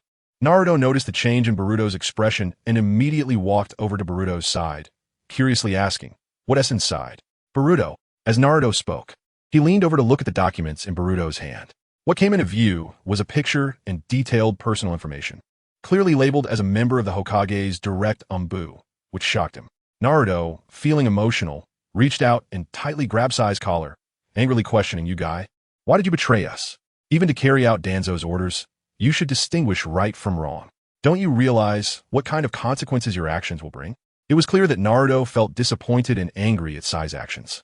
Facing Naruto's furious questioning, Sai maintained a calm demeanor, smiling as he replied, "Look closely at our current situation. Who appears to be the one betraying Konoha and secretly colluding with someone like Orochimaru?" His tone carried a hint of sarcasm, suggesting that Naruto's current actions were more suspicious than his own. Sai continued in a casual tone, explaining, "Well, all of this is because of orders. We are merely tools of Lord Danzo, without our own names, personal feelings, past memories, or expectations for the future. The only thing we possess is our mission. In those unseen shadows, we quietly support the great tree of Konoha." Sai looked directly at Boruto and the others, speaking in an emotionless tone. "This is Root." At this moment, Sai articulated the concept of Root like an emotionless machine. Boruto gazed at Sai, saying, "Your emotions are like your ink wash paintings, seemingly devoid of color. But all of it is just hidden deep within your heart. But you should know, ink wash paintings can also depict color." Although Sai knew nothing about the specific agreement reached between Boruto and Orochimaru and did not understand why someone like Orochimaru would be willing to assist them, he still raised his doubts. Sasuke clearly betrayed Konoha and sought refuge in Orochimaru's arms. Why are you so obsessed with him? Naruto clutched his chest and responded. The person I used to hate the most was Sasuke. He, like me, has no family, but he is an elite in the village, receiving much attention, while I, on the other hand, was always at the bottom. However, the time we spent together was truly joyful. He is someone who acknowledged me. Naruto paused, took a deep breath, and then resolutely said, Sasuke is my friend. The precious bond we managed to establish is hard-won. Just as Naruto expressed his deep friendship for Sasuke, a cold and familiar voice suddenly sounded from behind Boruto. Oh, really? I don't remember having such a deep bond with you. Upon hearing that familiar voice, Naruto immediately turned to look, quickly locking his gaze on the source of the sound. He saw Sasuke standing behind them with a white-haired man, and an expression of surprise immediately appeared on Naruto's face as he couldn't help but shout Sasuke's name. Sasuke? Sasuke glanced at Naruto, a smirk curling at the corner of his mouth as he said, Naruto, when did you start getting so sentimental? Facing Sasuke's teasing, Naruto showed a hint of an awkward smile, scratching his head, then turned to Sasuke and asked, Sasuke, how did you end up here? Shouldn't you be resting in a deeper room? Sasuke did not elaborate much on this, only responding, I just finished my training. Naruto scratched the back of his head and suddenly remembered something, saying, since you just came back from training, what about Sakura? Upon hearing Naruto mention Sakura, Sasuke raised an eyebrow slightly, feeling somewhat surprised that Sakura had also come here. Sasuke then turned to Boruto and said unhappily, Boruto, the number of people you're bringing is getting more and more. First it was Naruto, then Sakura. Are you planning to bring Kakashi next? In response to Sasuke's inquiry, Boruto shrugged, saying he couldn't help it since they all wanted to see him. Behind Sasuke, Suigetsu looked around, scanning the cave hall, then turned to Jae-gon with a hint of curiosity in his voice, saying, Hey, why isn't that woman Kinshiki here? In response to Suigetsu's question, Jae-gon simply shook his head, his expression showing some helplessness, indicating that he was unaware of Kinshiki's whereabouts. Chapter 203 Kinshiki. Just as Suigetsu was filled with doubts, pondering why the only person who usually clung to Sasuke 24 hours a day, Kinshiki, was absent from the gathering. In another direction of Orochimaru's base, Sakura had already entered Sasuke's room. She then walked slowly to Sasuke's bed, gently sitting down, her movements appearing somewhat hesitant. As Sakura gradually approached the bed, she noticed the faint scent becoming more intense, seemingly emanating from the bed. Sakura's gaze turned towards the bed, and she saw a figure lying there, with striking red hair that stood out in the dim light. Clearly, the person lying there was a woman, and Sakura couldn't help but feel a surge of surprise. Sakura frowned slightly, but how could there be a woman in Sasuke's room? She must have taken a wrong turn. Just as Sakura thought that Orochimaru had misled her, and this wasn't Sasuke's room. She decided not to disturb the person on the bed and prepared to quietly leave the room. Sakura moved stealthily, trying not to make any noise so as not to disturb the person on the bed. But contrary to her intentions, the bedding on the bed suddenly shifted slightly, and a voice broke the silence of the room. Kinshiki rubbed her sleepy eyes, half awake, and said, Sasuke, why are you back so early today? Because usually, Sasuke would finish his training very late. Kinshiki had planned to surprise Sasuke, but hadn't expected to fall asleep first after a brief nap. Kinshiki put down her hand that was rubbing her eyes and fully woke up, and when she focused her gaze, she found a woman she had never seen standing in front of the bed, and she couldn't help but ask in surprise, Who are you? Why are you in Sasuke's room? Hearing Kinshiki's question, Sakura hurriedly apologized. I'm sorry, I just accidentally walked into the wrong room. Sakura's words suddenly stopped mid-sentence. It was only then that Sakura realized that Kinshiki had referred to this as Sasuke's room, which made her realize that she hadn't walked into the wrong room. This was indeed Sasuke's room. So this woman. Sakura's gaze scrutinized Kinshiki again, and a series of questions surged in her mind as she began to doubt the relationship between Kinshiki and Sasuke. Sakura noticed that since Kinshiki had just woken up, her pajamas were somewhat loose, revealing some marks of skin, and couldn't help but ask, I wanted to ask who you are, and what are those bite marks on you? Kinshiki's tone clearly carried displeasure as she coldly replied, What does that have to do with you? Clearly unwilling to discuss the matter. But her attitude made Sakura feel even more suspicious. At this moment, Kinshiki carefully examined the woman who had intruded into Sasuke's room and noticed the forehead protector on her head. So she asked, You're from Konoha, right? Were you sent to take Sasuke away? Where are Sasuke and Orochimaru? Kinshiki closed her eyes, focused her mind, and began to release her chakra, forming a sensing circle with a radius of several dozen kilometers. Her sensing ability was extremely powerful. After just a moment of searching, she successfully captured Sasuke's chakra aura. Kinshiki's brow relaxed slightly, clearly feeling relieved to find Sasuke's location. However, before she could fully relax, she sensed 3 unfamiliar chakra signals besides Orochimaru and his group. There were outsiders intruding into this area. In the cave hall, Naruto looked directly at Sai, urgently asking, "What exactly did Danzo order you to do? Does he really want to collaborate with Orochimaru again to plan the destruction of Konoha?" Sai fell silent for a moment under Naruto's urgent inquiry, then slowly spoke in a calm tone. "No, it's not like that." Naruto continued to press for answers. "Then what does that mean? I hope you can give a clear explanation." Boruto gently placed a hand on Naruto's shoulder, signaling him to calm down a bit. Then Boruto turned to Sai. "You won't get anything out of him like this because Sai's been cursed with Danzo's tongue curse seal. Right, Sai?" Naruto frowned, somewhat puzzled. "Tongue curse seal? What is that?" Boruto continued to explain. "This is a unique sealing ninjutsu used by the Root organization in Konoha's Umbu, specifically designed to ensure that confidential information is not leaked. Once someone is subjected to the tongue curse seal, any attempt to reveal words related to specific matters triggers a strong paralyzing effect, preventing that person from speaking or even moving their body." Orochimaru's snake-like eyes flashed with surprise as he looked at Boruto. "You actually know about such secret matters. That truly surprises me." Orochimaru paused and continued. "Indeed, as you said, Danzo has placed this curse seal on all members of the Root organization as a means of control, ensuring they cannot leak any secrets concerning Danzo himself." Boruto smiled in response.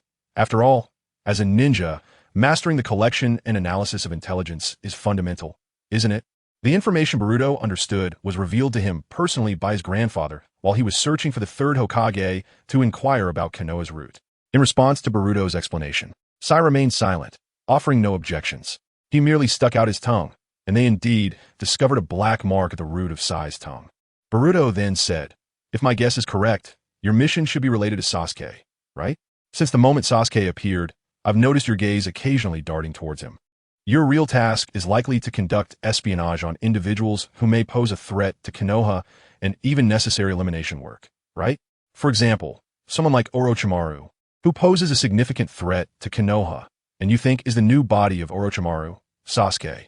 Orochimaru curled the corners of his mouth into a sly smile, licking his lips with his tongue. That indeed fits the hardline style of a martial faction leader. But does Danzo really believe that this kid alone can solve all the problems? Sai smiled helplessly. "Since the situation has developed to this point, my mission has completely failed." Then his gaze turned to Sasuke and Orochimaru. "However, it seems that the development of events is vastly different from Lord Danzo's initial expectations." In the gap between conversations among Boruto and his companions, they suddenly heard unusual noises from outside. Immediately, Samaire rushed into the room, her gaze quickly sweeping over everyone present. When she confirmed that Sasuke was unharmed, she visibly sighed in relief and without hesitation extended her arm to shield Sasuke. Samaire's eyes were fixed on Boruto and the others as she loudly questioned, "What are you people plotting? What do you want to do to my Sasuke?" In the tense atmosphere, Samaire's perceptive abilities alerted her to something unusual. She could clearly sense that Naruto and Boruto were flowing with chakra that seemed to originate from the same source as hers. Although this similarity appeared weaker in Boruto, it was still detectable by her. Samaire's perception deepened further, and she caught an exceptionally dark chakra fluctuation from Naruto, which reminded her of the nature of a beast. Next, her focus shifted to Boruto, where she sensed a profound dark radiance within him, a strange energy she had never encountered before. As if just one more glance would lead her to be consumed by that darkness and fall into an endless abyss. Upon seeing Samaire, Boruto unexpectedly noticed that she bore some resemblance to Sarada, although this similarity was not immediately obvious. Samaire had red hair and black glasses, while Sarada was marked by her black hair and red glasses. At that moment, Sakura also walked in from outside.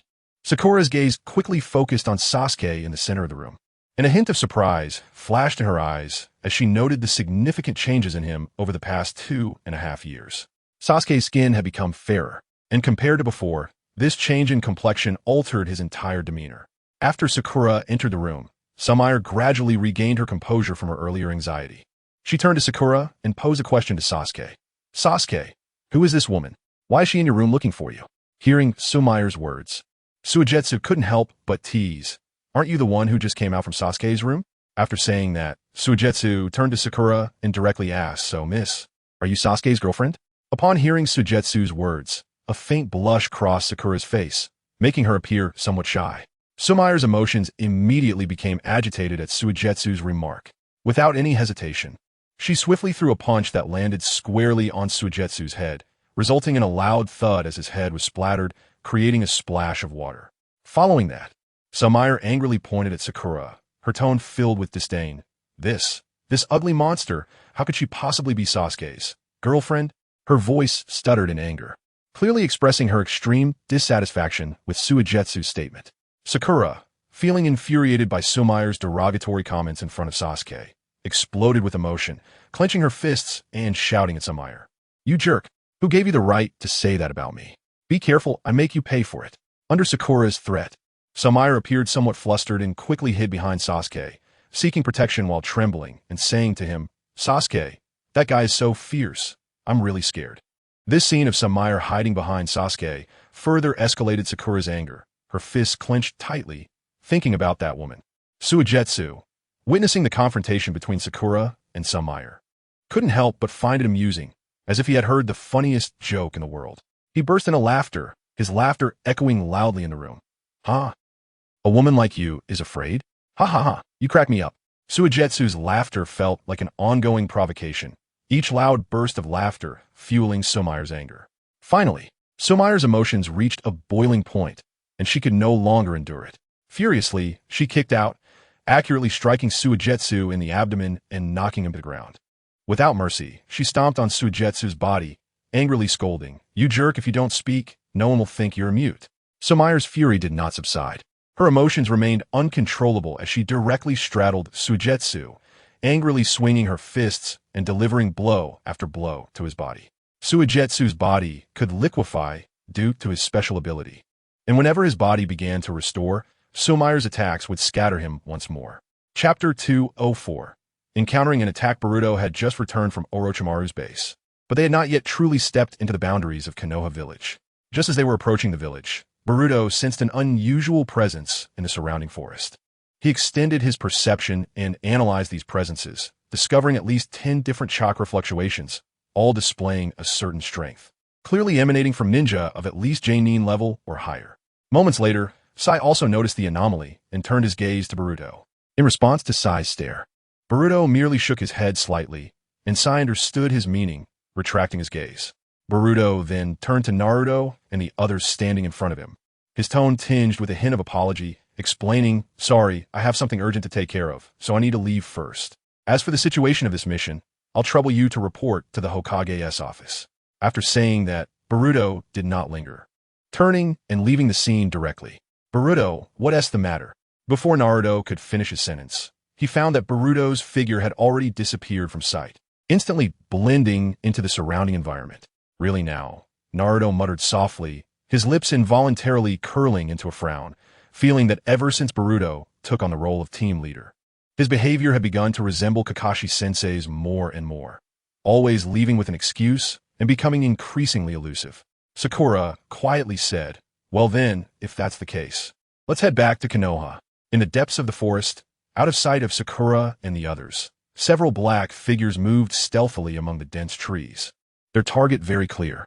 As Boruto rushed forward, utilizing his perception abilities, he sensed a group of ninjas closely following him, with none falling behind, immediately confirming that these hidden ninjas were targeting him and not anyone else. Boruto slowed his pace again to allow those ninjas to keep up with him more easily. When the ninjas tracking him noticed Boruto suddenly leaving the group and his path deviating noticeably from the direction of Konoha, they realized their covert operation had been detected. Nevertheless, they thought this actually simplified the situation, as Boruto had voluntarily placed himself in a more easily manageable position. Thus, these ninjas no longer hesitated and took the initiative to attack. Two of them quickly threw shuriken aimed directly at Boruto's position. Boruto leaned back, and in that instant, The two shuriken flew swiftly past him, narrowly missing their target. As the two shurikens flew swiftly past Boruto, he observed that the ends of the shurikens were tied with burning explosive tags. It was clear that this was not just a simple attack, but a meticulously designed ambush aimed at eliminating him. At the moment the explosive tags detonated in midair, two figures suddenly appeared from the nearby bushes, quickly reaching the center of the explosion. However, all they saw were a few burning wooden fragments, which immediately made them realize they had been deceived. Just as the two ninjas sensed something was amiss but had not fully reacted, Boruto, utilizing his speed advantage, silently moved above them. Then, Boruto swiftly descended from above, extending his hands to press down on the heads of the two ninjas, forcefully colliding their heads together, directly subduing them. Boruto looked down at the two unconscious ninjas and noticed they were wearing black robes that covered their bodies tightly.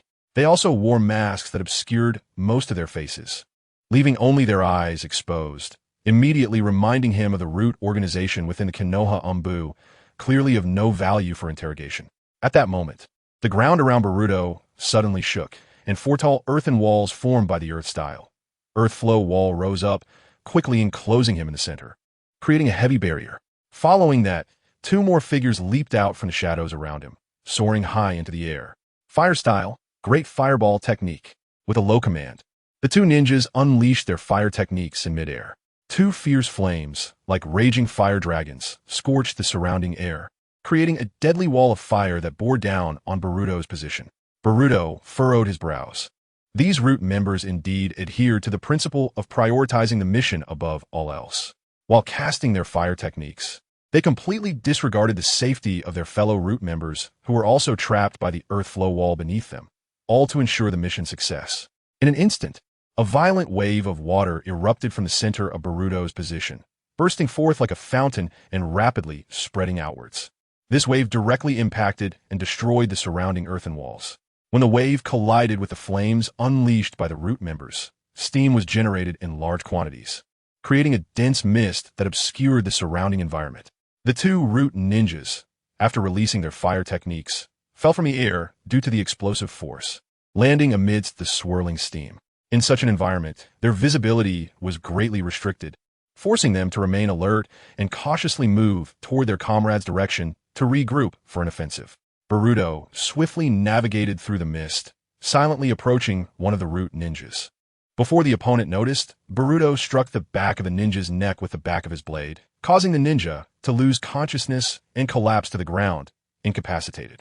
The other ninja, hearing the muffled groan of his comrade, immediately became alert, turning around and drawing several shurikens from his sleeve, throwing them in a fan-like trajectory toward the source of the sound. Chapter 205. Cold Smile. However, in the thick mist, visibility was severely limited, and this ninja could not see his target clearly, nor could he be sure if his shurikens hit. To ensure the effectiveness of his attack, he quickly shot a few more shurikens, trying to increase the frequency of his attacks to improve his hit rate. At the moment the shurikens were launched, Boruto's fist came flying toward him, directly hitting the ninja's face and shattering his mask. The ninja lost his balance and was sent flying backward. As a gust of wind swept in from the distance, it quickly dispersed the mist that had enveloped the area. With the howling of the wind, the mist was torn apart and visibility gradually improved.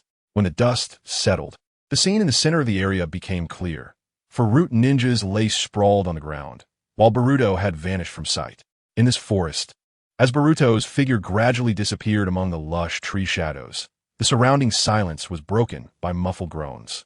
Oil girl Toryun, concealed under the shade of the trees, observed the situation on the field, then turned to Kamizuki F, urgency in his tone. We can't continue this wheel-like battle. It's ineffective against him and will only lead to our ninjas being taken down one by one. They clearly had a significant miscalculation in their assessment of Boruto's combat abilities. If they continued to attack in this manner, their ninjas would fall one after another, without posing any substantial threat to Boruto. Hearing Toryun's words, Kamizuki F nodded slightly in agreement. Indeed. Then, with a hint of regret in his tone, he added, "It's a shame for that kid.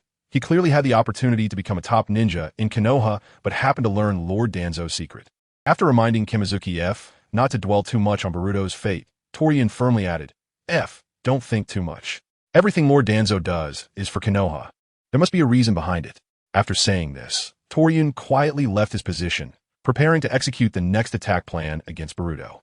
Kamizuki F fell silent for a moment upon hearing Lord Danzo's name, reassessing the current situation and his own stance. He then set aside his earlier feelings of regret for Boruto, his gaze turning cold as he prepared to wholeheartedly execute Lord Danzo's orders. Without hesitation, he followed Torian's lead, disappearing into the shadows of the trees to continue their mission. Deep underground in Konoha, dozens of meters below, lay the headquarters of Root. Danzo was sitting with his eyes closed, his hands firmly resting on his cane, maintaining a contemplative posture. He had just learned that Boruto and the others had returned to Konoha from Orochimaru's base. Danzo waited there, needing Sai to report back to him, detailing why the highly classified mission assigned to him had failed and the specifics of that failure. At that moment, a figure flashed through the corridor in front of Danzo, almost instantaneously arriving before him. The newcomer half-kneeled in front of Danzo, ready to report. Danzo gently tapped his cane, producing a dull sound, then opened his single eye, directing his gaze toward the half-kneeling Sai. His tone was cold as he said, "The special mission assigned to you has failed. This is not like you." Sai lowered his head, maintaining a humble posture that prevented Danzo from seeing his expression. He then spoke. The mission indeed encountered unexpected obstacles. Orochimaru's base was more complex than we imagined, and Danzo was not surprised by Sai's explanation. He casually responded, "It's fine. After all, the opponent is from the Uchiha clan." Danzo certainly knew how cunning they were, so he did not overly criticize Sai for this mission's failure. Danzo calculated in his mind that as long as Sai could gather sufficient intelligence on Uchiha Sasuke's strength, he would be confident in completely eliminating this potential threat. Danzo continued, "Tsunade came to talk to me earlier. She intends for you to temporarily stay in Kakashi's class." Although Danzo had reservations about Tsunade's decision, he understood that one of the reasons for creating Root was to supply fresh blood to the Hokage's direct Umbu, cultivating elite ninjas capable of executing various secret missions. Furthermore, in order to gain Orochimaru's trust, he had prepared Umbu information for Sai, which Tsunade had learned about, leaving him with even less reason to refuse. As Danzo continued to express his thoughts, he suddenly paused, a cold smile curling at the corners of his mouth, and then said, "But it's no longer necessary now." Danzo's tone revealed a cold confidence as he mentioned, "Because that acting captain in Kakashi's class has probably already gone to the Pure Land." Thinking about how Boruto had been defeated in this meticulously planned assassination, Danzo felt full of confidence in this operation. He not only dispatched multiple elite members from Root, but also utilized his trusted guards, Kamizuki Izumo and Yamanaka F. After hearing Danzo's words, Sai couldn't help but let out a cold laugh. Danzo noticed the obvious disdain on Sai's face, and his intuition told him something was very wrong. Sai's expression today seemed much more vivid than usual, causing Danzo's brows to furrow slightly. Just as Danzo instinctively raised his hand, he suddenly felt a sharp pain. A sudden blue beam of light shot out from Sai's hand, moving so quickly that Danzo was caught off guard. The beam pierced directly through Danzo's palm, all the way through his shoulder, causing severe injury. He looked in shock at everything happening before him, unable to believe that Sai would attack him. With the impact of the blue beam, a strong sense of paralysis rapidly spread throughout Danzo's body, leaving him feeling weak in his limbs, even struggling to remain standing. Unexpectedly, Sai had suddenly betrayed him. Danzo's voice trembled as he stammered out a word. "You." Chapter 206, Fury Head. "I see you've lived so long. Otherwise, how could you still be so naive?" Sai slowly straightened his body. Although he looked like Sai, the voice was that of another person, filled with sarcasm and contempt. He continued, "Did you really think that your little lackeys could kill Boruto?" Danzo gritted his teeth. Despite his body trembling from paralysis, he still forcefully questioned you. "Who exactly are you? Have you really forgotten my voice after just a mere 2.5 years away from Konoha? If that's the case, how about this?" As he spoke, Sasuke raised his gaze, his eyes full of disdain as he looked down on Danzo.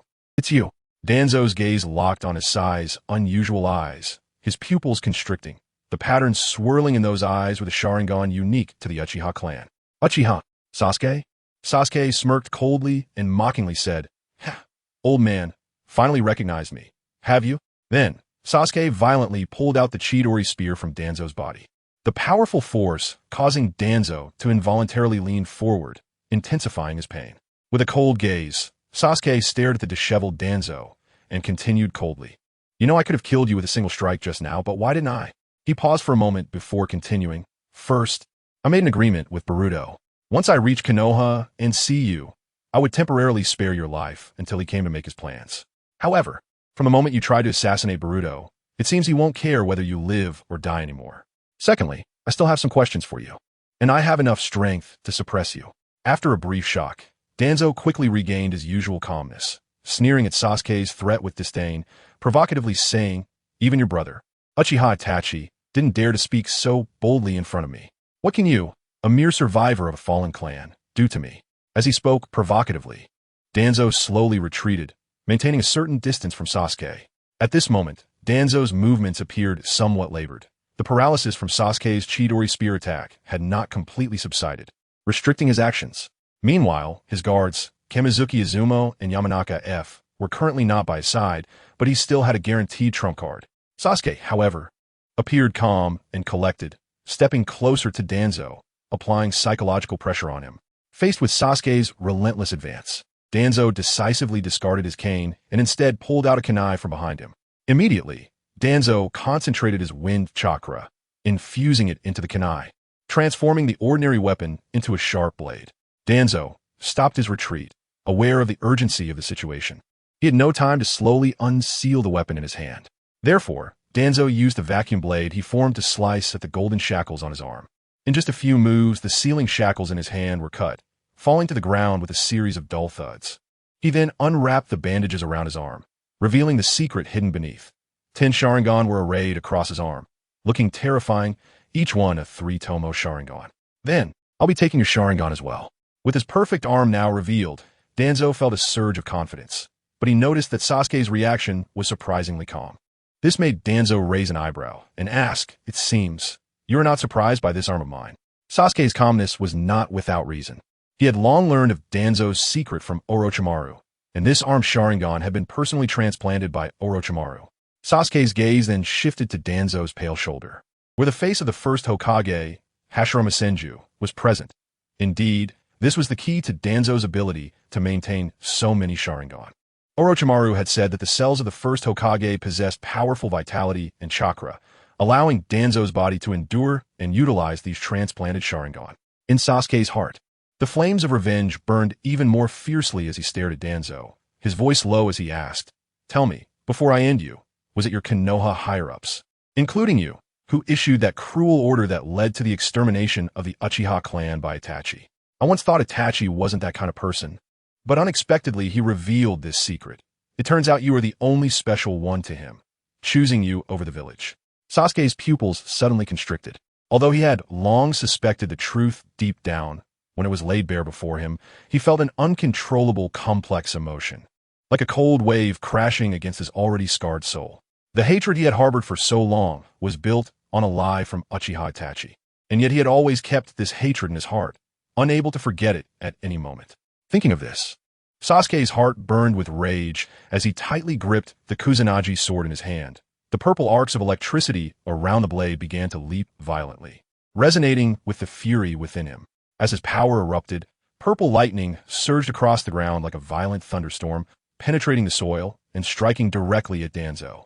The electric arcs ravaged Danzo's body, unleashing a destructive force that enveloped him in a haze of purple lightning. His body trembled violently under the fierce impact of the purple arcs, his muscles spasming uncontrollably, making him seem as if he had lost control over his own body. After a series of intense convulsions, his strength finally drained away, and he collapsed limply onto the cold ground. Sasuke did not expect Danzo to be so fragile. A single strike from him was enough to take him down, which was far from the confrontation he had anticipated. Chapter 207. Waterthorn. Just as Sasuke was about to step forward to check on Danzo's condition, a sudden premonition struck him. He quickly turned around, only to be astonished to find Danzo's figure appearing behind him, as if he had never been harmed at all. Danzo's voice was cold as he said, "Since you have demonstrated your power, let us decide the outcome of the next battle with our eyes." As soon as he finished speaking, Danzo drew a kunai from behind him once more, infusing it with wind-release chakra, causing a sharp vacuum blade to form at the tip, aimed directly at Sasuke's waist. In the deep forest outside of Konohagakure, Boruto was swiftly dispatching the root ninjas one by one. With each root member that fell, the remaining ninjas felt unprecedented pressure, their attacks becoming chaotic and losing their original organization and coordination. Under the cover of the forest, The last three root ninjas realized they had to join forces to stand a chance against the powerful enemy before them. They quickly gathered together, forming hand seals with their hands and shouting in unison, "Wind release, wind cutter technique." As their technique activated, a powerful air current was summoned, forming a fierce gale mixed with leaves and dust, like an invisible blade, sweeping towards Boruto's position, aiming to shatter his defenses in one blow. In response, Boruto unleashed wind release, pressure damage. Using the chakra within him, he compressed the surrounding air into a high-density ball of wind.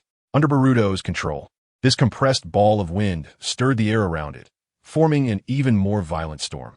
This storm not only instantly overwhelmed the ninjutsu unleashed by the root ninjas, but also exploded outward, releasing a tremendous shockwave. The three root ninjas were directly impacted by this force, like leaves caught in a tempest, crashing through numerous trees along the way, eventually collapsing unconscious deep within the forest. Just after Boruto took down the three root ninjas, he suddenly sensed an unusual wave behind him. The ground beneath his feet cracked open, a huge fissure appearing, from which a purple, gas-like substance continuously surged forth. Observing the purple substance, Boruto quickly dismissed his earlier assumptions. These substances were not ordinary gas, as they exhibited clear, conscious movements, purposefully gathering towards his location. Boruto summoned his chakra, rapidly constructing a lightning-release shield around his body.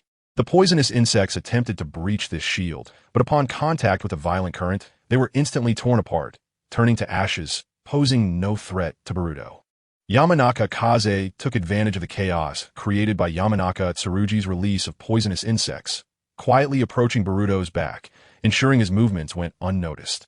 When he was close enough, Yamanaka Kaze brought his hands together, preparing to use his mind-body switch technique. Kneeling on the ground, he concentrated, focusing all his attention on the upcoming jutsu aimed at Boruto's back, and quietly shouted, "Ninjutsu, mind-body switch technique." Immediately, his chakra began to flow along specific pathways, preparing to invade Boruto's consciousness. If successful, he could control Boruto's body, gaining an absolute advantage in the battle.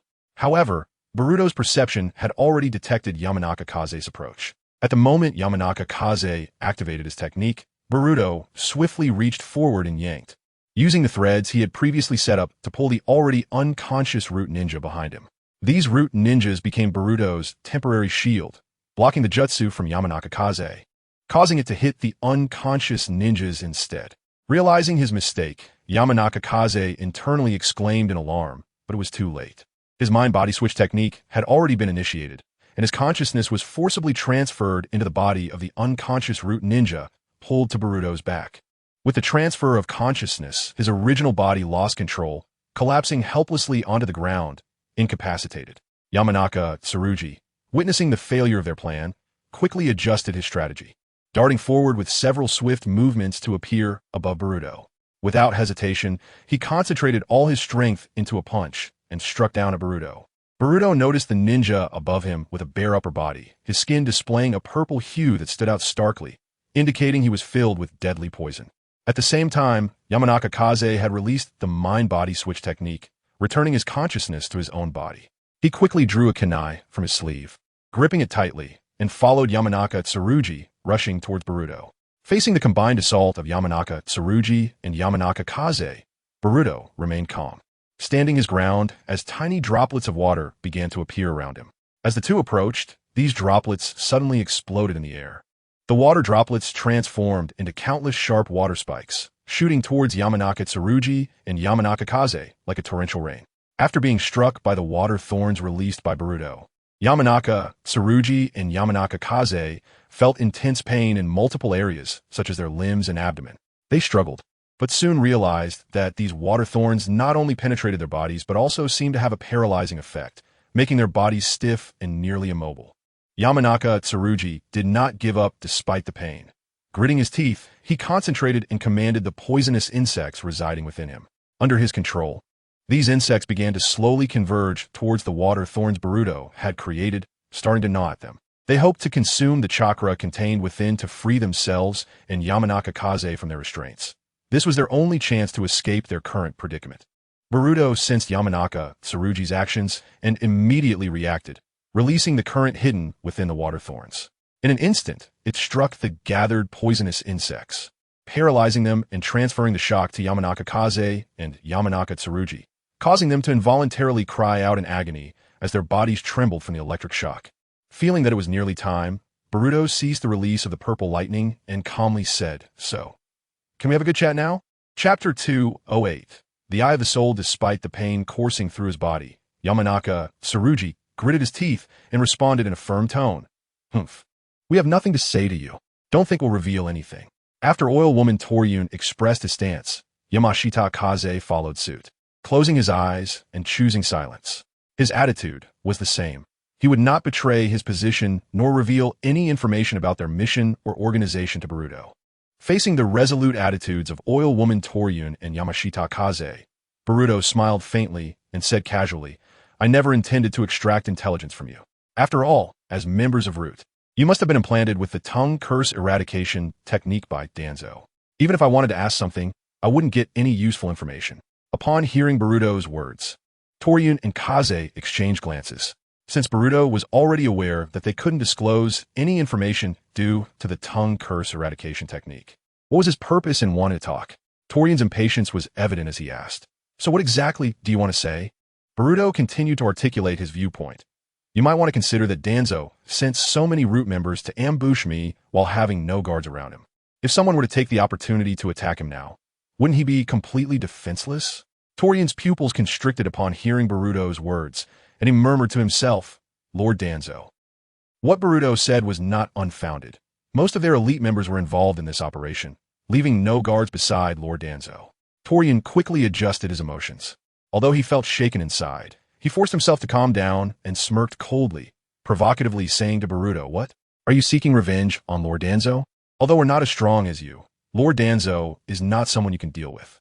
Even if Boruto is powerful, Lord Danzo is certainly not an easy opponent, and posing a real threat to him is no simple task." Boruto shook his head lightly, his tone calm. "I never said it was me, and if we calculate the time, those two should have already confronted him." Hearing Boruto clearly state that it was not him who would confront Lord Danzo, Kaze felt his tension ease slightly and let out a small sigh of relief.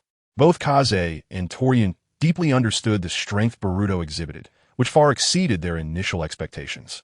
They had personally experienced the process of fighting Boruto and knew the terrifying nature of his combat abilities. Against Boruto, they were completely outmatched. Since Boruto was not a direct threat, who could the unknown enemy be that would pose a threat to Lord Danzo? Lord Danzo had many enemies in the shinobi world, and any one of them could take the opportunity to strike. However, Kaze still said, "I have followed Lord Danzo for many years and know his strategies and strength well. His wisdom is profound, and his plans are meticulous, far beyond what ordinary people can compare to. Lord Danzo has weathered many storms in the shinobi world, and countless crises have not shaken him in the slightest. His strength is equally not to be underestimated. Even against the strongest opponents, Lord Danzo can respond calmly." Boruto, facing Toryun's confidence, merely smiled faintly and replied, "Since your Lord Danzo is so wise, then why is it that you, as elite members of his Root, have all been defeated by me?" Toryun was momentarily at a loss for words and unable to refute right away, as the reality of their failure could not be denied. Boruto no longer engaged in further dialogue with Toryun and Kaze, directly taking them down. Immediately afterward, Boruto performed a summoning technique, and a frog appeared before him, which he had arranged to be in Konoha Village for emergency information transmission. Boruto conveyed a series of events that had occurred there to the frog and instructed it to return to Konoha Village, requesting them to send personnel to deal with the current aftermath. After completing all communications, Boruto dispelled the summoning technique, and the frog's figure vanished into the air. Boruto's figure quickly moved through the forest, returning rapidly in the direction he had come from. With his departure, silence once again fell in the forest, leaving behind the defeated Root ninjas. The moment Boruto stepped into the boundary of Konoha Village, he immediately sensed Sasuke's chakra fluctuations, which were coming from deep underground. After pinpointing the source of the fluctuations, Boruto did not hesitate and quickly used the Flying Thunder God technique, appearing directly at the source of the chakra explosion. When Boruto arrived underground in Konoha, he looked around and saw destruction everywhere, with traces of damage from ninjutsu all around. The underground pipeline system that had originally been here was in ruins, torn apart by a powerful force.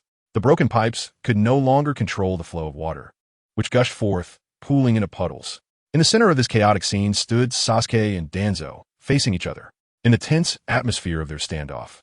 Both Sasuke and Danzo noticed Boruto standing above them almost simultaneously. Sasuke's lips curled into a mocking smile as he provocatively said to Danzo, "What did I say? Danzo, your shrimp soldiers and crab generals can't handle Boruto." His voice echoed in the empty space, openly expressing disdain for Danzo's capabilities. Danzo's brow furrowed. Since Boruto had appeared unscathed here, it indicated that the oil woman Toryun, Yamashita Kaze, and the other root members he had sent did not succeed in their mission as expected. Just as Danzo was momentarily distracted by Boruto's appearance, the situation changed dramatically.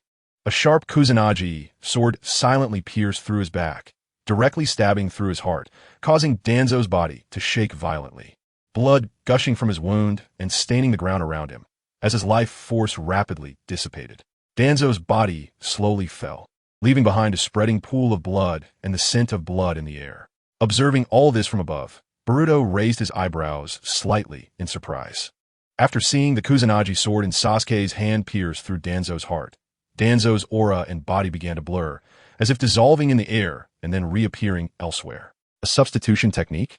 Boruto analyzed the situation before quickly dismissing this idea. If it were a common substitution technique, he would have seen through it with his eyesight. Boruto's gaze caught sight of a Sharingan on Danzo's arm, which slowly closed after Danzo reappeared. At this moment, more than half of the 10 Sharingan on Danzo's arm had already closed. Boruto immediately understood that Danzo's ability to disappear and reappear in another location was due to the special power of the Sharingan. However, this ability was clearly not the typical illusion effect associated with the Sharingan. It allowed Danzo to perform some form of transfer in the face of a lethal attack, thus avoiding the threat of death. As the battle continued, Danzo's gaze swept over the Sharingan embedded in his arm, as one by one they began to close, causing ripples in his heart. He had thought that with so many Sharingan on his arm, he could easily subdue Uchiha Sasuke, as these Sharingan granted him the ability to turn the tide of battle. However, he did not expect that even after losing so many precious eyes, Sasuke still stood firm. Now, Boruto's arrival made the already complex situation even more unfavorable for him, and his advantages were being eroded continuously. Wind release, vacuum wave. Danzo gathered his chakra, causing his mouth to suddenly swell, taking on a shape resembling that of frog. Immediately afterward, he unleashed several sharp gusts of wind from his mouth, each as lethal as a scythe. The vacuum wave surged forth like an invisible blade, carrying the chakra power gathered by Danzo, and was flung at high speed toward Sasuke and Boruto. Boruto felt the pipe beneath him cracking under Danzo's wind release, vacuum wave attack, and the pipe was about to collapse. Thus, Boruto leaped down from the precarious pipe, landing on the platform below. As Sasuke was fending off Danzo's wind release ninjutsu, he moved in front of Danzo, preparing to pierce him with his sword, when he suddenly found his body becoming unusually stiff, rendering him unable to move freely. This rigidity halted Sasuke's actions, and although his Kusanagi sword was aimed at Danzo, it could not advance an inch. Danzo looked at Sasuke, watching as complex, band-like patterns continuously emerged on Sasuke's body. These patterns gradually appeared beneath his skin, spreading over time until they covered his entire body. This was the result of Danzo planting a self-imposed curse seal on Sasuke during their previous clash using Izanagi. Now, at this crucial moment, Danzo activated the technique, and the power of the curse seal erupted, binding Sasuke tightly and preventing him from taking any further action. With an expressionless face, Danzo spoke to Sasuke with contempt. It's really puzzling why Uchiha Itachi would spare the life of someone as useless as you. In his view, emotions were a weakness of humanity. They bred endless hatred, which was the breeding ground for war and the root of destruction of peace. Danzo believed that Sasuke's abilities and existence were not enough for Uchiha Itachi to make the decision to spare his life. Viewing Sasuke merely as a young and inexperienced kid who could not possibly receive special treatment from Itachi, Danzo sarcastically continued, "This is his only failure." After saying this, Danzo's gaze shifted from Sasuke to Boruto. Danzo's gaze lingered on Boruto for a moment, revealing a self-mocking tone. After Uchiha Sasuke, you also appear here. This indeed surprised me. It seems I have underestimated your abilities. After all, he had mobilized most of the elite forces from the root to ensure he could successfully eliminate Boruto. Boruto stared directly at Danzo. If I'm not mistaken, your immortality technique relies on a Sharingan in your arm, right? Once all 10 of your Sharingan fail, you won't be able to resurrect anymore. Am I correct, Danzo?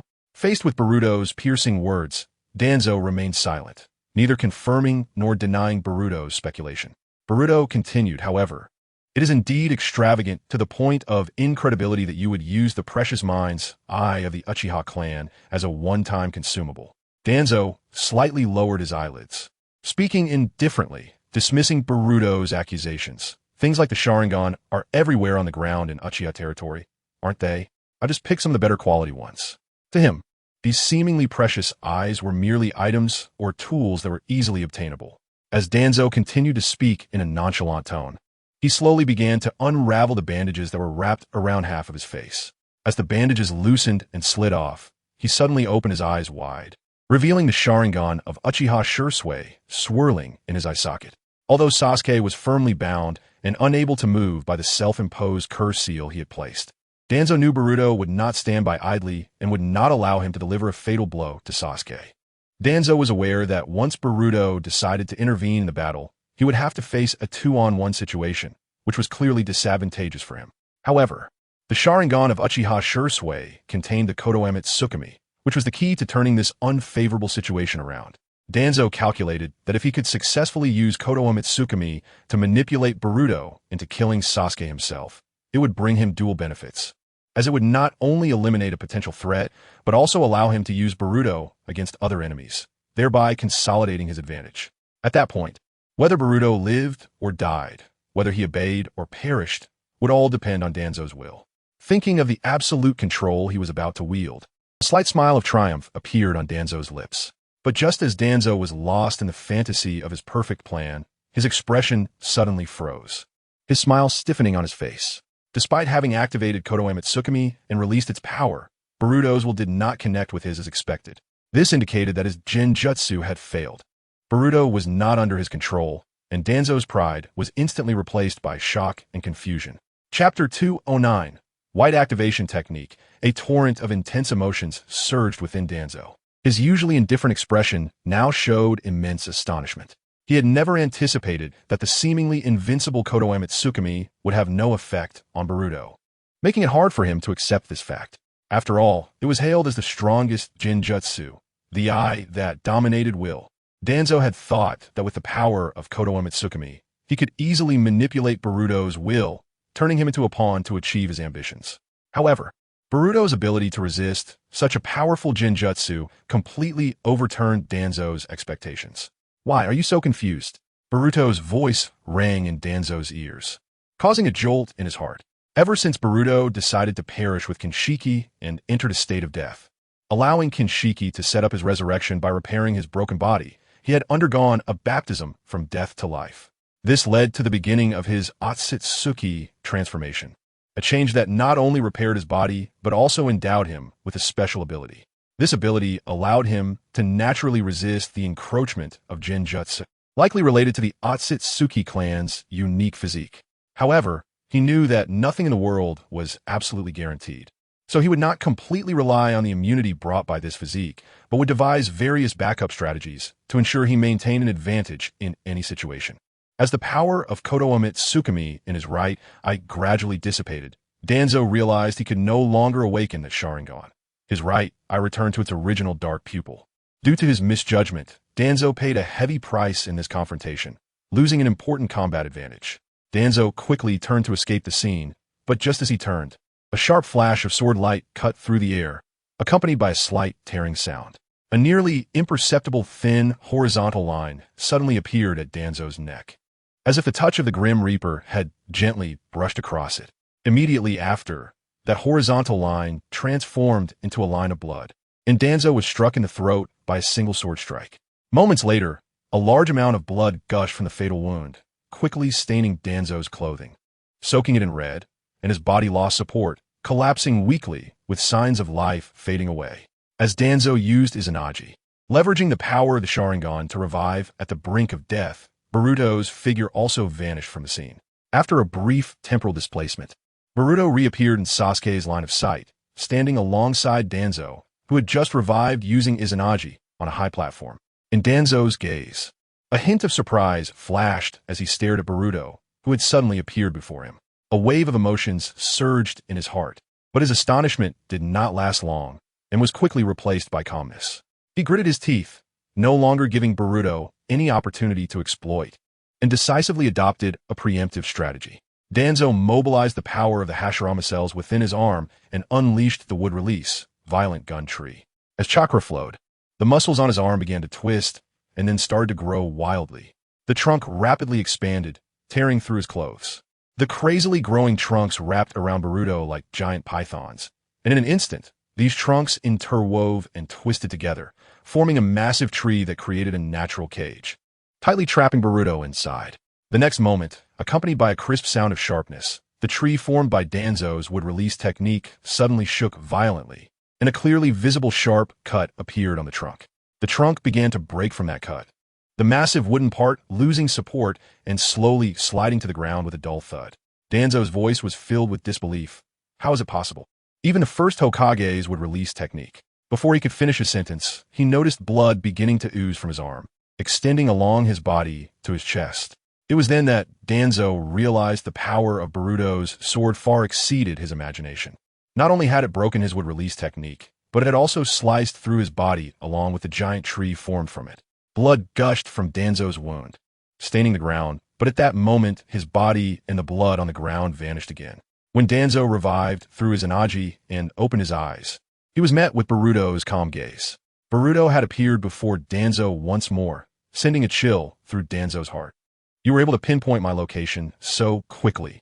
Danzo's body leaned slightly back, maintaining a high level of vigilance, his gaze locked onto Boruto's every move. Boruto's ability to quickly locate his revival point was certainly not a coincidence. The first time he appeared before him, Danzo might have attributed it to coincidence.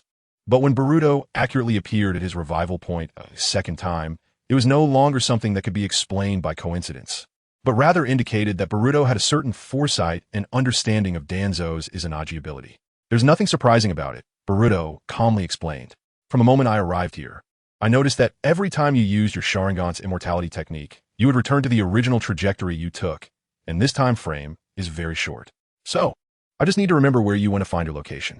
Boruto continued. Moreover, not only can you revive, but the Sharingan on your arm can also change, restoring itself completely. Boruto recalled the sword strike he had just made to validate a certain idea, although he had successfully severed all of Danzo's usable Sharingan. It turned out that merely destroying the opponent's Sharingan did not prevent Danzo from reviving.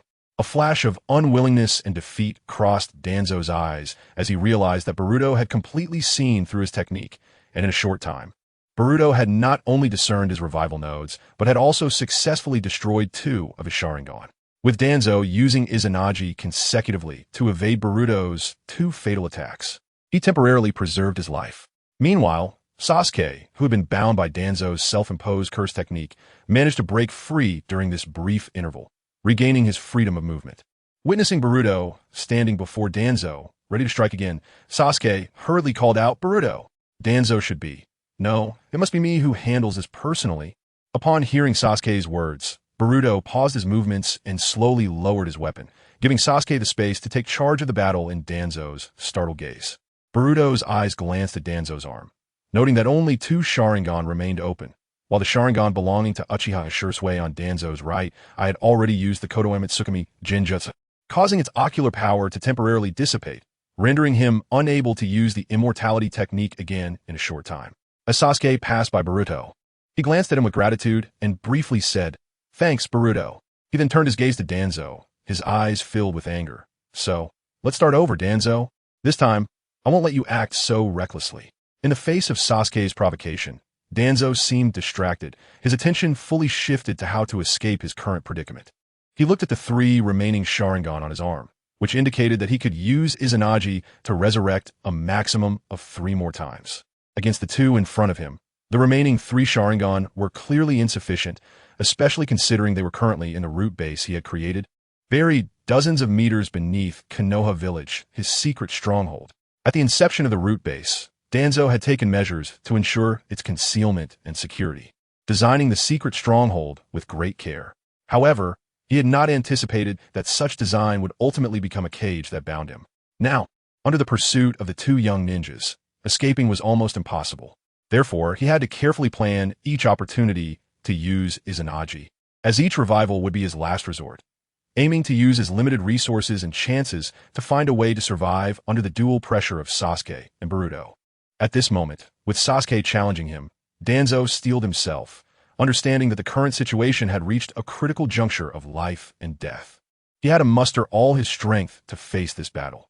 If he could capture Sasuke, he would have leverage to negotiate with Boruto, perhaps buying himself a slim chance of survival. After contemplating in his mind, Danzo placed his fingers to his mouth, biting down hard to draw blood, which he then smeared onto his palm before beginning to form hand seals. Danzo shouted, "Ninjutsu!" Summoning technique.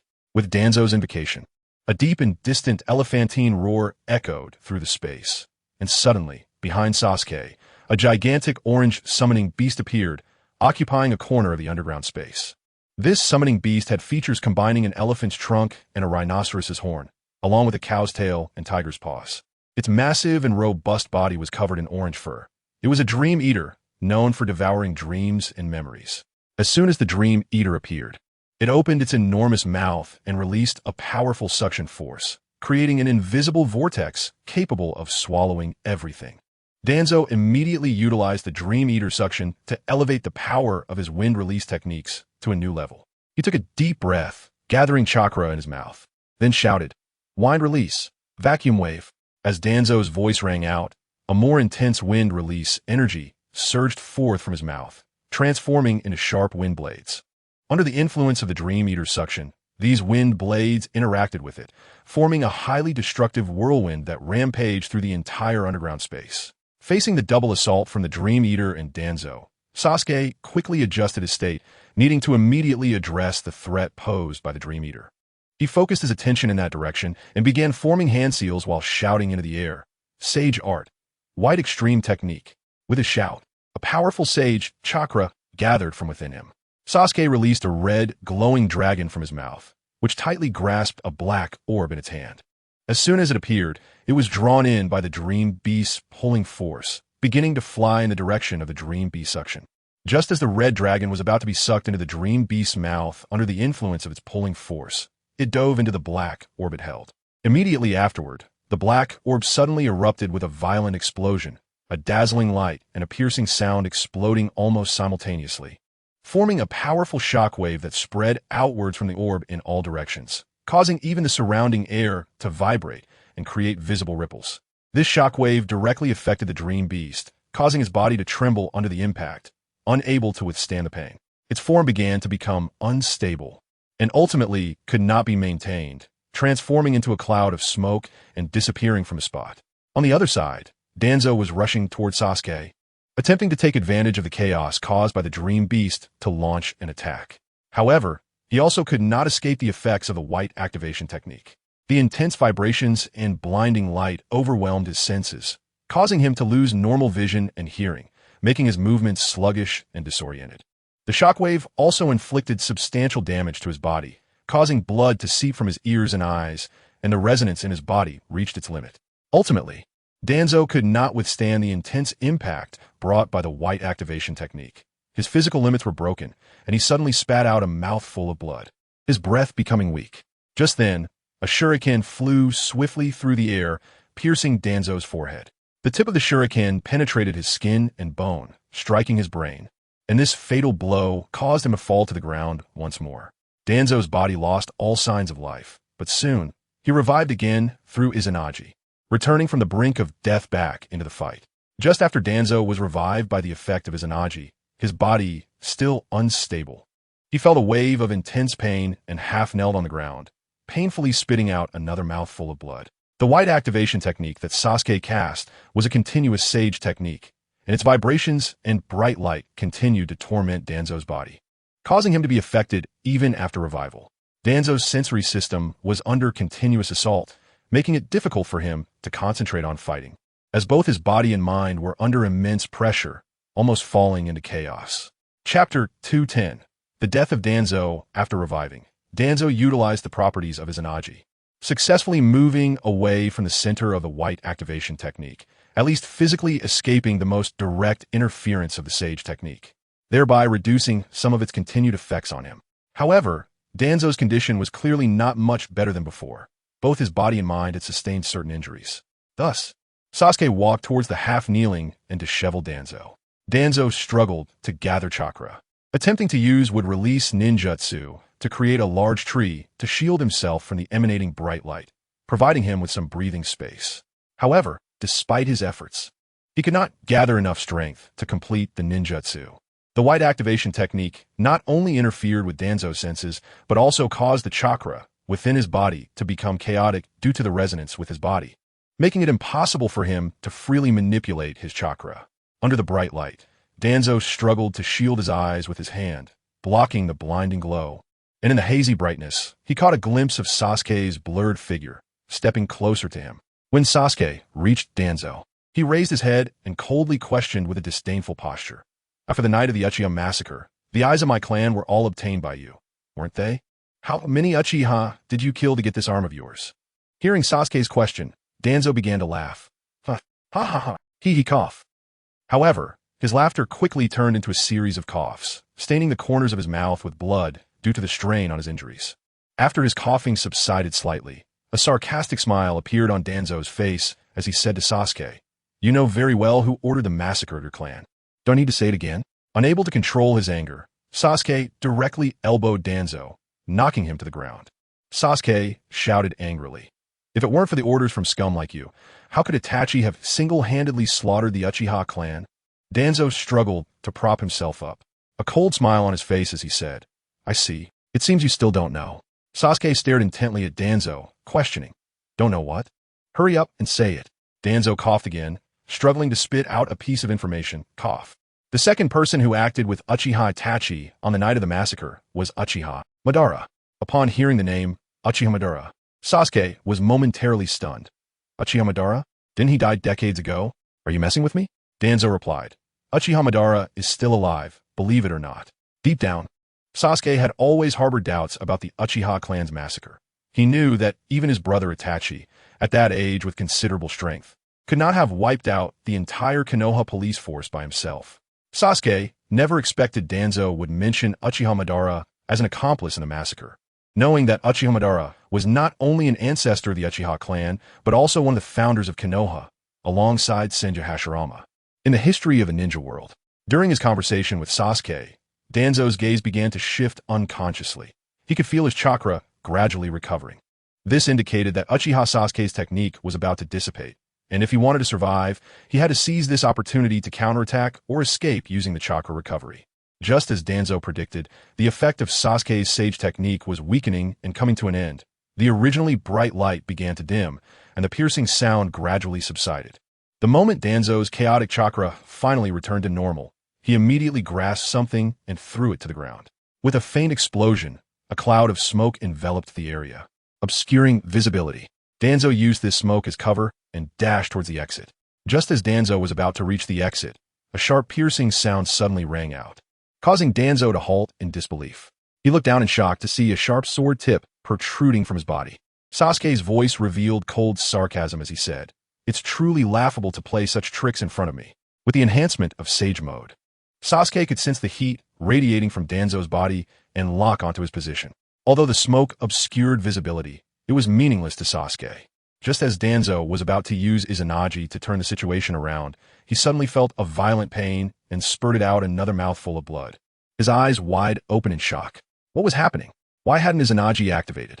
When Danzo glanced at his arm again, he discovered that the previously open Sharingan had unknowingly closed. This scene made his heart sink. He immediately realized that he had fallen under Sasuke's Sharingan Jinjutsu. No wonder he could no longer use Izanagi. A surge of unwillingness and anger welled up in his heart as he gritted his teeth and whispered, "You bastard." Boruto witnessed Danzo's predicament and couldn't help but exclaim, "As a ninja, you don't even understand the condition of your own chakra flow. You didn't notice how many times you use your Sharingan due to death. Or has the frequency of your deaths numbed your brain?" Boruto continued, clearly aware that the Uchiha clan is known for its powerful Jinjutsu, yet you took no precautions. Danzo's body lost support, leaning forward and ultimately collapsing weakly onto the ground. With a dull thud as his body hit the ground, Danzo felt an unprecedented sense of weakness and powerlessness, followed by the suffocating feeling of true death filling his mind. Sasuke coldly remarked, "This is the battle of using eyes to communicate, and this is the consequence of underestimating our Uchiha clan." At that moment, Boruto noticed that Danzo was clutching his right arm, and upon closer inspection, he discovered that Danzo's chakra flow was abnormal. Soon after, Danzo could no longer control the chakra within him. The Hashirama cells implanted in him began to go haywire, as if they had their own will, separating from him and gradually growing into a large tree. The roots and branches of this tree burst forth from his skin, twisting and entangling him. Danzo had no choice but to abandon his right arm to prevent himself from being consumed by the power of these Hashirama cells. Clenching his teeth, Danzo was filled with unwillingness. He couldn't accept that the carefully planned scheme he had devised had ended in defeat at the hands of these two brats. Danzo shouted in his heart, "No, I can't die here. I haven't become Hokage yet." Under Boruto's astonished gaze, even though he had been fatally pierced by Sasuke, Danzo, on the brink of death, suddenly unleashed an astonishing strength that forced him to stand upright and run off in the distance. "I'm the only reformer who can change this ninja world." Sasuke's gaze swept over Danzo, the mastermind who had once brought disaster upon his family, now fleeing in the posture of a loser, filling his heart with an indescribable sense of satisfaction. A satisfied smile appeared on Sasuke's face. He did not rush to pursue, but instead slowly followed Danzo from behind. "Danzo, did you foresee such a tragic end for yourself from the moment you exploited Itachi Uchiha?" Danzo tightly closed his eyes, breathing heavily and rapidly, running forward recklessly, each step seeming exceptionally difficult, even though his body had reached its limits. The persistence and desire to survive drove him to continue. The wound on his chest was pulled with his movements, blood continuously oozing out, staining his clothing, and the loss of blood made Danzo feel increasingly weak. As he ran, a trail of bloody footprints was left behind, the blood-stained path symbolizing his despair after failure. After running for several dozen meters, Danzo finally felt the end of his vitality. His body began to sway, and behind him, Sasuke's footsteps grew closer. Sasuke followed closely behind and finally reached Danzo's back. He stared at the figure of Danzo, who had stopped, and a cold smirk appeared on his lips as he disdainfully said, "What's wrong? Can't run anymore?" Danzo realized he had nowhere to escape. He took a deep breath, then suddenly turned around, quickly tearing open his clothes. With the sound of tearing fabric, the seal of the four symbols on his body was immediately revealed to Sasuke. This sealing technique had been prepared in advance by Danzo. He had inscribed the seal of the four symbols on his body as a last resort. At the final moment of his life, he could activate this sealing technique, which was closely linked to his demise, ensuring that it would not be interfered with by external factors at a critical moment. Danzo's face twisted in despair and anger as he roared, "Evil Uchiha, come with me to the Pure Land." In his final moments, Danzo still wished to take Sasuke Uchiha with him to the other side of death. As Danzo's roar echoed, his body reached its limits, and blood began to erupt from his chest under the influence of the sealing technique. The blood gushed out like a fountain, quickly spreading across the ground, gradually converging into the pattern of the four symbols and 8 trigrams. Sasuke frowned as he watched Danzo's final struggle, quickly flashing in front of Danzo and reaching out to plunge his hand directly into Danzo's right eye socket.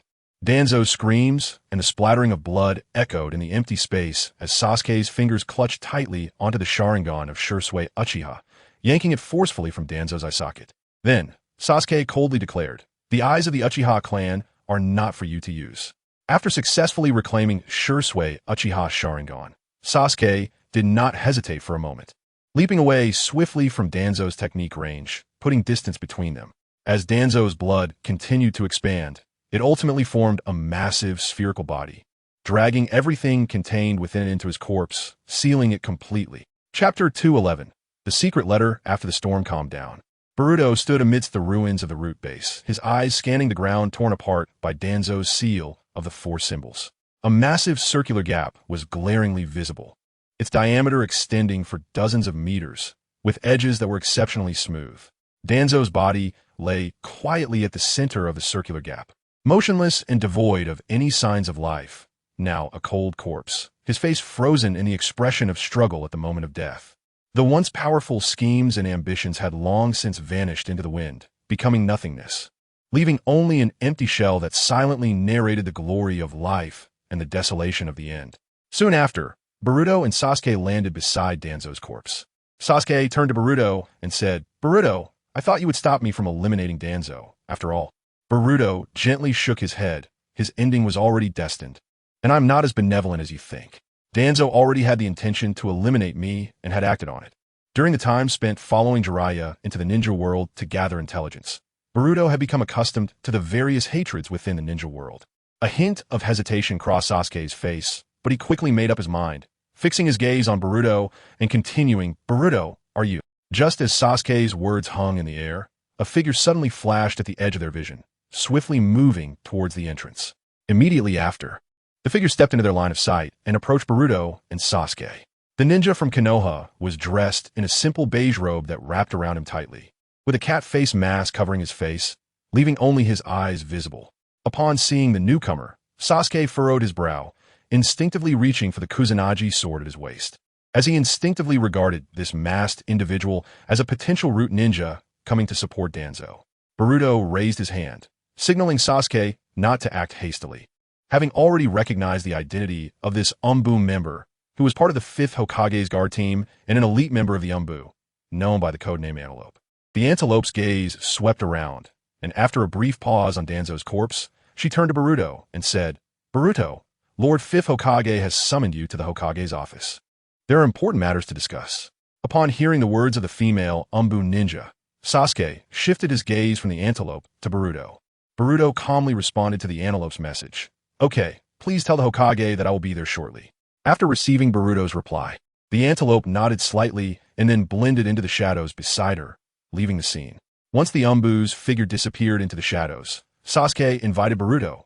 "Boruto, let's leave Konoha together." Boruto understood Sasuke's concern. He knew that Sasuke worried he would face severe punishment from the 5th Hokage for assisting him in infiltrating Konoha and killing Danzo. Boruto explained in a calm tone, "It's fine. Granny Tsunade is not as unreasonable as you think." He continued, "If I really leave with you now, I might end up becoming a rogue ninja from Konoha, just like you fear." Sasuke's heart remained hesitant, but his words trailed off, but his concerns were evident. Although this action was primarily his own, Danzo was still a high-ranking figure in Konoha with significant influence in the village. However, seeing Boruto's confident eyes, he decided not to say more. Nevertheless, he resolved to accompany Boruto to the Hokage's office to provide support if necessary. If Boruto truly faced punishment because of him, he would do everything to help Boruto escape Konoha. Boruto did not refuse Sasuke's request to accompany him, and so the two left the root base, traversed the underground passage, and returned to Konoha until they reached the door of the Hokage's office. Boruto gently knocked on the door of the Hokage's office, and after receiving a response from inside, he pushed the door open and entered, with Sasuke closely following. Upon entering the Hokage's office, Boruto first noticed Granny Tsunade's serious expression. In addition to Tsunade, Boruto also discovered another person in the room. Upon hearing Boruto's footsteps, the person turned around and said, "Boruto, you're here." Then his gaze slowly shifted to Sasuke, revealing complex emotions. Seeing Sarutobi Hiruzen in the Hokage's office surprised Boruto slightly, and he asked, "Grandpa Third, what are you doing here?" Before Hiruzen could respond, Tsunade, with her arms crossed, said, "Boruto, I heard from the Umbu that Danzo is dead, right?" Facing Tsunade's inquiry, Boruto did not evade and responded directly and succinctly, "Yes." When Hiruzen confirmed Danzo's death from Boruto's words, he couldn't help but shake his head lightly and sighed heavily. "Danzo, I never expected you to leave before me." Sasuke stepped forward, positioning himself in front of Boruto, and angrily interjected, "I killed Danzo, and it has nothing to do with Boruto. Allowing someone like Danzo to run rampant in Konoha, don't you think you share some responsibility?" Sasuke's gaze fixed on Hiruzen as he questioned, "Don't tell me you were unaware of all the evil deeds that bastard Danzo committed." Tsunade stood up from her seat, her eyes flashing with anger. "You must be Uchiha Sasuke, right? I haven't settled accounts with you yet, and you're already pointing fingers. This is Konoha. Watch your attitude." Tsunade's eyes were locked on his Sasuke, and she felt particularly dissatisfied with his current attitude. She recalled how chaotic things were when she first took over as Hokage, dealing with the aftermath of Sasuke's defection from the village, not understanding why Naruto was so fixated on this arrogant kid. Sasuke snorted coldly. If it weren't for Boruto, he wouldn't waste his breath on them. At this point, Boruto asked, "You didn't call me here just for Danzo, did you? So what is it about?" Tsunade did not object to Boruto's inquiry, She did not intend to make things difficult for him over Danzo's matter, nor did she want to hold him responsible for this incident. Based on Danzo's previous actions, especially leaking information about the Umbu directly under the Hokage, he could already be convicted of betraying the village, but her position did not allow her to do so. Tsunade slowly said, "Indeed. The reason for calling you here is secondary to Danzo's death. The real purpose will be explained by the old man."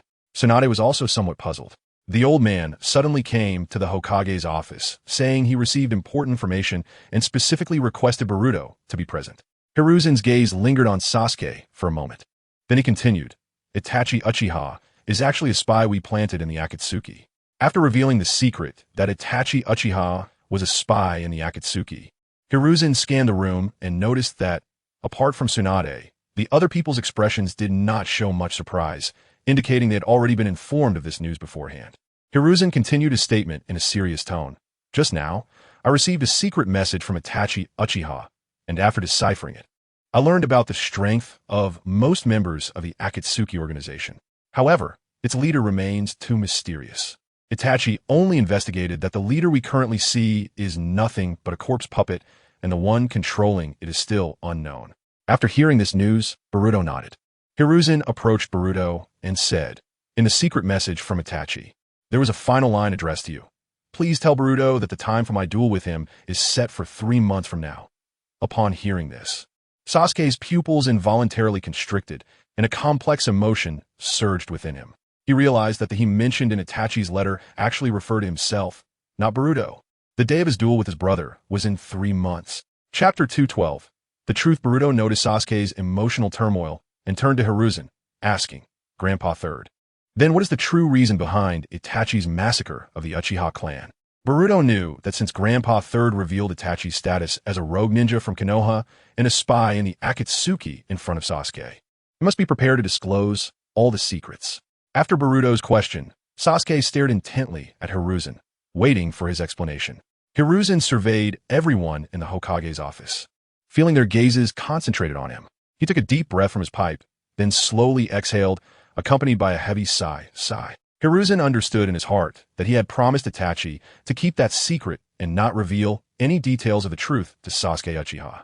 However, as events unfolded, continuing to hide the truth seemed meaningless, as Sasuke was gradually approaching that long-buried truth, and the veil of reality would eventually be lifted. Before the Uchiha clan faced the tragedy of extermination, we found that after the disaster caused by the Nine Tails, the Uchiha clan had developed profound dissatisfaction with Konoha. This dissatisfaction gradually fermented, ultimately leading to a conspiracy within the Uchiha clan to launch a coup and seize control of Konoha. Sarutobi Hiruzen continued. In order to monitor the movements of the Uchiha clan, we had to take measures and arrange spies within the Uchiha clan. His gaze then fixed on Sasuke's face. "That spy is your brother, Uchiha Itachi." After hearing Sarutobi Hiruzen's explanation, Boruto realized that Uchiha Itachi was originally a spy embedded in the Umbu, who leaked information about the Uchiha clan to the village, acting as a double agent between the two sides, shouldering an unimaginable burden.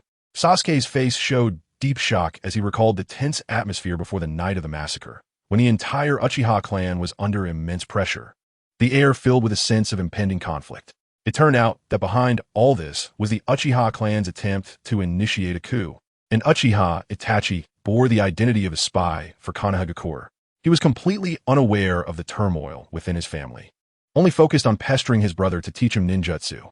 Sarutobi Hiruzen slowly walked to the windowsill, his gaze drifting through the glass to the distant horizon, continuing, "At that moment, I had not given up on the possibility of resolving the dispute peacefully, attempting to negotiate with the Uchiha clan in hopes of finding a path to reconciliation to prevent tragedy from occurring."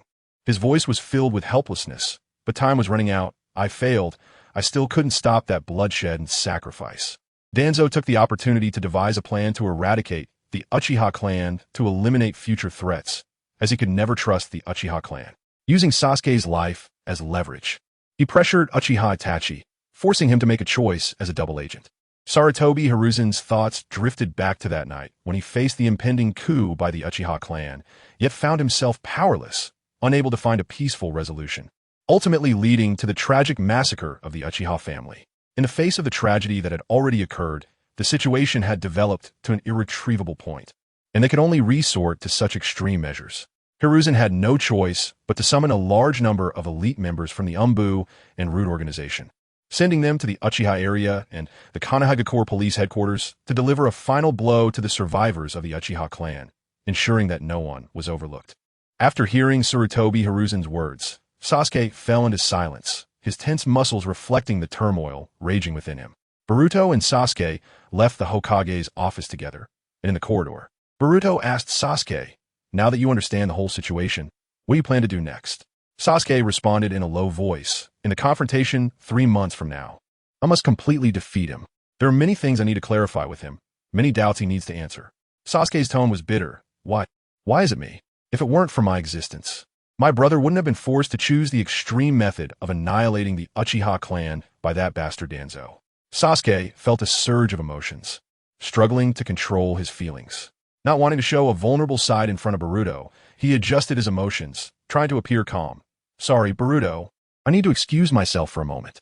After saying that, Sasuke quickly vanished from Boruto's view. He needed some time alone to calmly digest what he had learned today.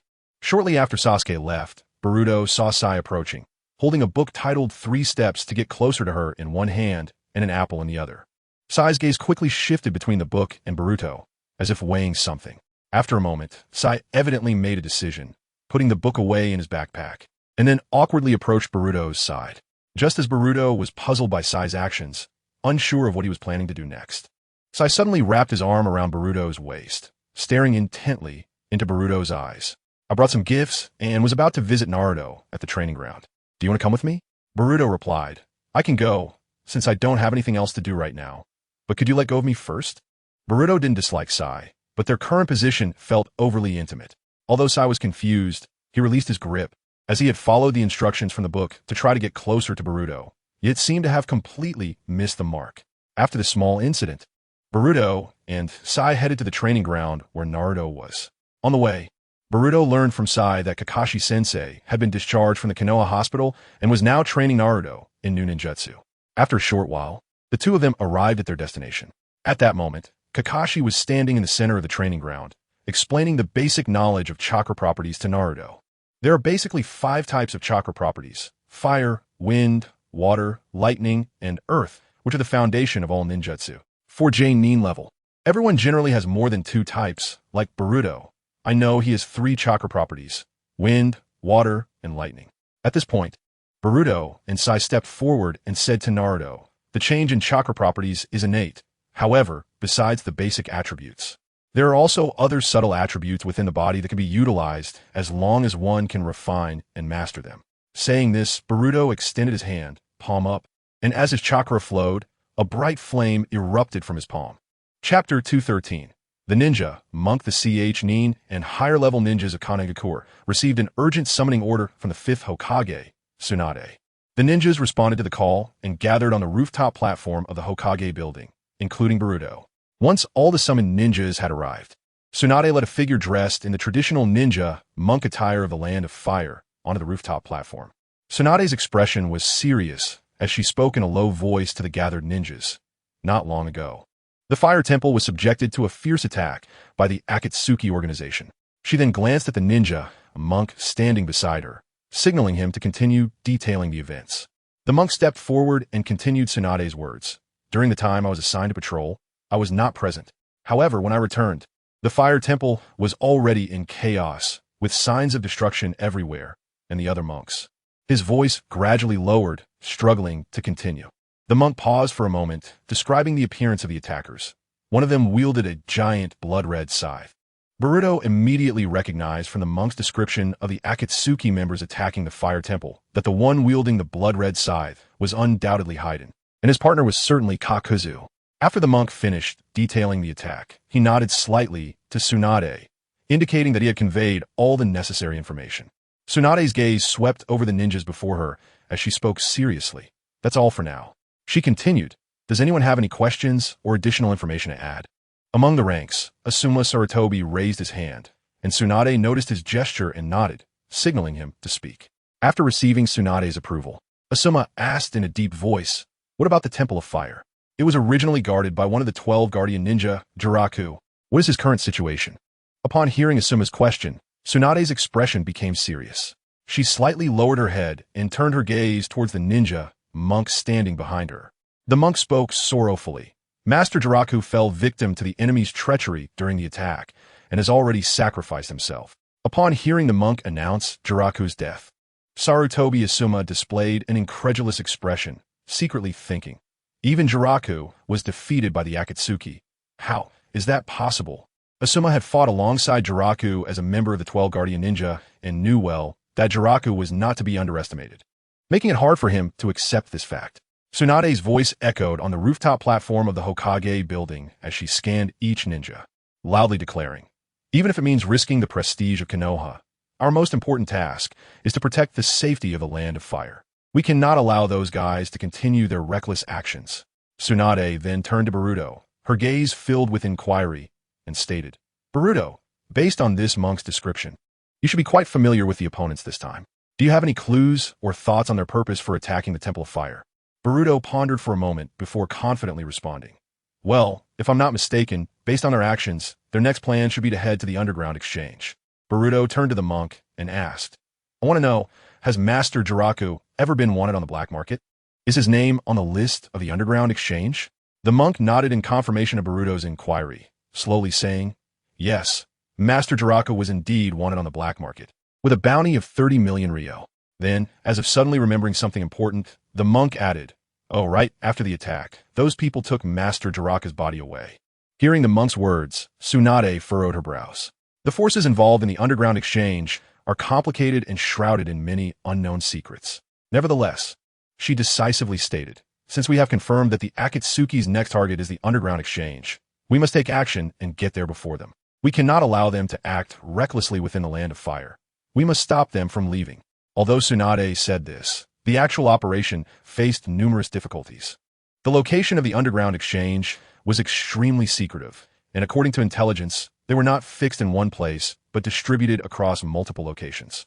Thus, accurately predicting which exchange the members of the Akatsuki would appear was undoubtedly a daunting task, requiring them to search separately. Tsunade signaled Boruto to come forward and briefly introduce the abilities and characteristics of the two Akatsuki members. She knew that Boruto's understanding of Haiden and Kakuzu would help reduce risks in battle and avoid unnecessary casualties. Once all preparations were in place and the ninjas were informed about the enemy, Tsunade issued her final command to all the ninjas. We must find Haiden and Kakuzu. If circumstances allow, try to capture them alive, but if that's not possible, then dispose of them on the spot. Afterward, Tsunade waved her hand and commanded, go, scatter. Immediately, the many ninjas gathered at the Hokage building dispersed according to their assigned tasks, heading toward the various known locations of the Underground Exchange. Boruto hurriedly moved through the woods outside Konoha, his figure swiftly navigating the dancing shadows of the trees. Suddenly, he realized that Asuma and Shikamaru were closely following him, so he slowed his pace to allow Asuma's team to catch up. As Boruto and Asuma walked side by side, matching their steps, Boruto turned to Asuma and asked, Asuma-sensei, as far as I know, your search area doesn't include this direction, right? A faint smile appeared on Asuma's face as he replied to Boruto's question. My intuition tells me that following you in this direction has a high chance of finding the Akatsuki, so my team swapped search areas with yours. Boruto looked at Asuma. You and Master Jiraku of the Temple of Fire should be old acquaintances, right? Because your emotional reaction when you received the news of his death was quite strong. Asuma gently nodded, a reflective expression crossing his face. Yes. We fought together as comrades during my time away from Konoha, when I joined the 12 Guardian Ninja to protect the Land of Fire's daimyo. Boruto slightly inclined his head and continued. Within the Land of Fire, there are 5 underground exchanges, and the one we are heading to now is the closest to the Temple of Fire. That place is also where I died once. After a period of rapid movement, Boruto and the others had approached the location of the target underground exchange, and they could feel that their destination was near. Boruto suddenly raised his arm, making a stop gesture to signal them to pause. Shikamaru remained highly alert, lowering his voice to ask Boruto, "What's wrong, Boruto? Did you notice something unusual?" His gaze quickly scanned the surroundings. Boruto nodded, responding to Shikamaru. "Yes, I have sensed their position through my sensory abilities. They're just ahead, about a mile from where we are now." Hearing Boruto's news, Shikamaru's voice carried a hint of weight. "Are we finally going to confront the Akatsuki?" Haiden complained while carrying Jiraka's corpse. Ugh, what a hassle. Is it really necessary to carry this body around? Kakuzu's cold voice reminded Haiden. Don't forget why we are here. A shadow flickered in Haiden's eyes. Ah, I certainly haven't forgotten. We've been preparing for this for a long time, big brother Kakuzu. Ever since Haiden experienced a near-death escape with Kakuzu's help, he regarded Kakuzu, who did not abandon him, as his most important partner. At this moment, Kakuzu, who was walking ahead, suddenly stopped. Haiden quickly followed suit and halted, looking up at Kakuzu, his tone questioning. What's wrong, big brother Kakuzu? Is something off? Haiden tightly gripped the blood-stained scythe in his hand, his gaze sharply scanning the nearby bushes, his body tensed. Haiden noticed that the shadow under Kakuzu's feet had unusually extended into the bushes, clearly indicating that they were being ambushed. At this moment, Shikamaru, who had already bound Kakuzu with his shadow mimic technique, looked towards a distant tree. It's up to you now, Boruto. Under Shikamaru's watchful gaze, a figure suddenly appeared and launched an attack directly at Haiden, kicking him away. Haiden didn't even have time to react before being hit by the sudden force. However, as Haiden was kicked away and turned into smoke, the corpse of Master Jiraku, which he had been carrying, suddenly moved. The corpse of Master Jiraku awakened from its stillness, holding a black spear that had appeared in its hand, aimed at Boruto's back and launched an attack, but Boruto effortlessly dodged the thrust. Seeing that his sneak attack had failed, Haiden quickly adjusted his tactics, retreating and creating distance between himself and Boruto. Haiden placed the black spear to his mouth, licking it with his tongue, and spoke menacingly. Long time no see, Boruto. Chapter 214. Revenge. Boruto looked at Haiden in front of him and said, You guys seem to be certain that I would appear here? Haiden laughed loudly, his laughter filled with arrogance and confidence. He, after all, this is the land of fire. If we make a big scene here, you won't be able to avoid showing up. Haiden's expression suddenly darkened as he glared at Boruto, his voice full of hatred and anger. Next, we will take revenge for the past, torturing you to death. He. At this moment, Kakuzu, whose body was controlled by Shikamaru's shadow imitation technique, began to move forward stiffly. This forced Shikamaru to stagger a few steps forward as well. Shikamaru clenched his hands tightly, fully focused on maintaining the effect of the shadow binding technique, his body starting to lean backward, using his own strength to restrain Kakuzu's movements. Shikamaru furrowed his brow tightly, gritting his teeth, squeezing out words with an undisguised surprise in his voice. What kind of monstrous strength does this guy have? Damn it. Asuma, hiding behind a large tree, found the body of Dilu. He crouched beside Dilu, staring at his former comrade with anger in his eyes. Asuma's hand gently touched Dilu's shoulder, feeling the coldness and the passing of life. Dilu, don't worry, I won't let you die in vain, Asuma said in a low voice to Dilu's corpse. Kakuzu's voice questioned Asuma in a low tone. What are you planning to do with my important bounty? Immediately after, a massive fist detached from Kakuzu's arm, striking fiercely towards Asuma's position. Asuma reacted immediately, tightly hugging Dilu's corpse and rolling to the side, narrowly avoiding Kakuzu's deadly blow. Kakuzu's fist slammed into the large tree they were originally standing under, the immense impact causing the tree to explode instantly, with chips and dust were swept up like they were caught in a whirlwind. After destroying the tree, Kakuzu's fist did not lose momentum but instead circled around and continued to attack Asuma and Dilu's corpse. Asuma, limited in movement by holding Dilu's body, was not as agile as usual. Boruto suddenly appeared between Asuma and Kakuzu, grabbing the tendons connecting to Kakuzu's fist and forcefully crushing them. When Kakuzu's fist lost control due to the crushed tendons, it fell heavily to the ground, and suddenly a mass of threads surged from the ground, wrapping around the fist tightly before dragging it underground, disappearing from sight. Under the guidance of these threads, the fist that had been crushed and detached by Boruto returned to Kakuzu's arm. Kakuzu twisted his reconnected fist, moving his joints, and fixed his gaze on Boruto. It's been years, and your skills have improved quite a bit. He paused, a cold smile appearing on his lips, continuing. However, we haven't been idle either. As Kakuzu finished speaking, he reached for his collar, yanking it hard to remove his Akatsuki robe and tossing it into the air. As the robe fell, Kakuzu's body, covered in stitches, was fully revealed in the air, appearing terrifying under the sunlight. Shikamaru's eyes were locked onto Kakuzu's body, especially the four masks on his back, and he couldn't help but think, are these four masks behind him the shadow monsters representing various attributes? What a troublesome guy. Kakuzu quickly formed several hand seals, and as he did, the water mask behind him began to tremble violently. Suddenly, a massive black creature slowly emerged from behind Kaku. Standing tall. Water release. Water curtain jutsu. Under Kakuzu's command, the water mask monster's mouth gathered a powerful energy, then opened its massive mouth and shot out a surging water cannon, crashing toward Boruto. At the moment the water cannon was about to hit Boruto, the air around him suddenly began to swirl, forming two powerful walls of wind. When the water cannon struck the wind walls, it was as if guided by an invisible hand, splitting the water flow on either side of the walls, failing to touch Boruto at all. Boruto then used the force of the wind walls against the water flow, instantly appearing in front of Kaku. Seeing this, Kakuzu's face filled with suspicion. He immediately clapped his hands together, and as the technique activated, his skin began to harden, turning an extremely dark color. Boruto reached out a hand towards Kaku, directly breaking through the hard shell of Kakuzu's earth release defense, piercing through Kakuzu's chest. Kakuzu did not expect that his once proud earth release defense would be so easily breached in front of Boruto, unable to hold up for even a moment. The instant Boruto pierced through Kakuzu's chest, he realized his precarious situation and tried to control his heart to shift its position, but it was already too late. Boruto had already grabbed the heart of the water mask monster.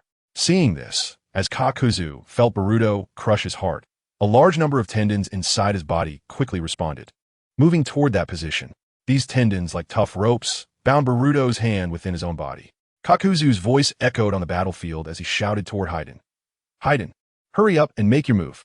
Haiden quickly responded to Kakuzu's call, his figure flashing across the battlefield and appearing behind Boruto in an instant. He swung his blood moon scythe fiercely towards Boruto's head, a sinister smile on Haiden's face, his eyes gleaming with madness as he shouted, Die, bastard.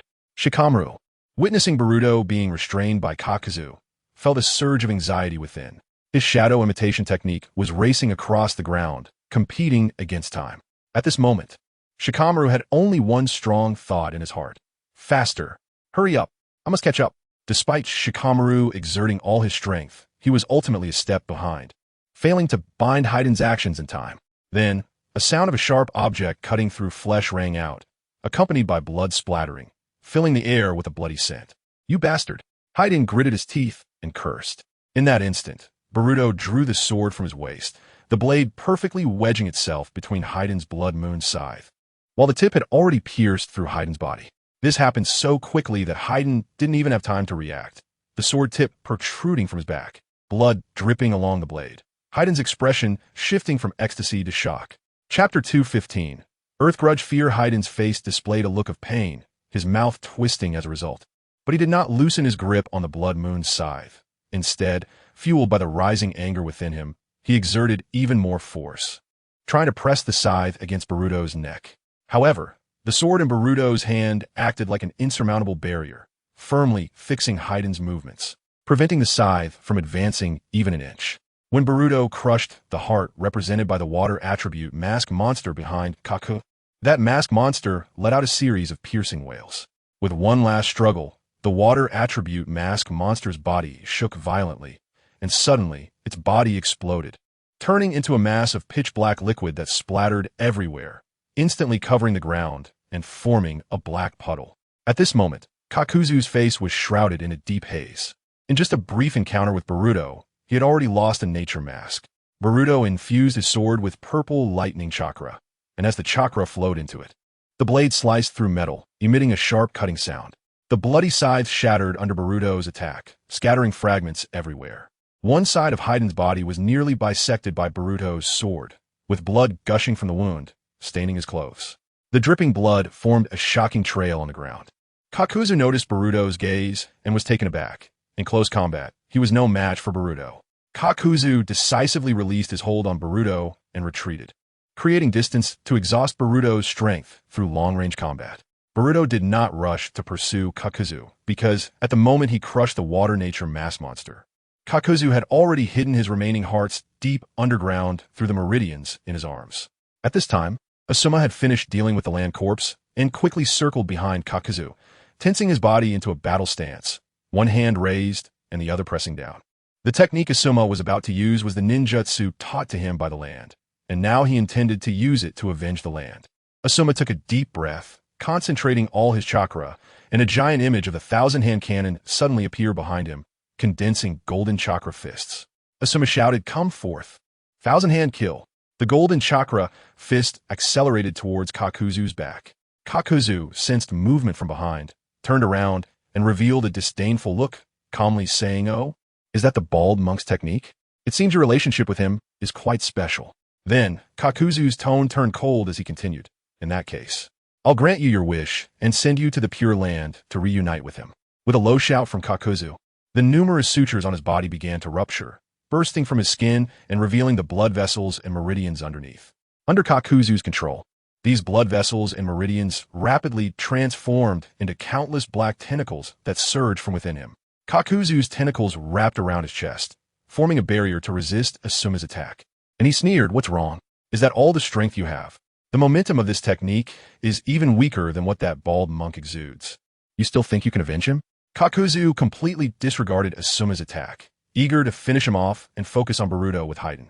However, in the midst of Kakuzu's speech, Shikamaru's shadow imitation technique had silently approached Kakuzu's body. Due to having been used once before, its binding power had diminished significantly. Nevertheless, under Shikamaru's control, it exposed a flaw in Kakuzu's defense.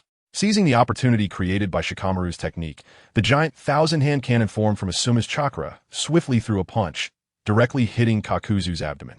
The punch knocked Kakuzu back several meters, causing him to temporarily lose his balance. Shikamaru snorted, "So how about adding me into the mix?" Kakuzu's anger was ignited, and three nature mask monsters behind him surged forth like released beasts, launching a fierce attack towards Asuma and Shikamaru. On the other side of the battlefield, Haiden clutched his injured area, groaning in pain. It hurts. Don't you know this is painful? Bastard." Then, Haiden discarded his Akatsuki cloak, revealing his upper body, which made Boruto raise an eyebrow. Haiden continued, "After losing to you years ago, my brother Kakuzu and I didn't come unprepared. Let me show you my new ability." Boruto watched as several black lines emerged from Haiden's wound, which quickly intertwined to tightly close the injury. In no time, Haiden's wound stopped bleeding.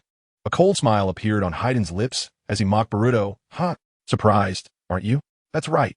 This is my brother Kakuzu's Doton, Daisen no Mi. With this, even if you tear me apart, I can regenerate and become a true immortal." Haiden had paid a hefty price to gain Kakuzu's Doton, Daisen no Mi technique. Over the past 2 years, he had used various means to acquire enough wealth to satisfy Kakuzu. Haiden had also promised to unconditionally help Kakuzu with various bounty tasks after obtaining the technique and to turn over all his future earnings.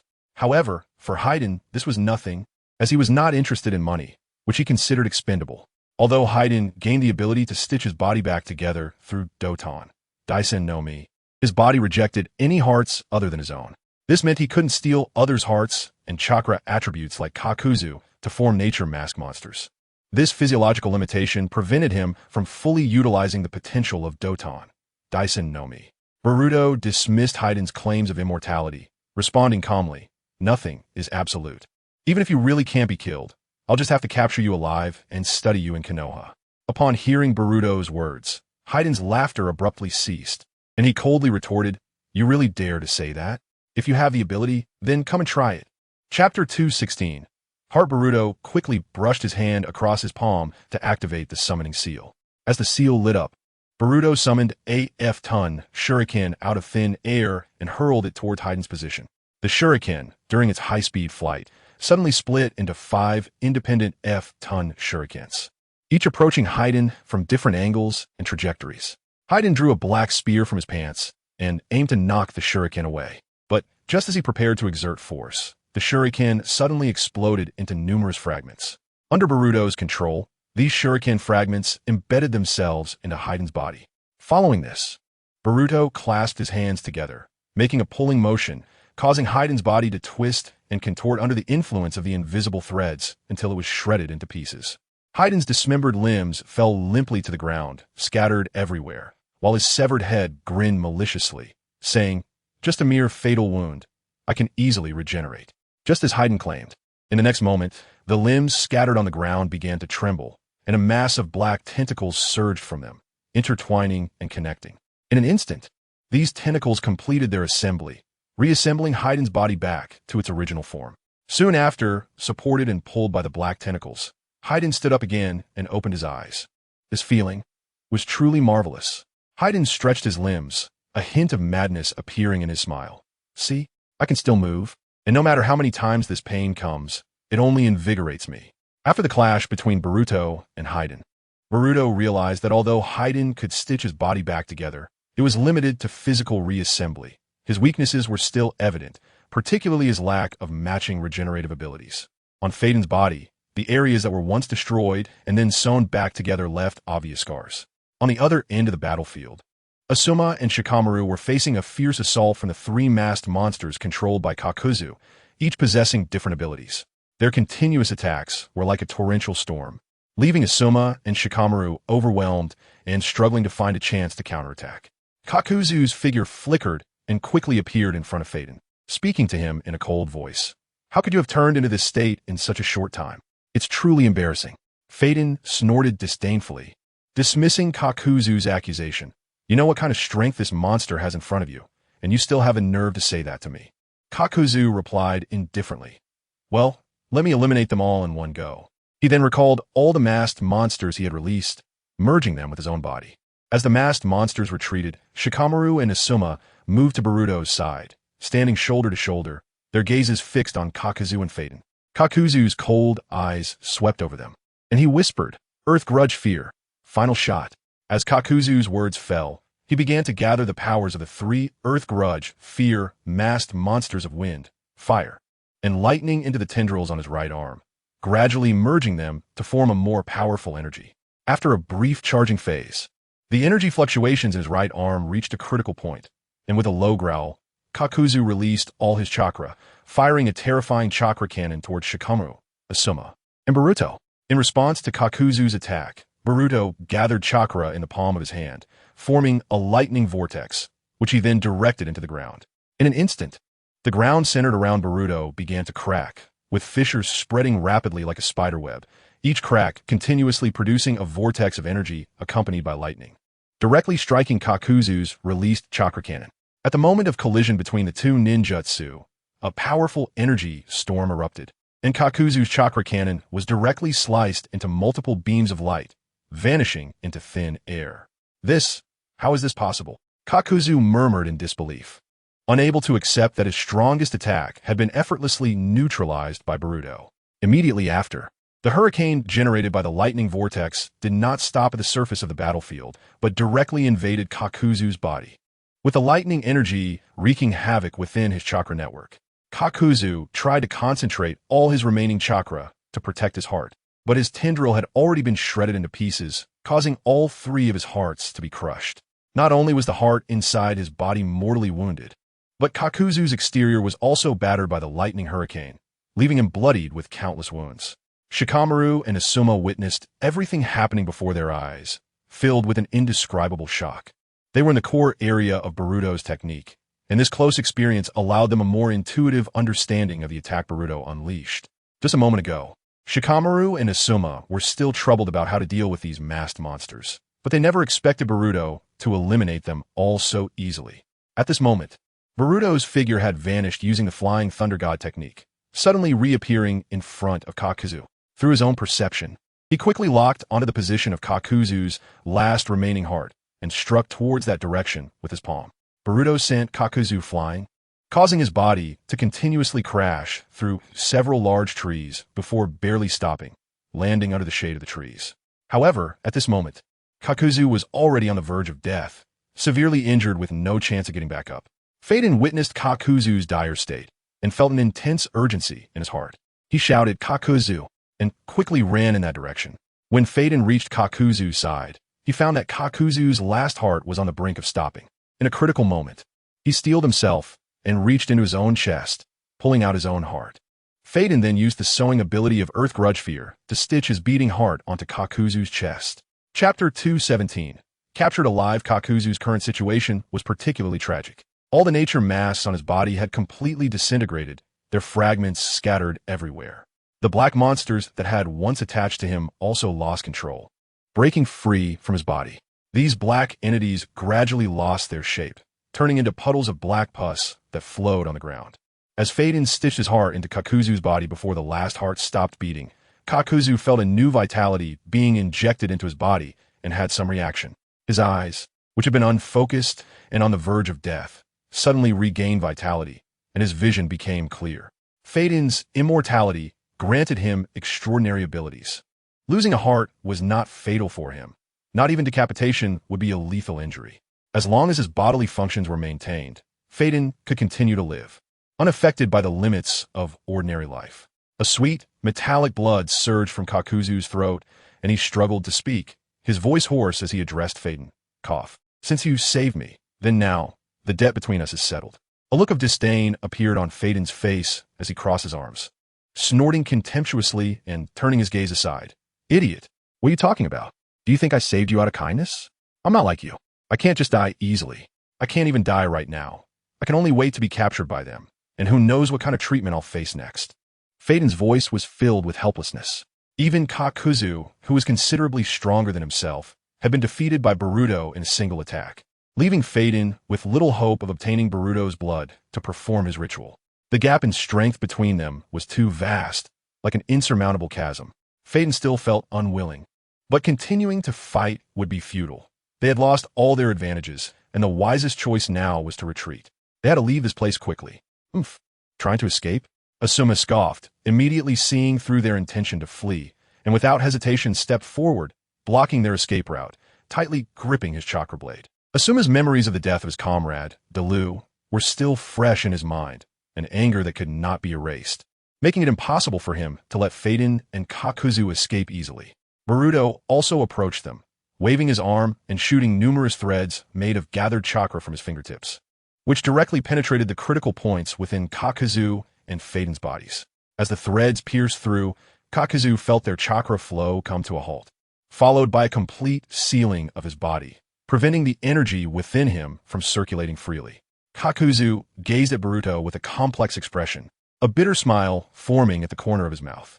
Suddenly, Kakuzu self-deprecatingly said, "It's really ironic.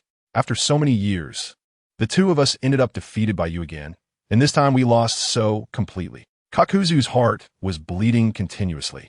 This failure not only meant he had not successfully obtained the bounty from the land of Earth, but also that the wealth he had painstakingly accumulated before had gone to waste. When the other Konoha search teams finished their searches at various exchange locations but found no valuable information, they couldn't help but frown. When they returned to the agreed meeting point, they discovered that Boruto and the other team members were late. So, they headed towards the area where Boruto was searching, and when they arrived, the land for dozens of miles around looked as if it had experienced a catastrophe. The surroundings were flattened, and it was hard to find any complete structures, which left them somewhat speechless. After completing the mission, Boruto and the others returned to Konoha village and eventually arrived at the Hokage's office to report to the Hokage about the pursuit of Kakuzu and Haiden. Tsunade sat at the desk and, after listening to Boruto's report, crossed her hands. "You all have worked hard. Although the current crisis has been resolved, the threat from the Akatsuki organization has not been completely eliminated, and we must remain vigilant in the future." Tsunade continued, "Next, you can take a short break to relieve your physical fatigue and recover your strength and spirit. Now let's disband." As Tsunade's words fell, she slightly nodded, indicating the end of the meeting, allowing the ninjas to return. Just as everyone was preparing to leave the Hokage's office to rest, Tsunade suddenly called Boruto, signaling him to stay in the Hokage's office for a moment. After everyone left, only Tsunade and Boruto remained in the office. Tsunade's gaze fell on Boruto as she asked, "What is the current arrangement for the two Akatsuki members you brought back?" Boruto responded to Tsunade's question. "Kakuzu and Haiden have now been safely transferred to Konoha prison, where several jonin are responsible for guarding them to ensure they have no chance of escaping. At the same time, preparations are being made for in-depth research and intelligence collection on their bodies, in hopes of obtaining more information about the Akatsuki organization." Tsunade said to Boruto with a serious expression, "You need to relay a message to Senju Ibiki, telling him that extracting intelligence from these two Akatsuki members must be prioritized. We need to quickly grasp the latest movements of the Akatsuki organization to formulate corresponding countermeasures. This matter is crucial and must not be overlooked." Although they were extremely curious about Haiden's astonishing immortality, after all, this was the ability to withstand fatal injuries, as if nothing had happened at this moment. Obtaining intelligence was the most urgent task. Boruto nodded to indicate his understanding, but interrogation would only have a counterproductive effect on Haiden, who enjoyed stabbing himself multiple times to activate his jutsu. He could only look for a breakthrough from Kakuzu. Currently, the Akatsuki organization was very active within the Land of Fire, and more than half of the 9-tailed beasts in the ninja world had already fallen into the hands of the Akatsuki. By then, it would only be a matter of time before the Akatsuki came to Konoha to seize the 9 tails. After agreeing, Boruto turned and left the Hokage's office, preparing to relay this information to Senju Ibiki. Chapter 218. Bing Liangwan in the rain-hidden village, a place shrouded in a gloomy atmosphere year-round. Pain stood quietly at a high point, his gaze piercing through the drizzle, directed at a flock of snow geese flying across the sky. Then, he shifted his gaze from the distant snow geese, muttering softly, "What a bunch of troublesome guys." After receiving the order, the flock of snow geese flew together toward the outskirts of the rain-hidden village. When the flock reached the sky above the entrance of the rain-hidden village, they began to disperse in different directions, each heading toward different destinations, disappearing into the clouds. Shortly after, in a distant location, Itachi Uchiha and Kisame Hashigaki were carrying out their mission when they suddenly stopped in their tracks, both raising their heads to look at the sky, where a flock of snow geese was flying overhead. As the snow geese flew, messages conveyed by Pain reached Itachi Uchiha and Kisame Hashigaki's ears through some special means. Moments later, Kisame turned his gaze to the contemplative Itachi Uchiha, surprise and emotion evident in his voice. "This is truly unexpected. It hasn't been long since the death of Sasori of the Red Sand, and those two who call themselves the immortal zombie duo, Haiden and Kaku, have also consecutively faced setbacks at the hands of Konoha ninjas." After saying this, Kisame paused briefly, then turned to Itachi Uchiha, curiously asking, "Mr. Itachi, what are your thoughts on this matter?" With the continuous losses of Akatsuki members, including Orochimaru's departure, they had already lost 4 members. This not only weakened the organization's overall strength, but also meant that the process of extracting tailed beasts from the Jinchuriki using the sealing technique, Phantom Dragon 9 seals, would become longer and more challenging. Itachi Uchiha slowly opened his eyes, his tone calm and indifferent as he said, "The two of them were too aggressive, relying on their supposed immortality. And I'm not surprised by this outcome. Konoha's strength is far from the weakness we imagined." Upon hearing Itachi's words, Kisame frowned slightly, resting his hands behind his head. Indeed, this is a dilemma.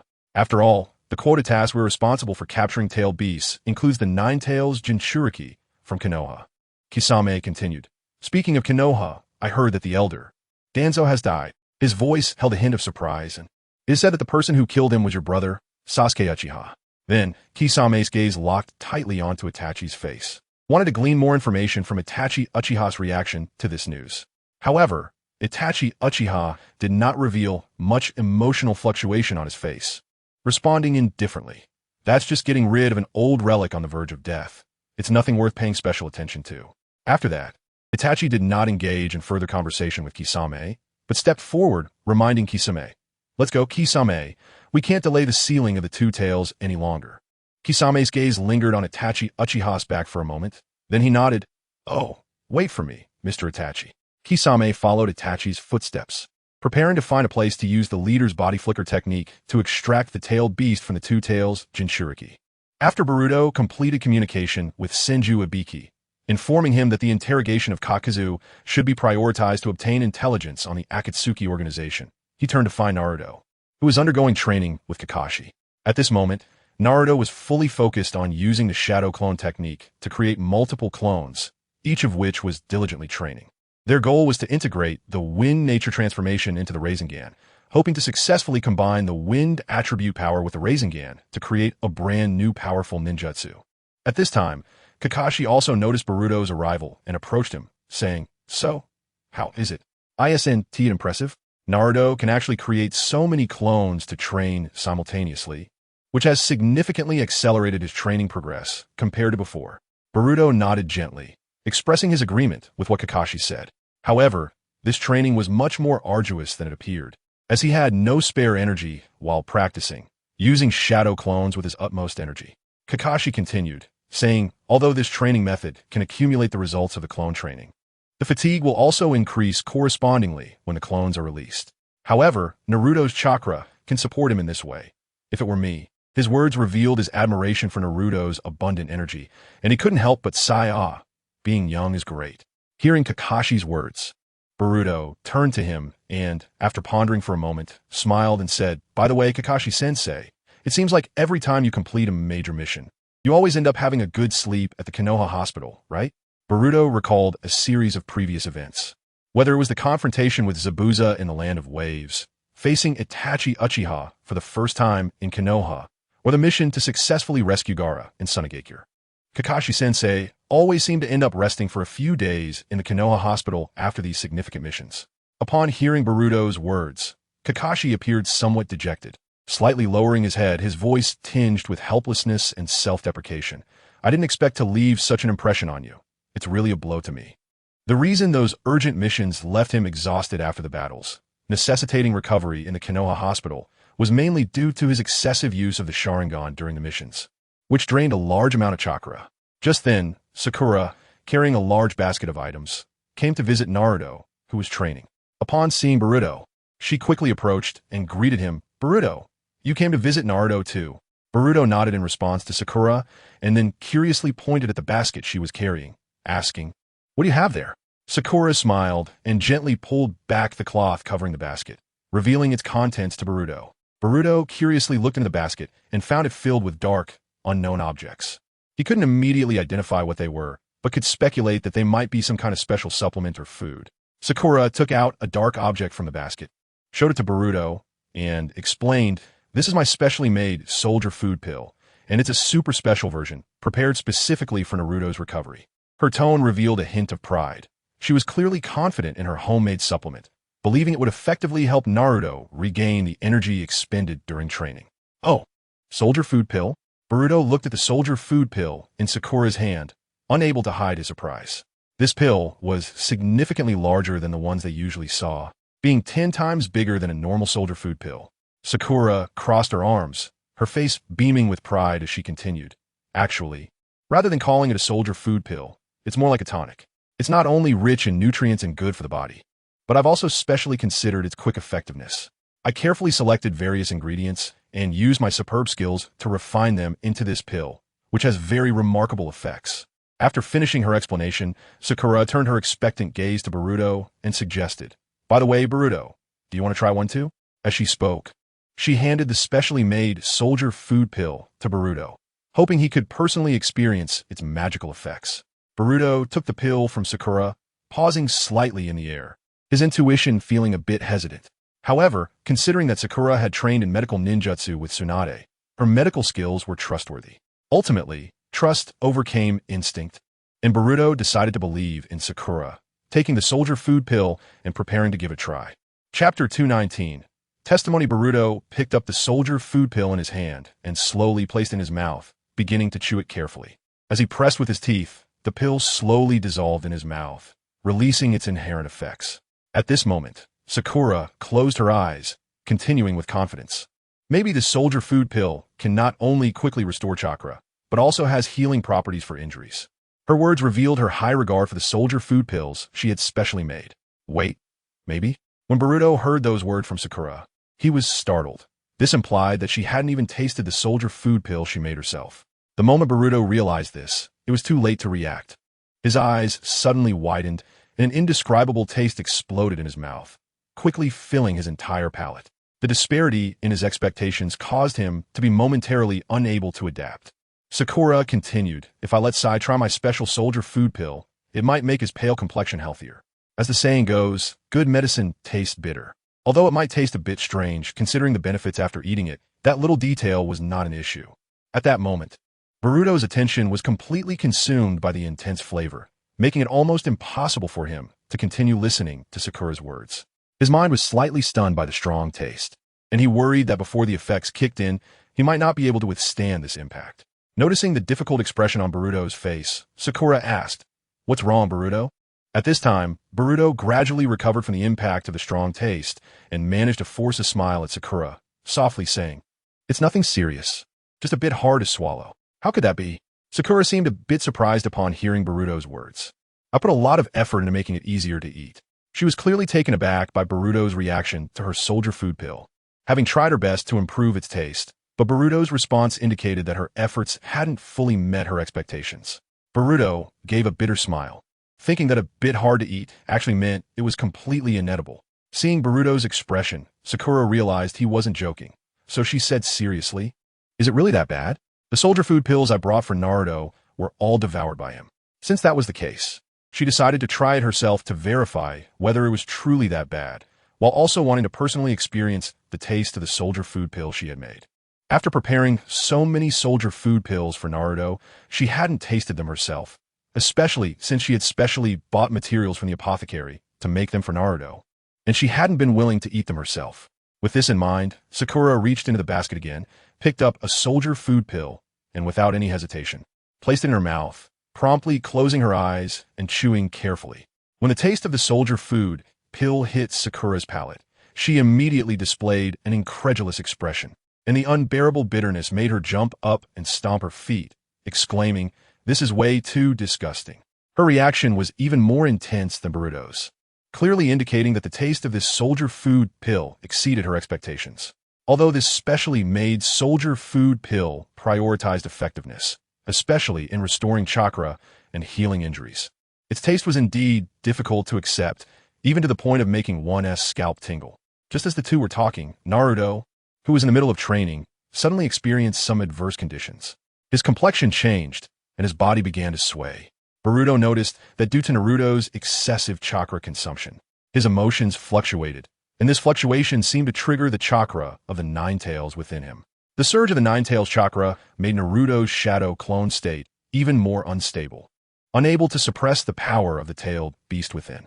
In an instant, Naruto's shadow clone was enveloped in a layer of tailed beast cloak, and 3 red chakra tails rapidly formed behind him.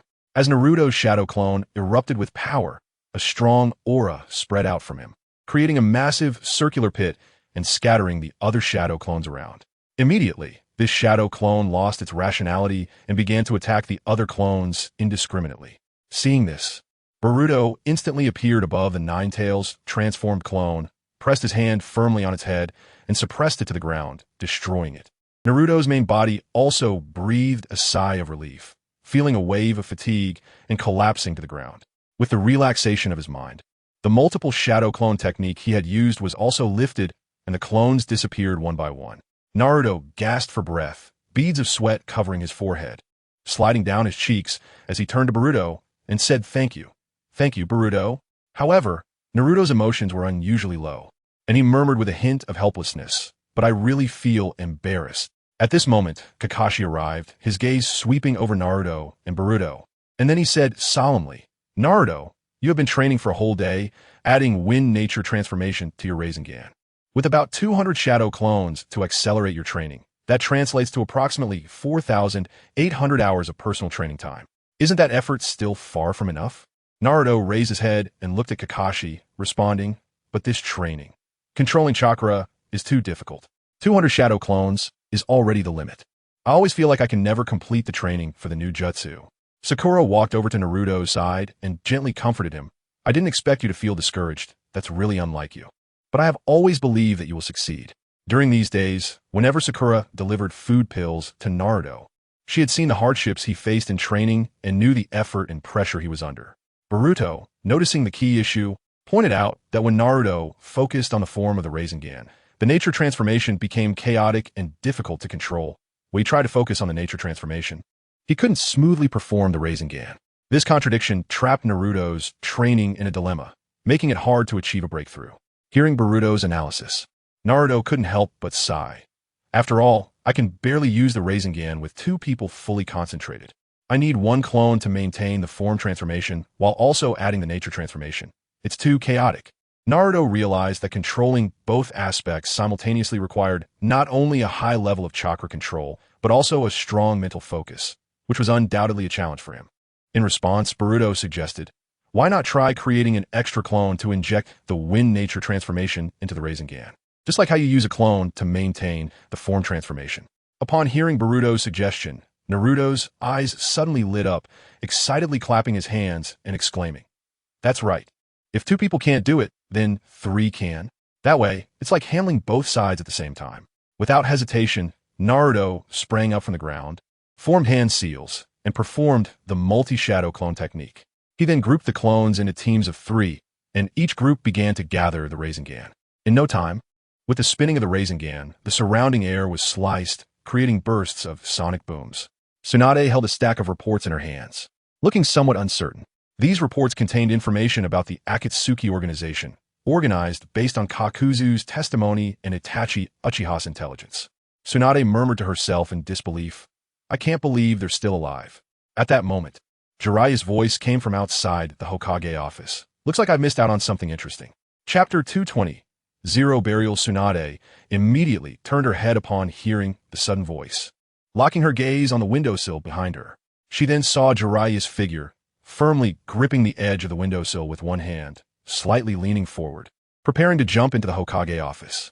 Jiraiya wore his familiar smile, casually greeting Tsunade. "Hey, it's been a while since we last met, Tsunade." "Jiraiya?" Tsunade's eyes widened in surprise when she saw Jiraiya had returned to Konoha, and a smile appeared on her face as she responded. "Weren't you busy investigating the Akatsuki organization? Why did you suddenly come back?" Jiraiya stepped into the Hokage office, wearing a somewhat weary and self-deprecating expression, saying, "Although I've been working hard on investigating the Akatsuki, it seems your progress is much faster than mine. Now I need to hear all the details from you." Jiraiya originally had a dual mission. On one hand, he was tracking the movements of the Akatsuki organization, and, on the other, he was searching for ways to tame the tailed beasts. He traveled between various ninja villages, gathering intelligence while trying to uncover the secrets of the Akatsuki organization and exploring how to establish contact with the tailed beasts. With the intelligence he had gathered recently, Jiraiya eventually tracked down a hidden tunnel on the outskirts of the Hidden Cloud village. However, when he arrived at the location, the sight before him made his heart sink. It had already turned into ruins, clearly indicating that someone had arrived before him and destroyed the place. Among the ruins, the broken walls and debris looked particularly desolate, but he noticed some familiar patterns. Those were the cursed formation drawn in blood by Haiden that he had seen years ago. The appearance of this cursed formation indicated that the two tails Jinchuriki from the Hidden Cloud village might have fallen into the hands of the Akatsuki organization. Therefore, the lead Jiraiya had worked hard to track was abruptly cut off. The Akatsuki's actions were much faster than he had anticipated. In response, Tsunade nodded gravely, acknowledging that the current situation was indeed quite complicated, and began to explain the recent events to Jiraiya. After listening to Tsunade's detailed account of a series of significant events that had occurred in Konoha, Jiraiya's expression showed clear surprise. He was astonished, not expecting that during his time away from Konoha gathering intelligence, Boruto had accomplished such a significant feat, actually killing Danzo. Jiraiya had originally learned that the Akatsuki organization had entered the Land of Fire, particularly tracking the movements of Kakuzu and Haiden, which prompted him to decide to return to Konoha immediately. Although Jiraiya knew that Boruto was guarding Konoha with Boruto's abilities, it was unlikely that Kakuzu and Haiden could cause much of a stir within the village. However, Boruto capturing both Kakuzu and Haiden was beyond Jiraiya's expectations.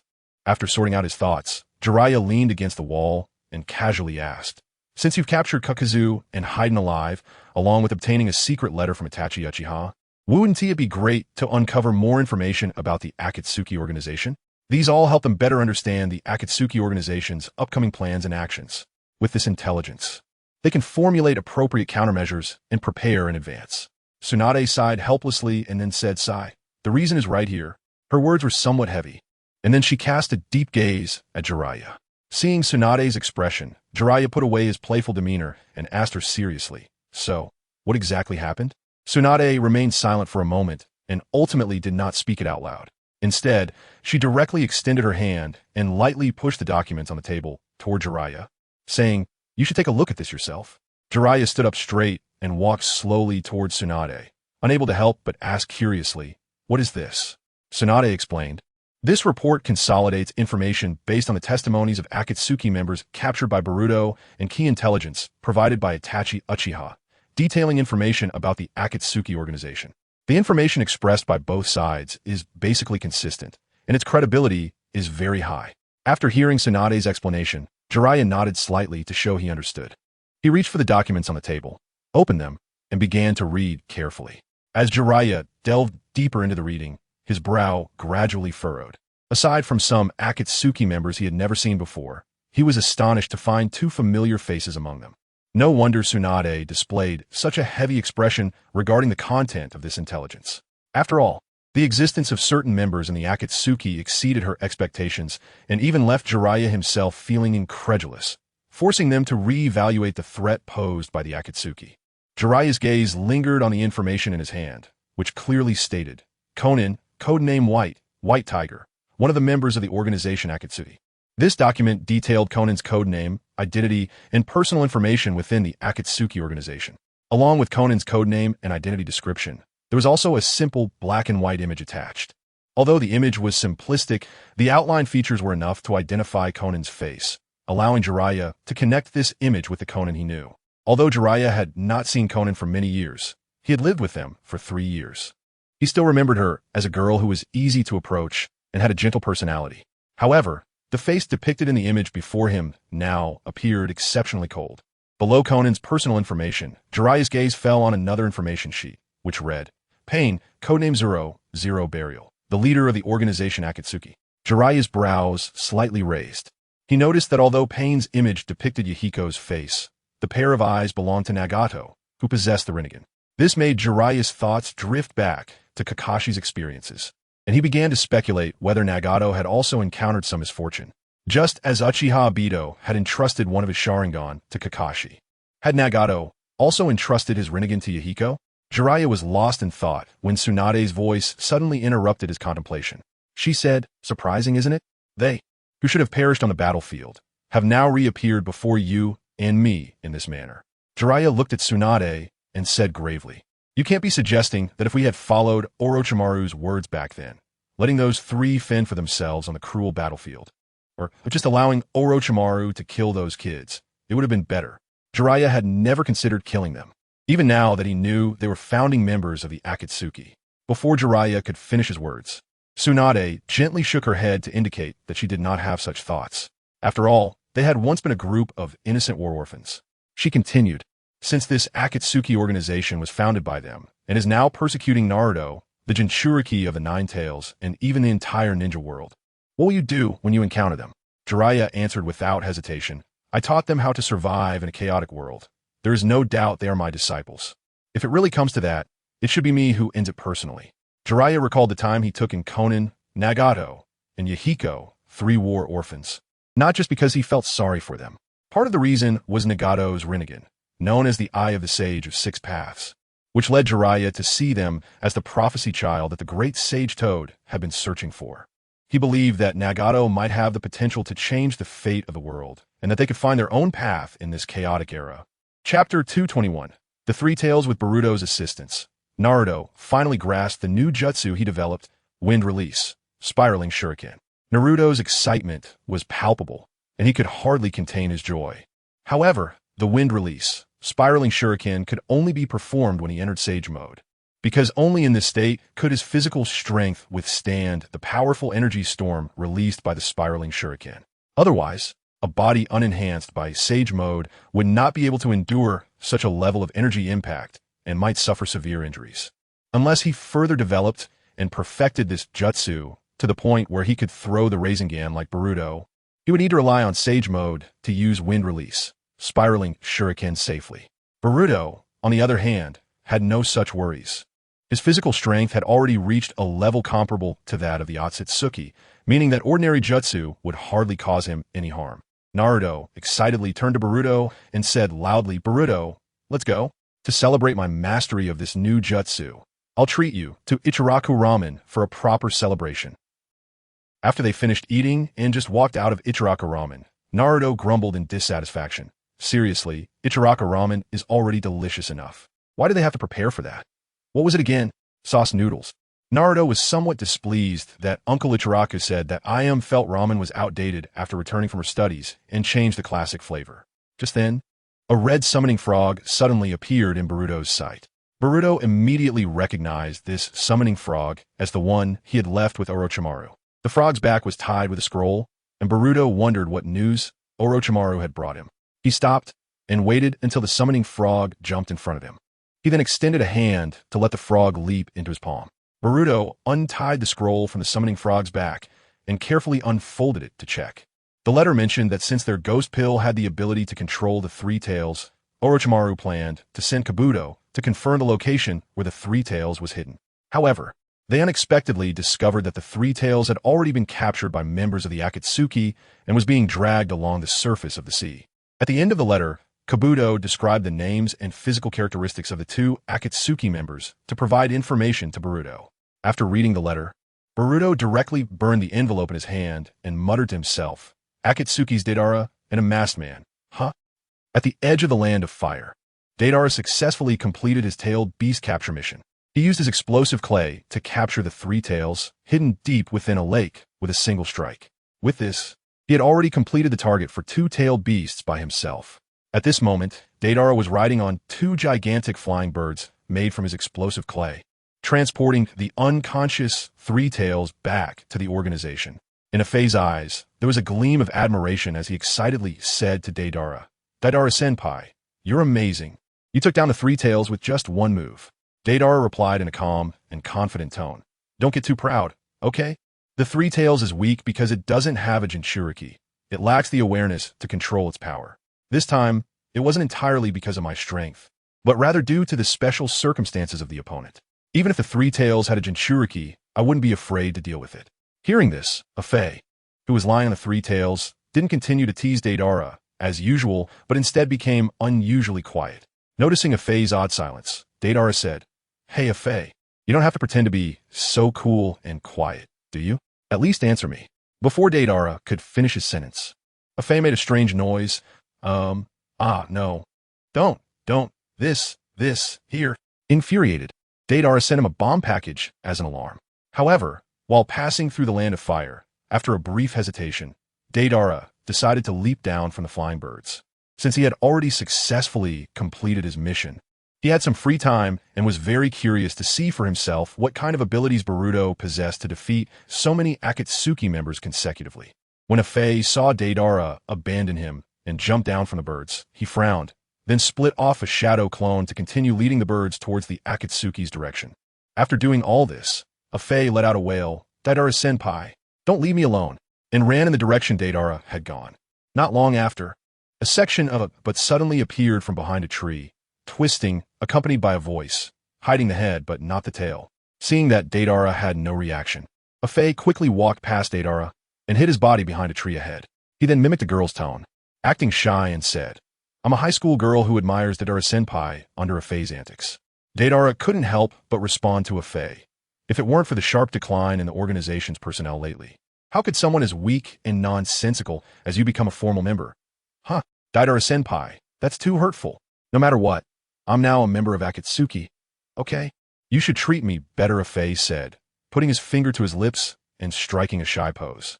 Deidara's forehead twitched with veins, and at that moment, he wished he could stuff the explosive clay in every orifice of Afei's body, making him suffocate and die. Listening to the noisy Afei beside him, Deidara wore a gloomy expression, wondering why the organization would arrange for such a frivolous and unserious guy to team up with him. Deidara couldn't help but reminisce about the days he partnered with Brother Scorpion. Although their artistic pursuits were vastly different, Brother Scorpion always talked about eternal life being his art. But in the end, he still couldn't escape the fate of death, did he? Deidara-senpai, haven't we already captured the Three Tails? Why aren't we returning to report to the organization? Where are we going now? Afei asked curiously about their next itinerary. Deidara replied, There is someone I care about in Konoha, seems to be called Boruto. Upon hearing this name, Afei instantly fell silent, his mask possibly hiding surprise, disdain, or other complex emotions, but his exact expression was unknown. Then, Afei spoke to Deidara in a casual tone. Maybe it's better not to. He seems pretty terrifying. Even Haiden and Kakuzu both lost to him not long ago. Deidara confidently patted his chest, assuring Afei, Don't worry. I'll take care of him easily with my art. Just hide behind me and watch the show. Besides, those two had faced Boruto before. They were reckless after receiving intel early on, so their failure was only natural, right? No. Afei continued, I'm just afraid you'll end up like the other seniors and lose to him. Then your explosive art won't seem that impressive. Hearing Afei's words, Deidara felt like he was a powder keg about to explode. Although Afei saw Deidara's face darken, he continued to chatter in Deidara's ear. Are you angry? Deidara-senpai, if you stay in this explosive state, you might end up dying from an explosion. Chapter 222. Jinchuriki. Soon after, Afei's attention was drawn by a strange noise beside him. He turned his head and saw Deidara's hands clenched into fists. Daidara's knuckles lost their color due to excessive force. Turning pale, and as he tightened his fists, the bones creaked together, making a cracking sound. Daidara's anger could no longer be contained, his eyes bulging as he shouted at Afei. Bastard! Try saying that again. My patience is at its limit, about to explode. Afei quickly raised both hands in a calming gesture, signaling Daidara to calm down. Don't do that, don't do that. The patience bag is meant to keep you calm, Daidara-senpai. Yours should be more aptly called an explosion bag, because it always looks like it's about to blow up. Daidara's anger did not subside. Instead, it intensified due to Afei's teasing, a dangerous glint flashing in his eyes as he gritted his teeth and responded. Is that so? Bastard Afei. Then I'll let you experience firsthand the way you said I'd die in the future. Immediately, many spiders made of explosive clay suddenly appeared around Afei, quickly surrounding him and forming a circle. Daidara pointed a finger in front of him and shouted, Ha! After Boruto burned the letter he received from Orochimaru to ashes, he noticed Jiraiya walking towards him. Jiraiya's gaze fell on the communication frog on Boruto's shoulder, and he asked, Boruto, did you get any intel? In response, Boruto nodded and replied, the message from Orochimaru says that the Three Tails Isabu has been captured by the Akatsuki, and also, Uchiha Itachi, who is the target of the Akatsuki's mission for the Four Tails, has probably been captured as well. However, the Nine Tails must be the last one to be sealed. This is an established fact. Boruto continued calmly, otherwise, the chakra contained in the Nine Tails will cause the balance of the already sealed tailed beast chakras to collapse, and the seal known as the Outer Path Golem by the Akatsuki will be shattered.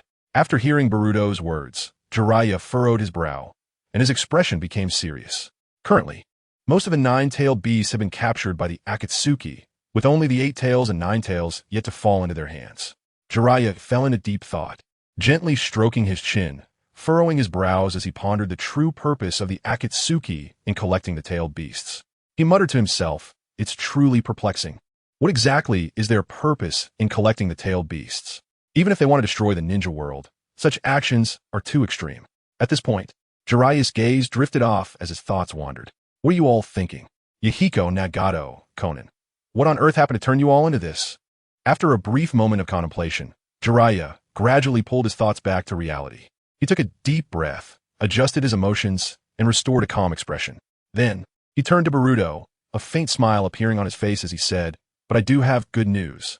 After a long and relentless search, my information network has finally pinpointed the location of the 8 Tails Jinchuriki. Jiraiya continued. It is said that he can now perfectly synchronize with 8 Tails. Jiraiya added, when the time comes, find a moment to take Naruto with you to the hidden cloud village in the land of lightning before the Akatsuki finds the 8 Tails Jinchuriki. After explaining all the details, Jiraiya gently patted Boruto's shoulder, easing the atmosphere. He switched to a more relaxed tone and, with a mischievous hint, said, all right, don't be so tense. How about accompanying your teacher to a place with beautiful mountains and scenery? Boruto naturally declined Jiraiya's invitation, knowing exactly what place Jiraiya was referring to. A few miles away from the hidden leaf village, Deidara and Toby moved steadily along a winding path towards the village. Toby lazily followed behind Deidara, his steps appearing somewhat sluggish, not in a hurry to rush. As they walked, he lazily said, Deidara-senpai, the leader is waiting for our contact. After our capture here, we will soon begin sealing the 3 Tails and 4 Tails. I really don't want to be involved in such troublesome matters. Deidara replied dismissively, they aren't like Sasori, so it's fine to keep them waiting a bit. He continued, besides, once the sealing starts, we'll be busy for a while anyway. A little extra time doesn't matter. Toby spoke in a lazy tone, but I'm so tired walking right now, Deidara-senpai. Can you use your ultimate art to create a big bird for me to ride? I'm not picky. I don't need a Kuenpung. Just a Garuda would satisfy me. Deidara couldn't help but chop Toby on the head, expressing his dissatisfaction in this way, loudly scolding, idiot, saying that is like brazenly exposing our position. Moreover, my art is for making explosions, not for your mounts. Toby covered his head where Deidara had struck and complained, you can't even fulfill such a small request for your junior. Deidara-senpai, you're so mean. Deidara withdrew his hand, his expression shifting from displeasure to confusion. Then he said, by the way, why are there so many toads in the forest outside Konoha? I've already seen several. In response, Toby discreetly activated his Sharingan, scanning the distance and noticing a toad hiding in the shade of a tree. After a detailed observation, Toby realized that this toad was not real, but was formed from a mass of chakra, clearly created by someone's jutsu. Although the toads looked realistic, he could easily distinguish them with his Sharingan, as the toad lacked a true life force. Toby slightly raised an eyebrow, a cold smile revealing itself beneath his mask. From the very beginning, their movements had been completely exposed. Just as Toby was about to say something, Deidara suddenly stopped, quickly raising a finger to his lips, signaling Toby to be quiet. Soon after, a clay grasshopper jumped from afar, landing directly in Deidara's palm. Deidara's fingers moved slightly, and the clay mouth on his palm opened, extending its tongue to roll the grasshopper into his mouth, beginning to chew. Moments later, after completely breaking down the sensory grasshopper, a confident smile crept onto Deidara's lips as he muttered to himself, "Finally found it. It should be him, that yellow-haired guy." Toby, feeling somewhat confused, gently scratched the back of his head and quietly asked Deidara, "Senpai, who are you talking about?" Deidara chose not to answer Toby's question directly and opted for silence, getting up and walking straight ahead. Seeing this, Toby had no choice but to follow Deidara's lead. However, as they moved forward, Toby discreetly used his Sharingan to disrupt the chakra of all the nearby toads without Deidara noticing, ensuring their movements would not be exposed again. After finishing all this, Toby smiled contentedly and quickly followed behind Deidara. Chapter 223, Explosive Clay He. After finishing all this, Toby smiled contentedly and quickly followed behind Deidara. At this moment, Boruto used the toad form he had previously created with chakra to arrive at a dense forest on the outskirts of the Hidden Leaf Village. However, just as Boruto was about to delve deeper into the woods to continue tracking, he suddenly noticed that the previously clear chakra signal had become chaotic, losing its earlier clarity. Boruto sensed a faint rustling sound coming from the bushes behind him, as if some creature was rapidly approaching him. Immediately afterward, several white clay spiders jumped out from the bushes, quickly sticking to Boruto's back. Boruto immediately turned around, and with a few flashes of his sword, all the clay spiders were sliced in half, their remnants scattering to either side of Boruto like cut paper. Then, the severed clay spiders suddenly exploded violently, sending shockwaves and hot air like a tempest, a wave of scorching airflow rushing towards Boruto, forcefully blowing at his clothes. Boruto calmly said, "Is it just you?" As soon as Boruto finished speaking, the dust raised by the explosion from the clay spiders began to slowly dissipate, and through the thinning fog, a figure gradually became visible. A Fae walked out of the smoke, facing Boruto with a relaxed demeanor, and said, "Don't speak so coldly. That kind of tone is quite unappealing." Then, with a smile hidden beneath his mask, he continued, "Since it's our first meeting, let me give you some warm gifts." While maintaining his smile, a Fae pulled out a large pile of explosive clay that Deidara had given him. Without hesitation, he decisively threw the explosive clay toward Boruto. A strong whirlwind formed around Boruto, swirling like a vortex with him at the center, causing the explosive clay flying toward him to begin circling around him under the influence of the whirlwind. Following this, the explosive clay changed its trajectory and flew back toward a Fae at a faster speed. Faced with the returning gifts, a Fae's calm demeanor shifted to panic. He quickly retreated while shouting in dissatisfaction, "How can you refuse someone else's kindness?" As a Fae rushed backward, the bouncing explosive clay detonated one after another beside him. Each explosion was accompanied by dazzling flames and booming sounds, with shockwaves following closely behind, creating a series of blasts. A Fae dodged between the explosions, shouting, "Help!" When the last explosion sound gradually faded, the smoke-filled air saw Boruto appearing in front of a Fae in an instant using the body flicker technique. He kicked a Fae in the abdomen, sending him flying toward the distant ground. After being kicked by Boruto, a Fae's body uncontrollably rolled through the air before crashing down onto the ground. In that instant, Deidara's figure descended from the sky with two giant birds, diving down at high speed, targeting Boruto's position. Just before the birds were about to hit the ground, Deidara jumped off their backs and detonated the two giant birds made of explosive clay. In an instant, flames soared into the sky, engulfing Boruto completely, while surrounding everything in a sea of fire, filling the air with scorching waves. After landing smoothly, Deidara fixed his gaze on the area consumed by flames, a smug smile appearing at the corner of his mouth. "Great. I took him down so easily, huh?" Deidara then turned his attention to a Fae, who was still lying on the ground pretending to be dead, revealing a hint of dissatisfaction as he snorted. Deidara scolded a Fae, "What were you doing just now?" Afei, although I only asked you to feign an attack, you were way too clumsy. Don't underestimate him just because he's a kid, okay? In response to Deidara's reprimand, Afei slowly stood up from the ground, brushing off the dust on his clothes. He then realized that their coordinated attack had achieved the expected effect. So he turned to Deidara and complimented, "You really are impressive, senior." However, as the smoke gradually cleared, Boruto's figure reappeared, clearly unaffected by the explosion, still standing there with a blank expression, staring at them. Seeing Boruto unscathed, Afei covered his mouth and teased Deidara, "You really are impressive, senior." Deidara, feeling embarrassed and angry, coldly snorted, "Shut up, Afei, you're really annoying." Afei continued, "But this guy is indeed quite capable. Boruto is much stronger than I expected." The next moment, Afei noticed Boruto's gaze turning toward him, and he immediately pretended to be terrified, slightly shrinking behind Deidara's back, feigning panic as he said, "So scary." "Deidara-senpai." Deidara couldn't help but roll his eyes, clicking his tongue before saying, "I still can't believe that such a kid managed to take down Brother Scorpion." Boruto's eyes were fixed on Afei, who was hiding behind Deidara, his instincts telling him that this guy was definitely not as simple as he appeared. The kick he had just delivered had quickly prompted Afei to react and lessen most of the force. At this moment, Deidara extended his hands, and as he moved them, the mouths in his palms emitted a strange retching sound, followed by a large amount of milky white viscous liquid seeping out. As soon as this liquid touched the ground, Deidara used his explosive clay manipulation technique to shape it into two distinctly different puppet-like clays. Deidara's hands controlled the two newly created clay puppets as they charged toward Boruto. In response, Boruto drew the sword strapped to his waist and slashed at the two approaching clay puppets. With each swing of his sword, the clay puppets were sliced in half, their remains losing all power and collapsing to the ground. However, Deidara merely smiled faintly, calmly expelling clay threads from the mouths in his palms. These threads quickly connected to the clay remains that Boruto had severed, and with Deidara channeling chakra, the clay remnants began to wriggle violently on the ground. Then, driven by the chakra, the clay remains reshaped themselves into multiple new clay puppets, standing up again to launch a fierce attack on Boruto. Witnessing the regeneration process of the clay puppets, Boruto suddenly understood that this ninjutsu allowed the clay puppets to split into multiple independent entities after being struck. Gripping his sword tightly, Boruto positioned it across his chest, weaving through the clay puppets.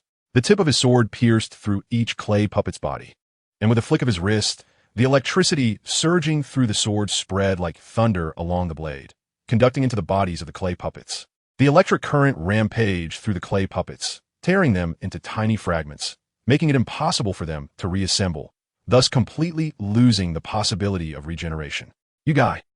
Deidara did not expect Boruto to resolve his clay puppets so quickly, even before he had a chance to activate them for a large-scale self-detonation.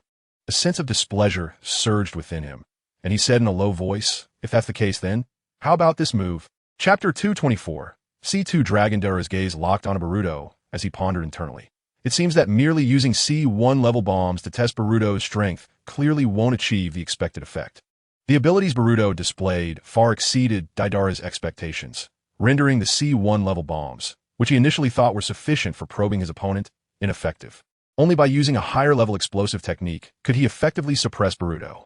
Thus, Deidara decisively changed his strategy, opting to use the more powerful C2 level bombs to address the current situation.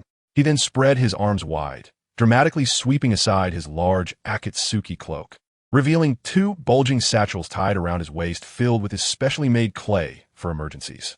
Deidara quickly thrust his hands into the satchels, and the mouths in his palms began to devour the clay inside. As the clay was continuously absorbed, Deidara's palms slightly swelled. Boruto's eyes were fixed on Deidara's every move as he slowly spoke. "Your jutsu involves using a special type of white clay that you chew with the mouths on your body and mix with your chakra to create various explosives, causing explosions, right?" Akatsuki nudged Deidara with his elbow, speaking with a hint of schadenfreude. "Deidara-senpai, your attack method has been seen through." Deidara snorted dismissively.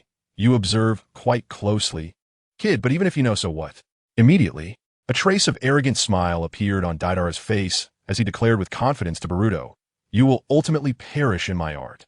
Following that, Deidara pulled out his hand, mixing the clay in his mouth and infusing it with his chakra. As a thick cloud of smoke spread, a massive dragon gradually appeared in Boruto's view. Akatsuki looked up at the dragon, excitedly exclaiming, "It's here! One of Senpai's best arts, the C2 dragon." Boruto observed the dragon's structure and realized that Deidara was clearly intent on shifting the battlefield to the sky, without effective aerial countermeasures. Facing such a giant would be very tricky. Deidara suddenly leaped, agilely landing on the head of the C2 dragon. Once he stood steadily on the dragon's head, he looked down at Akatsuki and shouted, "You should know what we're going to do next, Akatsuki." Akatsuki immediately understood Deidara's call. He nodded vigorously, responding excitedly, "Of course. Senpai, we're going to do that, right?" After hearing Akatsuki's response, Deidara nodded in satisfaction, his hands forming a hand seal. "That's right. Let's use that." As he spoke, the dragon beneath him began to tremble violently, and then it opened its massive mouth, spewing out many spherical objects from deep within its throat. These spheres continuously rolled out from the dragon's mouth, eventually rolling to Akatsuki's feet. Akatsuki bent down to pick up a few explosive clay pieces and said to Boruto, "Let you experience the power of Senpai's popular art." Deidara controlled the C2 dragon to soar high into the sky, standing on the dragon's head, facing the roaring wind, looking down at Boruto and shouting arrogantly, "Pop art is dead. What I have is super flat art." Boruto smiled lightly. "Is that so? Then I want to see what's so special about it." As Deidara's words fell, the C2 dragon suddenly opened its massive mouth, spitting out a small flying dragon from deep within its throat. Although this flying dragon was small, it was extremely fast, making a sharp sound as it sliced through the air, heading straight for Boruto.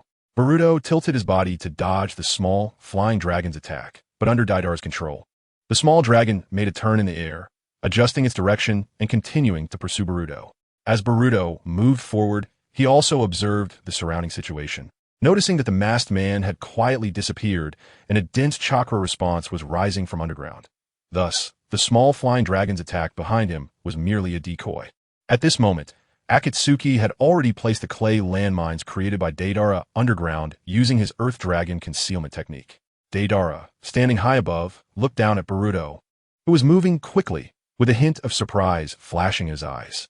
He saw that Boruto was able to precisely dodge the clay landmines set by Akatsuki each time, and he couldn't help but ponder, this guy, could he be a sensory-type ninja? Standing on top of the C2 dragon, Deidara curled the corner of his mouth into a cold smile, and he once again manipulated the giant dragon, preparing to launch a second round of attack. With a command, the C2 dragon opened its massive mouth, spewing out a new small flying dragon, heading straight for Boruto. Deidara's voice echoed in the air, carrying a hint of provocation. "So, what will you do about the second shot?" As the two clay flying dragons passed each other, Boruto leaped into the air, and, at that moment, Deidara seized the opportunity to quickly detonate the two clay flying dragons. With a loud bang, the clay flying dragons exploded in midair, and a massive shockwave and flames instantly engulfed the location where Boruto had just been. The enormous shockwave from the explosion not only consumed Boruto's previous position, but also triggered the landmines that Akatsuki had set up around, with dull explosions resounding. The landmines detonated one after another, creating a series of chain reactions, and thick smoke rapidly spread across the ground, enveloping the entire battlefield. Deidara stood high above, looking down at the explosion scene with a smug smile, already envisioning Boruto being blown to pieces. How about that? It really wasn't anything to worry about. At such a close distance, this move was powerful enough to blow a huge hole in the sand defense that Gaara, the fifth Kazekage, was proud of, let alone Boruto enduring the explosion with his body. Just then, Boruto's figure suddenly burst out from the spreading smoke, leaping to the top of the treetops, standing steadily on the swaying branches with a calm smile directed at Deidara. Deidara stared at the suddenly appearing Boruto, his face filled with incredulity. He had initially thought that under such a fierce attack, Boruto would at least be seriously injured or even incapacitated. However, when he carefully examined Boruto before him, he was astonished to find that Boruto had not sustained any serious injuries, not even a scratch. Akatsuki crossed his arms over his chest, nodding slightly, his tone implying that it was expected, just as I thought. Deidara glared angrily at Akatsuki, who had been undermining him, and finally couldn't hold back any longer, shouting, "Akatsuki, which side are you on exactly?" Akatsuki scratched his forehead casually while explaining to the furious Deidara, "Senpai, you can't blame me entirely. I'm just stating the facts." Akatsuki felt quite innocent, believing he was merely stating the truth and not intentionally targeting Deidara. Although Akatsuki appeared relaxed while bickering with Deidara, his heart was heavy. He had just witnessed Boruto's figure vanish amidst the intense explosion, which undoubtedly indicated that Boruto had mastered space-time ninjutsu and was using it quite skillfully. Flying Thunder God technique. What a nostalgic jutsu. Boruto stood on the treetops, looking at Deidara, a slight smile on his lips. Is that how it ends? Then it's my turn to counterattack. Deidara responded, then bring it on. At this moment, he had already categorized Boruto as an agile and sensory-type ninja, and standing on top of the dragon in the air gave him a huge advantage. He calculated that as long as he could control the distance between himself and Boruto, using his aerial advantage to continuously wear down his opponent, victory would eventually belong to him. Chapter 225, Unwilling. With this thought, Deidara immediately reacted, quickly controlling the giant flying dragon to climb upward. The clay flying dragon flapped its massive wings, creating a gust of wind as it soared to greater heights, fully utilizing its advantage in the air. As the height increased, the dragon gradually moved out of Boruto's line of sight, eventually reaching an altitude that was difficult for ordinary people to reach, overlooking the battlefield below. Deidara confidently believed that at this height, Boruto would have a hard time posing a threat to him, while he could easily launch an attack and take the initiative in the battle. Just then, standing atop the treetops, Boruto flipped his wrist and several sharp shurikens appeared in his palm in an instant. Boruto infused his wind attribute chakra into the shurikens, and as the chakra flowed in, they were instantly enveloped by a strong air current, swirling around the edges of the blades and emitting a low humming sound. Then, Boruto threw the enhanced shurikens toward the high altitude where Deidara was located. With a flick of his wrist, several shurikens shot out like arrows released from a bow. Deidara, standing on top of the clay dragon, was initially full of confidence, believing that Boruto's shurikens couldn't possibly reach him at such a height to pose a threat. However, at the moment he relaxed his guard, an inexplicable shiver surged within him, a gut feeling that made him instinctively step back. Almost simultaneously, a shuriken accompanied by a wind blade followed closely, grazing past Deidara's nose, the powerful wind blade nearly brushing against his skin. The shuriken accurately pierced through the chin of the clay dragon, the tremendous impact causing its head to tilt slightly back. Deidara could clearly feel the sharp wind brought about by the shuriken sting his cheek. Before Deidara could recover from the astonishing momentum of the wind-style shuriken that had just brushed past him, beads of sweat had already formed on his forehead. Cold sweat trickled down his cheeks, causing his heartbeat to accelerate as if it were about to leap out of his chest, and his breathing became rapid. Deidara felt a wave of fear wash over him as he recalled the earlier scene. He couldn't help but shudder. If he hadn't instinctively stepped back, he would likely have perished under Boruto's attack. The intensity of this battle far exceeded his expectations. Following that, the remaining wind-style shurikens from Boruto consecutively pierced through the head of the clay dragon. Each shuriken carried powerful wind attribute chakra, hitting the dragon's head and tearing several large holes, scattering clay fragments everywhere. After this intense assault, before Deidara could catch his breath, he noticed through the hole beneath him that Boruto had vanished from sight. This realization made his heart sink, and he inwardly cursed, "Where did that guy go?" Deidara anxiously scanned his surroundings, desperately searching for Boruto's whereabouts. He needed to locate Boruto quickly, or he would end up in a very passive situation. Below, Akatsuki's member, Zabuza, quickly cupped his hands to form a megaphone and shouted up at Deidara in the air, "Behind you! Deidara-senpai! That guy's behind you!" Zetsu's voice echoed in the open forest, clearly reaching Deidara's ears. "Behind me?" Upon hearing Zetsu's warning, Deidara felt a chill run down his back, a cold wave rushing to the top of his head, making his body tense up instantly, his hairs standing on end, every nerve screaming in alarm. Deidara glanced back out of the corner of his eye and saw Boruto standing right behind him, his sword poised and gleaming with a cold light. Deidara's pupils suddenly contracted as he locked eyes with the close Boruto, shocked in his heart. This is bad. Given the current situation, there's no way I can dodge this attack. Boruto had silently transferred to Deidara's back using the Flying Thunder God technique inscribed on the shurikens. Noticing Deidara's gaze, he smiled, then swung his sword toward Deidara. On the ground, Zetsu looked up and suddenly heard a deafening explosion from the dragon's head in the air. Immediately, the shockwave from the explosion rapidly spread out, powerful energy waves sweeping through the surroundings. The entire clay dragon began to explode in segments from head to tail, clay fragments flying everywhere, the air thick with the smell of gunpowder, a small storm raging in the sky. Huge pieces scattered like a meteor shower. Fierce flames shooting up into the sky, the dazzling light instantly dyeing the clouds at the horizon red, illuminating the entire sky like a sea of fire. Zetsu witnessed this scene, heartbroken as he fell to the ground, reaching out a hand to wave at the massive mushroom cloud produced by the explosion, shouting, "Senpai." Then, Zetsu wiped non-existent tears with his Akatsuki cloak, murmuring, "Although Deidara-senpai is a strict mentor, he is also a great one." With a slight choke in his voice, Zetsu continued to mutter, "I never expected that senpai would die along with that guy. I will absolutely never forget Deidara-senpai." Just then, two figures suddenly leaped out from the massive mushroom cloud, two blurry silhouettes quickly becoming visible in the smoke and flames, flying in different directions. Deidara was riding on a bird for escape, looking down at Zetsu on the ground, a hint of impatience on his face. He shouted, "Stop your incessant chatter. I told you not to babble on, Zetsu." Zetsu froze for a moment upon hearing Deidara's voice, then scratched the back of his head. "Huh? You're still alive?" Boruto looked at the injured Deidara from the explosion and slowly spoke. "Your adaptability is quite impressive, knowing you couldn't dodge my attack in that situation. You chose to blow up the head of the clay dragon first. Moreover, the distance of the explosion was just right, using the blast wind as a boost to force your body to shift. That was a clever idea."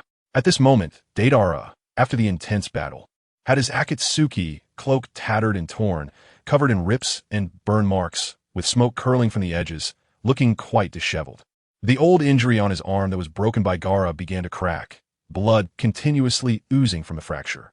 The pain from the wound made Deidara furrow his brow slightly, but he still endured the discomfort. The fragments of his cloak fluttered in the wind, and blood dripped down his arm, leaving red spots on the ground. Deidara gritted his teeth, trying hard to stay calm.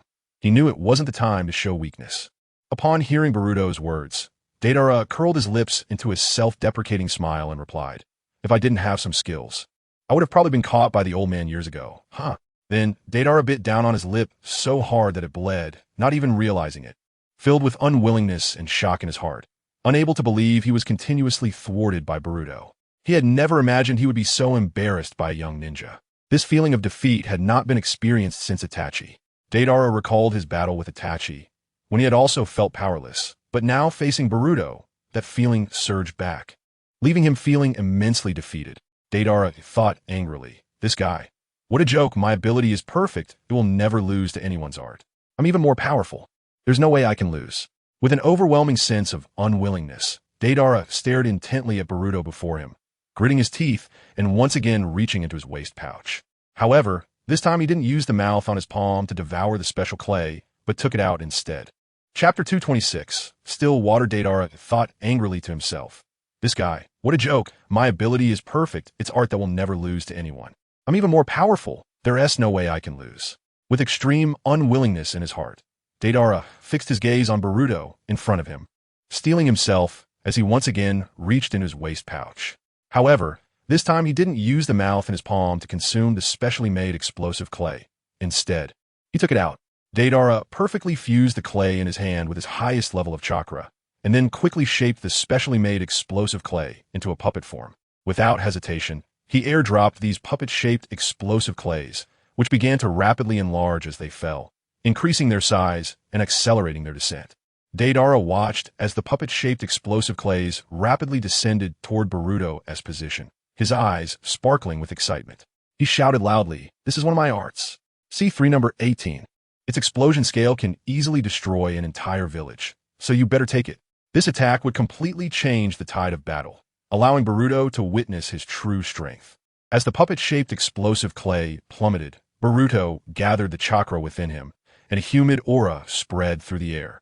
Suddenly, from massive water dragons emerge around him, charging toward Deidara's C3 number 18. The 4 water dragons soared into the sky, swirling momentarily before simultaneously unleashing powerful jets of water from their mouths. These water jets converged and intertwined in mid-air, forming a gigantic circular water prison. This water prison resembled a massive water balloon, firmly enclosing Deidara's giant bomb, C3 number 18 within it. Boruto said to Deidara, "My still water prison can absorb the impact of various ninjutsu through the water surface and convert it into a silent state. What are you going to do now?" Upon hearing Boruto's words, Deidara, not believing in evil, quickly began hand signs. After completing a series of seals, Deidara shouted, and the C3 number 18 giant bomb instantly erupted with a dazzling light, illuminating the entire sky. As the light gradually faded, Deidara was left stunned. His mouth slightly agape as he muttered, "What is going on? This ninjutsu, not only did it fail to break the prison, but there weren't even any ripples on the water's surface, and the sound of the explosion was completely isolated, unable to escape even a little. Boruto's still water prison acted like an invisible barrier, firmly binding the power of Deidara's C3 number 18 bomb within it. The tremendous pressure from the explosion was evenly distributed to various points, and the water flowed slowly within the prison, digesting this powerful energy. He placed his hand on his forehead, carefully observing the distant battlefield, then said, Deidara-senpai's C3 number 18 has turned into a dud. Deidara leaned back slightly, glancing into his pouch, only to find that there was very little clay left inside. A hint of anxiety flashed in his eyes. He was nearing his limit, his chakra nearly exhausted, and his physical strength was visibly declining. If he didn't deal with this brat soon, he might really be done for. Soon after, Boruto saw Deidara take out the specially made explosive clay from his pouch and began to bite into it, swallowing it down. Boruto couldn't help but frown. It seemed Deidara was getting serious. He, watching from the ground, exclaimed, Deidara-senpai is actually eating the explosive clay. That means Deidara-senpai is going to use that move. After finishing all the explosive clay, Deidara wiped the corners of his mouth with his arm, his actions appearing somewhat rough. His gaze was fierce as he stared intently at Boruto, filled with determination. Deidara declared, "This is my ultimate move. Now it's time for me to end your life." He had made up his mind to completely defeat Boruto in this battle. Then, Deidara didn't forget to remind He, saying, He, you should run. I want to be able to take care of you next. His next attack would cause massive destruction, and he couldn't guarantee He's safety. So he urged him to leave quickly to avoid being caught in the crossfire. This is troublesome. It's Deidara-senpai's C4 Garuda. After hearing Deidara's warning, He didn't hesitate at all, quickly darting through the trees, escaping toward the distance. He knew the power of C4 Garuda was enough to turn the surrounding life into ashes. As He fled rapidly, Deidara began to unleash his ultimate move. He opened his mouth, continuously spewing forth large amounts of explosive clay mixed with his chakra. The clay poured out like a flood, quickly covering a vast area of ground, spreading in the air to form a thick layer, as if draping the earth in a gray cloak. The explosive clay Deidara spat out quickly gathered together, beginning to deform and expand. The clay twisted in the air, changing shape, and soon, a gigantic figure gradually took form, its outline becoming clearer. This colossal being stood dozens of feet tall, identical to Deidara himself, as if it were a giant replica of him. The massive clay puppet stood on the battlefield, looking down at everything around it like a moving mountain, each step causing the ground to tremble. In front of this gigantic clay puppet, the surrounding trees appeared exceptionally small, as if they were merely insignificant bushes. At this moment, He was still on the run, darting quickly among the dense woods, muttering to himself, "I need to hurry." Before long, Deidara had completed his C4 Garuda. He was now drenched in cold sweat, as if he had just been pulled from the water. His face pale and covered in fine beads of sweat, looking utterly exhausted. Deidara had some drool at the corners of his mouth, appearing somewhat disheveled. Creating this giant puppet had evidently consumed a massive amount of his chakra and physical strength. Deidara gasped for breath, his body trembling slightly, clearly having reached his limit. Panting, Deidara looked at Boruto, realizing that this jutsu was originally prepared to kill Uchiha Itachi. The fact that his carefully prepared ultimate move was forced out in a fight with Boruto instead of being used against his intended target, Uchiha Itachi, left him feeling helpless. Boruto stared at the giant clay puppet before him, which was several times larger than C3 number 18, pondering internally. Is this guy also an explosive? If it explodes at such a size, it would probably affect the nearby Konoha village. However, the next second, Boruto noticed the clue of the giant clay puppet. After observing, he said to Deidara, "I fear this giant puppet is just meant to confuse others. The real danger comes from the countless tiny chakra particles within it. This giant clay puppet was merely a decoy. The true threat came from the innumerable small chakra particles contained within, which were the real core of Deidara's ultimate move." Deidara gritted his teeth, not expecting Boruto to see through the core of his move. He irritably snorted. So what if you know? I want to see how you deal with my C for Garuda. Although Deidara appears very confident on the surface, he actually lacks conviction deep down. After all, Boruto's observational skills are terrifying, and Deidara can't help but worry that his ninjutsu weaknesses will be discovered.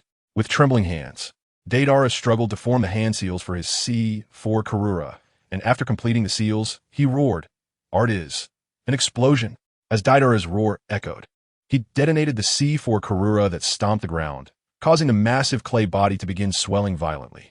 With Deidara's roar, he detonated the C4 Karura, and the gigantic clay figure started to inflate dramatically. Under the influence of Deidara's hand seals, the C4 Karura expanded several times, its enormous silhouette appearing particularly shocking in the air. However, as Boruto pointed out, this massive clay figure was merely a distraction. Its true power did not lie in its size. The clay puppet did not explode violently like Deidara's other clay bombs. The C4 Karura did not emit a deafening roar. Instead, it made a dull sound like a deflated balloon, then shattered and vanished as if it had never existed. The gigantic clay puppet disintegrated in the air, turning into countless tiny fragments that fell like snow. At the moment C4 Karura was detonated by Deidara, countless minuscule clay spiders rapidly spread from the center of the explosion on a microscopic level, undetectable to the human eye. These tiny clay spiders dispersed through the air like an invisible plague, silently infiltrating the surrounding environment and invading living organisms. Although they were difficult to perceive with the naked eye, they posed a deadly threat. As long as a living being inhaled these minuscule clay spiders, it would spread throughout the body. Every cell, every inch of tissue could be occupied by these tiny clay spiders, as if miniature bombs were set throughout the body. Explosion. Sublimation. Deidara's voice echoed in the air with determination as he quickly flew to a height beyond the reach of the C4 Karura's blast, ensuring his safety while preparing to detonate this clay puppet. His eyes glinted with fierce light, and soon he would witness whether this technique would work as he hoped. Then, Boruto noticed that all the living creatures around them turned to ashes in an instant. Whether it was flying birds or crawling lizards, they disintegrated into fine powder like sand blown away by the wind, disappearing without a trace. However, Deidara noticed that despite Boruto being within the attack range of his C4 Karura, he seemed unharmed. Seeing the faint arcs of electricity flickering around Boruto, Deidara realized that Boruto had discerned the weakness of his clay bomb and found a countermeasure. Deidara couldn't help but murmur, a hint of helplessness in his voice. You really have noticed, haven't you? Boruto nodded slightly and replied calmly. It's not hard to notice. So far, every hand seal you've used to detonate the clay bombs has been an Earth release seal, and you haven't concealed it at all. That's one of your biggest mistakes. As a ninja above the J-Nin level, secretly forming hand seals is a fundamental skill. Moreover, you clearly know that lightning chakra can counter Earth release ninjutsu. Should I say you were too arrogant or too complacent? Boruto continued. If you had used this technique against me from the start, you might have really been able to defeat me. Once these tiny clay spiders enter a living organism, they will silently attach themselves to various organs and tissues, forming countless miniature bombs. These bombs can gradually destroy the entire organism from the inside out through numerous small explosions, ultimately achieving complete annihilation. This method of attack is extremely covert and lethal. A living being can be completely destroyed without even realizing it. Deidara dismissed Boruto's words. Since ordinary art can no longer satisfy you, then let me show you my ultimate art. In the distance, watching secretly, Zetsu couldn't help but frown at what he saw. He thought to himself, even Deidara hasn't tested Boruto's true abilities, yet he has seen through the weaknesses of his ninjutsu. This won't do. A trace of worry flashed in Zetsu's eyes. Boruto's strength might far exceed his expectations, and it seemed he might have to meet him soon. Deidara suddenly tore off his tattered black coat and tossed it aside, revealing his solid chest. Boruto was surprised to find that on the upper left side of Deidara's chest was a mouth larger than his palm, tightly sealed with dense stitches, looking particularly bizarre.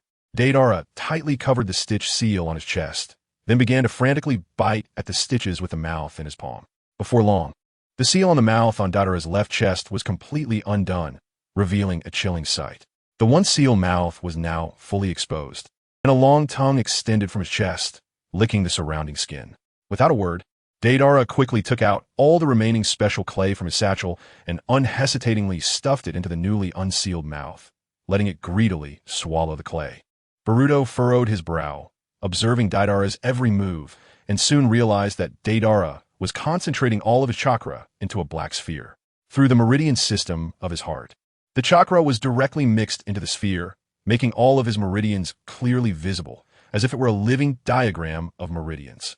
Deidara grinned, his eyes flashing with madness, as if he could already see the pinnacle of his art. His voice was filled with fervor. This is my ultimate art. Next, I will self-destruct, and after my death, I will become a moment of art, creating an unprecedented massive explosion that will leave irreparable scars in this place.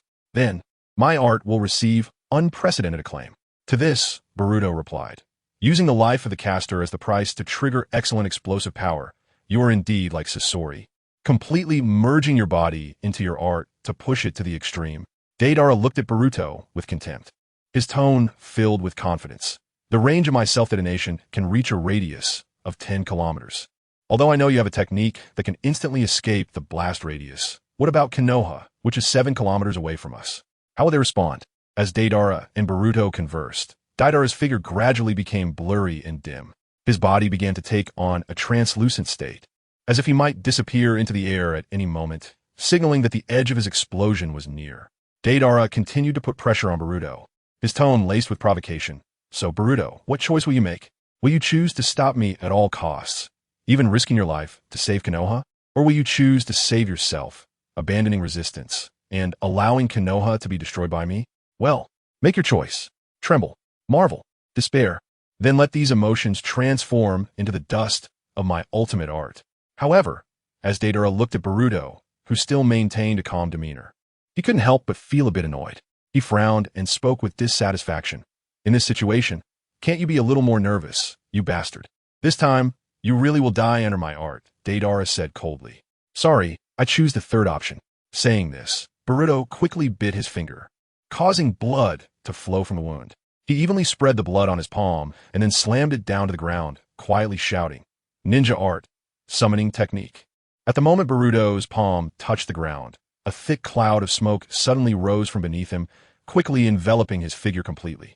Immediately after, a massive figure emerged from the smoke, covered in a thick layer of blood-red scales. Chapter 228, Insertion.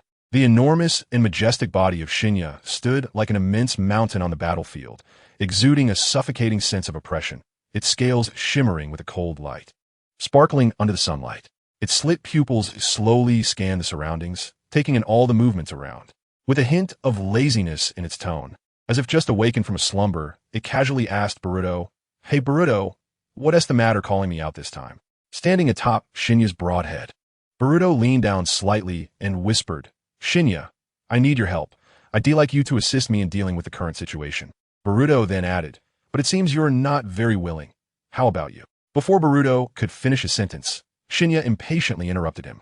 Shinya casually replied, It's been so long since I've been out to stretch, so I'll reluctantly help you a bit. Yet its voice revealed an uncontrollable fighting spirit. At this moment, Shinya's warrior genes had been completely activated, its eyes glowing with intense light. Shinya looked down and noticed Deidara, whose body was gradually becoming transparent, and in a deep voice asked Boruto, We're dealing with this guy, right? Then, Shinya's slit pupil slightly contracted, its gaze locking on Deidara. Having sensed that all of Deidara's chakra was converging towards the core in his chest, the gradually increasing energy fluctuation surprising it. Its enormous slit pupil focused intently on Deidara's core, realizing that the power Deidara was gathering had already surpassed the tailed beast bomb released by the Five Tails Naruto. This situation was indeed a bit tricky. Shinya paused, then teasingly said to Boruto, Hey Boruto, you didn't T-summon me just to make me take his hit head-on, did you? Its voice carried a hint of mockery, as if complaining about Boruto's ruthlessness. Shinya continued, Although I consider my scales to be extremely tough and able to withstand most ninjutsu, I'm not as invincible as you imagine. Hearing Shinya's words, Boruto smiled helplessly. Shinya, we've known each other for so long. Do you think I'm the kind of partner who would let an important companion sacrifice themselves? I want you to use your technique to stop his actions. Boruto had already devised a clear plan to prevent Deidara's self-detonation. Shinya raised its head, lightly snorted, and a huge breath formed a cloud of white mist in the air, saying to Boruto, You wouldn't dare. Following that, Shinya said nothing more and directly initiated action, slightly leaning back, opening its massive mouth to reveal sharp fangs. Then, Shinya unleashed a dark purple petrifying energy from deep in its throat.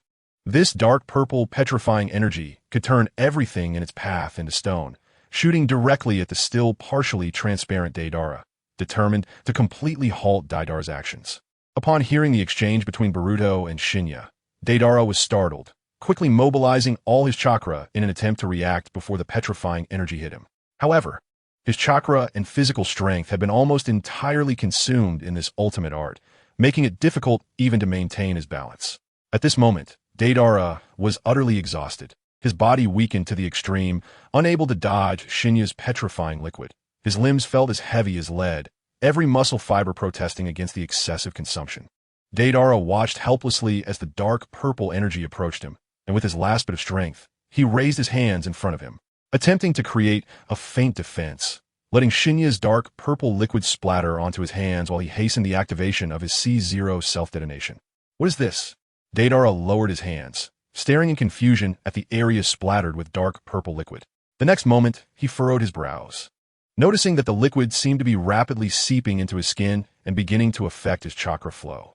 Deidara felt the flow of chakra within him slow down, even beginning to stagnate. His expression grew serious, as if chakra could no longer be transmitted to the core in his chest. He would be unable to unleash his C0 self-detonation. Boruto stood atop Shinya's head, looking down at Deidara, and explained, "This is a unique technique of Shinya, capable of spraying liquid that turns opponents into stone." Boruto continued, "This liquid, during the petrification process, can also interfere with their chakra flow, preventing them from using ninjutsu."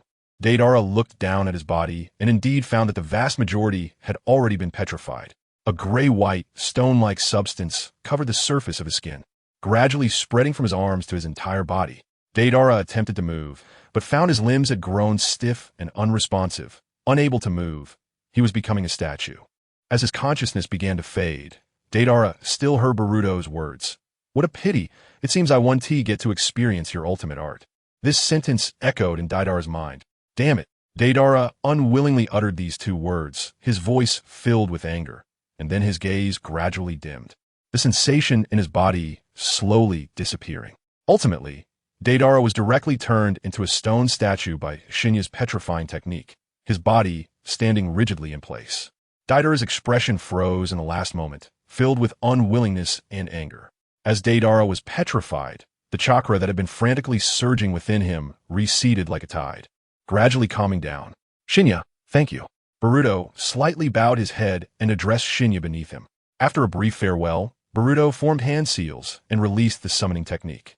With a puff of smoke, Shinya's massive body gradually disappeared into the swirling mist, returning to the Dragon Cave. Shortly after Shinya returned to the Dragon Cave, Boruto was preparing to lift the fully petrified Deidara and take him back to Konoha to safely lift the petrification effect. Suddenly, numerous rapid whooshing sounds came from afar, as if countless arrows were being fired, rushing towards Boruto. Boruto quickly reacted, rolling in the air behind him to evade the sudden attack.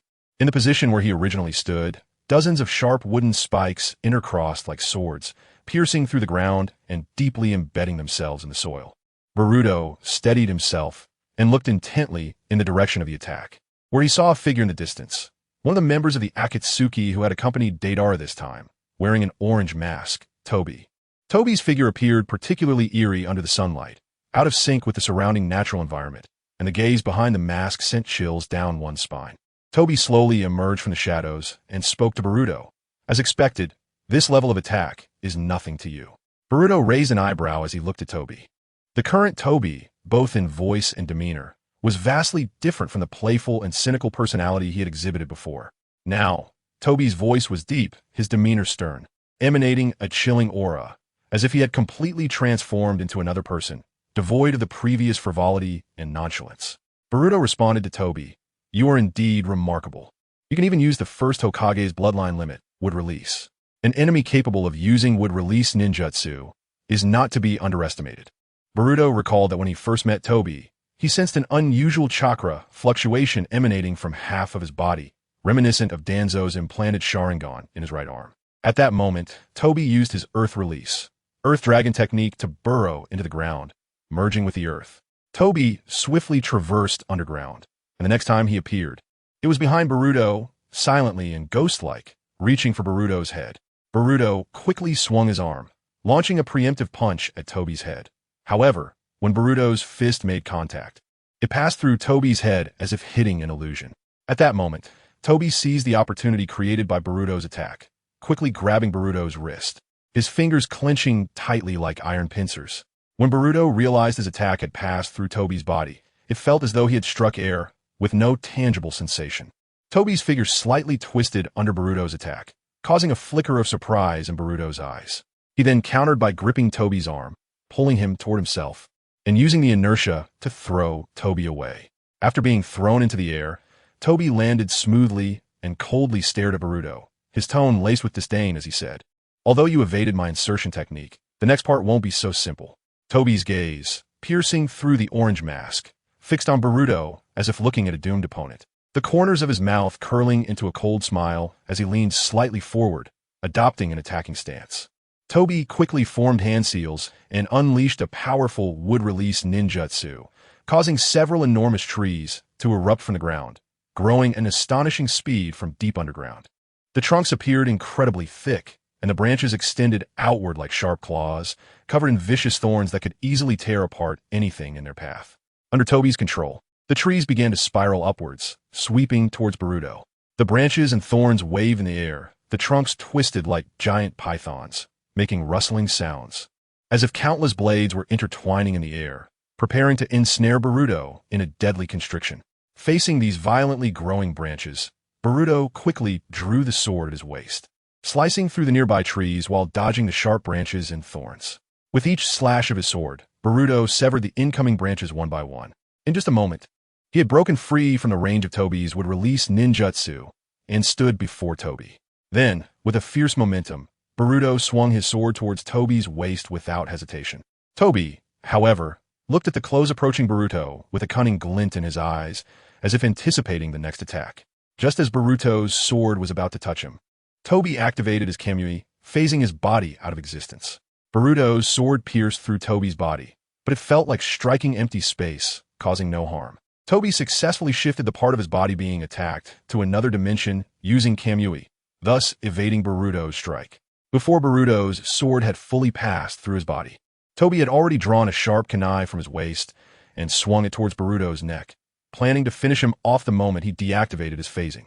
Realizing Toby's intent, Boruto quickly redirected his sword's attack, no longer targeting Toby's waist, but aiming for his head, pressing towards Toby's face. Toby once again used his phasing ability, turning his body into an ethereal state, allowing Boruto's sword to pass through his head. Meanwhile, Toby's kunai was closing in on Boruto's neck. Toby's expression hardened, his face devoid of emotion. "I win."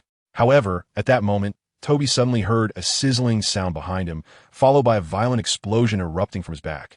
The shockwave and blast instantly pushing him back a few steps. Toby felt a sharp pain from his back. The explosion's force caught him off guard, and his clothes were shredded, revealing numerous wounds, blood gushing out.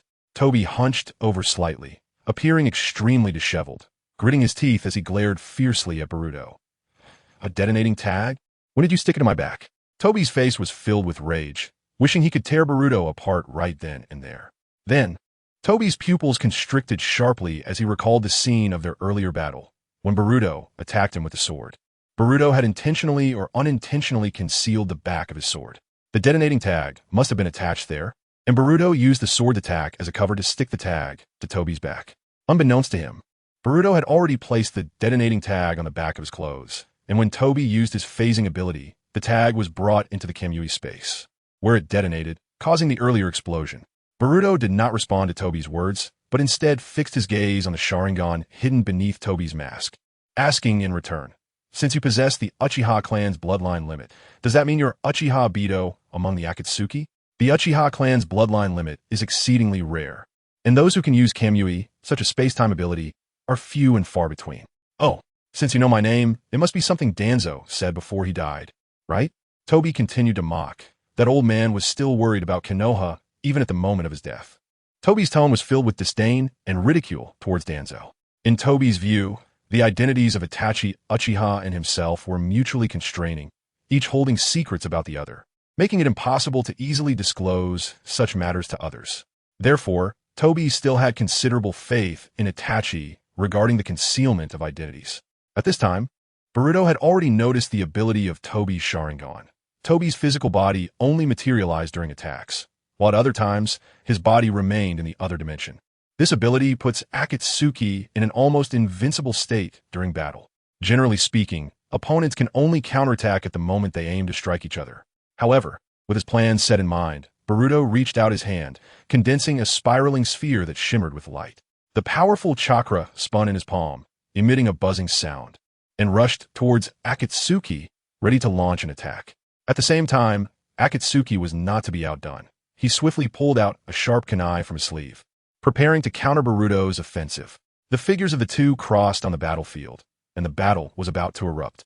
Just as the kunai in Akatsuki's hand was about to slice through Boruto's throat, Boruto's figure suddenly vanished from in front of Akatsuki, as if he had never existed. This turn of events caused Akatsuki to lose sight of Boruto instantly. The enemy before him disappeared without a trace, leaving only the sound of the wind howling past. In response, Akatsuki let out a cold laugh, his eyes flashing with contempt. In his heart, he scoffed, "The flying thunder god technique, is it? But I won't fall for the same trick a second time." Akatsuki thought to himself that since he already knew Boruto would use the flying thunder god technique and understood its mobility, he would definitely be prepared in advance. He wouldn't let Boruto have the opportunity to use this ninjutsu again, to recreate the situation of being ambushed. With this in mind, Akatsuki immediately adjusted his state, heightened his vigilance, and used his Kamui ability to become intangible, hiding in his Kamui space, ready to face Boruto's next attack. However, Akatsuki soon sensed something was off. He carefully sensed his surroundings but found no trace of Boruto in the forest. The air was completely silent, with only the rustling of leaves in the wind. Akatsuki's heart sank, realizing that Boruto might not be attacking as he thought, but had other methods. Chapter 230, Flame Fan. At this moment, within Akatsuki's Kamui space, Boruto's figure suddenly appeared, holding a spiraling sphere that shone with dazzling light. The spiraling sphere contained powerful and violent chakra energy, causing the surrounding air to twist violently due to this force, forming visible ripples.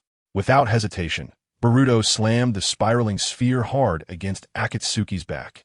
The powerful chakra energy erupted instantly. An intense pain washed over Akatsuki's entire body like a tide, making him shiver uncontrollably.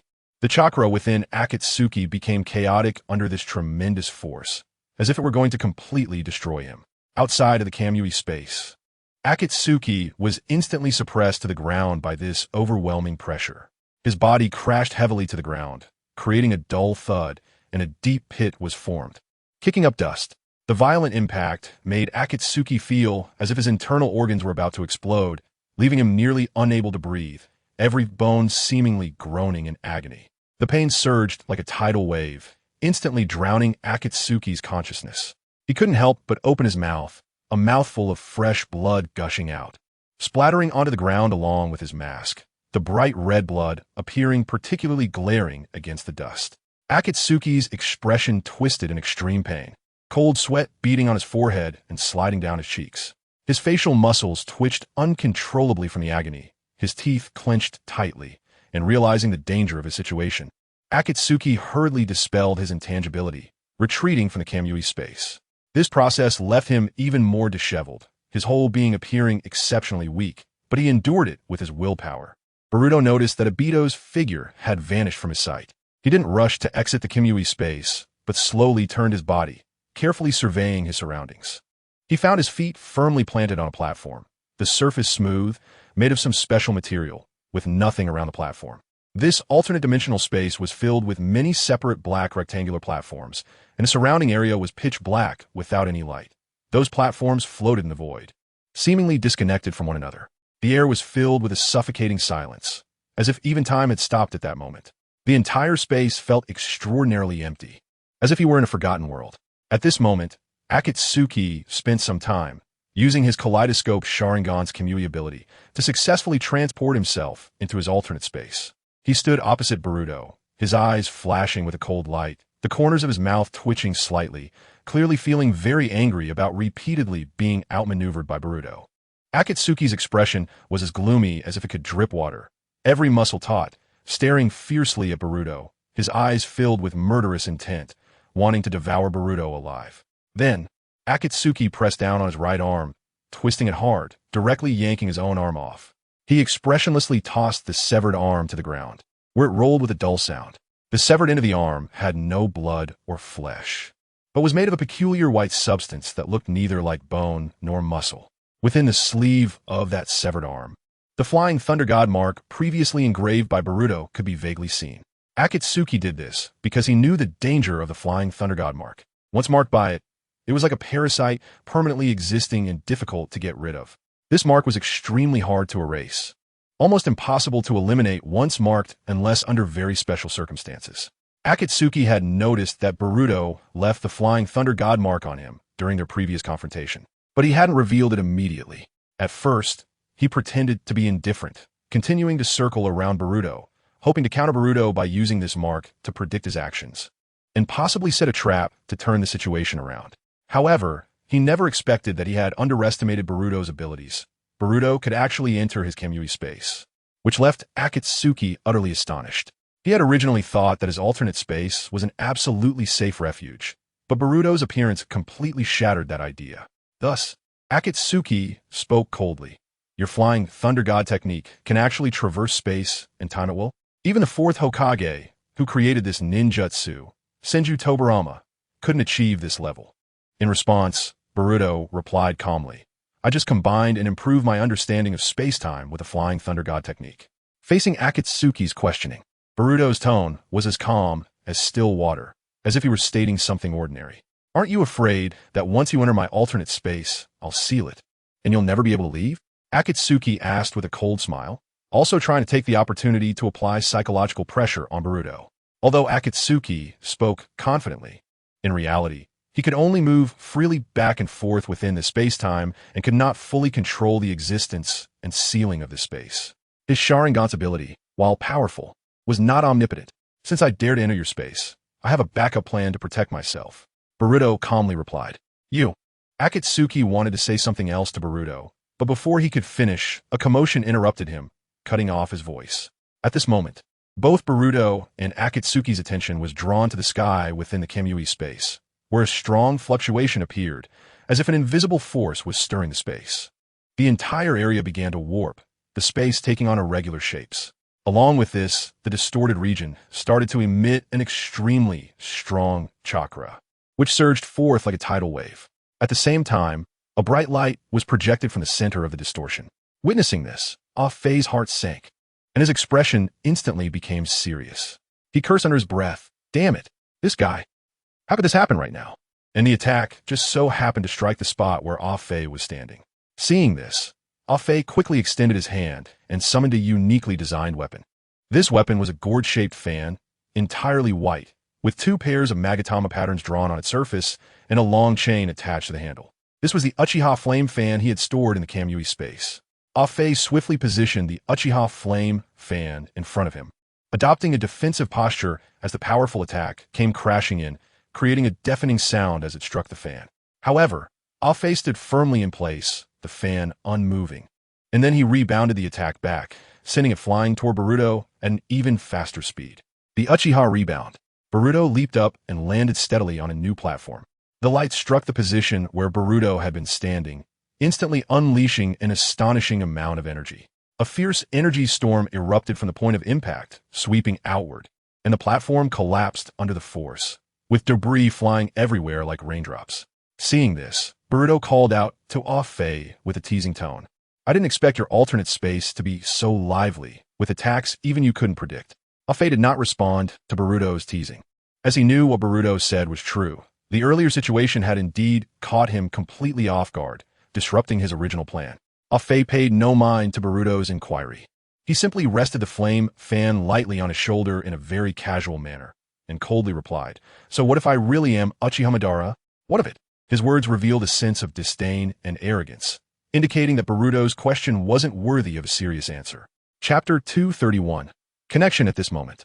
Naruto was standing in a training ground in Konoha village, his heart filled with an uncontrollable joy. Naruto clenched his fists and vigorously waved them, releasing all the excitement within him as he shouted, "Awesome! I finally perfected the wind release. Raisin Shuriken." His voice echoed in the air above the training ground. After many days of hard training and relentless effort, Naruto finally saw results, which made his eyes sparkle with excitement, and his excitement was evident. With sweat from training still glistening on his forehead, Naruto had now mastered the essence of the wind release, Raisin Shuriken, able to throw it like Boruto without injuring himself due to its powerful rotation. This breakthrough meant he had finally overcome the biggest obstacle he faced when using this technique before. Now, he could manipulate this powerful wind technique freely without worrying about backlash, making it a valuable weapon in his battles.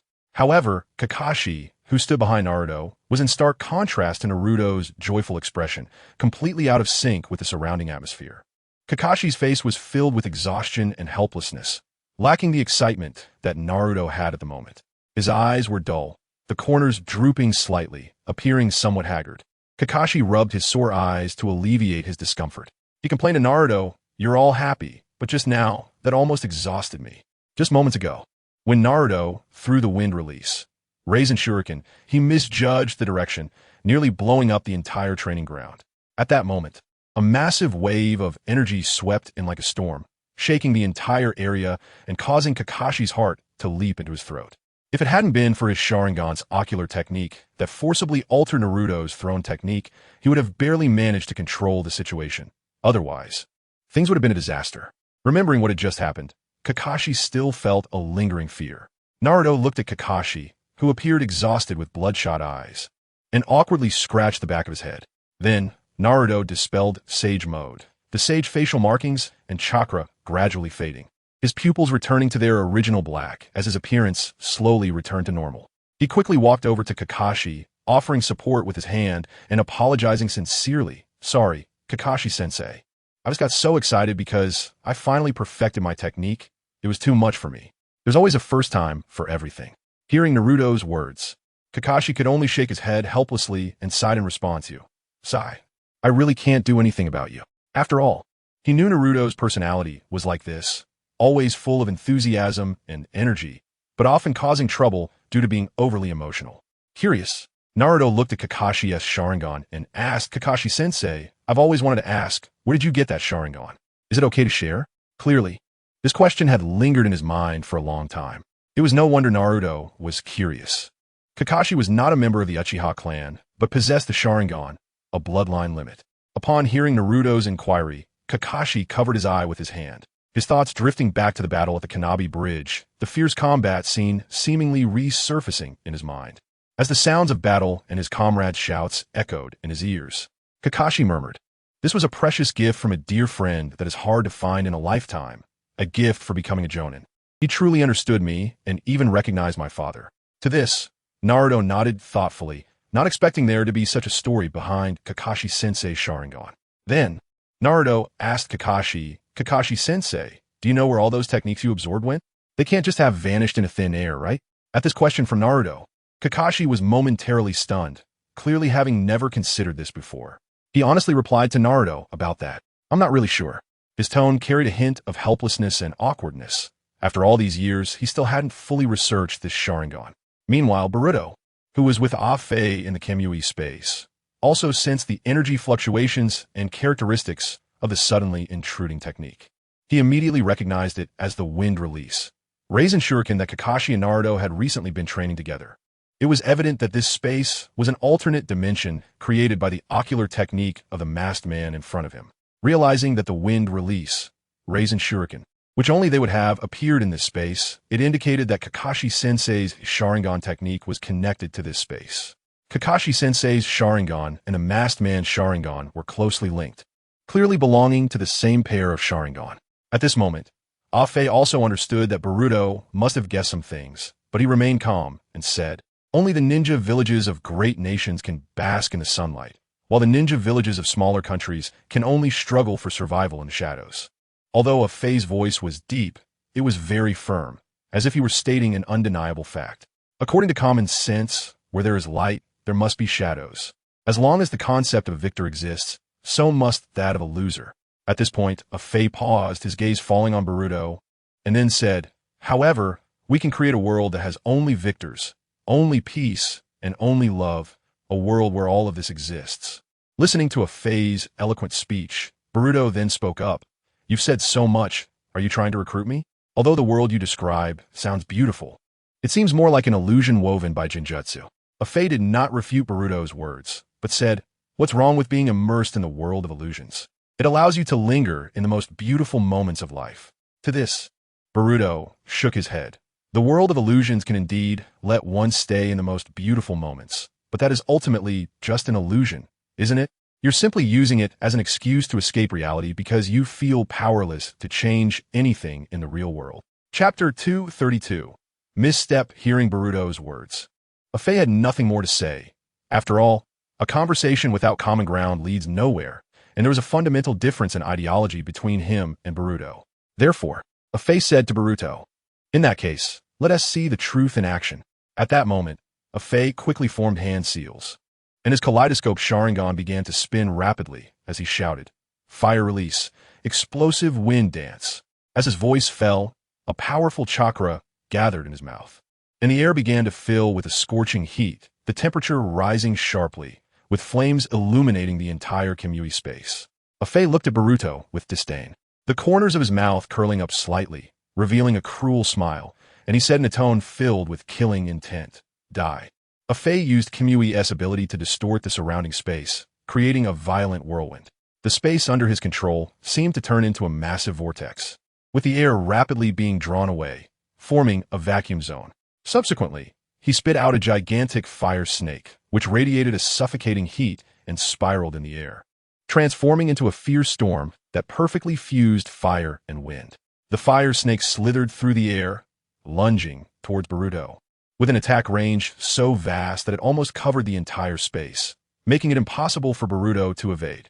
Boruto reacted immediately, using water release, water barrier, and in an instant, a tall wall made of flowing water appeared in front of him, the water swirling rapidly to form a barrier that isolated him from a Fei's attack. This water curtain wall not only easily blocked a Fei's fire attack, but also completely isolated it, with flames burning fiercely on the water curtain, emitting a sizzling sound, yet unable to break through the water wall's defense. At the moment of collision, a large amount of white steam was produced, instantly filling the entire Kamui space, with high-temperature water vapor rising in the air. Soon, this dense white mist rapidly spread, completely enveloping both Boruto and a Fei, turning the entire Kamui space into a white expanse, with visibility dropping sharply. The mist, mixed with water vapor and the heat of flames, made Boruto and a Fei's figures appear faintly within the white fog. A Fei, relying on the powerful insight of his Sharingan, quickly locked onto Boruto's exact position. Without a moment's hesitation, he immediately sprang into action, his body shooting out like a bolt from a crossbow, accompanied by an almost imperceptible sound of breaking air.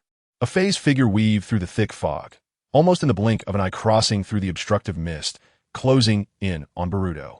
A Fei's figure flashed and instantly appeared in front of Boruto, reaching out to grasp Boruto's wrist, intending to control him. However, when a Fei saw that Boruto still maintained a calm demeanor, seemingly unconcerned by his assault, an uncontrollable anger surged within a Fei. Boruto's calm expression made a Fei feel thoroughly underestimated. A Fei's gaze pierced like a sword into Boruto's eyes, activating the Genjutsu of his Sharingan. Concentrating all his mental energy, he aimed to pull Boruto into the world of illusions with the powerful force of his Sharingan, clearly intending to use the Genjutsu capabilities of his kaleidoscope Sharingan to trap Boruto within, making him unable to extricate himself.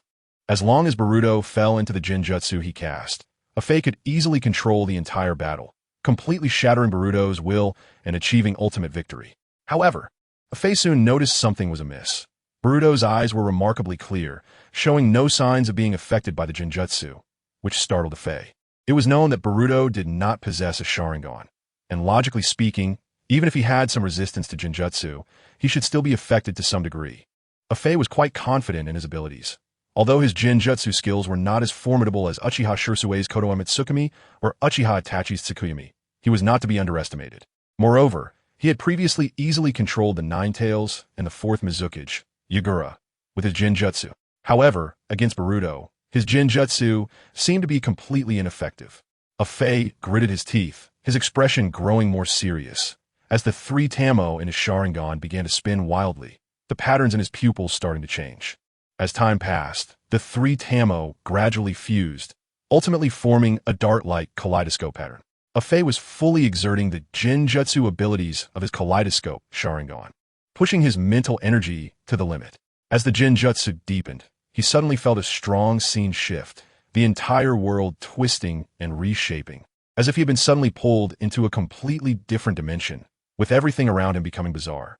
The scene before him rapidly blurred, then refocused, and he ultimately found himself in an odd space, one that seemed boundless.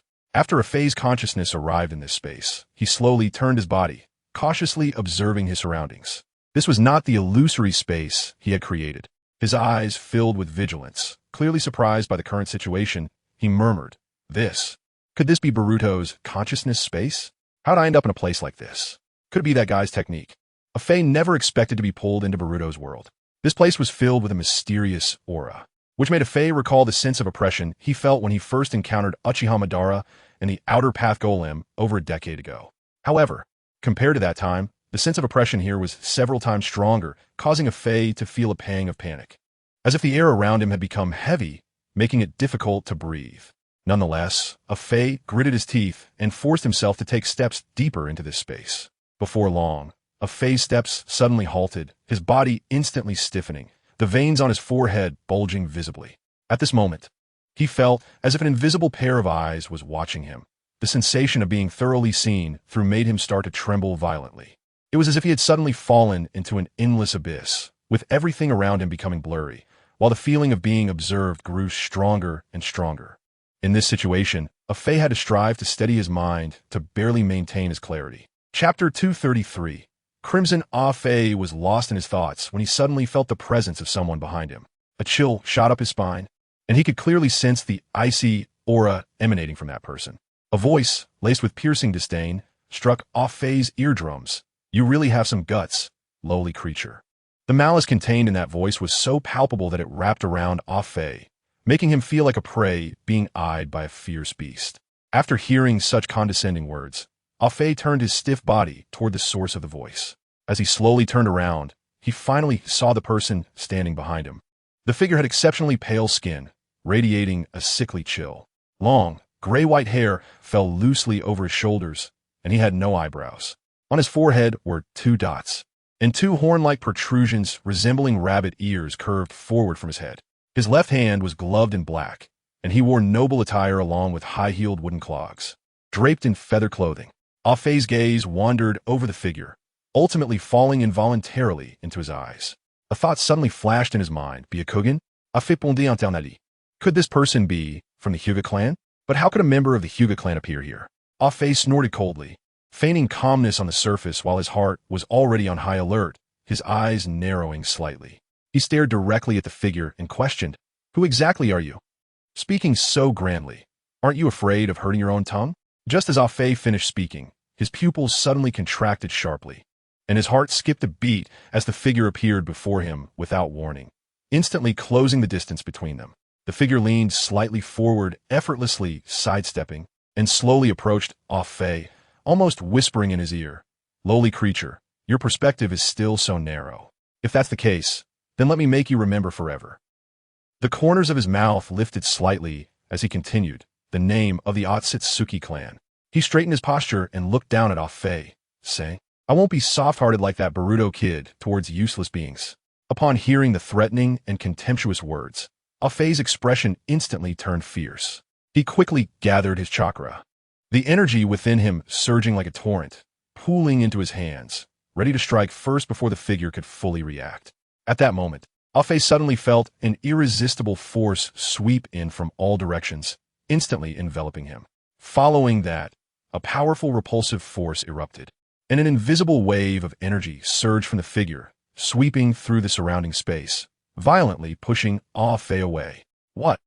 He's body was propelled by that powerful repulsion, sliding dozens of meters, his feet dragging deep grooves in the ground before he barely managed to steady himself.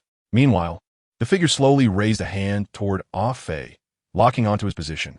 At the moment the figure raised his hand, A look of astonishment filled Fei's face as he fixed his gaze on the palm, where a peculiar glowing rinnegan was embedded. However, this rinnegan looked entirely different from the one he was familiar with, which was the light purple rinnegan of Uchiha Madara. The one before him was a vivid crimson, resembling freshly spilled blood. Then, Fei took a deep breath to calm himself, pushing aside the chaotic thoughts temporarily. If this I was indeed a rinnegan, then the powerful and irresistible repulsion he had just experienced was likely similar to the abilities possessed by Nagato. During this time of confusion, a jet-black chakra rod silently formed in front of the figure's outstretched hand. Fei had seen Pain use this technique before, so he was well aware of the effects of such a chakra rod, causing his expression to stiffen slightly. Without hesitation, the figure unleashed the universal pull, and a powerful gravitational force erupted from his palm, sweeping through the entire surrounding space. Under his control, the gravity became incredibly violent, forming a powerful vortex centered around him. Fei instantly felt as if he was firmly grasped by an invisible hand, his body involuntarily being pulled rapidly toward the figure. As he was being drawn close by the overwhelming gravity, the figure swiftly grabbed the black chakra rod he had just conjured. Then, with a flick of his wrist, the chakra rod shot toward Fei, aiming directly for his chest. Fei's expression turned serious. He was unable to move freely under the pull of gravity. There was no time for hesitation in the current situation.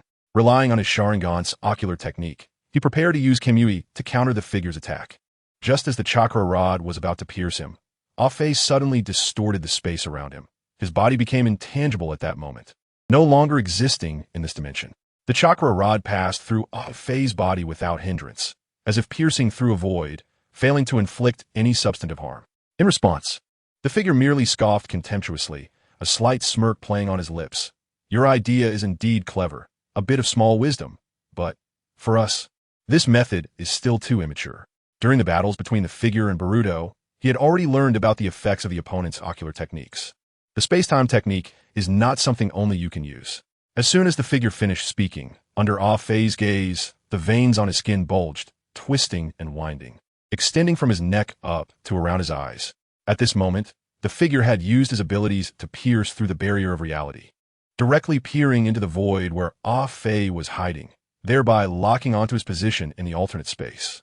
After confirming the location of the Kamui space, the figure's lips curled into a cold arc, and he waved his arm gently, causing a powerful surge of chakra to erupt.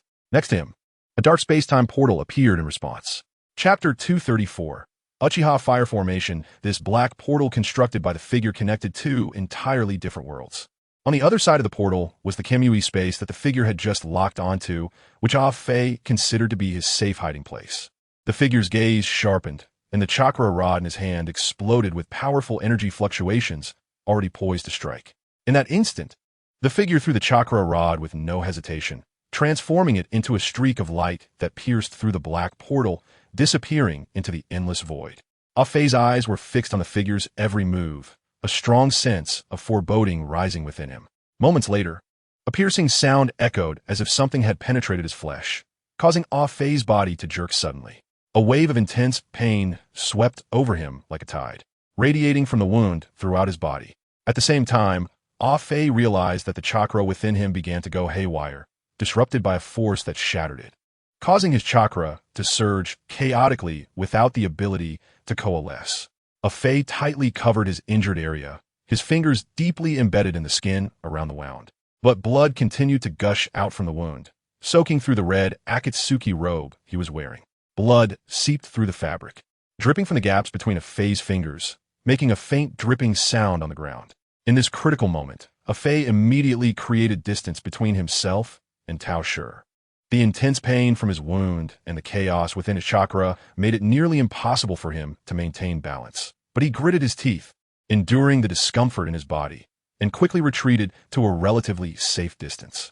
Fei's gaze was fixed on Tao Shi, and a storm of emotions surged within him. He never expected that his proud Kamui ability would be broken by two people in just one day. After putting some distance between himself and the arrogant guy, Fei finally had a chance to catch his breath and began to adjust and stabilize the chakra within him. Feeling the power that once flowed through him like an extension of his own limbs now in chaos, as if being torn by countless tiny whirlpools. Tao Shi stood still, showing impatience in his gaze. He slightly raised his chin and said with dissatisfaction, "Is this all you've got? How boring." Tao Shi continued, unable to hide his disappointment, finding a phase resistance tiresome. Then, Tao Shi raised his arm again, and a strong chakra fluctuation filled the air, gathering energy around him. In his palm, chakra condensed at a visible speed, forming a spiraling sphere that shimmered with dazzling blue light. As the effect of the High Emperor's spirit activated, the rotation speed of the spiraling sphere in Tao Shi's hand suddenly accelerated, and its volume rapidly expanded. In an instant, the spiraling sphere increased in size by dozens of times, a massive energy ball hovering in front of Tao Shi's palm. Uchiha Obito felt the terrifying pressure emanating from the giant spiraling sphere, and his heart immediately sounded alarm bells. A face suddenly reached out and forcefully broke the chakra black rod embedded in his body. The moment the black rod shattered, Obito felt the chakra in his body begin to flow again and gripped the broken rod, throwing it toward Tao Shi. Tao Shi coldly smiled at this moment, gently pushing the giant spiraling sphere forward to meet the thrown chakra black rod. The two collided in the air, and the black rod was instantly engulfed by the destructive power of the spiraling sphere, resulting in a dull explosion and turning into countless fragments that scattered everywhere. The power of the spiraling sphere remained undiminished, continuing to sweep toward Obito with unstoppable force. "Stop underestimating people," a face shouted in anger, and then began to form seals to prepare to counter this move. Uchiha Fire Formation. A Fei guided the chakra within him to his fingertips, and the subtle chakra began to rapidly heat up under his control, transforming into strands of blazing flames. He then infused these intense flames into the ground, merging his chakra with the earth's power. The ground began to tremble slightly, and the flames rapidly spread across the surface, forming intricate patterns that intertwined with one another. Afei suddenly clapped his hands together, and the barrier instantly activated, with flames flowing within it, creating a perfect formation that combined offense and defense, securely protecting Afei inside. Just as Afei's fire barrier was formed, Tao Shi's spiraling sphere was already roaring toward Afei's position. In an instant, two powerful ninjutsu violently collided in space, producing a deafening roar. The sound explosion erupted from the center of the two forces, unleashing a wave of violent shockwaves. At the center of the sound explosion, the massive energy sphere of the spiraling sphere spun wildly against the surface of the fire barrier. Suddenly, Afei caught a faint sound of cracking, making his heart sink, and quickly turned his gaze to the fire barrier, where a small crack was quietly appearing on the scorching energy shield. The speed at which this crack was spreading far exceeded his expectations. Like ice beginning to shatter under immense pressure, the energy on the barrier had begun to gradually weaken. How could this be? Afei murmured in surprise, his brow furrowed. The fire barrier was incredibly tough, strong enough to withstand most powerful attacks. Even the existence of tailed beasts couldn't easily break this barrier in a short time. However, the Tao Shi in front of him had managed to cause such severe cracks in his fire barrier in such a short time with just a spiraling sphere, and it was still spreading. Could this guy be a humanoid tail beast, possessing such immense power and destructive capability, far exceeding that of ordinary ninjutsu? A vein bulged on Afei's forehead, and the chakra within him surged like a flood, continuously pouring into the Uchiha Fire Formation. He aimed to use the increased chakra flow to repair the cracks in the barrier and enhance its defensive power, but the fire barrier did not stabilize as he hoped. The infusion of chakra did not have the desired effect. The cracks continued to spread, until finally, the fire barrier could no longer withstand the terrifying pressure of the spiraling sphere and shattered. With a crisp sound of breaking, the Uchiha Fire Formation completely collapsed, turning into countless tiny flames that scattered everywhere. The massive energy sphere of the spiraling sphere lost its obstruction and instantly closed in on Afei, the dazzling light illuminating his mask. Chapter 235. Outer Path Golem. A massive, spiraling sphere surged violently at Afei's location, emanating a heart-pounding pressure. After a brief moment of silence, the energy of the spiraling sphere finally reached its critical point and exploded with a deafening roar. The violent energy swept outward from the center of the spiraling sphere, creating a devastating storm.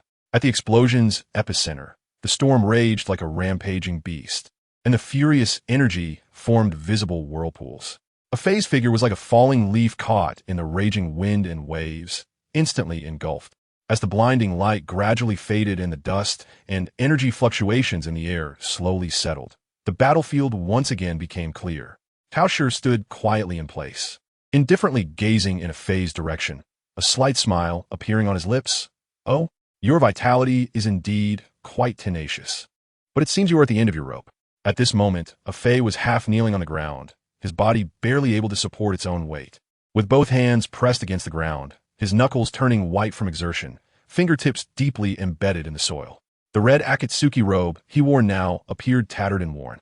The robe had been torn with several large gashes, the edges dark and stained with blood, looking extremely disheveled. Blood continued to seep from his wounds, slowly dripping down his arms and legs, and his breathing became heavy, each gasp feeling like it was tearing apart his shattered lungs.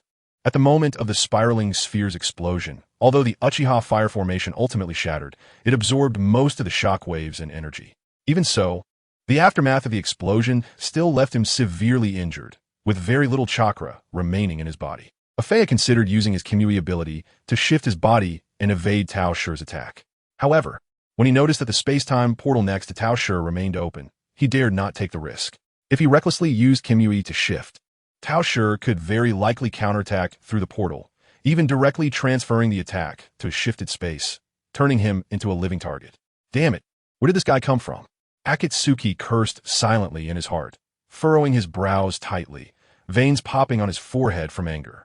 This guy who claims to be from the Tsutsuki clan, whether it's that bizarre space-time teleportation portal or that terrifyingly powerful Rasengan, all put pressure on Akatsuki. Suddenly, Akatsuki's heart trembled, and countless thoughts flashed through his mind. Boruto was actually able to suppress this so-called Tsutsuki clan monster in front of him and keep it within his body, so his strength. Could it really be, as Black Zetsu said, that Boruto is a backup plan carefully cultivated by Uchiha Madara, who doesn't trust himself? Akatsuki gritted his teeth, forcing himself to remain calm. Although his heart was already in turmoil, he knew that this was not the time to be entangled in the enemy's origins. Momoshiki looked down at Akatsuki, who was half kneeling on the ground, the corners of his mouth slightly raised, revealing a hint of arrogant smile. Lowly beings like you cannot touch the level of our Tsutsuki clan.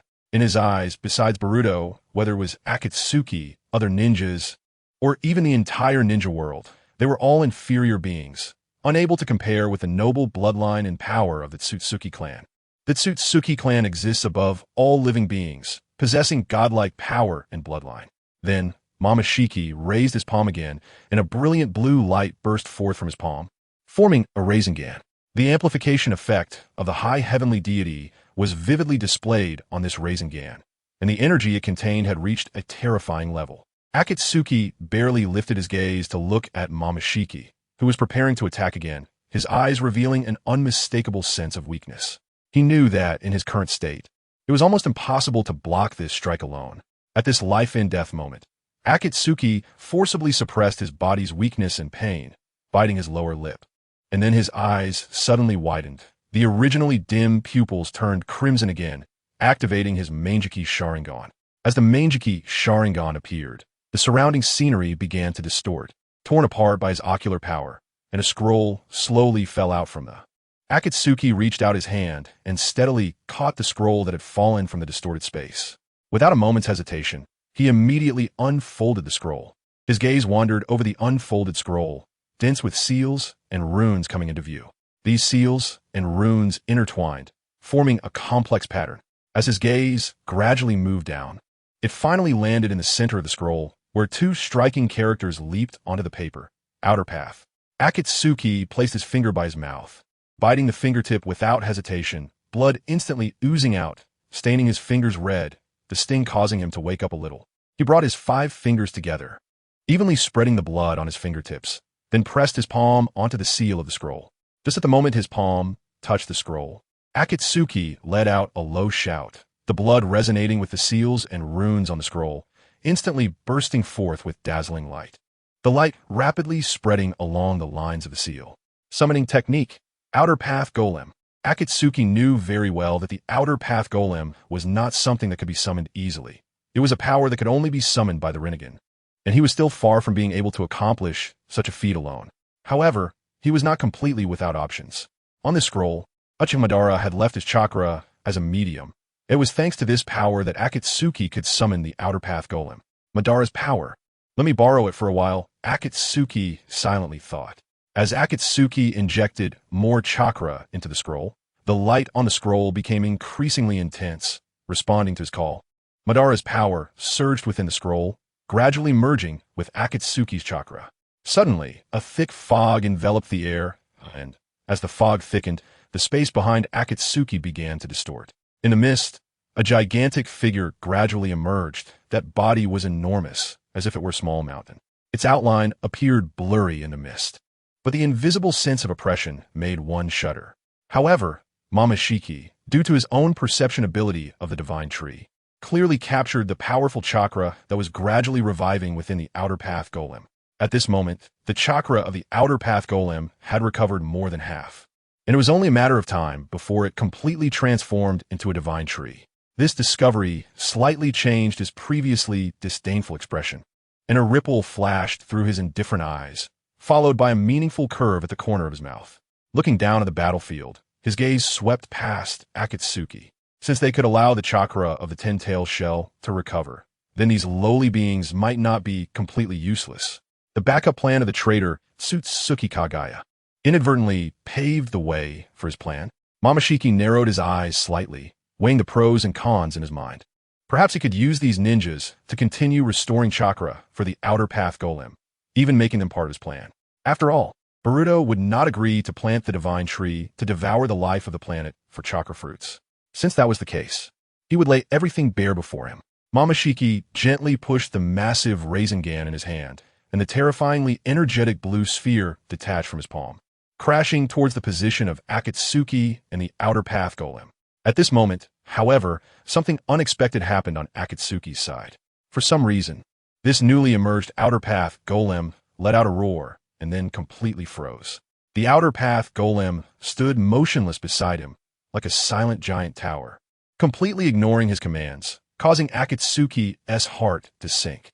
Ultimately, Akatsuki attributed this phenomenon to the changes within the Outer Path Golem. He speculated that it was likely because the Outer Path Golem had successfully absorbed the chakra of all the tailed beasts except for the 9 tails and 8 tails, and its energy had already recovered more than half, even approaching its original state. However, unlike Nagato and Uchimadura, he did not possess the Rinnegan, and thus could not truly harness the full power of the Outer Path Golem. Seeing the massive Rasengan almost within reach, Akatsuki grew increasingly anxious, sweat beads even forming on his forehead. Gritting his teeth, he activated the Manjiki Sharingan, attempting to draw upon the power of the Outer Path Golem to turn the tide of battle. However, no matter how hard he tried, the power of the Manjiki Sharingan seemed unable to touch the Outer Path Golem, as if it had sunk into the sea. His ocular power was invested, but did not stir any waves. The situation was worse than he had anticipated. He had originally thought that with the power of the Manjiki Sharingan combined with the scroll left by Uchiha Madara, he could at least manage to guide the power of the Outer Path Golem. But now it seemed that the Outer Path Golem had completely slipped out of his control. How could this be? Akatsuki thought to himself, the veins on his forehead throbbing slightly from anxiety and anger. Just when he thought he was out of options, the previously silent Outer Path Golem behind him suddenly began to move. The Outer Path Golem started to tremble violently, and soon, those originally motionless protrusions on its massive body began to wriggle. These protrusions slowly extended, gradually transforming into thick pipes, quickly stretching outward, winding towards Akatsuki's position. Soon, those pipes reached behind him and suddenly plunged into Akatsuki's body. At the same time, Afei clearly felt the connection between himself and the Outer Path Golem, as if a powerful bond tightly linked them together. He realized he could use this power to manipulate some of the golem's abilities, which slightly eased his heart. He gritted his teeth, quickly forming hand seals, and began to continuously transfer his chakra to the Outer Path Golem. This process turned out to be much more difficult than he had anticipated. The golem's appetite seemed like an endless abyss, greedily devouring the chakra from his body. Afei felt his energy draining away like a flood breaking through a dam, and no wonder Nagato, as a member of the powerful Uzumaki clan, now appeared so weak. If this continued, he would soon exhaust himself and be unable to control the golem. In a moment of desperation, he pulled out a soldier pill from his ninja tool pouch and unhesitatingly swallowed it whole. Although it was merely a drop in the bucket and would take time to take effect, it was better than nothing. As the outer path golem continuously absorbed a phase chakra through the tubes, its power was rapidly rising. Taosher watched this scene with indifference. Indeed, the Ten Tails had not fully awakened and could only rely on chakra transfer to maintain its actions. At the same time that Fei was continuously transmitting his chakra to the outer path golem, his face beneath the mask visibly grew weaker, his eye sockets deepening. The golem behind him also began to react violently. Its massive body, originally in a seated position, slowly started to move, and its drooping head gradually lifted. Then, the golem's arms suddenly strained, producing a deafening roar. The heavy chains wrapped around its arms shattered like fragile paper in the face of its strength. Fragments of the chains scattered and crashed to the ground, creating a crisp metallic clatter as the golem broke free from its restraints and stood up. Fei stretched out his hand to perform several seals, and blue chakra of the yang attribute mixed with purple-black chakra of the yin attribute gathered in the golem's mouth, forming a powerful energy wave. This energy wave surged continuously, pushing the transformation of chakra to its limits, mixing and compressing them into a super dense sphere in the golem's mouth. A tailed beast ball, filled with a sense of destruction, was launched toward the spiral sphere released by Taosher. The two met in midair, instantly erupting into a deafening explosion. The energy of the tailed beast ball clashed with the rotational force of the spiral sphere, continuously compressing against each other and unleashing a devastating storm. But it wasn't over yet. Fei formed seals again, his hands flying as he completed the last seal. Suddenly, a low electrical sound echoed from the dry wood on the golem's back, indicating that lightning was accumulating within it. Then, thick bolts of lightning erupted from the golem's back, transforming into several electric snakes that raced across the ground toward their target. The purple-black-tailed beast ball, mixed with yin and yang powers, collided with the massive spiral sphere, devouring each other and forming a gigantic energy vortex that swept in all directions, causing Fei to stagger back a few steps. Chapter 237. Control. After a long 2.5 months, I suddenly felt an indescribable calling, as if an invisible hand was gently pulling me from the depths of time and space. This feeling was both mysterious and intense, like a whisper coming from far away, impossible to ignore. Therefore, the author did not hesitate for a moment and kicked open the heavy coffin board that symbolized the Edo Tensei. With a loud bang, the heavy wooden board cracked. Dust instantly filled the air, obscuring my vision, and amidst the swirling dust, I stepped back into this place that was both familiar and unfamiliar. Under the massive foot of the outer path golem, the powerful tailed beast ball it released collided violently with the giant spiral sphere unleashed by Otsutsuki Taosher, generating a terrifying shockwave that carved 2 deep grooves into the ground. Arc lightning flickered and danced like silver snakes on the golem's colossal body, the crackling sounds incessant, as even the air was torn apart by this overwhelming power. When the swirling smoke and dust finally settled, my vision gradually cleared. Fei beneath the mask appeared pale as paper, devoid of color, and his breathing became increasingly rapid and heavy, each breath seeming to strain to maintain balance. Beads of sweat the size of peas rolled down his forehead, sliding down the edge of the mask and dripping onto the ground. Fei was in terrible condition. His body trembled slightly from excessive exhaustion, clearly affected by the recent impact, looking utterly fatigued, as if he could collapse at any moment. In contrast to Fei, who was panting heavily and clearly disordered, Otsutsuki Taosher floated calmly in midair, his demeanor relaxed, as if the fierce confrontation just now was merely a trivial interlude for him. Taosher frowned slightly, a barely perceptible look of dissatisfaction appearing on his cold face. Although this guy's strength was already considerable compared to some ninjas of this era, and he even had unique advantages in certain aspects, it did not meet his expectations. To him, this level of power was still too weak, unable to be compared with him. Fei, despite having exchanged a few blows with him, soon showed signs of fatigue and became so disheveled.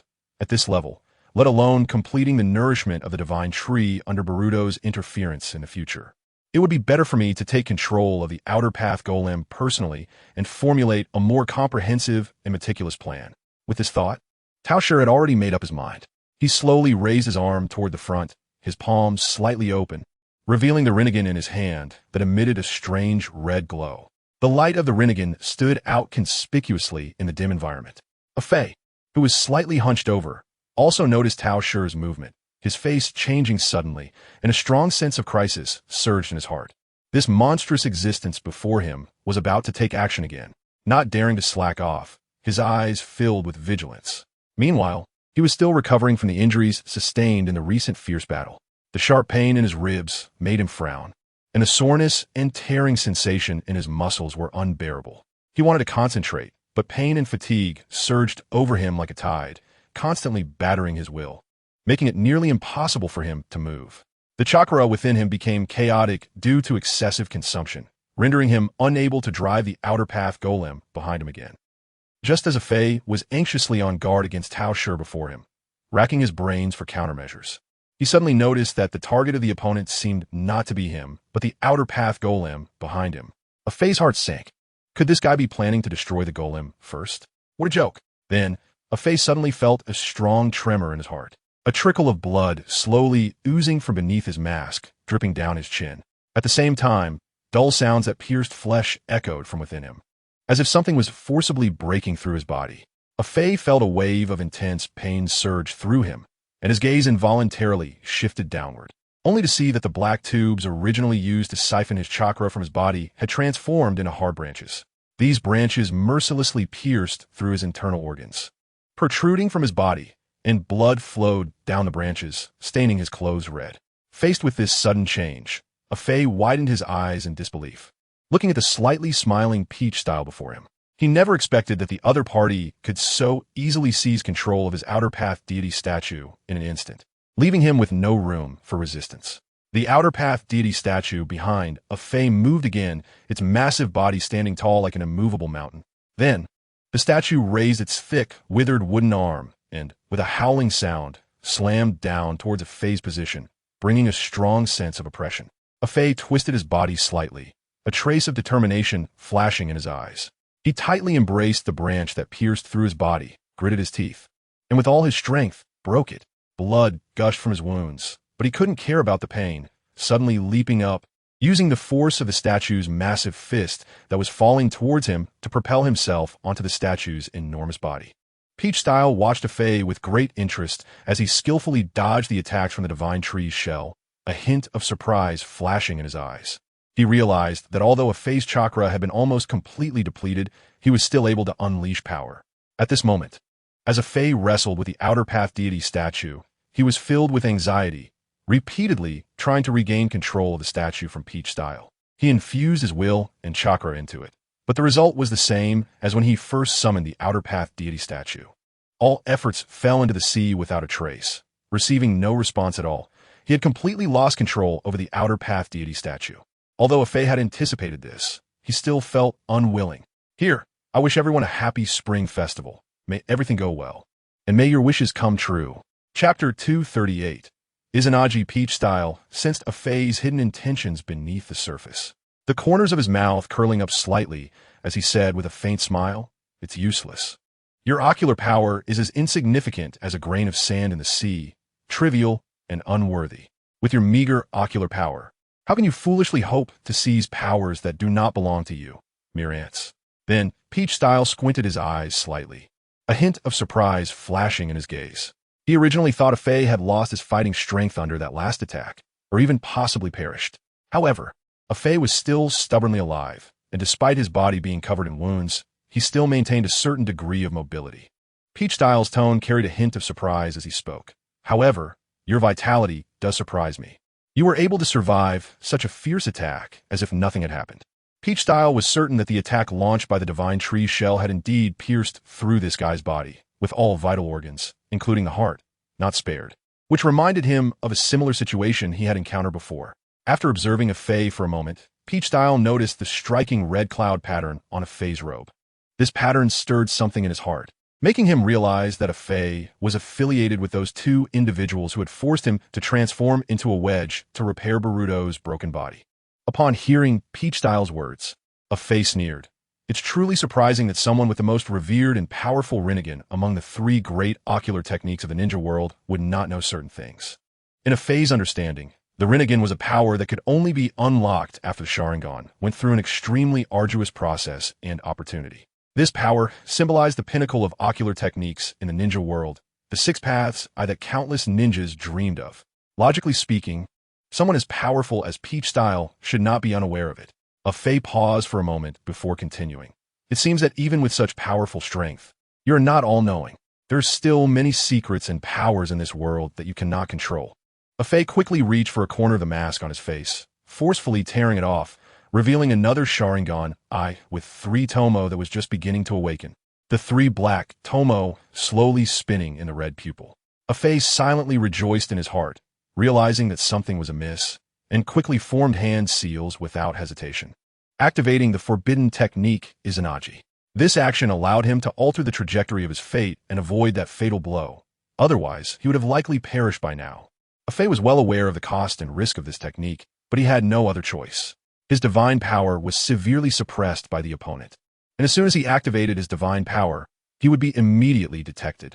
Peach Style gazed at a Fei's Sharingan, noticing the signs of its ocular power continuously diminishing. He immediately understood a Fei's method. The other party was sacrificing the ocular power of this eye to connect reality with the illusionary realm, thus altering his own situation. It seemed that the price was quite high. Upon hearing A Fei's words, Peach Style proudly raised his head, his tone filled with disdain as he retorted, "Why should I bother to understand the lowly techniques created by you inferior beings? To us, those are merely trifles, not worth mentioning." After pausing for a moment, Peach Style continued, "What we revere are higher-level techniques, divine arts. That is the ultimate power that transcends your lowly understanding. And only those of us standing at the top of the world are qualified to master and wield it." Faced with Peach Style's ruthless belittling, a Fei slightly raised his head and then burst into a wild, unrestrained laugh. "Ha ha ha ha ha!" Peach Style furrowed his brow slightly. Why are you laughing?" After a moment, a Fei's laughter gradually ceased, his voice becoming low again as he slowly said, "You say you disdain to understand our lowly techniques. But as far as I know, the technique you used earlier seems to be the Rasengan created by the 4th Hokage, Minato Namikaze, right?" His tone carried mockery and sarcasm. He continued, "Don't you find it contradictory to say this? On one hand, you claim to revere advanced divine arts, yet on the other hand, you're using techniques created by us inferior beings." A Fei then feigned a sudden realization. "Oh, could it be that the Rasengan is the divine art you speak of?" His tone was intentionally teasing and mocking, but in reality, a Fei was secretly alarmed. After the previous intense battle, he had deeply realized that Peach Style's words were not groundless. There indeed existed powerful abilities unknown to him in this world. A Fei maintained his composure on the surface, but inside he was in turmoil. This was his first encounter with the concept of divine arts, and the enemy he faced possessed powers that transcended common sense. The abilities displayed by Peach Style far exceeded his understanding and imagination. Peach Style did not feel angered by a Fei's doubts. After all, in his eyes, the other party was merely a pathetic ant, completely ignorant of the Otsutsuki clan. A Fei continued, "Now, I can probably guess who you are." Peach Style raised his eyelids, glancing at a Fei with mild interest as he spoke. "Oh." A Fei stated his deduction. "You possess the legendary Six Paths Eye. Although it differs from the style I've seen and heard of, I suspect it is a variant derived from the Rinnegan." A Fei continued, "Furthermore, you can easily seize control of the Outer Path deity statue for me, which is not something ordinary power can achieve, and the legend of the Sage of Six Paths has been passed down in the ninja world for a long time. In summary, I suspect you are very likely a descendant of the legendary Sage of Six Paths." Chapter 239, Escape Clap. Clap, clap. A sudden burst of rapid and crisp applause resonated in the empty space, each clap reflecting the emotional turmoil of the person clapping. Tao Shi floated quietly in midair, slightly lowering his head, his gaze piercing as he looked down at a Fei, who stood not far away. Upon hearing A Fei's speculation, his voice was calm, yet slightly somber. That was indeed an impressive speculation. Hearing what seemed like a word of approval from Tao Shi, a Fei's expression instantly became serious, as if shrouded by an invisible shadow. His eyes narrowed slightly, and his brows furrowed tightly. At the same time, a layer of cold sweat began to bead on his cheeks involuntarily. He sensed a subtle change in the surrounding aura, as if an invisible hand was slowly tightening around him, bringing an indescribable pressure. Meanwhile, Tao Shi's applause suddenly ceased, and a suffocating silence filled the air, making the atmosphere increasingly oppressive. A Fei prepared to say something again, but before he could finish, he suddenly felt a sharp pain shoot through his entire body. An irresistible repulsive force violently propelled him away, causing him to roll several meters on the ground before crashing heavily. The intense impact made all the bones in his body emit a chilling, creaking sound, and he almost lost consciousness. Before he could recover from this sudden shock, he noticed several monstrous figures with dragon heads and snake bodies suddenly manifesting behind Tao Shi in midair, emitting roars as they rushed towards a Fei at high speed. Seemingly intent on completely devouring him, Tao Shi looked down from his elevated position at the chaotic scene below, his expression unreadable, and after a brief silence, he coldly spoke.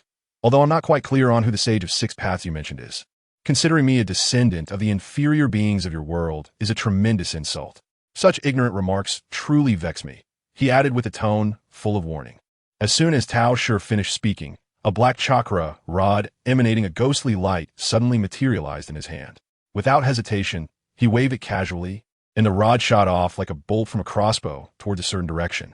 The black chakra rod, carrying a powerful chakra fluctuation, tore through the air along its path, creating a series of sonic booms. A dull sound abruptly echoed, and a Fei, who had just escaped from Tao Shi's attack using Izanagi, had no time to breathe a sigh of relief before the chakra rod that Tao Shi had thrown with precision pierced through his chest. The rod's immense impact instantly penetrated his body, causing a Fei to shudder violently, blood gushing from the wound like a fountain, immediately staining his Akatsuki robe red. However, he did not fall down. Instead, he quickly formed hand seals, and, as he completed the seals, the surrounding space began to warp. Simultaneously, his body began to heal rapidly, with the wound visibly closing as torn muscles and skin reconnected, as if time were reversing. However, the Sharingan in his left eye that he had used to activate Izanagi dimmed slightly, the once crimson pupil now appearing somewhat fatigued, and his eyelids drooped slightly. It was clear that the effect of Izanagi would not last much longer. Fei was acutely aware that he had to resolve his current predicament quickly. Otherwise, once the effect of Izanagi faded, he would completely lose his protection. Taking a deep breath, Fei suppressed the anxiety and unease within him, quickly placing his hands before him, determination flashing in his eyes, fire style, exploding wind dance. With a low shout, he used Kimui to warp the surrounding space and create a storm, then expelled a massive fire serpent. The blazing flames rapidly coalesced in front of him, becoming even more ferocious with the aid of the gale, and the air around him instantly turned scorching. In response, Tao Shi simply spread his arms nonchalantly, and the enormous fire serpent released by Fei was drawn toward Tao Shi as if under his control. As the fire serpent approached Tao Shi, it was attracted to the red Rinnegan in his palm, the flames quickly shrinking and gradually disappearing into the Rinnegan. While Tao Shi absorbed Fei's flames, Fei seized the fleeting opportunity, quickly forming a complex release seal. This release seal was his last means of escape, although it was extremely dangerous. He had no other choice at this moment. This method was akin to severing his own spiritual body, forcibly extracting his consciousness from the current predicament. If successful, he might escape unscathed, but if he made the slightest mistake, his spiritual body would suffer irreversible damage, and he might never recover. The moment the release seal was formed, Fei's pupils suddenly constricted violently, enduring immense pain, as if his mind had been struck by a heavy hammer, a strong sense of dizziness overtaking him, making it nearly impossible to stay conscious. His body involuntarily trembled, and a low moan escaped his throat. This process was even more painful than he had anticipated. But soon, Tao Shi devoured the fire serpent that Fei had created, leaving not a trace of flame behind. Seeing this, Fei's heart sank, but he did not give up. Instead, he concentrated even harder, accelerating the separation of his consciousness. Fortunately, the monster before him seemed disinterested in stopping him, as if enjoying this game of cat and mouse. Before long, Fei finally managed to reach the threshold of consciousness separation. His awareness began to gradually detach from his current body, just before fully breaking away. Fei's consciousness fixed on the somewhat meaningful smile on Tao Shi's face. Chapter 240. Obito. After Fei successfully escaped, Tao Shi slowly looked around, and the once noisy battlefield fell silent. He then directed his gaze toward the massive divine tree trunk below, extending his hand to gently wave towards it, dispersing it from his place. In an instant, the enormous divine tree trunk transformed into a dense mist, permeating the air, and as time passed, the mist gradually thinned until it completely vanished. Tao Shi pondered to himself, that he had yet to find a large Otsutsuki sacrifice capable of providing the immense power needed for the resurrection of the divine tree. Meanwhile, he was still within Boruto's body, a state that brought many inconveniences and restrictions, limiting his ability to act freely. For now, he could only hope that the ants outside would gather enough chakra to revive the divine tree. Only when they successfully collected enough energy could he proceed with his next action. As Afei's consciousness gradually detached from that dimension, the scenery before him began to warp and reassemble, making it momentarily difficult for Afei to adapt. When the haze finally dissipated, he realized he was still in a posture of activating his Sharingan against Boruto.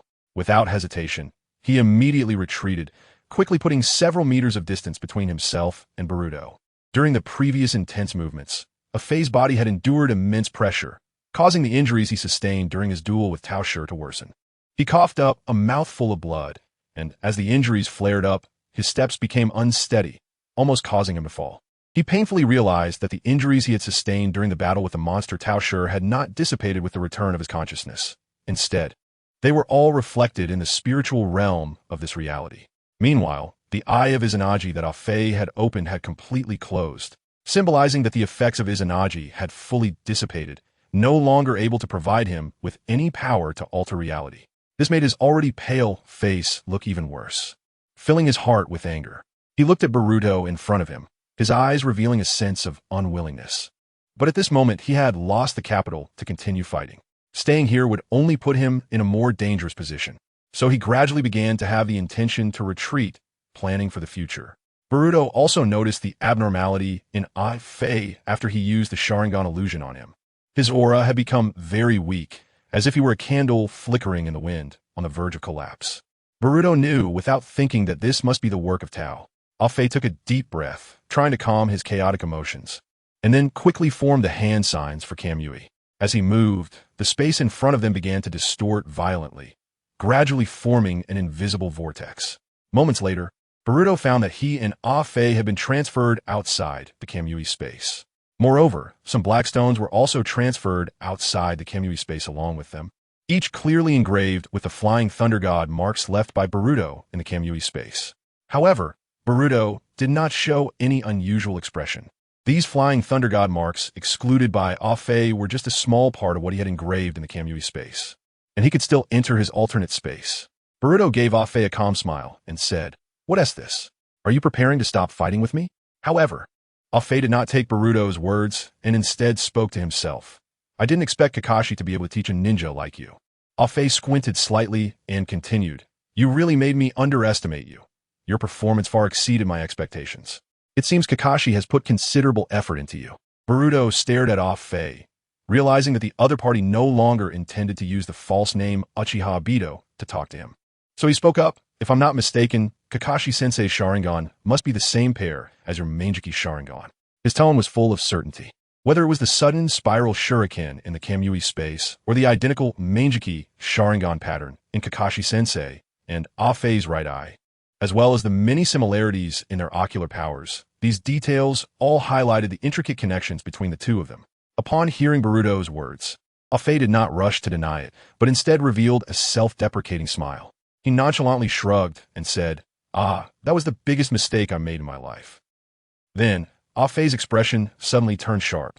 "That was saving Kakashi at the risk of my life during the battle of the Shinobi Alliance. Giving my Sharingan to someone who would abandon his comrades."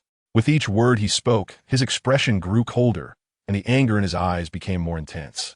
Hearing Obito's words filled with resentment and accusation, Boruto couldn't help but frown and look directly into Obito's eyes as he said, "Kakashi-sensei would never be as you say." There must be. Before Boruto could finish, Afei's gaze became fierce, and he interrupted angrily. "But that's the fact." His voice was filled with rage and pain, desperately suppressing the anger within. "He betrayed my expectations and personally killed my most important person." Obito slowly lowered his gaze, unwilling to confront the reality before him. However, the scenes from years ago, reminiscent of hell, surged into his heart like a tide, constantly replaying in his mind. His voice low, "This filled me with despair for this hellish world, which is why I resolved to completely overturn it." As he spoke, the space around Obito's eyes began to distort violently again, and the unique fluctuations of Kamui reappeared. In just a moment, The distortion around Obito's eyes became even more severe. Boruto noticed the signs that Obito was preparing to leave and slightly raised an eyebrow, stepping forward. Boruto's actions startled Obito, who immediately shouted, "One day, Ushiya Obito will personally question Kakashi." After saying this, Obito did not dare to hesitate for a moment, activating the power of Kamui and disappearing from Boruto's sight, fearing that the next moment Boruto would pull him out of Kamui and force him in front of Kakashi. Chapter 241. Recall Boruto stood quietly in place, watching Uchiha Obito's figure gradually become blurry and finally disappear from his sight through the ability of the Mangekyo Sharingan, without making any move to stop him. Uchiha Obito had a complicated entanglement with Kakashi-sensei, and it would not be wise for him to intervene easily. Boruto thought to himself that once he returned to Konoha village, he would find Kakashi-sensei for confirmation before making a decision. Moreover, he had enough means to confirm Obito's exact location, so he was not in a hurry to take action at that moment. As Boruto thought of this, he paused for a moment, slowly looking around, and eventually his gaze landed on Deidara in the distance, who had been successfully sealed by Shin with his petrification ability to prevent self-detonation. At this moment, Deidara's body was wrapped in a thick layer of stone, losing all mobility, and could only lie there quietly. Boruto approached Deidara's stone statue, confirmed that its state was stable, then crouched down and steadily hoisted the statue onto his shoulder. Following this, he vanished in a few flashes, heading towards Konoha village. In a quiet forest dozens of miles away from the place where Boruto fought, the space suddenly began to distort violently, and moments later, Uchiha Obito's figure slowly appeared. Without a moment's pause, Obito immediately released his senses around him, scanning in all directions to ensure there were no signs of being tracked. After a while, having confirmed that Boruto did not pursue him, the heavy stone that had been pressing on his heart finally fell, and Obito's tense nerves relaxed slightly. But what followed was endless anger. His heart was filled with unwillingness towards Boruto, and the scene of their earlier confrontation replayed in his mind. His eyes glaring and fists clenched tightly. Unable to suppress his inner anger any longer, Obito suddenly swung his arm and struck a nearby tree fiercely. Accompanied by a dull thud, his fist embedded deeply into the trunk, and instantly, cracks spread across the tree like a spider web, splintering wood and causing leaves to fall. Obito was filled with rage. He had never imagined he would fall to such a wretched state, having revealed all his trump cards and lost a Mangekyo Sharingan. What made him feel even more humiliated was that in the end, he had to rely on Kakashi's name to barely escape from under Boruto's watchful eyes. Unable to contain his negative emotions, Obito shouted angrily, "Damn it! Cough! Cough! That guy!" Suddenly, the image of that white monster floated into Obito's mind. He clearly remembered that when he battled it, he sensed that the monster had not used all of its strength. Their powers had probably reached the level of the Sage of Six Paths. The divine techniques it spoke of were highly likely to transcend bloodline limits and bloodline elimination. And such divine techniques might contain a more advanced and mysterious power system, encompassing all basic properties of chakra while integrating even more profound nature changes. Although only two-tailed beasts remain to be gathered, the most crucial and powerful Nine-Tails is currently located in Konohagakure, where Boruto and that mysterious monster are also present, complicating the situation significantly. To realize the Eye of the Moon plan, I must overcome these two massive obstacles. Given that Boruto possesses a unique ability that grants him immunity to the Genjutsu of the Sharingan, Uchiha Itachi, who is responsible for capturing the Nine-Tails, is clearly unfit for this task. Their Sharingan abilities will be useless against Boruto, so they can only rely on Nagato to complete the critical task of capturing the Nine-Tails. Unexpectedly, the once Shura of the ninja world is now in such a dire state. Or are you merely an imposter trying to intimidate people using Uchiha Madara's name? When he heard the words from behind him, Obito's heart tightened. He realized his injuries were severe enough that he hadn't even noticed someone approaching him silently. Without thinking too much, Obito quickly turned around and hurled a kunai in the direction of the voice, simultaneously asking coldly, "Are you tracking me, Uchiha Itachi?" In the depths of the dim forest, a vague black shadow flickered, and then it suddenly transformed into countless crows, scattering in all directions. Moments later, these crows were formed in front of Uchiha Obito, taking the shape of a figure in a black cloak, Uchiha Itachi, who was holding the kunai that Obito had just thrown. Maintaining his usual calm demeanor in response to Obito's question, Itachi slowly spoke. "I am here to convey the leader's orders." He requests that you return to the base immediately and use the Genjutsu, Phantom Dragon 9 consummations, to extract the remaining tailed beasts that have already been captured as soon as possible. Daidora's explosive clay had successfully created a giant bird that transported the Three Tails Isabu safely to the Akatsuki's secret base. However, as time passed, there was still no sign of Kakuzu and Deidara appearing at the base, which made the members left behind, who were ready to use the sealing technique, feel quite impatient. Pain attempted to contact Deidara using the teleportation technique, but the messages seemed to sink into the sea without any response. Since Kakuzu was not wearing the Akatsuki ring, he could not use the teleportation technique to make contact. Pain had no choice but to send Uchiha Itachi, who was still in the Land of Fire, to the scene to personally search for Kakuzu and Deidara's whereabouts. After explaining his purpose, Uchiha Itachi began to carefully scrutinize Uchiha Obito from head to toe. His gaze caught the closed left eye beneath Obito's half-damaged mask, which had 2 shocking bloodstains, but no chakra fluctuations from the Sharingan, and he understood. He then said to Uchiha Itachi, "I didn't expect you to use our Uchiha clan's forbidden technique, Izanagi. And judging by your current situation of being alone, it means Deidara." In response to Uchiha Itachi's inquiry, Uchiha Obito slowly replied, "Deidara has fallen into the hands of Konohagakure. I'm afraid the situation is dire." Uchiha Itachi slowly nodded, indicating that he understood what Obito was saying. He then took a few steps towards Uchiha Obito, passing by him, while Obito's gaze closely followed every movement of Itachi. Itachi noticed that Obito had been tense since he appeared, seemingly ready to respond to any possible attack. He calmly said, "You don't need to be so guarded against me. At least for now, I won't do anything to you. On the contrary, from the moment I appeared, you didn't even realize that this is just a clone of mine. When did you become so unhinged?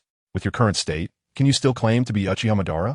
As soon as Uchiha Itachi finished speaking, his figure began to slowly darken, his outline gradually becoming blurry, and eventually transformed into a flock of black crows, emitting sharp cries as they took flight into the distant sky.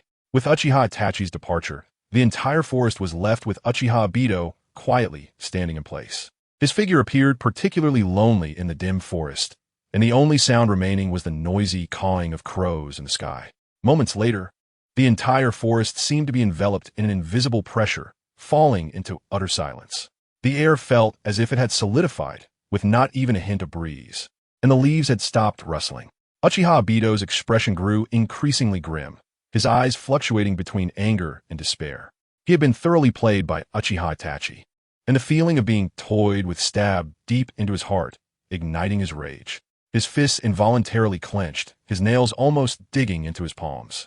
Uchiha Obito stood in place for several minutes, the passage of time feeling exceedingly long. Finally, he slowly raised his hand and gently removed the half-damaged vortex mask from his face. Then he suddenly crushed the mask in his hand, the fragments turning to powder and scattering to the ground. Subsequently, Uchiha Obito slowly took out a brand new white mask from the Kamui space and put on his face. As the mask closed, Uchiha Obito's features were once again concealed, and the crimson kaleidoscope Sharingan shone through the narrow eye holes of the mask, emanating a chilling aura. Chapter 242. Return to the village in a hidden Akatsuki base far away in the Rain Village. In an underground space shrouded in darkness, the damp and decaying atmosphere lingered, with several massive stone pillars standing tall. On the pillars, several faint figures emitting cold, illusory light could be seen, their outlines indistinct, maintaining a still posture like statues. Only vaguely humanoid, but impossible to identify. Meanwhile, the other pillars stood empty, representing those Akatsuki members who had already perished and had yet to find replacements. In the center, surrounded by the pillars, there was a large creature, a turtle covered in a hard shell, its shell adorned with sharp spikes. It was the Three Tails Isabu, lying there, its massive body nearly occupying the entire central area. At this moment, Uchiha Itachi had received chakra from the clone, receiving messages from Deidara and Uchiha Obito, and slowly opened his eyes. Pain noticed the change in Uchiha Itachi's state and turned his gaze towards him, asking, "Itachi, what is the situation? Have you made contact with Deidara and the others?" Pain's deep voice echoed in the vast underground space, causing the other Akatsuki members with closed eyes to turn their attention towards Uchiha Itachi. Feeling the attention from all directions, Uchiha Itachi slightly raised his head, meeting their gazes, nodding slightly and calmly responding, "I have received the message conveyed by the clone. Kakuzu will arrive shortly." Uchiha Itachi's voice sounded particularly clear in the silent space. And after a pause, he continued, "However, there's been a change. Deidara is at the border of the land of fire." Uchiha Itachi began to summarize the information he received from a clone. After listening to Uchiha Itachi's detailed explanation, Kakuzu's cold face revealed a hint of surprise. He clicked his tongue, his tone laced with a bit of helplessness and lamentation. "Oh dear, it seems the number of members in the organization has decreased again." However, Kakuzu had already grown accustomed to the frequent changes within the organization. Then, Kisame shook his head and said, "I originally thought that Deidara guy was quite powerful. As for that Akatsuki member, he truly deserves to be called the best at escaping. Even Deidara couldn't escape, yet he could still come back." After a brief silence, Pain narrowed his cold eyes slightly and, after weighing his options, slowly spoke. "Never mind, a man of that caliber can have as much as he wants." Pain continued in a tone of regret, "But it's really a pity about Deidara." Seeing that Leader Pain had such little regard for Akatsuki, Kisame helplessly shrugged his shoulders and teasingly remarked, "I actually quite like him." He then shifted his tone and continued, "If we're talking about the ability to lighten the gloomy atmosphere of this organization, Akatsuki is also quite remarkable. Next, during the time of extracting the tailed beast power, do not act without permission." Pain scanned everyone present and issued the order without leaving any room for negotiation. After that, Pain said no more and decisively released his shadow clone technique. As the technique was lifted, Pain's figure gradually became blurry and eventually disappeared from everyone's sight, leaving only a trace of chakra fluctuations in the air. Seeing this, everyone began to act and silently left the dark underground space. At this moment, Boruto was bringing the petrified Deidara toward the entrance of Konoha village. Just as he was about to step into the village gate, he unexpectedly caught sight of Jiraiya's figure. At that moment, Jiraiya was leisurely lying on a rooftop, looking relaxed and carefree, dressed in loose ninja attire, holding a telescope, and occasionally lifting it to closely observe the scenery by the creek outside the village. Jiraiya had a mischievous smile on his face, clearly very pleased with what he was seeing. However, Jiraiya's keen observational skills, honed from years of gathering intelligence, immediately alerted him that someone was watching him. His body stiffened slightly, and he quickly turned around to look at the person. When he saw it was Boruto, he let out a sigh of relief. "Oh, it's just Boruto. Don't scare me like that." Then, Jiraiya jumped down from the rooftop and gently brushed off the dust from his clothes. Soon after, Jiraiya's attention was drawn to the lifelike statue on Boruto's shoulder. He frowned slightly and carefully examined the statue, hesitantly asking, "The person you're carrying is Deidara? Code name Blue from the Akatsuki organization?" Boruto nodded slightly to confirm, gently setting Deidara down and then performing a technique too, with a slight chakra fluctuation. Deidara's body gradually returned to its original state. After finishing, Boruto looked up. "I was just about to find Kakashi-sensei to confirm something. So could you please help me with a handover?" Jiraiya nodded in agreement, not declining, and straightened up. "In that case, I'm on my way to see Tsunade, so I'll help you bring him over." After bidding farewell to Jiraiya, Boruto headed straight to the training ground where Kakashi-sensei and Naruto usually trained. However, when Boruto arrived at the training ground, he found only Naruto diligently practicing alone, without Kakashi-sensei in sight. At that moment, Naruto was fully focused on practicing the Rasengan, rapidly swinging his arm to gather chakra in his hand, forming a rapidly spinning energy sphere. The air around him was violently torn apart by his chakra, producing a sharp whistling sound as he continuously adjusted the flow of chakra and the rotation of the shuriken, striving for perfect balance. Chapter 243. Obito is still alive. The ground around him trembled slightly due to this powerful force, with small stones and dust being scattered everywhere. Immediately afterward, Naruto swiftly threw the Rasengan toward an empty patch of ground, and the spinning shuriken formed a massive vortex in the air, with a strong cyclone acting like an invisible blade, tearing at the ground. Amidst the swirling dust, a giant pit with a diameter of several meters suddenly appeared before them. The edges of the pit jagged and uneven, with surrounding stones instantly turning to dust under the impact of this powerful force, scattering with the wind. "You've already mastered the Rasengan so quickly?" A voice filled with astonishment came from behind Naruto. Upon hearing the voice, Naruto quickly turned around, a confident smile on his face, and responded loudly while patting his chest, "Of course. You should know who I am. I'm the guy who is going to become Hokage." After exchanging a few pleasantries with Naruto, Boruto got to the point. As he surveyed the surroundings, he casually asked, "Is Kakashi-sensei not here?" Boruto knew that Kakashi-sensei had been training with Naruto lately, fully aware of Naruto's special status as the Nine-Tails Jinchuriki. Worried that high-intensity training might cause the chakra of the Nine-Tails within him to become chaotic and trigger the transformation. At this moment, Kakashi had shed his previous lazy demeanor and appeared unusually serious. Holding a bouquet of fresh flowers, Kakashi slowly crouched down and carefully replaced the slightly wilted bouquet at the grave. After that, he began to meticulously wipe the gravestone. Obito. Every time he came here, standing in front of this quiet gravestone, Kakashi's heart surged with endless regret. He couldn't help but blame his past foolish self, the one who was powerless at a critical moment. It seemed that the reason Kakashi-sensei was several hours late every day was to visit an old friend. Unbeknownst to him, Boruto had silently stood behind Kakashi, watching his figure and softly speaking. Kakashi, hearing the voice, paused his movements in surprise and slowly turned around. He looked at Boruto, standing not far away, his eyes showing surprise, clearly not expecting Boruto to appear in this place, and asked Boruto, "What are you doing here?" "I need to confirm some things with Kakashi-sensei," Boruto replied to Kakashi's question. Then, Boruto's gaze inadvertently passed through Kakashi and landed on the gravestone behind him, where the name of the masked man was inscribed, Uchiha Obito. Kakashi noticed Boruto's gaze and softly spoke, "He was my dear friend. If it weren't for him back then, I wouldn't be who I am today." As he spoke, Kakashi reached out, gently tracing the healed scar over his left eye, but his eyes betrayed an undeniable sorrow, as if the scar was not only etched on his skin, but also deeply imprinted on his soul. The battle at the Valley of the End was a day that changed destinies. On that day, the Hidden Leaf Village gave birth to two ninjas with Sharingan. One of their names was forever etched on the memorial stone, while the other became the renowned copy ninja Kakashi in the ninja world. He inherited the Sharingan that Obito gifted him and regarded it as a precious heirloom.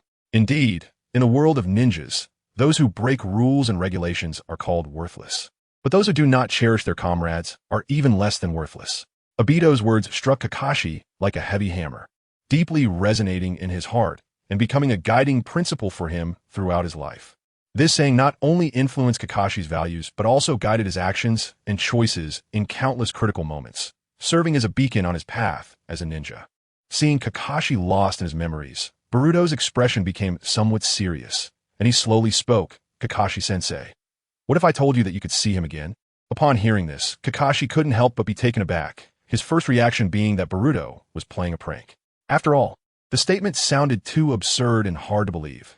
He had been worshipping Obito for nearly 20 years, and now Boruto was telling him he could see him again. However, Kakashi quickly calmed down, realizing that Boruto was clearly not the type to joke about such things. A hint of seeking confirmation flashed in Kakashi's eyes as he murmured, "Boruto. You mean?" Boruto nodded and solemnly replied, "Uchiha Obito, he's still alive." After a wave of complex emotions, Kakashi slowly shook his head, a hint of bitterness in his tone. "Boruto, you don't understand Obito. He values his comrades more than anything else. If Obito were alive, he would have returned to Konoha at all costs." Kakashi's tone was very firm, as if he were stating an unshakable fact. He knew Obito's character well, understanding that he was someone who regarded his comrades as more important than life itself. He thought Boruto must have mistaken someone for Obito, or that someone was using Obito's name for their own gain. As Kakashi spoke, his gaze fell back on Obito's tombstone, and endless melancholy filled his eyes. His thoughts seemed to be drawn back to that era, to the time when Obito, like Naruto, would always talk about wanting to become Hokage. The vibrant Obito seemed to stand before him again, smiling brightly, his eyes sparkling with infinite hopes for the future. Yes, if Obito were alive, he would never choose to hide. He should have returned to Konoha years ago to carry out missions, fighting alongside him and protecting important comrades. Even during the Nine-Tails turmoil years ago, if Obito had been there, with his deep sense of loyalty, he would have fought to protect Kushina and the newborn Naruto. Chapter 244. Misunderstanding Kakashi-sensei, Boruto said, "I know this is hard to believe, but that person's expression didn't seem fake. I saw him with my own eyes and even fought against him. His right eye has the same pattern as your Sharingan, and in his eye technique space, I saw the Rasengan." This made Kakashi fall into deep thought as he recalled the incident from that morning when Naruto was practicing the Rasengan. At that time, Naruto lost control and the Rasengan went haywire. In an instant decision, Kakashi used his Sharingan to redirect the uncontrollable chakra into his eye technique space, thus averting the crisis. Now, the fact that the person Boruto mentioned, who also had a Sharingan, could see the Rasengan undoubtedly indicated that there was some sort of special connection, perhaps even a mutual exchange between their Sharingan. Kakashi's brow furrowed tightly, his hand unconsciously clenching into a fist, the knuckles turning slightly white from the pressure. Countless thoughts raced through his mind, various possibilities intertwining before him as he tried to piece together a reasonable conclusion. Kakashi felt a mix of emotions. On one hand, he felt a glimmer of joy because if what Boruto said was true, it meant Obito might still be alive. On the other hand, he was filled with worry. After the battle at the Kanabi Bridge, they had searched for Obito but never found his body.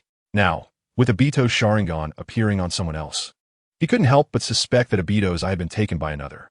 After all, the power of the Sharingan was highly sought after in the ninja world, and many would go to any lengths to obtain it. Moreover, there had been no news of Obito for so many years. Boruto. Kakashi suppressed his complex emotions and maintained his usual calm demeanor as he pressed Boruto for more details. Do you remember the specifics of that space? The environment, the atmosphere, or anything unusual? Also, did the person with the Sharingan have any special characteristics, like his demeanor, way of speaking, or any details that left an impression on you? Upon hearing Kakashi's probing questions, Boruto nodded and began recounting his encounter with the masked man. As Boruto's description deepened, Kakashi's hope gradually dimmed. The personality traits and behaviors of the masked man that Boruto mentioned were completely different from the Obito in Kakashi's memory. The more Kakashi listened, the more he felt that the similarities between this person and Obito were minimal, causing the flicker of hope in his heart to extinguish, replaced by a sense of loss. Boruto glanced at Kakashi's expression and then softly said, "If that person really is Uchiha Obito, I suspect he hasn't returned to Konoha because he might have some misunderstandings about you, Kakashi-sensei." To this, Kakashi responded somewhat nonchalantly, "Oh, what misunderstanding?" At that moment, his mind was filled with various thoughts, contemplating how to capture the imposter posing as Uchiha Obito. He had to reclaim the lost Sharingan. He risked his life to save Kakashi during the battle at Kanabi Bridge, giving his Sharingan to someone who would let his comrades die. He betrayed my expectations and killed the most important person to me. Boruto recited Obito's words, striking Kakashi's heart like a bolt from the blue. Whether it was the battle at Kanabi Bridge or the phrase about killing the most important person, they struck Kakashi's soul like heavy hammers, causing him to tremble violently. His brain seemed to stop functioning for a moment, blanking out as long-buried memories and emotions surged forth, overwhelming him. At the top of the tallest building in Amigay-Cure, Pain stood quietly, gazing at the distant horizon. His figure appeared particularly lonely in the hazy rain, droplets sliding down his black cloak. In the dark shadows behind him, a low female voice suddenly called out, "Pain, come here." Upon hearing the voice, Pain slowly turned his head to look in the direction it came from. "He has arrived." Without speaking, Pain stepped forward and slowly approached Konan, his gaze passing over her to directly lock onto Uchiha Obito, hidden deep in the shadows. The plan to capture the tailed beast was approaching completion. The time was ripe, and we could no longer delay. "We don't have time to waste." Obito looked straight into Pain's eyes. "Otherwise, all our previous efforts will be in vain."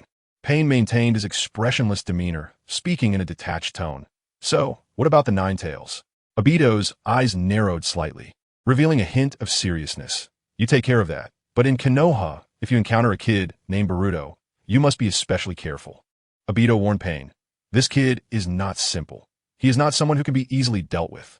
Don't underestimate him, or it could affect the progress of the mission." Konan, standing beside Pain, responded without hesitation to Obito's warning. Underestimating the enemy is meaningless. Her words were full of trust in Pain, because Pain has never lost. Obito did not refute Konan's words, merely nodding slightly. "However, that is also true. Let the other members collect the remaining Jinchuriki, and you focus on the task with the Nine Tails." Uchiha Obito stepped forward, slowly walking past Pain's figure. "It's almost time. We're close to achieving our goal. On that day, everything will return to its original state." After saying this, Obito turned sideways, preparing to leave, but before he did, he took a deep look at Pain. Then he added, "As the leader, I do not allow failure." Obito's gaze lingered on Pain for a moment before he slowly turned and disappeared into the rain. Chapter 245. Meeting Preparation. Boruto received an urgent summons from the 5th Hokage and immediately headed to the Hokage's office. Soon, Boruto stood before the wooden door of the Hokage's office, raised his hand, and gently knocked on the door.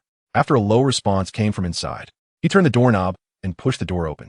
At that moment, Tsunade was sitting behind the Hokage's desk, her brows tightly furrowed, her right hand pressed against her forehead, massaging her temples.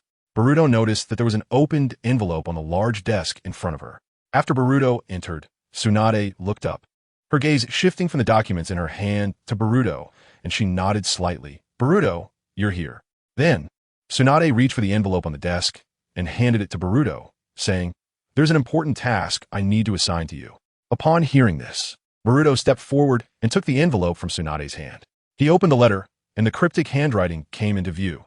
The envelope bore the special mark of the Umbu, indicating that its contents had been deciphered by them. The letter was personally written by the Raikage of the Cloud Village, and its general content was an official invitation for Tsunade, the 5th Hokage of Konoha Village, to hold a meeting in 3 days regarding important matters between the two villages. The letter detailed the time, place, and preliminary agenda for the meeting. After Boruto finished reading, Tsunade began to explain. The Akatsuki organization has captured 7 of the 9-tailed beasts, leaving only the 8 tails from the Cloud Village and Naruto. We cannot dismiss the possibility of their next move. After reading the contents of the letter, Boruto looked at Tsunade. Seeing this, Tsunade continued. The 9-tailed beasts have been captured by the Akatsuki, and now only the 8 tails from the Rain Village and our Naruto remain. The Akatsuki's actions are becoming more frequent, and we must remain vigilant about their next moves. We need to prepare in advance. Tsunade paused for a moment before continuing. After learning from Jiraiya that the Jinchuriki of the 8 tails has become a perfect Jinchuriki, I immediately sent a letter to the Cloud Village proposing an alliance, hoping we can jointly resist the threat of the Akatsuki. I also hope to arrange for Naruto to undergo special training to fully master the 9-tails chakra. As she spoke, Tsunade frowned slightly, revealing a look of helplessness. However, things are not as simple as we imagined. The Cloud Village's attitude is somewhat delicate. Upon hearing this, Boruto understood that the relationship between Konoha Village and the Cloud Village was not as harmonious and close as it would be in the future. There are many historical issues and conflicts of interest between the two villages, making it impossible to trust each other unreservedly and share important information and plans based solely on a letter. Tsunade looked seriously at Boruto. For this meeting, according to regulations, we can only bring 1 bodyguard. After careful consideration, I have decided to assign this important task to you. Tsunade was well aware of Boruto's adaptability, so she was not worried about the possibility of the Raikage suddenly causing trouble during the meeting. Boruto nodded in response to Tsunade's arrangement. I will do my best to ensure the task is completed smoothly. After receiving Boruto's response, Tsunade nodded. The Cloud Village is not to be underestimated. They have harbored covetous thoughts toward Konoha many times, attempting to gain benefits in various situations. However, given the current special period of heightened threat from the Akatsuki, we can only break the fragile balance we currently have. Days later, in a hidden cave near the former stronghold of the Uchiha clan, Uchiha Itachi and Kisame Hashigaki had just completed the extraction of the remaining Jinchuriki. The two looked calm, still carrying the chakra fluctuations from their powerful jutsu.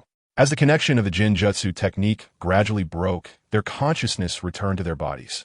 Kisame slowly stood up, stretching his body, which had become stiff from maintaining a single position for too long.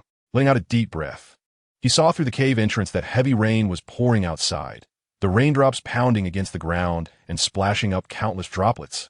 Kisame murmured, "Finally, it's over. But it seems the rain outside won't stop anytime soon." Then, raising an eyebrow, Kisame continued, "It's quite strange for it to rain so heavily in this area at this time." Uchiha Itachi did not respond to Kisame's words, but silently stood up and walked forward until he was fully exposed to the heavy rain. The rain pounded violently against him, soaking his clothes instantly, but Uchiha Itachi didn't mind. Kisame watched Itachi standing in the rain and softly said, "This isn't good for your health." In response, Uchiha Itachi simply stood in the rain, his gaze penetrating through the dense curtain of rain toward the Uchiha stronghold towering on the distant high mountain. "What are you thinking about now, cold as you are?" "I don't know, but from my perspective, it feels very desolate." After saying this, Kisame took a step forward, walking toward Itachi, standing in the rain. Once he reached Itachi's side, he stopped and stood shoulder to shoulder with him in the rain, continuing, "Mr. Itachi, you once said that no one can truly understand themselves until the very last moment. Only until death can one see clearly." so I still can't quite grasp it now. Uchiha Itachi watched as the raindrops gradually became sparse and eventually stopped altogether, the sky starting to clear. Only then did Itachi slowly speak, murmuring, "The rain has stopped." In the upcoming plot, I plan to simultaneously advance the brotherly battle between Uchiha Itachi and Uchiha Sasuke, Jiraiya's solo reconnaissance of the Rain Village, and his journey to the Cloud Village to help Naruto train to become a perfect Jinchuriki. Chapter 246. Meeting begins at this moment. In the Cloud Village of the Land of Lightning, in the Raikage's office, the fourth Raikage, was sitting in a large chair, resting with his eyes closed. His fingers rhythmically tapped on the table, producing a dull sound, and his face showed no expression. As the appointed time drew near, the waiting kin finally couldn't hold back her doubts and asked, "Raikage-sama, will the fifth Hokage really come to the meeting?" Kin continued, uncertain. "After all, this meeting is being held in our Cloud Village, and she is the shadow of one of Konoha's villages." Kin's concerns were not without reason. As the highest leader of Konoha Village, the fifth Hokage personally coming to the Cloud Village for a meeting indeed posed certain risks. Darui, who was also standing to the side in the Raikage's office, lazily said, "It's fine if she doesn't come. If they lack even this bit of courage, how can they expect us to help their Jinchuriki master the tailed beasts?"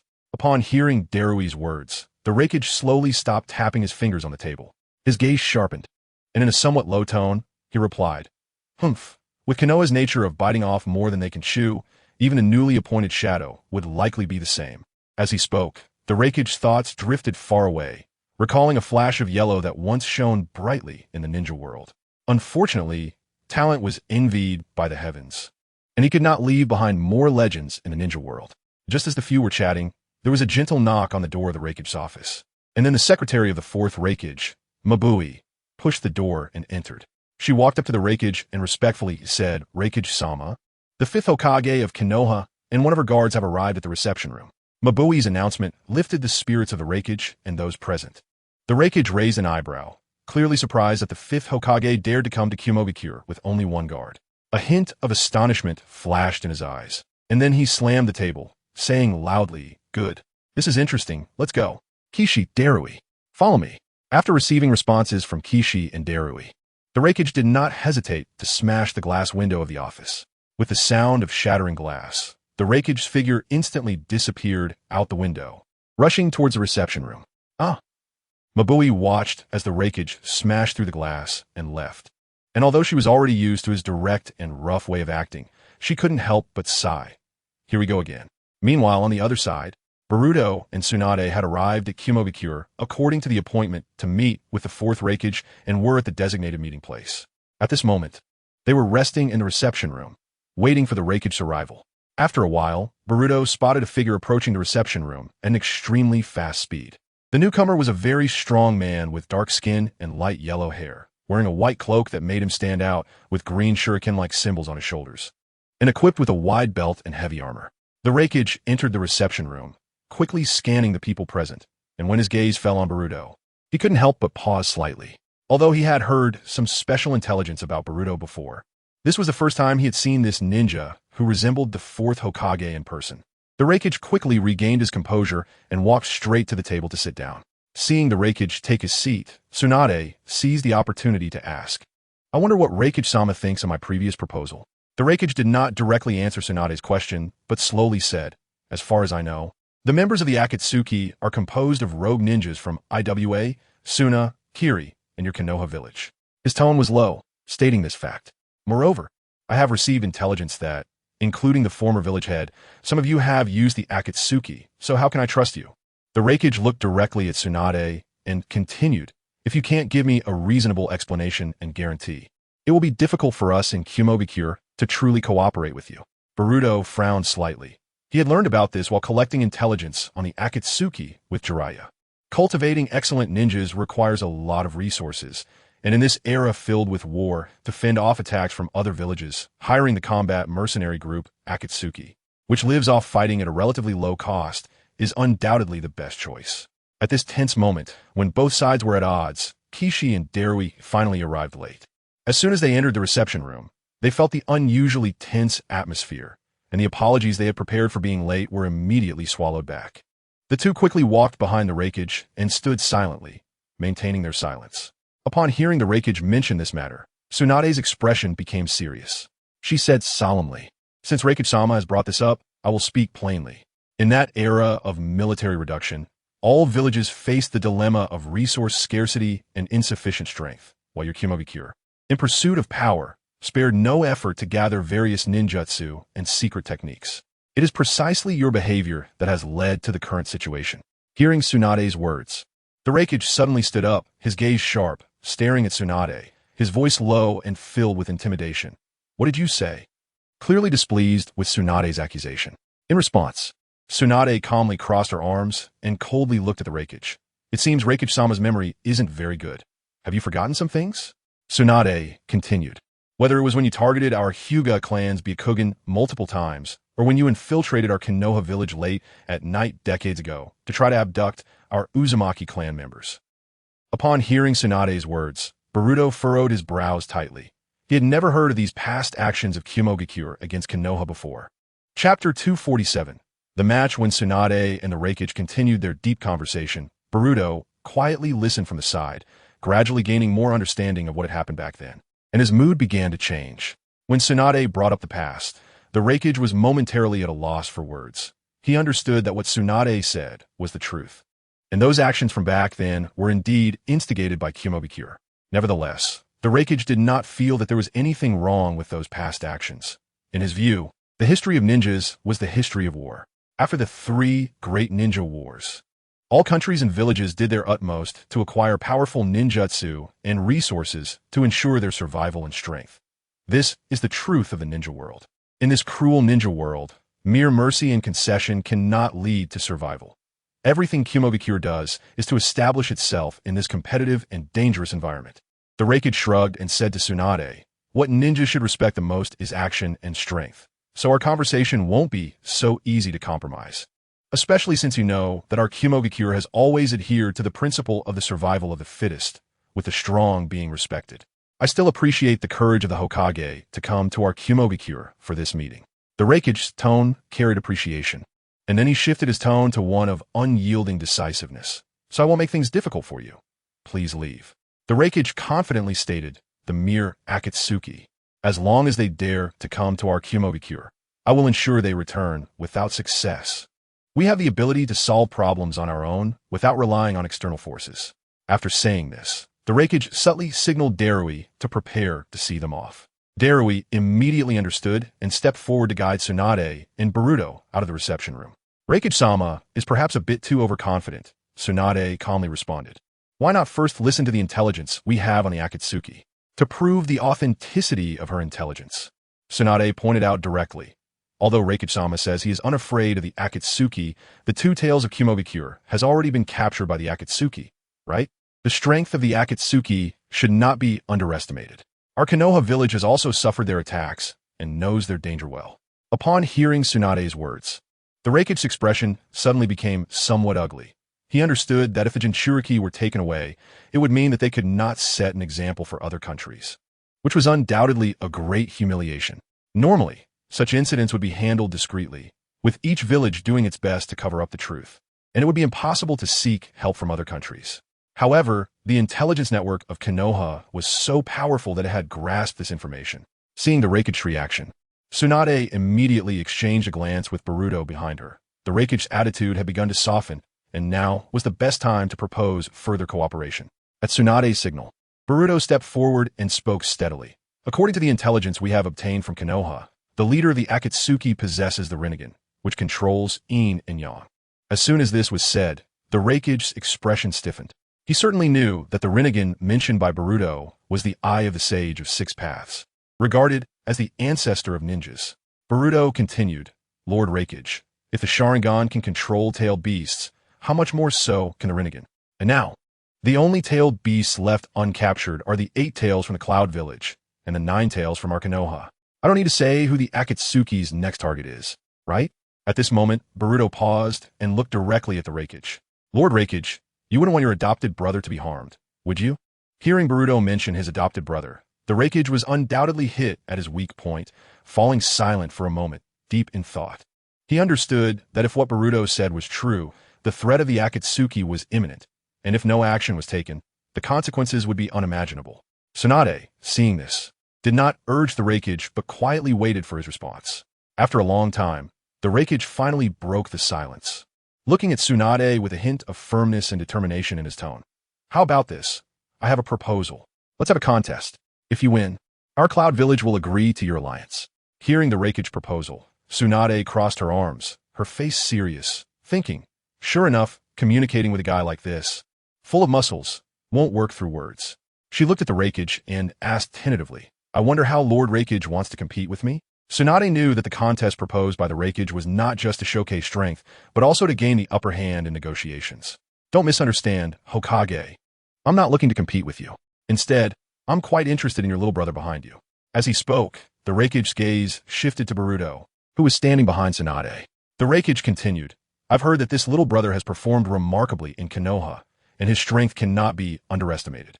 Upon hearing the Reikage's words, Tsunade was initially surprised but quickly regained her composure. She did not immediately make a decision, but left the choice to Boruto. Even Hiki and Darui, who were standing behind the Reikage, did not expect their lord to suddenly propose a contest with someone clearly younger. Although they knew Boruto was impressive in Konoha, in their eyes, no matter how strong he was, he could not possibly defeat their Reikage. Wasn't he this bullying a child? However, Boruto did not refuse. Instead, he squinted slightly, a calm expression on his face, and replied, that suits me. Ha ha ha. Seeing Boruto agree, the Reikage laughed heartily, good courage. Then please. With that, he swaggered out. Hiki and Darui exchanged glances, surprised that things had developed to this point. After looking at each other, they could only sigh. Although they did not understand their Reikage's thoughts, Hiki and Darui led Boruto and Tsunade towards the training ground. Chapter 248. Reikage under the leadership of Darui and Hiki from the Cloud Village. Boruto and Tsunade soon arrived at the training ground of the Cloud Village. This training ground was located on an open flatland surrounded by towering rock walls, with a ground paved with hard rocks, exuding a sense of heaviness. At this moment, the Reikage was already standing in the center of the field, arms crossed, his gaze like a torch, watching Boruto. Boruto, don't go too far. Tsunade reminded Boruto in a low voice. After all, the opponent was the Reikage. In response to Tsunade's advice, Boruto smiled slightly and nodded, don't worry, I know my limits. With that, Boruto stepped forward under everyone's watchful eyes, walking to the center of the field to stand opposite the Reikage. Seeing this, the Reikage laughed heartily, his voice booming like thunder throughout the training ground. Good. Then, let's get started. As soon as he finished speaking, the Reikage began to rapidly gather his lightning release chakra. Instantly, his muscles tensed, and a faint sizzling sound of electricity could be heard in the air. In an instant, the Reikage's body was enveloped in a layer of chakra light, with strands of lightning dancing across his surface. As the chakra continued to pour in, a layer of lightning armor coated his skin. At the same time, the cells within him became extremely active due to the stimulation of the lightning, greatly enhancing his muscle explosiveness and reaction speed. Lightning release, heavy flow. The Reikage shouted, concentrating all his lightning release chakra onto his elbow. In the next moment, the Reikage's figure vanished, leaving only an afterimage in place, followed by a crisp metallic clash as Boruto found a long sword in his hand. The blade violently clashed against the hard armor on the Reikage's arm, sparking fiercely. Hiki, who was closely watching the situation from above the training ground, couldn't help but raise an eyebrow in surprise. He knew how terrifying Lord Reikage's strength was, especially when he concentrated the lightning release chakra within his body. His nerve conduction speed and reflexes almost reached the pinnacle of the ninja world, comparable even to the legendary Yellow Flash. However, the fact that that kid could react in such a short time was truly unexpected for Hiki. Nevertheless, he still did not hold high hopes for Boruto. The Reikage's ability to use lightning release chakra to enhance his reflexive activity was something even ninjas with Sharingan would find difficult to keep up with. Moreover, as Lord Reikage's lightning release chakra continued to strengthen, his defense and speed would also significantly increase. During the confrontation with Boruto, the Reikage's expression suddenly changed. The muscles on his face twitching slightly, and his arm began to tremble under the immense opposing force. Although the Reikage tried to force Boruto down, his arm could not advance even a fraction. As the power continued to clash, small cracks began to appear on the armor on the Reikage's arm. The cracks spread rapidly like a spider web, making a faint cracking sound that was particularly harsh during the standoff. Just at the moment the armor shattered, The Raikage decisively exerted force, using all his strength and momentum to quickly retract his arm, while simultaneously pushing off the ground, propelling himself backward. What? But Boruto, under the Raikage's astonished gaze, had already arrived at his landing position in advance. Before the Raikage's feet had fully landed, and without time to react, Boruto had channeled chakra into his fist, striking directly at the Raikage's chest. Under the astonished gazes of Hiki and Darui, the layer of lightning release armor that was usually impenetrable for Lord Raikage failed to withstand Boruto's attack. Boruto's punch, like a bamboo shoot breaking through the soil, directly hit Lord Raikage's chest. This scene made Hiki and Darui involuntarily grip the railing tightly, their knuckles turning white. This powerful impact surged through the Raikage's body like a torrent, causing him to shudder violently, feeling a severe tearing sensation in his muscles, leading to a loss of balance. And he instinctively fell backward. However, the Raikage was after all a battle-hardened warrior. At the moment of falling, he immediately reacted, rolling to absorb some of the impact. Meanwhile, using the inertia from the roll, he created distance between himself and Boruto. After getting up and stabilizing his form, the Raikage slowly moved his hand away from the spot Boruto had hit. As his hand moved away, a clear fist mark appeared on his chest, with the surrounding skin beginning to show small cracks, indicating signs of breaking. Cough, cough. Despite the intense pain in his chest burning through his nerves like a fierce fire, Raikage's eyes showed no signs of retreat. He gritted his teeth, the veins on his forehead bulging. Raikage understood that the brief exchange just now was like a microcosm of the match's outcome. Boruto had effortlessly broken through his proud lightning release armor with just his own strength. This made Raikage curious about Boruto's true power. Want to see how high this young man could reach during this match. Immediately, Raikage pushed his lightning release chakra to the limit, and in an instant, the air was filled with a strong electrical aura. His hair stood on end, bursting out like a lion's mane under the powerful chakra. At the same time, Boruto transformed through the lightning blade, summoning a shuriken in his hand and throwing it towards Raikage. Raikage condensed the lightning release chakra in his palm and deflected the rapidly spinning shuriken. Just as the shuriken was deflected, Boruto activated the Flying Thunder God technique using the mark previously attached to the shuriken, appearing behind Raikage. However, Raikage seemed to have anticipated this. As Boruto appeared behind him, he quickly turned around and launched an attack. Lightning destruction, horizontal 1,000-year dance. Raikage leaped into the air, releasing lightning release chakra from his body, focusing a high-intensity current in his hand as he dove down, aiming to strike Boruto with a knife-hand blow. Yet, Raikage underestimated Boruto's strength when they collided in midair. Raikage felt an overwhelming force coming from Boruto's attack. His body involuntarily sank, his feet sinking deep into the rock. So it is the Flying Thunder God technique. Raikage thought, alarm bells ringing in his mind as Boruto pulled out the shuriken. After all, he had experienced the unpredictability of this space ninjutsu before. Chapter 249. Match conclusion. Raikage quickly lowered his stance with astonishing reflex speed, using the combat experience he had accumulated over the years on the battlefield to find a minuscule opening amidst Boruto's immense pressure. He then executed the body flicker technique, moving at high speed. To the spectators in the stands, it looked like a blue arc of electricity flashed by, disappearing from sight in an instant. When he reappeared, Raikage was already behind Boruto, immediately wrapping his arm around Boruto's waist. In the stands, SHI witnessed this scene, his pupils narrowing slightly as his expression grew serious. He exchanged a glance with Darui beside him, both surprised. They hadn't expected Lord Raikage to use a body technique on that guy. Up until now, every opponent caught by this technique had met their end. Thinking of this, SHI couldn't help but glance worriedly at the fifth Hokage Tsunade nearby, only to find her calm and composed, without the panic he had imagined. Lightning explosion. Raikage roared, seizing Boruto in an instant and forcefully driving him downwards, slamming him into the ground. At the same time, Raikage activated his lightning release, converting all his chakra into a violent electrical force, triggering a violent explosion. In an instant, the ground within several meters was shattered into countless fragments from the intense impact. As the dust slowly settled, Darui's previously lazy demeanor vanished, replaced by a look of astonishment. He turned his gaze to the center of the arena, where Boruto had withstood Raikage's incredibly powerful strike, remaining unscathed. Darui couldn't help but murmur, "Is that the lightning release armor?"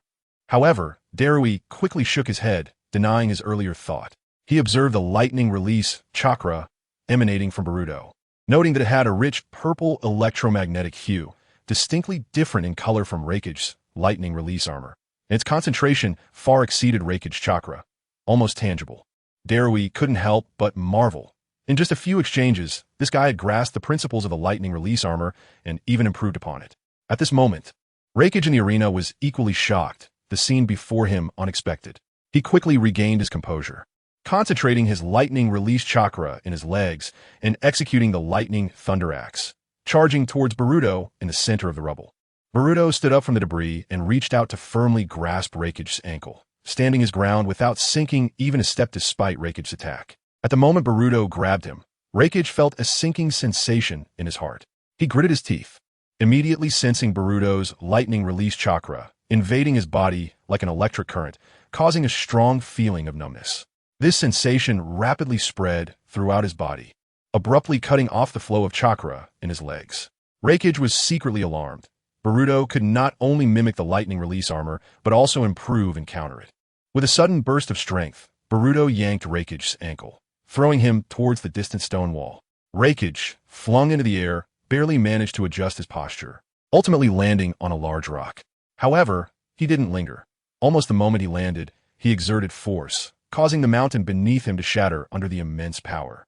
At the same time, Raikage shot out, gathering powerful lightning release chakra, extending his wrist straight towards Boruto, shouting, "Lightning release, lightning plow heat blade." In response to Raikage's counterattack, Boruto opened his palm, quickly condensing a rapidly spinning Rasengan in his hand. Soon, the two figures collided in midair with a loud bang. The spectators above held their breath, fixated on the sky, their grips on the railings tightening unconsciously, ready to break at any moment. At the moment of contact, Boruto parried Raikage's wrist, neutralizing the opponent's attack. Meanwhile, the Rasengan in Boruto's other hand pressed unimpeded against Raikage's abdomen. The powerful chakra erupted instantly, directly knocking Raikage from the air. The lightning release armor enveloping Raikage was completely shattered by this strike, and he crashed straight into the mountainside, kicking up a large cloud of dust. Boss! Boss! Seeing their Raikage being knocked down by Boruto, Darui and Shii couldn't help but exclaim simultaneously.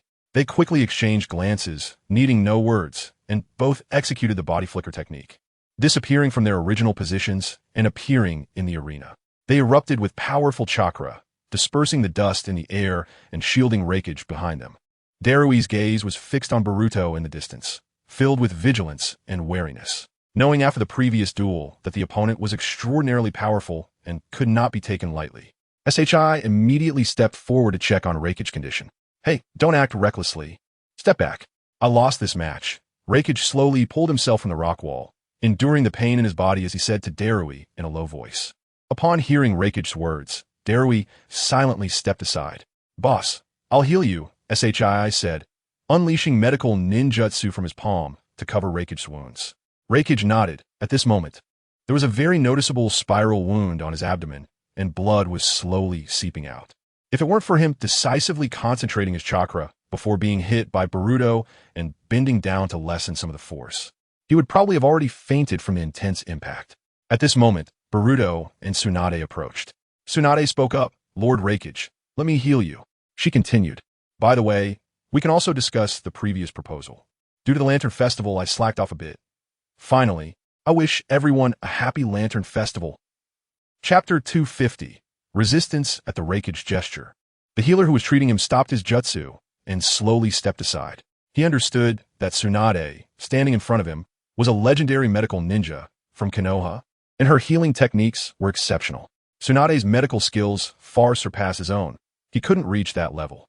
Under these circumstances, returning to the reception room for the Hokage to treat him was the best choice for Lord Raikage. After everyone left the training ground, Tsunade began to treat the injuries Raikage sustained during the match.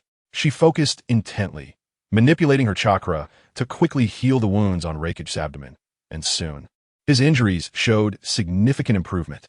At the same time, the discussion about the previous proposal quickly came to the forefront. During the treatment, Raikage couldn't help but say to Tsunade, "Hokage, your village really has a lot of talent." Raikage's tone carried endless emotion, whether it was the Hyuga and Uchiha clans, two of the three great dojutsu in the ninja world, or Boruto now, all had their extraordinary traits, and they all belonged to Konoha.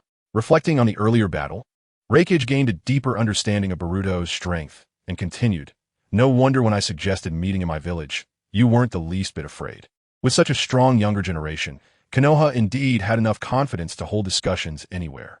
Saying this, Reikage couldn't help but glance at Boruto again, his eyes filled with complex emotions. Only after truly sparring did he deeply realize the terrifying aspects of this young guy. Reikage marveled inwardly. Boruto was still young, but had already surpassed the Yellow Flash of his time. In terms of speed, Boruto was faster than the Yellow Flash, making it almost impossible to catch his movements, and in terms of strength, Reikage felt inadequate. After a brief exchange of compliments, Tsunade steered the conversation back to the main topic, asking Reikage seriously, "Lord Reikage, how do you plan to assist Naruto in mastering the Nine Tails?" "I've already decided on the training location for helping the Jinchuriki master their power," Reikage said, pausing to look at Tsunade. "The best choice is Kyumo, a place where the Akatsuki has never appeared." Reikage inquired, "No objections, right, Hokage?" After saying this, Reikage quietly waited for Tsunade's response. Regarding this point, Tsunade did not refute. Given the current situation, the Akatsuki must be searching for the tailed beasts everywhere. Choosing a concealed training location was indeed a wise move. This way, they could avoid disturbances during training and ensure Naruto's safety, with Boruto accompanying him to add another layer of protection. Thinking of this, Tsunade nodded to Reikage, indicating her agreement with his idea. Seeing Tsunade nod in agreement, Reikage continued, "The location I chose is a treasure place where my brother Killer Bee and I once trained together. I plan to have Naruto and Boruto go to that small island, where Boruto will personally guide him on how to control the tailed beast." After a detailed discussion, Tsunade and Reikage finally finalized all the details and content. After bidding farewell to Reikage, Boruto left the reception room of Kyumo with Tsunade, returning to the Hokage office in Konoha. At this moment, Jiraiya was also in the Hokage office and had learned about the plan for this operation through Boruto's explanation. "I'll draft the mission order for the next operation. You two just wait here for Naruto to arrive."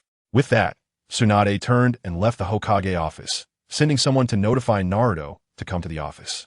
Boruto and Jiraiya stayed in the Hokage office, quietly waiting. As time passed, Jiraiya began to feel a bit bored.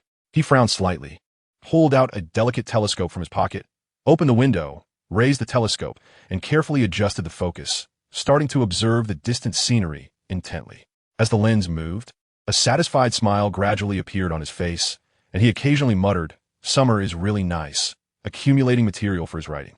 Boruto watched Jiraiya, who was always so disheveled, feeling a sense of helplessness rise in his heart, and his mouth involuntarily twitched. After a moment of silence, Boruto finally couldn't help but speak up. "Are you really planning to go on like this? You clearly like Granny Tsunade, so why not just express your feelings to her?" Boruto thought about how, in the future, Tsunade would be alone, always accompanied by alcohol and gambling. Hearing Boruto's words, Jiraiya couldn't help but curl his lip. "Do you think I haven't tried?" In the end, it was just unrequited love for me. Boruto was taken aback by Jiraiya's response. Unrequited love? Jiraiya slowly put the telescope back into his pocket, then raised his head, looking toward the distant Hokage rock, finally resting on Tsunade's face carved into the rock. "That woman has lost one loved one after another. Each loss has left a deep scar in her heart. Now, she has resisted liking anyone else. I know she is afraid of experiencing that pain of loss again. That kind of excruciating pain makes her dare not easily open her heart, which is why I want to protect her until the end." After hearing this, Boruto softly said, "But is that really okay? Silent devotion and return are not proportional." "Ha ha!" Jiraiya suddenly burst into loud laughter, breaking the heavy atmosphere. Jiraiya rested his hands behind his head, reclining backward, his posture looking particularly casual. "Don't worry about such small matters. I'll use my immense love to wish her happiness." Chapter 251. Advantages. While stroking his chin, Jiraiya fell into reminiscence, murmuring, "Speaking of which, the closest I've come to death in my life hasn't been during those dangerous missions, but when I tried to peek into the women's bath at a hot spring and ended up getting hit by Tsunade with all her strength. That feeling is truly unforgettable." Boruto couldn't help but laugh bitterly at this, feeling a sense of exasperation at Jiraiya's persistence. After that lesson, he still didn't restrain himself. "At that time, I suffered a lot. 6 ribs and both hands were broken, and several internal organs were ruptured." Then Jiraiya changed the subject. "Ha ha! A woman as tough and strong as her will definitely be fine even without my protection." Just then, While Boruto and Jiraiya were talking, the door to the Hokage office was pushed open, and Tsunade walked in with an unnatural expression, her steps slightly hurried. Following closely behind was Naruto, wearing a mischievous smile, his gaze shifting between Tsunade and Jiraiya. Tsunade sat down at the table, regaining her composure, her face immediately returning to its usual seriousness as she looked at Naruto. Naruto, there's an S-rank mission I need to assign to you. S-rank mission? As soon as Naruto heard this, he immediately became excited, his eyes sparkling with enthusiasm. He looked at Tsunade, somewhat unable to believe his ears, and confirmed again, such an important mission can be entrusted to me? Tsunade nodded yes. This is a task that only you can accomplish. Every day, you'll go to a certain place in the Cloud Village with Boruto, a vacation island. Naruto suddenly recalled the prophecy from when he was summoned by the great sage of the Toads, and a shy expression appeared on his face as he scratched his head. While everyone is so busy, I'm going on vacation with Boruto. Idiot, you're going there to complete a mission. Tsunade couldn't help but raise her voice. This mission is crucial, related to the safety of the entire Konoha and even the ninja world. We must ensure the mission is completed successfully. Naruto was startled by Tsunade's sudden anger, leaning back slightly and quickly waving his hands. I understand. I was just joking. Tsunade continued. The main content of this mission will be explained to you by Boruto on the way. After Boruto and Naruto received their mission, they walked out of the Hokage's office and onto the streets of Konoha. Just then, they happened to run into Rock Lee and 6 others coming their way. Choji quickly walked up to them. Having seen Boruto and Naruto just come out of the Hokage building, he immediately guessed what was going on and smiled. Aha! I heard people talking about you being here, and it's true. What is up? Are you going on another mission? Boruto nodded slightly, responding to Choji. Granny Tsunade assigned us a mission, and we have to set off tomorrow. As Boruto spoke, he glanced over Choji and the others, seeing that they were all present. He asked, you all gathered together, is something going on? Shikamaru helplessly shook his head. It's because of this guy Choji. He said the girls didn't take him with them when they went out for barbecue, so he suggested we all get together. Niji scratched his nose, smiling, after all, we really haven't gathered together for a long time. Saying this, Choji enthusiastically put his arm around Boruto's shoulder. You two should come along. Consider it a celebration for your mission. Naruto was also pulled away by Ino, who was walking and laughing. Come on, Naruto, let us go to Barbecue Q. We have to eat well today. Soon, they arrived at the entrance of Barbecue Q. Niji raised his drink, a bright smile on his face, and said to everyone present, today is really rare, everyone is here. So, let us eat and drink to our heart's content. Boruto looked around, and aside from Sasuke, who was currently outside the village, all the friends who had participated in the Chunin exams were present today. While eating barbecue, Ino sighed, whenever we gather like this, I can't help but think of that mission. Shikamaru put down his chopsticks and replied, is that the time? The mission where we did everything we could to bring Sasuke back. Shino suddenly chimed in, sounding somewhat dissatisfied. That time we failed, right? His voice was not loud, but filled with resentment. If you ask why, it's because you didn't bring me along. If I had been there, it definitely wouldn't have dragged on for so long.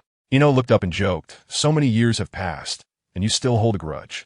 Shino adjusted his glasses and spoke mournfully, it's because you guys often overlook me. As companions, Shud and T, we have a deep understanding of each other. ISNT, that natural? Shino suddenly changed the topic, pointing the finger at Naruto. When Naruto introduces others, he is so animated. But what about when it comes to introducing me? Saying this, Shino deliberately imitated Naruto's tone. Well, Shino is just Shino. But surely Boruto knows my strengths, right? Shino's gaze fell on Boruto. After all, Boruto ISNT is blunt as Naruto and would definitely be able to see his unique traits. Boruto. After a brief silence, Boruto slowly took out a scroll and a pen from his pocket, gently placed them on the table, and then pushed them toward Shino. Shino? Looking at Shino's puzzled expression, Boruto smiled slightly and replied, just write down what you think are your strengths, and I will sign it all. Shino. At this point, Shino's expression became increasingly dim, as if he had lost all his sparkle. A sense of indescribable disappointment filled his heart, and this emotion gradually affected the insects within him, causing them to become restless and showing signs of agitation, responding to Shino's inner turmoil. Boruto also sensed the anomaly within Shino and immediately realized he might have gone too far with his joke, explaining, I was just kidding, just kidding. How can I not understand you? The insects you have within you can play a huge role in battle, and they can also perform various tasks such as defense, exploration, and capturing. Your interest is in collecting insects. I've been suffering from severe cold these past few days. The 4-drip hasn't helped at all. Chapter 252. Pre-battle preparations. Hearing Boruto's detailed explanation, a warm current surged in Shino's heart, instantly breaking through all the gloom, making him unable to contain his joy. There are indeed people in Konoha who care about him, who understand his strengths and interests. And a rare smile appeared on Shino's face. Naruto, hearing Boruto describe Shino's hobbies and dietary restrictions so clearly, couldn't help but laugh. Boruto, you really know Shino well. Just as Naruto finished speaking, he suddenly felt a chill run down his spine.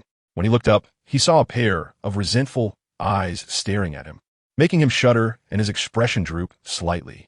Shino gloomily said, Naruto, you should also get to know me better, so others won't think I'm just an accessory to the mission.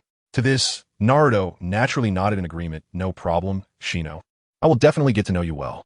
Boruto quietly watched this scene, a slight smile on his lips, and softly responded, It's nothing. I just sincerely feel that having companions to support each other is really wonderful, being able to accompany each other and grow together. At this point, while Boruto maintained a smile on the surface, his mood appeared somewhat low, unnoticed by the others at the table. I wonder how things are over there. Gradually, in Boruto's eyes, the figures of Shiko, Ino, Shino, and Rock Lee in front of him began to blur, replaced by the images of their children. Those familiar yet somewhat unreal faces seemed to transcend time, presenting their possible appearances in the future. If he grew up over there to this age, he would also sit with his companions in a store, eating, drinking, and chatting about life, right? Soon, Boruto's thoughts were interrupted by bursts of cheerful laughter and conversation. Choji once again raised his drink. That's right. We went through such a fierce mission together, and we're still alive as companions. That is already very impressive. Come on, cheers to this precious friendship and our shared memories. Oh! At this moment, on the other side of the Hidden Leaf Village, Sasuke, along with Karen and Jugo, was moving through a deep forest in preparation for a battle with Itachi Uchiha. Sasuke walked forward with a blank expression, yet his palm was tightly clenched. The final confrontation with Itachi was just around the corner, a moment he had waited for far too long. A mix of emotions surged within Sasuke, complex and difficult to articulate. Behind him, Suigetsu was hydrating himself while complaining, Hey, I'm at my limit. I really can't go on any longer. Let's take a short break. Suigetsu's voice was clearly tired and lazy, as if uttering that sentence had drained all his energy. Hearing Suigetsu's complaint, Karen immediately turned around and impatiently scolded. If you keep dragging your feet like this, we'll never get to our destination. Faced with Karen's anger, Suigetsu casually replied, Sorry, I'm not like you. I'm quite fragile. Karen pushed up her glasses and angrily said, What? Just evaporate already, you water monster. She was extremely annoyed with Suigetsu's attitude, and his complaints and delays had made her lose all patience. Sasuke was already accustomed to this, stopping in his tracks and speaking in a flat tone. We've arrived. Then, without hesitation, Sasuke walked straight into a dilapidated village. The others, seeing this, stopped their argument and hurriedly followed him. Suigetsu looked around at the severely damaged buildings, muttering, This feels really suspicious. I never knew there was a base in such ruins. It's my first time hearing about this. Jugo and Karen nodded in agreement, clearly unaware of the situation here. Sasuke, walking ahead, slightly turned his head and explained indifferently, This has nothing to do with Orochimaru. It's a weapons shop that our Uchiha clan often frequented. We'll prepare for battle here. Jugo nodded. Every road looks the same. It really is easy to get lost here. This complex terrain seemed designed to prevent outsiders from entering, creating a maze. Karen slightly nodded. It's really an uncomfortable place. The air feels like it's solidified, making it hard to breathe. Just as the group was talking, a sudden flapping sound broke the surrounding silence, instantly tightening everyone's nerves as they looked around warily. Jugo reacted quickly, darting in front of Sasuke to protect him. Meanwhile, a crow circled above them, its wings making a slight sound in the air that was particularly jarring. Sasuke's gaze turned upward, recognizing immediately that it was a crow raised by Itachi Uchiha, then signaled everyone to remain calm, extending his arm for the crow to land on it steadily. After the crow settled, it tilted its head, a flash of red light appearing in its eyes. Soon after, the crow on Sasuke's arm transformed into feathers, dissipating into the air. At the same time, the surrounding environment was enveloped by a strange blood-red hue, as if they had entered another world. Suigetsu, Jugo, and Karen vanished without a trace in that instant, leaving only endless red and silence in Sasuke's vision. Sasuke raised an eyebrow, already aware that this was a Jinjutsu cast by Itachi through the crow's eyes. He simply chose not to resist. As the Jinjutsu deepened, the previously dissipated crow feathers began to coalesce again, slowly taking shape. At that moment, in Sasuke's eyes, the black feathers transformed into Itachi's figure. His expression still as calm as ever. Not long after the silence, Itachi looked at Sasuke before him, his voice low. "Sasuke, is that you? You've come." Seeing Itachi, Sasuke appeared unusually calm, knowing that the other party was merely an illusion. Chapter 253. Provocation. Sasuke quietly gazed at Itachi, standing in front of him, fully understanding in his heart. He had known he would come here, which is why Itachi left the crow and applied his Sharingan's Jinjutsu. While Sasuke's thoughts raced, Itachi's eyes scanned him up and down.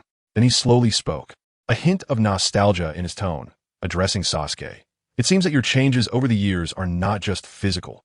You have indeed grown taller." Itachi paused here, his Sharingan rotating as if to peer through Sasuke's exterior to assess his inner growth, revealing a newfound composure. Sasuke's gaze remained fixed on the man who maintained his indifferent demeanor, responding, "Yet you seem to have changed." "Not at all. Your expression, unchanged since that day, is just like the past." Itachi took a few steps closer to Sasuke. "What's this? No longer charging and recklessly like before?" At this moment, Itachi noticed that Sasuke's eyes no longer held the pure hatred they once did. Instead, there was a calm, questioning, and fighting spirit. This change surprised Itachi, realizing that Sasuke was no longer the easily swayed boy of the past. In response to Itachi's words, Sasuke replied in an unusually calm tone, "Excessive emotions only cloud my judgment." Over the years of rigorous training, he had been filled with impatience and frustration, especially when facing Boruto, always yearning to surpass, but repeatedly failing. These experiences taught him that anger and impulsiveness could not solve problems. They only caused him to lose judgment at critical moments. It was these lessons from failure that enabled him to learn emotional control. Seeing Sasuke's current calm and composed demeanor, Itachi felt a ripple within himself. The power of the Sharingan often requires intense emotional fluctuations to awaken, and Sasuke's overly calm state made Itachi wonder if it could still bring forth the strength within him. Without the intense hatred and anger as a catalyst, could Sasuke further grow strong enough to resist those guys? Itachi sighed. What a naive thought.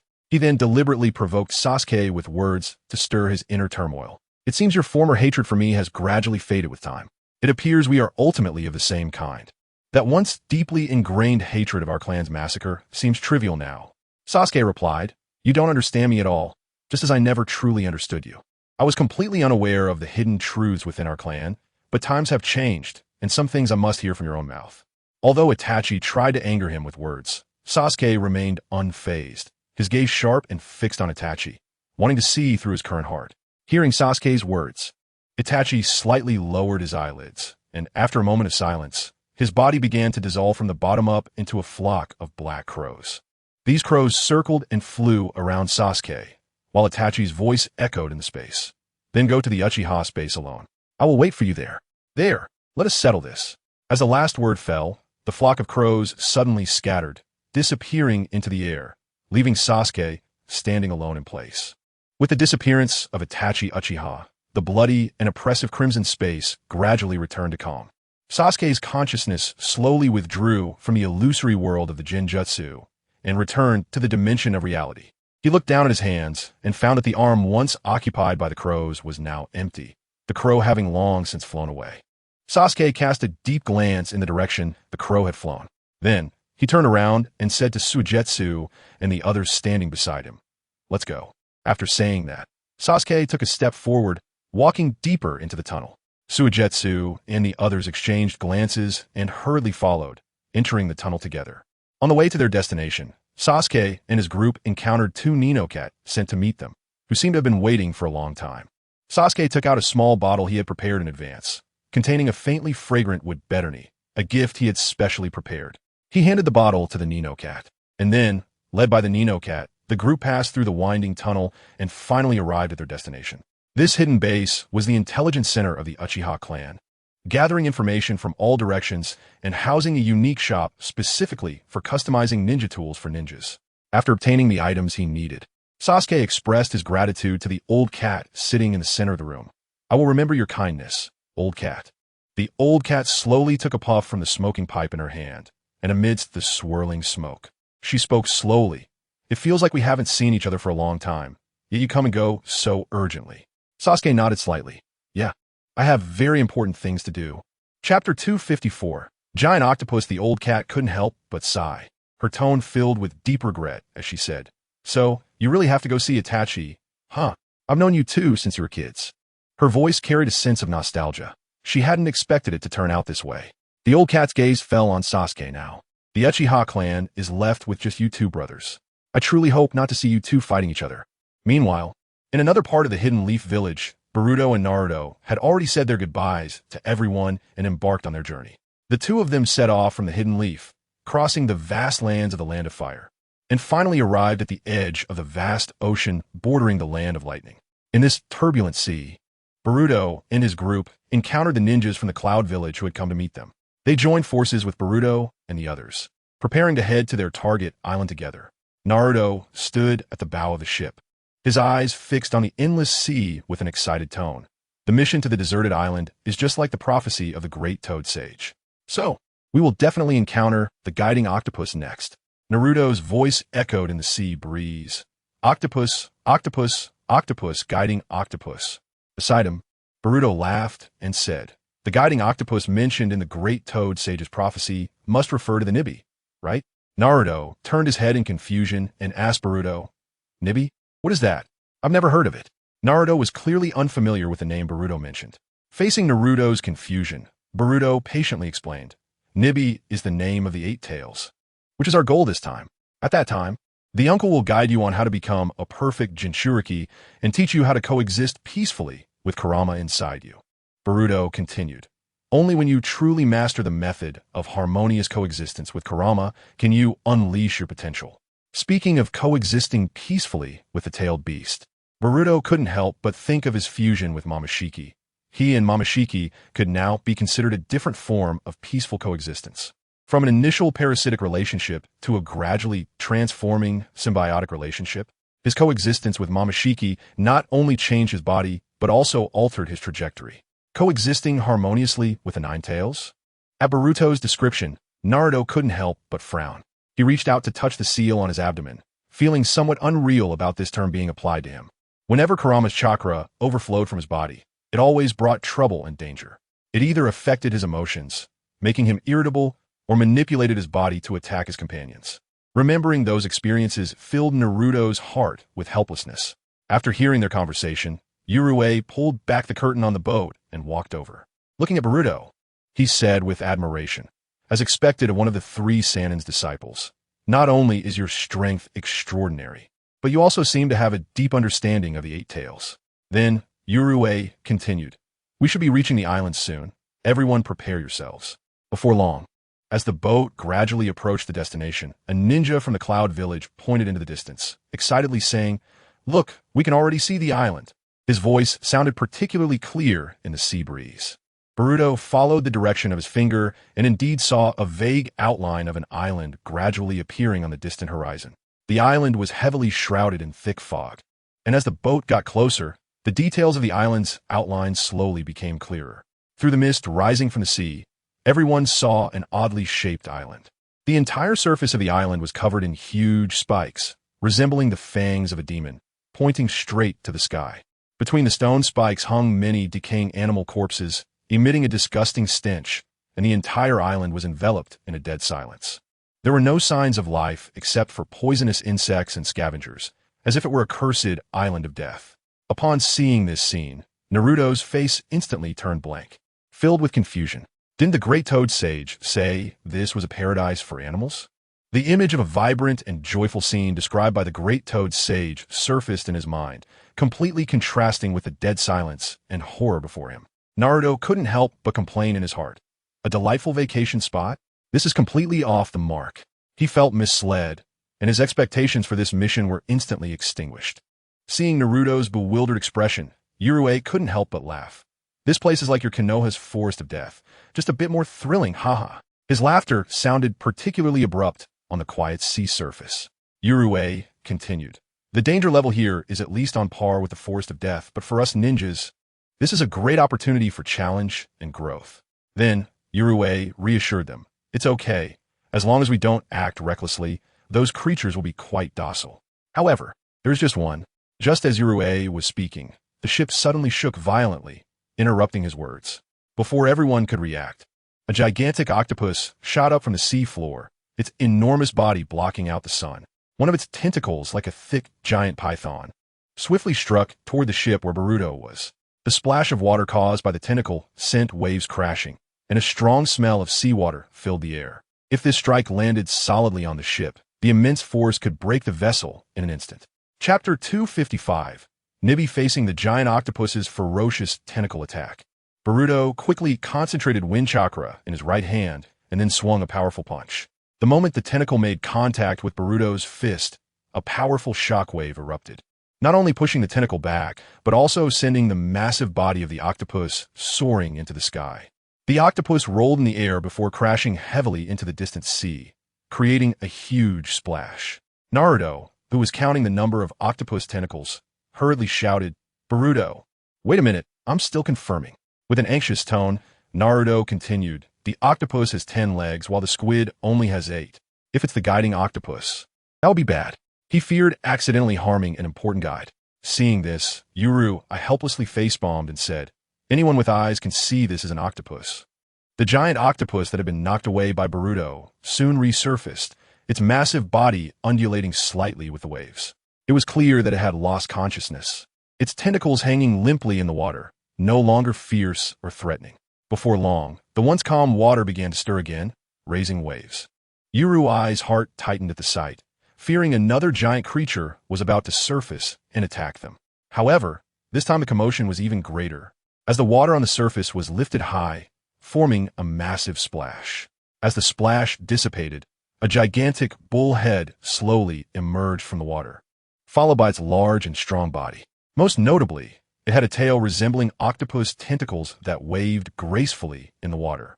"Oh, roar! 6, 7, 8, Naruto exclaimed excitedly, raising his fist. "It's an octopus. This time it's a real octopus." Naruto carefully counted the tentacles behind the bull ghost, confirming its identity. Due to the violent rocking of the ship and the surging waves, Yuru could barely maintain his balance and ultimately had to sit helplessly on the deck, looking out at the distant sea. When he saw the giant figure appearing and disappearing in the waves, a smile of excitement spread across his face, and he shouted, "It's Lord Killer Bee!" The massive body of the bull ghost loomed like a small mountain, its huge bull head slowly lowered, looking down at the people below from a height. Its deep, resonant voice seemed to come from the depths of the sea, tinged with some dissatisfaction. "You guys are late. Idiots, fools." Before he finished speaking, Killer Bee's silhouette suddenly appeared above the giant head of the bull ghost, and the 8 octopus tentacles behind him quickly retracted as if they were alive. As the tentacles pulled back, the entire bull ghost seemed to be absorbed by Killer Bee's power, gradually disappearing into the air. At the same time, Killer Bee also descended from the sky, landing steadily on the deck. Looking at the 2 young leaf ninjas before him, Killer Bee felt puzzled. He couldn't understand why his brother had made such a sudden decision. Without any warning, his brother had ordered him to come here to teach that Nine-Tails kid, and had even driven him from the Cloud Village overnight to wait. This arrangement not only disrupted his original plans, but also forced him to cancel a personal performance he had been preparing for a long time in the Cloud Village, which now had turned to nothing. His audience must be very disappointed now. "Oh, the guiding octopus turned into a person," Naruto exclaimed, wide-eyed, pointing at Killer Bee. Boruto introduced him to Naruto. Uncle Bee can transform into the 8 tails while still maintaining his conscious self during the process. In that state, the tremendous chakra and terrifying power of the 8 tails are perfectly manifested, giving him an overwhelming advantage over ordinary ninjas. His existence is practically a nightmare for enemies. "So awesome," Naruto exclaimed, his eyes shining with excitement after hearing Boruto's description, unable to contain his admiration. "Can I also become like that? It sounds really cool." Killer Bee squinted slightly, intently staring at Boruto not far ahead, and slowly asked, "You're the one who defeated my brother?" As he spoke, Killer Bee scrutinized Boruto. "It seems you do have some skill, regardless of whether it's true or not." Initially, he thought his brother was exaggerating, but just moments ago, while fighting that giant octopus underwater, the octopus had suddenly slipped out of his attack range. When he chased after it, he found that the giant octopus had been knocked out by Boruto with a single punch. Upon hearing Killer Bee's words, Boruto narrowed his eyes slightly and replied with a calm smile. At that time, I was just sparring with Lord Fourth Rakage. If both of us had shown our true strength, the outcome wouldn't have been so easy to predict. Boruto paused for a moment, the corners of his mouth curving upward slightly. Hearing Boruto's response, Killer Bee was taken aback. He felt that Boruto's words seemed to hide a deeper meaning, but he couldn't quite articulate what it was. Just as Killer Bee was lost in thought, a deep voice suddenly resonated in his mind. It was the voice of the Bull Ghost. "Hey Bee, it seems we've got a really remarkable guy here." The Bull Ghost tone was cautious, having sensed the unusual aura surrounding Boruto. Chapter 256. Landing on the island, the Bull Ghost's words jolted Killer Bee back to reality, and he felt a shock in his heart as he responded in his mind, probing, "Oh? What do you mean by that?" The Bull Ghost warned Killer Bee gravely. "Bee, this kid is no ordinary person. He feels more terrifying than the Third Rakage." Hearing the Bull Ghost's warning, Killer Bee fell silent, his gaze carefully scrutinizing Boruto again, with a newfound seriousness in his eyes. It's important to note that the Third Rakage was a powerful figure who had defeated the Bull Ghost multiple times and successfully sealed it. After those encounters, the Bull Ghost had a deep understanding of the Third Rakage strength, and now it deemed Boruto even more dangerous, prompting Killer Bee to reassess this young man before him. After a long silence, the Bull Ghost's expression grew even more serious as it slowly spoke. "You may not feel it, but the aura he emits is very strong in my perception." The Bull Ghost spoke with conviction. "Although a long time has passed, I can be sure that this familiar feeling comes from the Sage of Six Paths." The Bull Ghost's thoughts drifted back to a distant memory. Moreover, the aura he possesses is many times purer than that of the Sage of Six Paths. As the Bull Ghost said this, an incredulous light flashed in its eyes. Unable to believe everything it was sensing, in this somewhat eerie atmosphere, Naruto suddenly waved at Killer Bee with a bright smile on his face. Speaking casually, "Uncle Octopus, nice to meet you." Killer Bee snapped back to reality upon hearing Naruto's unique catchphrase, showing a look of surprise. He quickly pulled out a small notebook from his ninja tool pouch and began to flip through it skillfully. In this small notebook, Naruto's catchphrase was clearly marked with a red cross, causing Killer Bee to frown slightly. Naruto looked at Killer Bee's puzzling behavior, his face showing a hint of confusion. He tilted his head and asked in bewilderment, "What's wrong?" Not understanding why Killer Bee suddenly reacted this way. As he finished, Karabi closed the small notebook in his hand, then suddenly burst into an improvised rap directed at Naruto, rich in rhythm. "Do I really get along with this guy? No, if I had to say, I probably don't. I've always hated brats." Upon hearing Karabi's improvised rap, Naruto's face instantly darkened. He sighed and complained, "What's up with this uncle trying so hard to tell a cold joke?" He found it a bit hard to handle Karabi's sudden sense of humor. Boruto shook his head, a hint of a helpless smile on his face, and whispered to Naruto, "This isn't a cold joke.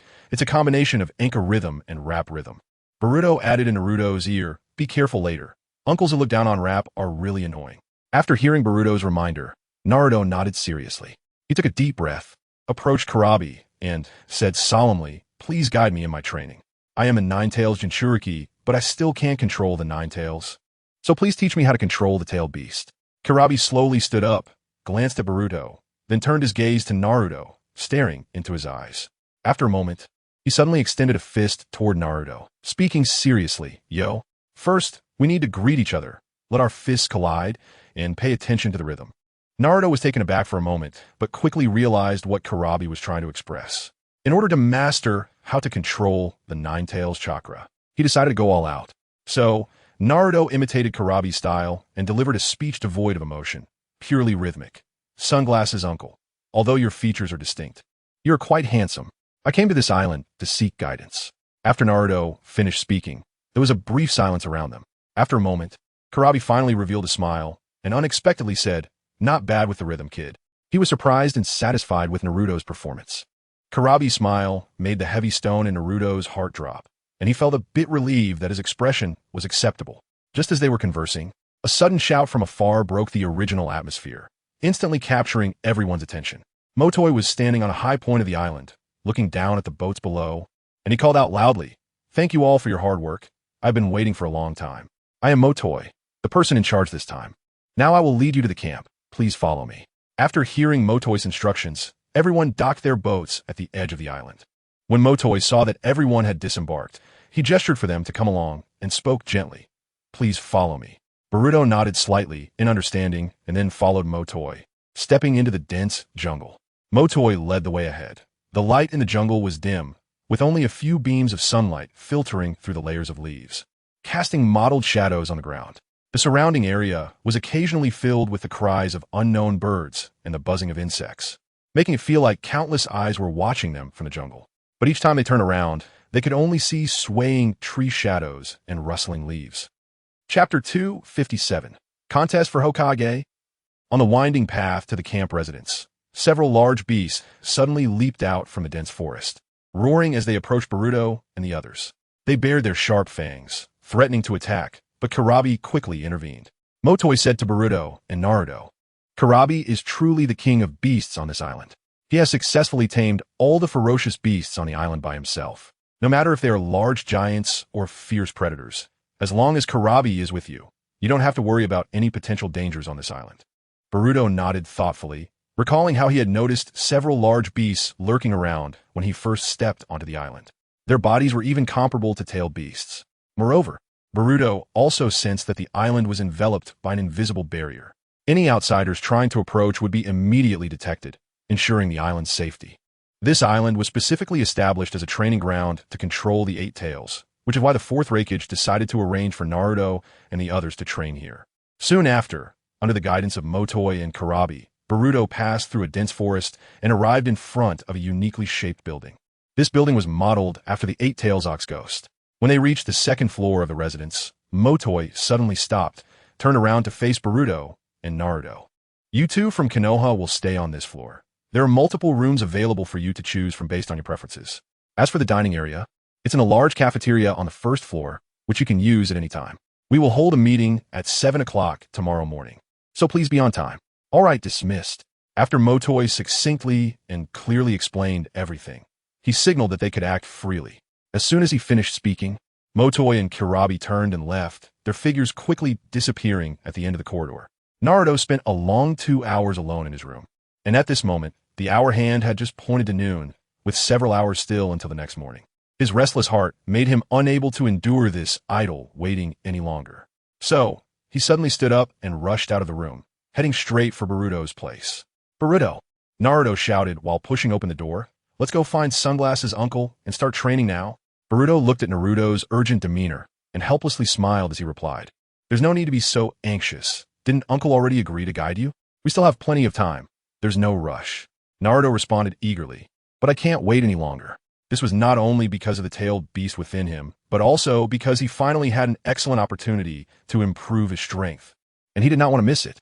Naruto knew such chances were hard to come by. He had to give his all and seize every moment to improve himself. Seeing Boruto remain unmoved, Naruto grew even more anxious and couldn't help but blurt out, "What if you become Hokage before me?" As soon as the words left his mouth, Naruto immediately covered his mouth. It was no wonder he thought this way. After all, Boruto's reputation in the village was already several levels higher than his own, and if he couldn't even catch up in strength, his dream of becoming Hokage would likely be even more distant. Upon hearing Naruto's words, Boruto was stunned. He had never imagined such a thing and was momentarily at a loss for words. After a while, he stammered a response. "Well, that sounds pretty good." "Huh." Naruto was taken aback by Boruto's response, feeling a surge of panic. Boruto indeed had the intention to compete for the position of Hokage with him. Various thoughts flashed through Naruto's mind. At this moment, Boruto did not notice Naruto's flustered expression and was completely immersed in his own thoughts. If he could actually become Hokage before his dad, perhaps he could give his dad time to accompany him during his childhood. Boruto suddenly realized that his thoughts were becoming increasingly strange. He quickly shook his head, trying to throw this absurd and contradictory idea out of his mind. In the end, Boruto couldn't resist Naruto's insistence and had no choice but to join him in searching for Killer Bee. However, when they arrived at Killer Bee's room, they found it empty. Killer Bee was not there. With no other options, they had to turn to Motoi's room. After hearing Naruto's request, Motoi sighed helplessly and said, "What a coincidence. Killer Bee just went out to play with some beasts outside. It seems he won't be back anytime soon. Why is it like this?" Upon hearing this news, Naruto immediately deflated like a deflated balloon, becoming dejected. He had been looking forward to starting his training right away, but he didn't expect such an unexpected situation. Motoi looked at the anxious guy in front of him, scratched his head helplessly, and sighed, saying, "There's really no other way. You can just come with me." Chapter 258. The Real Waterfall. Although Motoi felt a bit of a headache about the situation, he didn't want Naruto to return disappointed. Motoi led Boruto and Naruto through a dense forest, arriving at a spectacular waterfall. The waterfall cascaded down from a towering cliff, the rushing water creating a deafening sound. Surrounded by mist. Standing before the waterfall, Motoi gazed at the violent flow of water and slowly introduced, "This is the real waterfall." Boruto looked at the magnificent waterfall and immediately said, "Is this the real waterfall of the Hidden Cloud Village? It is said to reflect the dark sides of people's hearts." He then elaborated on everything he knew about the real waterfall. Motoi appeared exceptionally surprised, his eyes widening as he said, "You actually know about this?" His tone was filled with astonishment, as this island was extremely remote, and only a few people knew about this hidden place. In response, Boruto blinked and smiled. "Don't underestimate my information-gathering abilities." During the time he trained with Jiraiya, not only did he enhance his combat skills, but he also spent a lot of time on covert training. This kind of training included gathering intelligence, stealth tracking, and analyzing various complex information in the ninja world. Information is often more important than strength. Naruto curiously asked, "The real waterfall? Can I practice controlling the tailed beast inside me here?" "No, this is just the prelude," Motoi said as he stepped into the water, pointing to a flat area in the center of the water. He then turned to Naruto and said, "Sit there. Close your eyes, Naruto. That way, you'll be able to see your true self," which is the dark side Boruto mentioned. He wanted Naruto to truly understand the depths of his inner self through this process. Without hesitation, Naruto nodded and replied, "Okay." As soon as he finished speaking, he quickly jumped onto the platform and sat cross-legged. After a while, Boruto noticed that Naruto's body began to tremble slightly, and the chakra within him showed signs of instability, starting to become chaotic. Moments later, Naruto, in the center of the platform, suddenly let out a loud shout. Then he abruptly opened his eyes, withdrawing from his meditation. His forehead covered in cold sweat, breathing heavily. Seeing this, Boruto immediately dashed to Naruto's side and asked with concern, "Are you okay? What happened?" Breathing heavily, Naruto said in a stuttering manner, "There's a guy who looks exactly like me. That guy is my dark side, evenly matched with me." Naruto's voice trembled, recovering from the earlier state. Whether it was ninjutsu, tactics, or signature skills, they were exactly the same, making it impossible to determine a victor. Naruto continued to describe his recent encounter, his tone revealing a sense of helplessness. Motoi stepped forward and said solemnly, "If you can't defeat that guy, you won't be able to truly control the power of the tailed beast." I mentioned before, this real waterfall is just the prelude. Motoi reminded Naruto that this was just the beginning, and the real challenge lay ahead. Naruto eagerly asked, "So how can I defeat that guy?" He hoped Motoi could give him a clear answer to help him overcome this significant obstacle. Motoi helplessly shrugged, indicating he couldn't provide more help. "I don't know. I have no idea about that. After all, only a few people can pass this trial." Saying this, Motoi suddenly shifted his gaze and invited Boruto. Why not let Boruto also enter the consciousness space formed by the real waterfall and give it a try? Maybe he can find some new insights or ideas. Upon hearing this invitation, Boruto was somewhat surprised and pointed at himself, saying, "Me?" Naruto, upon hearing Motoi's unexpected suggestion, crossed his arms in thought, wondering if Boruto also had a dark side. He recalled moments spent with Boruto and felt he had never seen Boruto show any particularly negative side. After hearing Motoi's surprising suggestion, Naruto crossed his arms and furrowed his brows, beginning to think seriously. He murmured to himself, "Does Boruto really have an unknown dark side?" Recalling the times spent with Boruto, in his impression, Boruto always seemed full of confidence, and he had never seen Boruto reveal any particularly negative or dark emotions. "There's no problem," Motoi explained, his tone exceptionally certain. "As long as you can calm down, sit in front of that rushing waterfall, and meditate with full concentration. This real waterfall will act like an invisible mirror, magnifying the dark side hidden deep within you, ultimately clearly reflecting your true self, even if it's just a little bit. This is a truly incredible place." After hearing Motoi's explanation, Boruto raised an eyebrow slightly, but did not immediately refuse. After all, he was indeed curious about the mysterious waterfall that was said to reflect one's true self. So, Boruto nodded and said to Motoi, "Then I'll give it a try." Seeing Boruto nod in agreement, Naruto immediately showed a concerned expression and seriously reminded him, "Be careful, Boruto. That guy is not as simple as you think. He's very difficult to deal with. Boruto responded briefly, then slowly sat cross-legged, placing his hands naturally on his knees, closing his eyes, and began to focus on adjusting his mindset. He aimed to enter a tranquil and focused state, entering the mental consciousness space formed by the real waterfall. Meanwhile, Naruto left the platform and returned to the shore, quietly observing Boruto's situation. Chapter 259. The trial begins before long. Boruto sensed something unusual. His ears perked up slightly as he heard an unusual sound coming from the waterfall ahead. Boruto immediately opened his previously closed eyes, directing his sharp gaze toward the waterfall. Piercing through the layers of mist, he saw a blurry figure slowly emerging from the rushing water, blending into the real waterfall, appearing faintly. As the figure gradually became clearer, Boruto realized it was a person who looked exactly like him. Whether it was the contours of his features or his body posture, they were strikingly similar to his own. However, the only difference was that those eyes emitted an unsettling crimson glow. Boruto fixed his gaze on the figure that was identical to him. As he observed more closely, he noticed that the figure was enveloped in a layer of faint black aura.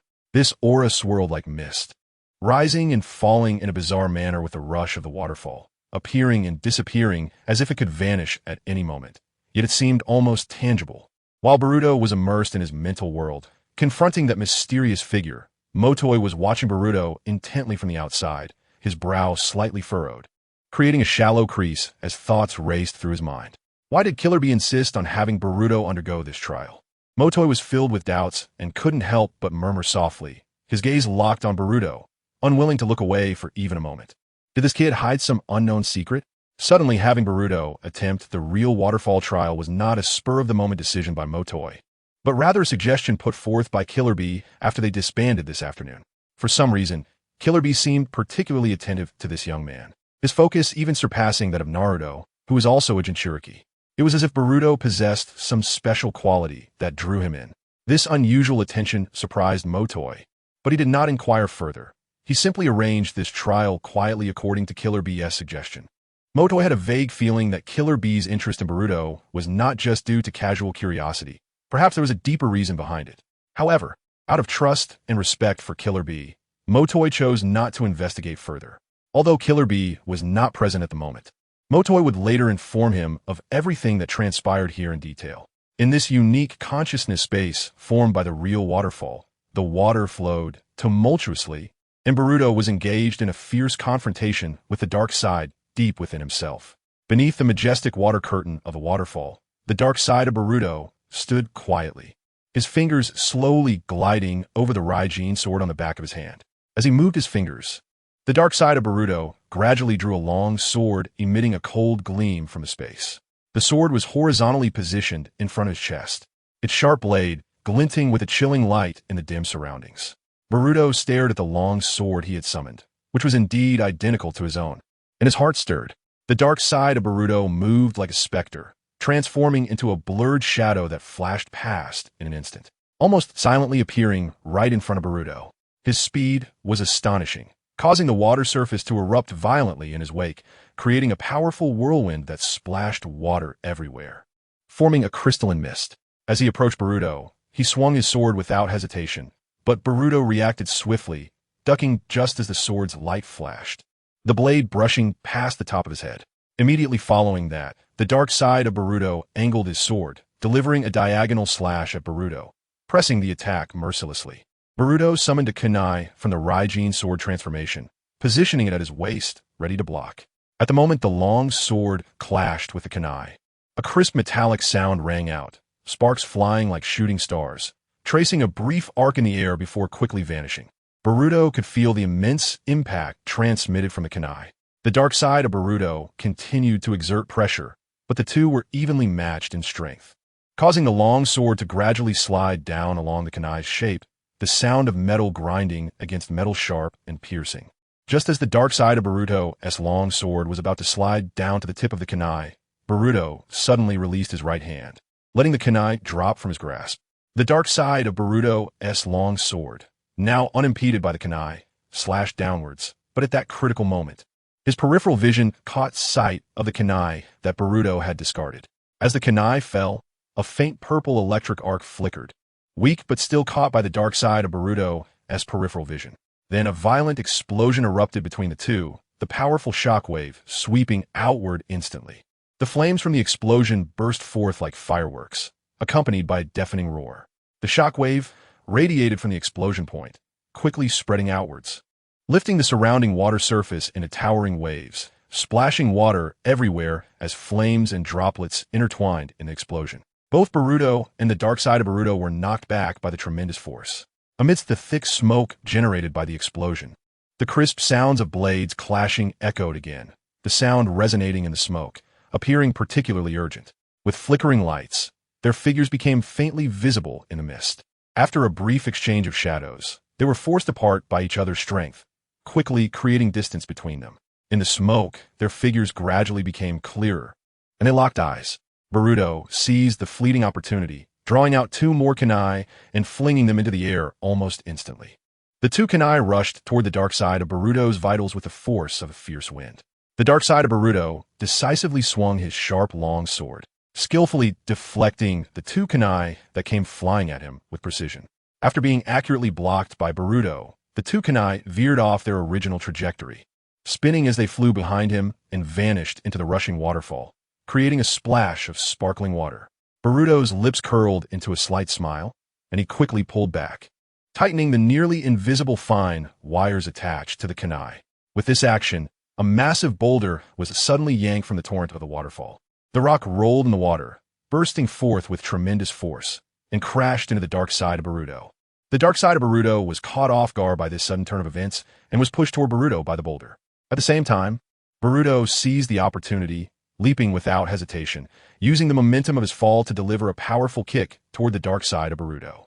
This kick struck accurately at the dark side of Boruto's abdomen, accompanied by a muffled impact sound, and the boulder behind him shattered instantly, debris flying everywhere, with the waterfall's flow disturbed by this immense force. Despite the intense impact, the dark side of Boruto stubbornly withstood it, quickly grabbing Boruto's ankle with both hands, his fingers clamping down like iron pincers.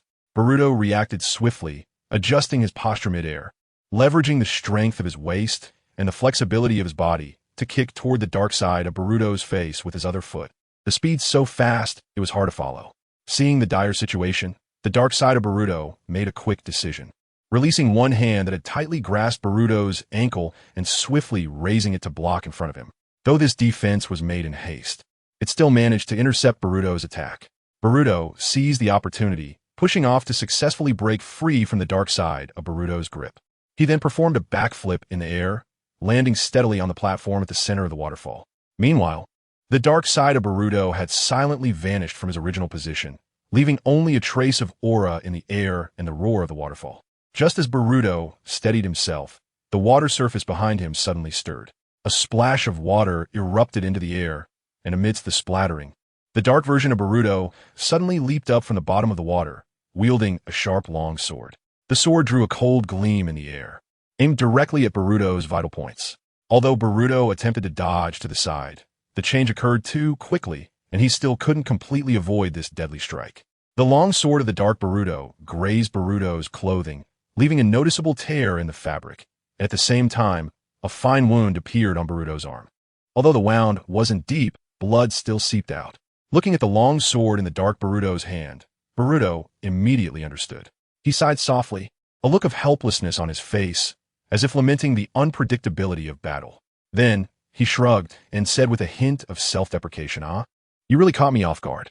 At the moment when the thick smoke from the first explosion enveloped the surroundings and obscured vision, you had already plunged your long sword into the stone wall under the water, setting up this crucial layout.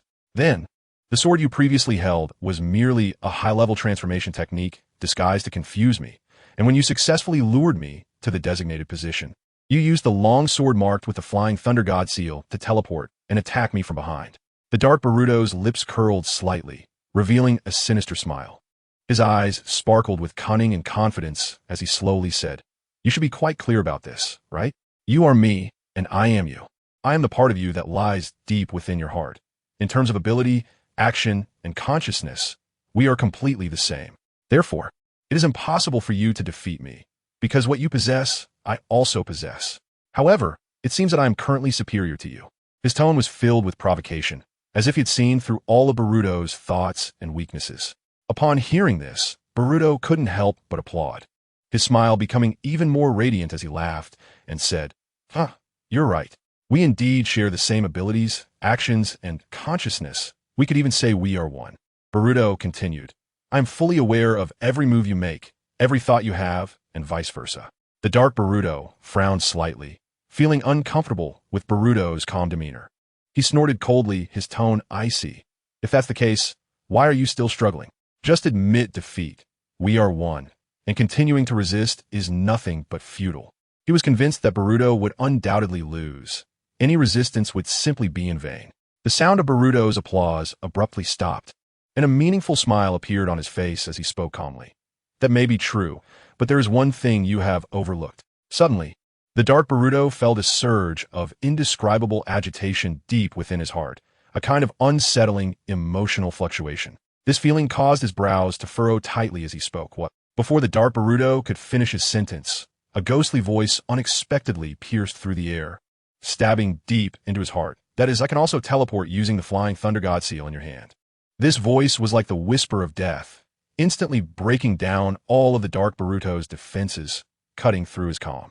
In that split second, cold sweat broke out on the dark Boruto's forehead, his pupils suddenly constricting, and his expression shifted from coldness to astonishment. Chapter 261. Binding this outcome was predetermined from the very beginning. From a moment, the dark Boruto slowly drew out his long sword.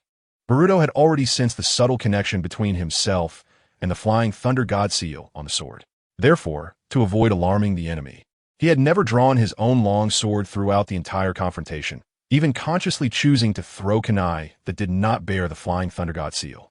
Concealing his intentions was to ensure that the opponent completely overlooked this detail, preventing them from noticing the presence of the flying thunder god seal, thus granting him an unexpected opportunity.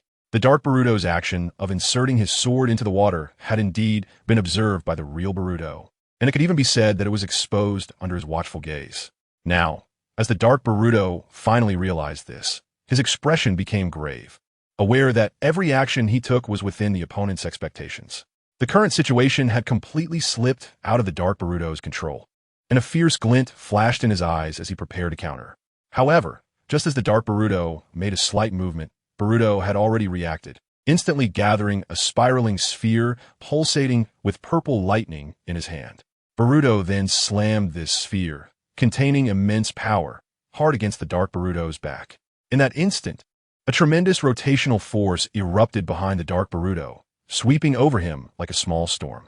The chakra he had just gathered collapsed instantly under the influence of the spiraling sphere's purple lightning. The dark Boruto felt an irresistible force hit him violently, sending him crashing into the massive rock behind the waterfall, creating a deep indentation in the hard stone. Subsequently, the dark Boruto was swept up by the torrent of water from the waterfall, crashing heavily onto the water surface and sending up a high splash. Boruto stood quietly in place, his right hand still poised for attack.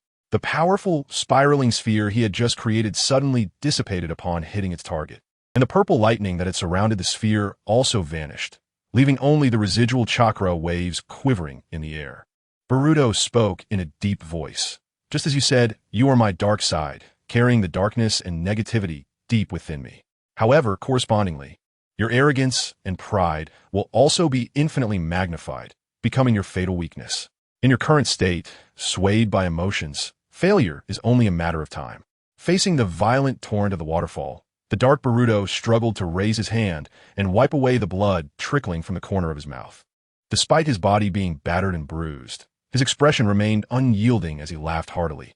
His laughter filled with provocation. Do you think this is enough to make me admit defeat? You're terribly mistaken. The reason I stand before you is that I am never bound by anything, free to do as I please, unafraid. Even in the abyss, I can face it calmly. What is there to fear? When Boruto heard the words from this other self that represented his inner darkness, his brows involuntarily knitted deeply. He knew that this dark version of himself represented the suppressed emotions deep within. Most of his energy was forced to focus on suppressing the consciousness of Momoshiki within him, a feeling akin to being bound by invisible shackles, making it difficult for him to freely exert his abilities. Although Momoshiki's power had long since merged into his blood and soul, becoming part of his strength, Momoshiki's intense ambition and will had never truly dissipated. Just as Boruto was lost in thought, the aura surrounding the dark Boruto suddenly surged dramatically, powerful energy fluctuations spreading outward like a raging tide. Countless strands of black chakra swirled around him like lively serpents, dancing freely in the air, wrapping around the dark Boruto's body. In the dark side, Boruto clasped his hands together, and in an instant, several shadow clones that looked exactly like him appeared out of thin air. These clones lightly tapped the water surface with their toes, causing splashes as they lunged towards Boruto, each clone carrying a fierce killing intent. Upon seeing this, the water around Boruto seemed to be summoned, immediately surging as powerful water release chakra flowed into it. In an instant, multiple sharp water spikes burst forth from the water, accurately striking the attacking shadow clones. Wherever the water spikes hit, the shadow clones were shattered, dissipating into strands of chakra in the air, leaving only ripples on the water's surface. Just as Boruto dealt with those shadow clones, the dark side Boruto had already approached him at high speed, closing the distance in an instant. At this moment, a spiraling ball of energy radiating immense power was rapidly spinning in the palm of the dark side Boruto, ready to strike Boruto fiercely. Just as the spiraling ball was about to hit Boruto, a thick water wall suddenly rose between them. The spiraling ball hit the water wall with a heavy impact, producing a dull sound. The surface of the water wall instantly rippled violently, as the powerful shock wave spread outwards, causing the surrounding water to churn wildly, splashing everywhere, as if the entire water area was trembling. In just a moment, the ground beneath them began to crack under the immense force. The ground started to show cracks, spreading like a spider web, rapidly expanding and breaking apart, turning the once smooth surface into a patchwork of holes. Seizing the opportunity as the dark side Boruto was running out of strength, Boruto immediately channeled all his chakra, concentrating his power to manipulate the water wall. He transformed the water wall into a powerful vortex at incredible speed, sweeping the dark side Boruto into it in an instant. The water in the vortex spun rapidly, creating immense suction and pressure, tightly trapping the dark side Boruto and rapidly constricting. The dark side Boruto quickly mobilized the chakra within him, and a layer of dazzling purple lightning chakra enveloped his entire body. This purple lightning chakra tightly wrapped around him, forming a powerful lightning shield that could not only withstand the vortex's suction and pressure, but also emit a strong electric current to disrupt the surrounding water flow.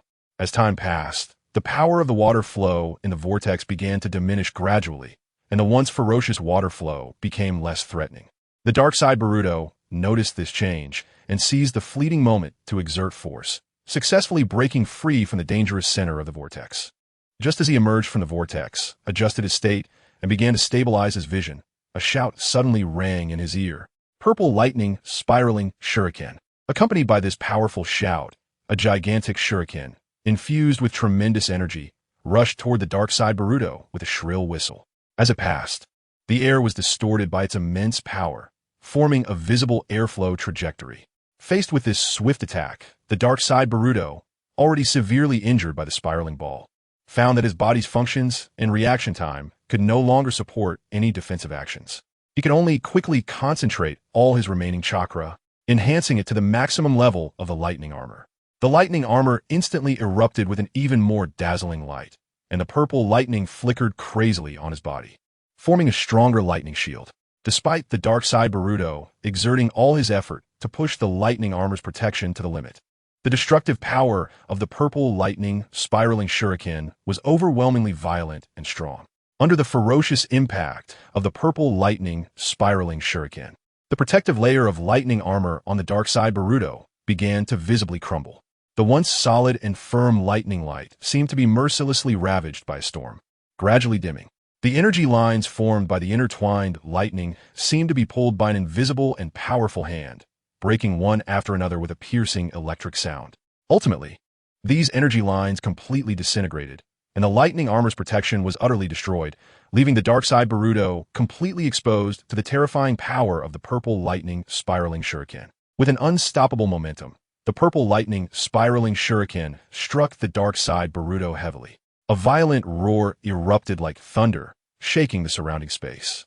The entire world seemed to tear apart at that moment, with every molecule of air violently vibrating under the impact of this immense energy. A violent energy storm erupted around the dark side Boruto, and the powerful shockwave sent him flying.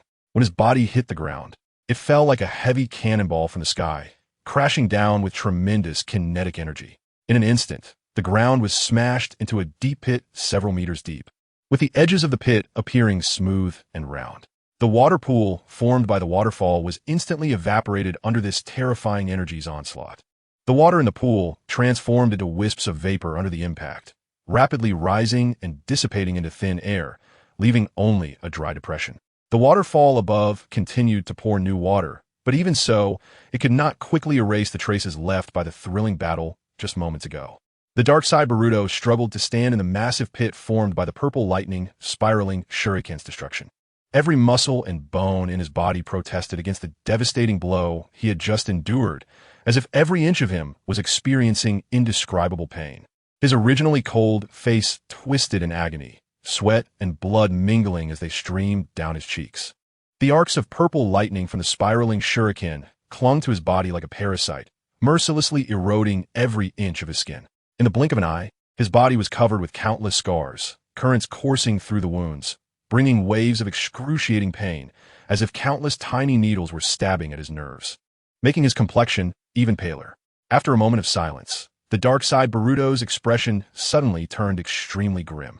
He covered his face with his hands, his body uncontrollably hunching over, trembling violently, each tremor accompanied by intense energy fluctuations.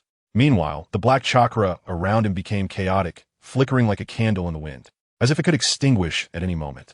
Time seemed to freeze at this moment. Every second stretched infinitely, and everything around appeared to be still, leaving only the dark side Boruto's tortured and grim figure.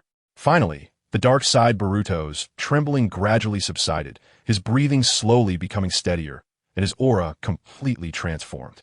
He slowly straightened his back, his hands sliding down from his face, and a strange smile involuntarily appeared at the corners of his mouth. The once blood-red eyes were now changing, the crimson color gradually fading away, little by little being replaced by the Byakugan. His voice was deep, as if a suppressed breath had finally exploded at that moment. The game is over, kid. Chapter 263. The reappearance of the peach-style Boruto's gaze was sharp, his eyes firmly locked on the dark side Boruto, who was undergoing a bizarre transformation ahead. In this silent space of consciousness, the only sound that echoed was the distant roar of a waterfall. Boruto stood quietly, his lips slightly parted, slowly uttering a name in a deep and clear tone. Otsutsuki, Kinshiki. Boruto had long anticipated that Kinshiki would reveal his true form in this unique space created by the real waterfall, hidden deep within his own consciousness. However, even so, when he witnessed this scene unfold before his eyes, despite having prepared himself mentally, Boruto could not completely calm the turmoil within him. At that moment, the dark side of Boruto was completely occupied by Kinshiki, and the dark aura emanating from him became increasingly intense. It spread like ink dropped into clear water, quickly enveloping him entirely. In that instant, Kinshiki's body appeared as if placed in a massive steamer, with a continuous surge of white smoke rolling up like roaring waves. The originally grotesque and terrifying wounds healed at a visibly rapid pace. Muscle tissue, blood vessels, and skin regrew and fused in the blink of an eye, as if time had accelerated.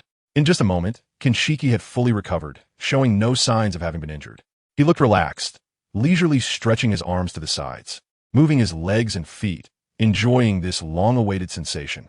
Then, with great interest, he began to survey his surroundings. After a long while, he slowly opened his mouth and said in a slightly curious tone, "Is this the real waterfall spoken of in your ninja world?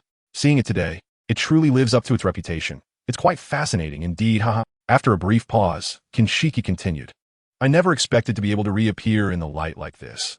This place is truly remarkable." As he spoke, the corners of his mouth lifted slightly, forming a meaningful smile. This feeling was so unfamiliar. Kinshiki sighed softly and murmured to himself, "After all, since meeting you, so many years have passed, and I have always been suppressed by you, rarely having the chance to act freely according to my own will." At this point, Kinshiki suddenly tilted his head slightly, and his seemingly careless gaze remained fixed on Boruto, not far away, never wavering. Boruto maintained a calm demeanor and replied, "If it weren't for your ambitions towards the ninja world, coveting everything here, would you have ended up in such a suppressed situation?" Kinshiki floated gracefully over the water's surface and silently approached Boruto's side. After stopping, he softly murmured, "You should know well that I stepped onto this land to search for Kagaya's whereabouts, but the outcome has greatly disappointed me. She has betrayed our Otsutsuki clan. Kagaya descended into this world with a special mission but unilaterally changed the plan. This behavior is undoubtedly an unforgivable act of betrayal for our clan." Kinshiki added, "So, I came to the ninja world merely to take Kagaya's place in completing the unfinished tasks, recovering the chakra scattered in various corners. Initially, to decipher the scroll left by Kagaya. Kinshiki had Otsutsuki Kinshiki use the power of Byakugan to cut through the barriers of space, allowing him to traverse multiple spatial obstacles. Each crossing involved traversing the endless void until he entered the lava space and her palace built by Kagaya to find the scroll she left behind. However, time is relentless. Long years have silently altered the appearance of the scroll. The runes on the scroll have long since become blurred and indistinguishable, and the ancient texts that once held Kagaya's secrets have now been mercilessly washed away by the torrent of time, disappearing with the wind, with no information able to be fully deciphered. As long as we cooperate, devour the fruit of the divine tree together, we can surely recreate the past glory of the Otsutsuki clan. This world contains immensely vast energy and rich genetic information, enough to help us break through our limitations, continuously evolve, and ascend until one day we become unparalleled gods. Over the long years within Boruto, those beings regarded as inferior have gradually revealed potentials that even surprised him through their training in chakra. Once the divine tree has fully absorbed all the nutrients from this life-sustaining world, the fruits it bears will undoubtedly be extraordinary. The energy contained within will be purer and stronger than ever before. Seeing Boruto still unresponsive, even without a ripple of emotion, Kinshiki took advantage of the moment and provocatively said again, "Even returning to the original world will be easy. Isn't this what you've always dreamed of?" Hearing Kinshiki's words, Boruto frowned slightly, showing a somewhat helpless expression. "I'm afraid that if I consume the chakra fruit of the divine tree, the threats faced by the entire ninja world will multiply. By then, the one they will seek to seal is probably not Kagaya Otsutsuki, but me, the one who consumed the chakra fruit." Upon hearing Boruto's words, Kinshiki's lips curled into a disdainful smile, his eyes flashing with contempt. He completely disregarded the mention of Kagaya Otsutsuki, coldly saying, "Don't compare us to that disgrace of our clan." As soon as he finished speaking, Kinshiki slowly approached Boruto, wrapping his arm around the back of Boruto's head, bringing their foreheads almost together. In that close distance, Kinshiki's face appeared with eyes like a bottomless abyss, filled with endless temptation. He whispered softly, "Besides, with me here, what are you afraid of? Just kill them all. In this vast world, who can stop our advance?" At that instant, Kinshiki quickly stepped back, and almost simultaneously, a sharp sword shadow flashed by. Looking at Boruto's hand, a sharp long sword had appeared, seemingly out of nowhere. Kinshiki still wore that playful smile, his fingers lightly gliding across his chest, where it was clear to see that Boruto's long sword had just pierced his clothing, leaving a shallow wound. "Oh dear, that's quite dangerous." Yet, there was no hint of genuine fear in his tone. After all, the figure appearing here was merely using the dark side within Boruto to manifest. Therefore, even if Boruto could truly eliminate him here, it wouldn't significantly impact the overall situation. Boruto gripped the hilt tightly and said firmly, "Kinshiki, even if I have the ability to obtain the power of the divine tree's fruit, I will never sacrifice the entire ninja world to gain that power as you wish." Kinshiki threw his head back and laughed, the sound resonating throughout this space of consciousness. "Haha, Boruto, you are too naive. In this vast universe, only absolute power can truly become the supreme ruler. As long as we can successfully obtain that kind of powerful strength from God, creating countless tiny worlds like this would be an effortless task. Moreover, even replicating these worlds completely would be a piece of cake." After hearing Taoshi's arrogant words, Boruto coldly responded, "Then let me see just how powerful this so-called strength of yours is, and whether it can truly convince me." As soon as Boruto finished speaking, he suddenly raised his right arm high, and chakra surged out from within him. The immense chakra created intense fluctuations that instantly stirred up waves on the calm surface of the water, creating a tumultuous ripple. Following that, a gigantic dragon head broke through the water, charging straight towards Taoshi's position, creating whirlpools in the water as it moved. Faced with this fierce attack, Taosher swiftly dodged upwards into the air to avoid the impact. At the same time, although Taosher was flying rapidly in the air, the Thunder Water Dragon, summoned by Boruto, closely followed, refusing to let go, its body woven from lightning and water, letting out a low roar. As Taosher was relentlessly pursued by the Thunder Water Dragon, a thoughtful expression crossed his face as he murmured, "How long has it been since we faced each other like this?" He squinted slightly, seemingly lost in memories of the past. 3 years? Perhaps longer, or even full 5 years. Back then you that nine-tailed fox. And that guy with the Rinnegan really plotted against me hard. Chapter 264. Wedge 1 Boruto remained calm and replied, "If you hadn't implanted the wedge into me back then, you might have already successfully reincarnated using someone else's body. However, that is precisely your failure." There was no smugness or mockery in Boruto's tone, just a calm statement of fact. Taosher sidestepped, agilely avoiding the Thunder Water Dragon's charge, and a rebellious smile appeared on his face as he said, "That wedge is the mark of my recognition of you. Don't belittle it. Only someone like you, who has inherited the strong Otsutsuki bloodline, can bear my soul. I wouldn't look at anyone else." The standards and requirements for choosing a vessel for the wedge are extremely strict. Not just anyone can qualify. Only those with outstanding physical qualities and no flaws can withstand the massive and pure chakra of the Otsutsuki. If the vessel's body has deficiencies, the reincarnation process will fail due to the shock of the chakra, leading to the vessel being unable to endure it, ultimately resulting in the Otsutsuki not being able to fully revive and possibly dying within days due to chakra backlash.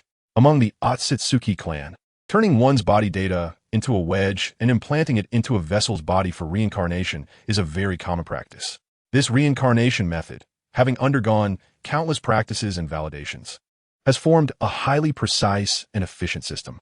To date, there have been very few failures in this reincarnation method.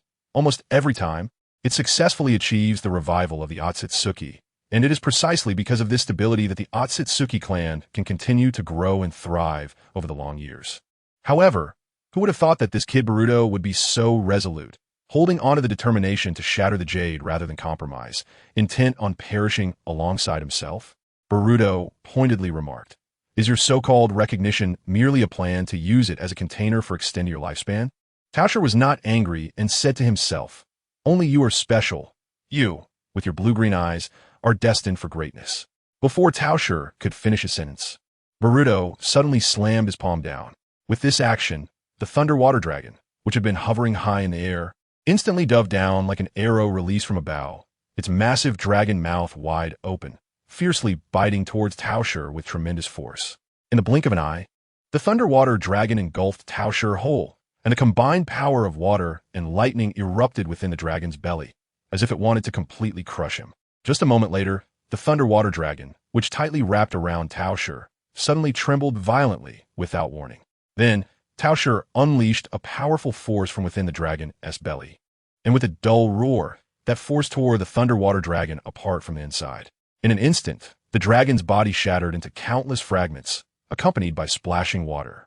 Witnessing this scene, Boruto clenched his fist, and chakra surged out from him like a tidal wave. The previously scattered water droplets, under the influence of his powerful chakra, instantly transformed into countless icy blades. These icy blades shot towards Taosher, who was at the center of the battlefield, at an incredible speed, surrounding him in an instant.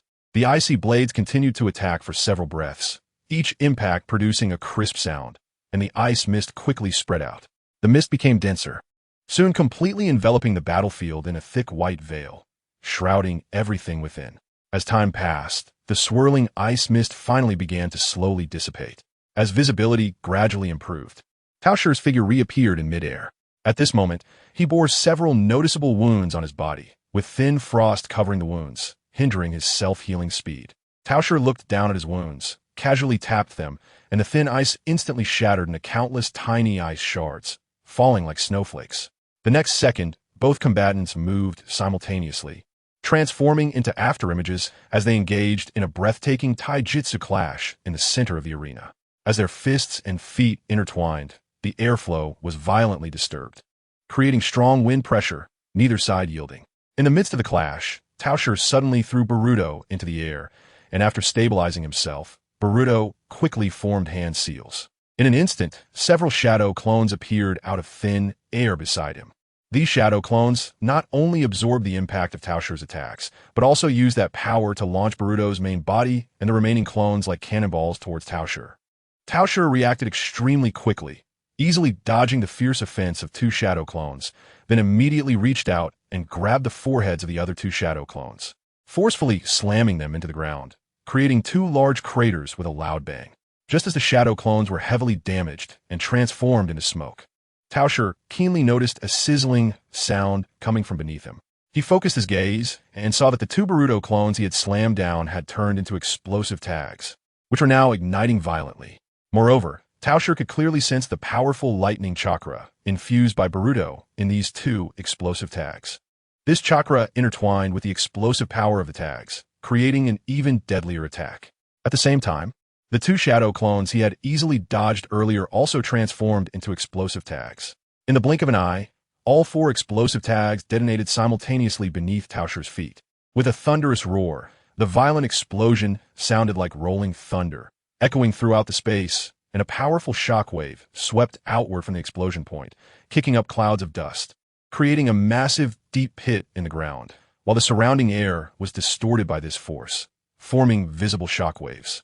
Meanwhile, Boruto's main body appeared in midair, shouting loudly, "Lightning release, false darkness." As his voice fell, a gigantic thunder spear rapidly took shape in Boruto's mouth. The spear was shimmering with dazzling electric light, and then, like a roaring thunder dragon, it struck fiercely towards Momoshiki, who was shrouded in smoke. Moments later, a strong surge of chakra suddenly erupted from the smoke, instantly dispersing the surrounding mist. Boruto clearly sensed that another powerful chakra within Momoshiki was skyrocketing, merging with his original chakra to gradually form a ghostly blue chakra form. Meanwhile, the wedge-shaped mark on Momoshiki's palm began to spread rapidly up his arm. In the blink of an eye, this power expanded to his face, with half of Momoshiki's body covered in black patterns, exuding an overwhelming aura. Summary: when Uzumaki Boruto defeated Momoshiki, he accidentally returned to the era of Naruto, encountering Uzumaki Naruto and others who were on a C-rank mission, and began his journey under the alias of Nameki's Boruto.